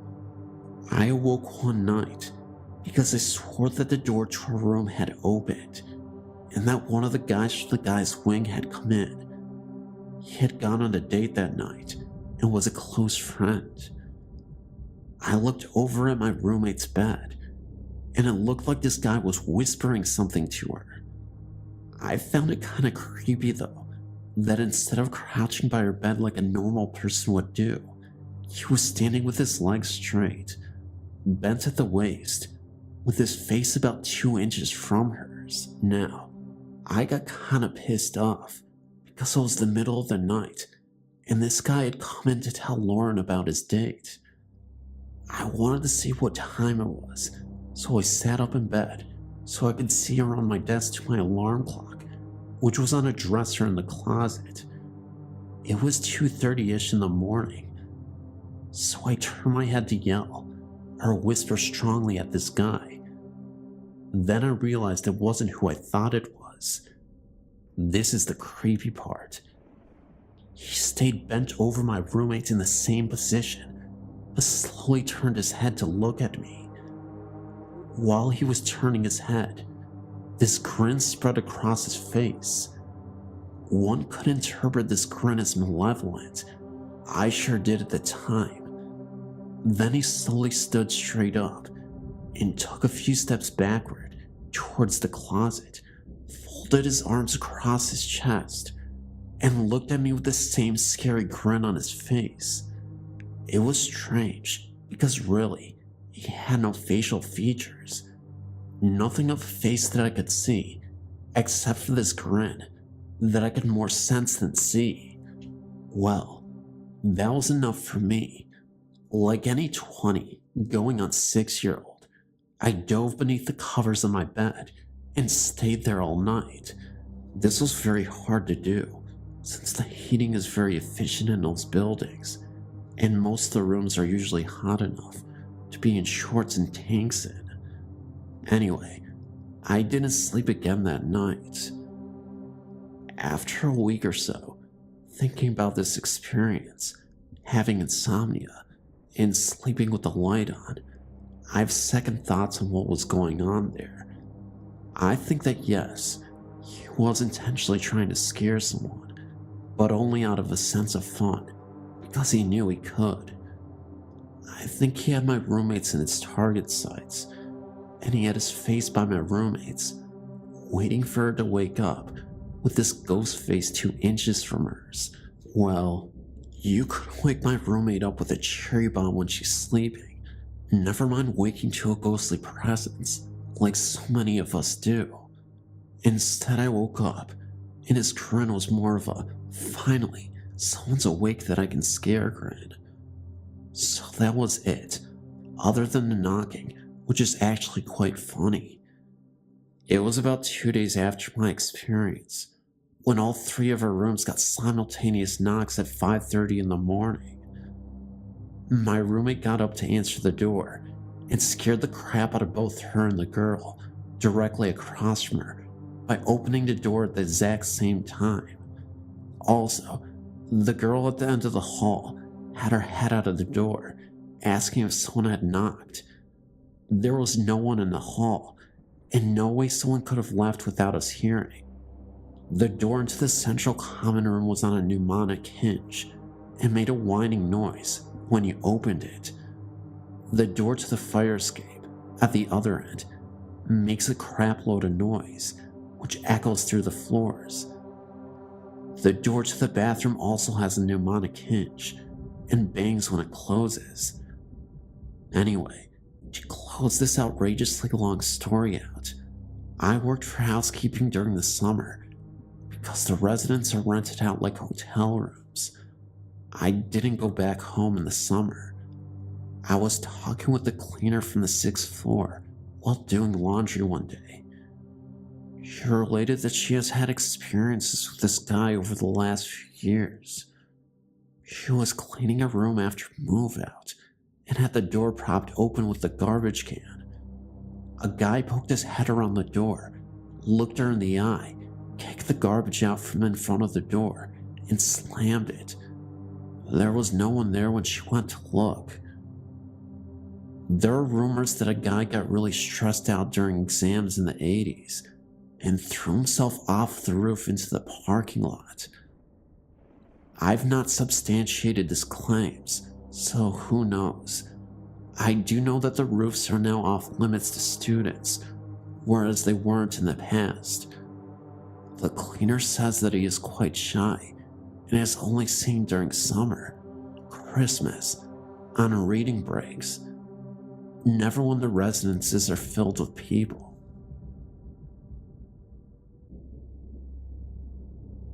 This isn't the first time I've told someone this. Normally people don't believe me because I'm only 14, but I swear that everything I'm about to say is the honest truth. My first experience happened 6 years ago. My friend was sleeping over at mine. We couldn't sleep, so we were just talking in the dark. Well, it wasn't that dark because I had the curtains open. I remember it being a few minutes past midnight. I also remember thinking my friend had stood up because there was a shadow on the wall opposite us, but she was still lying down. But she too had seen the shadow. It had no features and was only head and shoulders. It was where my light switch was. We both looked outside to see if anyone was there. Nothing. So we started to really freak out and closed the curtains as quick as possible. And when we reopened them a few seconds later, it was gone. I have no explanation for this. I definitely wasn't dreaming, and neither of us had imagined it. Later on that year, I was alone in the house watching a video. I stopped the video to get something to eat downstairs. When I came back, the video had been took out from my video player and was on my bed. My next experience happened maybe about 5 or 4 years ago. I was on the computer, and I was the only one in the house, as my brother was out and my mom and dad were out working. I didn't have any music on at the time, and the TV wasn't on either. Basically, things were silent. I heard this voice coming from downstairs calling my name. It was definitely a woman's voice, maybe in her late 20s. I wasn't sure at this time. I really started to freak out. It lasted for around 5 minutes, and then it stopped. The next couple of times I heard it really scared me. The last time I heard it, I was home alone again. The TV was on mute, and I was on the computer again. The voice came from right next to me. It shouted my name into my ear. It shocked me so badly that I actually screamed so loud that the people next door heard me. Since then, I haven't heard it, but recently, I've been hearing music playing in and outside of my house. Also recently, things keep happening in my room. Like I keep feeling cold spots, and a lot of the time, I feel like I'm not the only one in the room. It's really scary. Plus, my TV has been on mute or changed channels when I'm nowhere near the remote. It scares me a lot. It's shook me up so bad that I hate being alone in the house.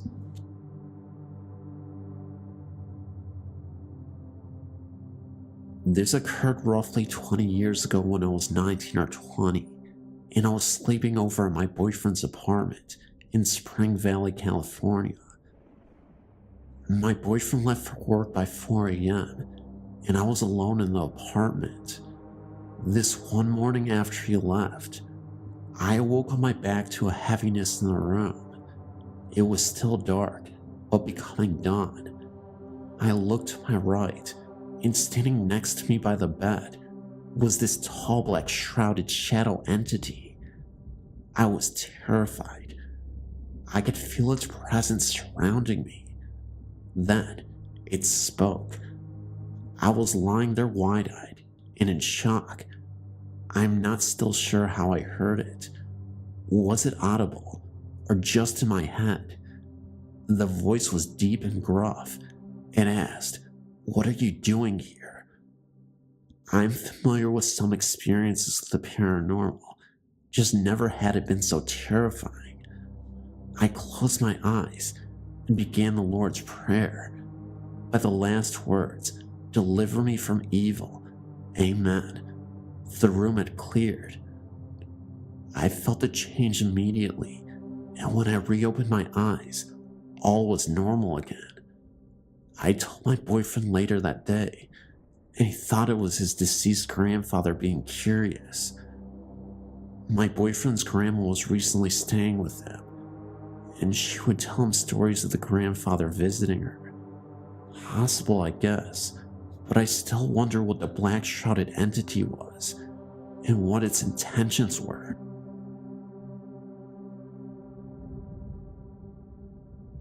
For many years, I had a gray cat named Kitty.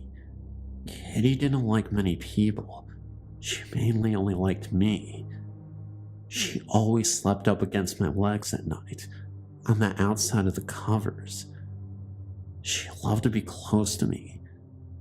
After she died, I was absolutely miserable. I missed her so much. After a few days, I started getting a glimpse of her walking around the house, out of the corner of my eye. I didn't say anything to anyone for a while. One day, my aunt said that she didn't realize that we had gotten another cat after Kitty had died. I told her that we didn't have any other cats, or any other pets for that matter. She was absolutely convinced that she had seen a cat walk across the doorway in our living room. One night, just as I was going to sleep, I felt Kitty jump up onto the bed and cuddle up against me. I could feel her pressing up against my legs. I tried my best to convince myself that it was just my imagination, but my husband felt her jump onto the bed also. Over the years, she has gradually stopped coming around us so much. She still shows up whenever I'm upset or sick. I guess she just likes to comfort me, just like she did when she was alive.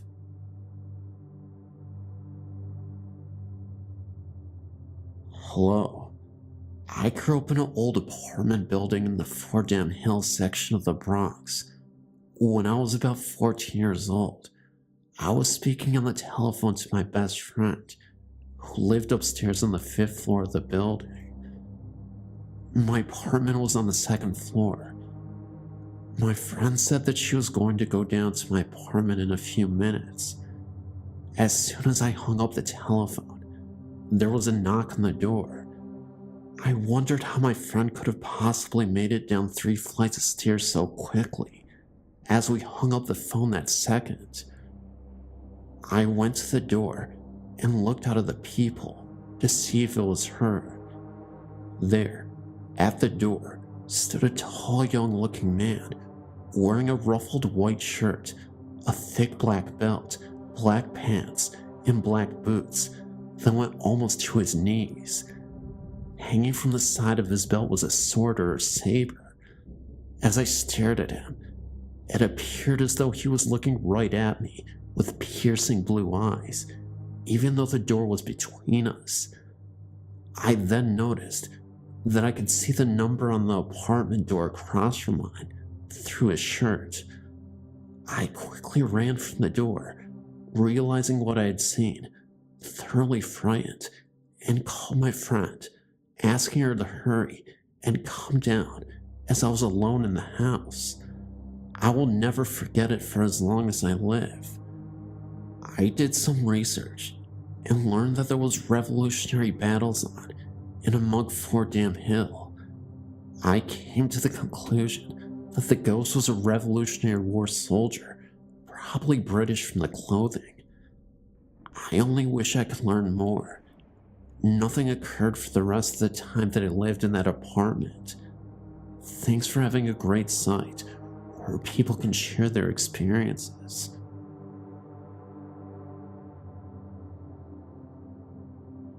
Like a lot of people, I've had friends and family members pass away. One of my best friends was John, who died from pancreatic cancer while still in his early 30s.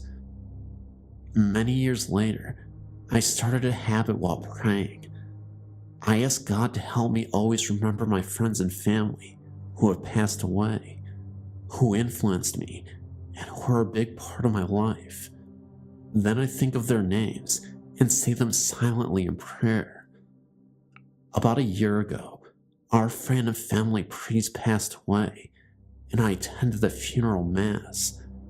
As I was kneeling in the pews, I felt someone beside me. I looked to my right, and there, plain as day, was John. He was there for only 2, maybe 3 seconds, and then disappeared. I shook my head and looked again, but he was gone.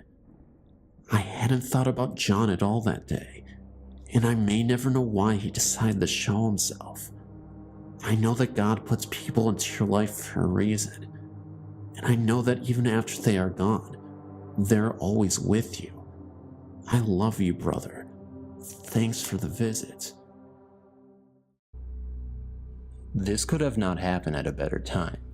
The year was 2009, about a week before Halloween. My sisters and I got a call that our grandmother's health had taken a turn for the worst, and that the doctors were calling the family in. My grandmother was in the LaGrange Hospital, and we were in Newnan. It would take us 30 to 45 minutes to get there. Each of us 4 girls took off from work, and we all met at my house, where we would ride together to the hospital. Being in such a hurry, neither of us took the time to use the bathroom, so by the time we got to the hospital, me and my baby sister were about to burst. We got parked, and Kelly, my baby sister, and I ran into the hospital looking for a bathroom. The entrance that we took, we had to walk through double doors and turn slightly to our right, then slightly to our left before heading down a long corridor. The corridor led us to a gift shop that sat on the right. Just before the gift shop, there were 2 small bathrooms, one for men and one for women, to the left of the hall. My sister and I were racing to the bathrooms when we saw an elderly woman in front of us. She was about 25 feet away from us. She was stooped over a tad and wore an old, outdated black coat and an old black hat with a flower attached to the side of the hat. It was not cold enough outside to wear a coat. The old woman entered the bathroom, and my sister and I raced in after her. The bathroom was so small that it only had 2 stalls and 1 sink, and 3 people would be considered a crowd. My sister beat me to the second stall, after she saw the old woman enter the first stall and heard her lock the stall. My sister and I were laughing at each other, and we were talking to each other while my sister was in the stall. I was play fussing at her for beating me to the only available stall. So here I was standing outside the first stall, waiting for the old woman to come out. All of a sudden, the door to the first stall slowly creaked open, and I stepped to the side so that the old woman could get out. Told you the bathroom was very small. After a few seconds, no one came out, and I peeked around and pushed the door open a little bit more. I was scared that I may find the poor old lady sitting on the toilet, and she had let the door come open on her or something, and we would both have an awkward moment. I looked into the stall, and no one is there. My sister was still in the second stall, and I said, "Kelly, wasn't that old woman in this other stall?" My sister replied with a yes and why.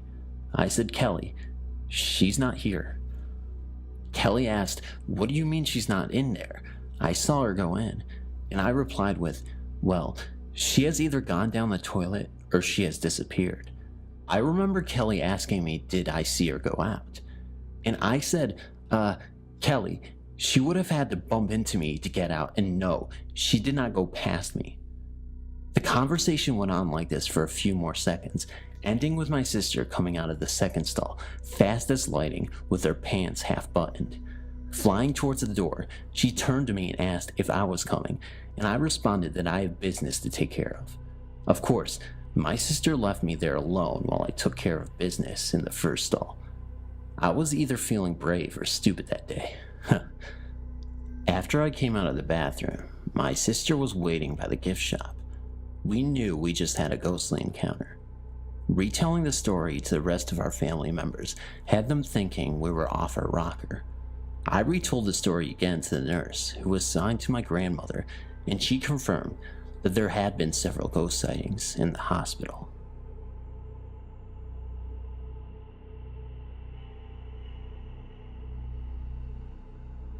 One day, I had an appointment at Clark at noon. I finished the meeting with my client early, and being near Orchard Road, I went shopping.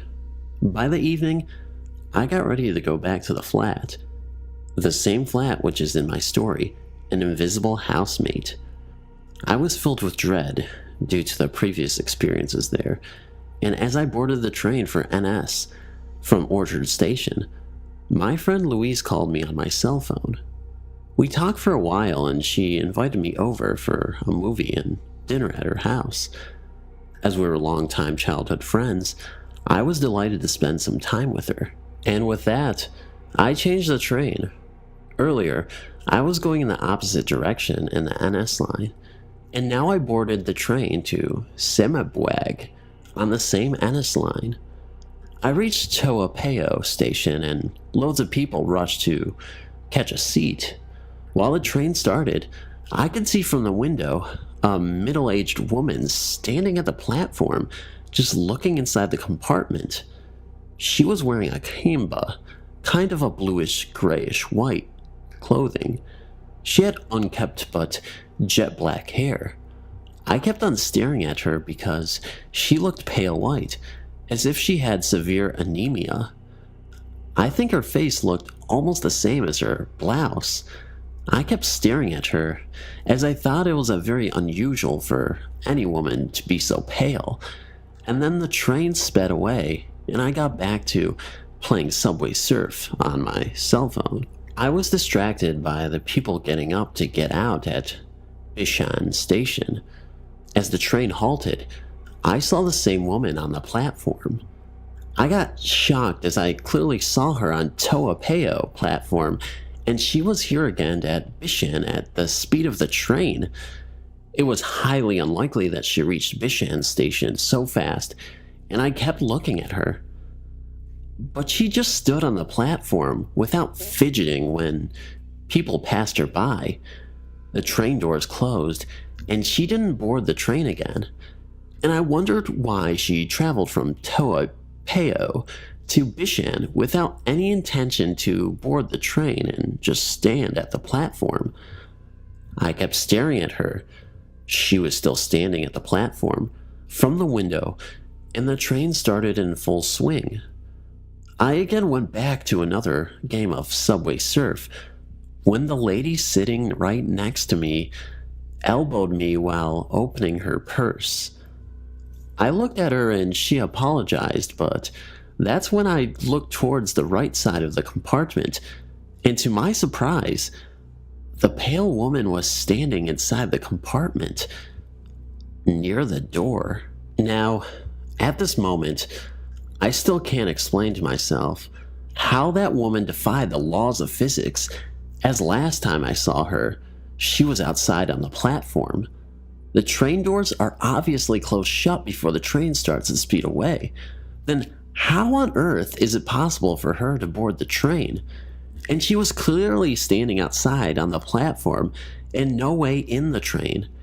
And I could see her outside, except when she disappeared from my view, from the window's edge, while I sat there in total shock, rethinking what I am seeing. I still kept staring at her. The passengers near her seemed indifferent about her presence, and she had the same expression throughout the time she was standing there.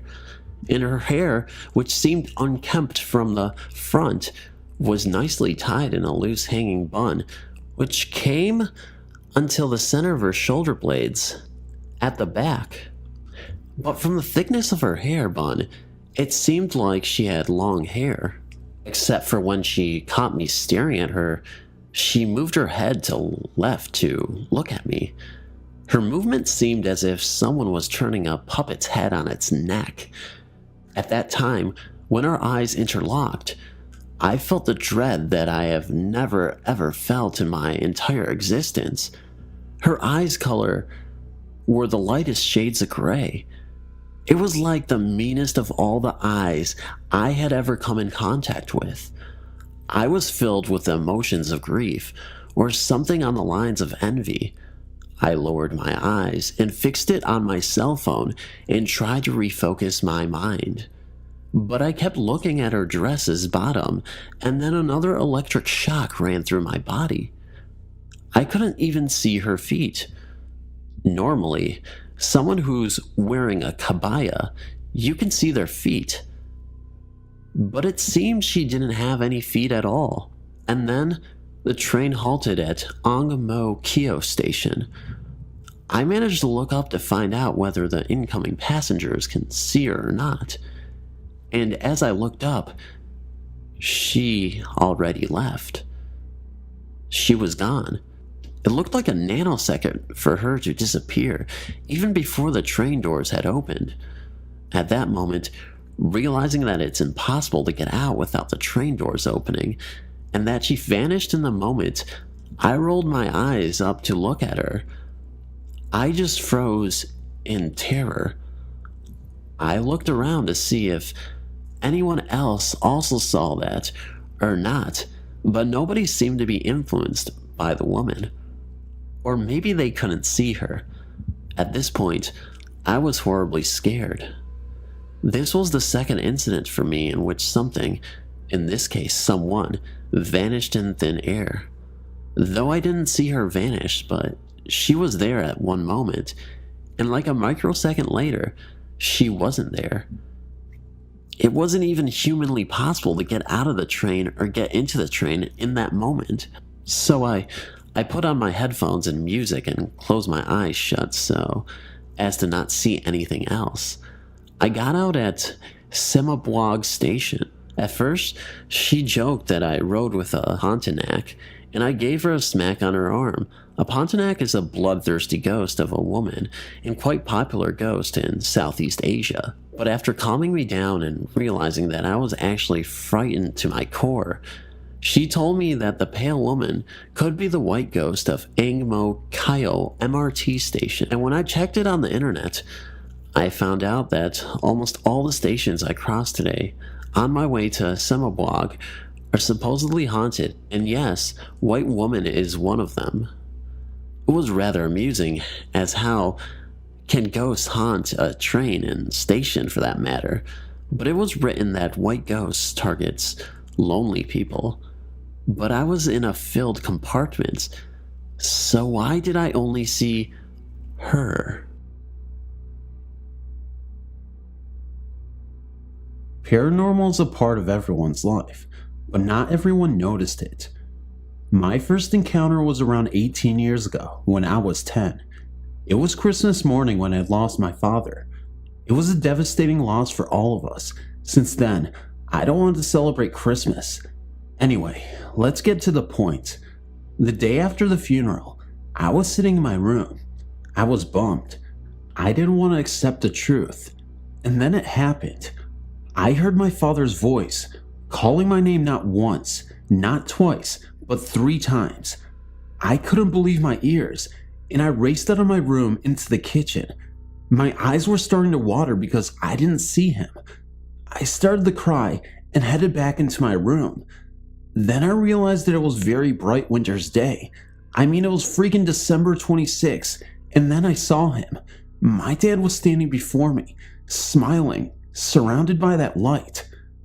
I stared at him for what seemed to be hours. Then suddenly, light started to flicker, and I heard him talking directly to me. He said to me, "I'm sorry. Be good. I have to go now. Goodbye." And then he disappeared with the light. That was the last memory I had of him. The next experience was 4 years ago, when I was in my neighbor's house.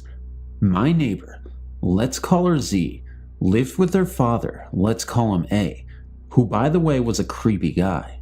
However, Z was gifted. She could see the future through cards. I was stunned when she told me things known only by me. I went there often times, but every time I took even the slightest look to A, my head started to hurt like hell. When I shared that to Z, she told me that I was sensitive. Every time, when I get a headache, I was in a way cleansing the negative energy. I shook it off because that couldn't be true. After the seance, you know the cards. She told me that I have a big hole in my heart, a hole full of pain and sorrow. She started to cry and told me that soon, very soon, I will lose someone very close to me, and I needed to be strong at that moment. After that, I stopped going there, and a week later, she died, leaving behind her awful father. I know it's a terrible thing to say, but he was evil. I can't explain how I know. I just do. 10 days after Z's death, A got ill and died. I know my stories aren't as exciting as the others, but they are true. Just letting you know that the person who I was supposed to lose was my mother, who died a year after Z and A. You may say it's a coincidence, but it's not. Every time I pass Z's house, I get the same headache, and I get the feeling that someone is watching me through the second floor windows where A lived. I'm 28 now, and I still get that feeling.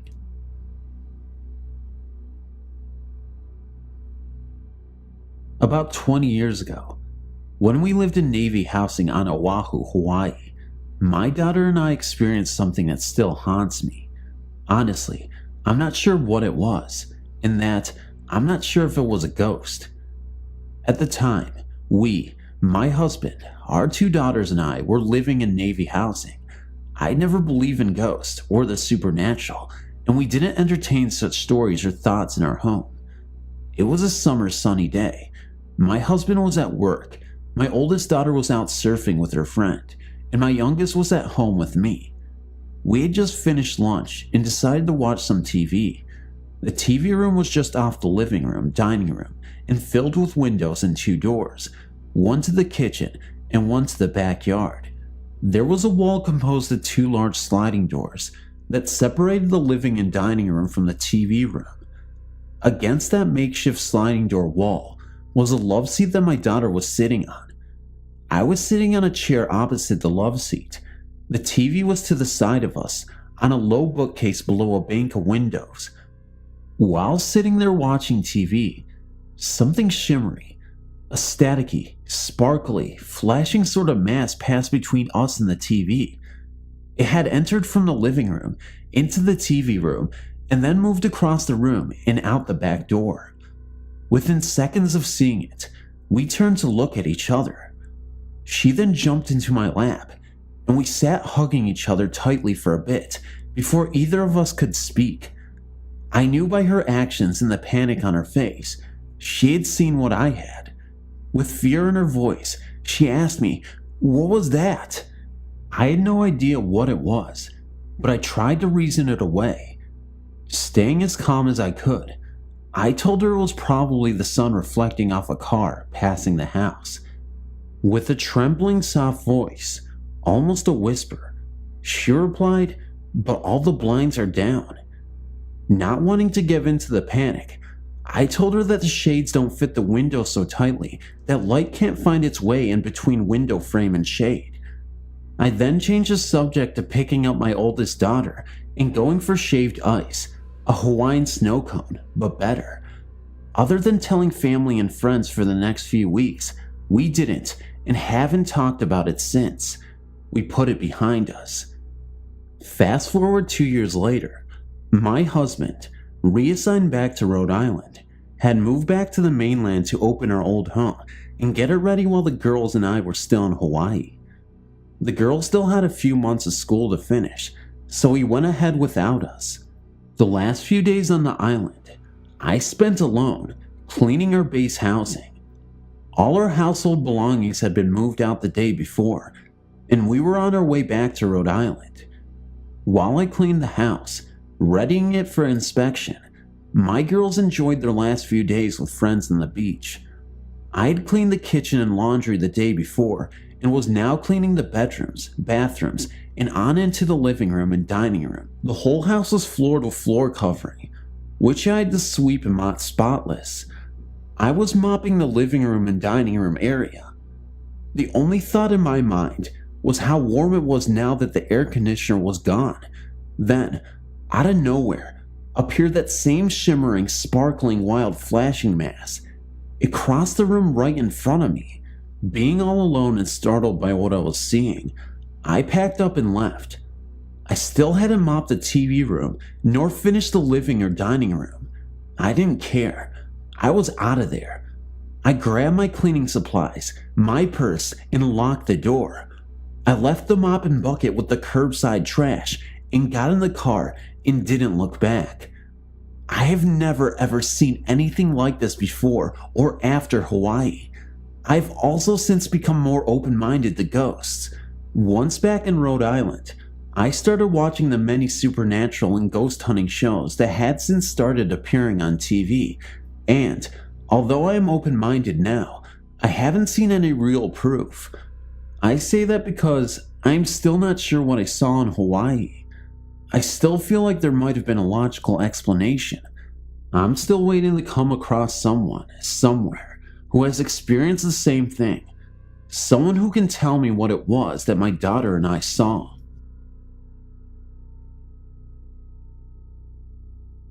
I'm an amateur UFO researcher. I say amateur, but I think some might consider me an expert in the field. Anyway, I'm writing here to record what's already occurred. I'm too afraid to post on the forums I usually frequent when discussing my findings because I really don't need the extra attention right now. I'm afraid that something is going to happen, and I have to document it somewhere. So here it is, and I hope you enjoy my story. I know what you're all thinking, no doubt. I'm probably some nutjob that sees airplanes flying at night and thinks they're aliens, and I can respect that train of thought. My purpose here isn't to get people to believe, it's purely selfish. Now, I'm not really in fear for my life. Well, I am, but that's not why I'm writing this. It's my research I'm concerned about. All my years looking into extraterrestrial life, I've had a number of experiences, some more notable than others. I've seen orbs in the sky maneuver in ways aircrafts never could, and I've picked up radio waves with no point of origin on Earth. Those types of things I've looked into, but no real proof has ever come out of it. But what happened the other day changed all that. I live out in California, pretty much the middle of nowhere, out in the desert. Gotta be close to the action, you know? At night, I routinely go out on my pickup and see if I can get a glimpse of anything. I've numerous outposts I go to where I've had experiences and where I know people have known to have seen UFOs. I was at one such place, sitting in my truck in the absolute darkness of the desert, sipping my coffee, when out of the corner of my eye, I saw a bright light streak up into the sky, like really bright. It was coming from the middle of a rock plateau in the distance. Naturally, I revved up the engine and headed over. I parked about a quarter mile away and walked the rest. I didn't want the noise to scare off whatever it was, so I snuck up and wormed my way in between the rocks to get to the middle where the light was coming from. I peeked in, and in an instant, everything I've ever believed was validated. I saw two creatures, pretty short but humanoid, no doubt. They had big eyes with no pupils, pure white, and I could see that their flesh was moist and scaly. I could hear them speak to one another. Their language is difficult to describe. I can't really put into words what it sounded like. It was high-pitched and echoed, though that was more their voices and not the language itself. Hearing an alien language sent chills up my spine. I was so excited. Anyway, sorry, I'm getting sidetracked. There were two pods behind them, and they were both standing around some sort of metallic rod stuck in the sand. That's where the light was coming from. It was shooting out the top, like some sort of beacon. I assume it was transmitting back to the mothership, but I don't really know. To me, it appeared to be sucking something out of the earth. I could hear the device humming. I inched closer for a better look, but I cracked the rock, and they both turned to me in unison. I froze, their eyes cut through me, and my excitement turned to terror. I was so scared, but in that same moment, I could see in them the same thing, fear. One of them reached out and touched something on the rod, and the light exploded out, blinding me for a moment. As my eyes adjusted back to normal, all I saw were the two pods jet straight back up into the air. There was no noise made, only the sound of the sphere ripping through the air. Now, as much as I'd like you people to believe what I've just told you, that's not really my concern, because when they left, lying on the ground was the rod. They'd forgotten it or dropped it, I don't know. All that matters is that I have it. Actual proof of intelligent life, and if you looked at this thing, held it in your hand, you know it came from another world. I mean, with how bright the light on top can get, there's nothing on Earth that could power something like that. You'd think I'd be on top of the world, and believe me, I was. Until the next day. I woke up to a knock on my door. It was early that afternoon, but naturally I was sleeping in. The knocking was persistent. It didn't stop, just a slow-paced knock, over and over, until I finally got to the door. I opened it to see two large men standing in front of me. They were both bald and pale, with no eyebrows or eyelashes, and they were wearing crisp black suits. Everything from their ties to their shoes appeared to be brand new, like it was the first time they'd been worn. The man on the left was the only one who spoke. He introduced himself as Agent Quinn and his associate as Agent Reed. Then he addressed me by name, my full name. I didn't think it was odd at first. I mean, he was at my house. I'd buy he knew who I was, but then he asked me the question that almost made my blood freeze. Where's the rod you procured last night? There was no emotion in his words at all, almost robotic in tone. I immediately looked at both their sides and noticed they didn't have guns. I thought it was strange for government agents not to carry weapons, but I was also sort of relieved. I denied knowing anything, saying I'd been at home all night. Agent Quinn, however, didn't seem to have any interest in talking about whether or not I had what he wanted. As far as he was concerned, I had it. It is your best interest if you simply oblige us and gave us the item we have come for. I can assure you it would make life much easier for you. But I stuck to my guns and told them to leave. I stood firm and raised my voice, getting upset with them. But when I said leave, Agent Reed reached out his hand and grabbed me by the arm. Now, I'm not a strong man. I don't work out or anything like that, but the strength in his grip was inhuman. I have no doubt about that. He held me in place while Agent Quinn got in my face, our noses almost touching. I was staring in his eyes, and I could see how lifeless they were, like what made him human had been stripped away. It is unfortunate that you have chosen to lie to us, he said. My sincerest hope is that you will reconsider, and soon. Agent Reed then released me, and the two of them walked back to a black van that was parked out on the street. That was the other day. I'm freaking out. How could they know that I have it? How do they know about it in the first place? I've heard the stories, stuff similar to this, and I'm afraid of what's going to happen to me because I'm not going to compromise myself and give them what they want. I was smart enough the night before to hide the rod, but I'm hesitant to say where. But I do want to. I want someone other than me to know where it is, but I have no family or friends, so I've turned here. I'm not really looking for advice as to what to do, but I'm not adverse to it either. I only want to have what is happening to me be out there. I can't let them cover this up too. As long as they don't find these posts, I'll keep posting about what's happening. I need it documented. Alright, things have gotten pretty crazy. I'm not much of a drinker, but I've since took up the habit. I'm 2 drinks in as I write this. I appreciate the comments and advice I've been getting, but I don't really have any intention of handing the rod over. I've dedicated years and years to investigating UFOs and extraterrestrial life, so to finally have something and just hand it over just isn't an option for me. I left a good job paying and another life to come out here to chase my passion, and that's what I intend to do. After posting the other night, I waited a few hours until a little past midnight and decided to head back out to the rock plateau where I originally encountered the life forms. It had been a few days, and I wanted to get a second look at the site, but after the agents came to my door, my mind had been in a different place. But I refused to let fear change the way I live my life. I went out and crept out, got into my pickup, and headed towards the desert. I half expected to be followed, so I couldn't help but glancing back to my rearview mirrors the whole time. But it seemed I was alright. I got out into the desert, no problem, but as I got closer to the rock plateau, I could see it was illuminated. Not by some extraterrestrial technology, but like the lights you see when they're doing construction late at night on the highway. The entire thing was encased in what looked like a white quarantine tent. I parked quite a distance away and got out my pair of binoculars to take a closer look. The tent seemed to be surrounded by black vans, the same that I'd seen the agents leave in. There were men similar to the agents all around, no hair and in the same fine suits. I've no idea what they were doing, but I got extremely nervous as I watched them. Some were going in and out of the tent, while others stood motionless, as if they were on guard like statues. There was no way they could see me from the distance I was, so I decided that even though it wouldn't be that clear, given my range, I thought I'd record what was going on.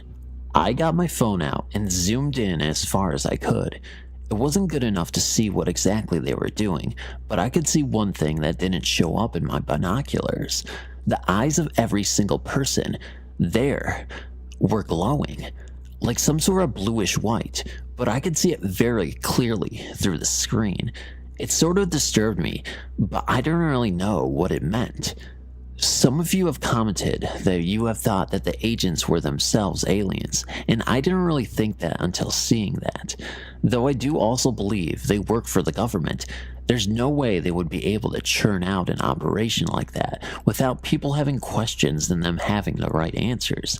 I have in the past heard some of the crazier UFO researchers make claims that our government has been working with extraterrestrials for as long back as the 50s, but I never put too much validity into those claims.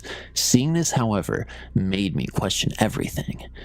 Anyway, sorry, I got sidetracked again. I recorded them for about a half hour for no real reason other than I thought something more interesting might happen at any moment.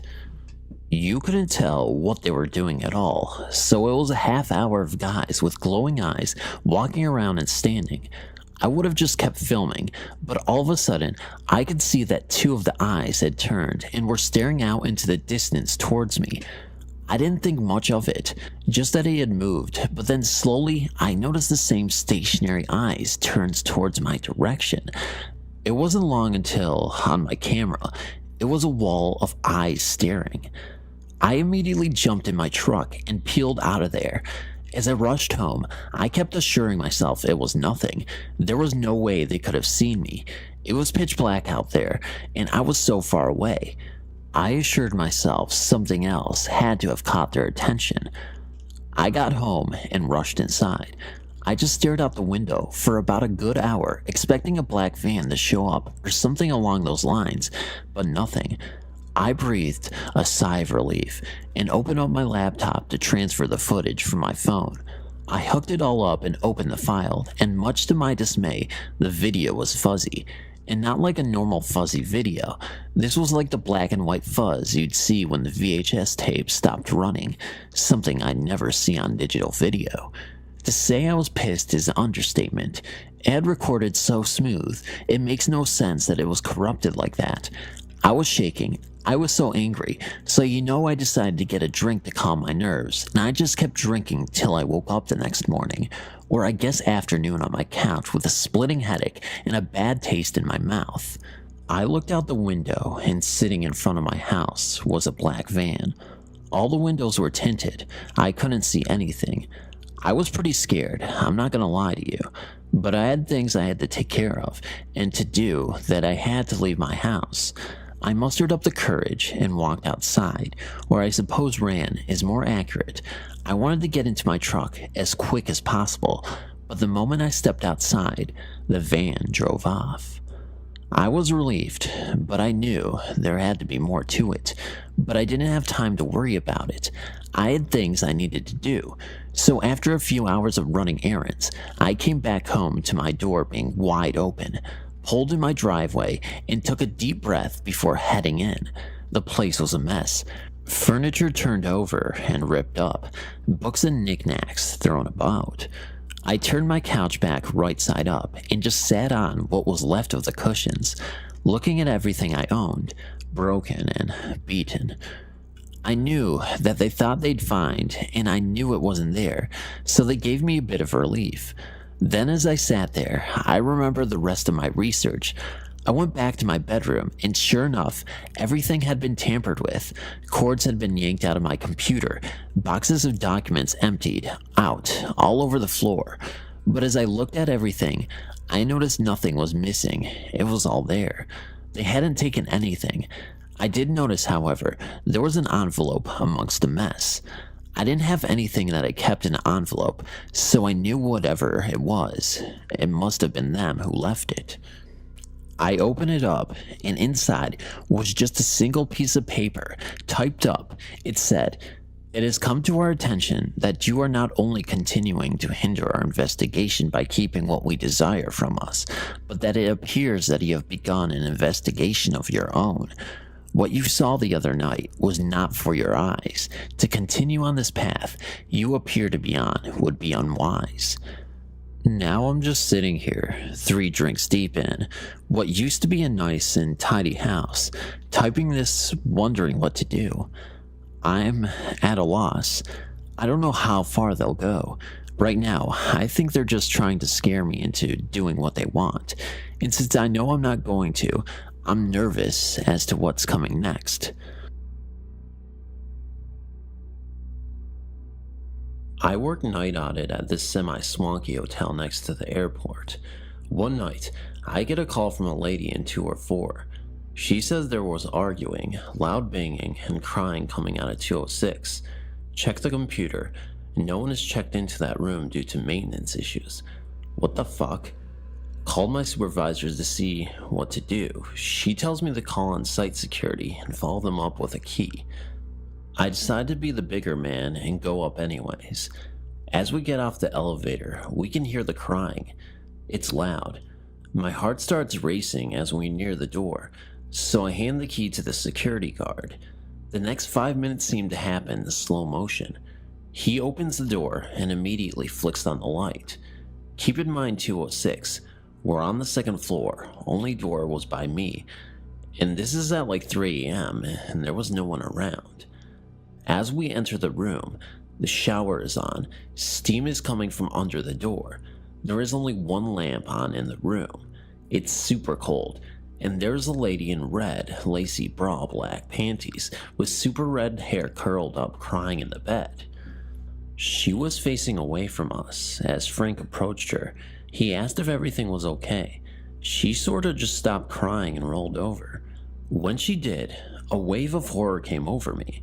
She was super pale, covered in blood, and was just staring behind us. That's when we realized the shower had stopped and the door was open. There was a man about 6'5" standing in the doorway. As we turned around, cops tased him and arrested him. Turns out he was a rapist who hides in hotel rooms, kidnaps women who stay there, and cuts them open. To this day, I will never go to a hotel again. I'm currently a janitor at a gym. We have a stairwell that leads down some stairs to a door that doesn't open because we lost the keys years ago. One night, there was a loud banging sound coming from the door. Sounded like someone was banging it every second for a couple minutes. I stood at the top of the stairs and listened and watched, and it stopped. It started up again a few minutes later. I went back up there to see, and it stopped again as soon as I got there.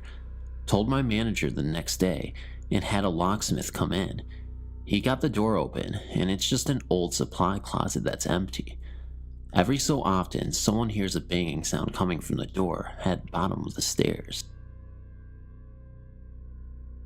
Third shift gas station attendant. My first night alone.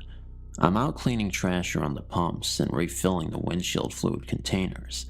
Cop pulls in, drives by really slow, staring at the store, doesn't see me standing near pumps, parks, and walks into the store really fast. He's clearly looking for an attendant, so I walk into store. He jumps when the door opens and I say, "Hey, what's up?" The Dunkin' Donuts, 2 streets over, just got hit and the guy doesn't fit any profiles. We think he just likes to shoot people, so we're letting people know. He gets in his car and drives off. Was sitting at a desk in front of a good-sized window, reading a binder. Sort of had that feeling like someone was watching me, so I looked up, and there was a face pressed to the glass. No idea how long he was there before I looked up. Ran out to the foyer, where there was a glass door on the porch that should be locked. It wasn't. He started shaking the door trying to get in. Ran to the next room, and he just followed me around the house while I was on the phone with the cops, watching me through the windows. They didn't catch him. That night, he came back the next night.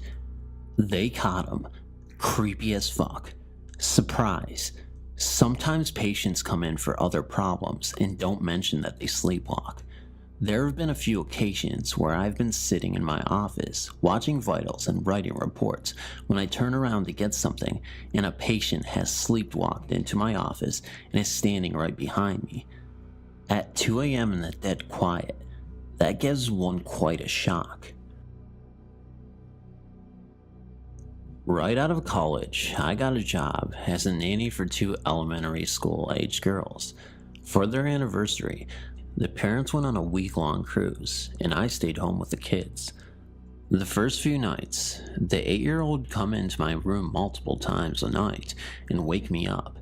It was obvious she hadn't pre-planned what she was going to give me as a reason for waking me up, so she would stumble through an excuse on the spot like, "I just wanted to make sure we are still going to the park tomorrow," or "I think I forgot to brush my teeth and wondered if I should do it now or wait till the morning." I figured she was just missing her parents and feeling out of sorts, so I let it slide at first.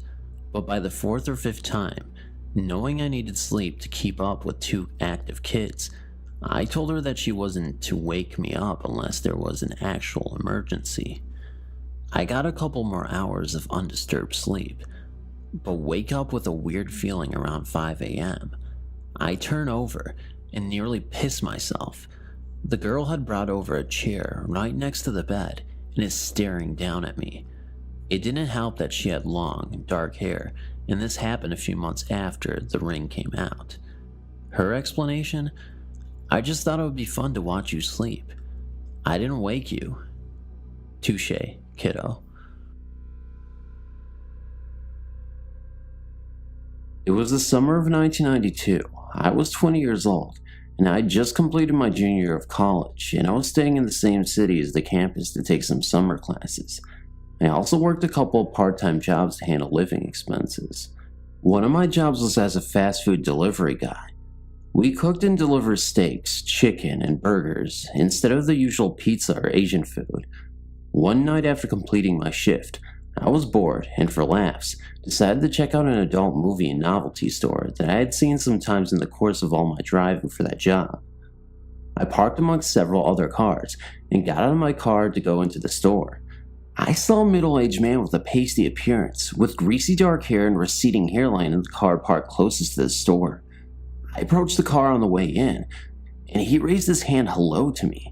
Not wanting to be rude, I raised my hand in return.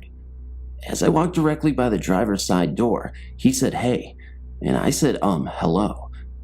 He leaned his head out of his window. He said, "You want to get it off?"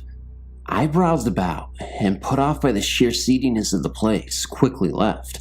Out of the corner of my eye, I saw the guy in the car in a different parking space. I got into my car and started out of the parking lot. As I got to the road, I saw the guy start his car and start to come out as well. Hoping this was coincidence, I turned out of the parking lot to go home. It wasn't coincidence. Suddenly, this guy was following me very closely and blinking his high beams at me every few blocks. I tried to lose him at some traffic signals, but was unsuccessful. I decided to go an alternate route at that point, not wanting to direct this creep to where I was living. Luckily, my delivery job had made me familiar with a lot of the roads in the city. I headed for a particularly labyrinth neighborhood, turned in, and took as complicated a route as I could, and quickly as I could, and finally lost him in there. I thought that was the end of it. A few weeks later, during work, at the takeout place, I stopped at a convenience store in the course of delivery to get a soda. After I checked out, I saw this same guy. He smiled and raised his hand hello again. I hurried outside to my car, but this time, I was in my shirt and hat from the takeout place. Now he knew where I worked. By the time I left the convenience store, he followed me again. Fortunately, I was able to lose him again, but spent the rest of the summer afraid to see him pop up at the place of my work, or worse, order food and bring me to his house. Thankfully, that did not happen. But skeevy guy who likes to follow people, let's not meet again.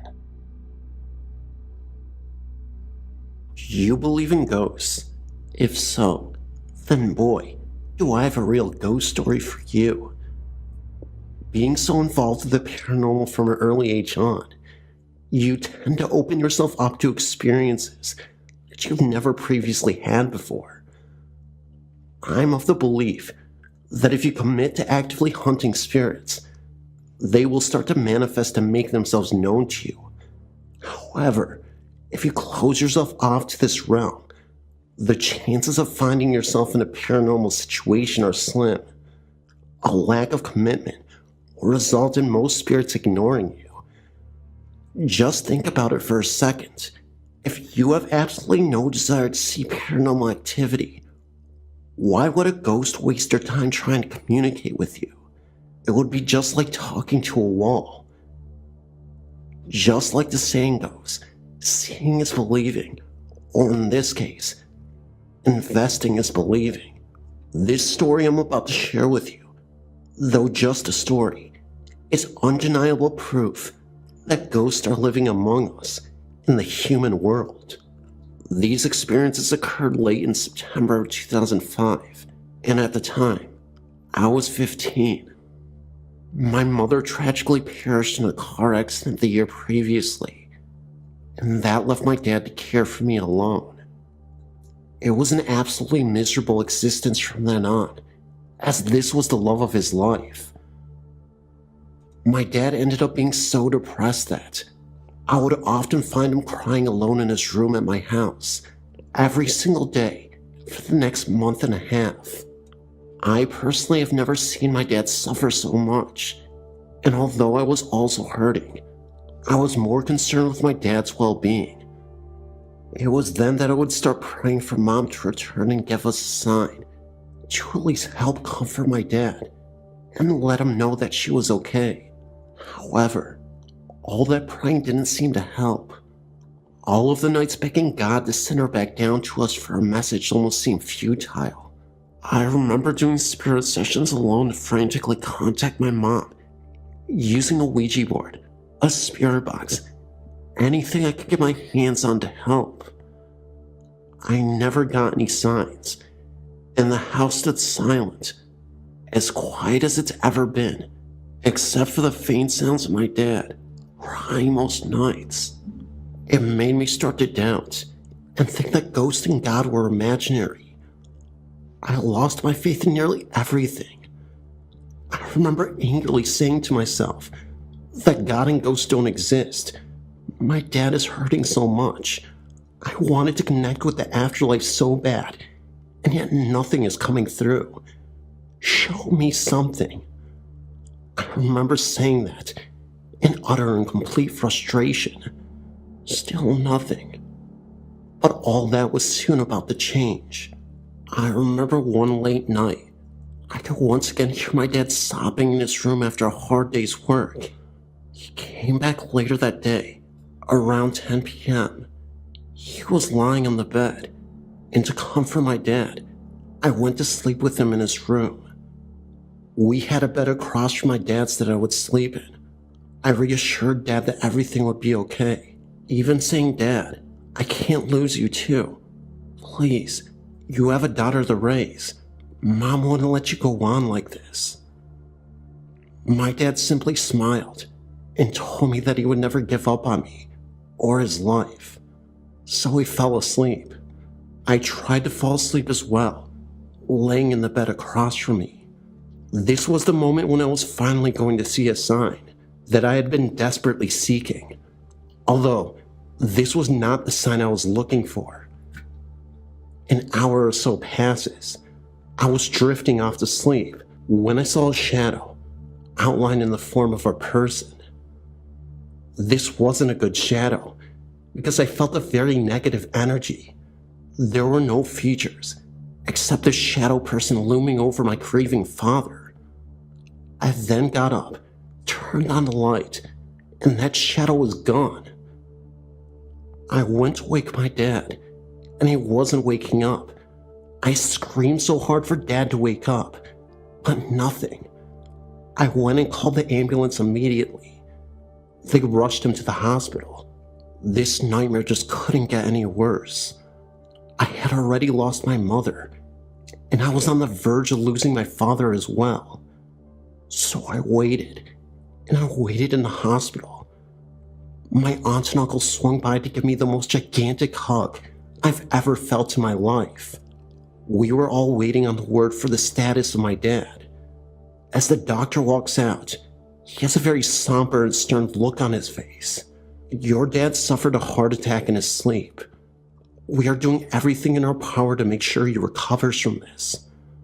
What they didn't tell us in the moment was that he was fighting for his life and receiving life-saving emergency surgery.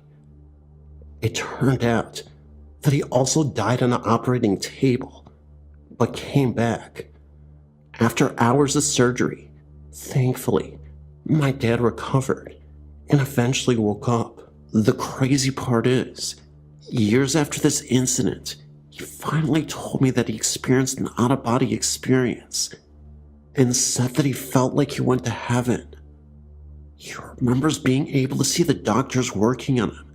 Then suddenly, he was in a sunny field with roses and daisies, all these beautiful flowers surrounding him. He then saw my mom in a blue dress, just smiling at him from a close distance. My dad saw his grandfather, who he had been really close with as a kid. He also saw his childhood dog Spike, and he was running around the field. They both waved at him, gesturing him to come forward. He felt nothing but peace as he moved forward. Everything just felt great for a moment. As he approached Mom, he gave her a great big hug, and my grandpa as well. He said he didn't feel like leaving this place at all, but he knew he couldn't stay. Grandpa said with a great big grin on his face, "We will see you later." Then suddenly, he woke up back in his body in intense pain. That same night my dad was having that episode, my uncle took me back to his house. As I waited for my dad to recover, I had a dream. I dreamt of the Grim Reaper, and he was literally trying to drag my dad up into this dark room with red wallpaper. I remember screaming, "No, I need you, Dad," and trying to physically pull my dad away from the Reaper so he wouldn't take him through the door of the strange room. Eventually, the Reaper gave up and disappeared. My uncle rushed in to hug me, and I told him I had a nightmare. Years later, when my dad told me about what happened to him, I told him my nightmare as well. My theory is that the whole incident, the black shadow, the heart attack, the out-of-body experience, and my nightmare, they were all connected. Something dark and sinister was trying to take my dad away from me. And I feel like my dad's grandpa and my mom were somehow stopping this from happening. My uncle believed that my dad was just so worn out and hurt by the loss of my mother that it caused him to have a heart attack because of a broken heart. He does admit, though, that what my dad told us in the nightmare were very eerie, too coincidental to be one. The fact that I was praying for a sign, then challenged something from beyond, and then demanded one, made me feel like I really angered some sort of evil entities. I also believe that in those dark moments, good and evil were fighting for my dad to stay alive. My theory is that these dark forces are trying to take him away from me. I also know that because we're surrounded by so much darkness after we lost Mom, these dark spirits were taking advantage of us in the worst possible way, and I think they were feeding off of us. This whole time that I was hoping for a sign, it was there all along, and I should have realized this. Maybe we were consumed by a dark energy that whole time, and we needed a priest to bless this house. Eventually, that's what we ended up doing, and all felt pleasant and better. My dad slowly started feeling like himself, and the rest was history. I know this sounds insane, but I swear that all this happened, and it is 100% true. Thank you for my long story. Update. Fast forward 10 years. To my surprise, I recently found out that my old house, which was built in the early 1900s, was built on old Indian burial ground. I went to a psychic witch who did a reading on me, and we found out some fascinating things. That I could be surrounded and attached by spirit guides. One that represents good benevolence, and the other which is bad. She said that these two clash with one another, and when the bad spirits get through, they have the power to influence the entire mood of life, and the events occurring. All this could have played a factor into what happened to my dad. She said this, plus the entities that are living in our home, including that dark forest cloud that I told you about, seem to have a spiritual clash, where the good could be fighting evil. Now, I know this sounds wild, and maybe the witch was just making educated guesses, but after what had happened, I truly believe that there was something going on there. She suggested that she come to the house to perform positive rituals with her group of witches, as sort of a good omen, to ward off the bad spirits, even though we seem to get rid of them. The psychic also stressed that, because I still have these attachments, it is very possible that these things could continue and come back. She also suggested that the road my mom was driving on when she passed may have been cursed. She told me that just in case, they could go to the area of the accident to perform a positive healing ritual for the road. We also invited a group of witches to visit my dad in our old home, so we could defeat whatever darkness looms in our home. Well, they ended up showing up to our house late at night. 3 of the witches showed up, and me and my dad participated in the seance as well. We also used a Ouija board. First, we gathered around the kitchen table and held hands as the witches channeled for the spirits. They encouraged them to appear. They stated that they didn't mean any harm, and they wanted to figure out who exactly lives in this house. The main witch, Cynthia, who gave me a psychic reading and told me about the clashing spirits, told me that she felt a tightness in her chest as soon as she walked into the kitchen. She did not sense any good vibes from the kitchen at all, even though the entire first floor, living room, felt more comfortable and at ease. She called out, "Who is the spirit that is choking me and making it hard to breathe?" That's when the kitchen cupboard opened by itself and slammed shut so hard that it startled all of us. That gave us the confirmation that there wasn't a positive ghost that resided in the home, or at least one of them.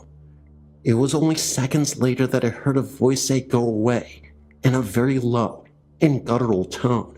It was more of a whisper, but it immediately sent shivers down my spine.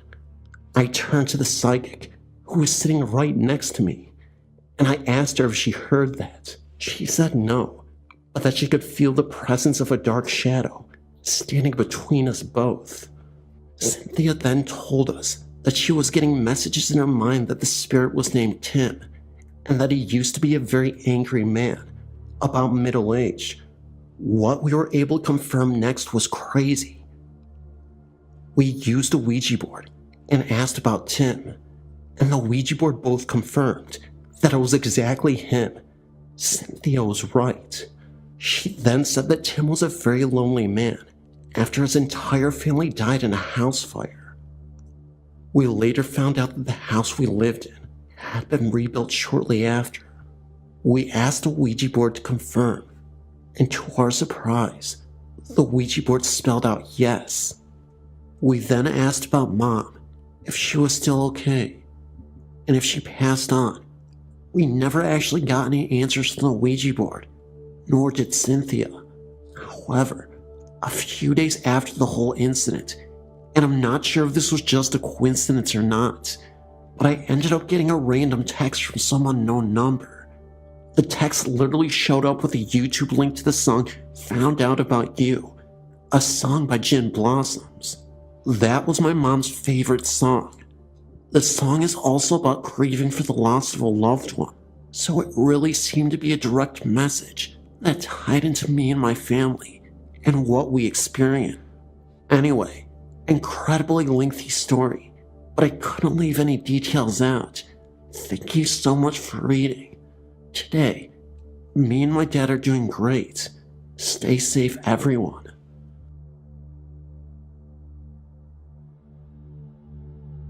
This is my first, not my last experience. I'm a slight skeptic and a psychology major, so I believe in scientific explanations first and foremost when it comes to aliens and ghosts, before classifying it as a ghost story. I've always been overly curious about my family's lineage and who's related to who in my grandparents' tiny town, founded by my grandfathers and grandfather.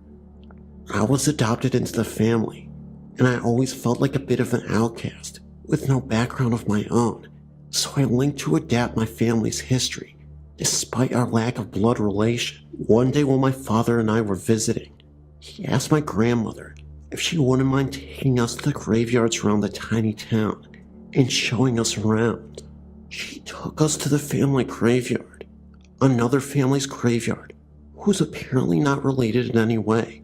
And finally, she took us to a large church in Soldier Shared Graveyard. I was struck by how large this place was and immediately wandered away. It was about 99 degrees that day, with very little wind and high humidity. What happened next could have easily been caused by the heat, but as a half-skeptic, I'm not sure. I decided to tidy up around the headstone, believing it wasn't fair to neglect someone in life or death. As I traveled around emptying out dirty vases, straightening flowers, dusting dirt off headstones, I came across 4 neat little graves in a row. The graves were old, moldy, and worn. Each one had a little weather-worn clipped tulip in front of it, and each one bore the same title, Infant. I don't like to talk about it, but I suffer from an anxiety disorder that causes me to be emotionally numb. It's extremely hard for me to feel empathy or sympathy, but looking at those little graves, I felt my heart break in my chest. I run my fingers over each one and whispered a little prayer for them. I walked away to continue my volunteered grave cleaning duties, and feeling a little strange tug to go back to the little ones' graves and stay there. After a few moments, I stopped under a large tree for a rest, drenched in sweat. Someone had hung a wind chime over another grave. On the same tree, I blankly studied it, listening to my grandmother and father talking across the graveyard. I could see the infant's grave out of the corner of my eye. I reached up to touch the chime. When I froze in place, a cold feeling slid down my spine and consumed my stomach. Without thinking, I turned quickly towards the infant's graves and stopped cold. A woman was standing beside the second stone. She had ebony black hair down to her thin waist, and she was wearing the old-fashioned blue dress that looked straight out of the 1900s. But that wasn't the most remarkable thing about her. Her face was smooth, round, and pale, and literally blank. She had no eyes, lips, nose, nothing. I gasped, involuntarily took a step backwards, flinching at the sight. When I recovered, she had vanished without a trace. The last thing I wanted to mention about the cemetery is another night I actually went back to the cemetery on my own, and I noticed something that was really alarming. What I noticed was something so alarming that it literally made my face turn pale. Now, I'm not saying this was a ghost, but I saw a group of people who were in a circle around a gravestone. Even creepier, they all had what looked like brown robes on and hoods on. It was like some sort of cult. That's why I can't immediately just say that it was a ghost or a group of ghosts, because it's pretty obvious that it may have been something else. Maybe it was just some sort of evil ritual that they were performing out there, but I didn't want to last long over there So I bolted. How's that for a couple of crazy encounters with some spiritual entities or some cult-like figures? Anyway, I really hope you enjoy these pair of stories. They weren't the longest in the world, but I think they were very effective. What do you think? Let me know. When I was 4, I shared a room with my mother. I slept in a toddler bed that was low to the ground. If I laid on my side, I could see under her bed. One night after she turned out the lights and got into bed, I happened to look over and see these red eyes staring at me from under her bed. I was so scared that I couldn't move and just continued staring at it. The eyes were close to the ground and did not blink. I finally started to scream and cry. My mom jumped out of bed and turned on the light. She looked under the bed, and so did I. There was nothing there. She turned out the light and got back into bed. The eyes were there again. This happened 3 times that night, but never happened again. This is where it gets really freaky. When my oldest daughter was 4, she was playing in her room alone. When she started screaming, I ran in and asked her what was wrong. She told me that there were red eyes looking at her from her toy box. I had never told her what had happened to me. Well, I completely flipped out, and we ended up running from the room. She never slept in there again. I recently asked her about this, and she told me that their eyes were looking back and forth, but didn't blink. I wonder if this is some kind of demon or something. When my middle daughter was 4, she told me that angels talk to her at night. She's 5 now, and it doesn't happen anymore. My son is about to turn 4 next month, and I'm terrified of what supernatural thing will happen to him. My only consolation is that it should only happen when he's 4. This is not my actual personal experience. The house that I currently live in is extremely old and has a lot of history. My aunt had once lived in this house before me and my family. She had never experienced anything out of the ordinary. She had just come back from the hospital, having just given birth to her newborn daughter. The night she had returned home, she had done everything as normal and had gone to bed. The baby's cot stood just across the room. She woke up in the middle of the night, simply terrified by what she saw. A ghost with a small figure at its side stood looking into the cot holding a knife. My aunt first lay frozen in her bed, not knowing what to do.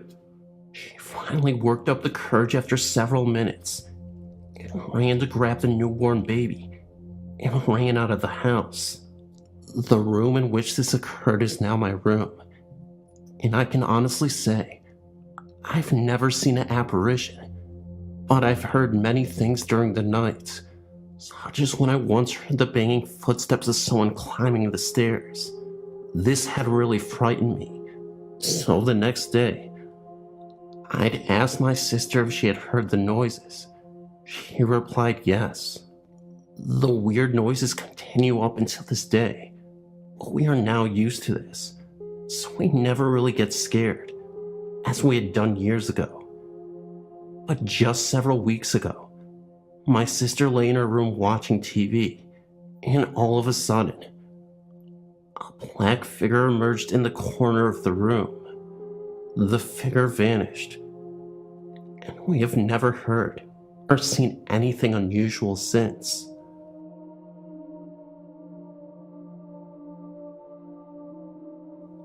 My name is Sam. I've been interested in ghost spirits and other unexplained phenomena for years now. When I was young, between the ages of 6 to about 13, I had experiences in the house I grew up in.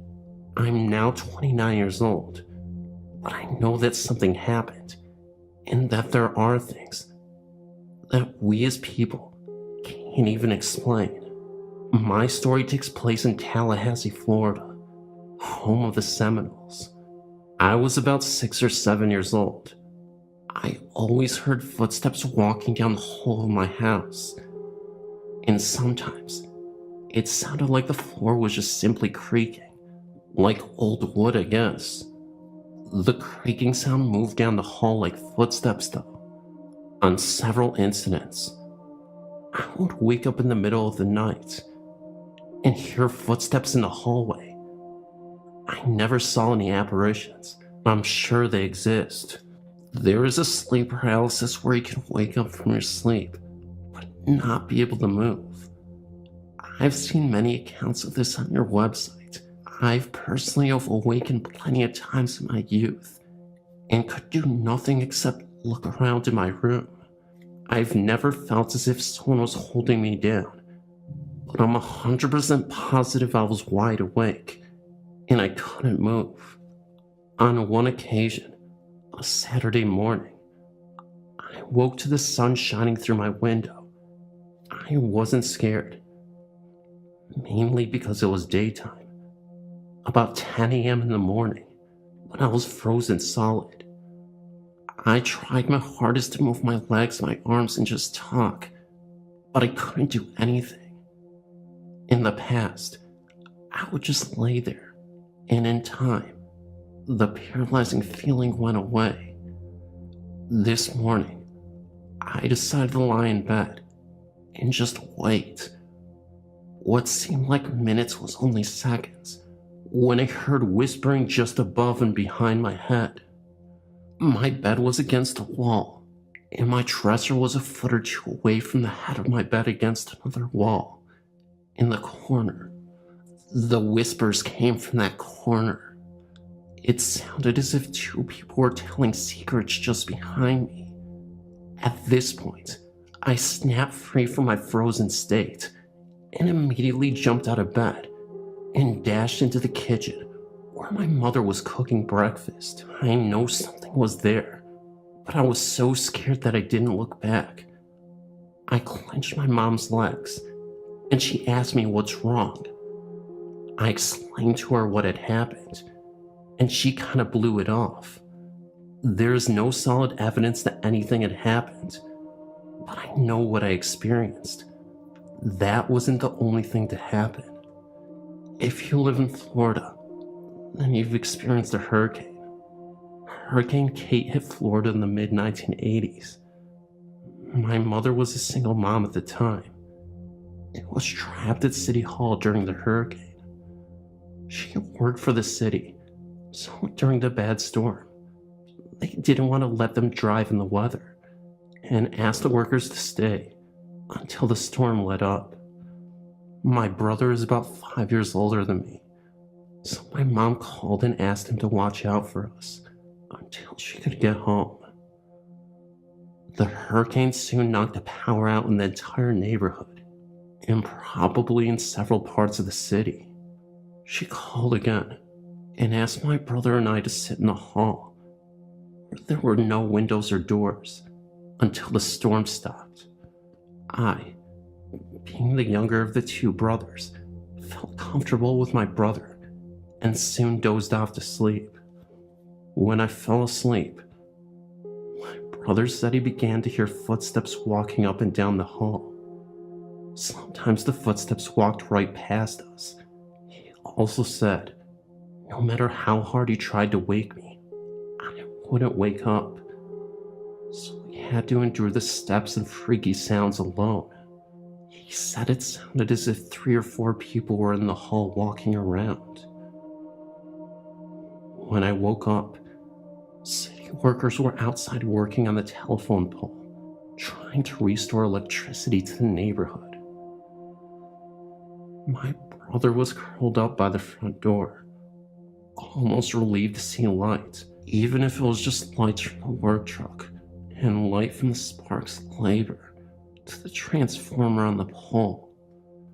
At this time, my My brother told me about the footsteps he had heard and how happy he was the lights were coming back on. Other incidents happened, but nothing really worth talking about. I just wanted to share my story because the site is very interesting.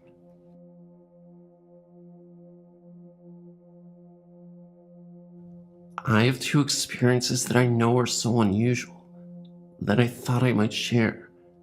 It's a little short, but I know that these were some freaky ghost occurrences, and I simply can't not tell it.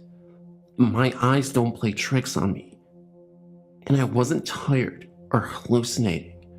In fact, this first story, especially my friend's experience, was also very real and happened at school. I was about 8 years old. I was riding my bike in trails of the woods near our house. I'd been riding for so long that I lost track of time, and being an 8-year-old kid, of course it was the time of my life. I ended up getting lost in the woods and the trail for quite some time. It had to be a couple hours, and it started to get dark. So as the sun was setting, I tried to make my way back the way I entered. As I was going through the woods, I ended up going through a cornfield, and from a distance, what I saw couldn't be ignored. I saw a short figure of a man just standing in between the cornfield bushes. It almost looked like a leprechaun. Obviously, I know leprechauns aren't real, but it was the best way I could describe this ghost. It was a scraggly looking thing and stood 3 to 4 feet tall. It disappeared after a few minutes and was gone. I am the only person who ever saw this thing. There was never any mention of a ghost near these cornfields. For a while, I didn't even want to say anything for the fear of looking crazy. Plus, at 8 years old, who will take what I saw seriously? Today there are houses where I saw it, so the cornfield doesn't even exist anymore. Another weird thing that happened to my friends at school. Between the Christian middle school and high schools in town, there are some woods here. I never saw this, but some of my friends at the time did. One time, they looked into the brush and saw a pale-faced man in a hoodie or a robe of some sort. I'm guessing that it was some sort of ghost monk or something. They looked lost, but he didn't move at all. He was just squatting in some brush. When I was told about it, it made me realize that my experience might have been tied to this one, and that I wasn't as crazy as I thought. What happened was just odd. It's possible that the guy in the robe just could have been a creepy dude spying on the school. Personally, I think the one at school was just some weirdo, but the leprechaun could be something. However, I wouldn't just write it off, as I know that'd be hypocritical in doing so. Thanks for listening. Let me know what you think.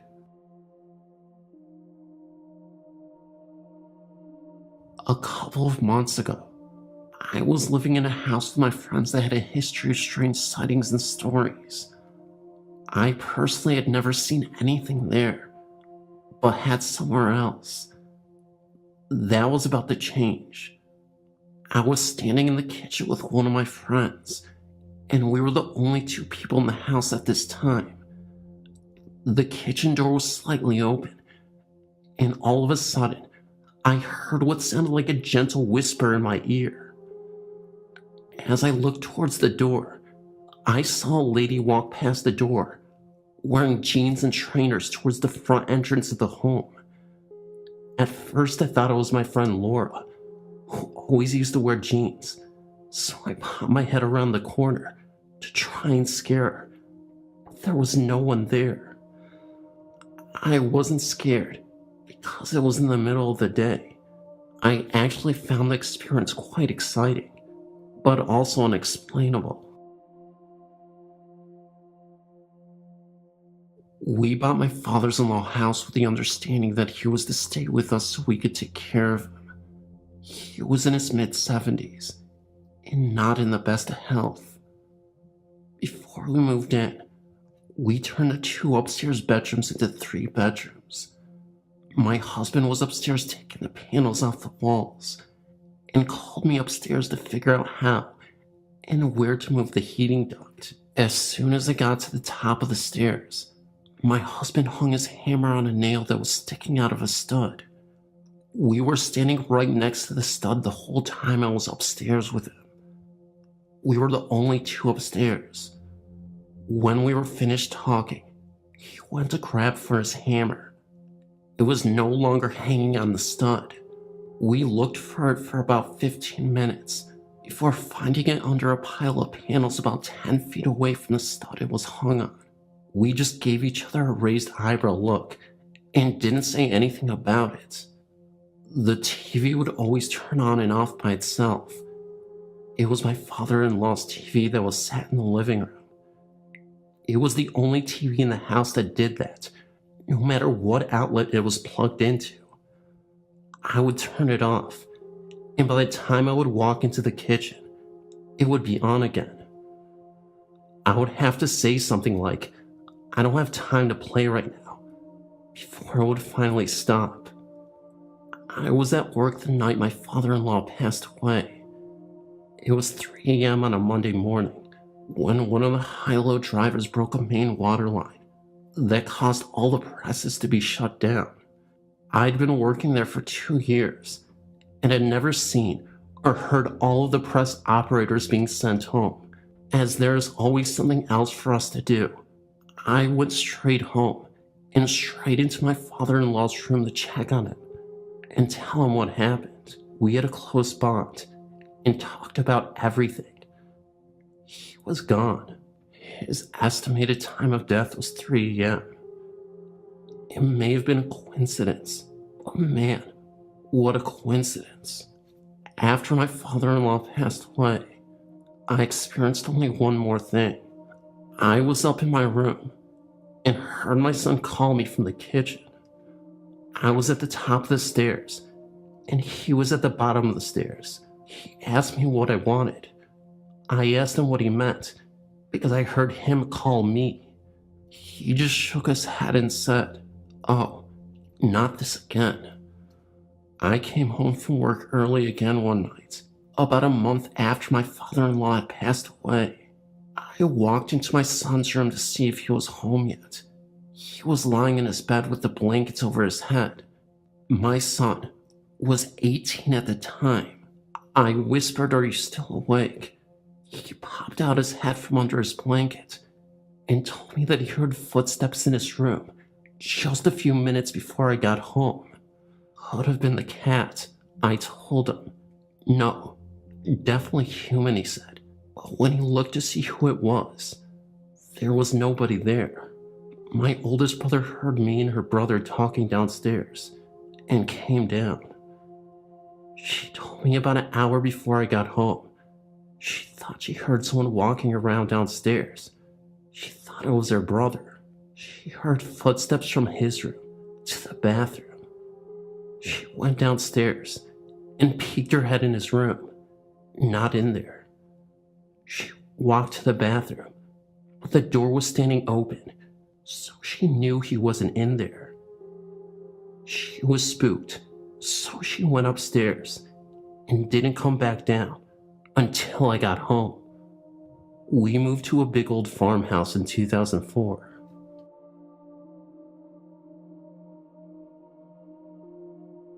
In my former residence where myself, my husband, and my teenage son lived, there were lots of paranormal happenings. All 3 of us experienced strange things, but the one that was the most bizarre happened while I was asleep in my bed. My husband had gone away on business for a few days, so I was alone this particular night. My son was asleep in his room down the hall. I owned a large male cat named Bing, who almost always spent the night on my bed. I also had a hamster that was kept in a cage in my son's bedroom. The cage door was broken, so we tied it up with baggy ties. She had escaped once or twice, so I had planned on buying a new cage the next day. As I lay sleeping in my bed, I could remember hearing someone yelling in my ear, "Wake up," several times. I then found myself standing in the hallway, and to my disbelief, my cat had the hamster cornered and was about to pounce. I screamed for my son, and he came to the rescue before anything could happen. Someone had made sure that I would wake up in time. That's for sure. I know I heard those words "wake up" repeated several times. I was not terribly afraid at the time because I figured that this entity had to be friendly. Before I moved into the house on Willoughby Lane, I never had given the slightest thought to paranormal activities, and had always dismissed it with a wave of the hand and an offhand comment of how such things are scientifically impossible. However, all that changed a few years ago when myself and my newly acquired husband decided to buy an old farmhouse in upstate New York.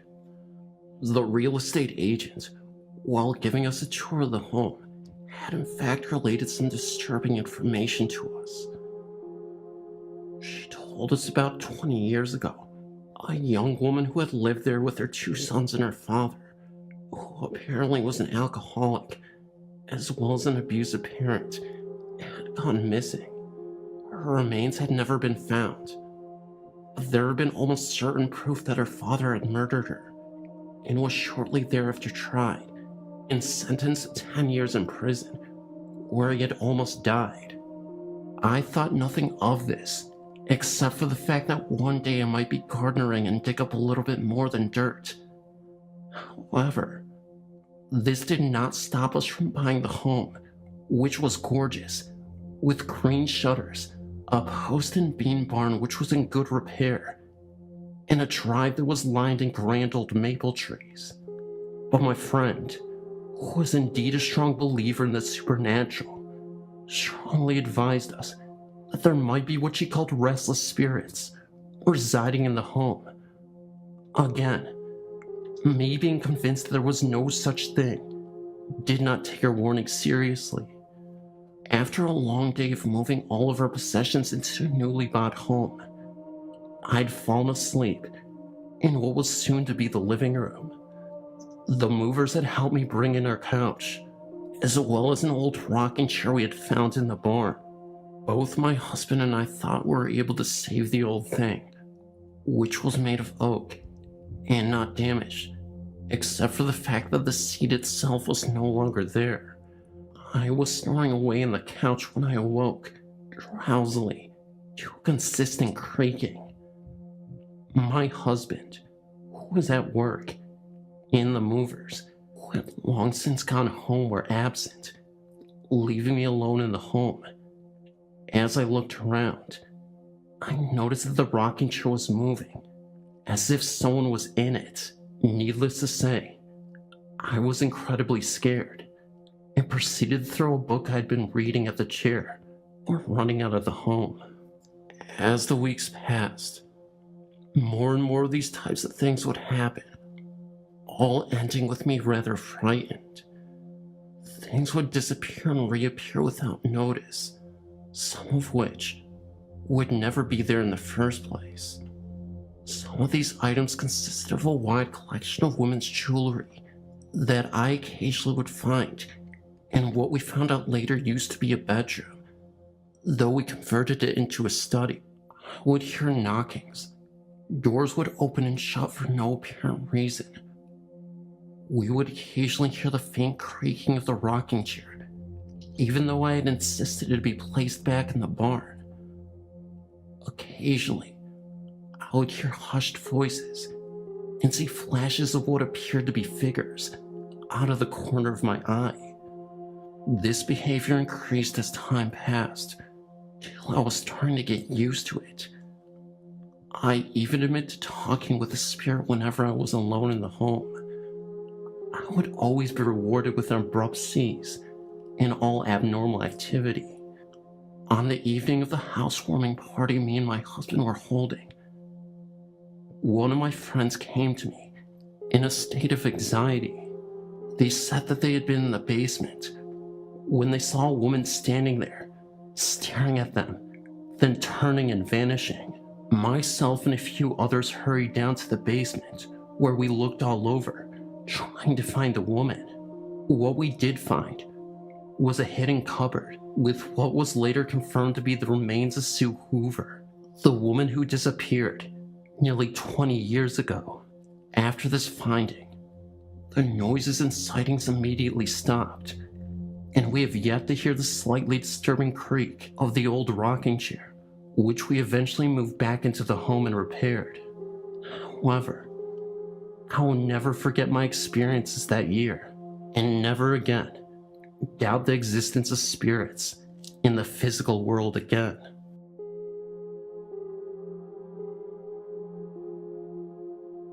I am a great fan of your site, and have submitted some of my own stories.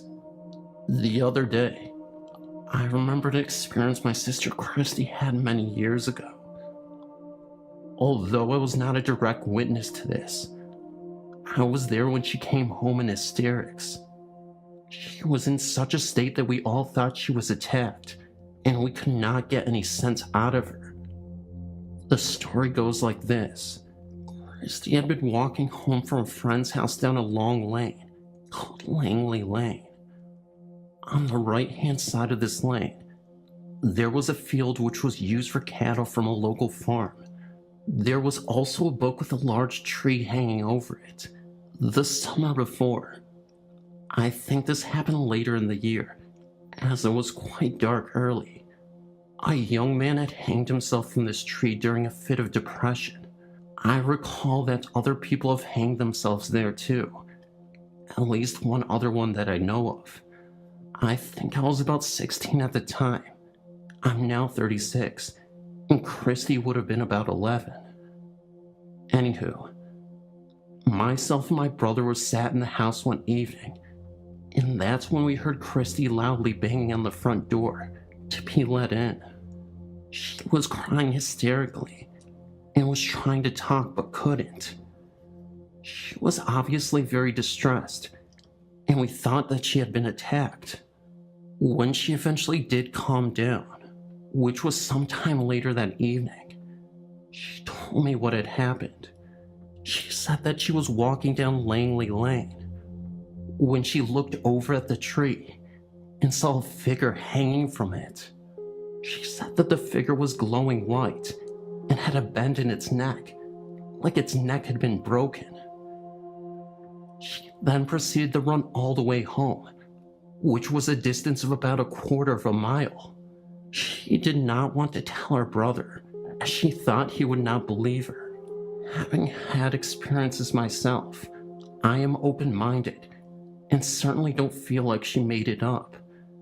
She has always stood by her story. I was looking at your haunted places in Houston, Texas. I grew up there. I came across the Jefferson Davis Hospital, and it reminded me of something. Once after a good night of hanging out, a group of friends and I decided to go and check it out. When we got there, I immediately felt unwanted. My skin crawled with fear.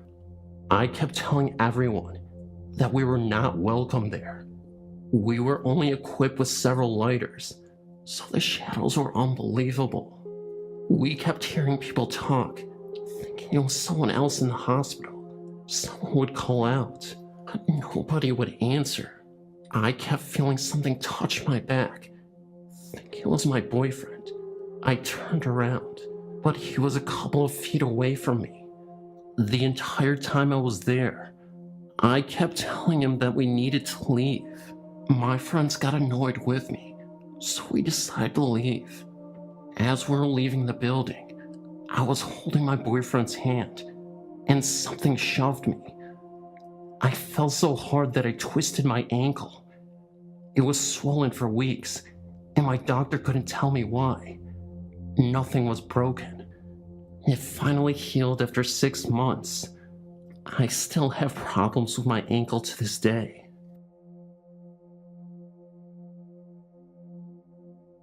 I have an experience that I would like to submit to the website. I've attached it below. After my encounter one late night in August with my sister, I found out that we'd always been around ghosts. My family has moved 5 times, and in every place, there had been at least one ghost there with us. When I lived in Texas, I moved from Houston to San Antonio. In that move, a ghost that we'd had for a year followed us to our new apartment. After living there for about a year, we discovered a new ghost.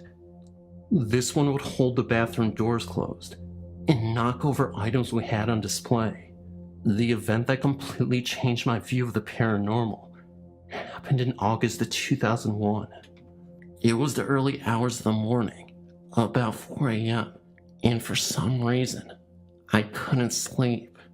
My older sister was on her computer, and she found a bunch of old music files she had downloaded for her history of rock class.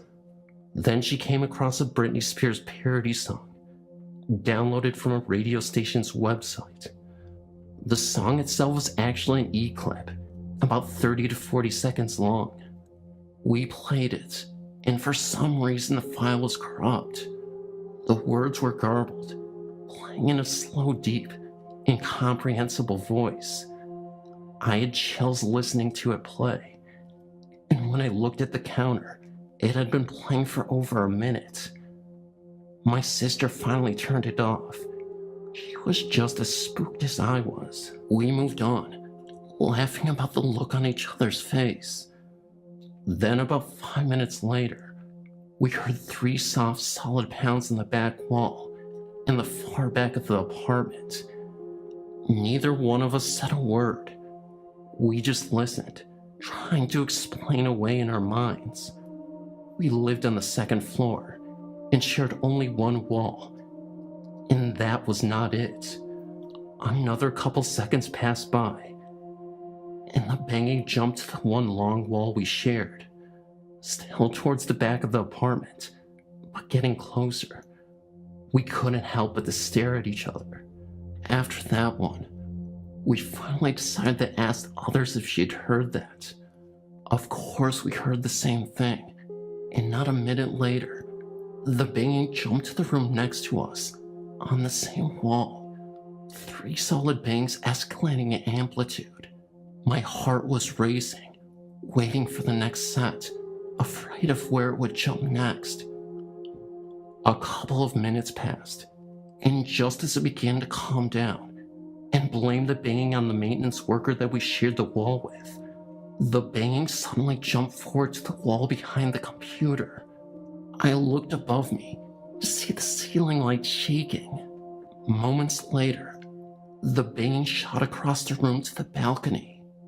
It sounded as if the entire wall was pounded on with one giant fist. 3 echoing pounds later, everything stopped. I checked the sliding doors, and they were locked, thankfully. We both ran into my mother's room, and somehow she was still sleeping. She hadn't heard a thing. That was something I never understood.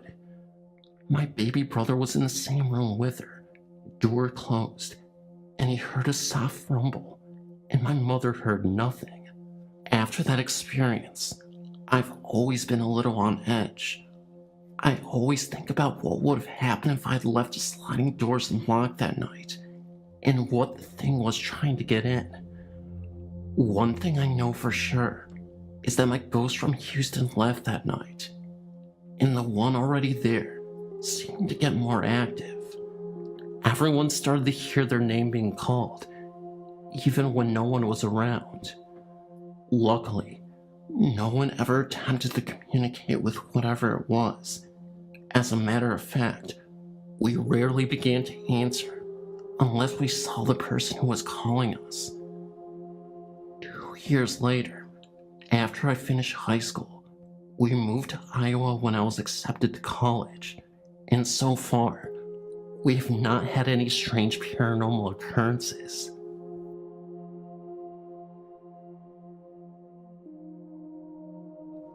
years ago, myself, my husband, and my brother lived at this home.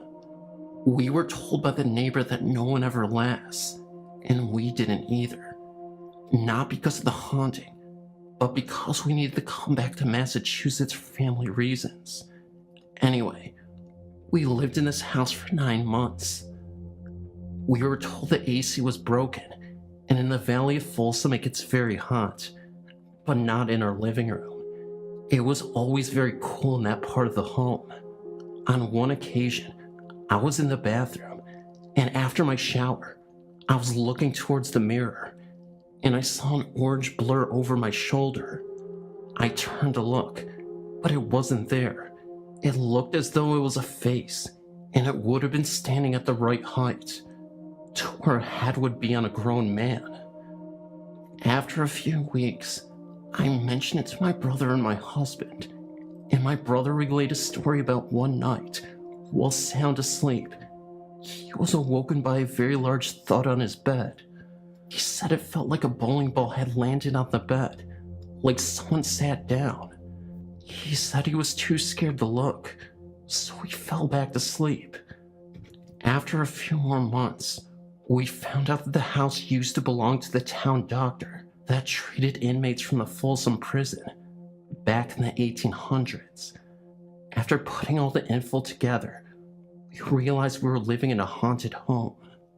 I was hoping to see other stories about the house on this website, but maybe my story will start to flow.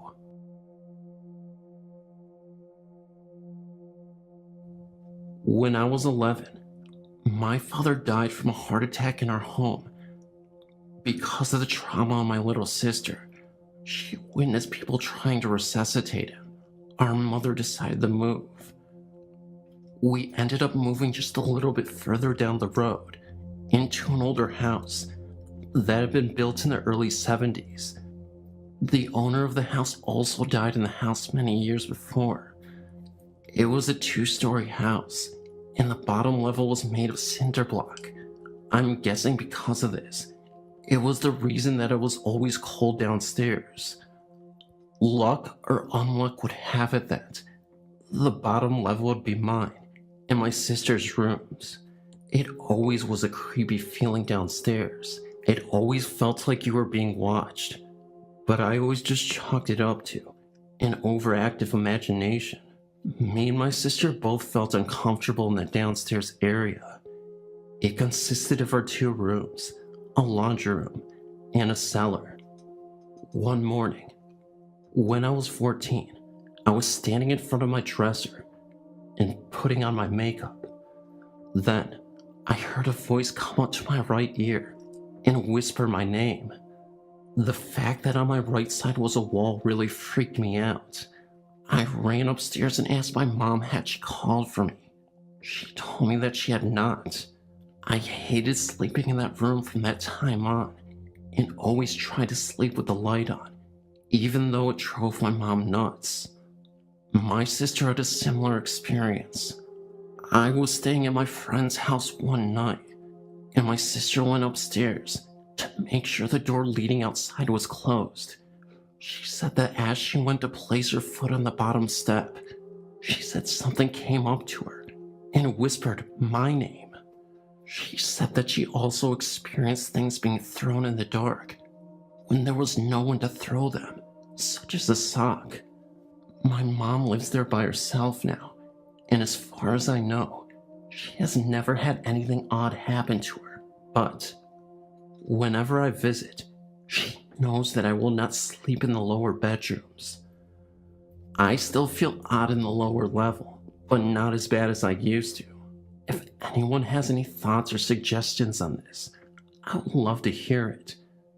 Feel free to email me. Hi, I'm 40 years old, and this story is very true. When my brother, sister, and I were young, about 7, 8, or 9, maybe even younger, we used to see what we would call the brown man. He was brown from head to toe. We came to the conclusion He was a shadow spirit, but with a literal brown look, not tucking skin, but visibly brown. His hat, his face, his clothes, and his shoes were all brown, different shades, but all brown. We would see him periodically and take off running when we did, but our parents never would see him. We'd walk from the kitchen and turn the corner, and he'd just be standing there. Sometimes we'd hear the toilet set drop, just little things. After we grew up, my sister was about 25 when she had her first child. She had a girl. My sister's daughter used to what we thought talk to herself when she was about 2 or 3 years old, and my sister decided it was time to ask her who she was talking to, and her daughter told her, Mr. Burgess. This went on for some time. She would play, have tea parties, and sing with him just about every time she was in my parents' home. Well, one day, my niece asked my sister why Mr. Burgess wore brown all the time. Needless to say, that really shook us up because we thought we saw the brown man. We would tease each other and say, the brown man's behind you, and get a real kick out of it. I've since had 3 children, and my sister another daughter, but they've never come in contact or ever seen the brown man. We live in a haunted house. It is really not bad once you get used to it. In fact, at times, when there's no activity, you can actually get a little lonesome for them. We moved here in 1982. It wasn't long after we settled into our new house that we bumped into the former owner at the local church. She asked us if we had seen the ghost. We didn't know what she was talking about. She said it sometimes appears in the front bedroom, our daughter's room, as a shadowy figure of a woman in a rocking chair. Our daughter overheard us talking about it and she said, "Oh, that must be the lady who sits in the chair at my desk at night. She doesn't bother me, just sits there kind of watching after me." We had noticed some strange things in the house, but put them off to natural causes such as the reoccurring footsteps in the hardwood floors after we went to bed, the strange way the television would turn on and off by itself, other electric appliances doing funny things, and objects disappearing then turning up somewhere else. But we dismissed the idea of it being ghosts until one late night. My wife woke up thirsty in the middle of the night, so she went to the kitchen to get a drink. When she got to the living room, she saw someone in the shadows in the middle of the room. Thinking one of the kids had gotten out of bed, she hollered, "Get your butt back in bed." The figure streaked off and disappeared. It didn't go around the sofa, it went through the sofa. It didn't walk, it glided. It was the figure of a woman with long black hair. The kids were sound asleep in their beds. My wife came back to bed without her water. My first experience with her was about 10 p.m. one night. I was walking home from next door, and as I approached the driveway, I saw a figure of a woman walking in the drive. She was cutting across the edge of the lawn on the north side of my shop about 20 feet away. The light on the north side of the shop was on, illuminating her faintly. I could make out no details of her, only a dark figure of a slender woman walking briskly towards our house from the west. As I got in range of the motion detector light on the east side of my workshop, it came on. The figure vanished. This phantom female I saw matched the description of the dark woman other family members have seen in our house. But the dark woman is not the only spirit in our home. We have discovered there are others. Some are shy and reclusive. Some are a little mischievous and playful. They like to play with stuff, just to let you know they are there, I think. They hide things. You put something down and a minute later it is gone. You search all over and then find it right back where you laid it in the first place. They turn things on and off. TVs, radios, just about anything, even water faucets. One morning, my son went into the kitchen to get a drink of water. Dad, come here." I went into the kitchen to see what was wrong. "What's this all about?" my son asked. He was standing back from the sink, pointing to the faucet which was running full blast. My wife was standing beside him. "The knob is turned off, but it's still running," he said. We stood and watched it for a minute. Figuring a faulty valve, I started to walk towards the sink to try to turn it off by myself, and suddenly, it just stopped. Turned off all by itself. I looked it over, turned it on, and then turned it back off again. It worked fine. I checked the valves the next day, and everything was functioning properly and has worked fine since. TVs are a real favorite. I was waking up from a nap one evening when I heard the television on in the living room. I assumed my son was home and was watching a movie. As I arose, I heard the television turn off. When I went into the living room, the lights were off, the television was off, the door was still locked, and my son was not there. My wife and I were the only people in the house, and she was still sleeping. I turned on the television, and the same movie I had heard from the bedroom was playing. Radios are popular with them too. On another occasion with my wife, my daughter and I were watching television in the living room. All of a sudden, the CD player comes on and starts playing a CD at high volume. My wife got up and turned it off. Reaction from all of us was very casual. "Go to grandma's if you want to listen to music. We are watching TV," I jokingly said out loud. At the time, my mother was living in a mobile home behind the property. My sister was staying with her. I found out the next day they took my suggestion to heart. My sister called. "I went out to go to work," she said. "The radio in the van was playing. I thought someone left it on. Oh great, now the battery will be dead," I thought. Then I realized the radio doesn't work unless the key is on. I was holding the key in my hand. That's weird, I thought. I unlocked the door, and I reached in to turn off the radio, and it was already off. It quit playing when I touched it, so I put the keys in the ignition and turned on the radio, and it came on. I turned off the ignition, and it went off. Ignition on, radio on. Ignition off, radio off. Does not work without a key. How is it playing without the key in the ignition and the knob turned off?" she asked. We have all gotten used to our ghosts now. Our children have grown up around them and have their own stories. Their friends and ours have all been scared out of their wits a time or two, but are accustomed to it now. New friends take a little time to get acclimated though. My son was in his teenage years and most of his friends knew about our house. His new friend Jason did not though. My wife and I had gone out for the evening and my son was having a party. All his friends were over. Everyone was having a good time but Jason. He was tired. Jason was new to Tommy's parties. Jason was also new to our house. If he had known about the things that happened here, he might have not left the main group and gone to the game room where it was quiet. Most of our friends know and have experienced eerie things while here with enough frequency that it really doesn't surprise them. But Jason was new, ripe picklings from a mischievous ghost. So Jason left the party and went into the game room by himself, where he laid on the floor to get a little rest. My son and his friends were only a little surprised to see Jason run into the living room pale and frightened. "The pinball machine," Jason said. "Flash Gordon, it came on all by itself and started playing itself. There's nobody in there, and it just came on and started playing." "Yeah, so?" responded my son's other friend, who was so accustomed to such things here. "Flash was Philip's favorite machine," my son explained casually. "Philip was our nephew who died in an accident a short time before." "He was probably just enjoying a round of pinball," said my son. "He is a nice guy. He won't bother you." Everyone went on about having fun, except for Jason. He stuck close to the group for the rest of the night, but he never came back to our house. There have been times when these spirits have saved the day for us. We once awoke to find a fire had started on our patio by a candle left burning when we went to bed. About 15 square feet of one wall covered in rattan was charred from the flames, but somehow, mysteriously, it had gone out by itself. The dry rattan, though very flammable, had just stopped burning. This was not the only time. It had only been a couple of weeks since we buried my wife's brother, Virgil. Tragically, he was killed by a car while walking home. My wife had been cleaning out his mobile home next door. A terrible task, but she faced it with courage and fortitude. Sometimes I think she is operating on automatic pilot.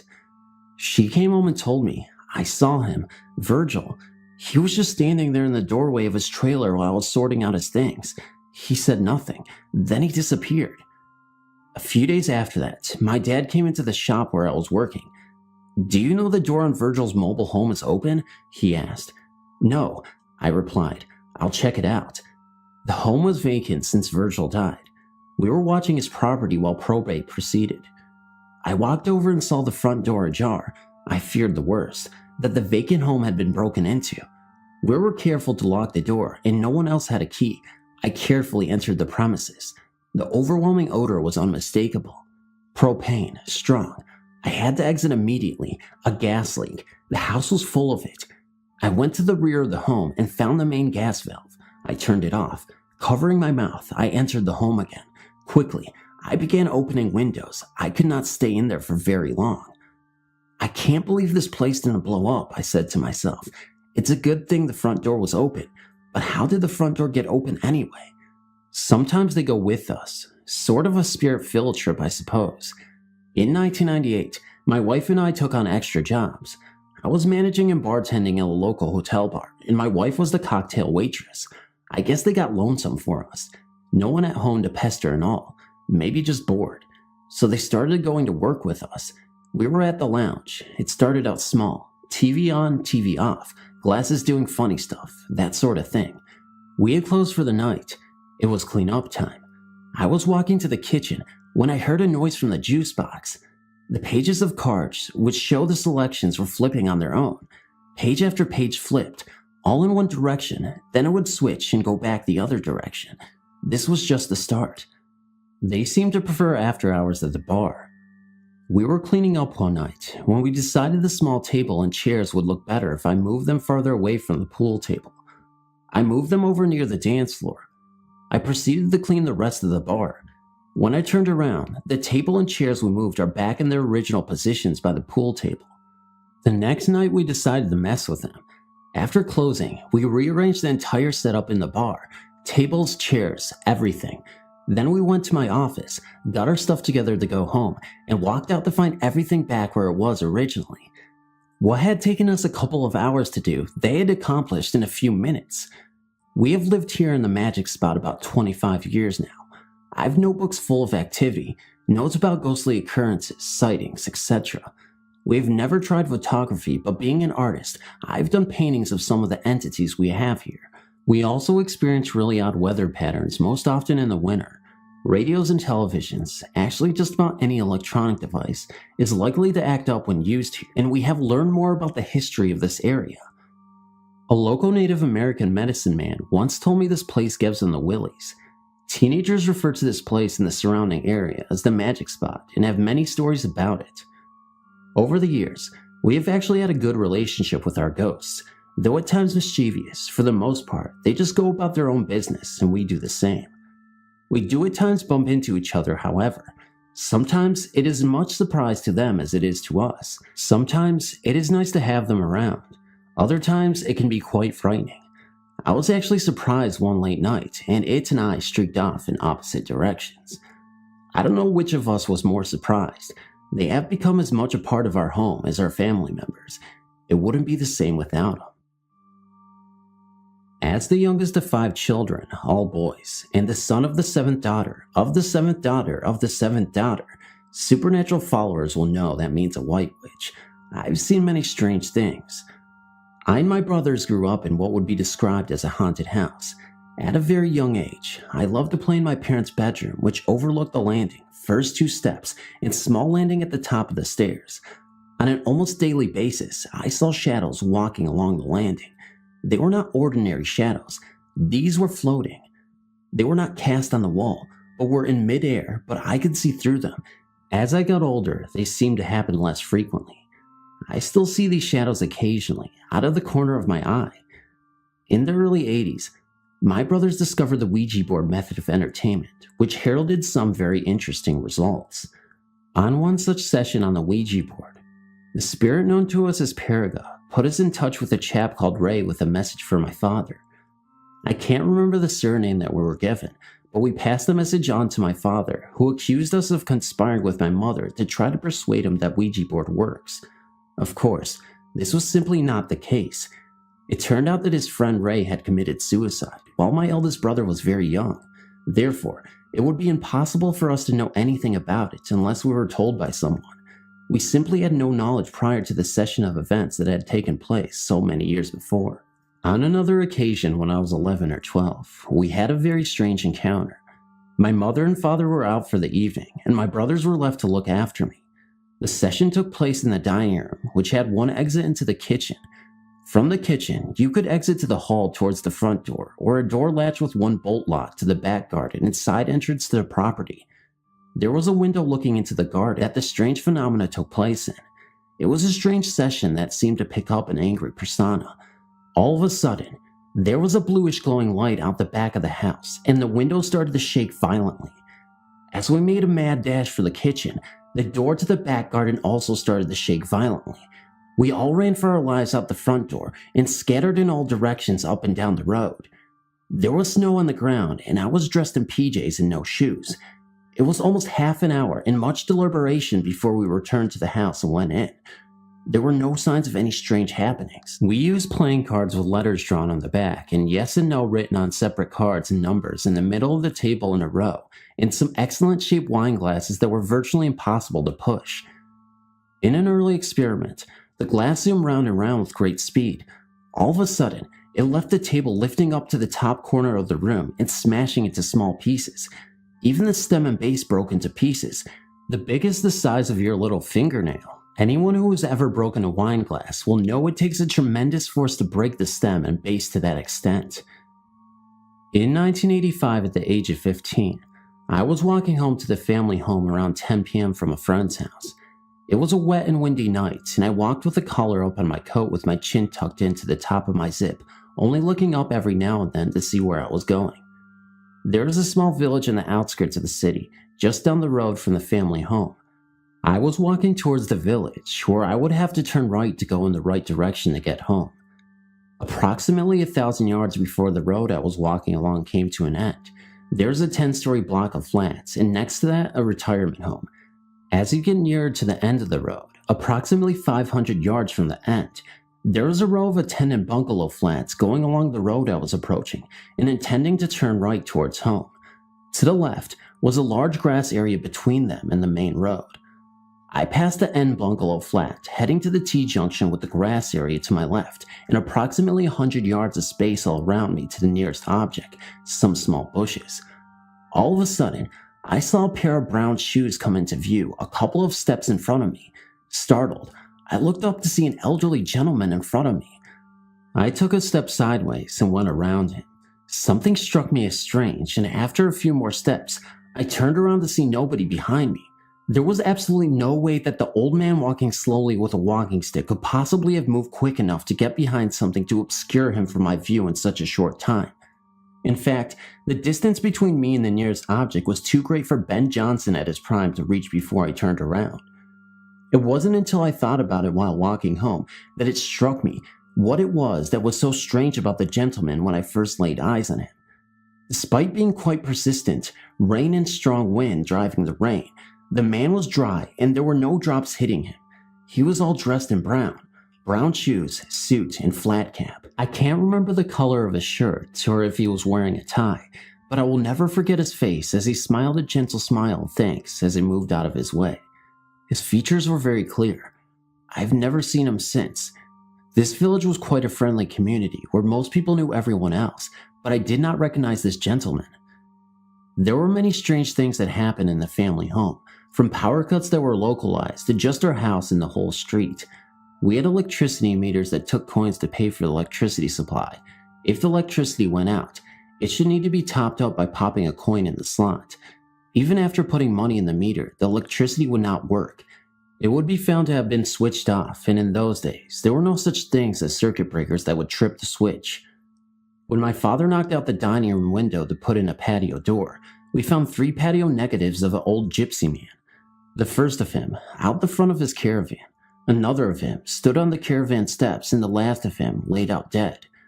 We intended to have them developed. They were missing from the place we put them. We assumed they fell down behind the kitchen cabinet where they were left.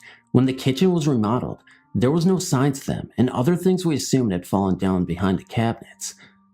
On many occasions, I've told certain people to answer the phone because it was for them, and it was. The problem was the phone had not actually rung until after I had told them, but within a few seconds. I can't explain it, but it still happens. It was in October of 2004, around 3:30 in the morning. I was slowly waking and was in the state where I could hear the TV, but wasn't quite awake. I remember having this eerie, scared feeling, and in my sleep started singing Jesus Loves Me, the old childhood Sunday school song. Anyways, I remember feeling a presence on my legs, real heavy, and I felt something was watching me. I snapped awake and moved, and the thing made a swooshing noise, and my cat even looked up in the air where this went over my head and out the door. I was on the couch and the front door was behind me. My cat was acting funny even before this, and at times I would come home and feel a nervous, scared feeling like someone was in the house. That's when I saw it. It was the silhouette of the Hat Man. I looked petrified, and I couldn't just shake the feeling.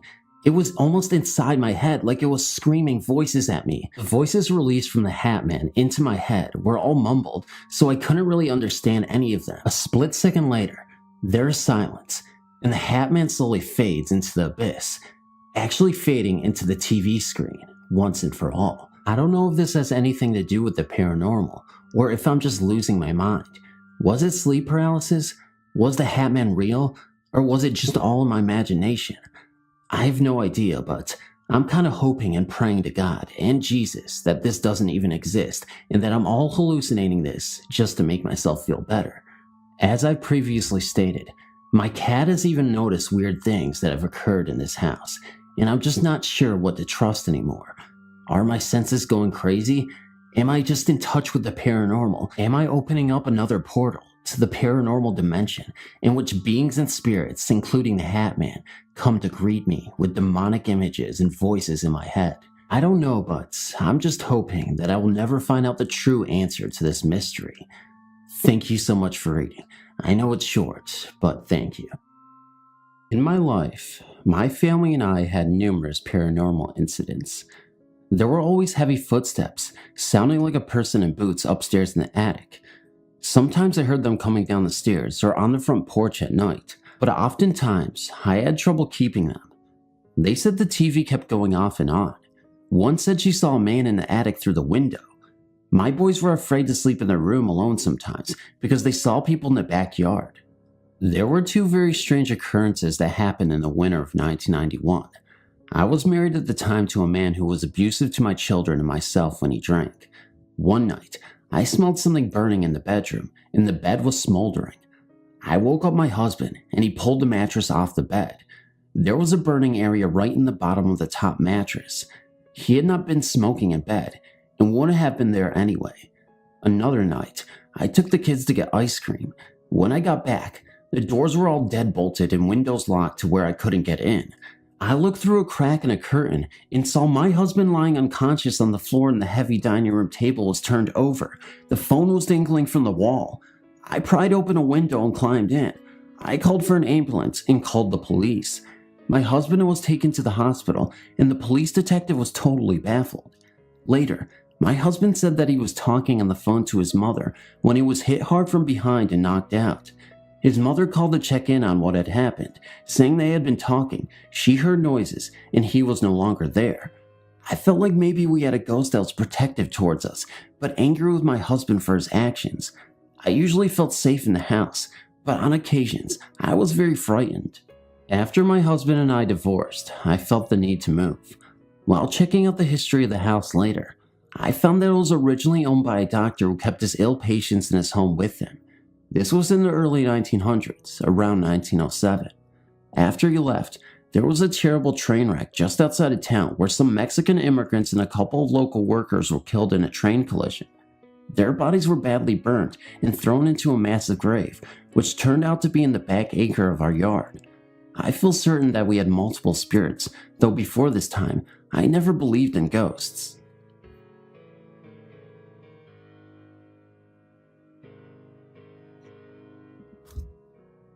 I was visiting California on a school trip.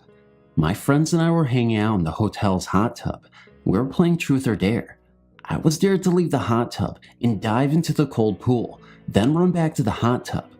I got out and went to the edge of the pool.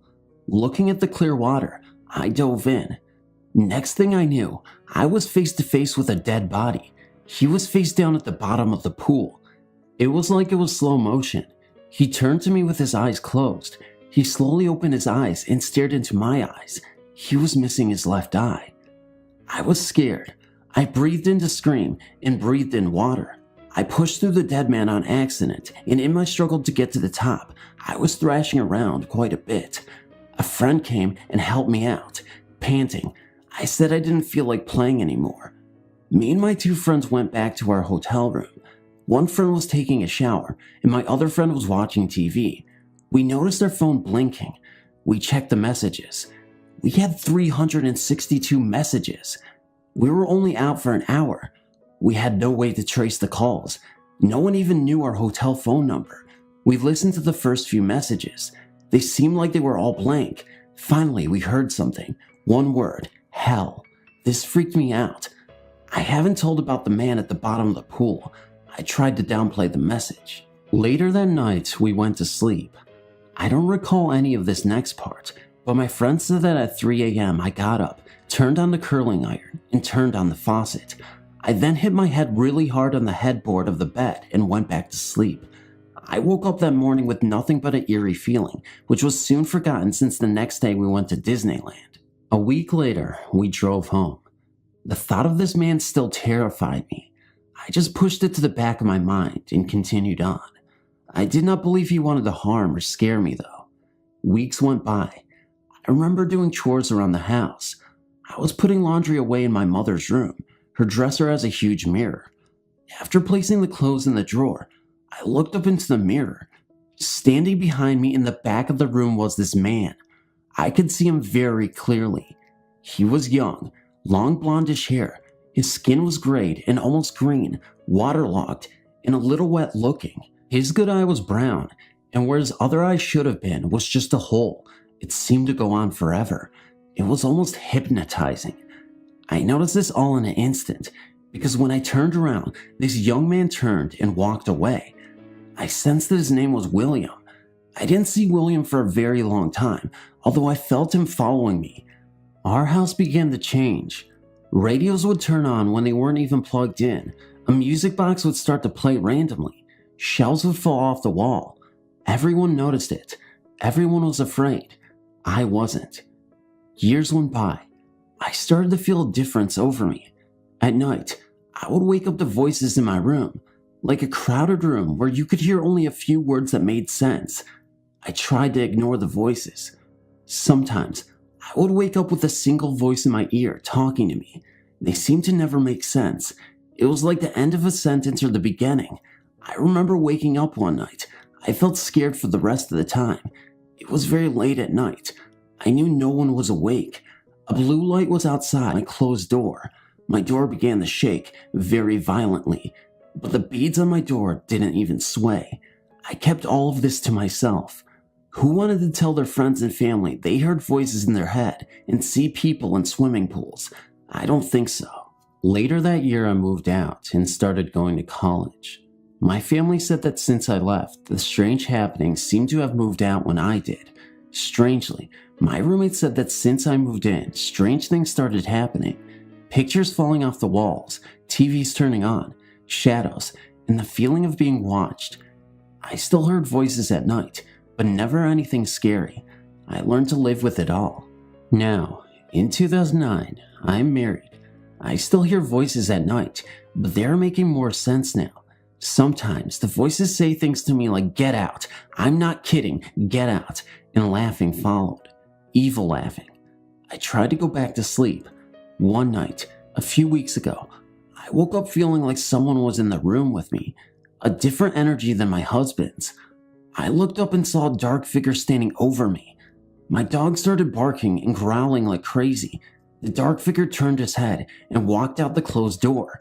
I went back to sleep and woke up to a voice telling me, "Your destiny will be at the Valley of Thunder, then all the voices shall be heard." I haven't ignored that one. Sometimes, I will go to Yosemite National Park, Valley of Thunder, and see what my destiny is. It just doesn't seem right yet. 2 nights ago, I had a dream. William came to me. He didn't say anything, but I sensed he was telling me it was okay, not to be afraid of him. I feel as if since I've met William, I've become sensitive to spirits and energies. I've met other spirits beside William. I feel as if now I have the ability to read energies and sense thoughts. I almost regard William as a friend. As an avid EVP researcher and long-haul truck driver, I've had many opportunities to get EVP recordings from all over the country. My research has revealed some startling results lately. On the 20th of January this year, an EVP has attached itself to me somehow. Now, no matter where I am or where I go, this EVP named Desmond Heathers is in every recording I make on my Olympus digital voice recorder. Even when I'm traveling down the road at 65 miles per hour, Desmond is there ready to talk when I turn on my recorder. I know a lot about them and where he is now. One startling development occurred when I asked Desmond if he knew anyone that I knew. He said, "Yes, Joe." I said, "Joe, my brother?" He said, "No, Joe who is with me." I asked him if Joe was with us now, and he said, "He is in you now." So I asked, "Joe, are you there?" And I got this voice in the recording that was very deep and gruff sounding. I can only say it sounded like Mr. T from the TV show The A-Team. Joe said, "Go away, leave me alone." Well, I don't communicate with those who don't want to, so I just do what I always do with the ones I get who I don't think deserve my attention. I just ignore them. Here's where the story takes a strange turn. The week after that, I was talking to my doctor about a fatigue problem I've been having lately. Nothing serious, just tired during the times of the day I don't think I should be. He asked if I was sleeping okay, and I said I tend to wake up several times during the night. He recommended I get a sleep study done. After finding the only sleep research center within 100 miles of where I live, I was told the study would cost in excess of $1,600 for one night. Well, I thought this was ridiculous, so I figured I would do it myself. I was on the road the night I decided to do my sleep study, and set up my digital voice recorder and DV camera on the sleeper of my big rig. I fell asleep within 15 minutes. When I reviewed the recordings the next morning, I was so startled at what I had recorded, I could hardly listen to it. The recording revealed that I snore rather loudly. What was startling, though, was the EVP Joe was using my snoring sound to speak to me in my sleep. With every rattling snore, he formed words. He said things like, "Don't you know you love me? Don't leave me. Don't wake up. I'm not done yet. Don't you remember me from the Navy? You know you're listening to me. You know you love me. How did I get in here? What happened to me? I need you. I'm just jealous of you, Tony. Tony, please, help me." Not just that night either. Every night I've recorded, he's talking to me in my sleep. It concerns me because I don't know if there may be some subliminal influence with him talking in my sleep like that every night. I think I know him. I vaguely recall a friend I had in the Navy named Joe back in 1980.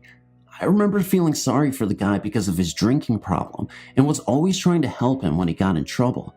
I used to buy him gifts for his birthday and Christmas because his family wanted nothing to do with him. Other than that, I can't recall very much about him. When I asked him how long he has known Desmond, he said about 5 years. That's how long Desmond told me he's been dead. Actually, Desmond didn't even know he was dead until I convinced him he was. He kept trying to tell me he was alive. So I asked what it looked like where he was, and what did he see around him. He said nothing but a faint amber and turquoise colored light that was all around him. He desperately wants out of there. He says he can see me sometimes. One day, when I was sitting at my office desk at home, I asked him if he could see me, and he said he could. So I reached in my pocket and pulled out a $20 bill and asked if he could see what I had in my hand. He said $1. Thinking it was just a lucky guess on his part, I dropped the bill and picked up a Bic lighter. I then asked again, "What am I holding in my hand right now?" And he said, "A light." I reached in my desk for it and had my hand closed around it so I couldn't even see it. How did he know? Many times Desmond will ask if I can see him. I've never been able to do so, so I got out my digital camera and asked if he would let me take pictures of him. He said, "I will try." I told him where to be in my living room at home while I snapped a few dozen pictures. Nothing showed up on review, so I asked if he would mind trying something else. I explained what white noise was to him, and he was already familiar with it. He helps me to adjust the levels and spectrums of white noise to be able to hear him better. I explained that I could generate a different type of noise that is not audible, but that I might be able to see him with. So I set up my DV camera to form a video feedback loop with my Sony Trinton 32-inch TV, manually adjusting the focus in such a way that the feedback picture was focused on the pixels on the screen, as it oscillated slightly due to some technical reason I can't explain now. After talking with Desmond during the setup and adjustment period, I told him where I thought he could best try to show himself. Desmond appeared to me only once for about 2 seconds in the video. He had very plain symmetrical features and was shown from the waist up. He seemed to be in his mid-30s with dark sunken eyes. He was wearing a bowler hat and a 1940s type jacket with wide rounded lapels with an open shirt that had no collar. Further research with Desmond shows he can see me and some things around me when his energy level is high. For example, I can give him instructions on how to travel somewhere. One time I showed him a map on my Microsoft Streets and Tips and showed him the same roads and satellite photos taken from Google Earth. With this information, I am able to ask him to get a specific place and get information I desire. One time I sent him to the Powerball lottery drawing headquarters located at Urbandale Drive in Urbandale, Iowa, to see if he could see the Powerball numbers being drawn 6 hours before the draw. I have reason to believe he is not bound by time as we know it, and thought he could travel through different threads of time and different timelines. Well, I asked him to go and do this one for me, after about an hour of instruction on what to look for and how to get there. Then, when I asked if he was ready, he said, "I'll try. Then, I'll be right back."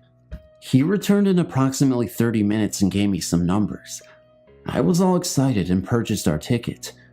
Later the next day, I went to check the ticket and realized I had sent him on the wrong day. I explained to Desmond how sorry I was for the mistake and how much time and energy we wasted. I asked him what the numbers were he gave me because he was there 24 hours too early to see the actual drawing and realized he must have witnessed one of the practice draws they do to check out the machines. Lately, I've been having some other problems. I injured my back seriously at work and have not had the desire to record anymore due to my pain and medication. I've been recovering well and expect my research to continue. My new job doesn't offer me as much travel and time to do the things I'd like. I just hope when I start recording again, Desmond and Joe will let some other people talk to me.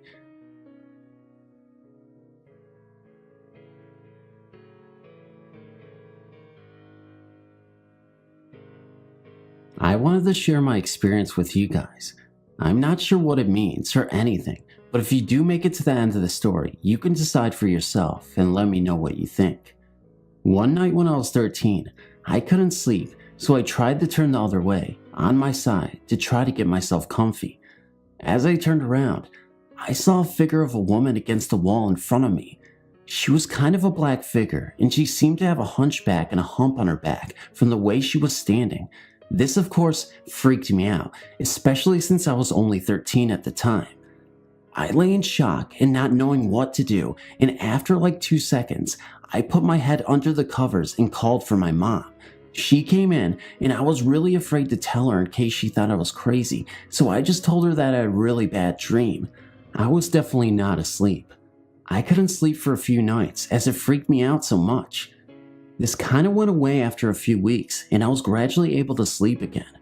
However, a few weeks after this had happened, I was getting pains in my back and I went to the doctors to get scans and things. I then found out I had sclerosis, curvature of the spine. I eventually started getting a slight hump in my back because of this. It has been 10 years since I saw this woman, but I can never get it out of my mind. I've since told my mom about this and she seemed freaked out about it as well. I'm not sure what this means, or if it was a ghost or spirit trying to tell me something. I have no idea, but it really did freak me out. This is just a short experience I had at about 17. A group of 4 friends and I were sitting at my house, bored out of our minds. My buddy Joey, not his real name, was literally banging his head against the wall out of boredom. Tommy, also not his real name, was reading a book he brought. His sister Alexis, of course not her real name either, was teasing my dog with a flashlight. Henry had his earbuds blaring. Finally, my friend Annie was on my laptop looking for something that might be fun. Annie came across a story a few guys had posted on a ghost website about an abandoned local farm. They posted how they went exploring the farm and got the hell scared out of them by a black figure. Annie is into the paranormal and asked if we wanted to investigate it. I said sure, better than sitting around waiting for my dog to bite Alexis for teasing him. The others agreed, so we hopped into my truck. It's a single cab with 3 seats. The girls rode in the cab with me, while Henry, Joey, and Tommy rode in the truck bed. I didn't believe in ghosts. If someone told me they saw a ghost, I would have to say stop watching Scooby-Doo and return to reality. Annie told me how to get there with the directions the guys posted on the ghost site. When we arrived, we all hopped out and walked up to the gate. We hopped the gate and started talking about where to go. We agreed to split up. Tommy and Joey were with Alexis. They went to the old barn, while Annie was with Henry and I. We went into the 2-story farmhouse. I looked in the upstairs window. All the glass looked like it had been smashed out of the windows. The house looked wrecked. It looked like whoever lived there had been a hoarder. While Henry and I were exploring, we heard what sounded like footsteps upstairs. We were intrigued, so we took off upstairs. When we got to the 2nd floor, it was empty. While walking down the stairs, I felt like someone had been pushing me. I was mad. My right shoulder was cut thanks to the old wooden steps I had twisted my ankle on. I asked Annie and Henry, "What the hell are you guys trying to do? Are you trying to kill me?" Annie said she and Henry were in the bedroom to the right, looking through some of the old junk when they heard me scream, and they came running. Henry held me up, and we were about to leave when we heard something slam hard in the kitchen. We went in and saw a toolbox we had seen on the table on the floor with various tools around it. Henry said no way in hell that toolbox had a damn padlock on it. We all looked around the lock. It was on the table now, besides where the toolbox used to be. Henry tried to get in the toolbox earlier, but the lock prevented him. We heard footsteps upstairs again. Annie said screw this and ran outside along Henry while I hobbled out. The jerks left me behind. When we were out of the house, we saw Alexis, Tommy, and Joey. They were panting out of breath and looked terrified. We asked what happened. Alexis said that they saw a black figure with red eyes and it charged at them. We all heard a loud snarl like a big dog, and we took off towards my truck on the way there and said, "Look." In one of the upstairs windows, we saw 2 glowing eyes go from the middle of the window to the top. Then they separated. One went left and one went right. We all hopped the fence and peeled out of there as fast as everyone could.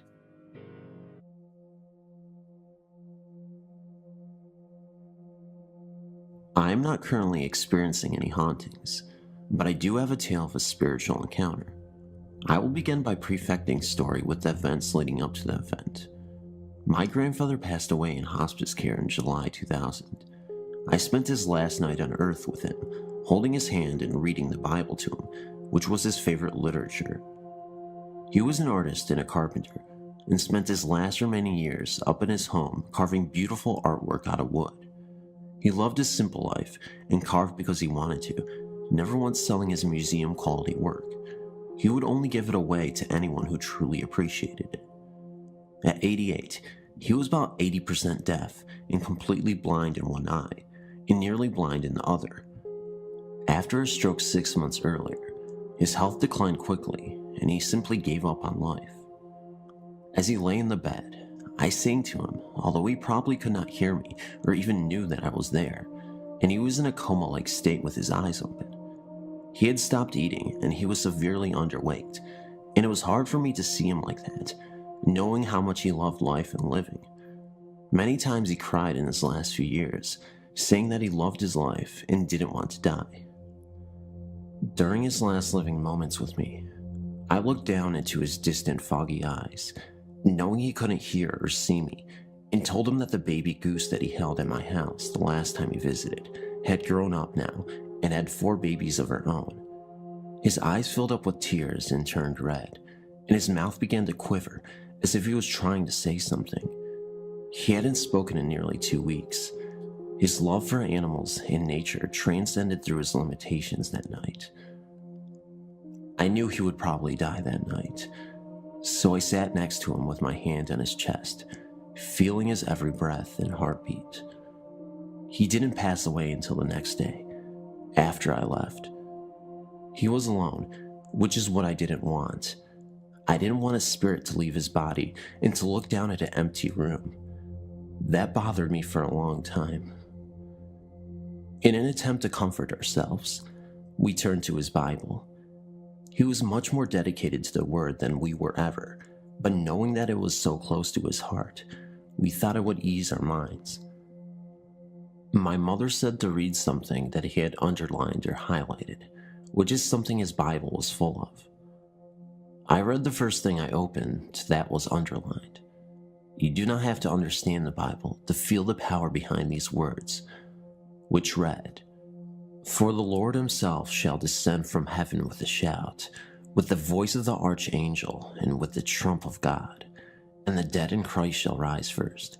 Then we who are alive and remain shall be caught up together with them in the clouds, to meet the Lord in the air, and so shall we ever be with the Lord. Where there, comfort one another with these words." We all felt a chill run through us. At his wake, I waited until everyone left, and I cut a small lock of his beautiful, thick white hair and placed it in an envelope. As myself and my friend walked to the vehicle to leave, I opened the door, and a mourning dove flew into me as if trying to enter the truck with me. It injured its wings, and I brought it home. I rescue and rehabilitate small animals all the time, so I mended its wing and let it go about a week later. I took that as a sign from my grandfather, as we had that bond of loving all creatures, great and small. A couple of weeks later, in August, my best friend was at my house, and I was showing her videotapes of Papa, that is what I called him, because she had never met him. I wanted to share with her the kind of person he was. For nearly 2 hours, we watched him talk about God, Leonardo da Vinci, his childhood, his 24 brothers and sisters, his beloved mother, and we saw him play his guitar and sing old, sad songs about homeless children and hobos, songs that made grown men cry, including himself. After the tape was finished, I got up to go to the kitchen for something to drink, and my friend went to the restroom. At that moment, we both heard a loud musical tone that sounded like a doorbell. Since I do not have a doorbell, we both said, "What the heck is that?" We both re-entered the living room where we had been watching the tape and searched everywhere where the sound had come from. My heart sank as I realized what it was. About 2 years earlier, I had one of those cheap doorbells that you plug into the wall, using a battery-operated button at your front door to operate the sound.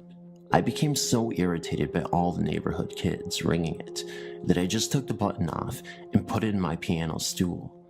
The battery had gone bad anyway. I never unplugged the part that rings. I had forgotten it was there because it was hidden behind a chair. That was eerie enough, but what really got me thinking was when I explained to my friend that I had the ringer set to only ring one long tone. To change it to the traditional two-tone ding-dong, you had to take the back off of the unit and set the switches according to the manual. Needless to say, it did ring in the ding-dong fashion.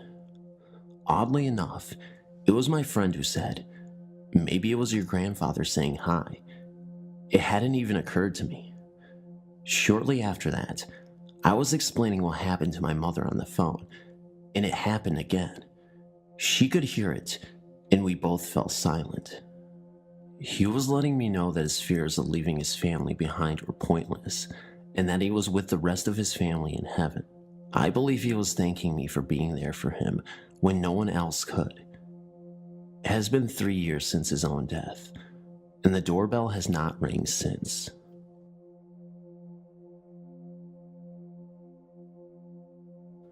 Hey, my name is Maddie.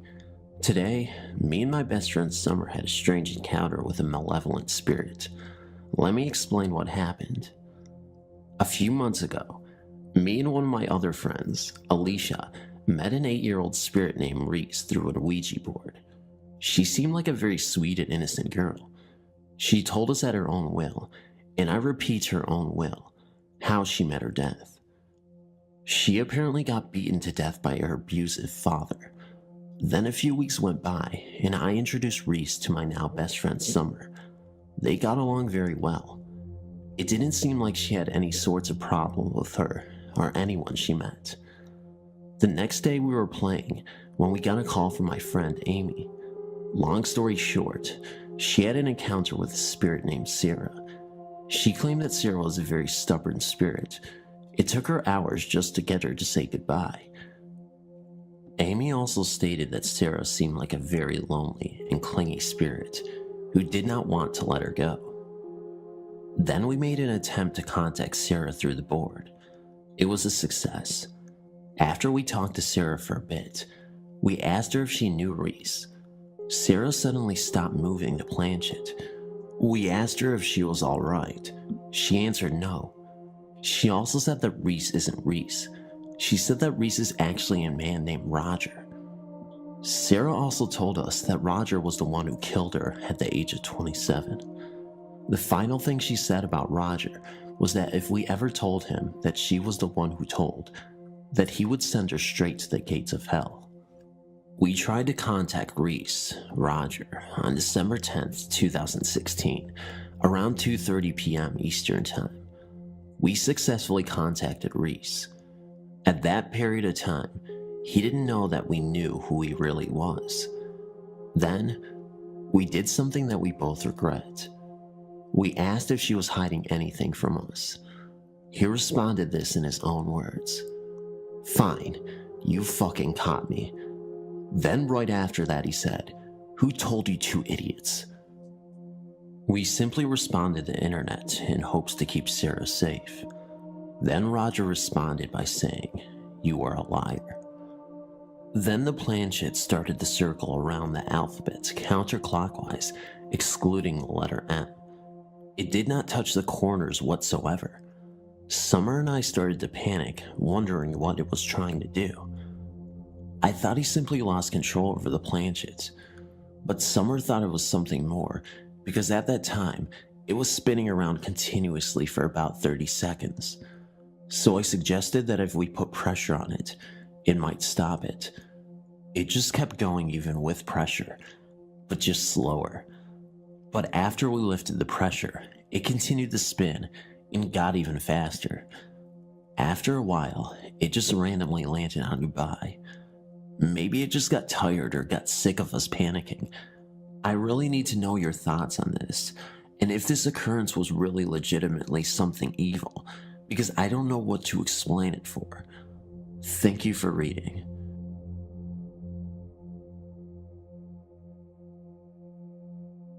I didn't believe in the Ouija board because they sell them at Toys R Us, so I didn't think they would sell something dangerous to kids and adults. I've read stories about the Ouija board, but I don't know if it's true. People do make up stories, so it's hard to tell if it's true or not. Some people say the Ouija board is just a game. Others say it's not just a game, and some say it's dangerous. I had to find out for myself if the Ouija board is really dangerous. On Sunday, I decided to go to Toys R Us to buy the board. I drove my car in the morning to Toys R Us, and I was just looking around at first for about an hour.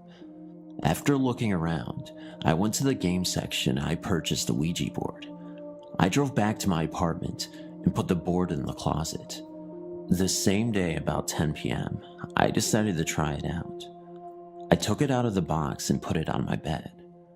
I didn't have any candles, so I just dimmed the light. I put the board on my lap and the planchette on the board. I put my fingers on the planchette and I started to round in circles for about a minute. I stopped and I started saying, "Is anybody out there?" I kept saying it for about 15 to 20 minutes, and then, all of a sudden, I felt a strange presence right above me. I was so scared that I ran out of my room, and I threw the board in the garbage. I was very shaken. I went back to my room and turned the lights on, and I didn't sleep at all. And that's why I don't mess with Ouija boards.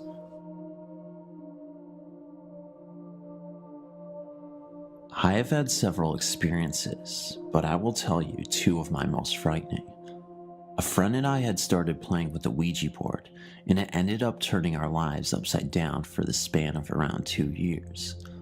One night, my friend Judy, her husband Luke, Loma, and myself were watching a movie called Witchboard right in the middle of a winter storm. All footprints had been covered at this time, and the streets were empty. About halfway through the movie, the front door blew open and we heard running footsteps come into the house, up the stairs, down the hall, and into the bedroom where Judy's 2-year-old lay sleeping. We were all just sitting there frozen in shock and fright when we heard a loud slam, which turned out to be the bedroom door, and the poor little boy started screaming, "Monster, monster." Luke took off up the stairs, only to find a very upset little boy, and nothing or no one else. As things started to calm down, Judy and I went to shut the front door, and there were still no footprints in the snow. The only snow that had come into the house was blowing from the wind. It was around March now, and one day, as I laid down for a nap, I felt the bed start to shake under me. I was uncertain if I had really felt what I thought I had, so I was not frightened, but I got up anyway. That was only the beginning. Not long after that, it became a constant thing every time I tried to lay in my bed. The shaking started to get more violent, and it also felt as if someone was punching up at the mattress from beneath. I complained several times, and no one believed me. It was now to the point where I was afraid to go to bed. I began sleeping at my friend Loma's house because her bed didn't shake. After staying at her house for 2 weeks, my mom said it was time to come home, and I did agree, but not until she promised to spend the first night sleeping in bed with me. That night, we had only been in bed for about 10 minutes before the bed started its usual shaking. It was very minor at first, so my mom started to make excuses for why it was happening. By the time 5 minutes had passed, it was now undeniable, and I could tell my mother was getting scared, but was trying to stay calm for my sake. The last straw for my mother was when the punching started. It was harder than I had ever felt before. We laid there for a moment while my mother mustered up the courage to peek under the bed. Of course, she didn't find anything, and we promptly left the room and set ourselves up in the living room for the remainder of the night. My bed continued to shake and punch for some time thereafter, but it eventually quit. However, once in a while it will start, to this day, and I just get up or ignore it, and it stops.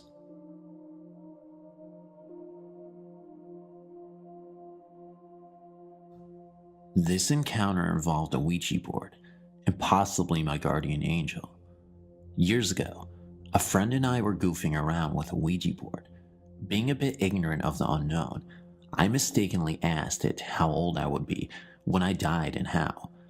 It replied that I would be 16 and that I would die in a car accident. A month or two after I turned 16, I was asked if I wanted to go out with my parents the next day to run errands. I said yes.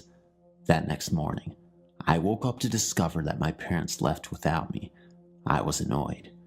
An hour after I woke up, my mother called me from the hospital. They had been hit by a transport truck an hour before. When I asked why they had left without me, my mom replied that her and my dad had tried for a half hour to get me up, and then they gave up. What makes it so scary is where the truck had hit. My one brother has to sit behind my mom, and my dad does not wear a seatbelt. Had I been in that car, I would have been sitting behind my dad with the seatbelt on. The transport truck hit the car on the driver's side, almost imploding on the driver's and left backseat side. That's where I would have been sitting. Guardian angel? I think so.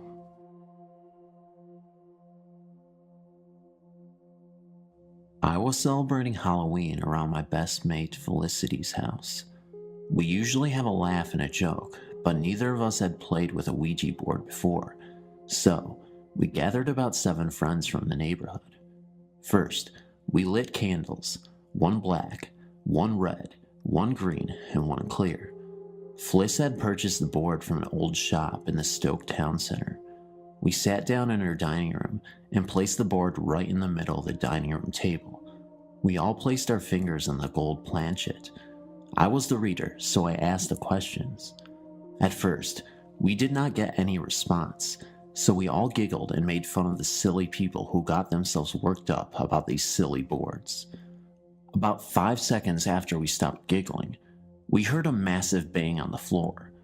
I thought it was one of the boys playing a trick, so I suggested that we all sit legs crossed on the chairs.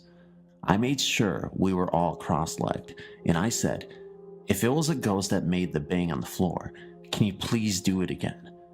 And it did. I spoke again. "We will now try to communicate using the board." So we started to use the board again, and I again asked if anybody was present who wanted to communicate with us. The planchette moved to yes. I asked for a name, and it replied, "I am unclean." Fliss's uncle had passed on, so I inquired if we were talking with her uncle Ian. The response was no.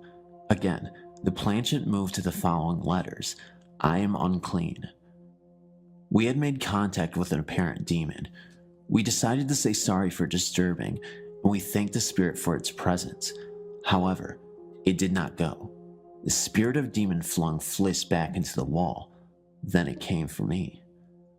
I had a vision of hell itself at that moment, and I remain grateful to this day that it did not hurt me. In telling the story, let me assure the reader that it was passed to me by my grandmother, Eileen. Eileen is in failing health, but her memory is untouched, and her ability to spin a tale is uncanny. This particular story is about her father, Joe, his first wife, and a house that will never be forgotten. My grandmother is a devout Christian, but she believes these tales of the unexplained to be completely true. Judge for yourself. In the late 1800s to early 1900s, it was common practice in the coal fields of Kentucky and West Virginia for a miner to spend the majority of the week at the mines while leaving his wife at home alone. This is exactly what Joe, my great-grandfather, did during his first marriage. After a hasty marriage, Joe bought a small, quaint home for himself and his new wife, Sue. Sue quickly alerted her husband to a potential problem. The house was directly across the road from the local cemetery. Joe, being a firm disbeliever in such superstitious nonsense like ghosts and spooks, had a good laugh when Sue begged him not to make her stay alone in a house so close to a graveyard and told her to get used to it. When Monday morning arrived, he left her alone and laughed as she sobbed on the porch. That night, after completing her tours, she settled down in the bed for a good night's rest and doused the lamps. As soon as she had climbed into bed, a strange noise became apparent outside. As she pulled the covers up around her head, she could hear something like barrels rolling or horses galloping around the house.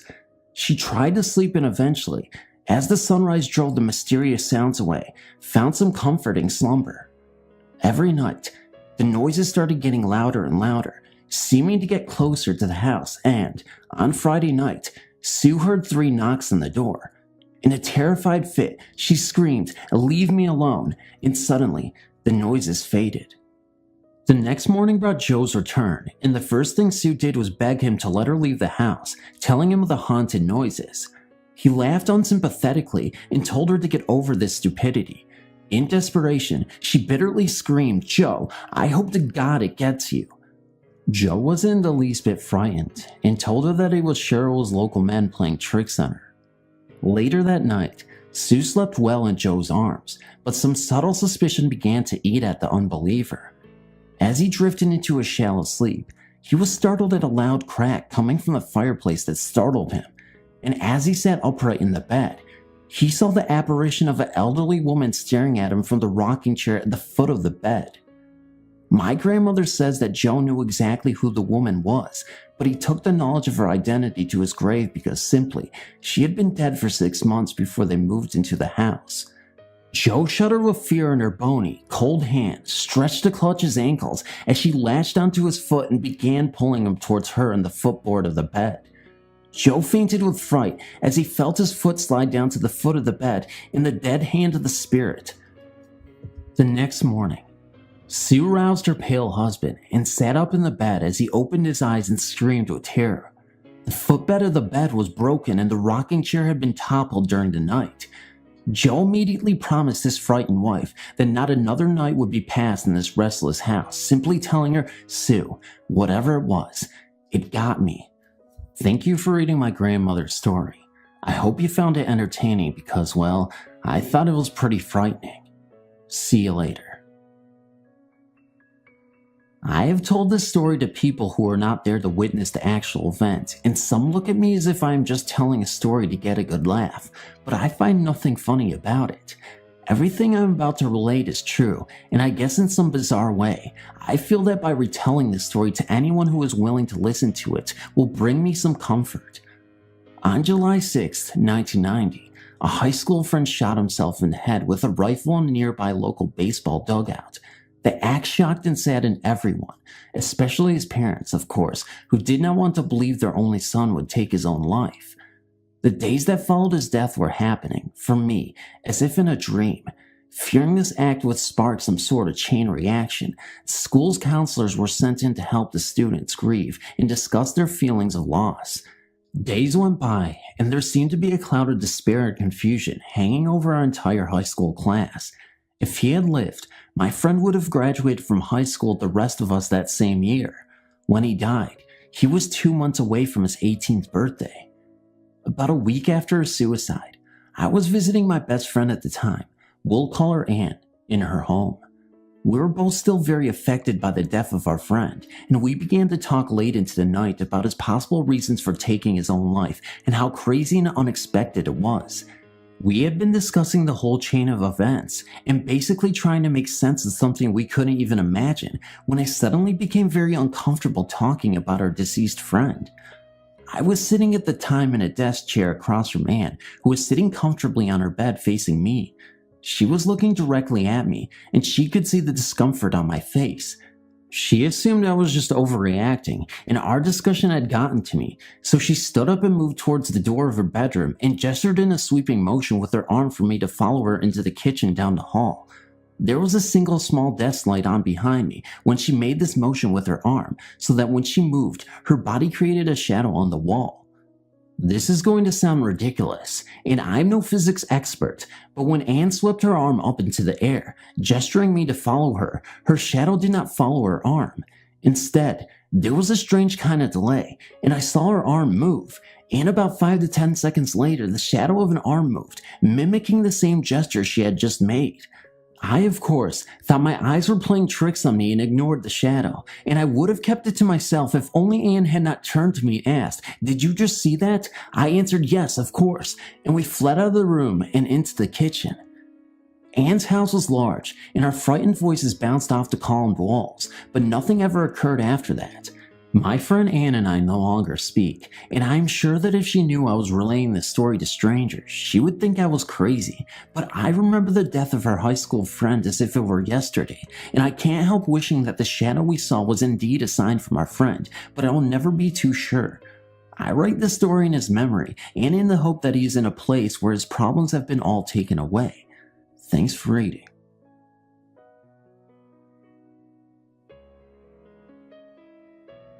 This story I'm about to tell you has been talked about in my family for years. Now it has been passed down to my own daughter, who tells it to her friends at slumber parties. It begins with the first time I ever saw anything when I was around the age of 7. It happened in a house that we lived in years ago in Western New York. I shared a room with my sister. We both had the feeling something was always watching us, but being so young, we never really worried all that much about it until one night while I was trying to sleep. My bed was up against one wall and my sister's bed faced the other.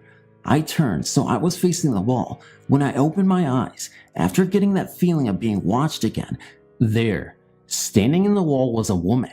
She was a young woman, dressed all in black, high white lace collar, wearing a cameo, and hair pulled up neatly in a bun. She stood there with her hands folded in front of her, smiling sweetly at me. Now mind you, I was 7 years old, so I pulled the covers up over my head and then down again to take a peek just to see if she was still there, which she was, and this time with a bigger smile. I got so scared I jumped from my bed and ran across the room to my sister's bed. I landed right on top of her, waking her up, of course. I told her there was a lady in my wall, but when we looked again, the woman was gone. The next day I told my mom about it. She said it must have been just my guardian angel and left it at that. She refused to talk about it any further or even years later. Then recently, my brother and I got to talking about that house. He said, "Don't you remember what the neighborhood kids used to say about our house?"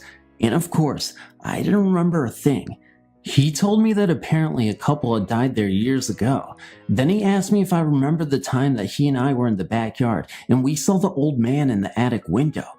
And all of a sudden it rushed back. Bam. Right when he told me about the old man in the attic window, I had a major flashback and remembered it like it was yesterday. I don't even have to tell you, even after all these years, it scared me. Well, many years have passed since we lived there, but I still have dreams about that house, and I wish the dreams would stop. I have many other scary stories to tell, but I freaked myself out telling this one, so the others will have to wait.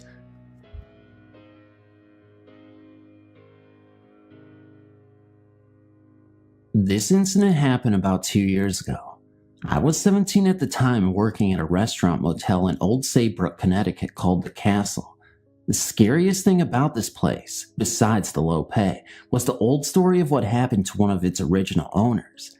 From almost my first day working there, I was told that one of the members of the family who built the house had killed himself on the grounds. The story was that one night, the son had discovered that his fiancée was cheating on him with one of his close friends. Deep in depression, the son climbed to the tallest tower of the castle, tied a rope to some type of pole on the roof, and hanged himself. The next morning, as the parents were leaving the home, they saw him hanging. They immediately sold the mansion, and it has been a hotel ever since. Many employees said that they had heard and seen things, yet I, as most people believe at first, didn't believe the stories. That is, until one night, I was working a late shift with a friend of mine named Katie. We were cleaning up the dining room after closing when we heard the kitchen door slam shut. I had popped them open, but as the wind off Long Island Sound is pretty strong, I figured they had been blown shut.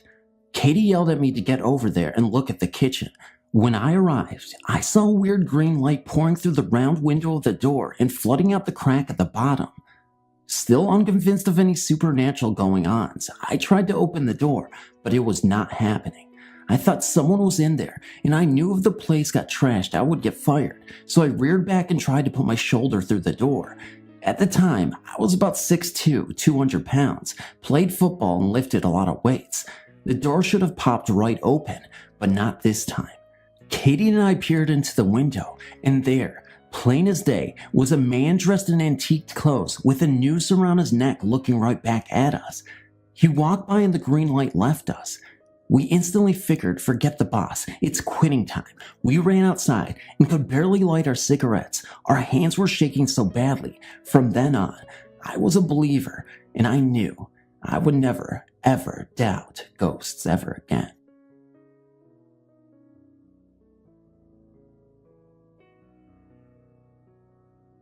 My aunt and uncle had a passion for restoring old country houses, the last of which had been at an end at the turn of the century.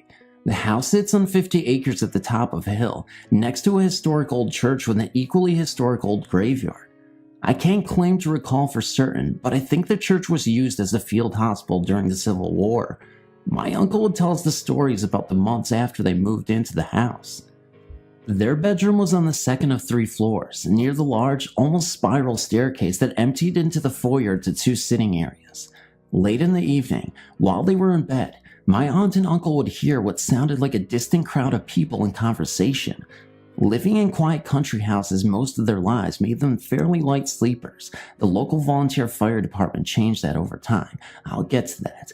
My uncle would get up to check out the noise and find nothing, but since it was an old house with a boiler, and that it was more or less near town, there were many possible rational explanations for the noise. Still, over the course of a few months, the noises grew louder and louder until it sounded like a party was being thrown in their own house, and my aunt and uncle weren't invited. This had grown so gradually that my uncle was much more annoyed than fearful. One night, he went to the stairs and shouted for them to shut up so he can get some sleep. That seemed to scale back the noise enough to satisfy him, although it didn't go away completely. The next weekend, he took a walk for the first time through the local graveyard and noticed many of the stones were overturned and some of the plots were neglected. He righted the headstones and cleaned up some of the plots that weekend and never again heard the noises in the house.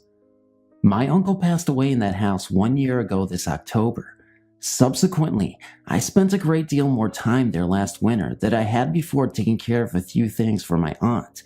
I slept on the top floor across from the game room. Many nights an air raid siren would go off, summoning the local volunteer firefighters to the station house. I never did get used to sleeping through that. Then one night, the siren wailed at about 2 a.m., and I was having a hard time going back to sleep. I was wide awake when I heard something. It lasted only an instant and seemed to me to be a crowd in the distance that had just been told the punchline to a very funny joke. Whatever it was, it reminded me of one of my uncle's stories. As an epilogue, I should mention that my aunt is trying to sell the house.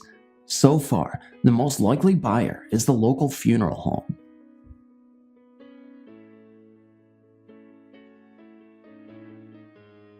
While sitting around looking at photo albums with my grandmother, we came across some newspaper clippings. The clippings were from a newspaper in Indiana. They were about an old brick house being torn down. Since we live in Mississippi, I found it strange that my grandmother would have these clippings, so I questioned her about them. She then told me one of the eeriest stories I have ever heard. In 1946, my grandmother lived in Mobile, Indiana, with her husband and their child. They lived in an old brick house that was built before the Civil War and stood on the outskirts of town. It was a large house with very high ceilings and wooden floors. In the master bedroom was a closet with a heavy wooden door that did not have a knob, only a wooden latch to keep the door closed. My grandmother would shut and latch the closet. When she would leave the room and return, the closet door would be standing wide open. She would shut the door again and go about her chores. When she returned, the door would be open. She did this several times a day. She said the door stayed open more than she could keep it closed. She was more annoyed than scared by this strange event. About 8 months later, she and her husband divorced and she moved to Mississippi with my grandfather. The house she had lived in did not cross her mind until 10 years later when her Aunt Bonnie wrote her a letter and sent her the newspaper clippings. The clippings talked about her old house and reported that it had been torn down. While they were tearing down the house, a hole was discovered under the closet floor. They had found the remains of a man in the hole. It was believed to be the body of a soldier from the Civil War.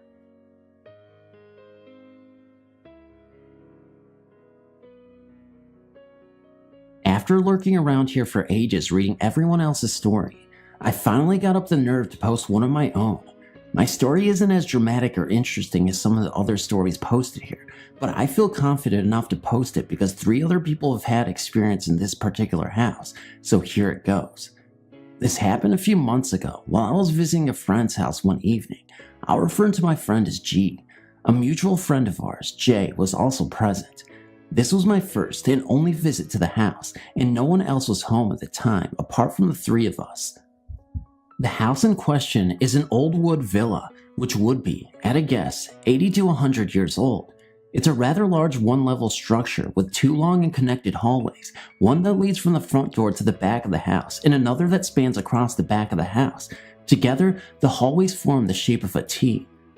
While eating dinner in the kitchen, dining room area located in the back portion of the house, something drew my attention to the right, so I glanced down to the top section of the hallway. As I watched, a dark shadow moved across very quickly from right to left, as though it just moved up the other long hall, through the center of the house, then straight ahead crossing the top hallway. I didn't say anything at the time, although I was curious about what I had seen. I have to say that while I definitely believe in ghosts, I didn't want to get too excited about something which could have a very logical explanation for. After dinner, G invited us on a tour of the house, and while exploring the rooms off the back hallway, I carefully checked to see if there were any windows that could have let car headlights in to cause the shadow I'd seen, but I couldn't find anything to explain it. Sometime later, G left the lounge to make coffee and, while she was out of the room, I whispered to J that I had seen a shadow cross the back hall. She surprised me by telling me that she too had seen a ghost moving from right to left in the same exact place, only she's seen it twice before in broad daylight. We were intrigued and quite excited about this, but didn't say anything to G as we didn't want to frighten her. Interestingly enough, G approached J recently to ask her opinion about ghosts because a young woman who also lives in the house claimed to see a shadow move up the hallway. She was concerned because she too would be spending several weeks alone there, and understandably, she was frightened. G explained that while she hadn't seen anything herself, There was one occasion when she was walking up the hallway and she felt like she accidentally pushed someone out of the way, even though she couldn't see anyone there. I've been in various places before where I've been able to sense unseen presences. I've had one experience where I used to get a feeling of overwhelming fear every time I went into one particular room in a house my parents owned. With the shadow that Jay and I saw, we didn't feel any strong feelings or emotions connected with it. At this moment in time, I haven't heard any more events in that house.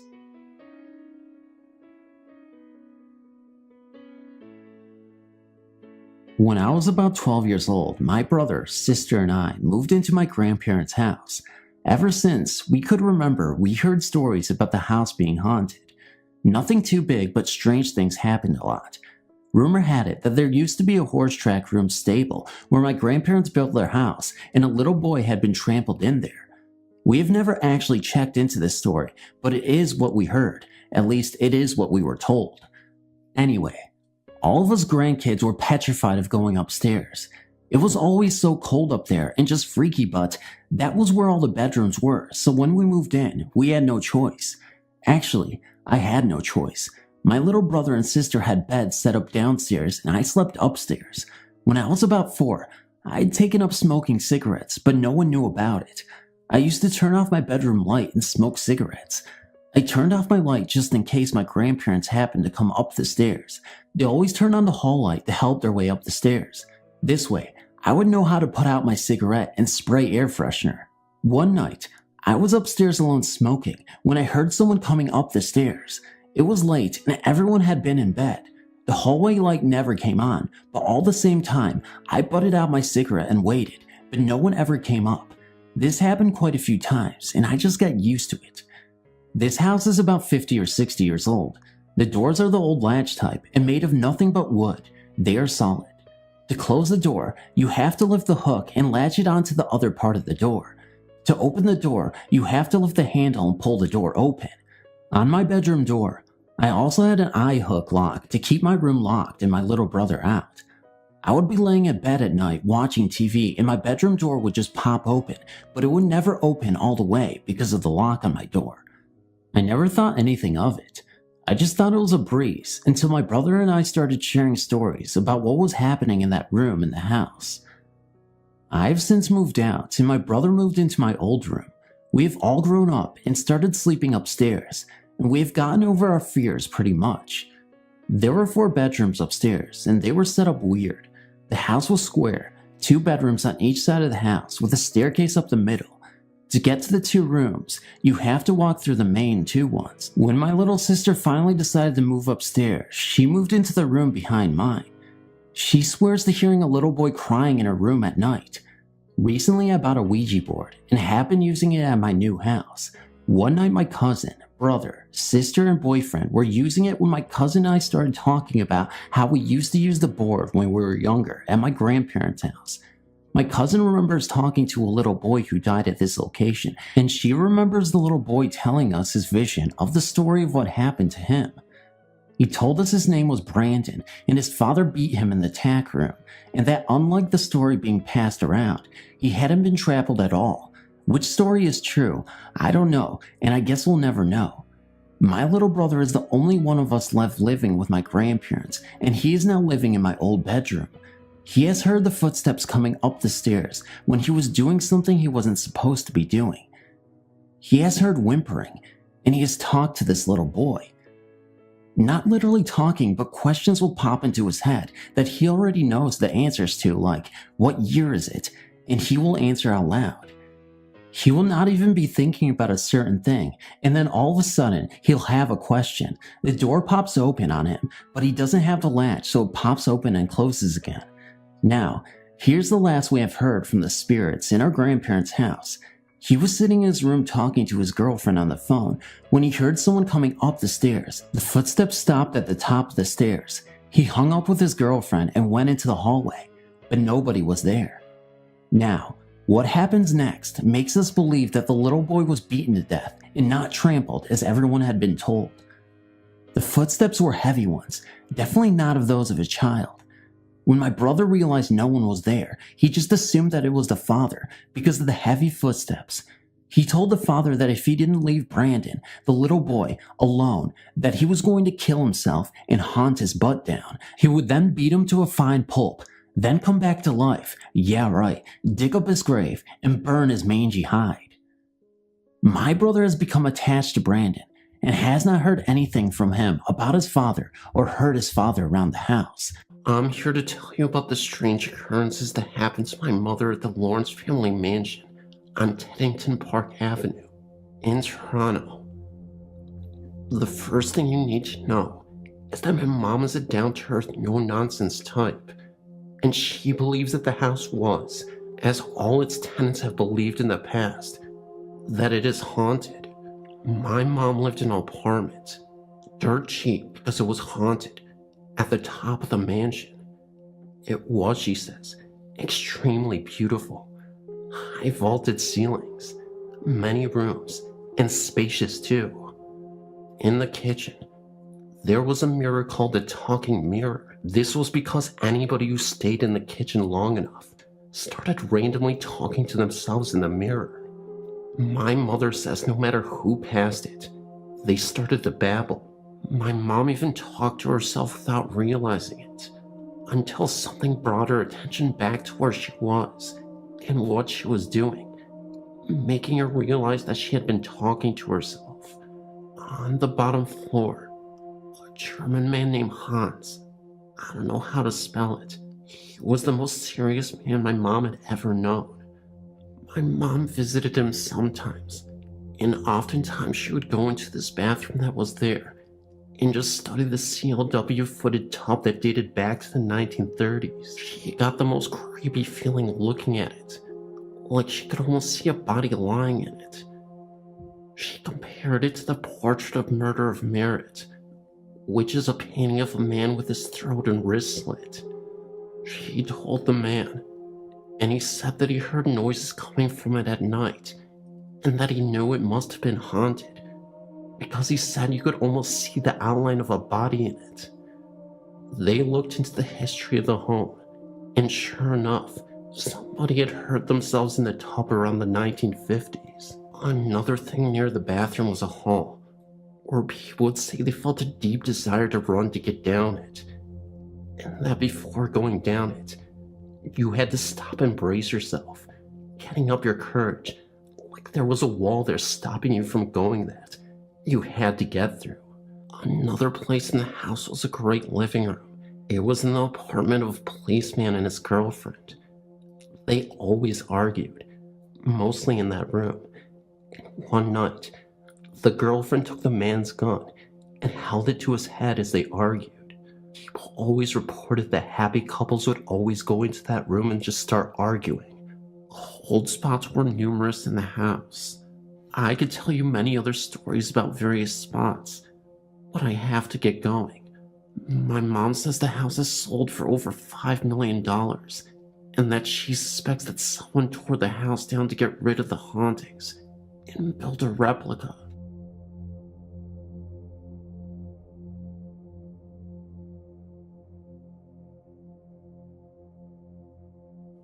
My name is Lindsay. I've lived with my family in this home for 4 years now, and ever since we've lived here, we've experienced some things. It seems though that most things have happened in my bedroom, and I often thought my parents did not believe the things I had told them about. The first month of living in my home, my mother awoke in the morning to find a painting of a woman. This painting was lying on the floor in the closet. It appeared overnight. She had questioned all of us in the home, and nobody had seen it before. The music boxes would play randomly in the middle of the night. Doorknobs, turning seconds before turning them yourself. My bedroom door always sounded like it was opening by itself, when it was really shut. It wasn't for a while when I actually started to see people, or should I say ghosts, in my room while I was sleeping. I have seen a translucent woman wearing brown rags several times. The first I'd ever seen her, she was standing at the foot of my bed with her mouth wide open, as if she was screaming. but I never heard a sound. It felt as though my heart had stopped. I was frozen with fear. I had rolled over and told myself it wasn't actually there and that I was seeing things. Then, about a month later, the same lady sat in my chair, in my room, just watching me.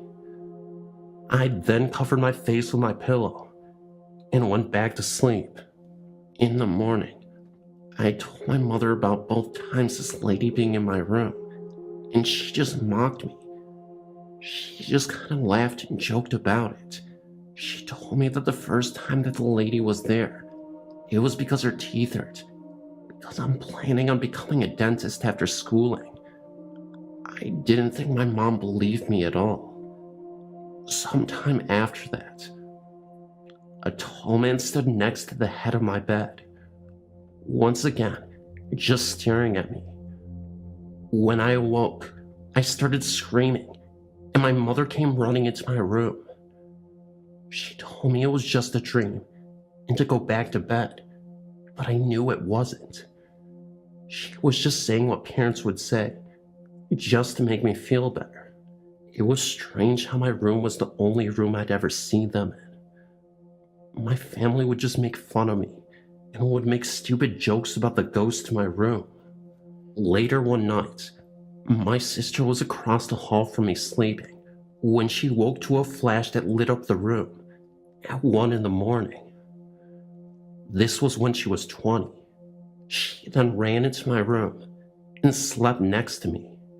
She was not sure that it was a flash from a camera, since we were upstairs and everyone was sleeping. We never figured what the flash was. When my mother was away on vacation, and I was the only one home, I was sleeping, and when I woke in the middle of the night, I found myself eye to eye with a young girl who had to have been at least 10. She had a wound in her head where I had been. Terrifyingly, there was a hole through her head. It was the right eye that had been gone. This was the most frightening thing I'd ever seen. I once again couldn't do anything. I was the only one home, so I laid there and went back to sleep. Once again, I see the woman lady, except this time, I find myself fighting her in my dream. The weird thing was, a mobile that was hanging above me on my ceiling had fallen and hit me in the stomach while I was sleeping. I still found that my parents didn't believe me until one night, my dad went downstairs for a drink at 1 a.m. That's when he heard some girl humming a song. He thought it was me, until he realized that he and my mom were the only ones home that night. Later the same night at 3 a.m, my mother awoke and had to use the restroom.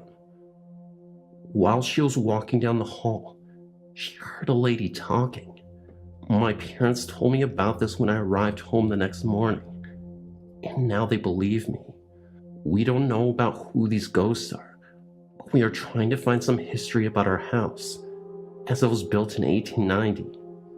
Maybe the history will reveal who these ghosts are, and why they are there.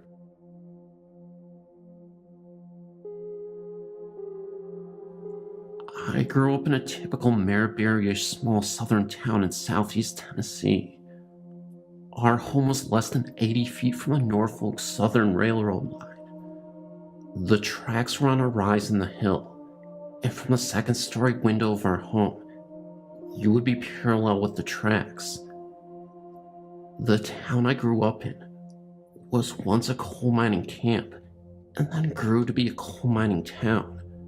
Point of fact, the town's name came from the original proprietor of the first train depot.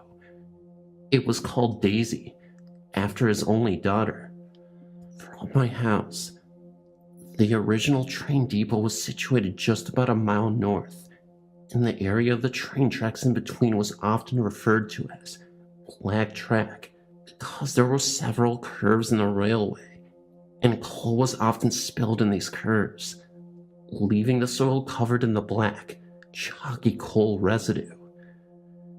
It is purportedly haunted, and there are several ghastly and ghostly tales attributed to that area of track.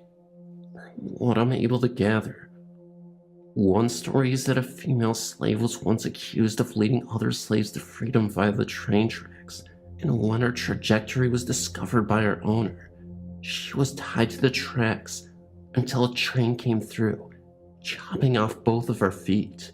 Once this was done, she was carried to the slave quarters as an example of what would happen to all others who attempted to escape or assisted others in escaping. Slowly she bled to death, despite the other slaves' best effort. I know several people who have laid their hands on the Bible today and testify seeing her feetless body in the area. Other stories about a train wreck that happened about 15 yards from the back door of my old home. In southern Tennessee, we do not get much snow, but we can get quite a bit of rain. Apparently in the late 30s, a weather front came through, bringing a lot of rain and flash flooding to the area.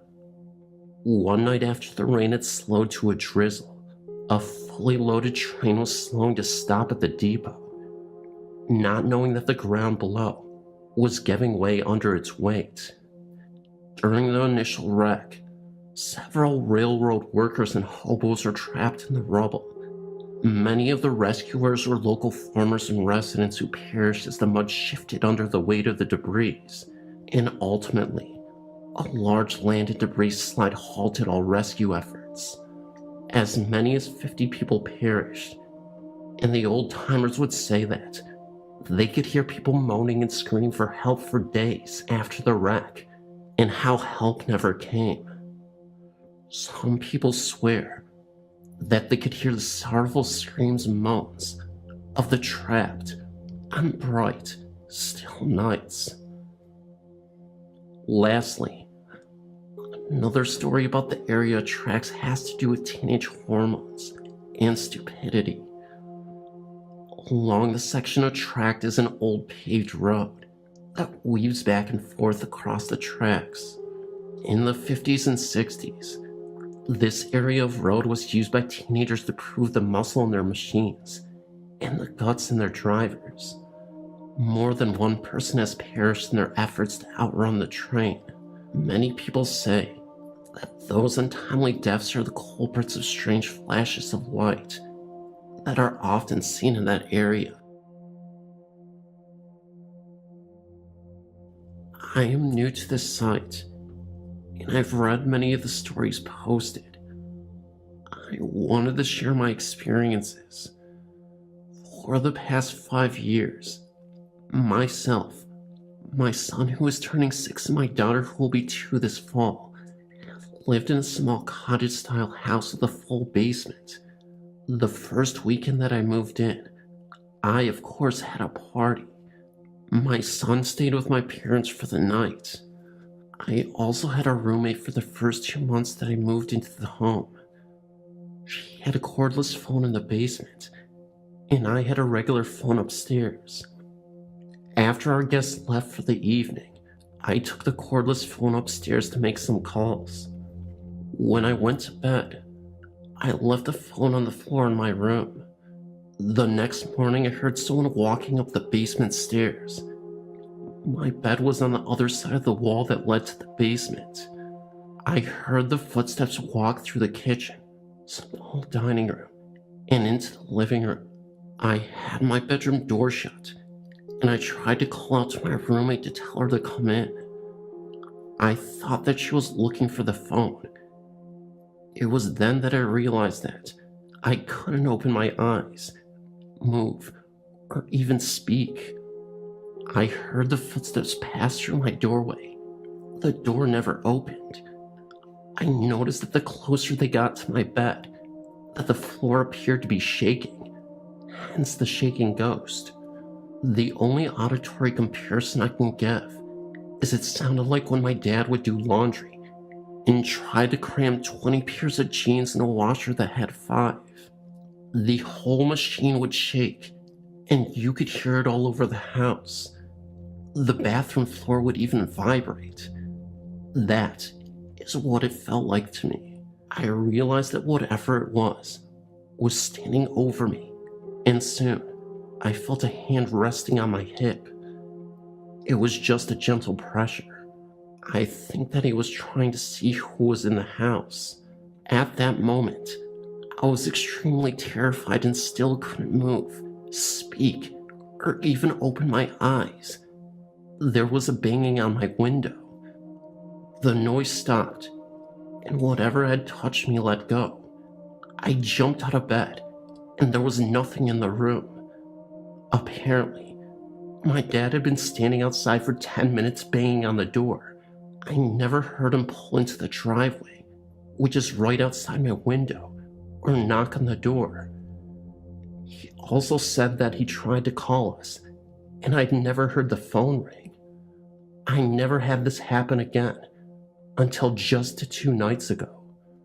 My daughter and I share a room, and around 2 in the morning, she woke up. I could hear her cry out, "Mama," and I tried to get up. I was paralyzed. I couldn't move anything but to lift my head off the pillow briefly. I realized that the floor was shaking again. I tried to open my eyes to look at it, and I couldn't. I believed that it was looking to the crib at my daughter. I didn't feel anything evil, but I don't think it wanted me to see it. After about 5 minutes, the shaking stopped, and my daughter was back asleep. It all happened so strange that I even considered that I was maybe dreaming it all. When I checked the crib, my daughter seemed fine, and nothing was out of place. Some other just normal haunting things I've experienced are footsteps in cabinets open when I know that I'd left them closed. The ghost seems to like my kids and likes to check up on them. I smoke, so during the winter when it is cold, I go down into the basement and smoke by the back cellar steps. I have often heard footsteps go from one bedroom to another, but they never go back out of the last room they entered. Also, when my daughter was in her baby swing, anytime I went downstairs, I would hear footsteps walk over to the swing and stop. They are always too heavy and slow to be my son's. Also, whenever I hear them and go back upstairs, he is soundly asleep in his room, so I know that it was never my son. There have been a few times, though, that I felt that I was unwelcome in the basement. I feel like I'm being watched in there, and that something doesn't like me to be there. I have also felt that feeling walking past my kitchen at night. It's like something is standing there watching me, and this thing seems very cold. I have never been harmed or felt completely threatened by anything. My son has complained of being scared, but if he has seen or heard anything, he doesn't tell me. I just wanted to share my story. We are moving in a month, so it'll be interesting to see if the people that end up renting my house have any experiences too.